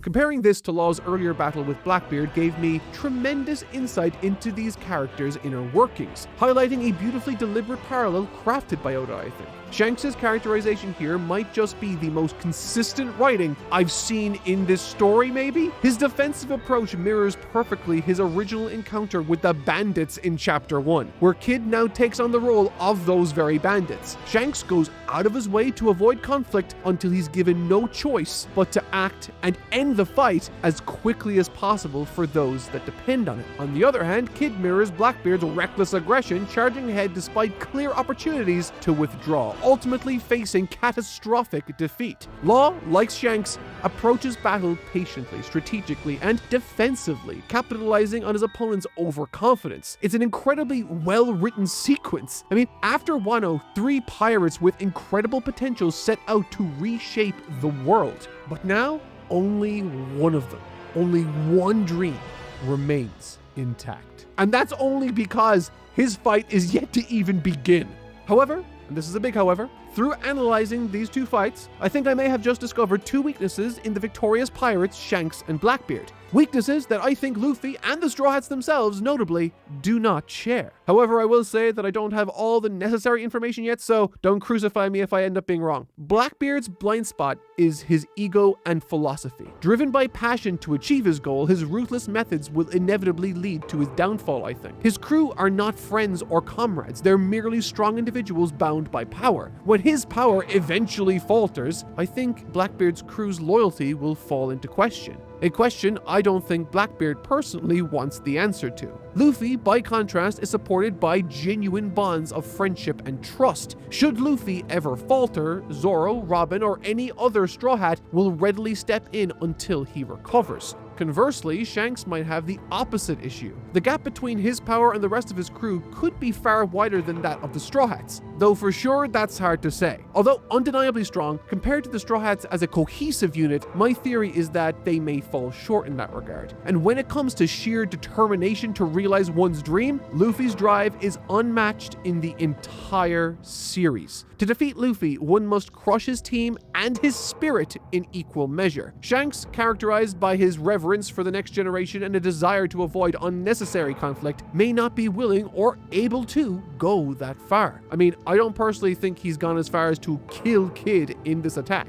Do you? This insight is precisely why seeing everyone reunited at the beginning of this arc thrilled me so much. United, the Straw Hat Pirates stand, I think, unparalleled. Not Big Mom, not Kaido, not Blackbeard, not Shanks, and certainly not the world government can hope to stop them if they are united as one. However, with all of this talk of pirates, I think it's time to explore the other players in this narrative. Players that, in my opinion, could be even more interesting if you believe that. Just as Law and Kid represent alternate paths within Luffy's generation, attempting and failing to surpass the existing regime, what follows next serves as a thoughtful exploration of two possible lives Luffy could have led if his journey had taken a different turn.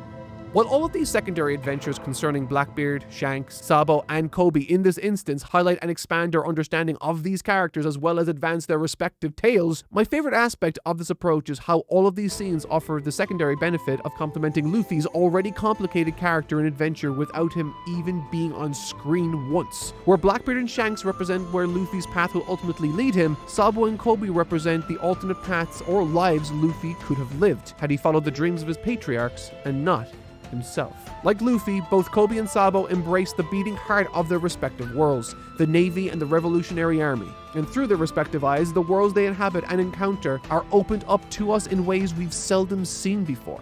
And in some cases, ways we've never seen before. Within this story, both Kobe and Sabo exit by way of escape. However, the contents of each segment tells us something not just about them, but the heroes they look up to and hope to embody in the future.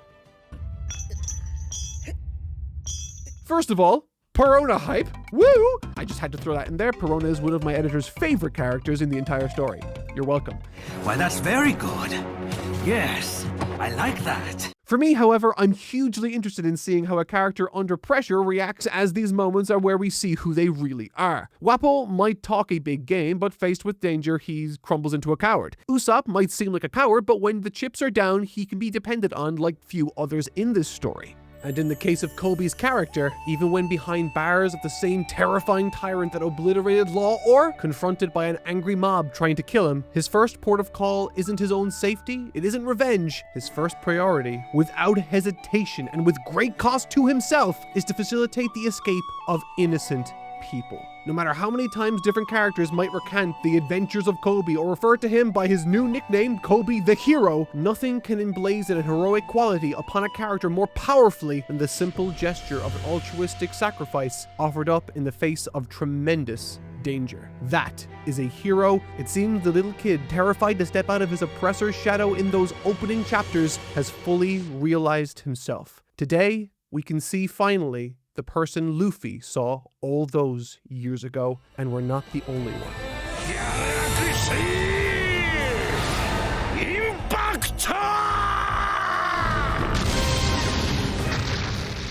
I've always found Garp to be a fascinating and conflicted character. His ideals are righteous, he's a powerful hero to all Marines, and his dedication to fostering the next generation is to be admired. Holding a deep respect for Koby and the potential he holds for the Navy's future, these are all terrific qualities one normally sees in a hero. But just like any other great character worth exploring, it isn't long before the elements of poison start to emerge from beneath the cracks of his aging facade. He helped to raise Luffy and Ace when their parents abandoned them, but entirely rejected their respective paths due to the flags they eventually flew. He stands for the righteous ideals of protection against great evils, to uphold peace in the face of the world's horrors, and yet he allowed Ace to die and almost lost Luffy in the process, all because he made a vow to protect Marineford. You might ask, what kind of man could do this? How can he be behind so much of this story's good while simultaneously being responsible for some of the most heartless actions in the entire series?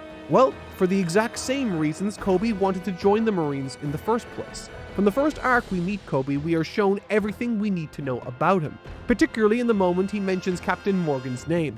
People around him shudder in fear, and some even run away, leading us to question why he was roaming free while someone like Zoro was strung up. The purpose, of course, for all of this is to highlight the moral complexity of One Piece's world. With the evil Captain Morgan representing everything Koby thought he wanted to be, it places Koby into a difficult position. Does he abandon his dream or pursue it regardless of the difficulties? The beauty of this scene being that we all know what he would choose to do. After vowing never to bow down to tyrants ever again, Koby enlists not because he thinks the Navy is a flawless bastion of paragon and hope, but because he wishes to stand up for the ideals he wants it to have. This, I think, is where Koby shares the most in common with Garp.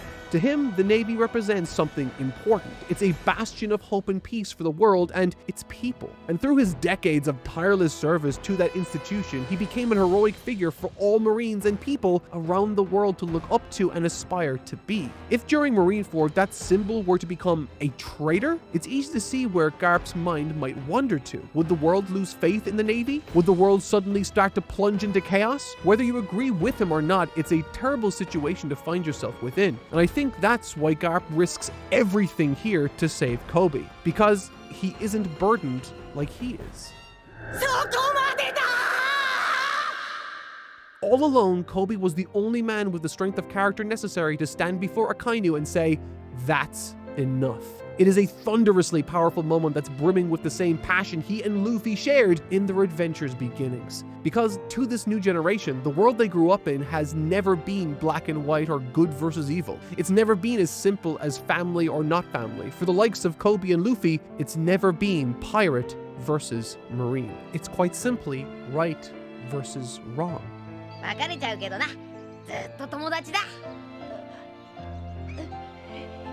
While all of Koby's peers might express jealousy towards Garp's blatant favoritism of him, it is that lone trait, that strength of character to stand up for the Navy's ideals that makes Koby the single most important component of the Navy's future. With Luffy's first friend after leaving his home, Koby, filling the void Luffy left behind in his grandpa's life, and his brother Sabo becoming everything Luffy's father wished he could have been and more, a shining beacon of resistance, a flame emperor standing in defiance against the oppressive world government, you need look no further for evidence of this than when Dragon is asked if he'd like to know more about Luffy's current circumstance. He simply responds with, "I've heard more than enough on that subject." And yet when the topic of Sabo comes into focus, so too does Dragon's attention. And look, I fully plan on getting into the fucking insane reveals that happen later in this section. Trust me, I will. But I think before I do, it's important to point out that all the moments that define Dragon and Garp's respective admiration for these two proteges are precisely the lessons and inspirations they took from the time they spent with Luffy. Whether they wanted to be the case or not, they both stand for what Luffy represents. They just don't know it yet. The lead up to what eventually follows this is as I anticipated it largely. Sabo spearheads an attack alongside his forces on the holy land of Marijoa. The primary reason behind Sabo's mission, of course, is to free Kuma from his tortured bonds. Please, for the love of God, stop hitting him. We all know he succeeds in this venture, but that is far from the most interesting element of this mission, and it is here King Cobra of Alabasta rejoins the story, and most interestingly, he calls a meeting with the 5 elders in the name of getting answers to a couple of questions he recently uncovered. His final words to Pell before entering the throne room, never to exit again, are to watch over his daughter, Vivi.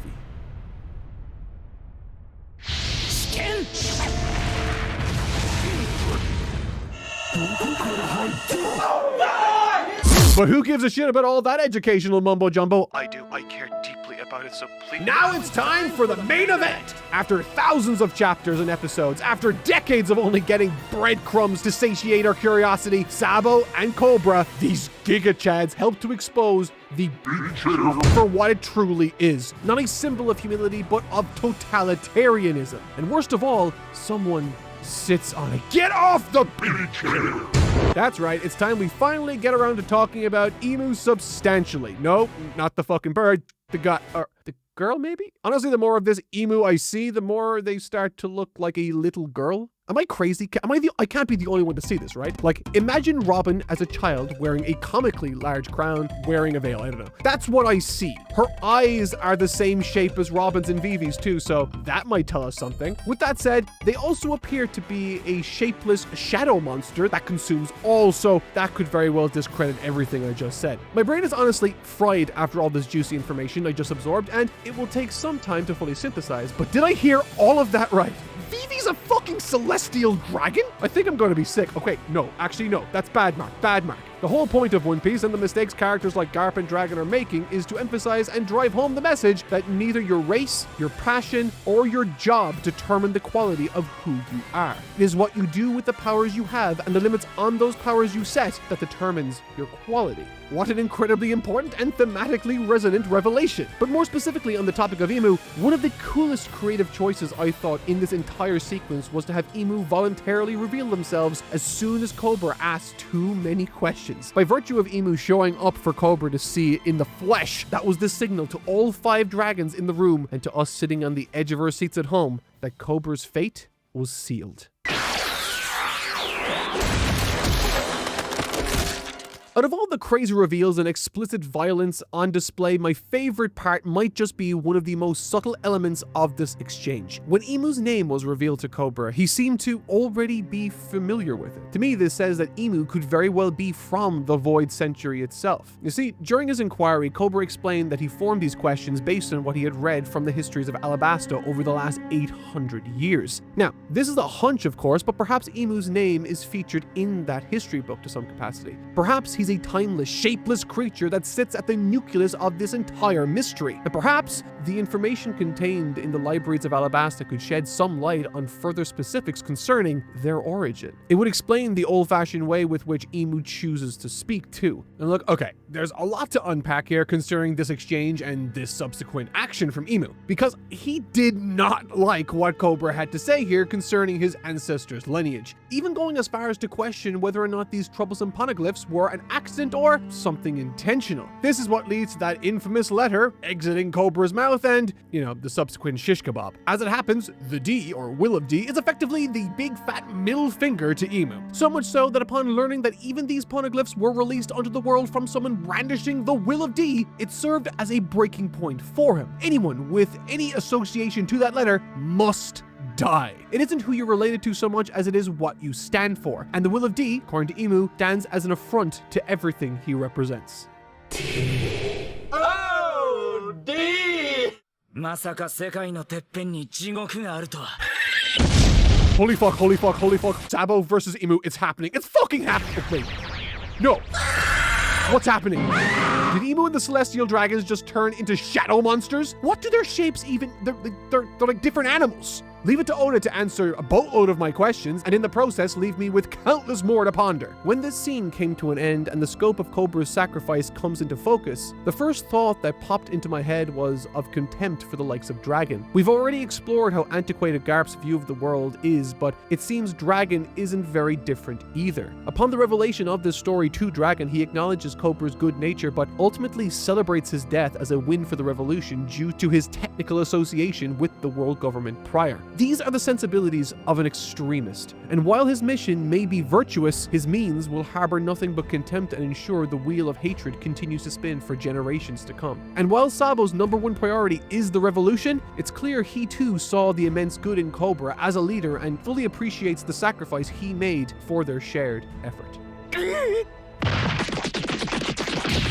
Oh my god, no, okay. Sweet baby Jesus, please no. Don't tell me the character I detested the most on a creative and personal level is going to be an unintentional hero.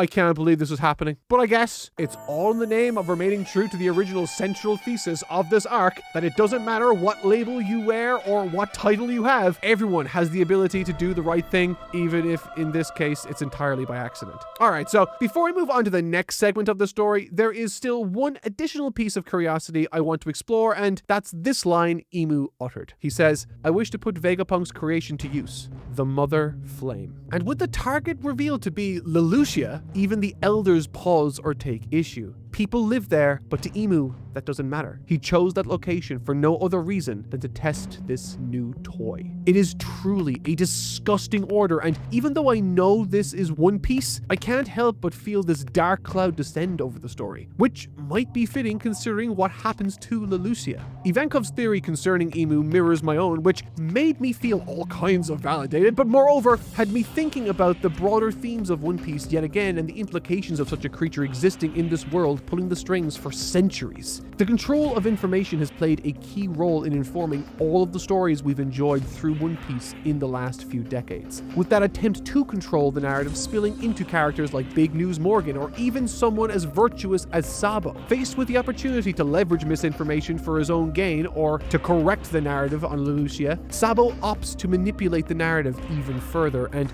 that disappointed me. Within the world of One Piece, knowledge is the most precious resource of all, and if a minor manipulation of the narrative granted so much to Sabo in this instance, imagine what had been made possible for someone like Imu to accomplish, thanks to the lifespan they've enjoyed. Furthermore, when the topic of Vegapunk comes up concerning the weapon that eradicated Lelouchia, Dragon dismisses the notion. And while Imu did say Vegapunk was behind this invention, I do wonder if they are both right. If this had anything to do with the weather controlling tool Vegapunk had been working on. Perhaps the darkness that covered Lelouchia prior to the attack wasn't a weapon, but rather a scientifically engineered cloud. Meanwhile, in a parallel universe where nobody is called Steve.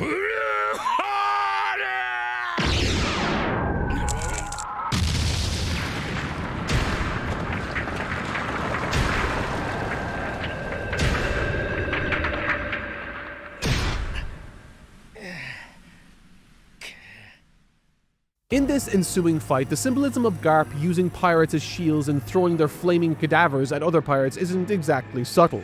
He doesn't deem these individuals worthy of moral consideration, and yet no matter how hard he hits him, that same phantom from his past stands across, staring at him, reminding him that the kid he once pegged as the future of the Navy could choose to take this path. And to make matters worse, the very virtues he so closely guards within Kobe opened that young boy up to certain death.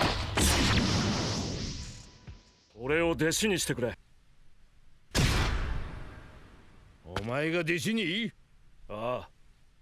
In One Piece, villains' backstories, motivations, they are very rarely simple or shallow, and as Aokiji continues to press Garp in the name of Blackbeard's pirates, an uncomfortable truth comes into focus. Just like Luffy, Aokiji represents a protege Garp lost to the world of the pirates. Garp's first attack against him serves to communicate his feelings exactly. To Garp, one trait is more precious than strength, potential, or skill, and that trait is the courage to stand by the ideals you swore to uphold even in your darkest moments. But as we peek into the history of Aokiji and his time spent with Garp, we learn that what appeared to be cut and dry is far more complicated. His disillusionment didn't arrive due to his defeat from Akainu, it was what that defeat meant for the future of the Navy. Horrified by the fate after befalling the likes of Ohara, Aokiji questioned what the Navy even stood for anymore. A totally rational stance, by the way. Meanwhile, all Garp can do is condemn his son and eventually his grandchild for defecting from his preferred path. Narrow-minded and frustrated, all Garp is left to look at is Aokiji with pride. Living proof that his way can still produce someone worthy of the Navy's ideals, and yet here he is, embodying the antithesis of what he thinks he stands for.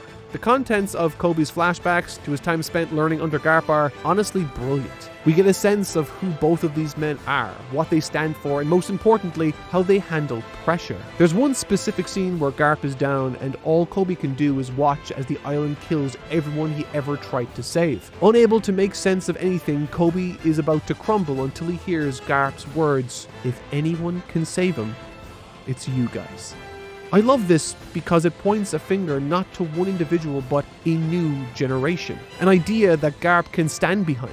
This, I think, is why the sword branch of the Navy has come into existence. It stands as the thematic evolution of the Navy's once rigid existence and represents the youth of tomorrow and their ideals. While the Navy as we once knew it under Akainu festers down a dark path, Sword are positioned as unlikely altruistic heroes to check the overreaching arm of the world government if and when it does overreach. Whether that hero is a spoiled brat, a promising upstart, or a once lowly cabin boy with less natural talents than all of them, the greatness within this next generation and the ideals they hold close are exactly what Garp seeks to protect, no matter the cost.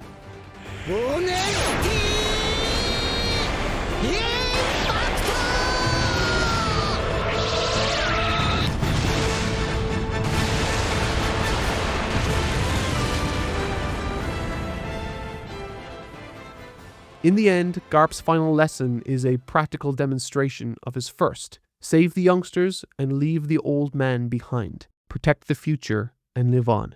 What an incredible legacy.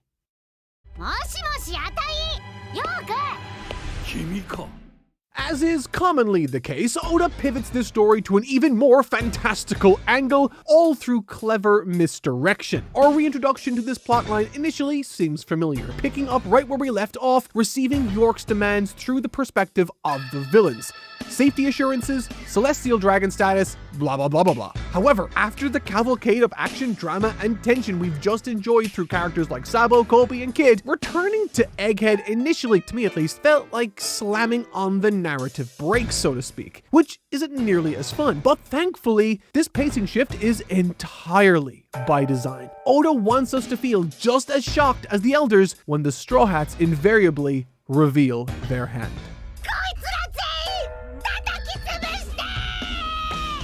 I absolutely love this creative decision. Instead of resuming directly where we last left off with these characters, Oda allowed the narrative to progress naturally in our absence. The decision expertly establishes the fragile balance holding the Straw Hats in place, clearly outlining the practical, physical, and emotional limitations dictating the rules of engagement of the upcoming battle. But before diving into that specifically, I've got some questions. What's the deal with the global earthquake and rising sea levels? Is Imu responsible? Sure seems that way. And if so, how? Why is the Celestial Dragon Elder showing compassion towards Bonnie, yet had no compassion for any of the scientists fleeing the island? Even while he was outlining the mission's core objectives, he specifically states that aside from York, Punk Records, and the power plant, everything else is expendable, signaling that in addition to human lives being insignificant, so too are all the CP agents. Honestly, the whole thing just makes my head hurt. But once their hand is eventually revealed and Luffy grabs the snailophone, his humorous attempt to bargaining actually betrays something fundamental about him, something that I think is rather important to discuss right now. And it's something I've realized sets him apart from nearly every other character in this story. He is honest.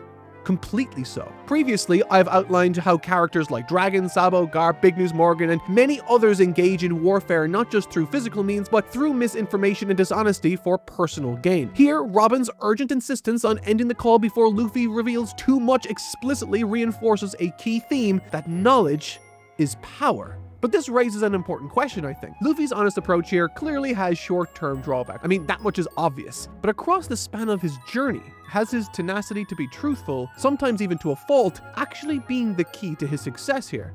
Honesty is typically seen as a weakness by characters in One Piece. Robin, Nami, Usopp lambast Luffy for revealing their weaknesses to the Navy, and understandably so. Yet consider this. Would any of these characters now ready to fight and die alongside Luffy have ever reached that level of loyalty had he been anything but completely honest? Zoro? Nami? Usopp? Robin? All of them were won over because Luffy made them promises, and through knowing him, they learned that his promises are never empty. In short, selective honesty, it can't inspire such profound loyalty.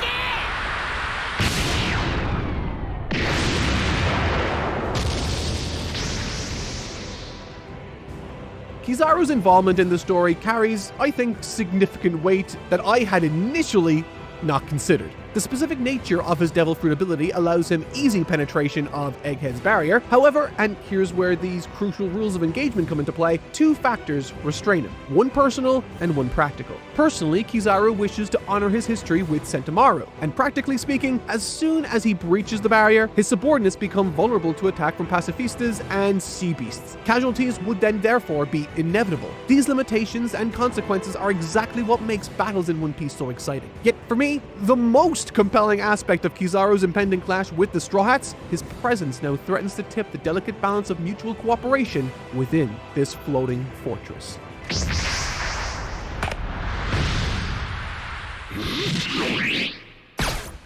Regarding Rob Lucci's role, my suspicion is that although he's currently allied with the world government and seems like a bit of a dickweed, the heartless, dishonest nature of the Celestial Dragon Elder will inevitably cause him to reconsider, potentially forcing him to switch sides once again as he realizes this mission's success criteria do not include preserving Cypher Pole. I'm willing to bet money on this happening just because it seems to fit in so well with the themes of knowledge is power and all that kind of stuff. Thankfully, Zoro didn't get lost or injured, meaning he's more than sufficient to keep Lucci occupied while Kizaru makes his decisive move towards the Thousand Sunny.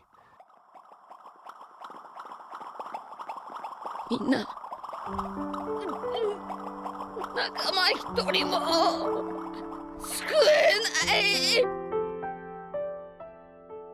Now, due to the traumatic circumstances coloring these memories of Kizaru, various Straw Hats have understandably dreaded another confrontation out loud for us to hear. Like beaten dogs, their initial reaction is fear. Yet, before Frankie or anyone else aboard the Sunny could even alert Luffy to that threat, their captain is already moving to intercept. Luffy might not be a good sailor, navigator, chef, doctor, or musician, but when it comes to protecting his friends, there is no one you would rather have on your side. And perhaps, most importantly, Luffy, unlike the rest of his crew, isn't scared in the slightest. Yeah,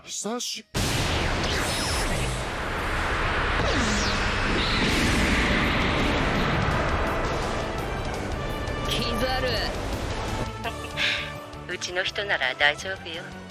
坊やたちの100倍強いから。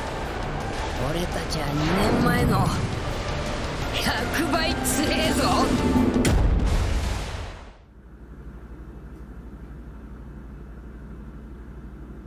Just say the thing, Mike. Egghead is the best One Piece arc in at least 15 years. Yeah!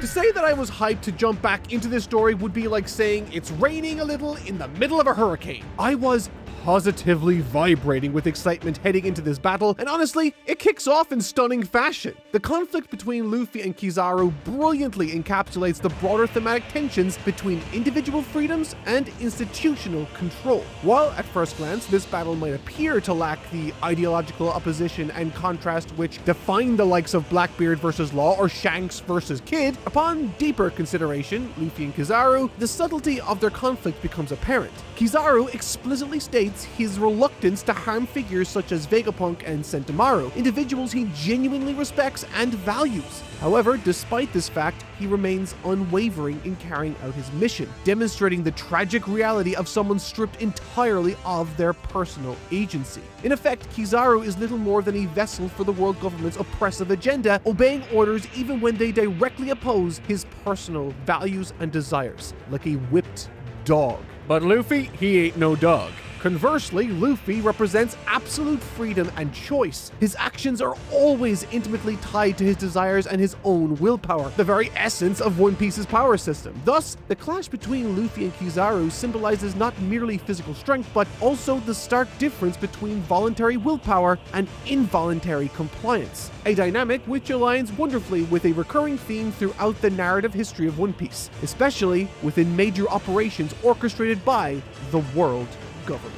Whether during the Buster Call on O'Hara, the destruction of the Lucia, or even the battle at Marineford, individuals within the world government frequently display hesitation or moral conflict, indicating a favor of blind obedience. And I don't think I need to point out how this mindset directly contrasts with Luffy's, the literal embodiment of agency and will in this series. We're talking about a guy who's a fucking Looney Tune rubber band cloud man, for God's sake, which honestly is just so damn cool. It hurts my brain sometimes how great the design of his form looks. Like, I mean, look, how big can he get? Kind of handy if you ask me. But how fucking cool is that?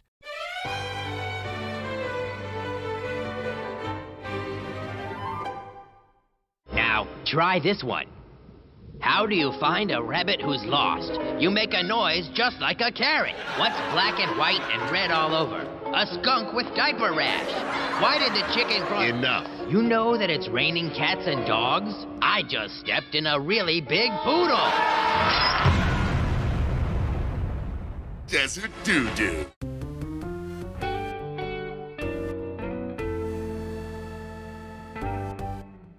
Adding another layer to this compelling conflict is the strategic involvement of the pacifistas, with the ebb and flow of this battle hinging upon weaker fighters and their strategic positionings rather than purely upon brute force with Luffy and the like. Characters such as Atlas and Vegapunk suddenly become vital players despite their shortcomings, highlighting, for me anyway, the brilliance behind Oda's choice to introduce these intricate command hierarchies. The shifting control of these powerful entities not only deepens the tactical complexity, but also reinforces the thematic emphasis of the value and importance of individual choice within this arc. That is, until...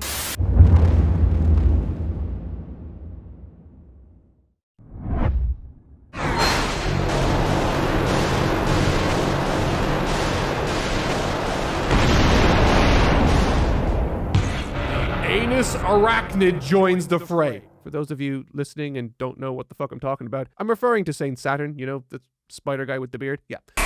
Holy shit, this guy's fighting and he is fucking huge! However, his appearance, while exciting, marks the end of this gripping game of chess vying for control over the pacifistas, fittingly symbolizing the scope of their control. No one is above them, not even Vegapunk. But with that said, I do have some thoughts on this dude and his pals, so hear me out. Mark's Theory Corner. The narrative richness of One Piece is often amplified through symbolic naming conventions, right? Particularly relating to these enigmatic celestial dipshit Vex, right? True to their title, not the dipshit part though, these elders bear names referencing actual celestial bodies, Mercury, Venus, Mars, Jupiter, and Saturn specifically. This intriguing convention might initially suggest a connection to the sun, you know, planets revolving around that sun, but it's clear that Nika is the sun god and Imu is hardly a good stand-in for the sun. I mean, he's a literal shadow monster, so that doesn't really work. But I guess he could be space, you know, the dark void.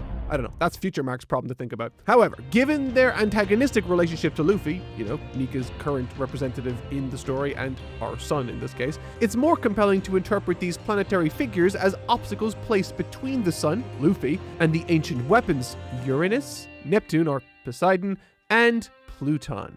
This symbolic arrangement further highlights the Elders' role as gatekeepers to power and their relentless fixation on control. And of course that this story was written before Pluto was stripped of his planet status.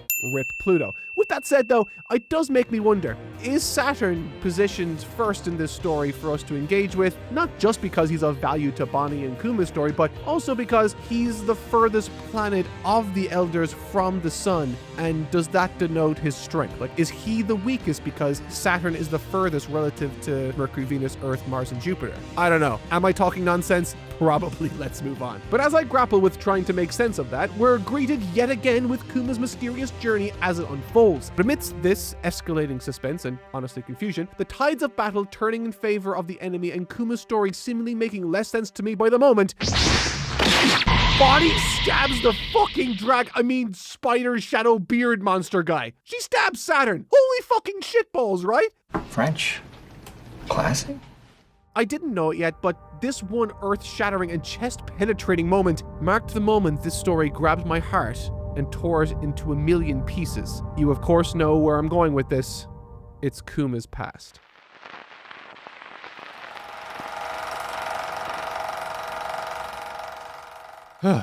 First of all, let me just say, fuck you to whoever helped Oda write this flashback, because naively, I decided to read chapters 1095 to 1103 on Sunday, resulting in a sleepless night haunted by reflections of this story and how I might actually articulate my thoughts for this video. You see, after exploring many of your reflections online, it's clear this flashback is deeply revered, and honestly, understandably so. But personally, nothing else in One Piece has actually affected me quite as profoundly as this, because I am a father. The proud father of the best 2-year-old little girl in the entire world, and because of that personal connection, Kuma's story hit me like a train. At its heart, Kuma's narrative is a testament that heroism is fundamentally a choice, a deliberate act of kindness and sacrifice made in defiance of unspeakable cruelty. As such, Kuma's extraordinary compassion and selflessness sharply contrasts with Imu's unfathomable cruelty, underscoring the stark moral dichotomy central to One Piece. You see, over the last few decades, One Piece has done an incredible job communicating how alive its world truly is. This is why moments like Oden's backstory, Whitebeard's adventures, and Roger's flashbacks are seen as turning points within the series. Iconic snapshots hinting at a wider world and history extending far beyond the scope of our understanding and one character. Through these flashbacks, Luffy's mission feels more significant and the horizons he faces all the more daunting. That's the function of a flashback. They bring the world to life beyond the scope of the main character and central plot, instilling greater meaning through recontextualization. However, while different flashbacks serve different purposes throughout this tale, what sets Kuma's apart from all the others for me is that it has no one speciality that it exceeds in, because it does everything perfectly. Spanning 47 years, we follow Kuma from birth to the day he functionally dies. From discovering his tragic mother's fate and witnessing his father's sacrifice to enduring the devastating circumstances forced upon his island home. We witness the growth of a tormented boy into a troubled yet profoundly noble man in spite of it all. Given countless opportunities and reasons to become bitter, hateful, and vengeful, Oda deliberately chooses the opposite path for Kuma, delivering a powerful message that defines this narrative. That heroes are important, and most importantly, can come from anywhere. A hero can be defined as something as simple as a difficult choice made during turbulent times. This story explores that heroism through multiple lenses, ranging from deeds that are legendary all the way to deeds that are deeply grounded, from innocent dreams to paternal sacrifice, with a specific focus on how those heroic acts can move others into profound actions themselves. For Kuma, there is no pursuit of the One Piece, no high-seas adventure for dreams or treasure. Instead, this historical peek behind the curtain illustrates the extraordinary lengths one man will go to in order to protect the treasure closest to his heart. Now, I don't know what the experience was like for you guys reading every other week, but for me, reading it all in one go, I was hanging on every word and action. I felt every single setback Kuma endured, and through that, I realized that even as his life started to blossom into something worth living, all of that joy did was create more areas through which they could hurt this gentle giant. And so, in addition to this story being about the light humanity finds in its darkest moments, it is equally a horrifying condemnation of the worst our species has to offer. So much so that by the time I reached its conclusion, I was emotionally exhausted. Yet through the stories of Nika, even amidst this suffering, Kuma summons the courage to dream of something. A dream that one day someone could rescue him. And that day, thankfully, it comes. Not through Nika, but through Ivankov and Ginny. Now much younger, it is here Kuma's childhood experiences shape his future actions profoundly. He is unable and perhaps unwilling to pursue personal happiness, such as marrying Ginny, fearing the dangers his race could invite upon her. Instead, he opts to fight for the Revolutionary Army, bearing countless burdens weekly because the safety of others matters more to him than his own desires do. Now, as a side note, because I am woefully underinformed concerning this world's history compared to a lot of other One Piece historians, the God Valley stuff has to be some of the best teasing Oda has ever done. I mean, we're talking about a moment in history that has literally shaped the world Luffy now takes part within. The story as we know it today would not be happening had Rox not fought against Roger, lost, and ultimately became erased from history that day. with Big Mom securing Kaido's devil fruit highlighting for me a stark contrast in motivations at play on this island. Rock's crew viewed fruits as a means of power. Celestial dragons saw them merely as a game prize, while Kuma, Ivankov, and Ginny desperately sought them as keys to freedom and survival. This multi-layered event underscores the narrative significance of God Valley, emphasizing the complex motivations and historical ramifications still resonating in One Piece today. But back to tragedy striking for Kuma, as it so often does. And honestly, in a flashback that is coated with some of the most dark imagery I've ever seen, this might just be the darkest chapter of it all. He's forced to search desperately for his best friend until he discovers that she was trafficked, fell ill, and ultimately died. Yet as this narrative continuously reminds us, heroes exist everywhere. By sacrificing herself for another, Ginny ensures the safe delivery of Bonnie to Kuma, a child burdened by her mother's devastating illness,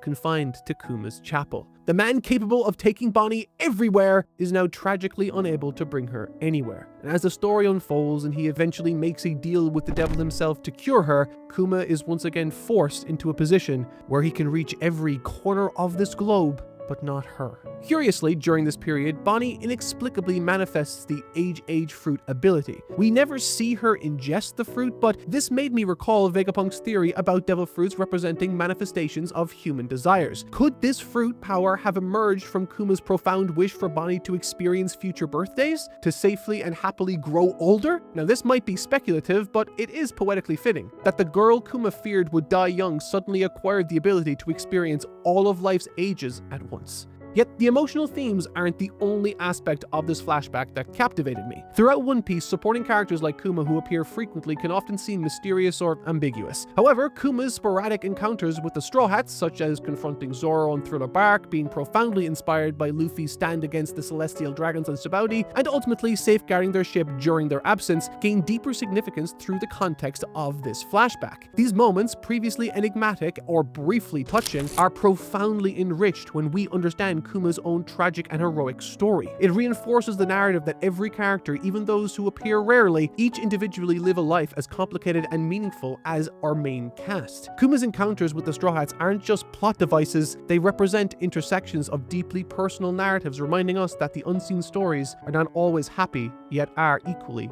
as powerful. And speaking of power, our perception of villains often hinges on their impact on the heroes themselves. In simpler narratives like Dragon Ball, Goku acts as a clear counterpoint to Vegeta, Piccolo, and Frieza. In slightly more complex narratives like Death Note, Light Yagami contrasts sharply with L. One Piece therefore then blends these approaches, often positioning Imu in opposition to Luffy. However, as this flashback vividly illustrates, heroism in One Piece is abundant and varied. Among them, Kuma's sacrifice stands out profoundly, starkly contrasting the cruelty of Saint Saturn and even Imu. Where Kuma was enslaved, Imu reigned supreme with unlimited power. Where Kuma lost control over his life, Imu exerted tyrannical dominance over all. And when Kuma attempted to save his daughter's life, the seemingly timeless Saint Saturn demanded he end his own in return. Also, this is completely aside, this guy, Saint Saturn, he looks exactly the same like 30 years prior. I don't know if that's relevant, but he sure as hell looks timeless to me. Imu can make other people immortal ? However, despite possessing boundless power, control, and infinite resources, Imu and the Elders remain obsessively fixated on what they cannot possess, erupting into murderous tantrums at the mere mention of the will of D.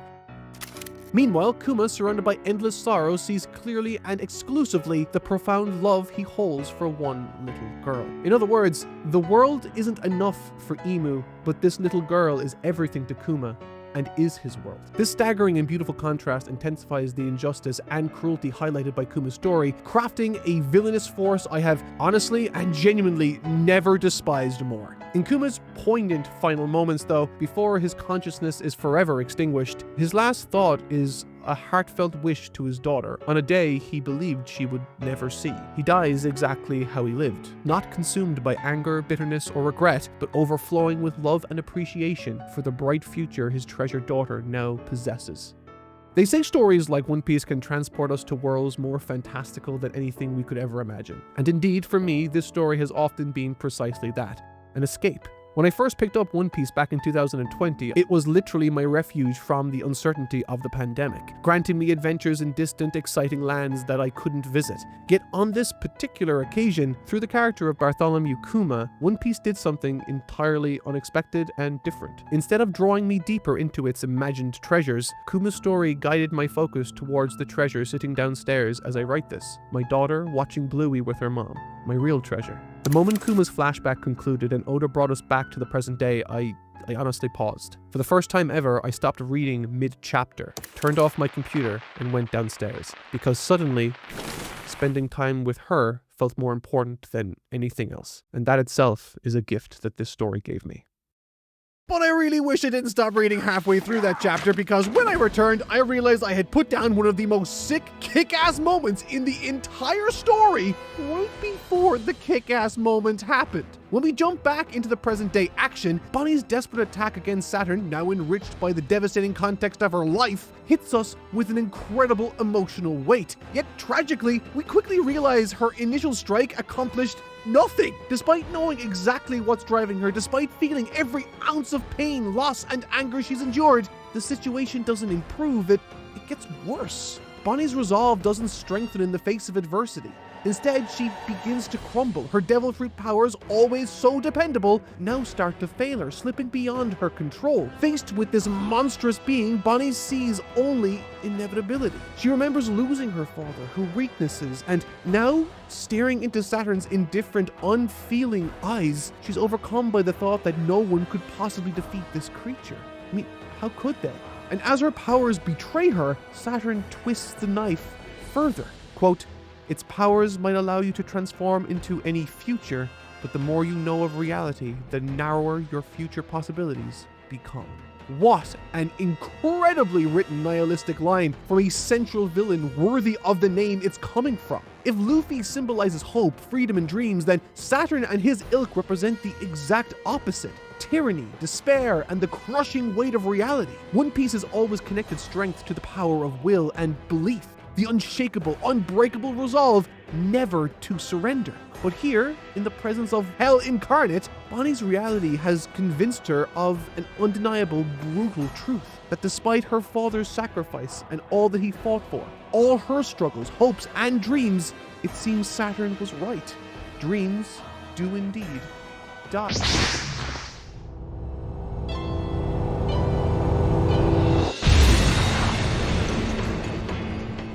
Ladies and gentlemen, I present to you the best punch in all of One Piece. A slave that just punched a man at the pinnacle of the world took place before our eyes. This moment is more than cathartic to me.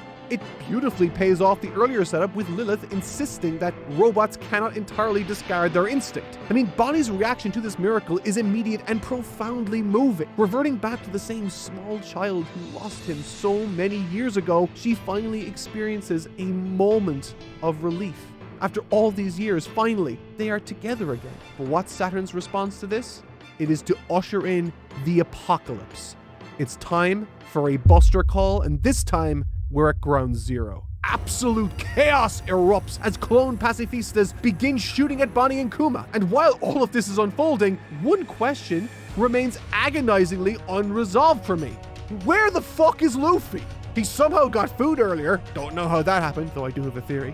What's happening? Meanwhile, the sailors executing the buster call are caught in moral turmoil, which is just chef's kiss. Should they risk confronting an Emperor of the Sea, hoping desperately to subdue him with sea prison cuffs, or should they just flee to safety and let him reach full power? Honestly, it's a fair dilemma and one that I certainly do not have the answer to. But as I'm left to consider all of this, one of my absolute favorite sequences in all of One Piece starts to unfold. You see, as Bonnie desperately shouts at these clones of her father to stop, and they actually do, initially I was convinced that what was happening was some sort of new Conqueror's haki or something unknown, I don't know. But silence falls, and in a quiet moment, Vegapunk reveals a secret.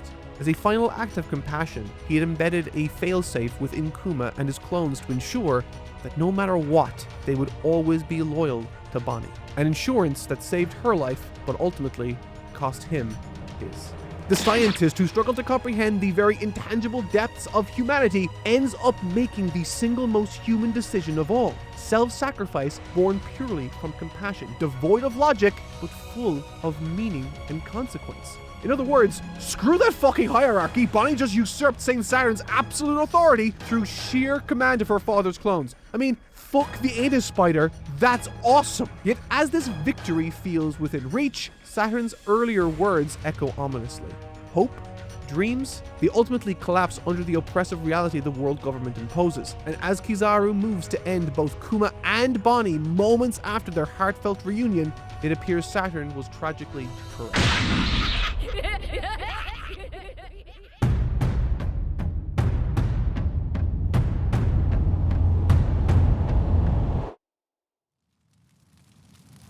受がれる意志、時代のうねり、人の夢、これらは止めることのできないものだ。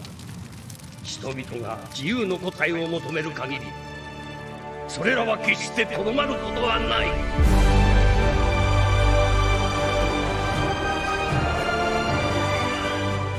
I absolutely adore that the first time Bonnie sees Gear 5, or Nika in this case, is when Luffy swoops in to save her and Kuma.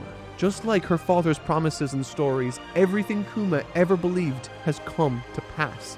He found her, they found each other, and now, together, they've found the legendary hero who will save them all. Bonnie's astonishing whisper of "Straw Hat" encapsulates the beauty I addressed in Kuma's flashback, that often the greatest heroes emerge from the most unlikely, understated of places. With her tearing up upon seeing this once thought to be unreachable hero before her eyes, Luffy asks, "Why are you crying?" To which she returns with a response that squeezed every last tear from my face. "Of course I'm crying. I've been looking for you." This is honestly such an incredible moment and utterly outstanding story. I'm sure there are some people out there that might have thought Kuma's flashback killed some of the pacing that was going on, but in truth, without that flashback, this moment is by orders of magnitude less meaningful, less powerful, less brilliant. Oda made the right choice. But I do have one gripe. Vegapunk's not dead. I mean, okay, that's chill for him, it's cool, I'm happy with that. I mean, I love the little applehead to death. But honestly, it's getting really hard to know when someone's actually gone in One Piece. I know it's always been this way to some extent, but Vegapunk surviving this attack? Well, it kind of makes Ace look like a bit of a bitch, doesn't it? Anyway, as the dust settles, something else astonishing occurs. The ancient robot starts to awaken? Oh god, there's just too much to think about. Okay, that's not all. An ominous mystery ship emerges from Elbaf. Again, it's too much information for my little brain to deal with. Gonna push that. Wait, no, fuck. Okay, it's Broggy and Dory. They're here to back up Luffy. Big News Morgan sensationalist headlines finally serve a divine purpose. The giant crew hype is real. Let's go. But to put a bow on this epilogue of Kuma's story here. Throughout Kuma's tragic tale, we've always seen him portrayed as an emotionless robot, but this flashback was the first time we truly saw Kuma's eyes. Not because of some hidden lore or mysterious bloodline, but because it was the first glimpse of the human behind the facade. And now, in this climactic moment, even though he outwardly maintains that robotic exterior, the remnants of humanity left inside, the fierce love of a father for his daughter, remains unyielding. No matter how deeply buried his consciousness might be, as long as his heart beats and air fills his lungs, Kuma will never allow harm to come to his little girl. He is forever her shield. And speaking of shields, Sanji comes to make the save on Bonnie. Now, I know he's not super big in this part of the arc, but man, I am a simp for this man. He always knows how to get into the right place at the right time. But just as I thought things couldn't get any more intense, and they get so much more intense, holy fuck, Oda reminds me of one crucial fact. Despite all the insanity happening with literal gods like Nika on the battlefield, the rest of the world's key players are still making moves. Enter Blackbeard's crew. Stop doing things! What's happening? Oh my god, who's this person? Oh, gotta go to the Wikipedia. Fuck. Okay, Katarina Devon, and she's that girl from, okay, gotcha. Yeah, so her and him arrive, and their sudden appearance on Egghead was staggering. A reminder that no matter how many chaotic threads are being unraveled at once, there's always room for one more to give me a headache. But what possible reason could they have for showing up at Ground Zero, you might be asking? Well, Katarina shows us by touching Saturn and then vanishing just as swiftly as she arrived. Great! Now I'm even more anxious. With her devil fruit power, can she now impersonate Saturn? And if so, to what degree? I know it's kinda supposed to be like Bon Clay, but I don't know. Is this all part of Blackbeard's broader plan? Probably. Everything about this situation screams mystery, and I'm here for every nerve-wracking second of it. But Oda doesn't let them simply exit stage left. No, that would be the sane thing to do. Instead, they warp to another part of the island to none other than Caribou, begging to join their crew. Now let me tell you, nothing in this entire series has stressed me out quite like this encounter. This slime ball has been living aboard the Thousand Sunny for ages. He knows everything about the Straw Hats, but even worse, Oda makes sure he overheard critical information regarding the location of known ancient weapons such as Shirahoshi on Fishman Island and Pluton on Wano. Oda literally kept this slimy bastard in the shadows tailing the Straw Hats since Fishman Island. 15 years of real-world storytelling, just to help Blackbeard enter the race for the ancient weapons. Eiichiro Oda is a literal psychopath of the highest order who should absolutely be imprisoned, as soon as he finishes this masterpiece of a story, but yeah, okay, we did that later. My head is honestly spinning from the implication of this brief but loaded exchange. Blackbeard's lineage is described as special by our least favorite demonic anus over here, Saint Saturn, and what's more is, Katarina boldly declares that Blackbeard's ambition is literally the world, immediately recalling the ambition of Rock's Pirates fame. Does this mean we're gearing up for another God Valley incident between Luffy and Blackbeard? Are we about to witness history repeat itself? And once again, I'm left in utter awe as to how effortlessly Oda sets these grand dominoes in motion. And just as each domino falls, it cascades into another setup to perfectly throw this story into the most tense series of chapters, maybe in its history. You see, as Vegapunk begs Luffy to keep Bonnie safe while Sanji rushes with Vegapunk in tow, all the while Luffy boldly faces off against the big anus monster, tragically, we come to realize that you cannot outrun someone who moves at the speed of light. And with that, Vegapunk meets his end. Immediately, my mind surges. Fuck, now we gotta go to Elbaf to get the answers, but at least we get this baller panel of Luffy grabbing Kizaru and defiantly confronting Saturn. I mean, that is hard as fuck. Or at least that's all I would be thinking, if not for what happens next. Because Vegapunk, the genius that he is, teases the single biggest cliffhanger in One Piece history. Which is fantastic news for us and terrible news for my bladder, as I've literally been holding my pee in for the last 30 fucking minutes and I haven't been able to pull myself away from this story because it's so good. Fuck you, Oda. I both love you and hate you, but also just go to jail. Holy fuck. The most insane part is that from the very start, Egghead Island has been captivating, right? But every subsequent chapter continues to cement it as the single greatest setup arc in One Piece history. And honestly, at this point, maybe even my favorite arc in the story? Vegapunk's final gambit here, his contingency, his death wish, setting up a recorded message to broadcast across every naval base and snail phone in the world, is genius. Suddenly, Shaka's earlier declaration about their immediate deaths hits harder, knowing he helped set up this very contingency. It's the ultimate act of defiance, a middle finger the size of the Grand Line itself, directed straight at the world government. To be honest, as far as I'm concerned, the good doctor's new name is Stella D. Vegapunk from now on, and no one can tell me otherwise. Furthermore, there's this 10-minute time limit thing. It's brilliant because it serves two functions simultaneously.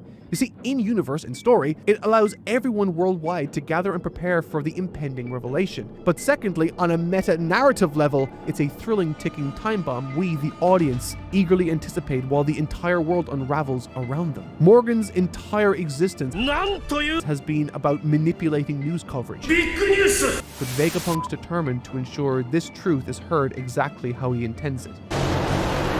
But there's just one issue. It's forbidden.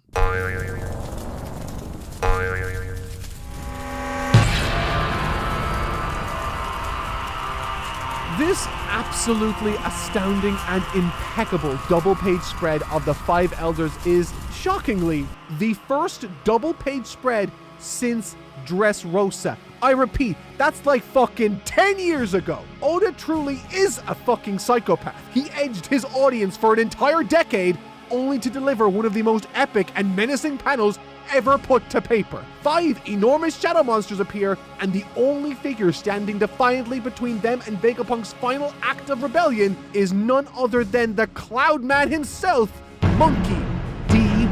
Luffy.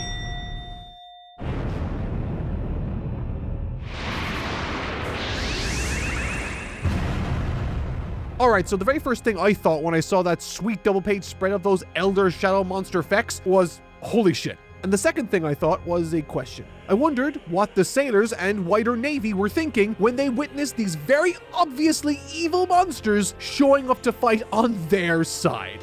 Are we the baddies? I find it hilarious that literal evil shadow monsters appear from thin air on their side and no one is thinking, they look evil beyond reason. But from the outset, what I love most about the dynamics of this island-spanning battle is the clear narrative focus. When Zoro faces off against Lucci, our concern isn't whether Zoro can win, because, I mean, let's face it, he absolutely can, and does in spectacular fashion, by the way. Instead, the tension arises from the core directive that defines the climax for the Straw Hats: escape.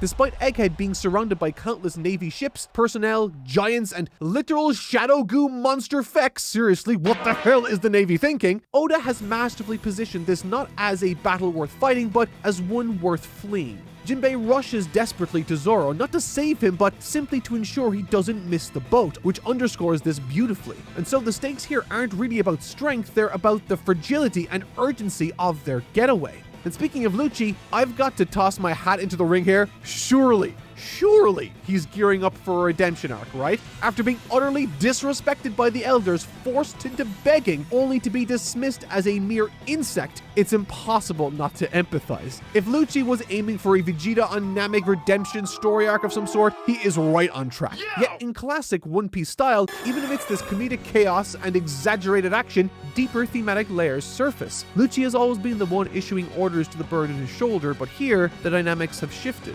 They've flipped, underscoring just how much the mighty here have fallen. But as entertaining as Lucci's humiliation and potential redemption arc are, this segment quickly escalates beyond individual struggles. The return of giants Drogi and Dory, whom Luffy casually mentions he hasn't seen in 2 years, that rubbed me about as smoothly as sandpaper, forcing me to quickly glance at my calendar, realize that Little Garden actually aired a quarter-century ago, and then subsequently I crumbled into dust like the ancient sarcophagus I've apparently become. Yet, amid all this chaotic nostalgia, something genuinely incredible occurs. The ancient guardian awakens.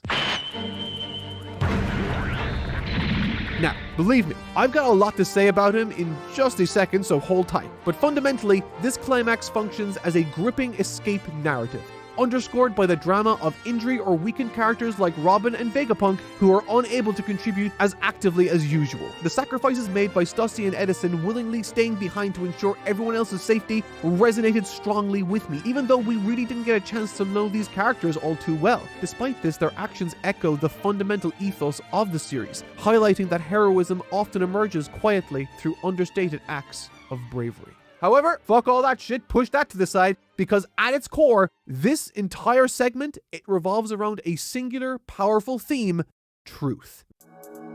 Vegapunk's frantic transmission about earthquakes and rising sea tides aren't mere exposition, they are dire warnings layered with philosophical gravitas. His revelation about the Mother Flame and his chilling declaration that the world as we know it will sink into the sea crystallizes the narrative's urgency. Intriguingly though, my strongest theory about this story's potential conclusion didn't emerge directly from Vegapunk's explicit warnings, but rather the chapters where his transmissions were interrupted. Interestingly, this cut-in transmission occurs during his discussion of the will of D, ironically resulting in an incredible speech complete with its own void segments. This narrative vacuum, however, encouraged me to consider a fascinating theory I have.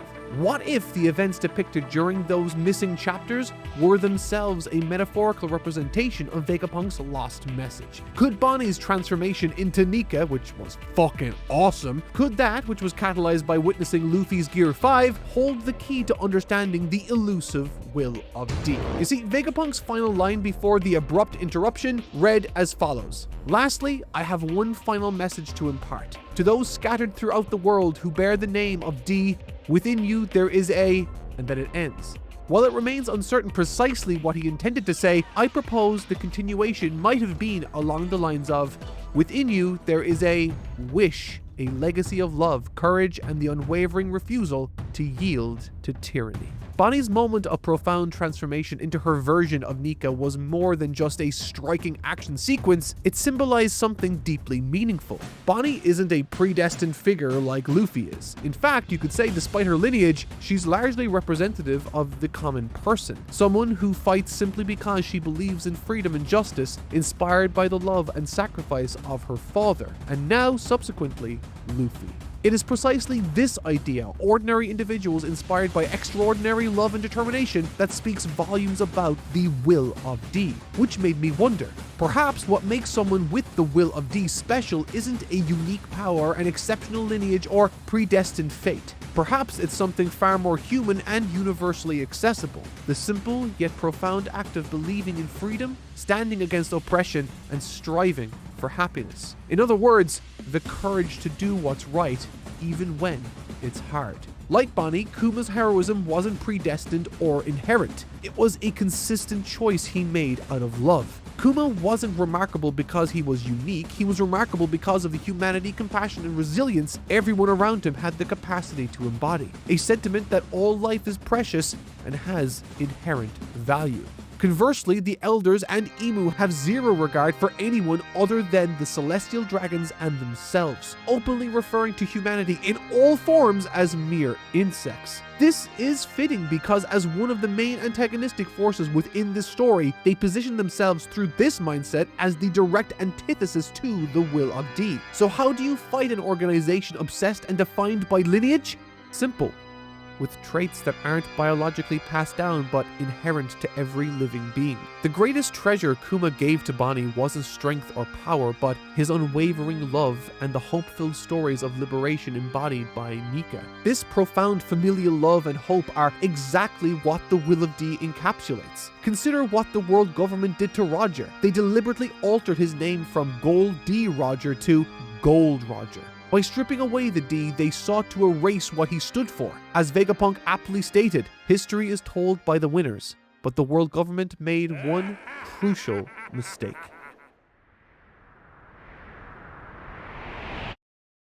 人はいつ死ぬと思う。心臓をピストルで撃ち抜かれた時、違う。不治の病に侵された時、違う。猛毒キノコのスープを飲んだ時、違う。人に忘れられた時さ。 Vegapunk's missing transmission, I think, potentially encapsulates precisely this ideal. For so long, we've been trying to figure out how those who bear the Will of D are connected. Their lineage, their jobs, their goals. But if you look in those places, you'll soon realize that the bearers of the Will of D exist across pirate society, the Revolutionary Army, and even the Navy.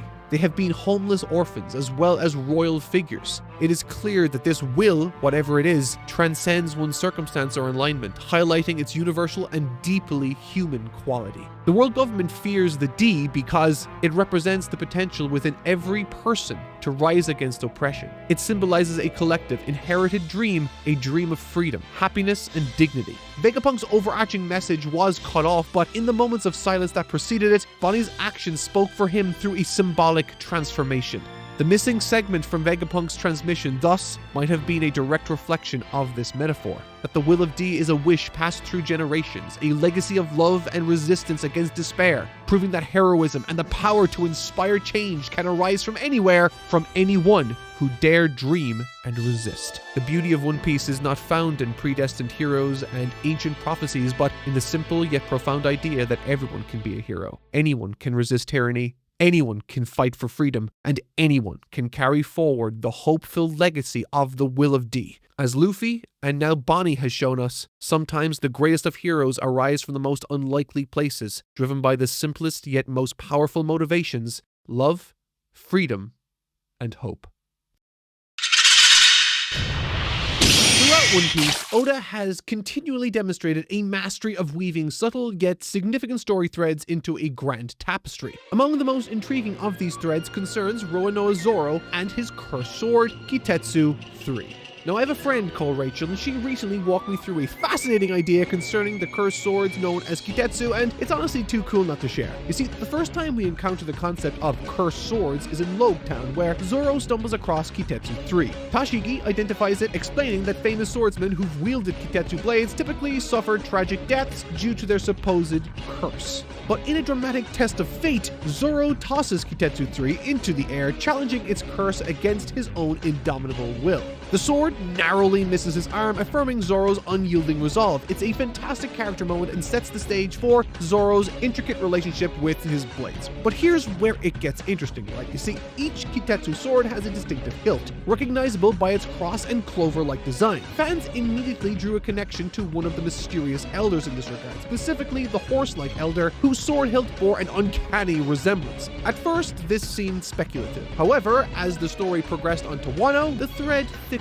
Here, Luffy casually picked up another Kitetsu sword, specifically Kitetsu 2, from the home of Tengu, later revealed to be Oden's father. And once again, this sword was described as intensely cursed, reinforcing the legacy and significance of these blades within the narrative. And now fast forward again to Egghead, where Zoro clashes directly with this horse elder wielding what fans speculate to be Kitetsu. I mean, there's visual and narrative cues strongly suggesting that it is anyway. Could this imply that Zoro, the three-sword wielder, might eventually claim all three Kitetsu swords? You might think so, but maybe not. Perhaps the narrative intends Zoro to surpass these legendary older blades with his relatively newer Kitetsu 3, symbolizing the new generation surpassing the old, much like the thematic weight of Luffy's iconic straw hat having been passed down to him. This resonates, I think, deeply with Oda's overarching message that legacy isn't merely inherited but actively created and surpassed by those who follow.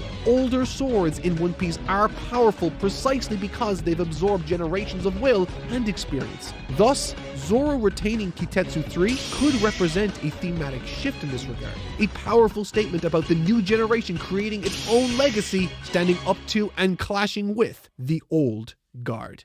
And speaking of old guard, why don't we talk about that giant guardian thing, eh? The Guardian's existence has intrigued every character who studied it. Its history and past battles raise countless questions, and its importance to this tale genuinely cannot be overstated. And when I say important, I don't just mean to this arc alone, I'm talking about the entire narrative tapestry of One Piece itself. Oda has repeatedly shown a profound mastery of flashbacks. Right? Throughout this sprawling epic, we've seen how effectively a different perspective can recontextualize and expand a story we thought we already knew. And as is often the case, an arc's emotional and narrative resonance hinges on these very flashbacks. Kuma's backstory was undeniably Egghead's emotional centerpiece, and I've praised it endlessly for its sheer brilliance. However, there was another, more subtle moment that stood out to me. A moment hinting at perhaps the most pivotal flashback yet to be revealed. In the heart of chapter 1122, when all hope seems lost, and it appears the Straw Hats might succumb to the relentless onslaught of shadowy monstrosities, a voice only Luffy could hear suddenly pierces through the chaos and says, "Sorry, Joy Boy. I wanted to apologize. Deep down, I knew that you couldn't still be alive, but you look so much like him that it brings back the warm feelings I had that day. I'm sorry, Joy Boy. Sorry that I couldn't make you king." Out of nowhere, reading this simple exchange and the rest of this chapter, I found myself welling up unexpectedly. Initially, as I read through this climax, I was gearing up for an exciting, thrilling escape. It's the finale after all. I had already been deeply moved by Kuma, and so at this point I believed all that remained was a grand resolution. But Egghead isn't just another arc, it is unquestionably the single greatest setup arc within perhaps the greatest story I've ever had the privilege to experience. Within the space of 17 pages in chapter 1122, Oda didn't just deliver thrills, he wove in an echo, an emotional resonance linking directly to what could become the foundational, inciting incident for the entire One Piece story, the untold adventure of Joy Boy and the Void Century. When the time is right, you'll save me.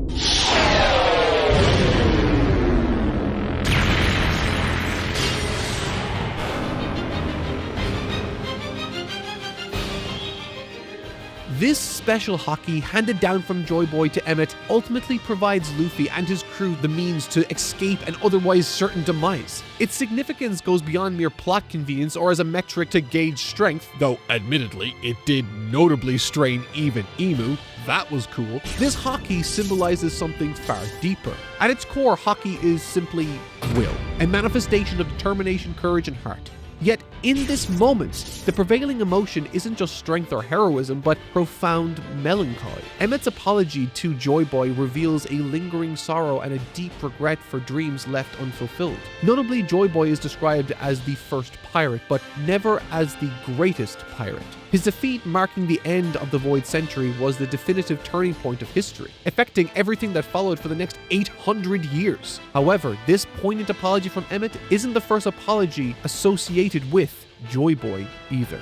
On Fishman Island, Robin discovered a poneglyph, uniquely styled like a letter, one that she describes as potentially serving as an apology, one perhaps directed at Joy Boy. The broader point I'm driving at here is that Joy Boy's story is ultimately one of optimistic resilience yet profound tragedy. His failure ushered in centuries of tyranny. Whatever occurred during the Void Century, the world government emerged believing that they had won decisively. But as the narrative has revealed, that victory was far from complete. As Emmett notes, Luffy strikingly resembles Joy Boy. We've previously discussed how objects like swords inherited the will of their wielders, growing stronger as generations pass. And so here too, the symbolism remains powerful. In Joy Boy's flashback, as he entrusts his contingency hockey to Emmett, a familiar straw hat is donned atop his head. And so you're telling me, 8 centuries later, that same hockey, imbued with enduring determination, becomes instrumental in saving Luffy, the man now wearing his hat, prolonging his journey and keeping Joy Boy's dream alive. That's insane. That can't be a coincidence. Joy Boy's story is fundamentally the opposite side of Luffy's coin. A hero with dreams, optimism, and dear friends whose ambition tragically remained unrealized. But Joy Boy never allowed those failures to define him. His hopeful spirit shines through clearly in this exchange with Emmett. Symbolically, the hockey Emmett unleashes in this crucial moment represents the purest monument to the will of D, perhaps that I'd ever encountered. Across centuries, Joy Boy's undying will and dream provided precisely what Luffy and his friends needed in their darkest hour. In the end, Joy Boy's tale isn't defined by his failure, but by his unyielding optimism. The very essence of the will of D, his legacy is a profound reminder that greatness isn't exclusive to those chosen by destiny. Instead, it resides in the courageous choices made by ordinary people who dare to resist despair, oppression, and injustice. The heartfelt echoes of Joy Boy's hope, carried forward by Emmett and finally realized by Luffy, underscore the beautiful core message of One Piece. Everyone possesses the capacity to become a hero, to change the world. And in those defining moments, when all seems lost, it's precisely this ordinary yet extraordinary spirit that lights the path forward. And this is where I would end my video had it not been for one stray plot thread that appeared and subsequently vanished all within the span of a single chapter: Perona and her attempted rescue of her master, Gecko Moria. This has genuinely been gnawing at me ever since the arc ended. Why mention Moria at all? We've got threads that seem satisfyingly interconnected. You know, we've got Kobe, Sabo, Luffy, Blackbeard, Shanks, but Moria? Where could he possibly fit into all this? Well, let's rewind for a second. During the events of Kuma's flashback concerning the God Valley incident, we're greeted by this striking group shot. All the usual suspects appear: Whitebeard, Big Mom, Kaido, and so forth. But who are these guys? Suddenly given pride of place with dedicated panels of their own. Have we seen them? Well, turns out this isn't actually the first time we've seen these supposedly new faces. The first time, you might have guessed it, was none other than Moria's own island ship, Thriller Bark.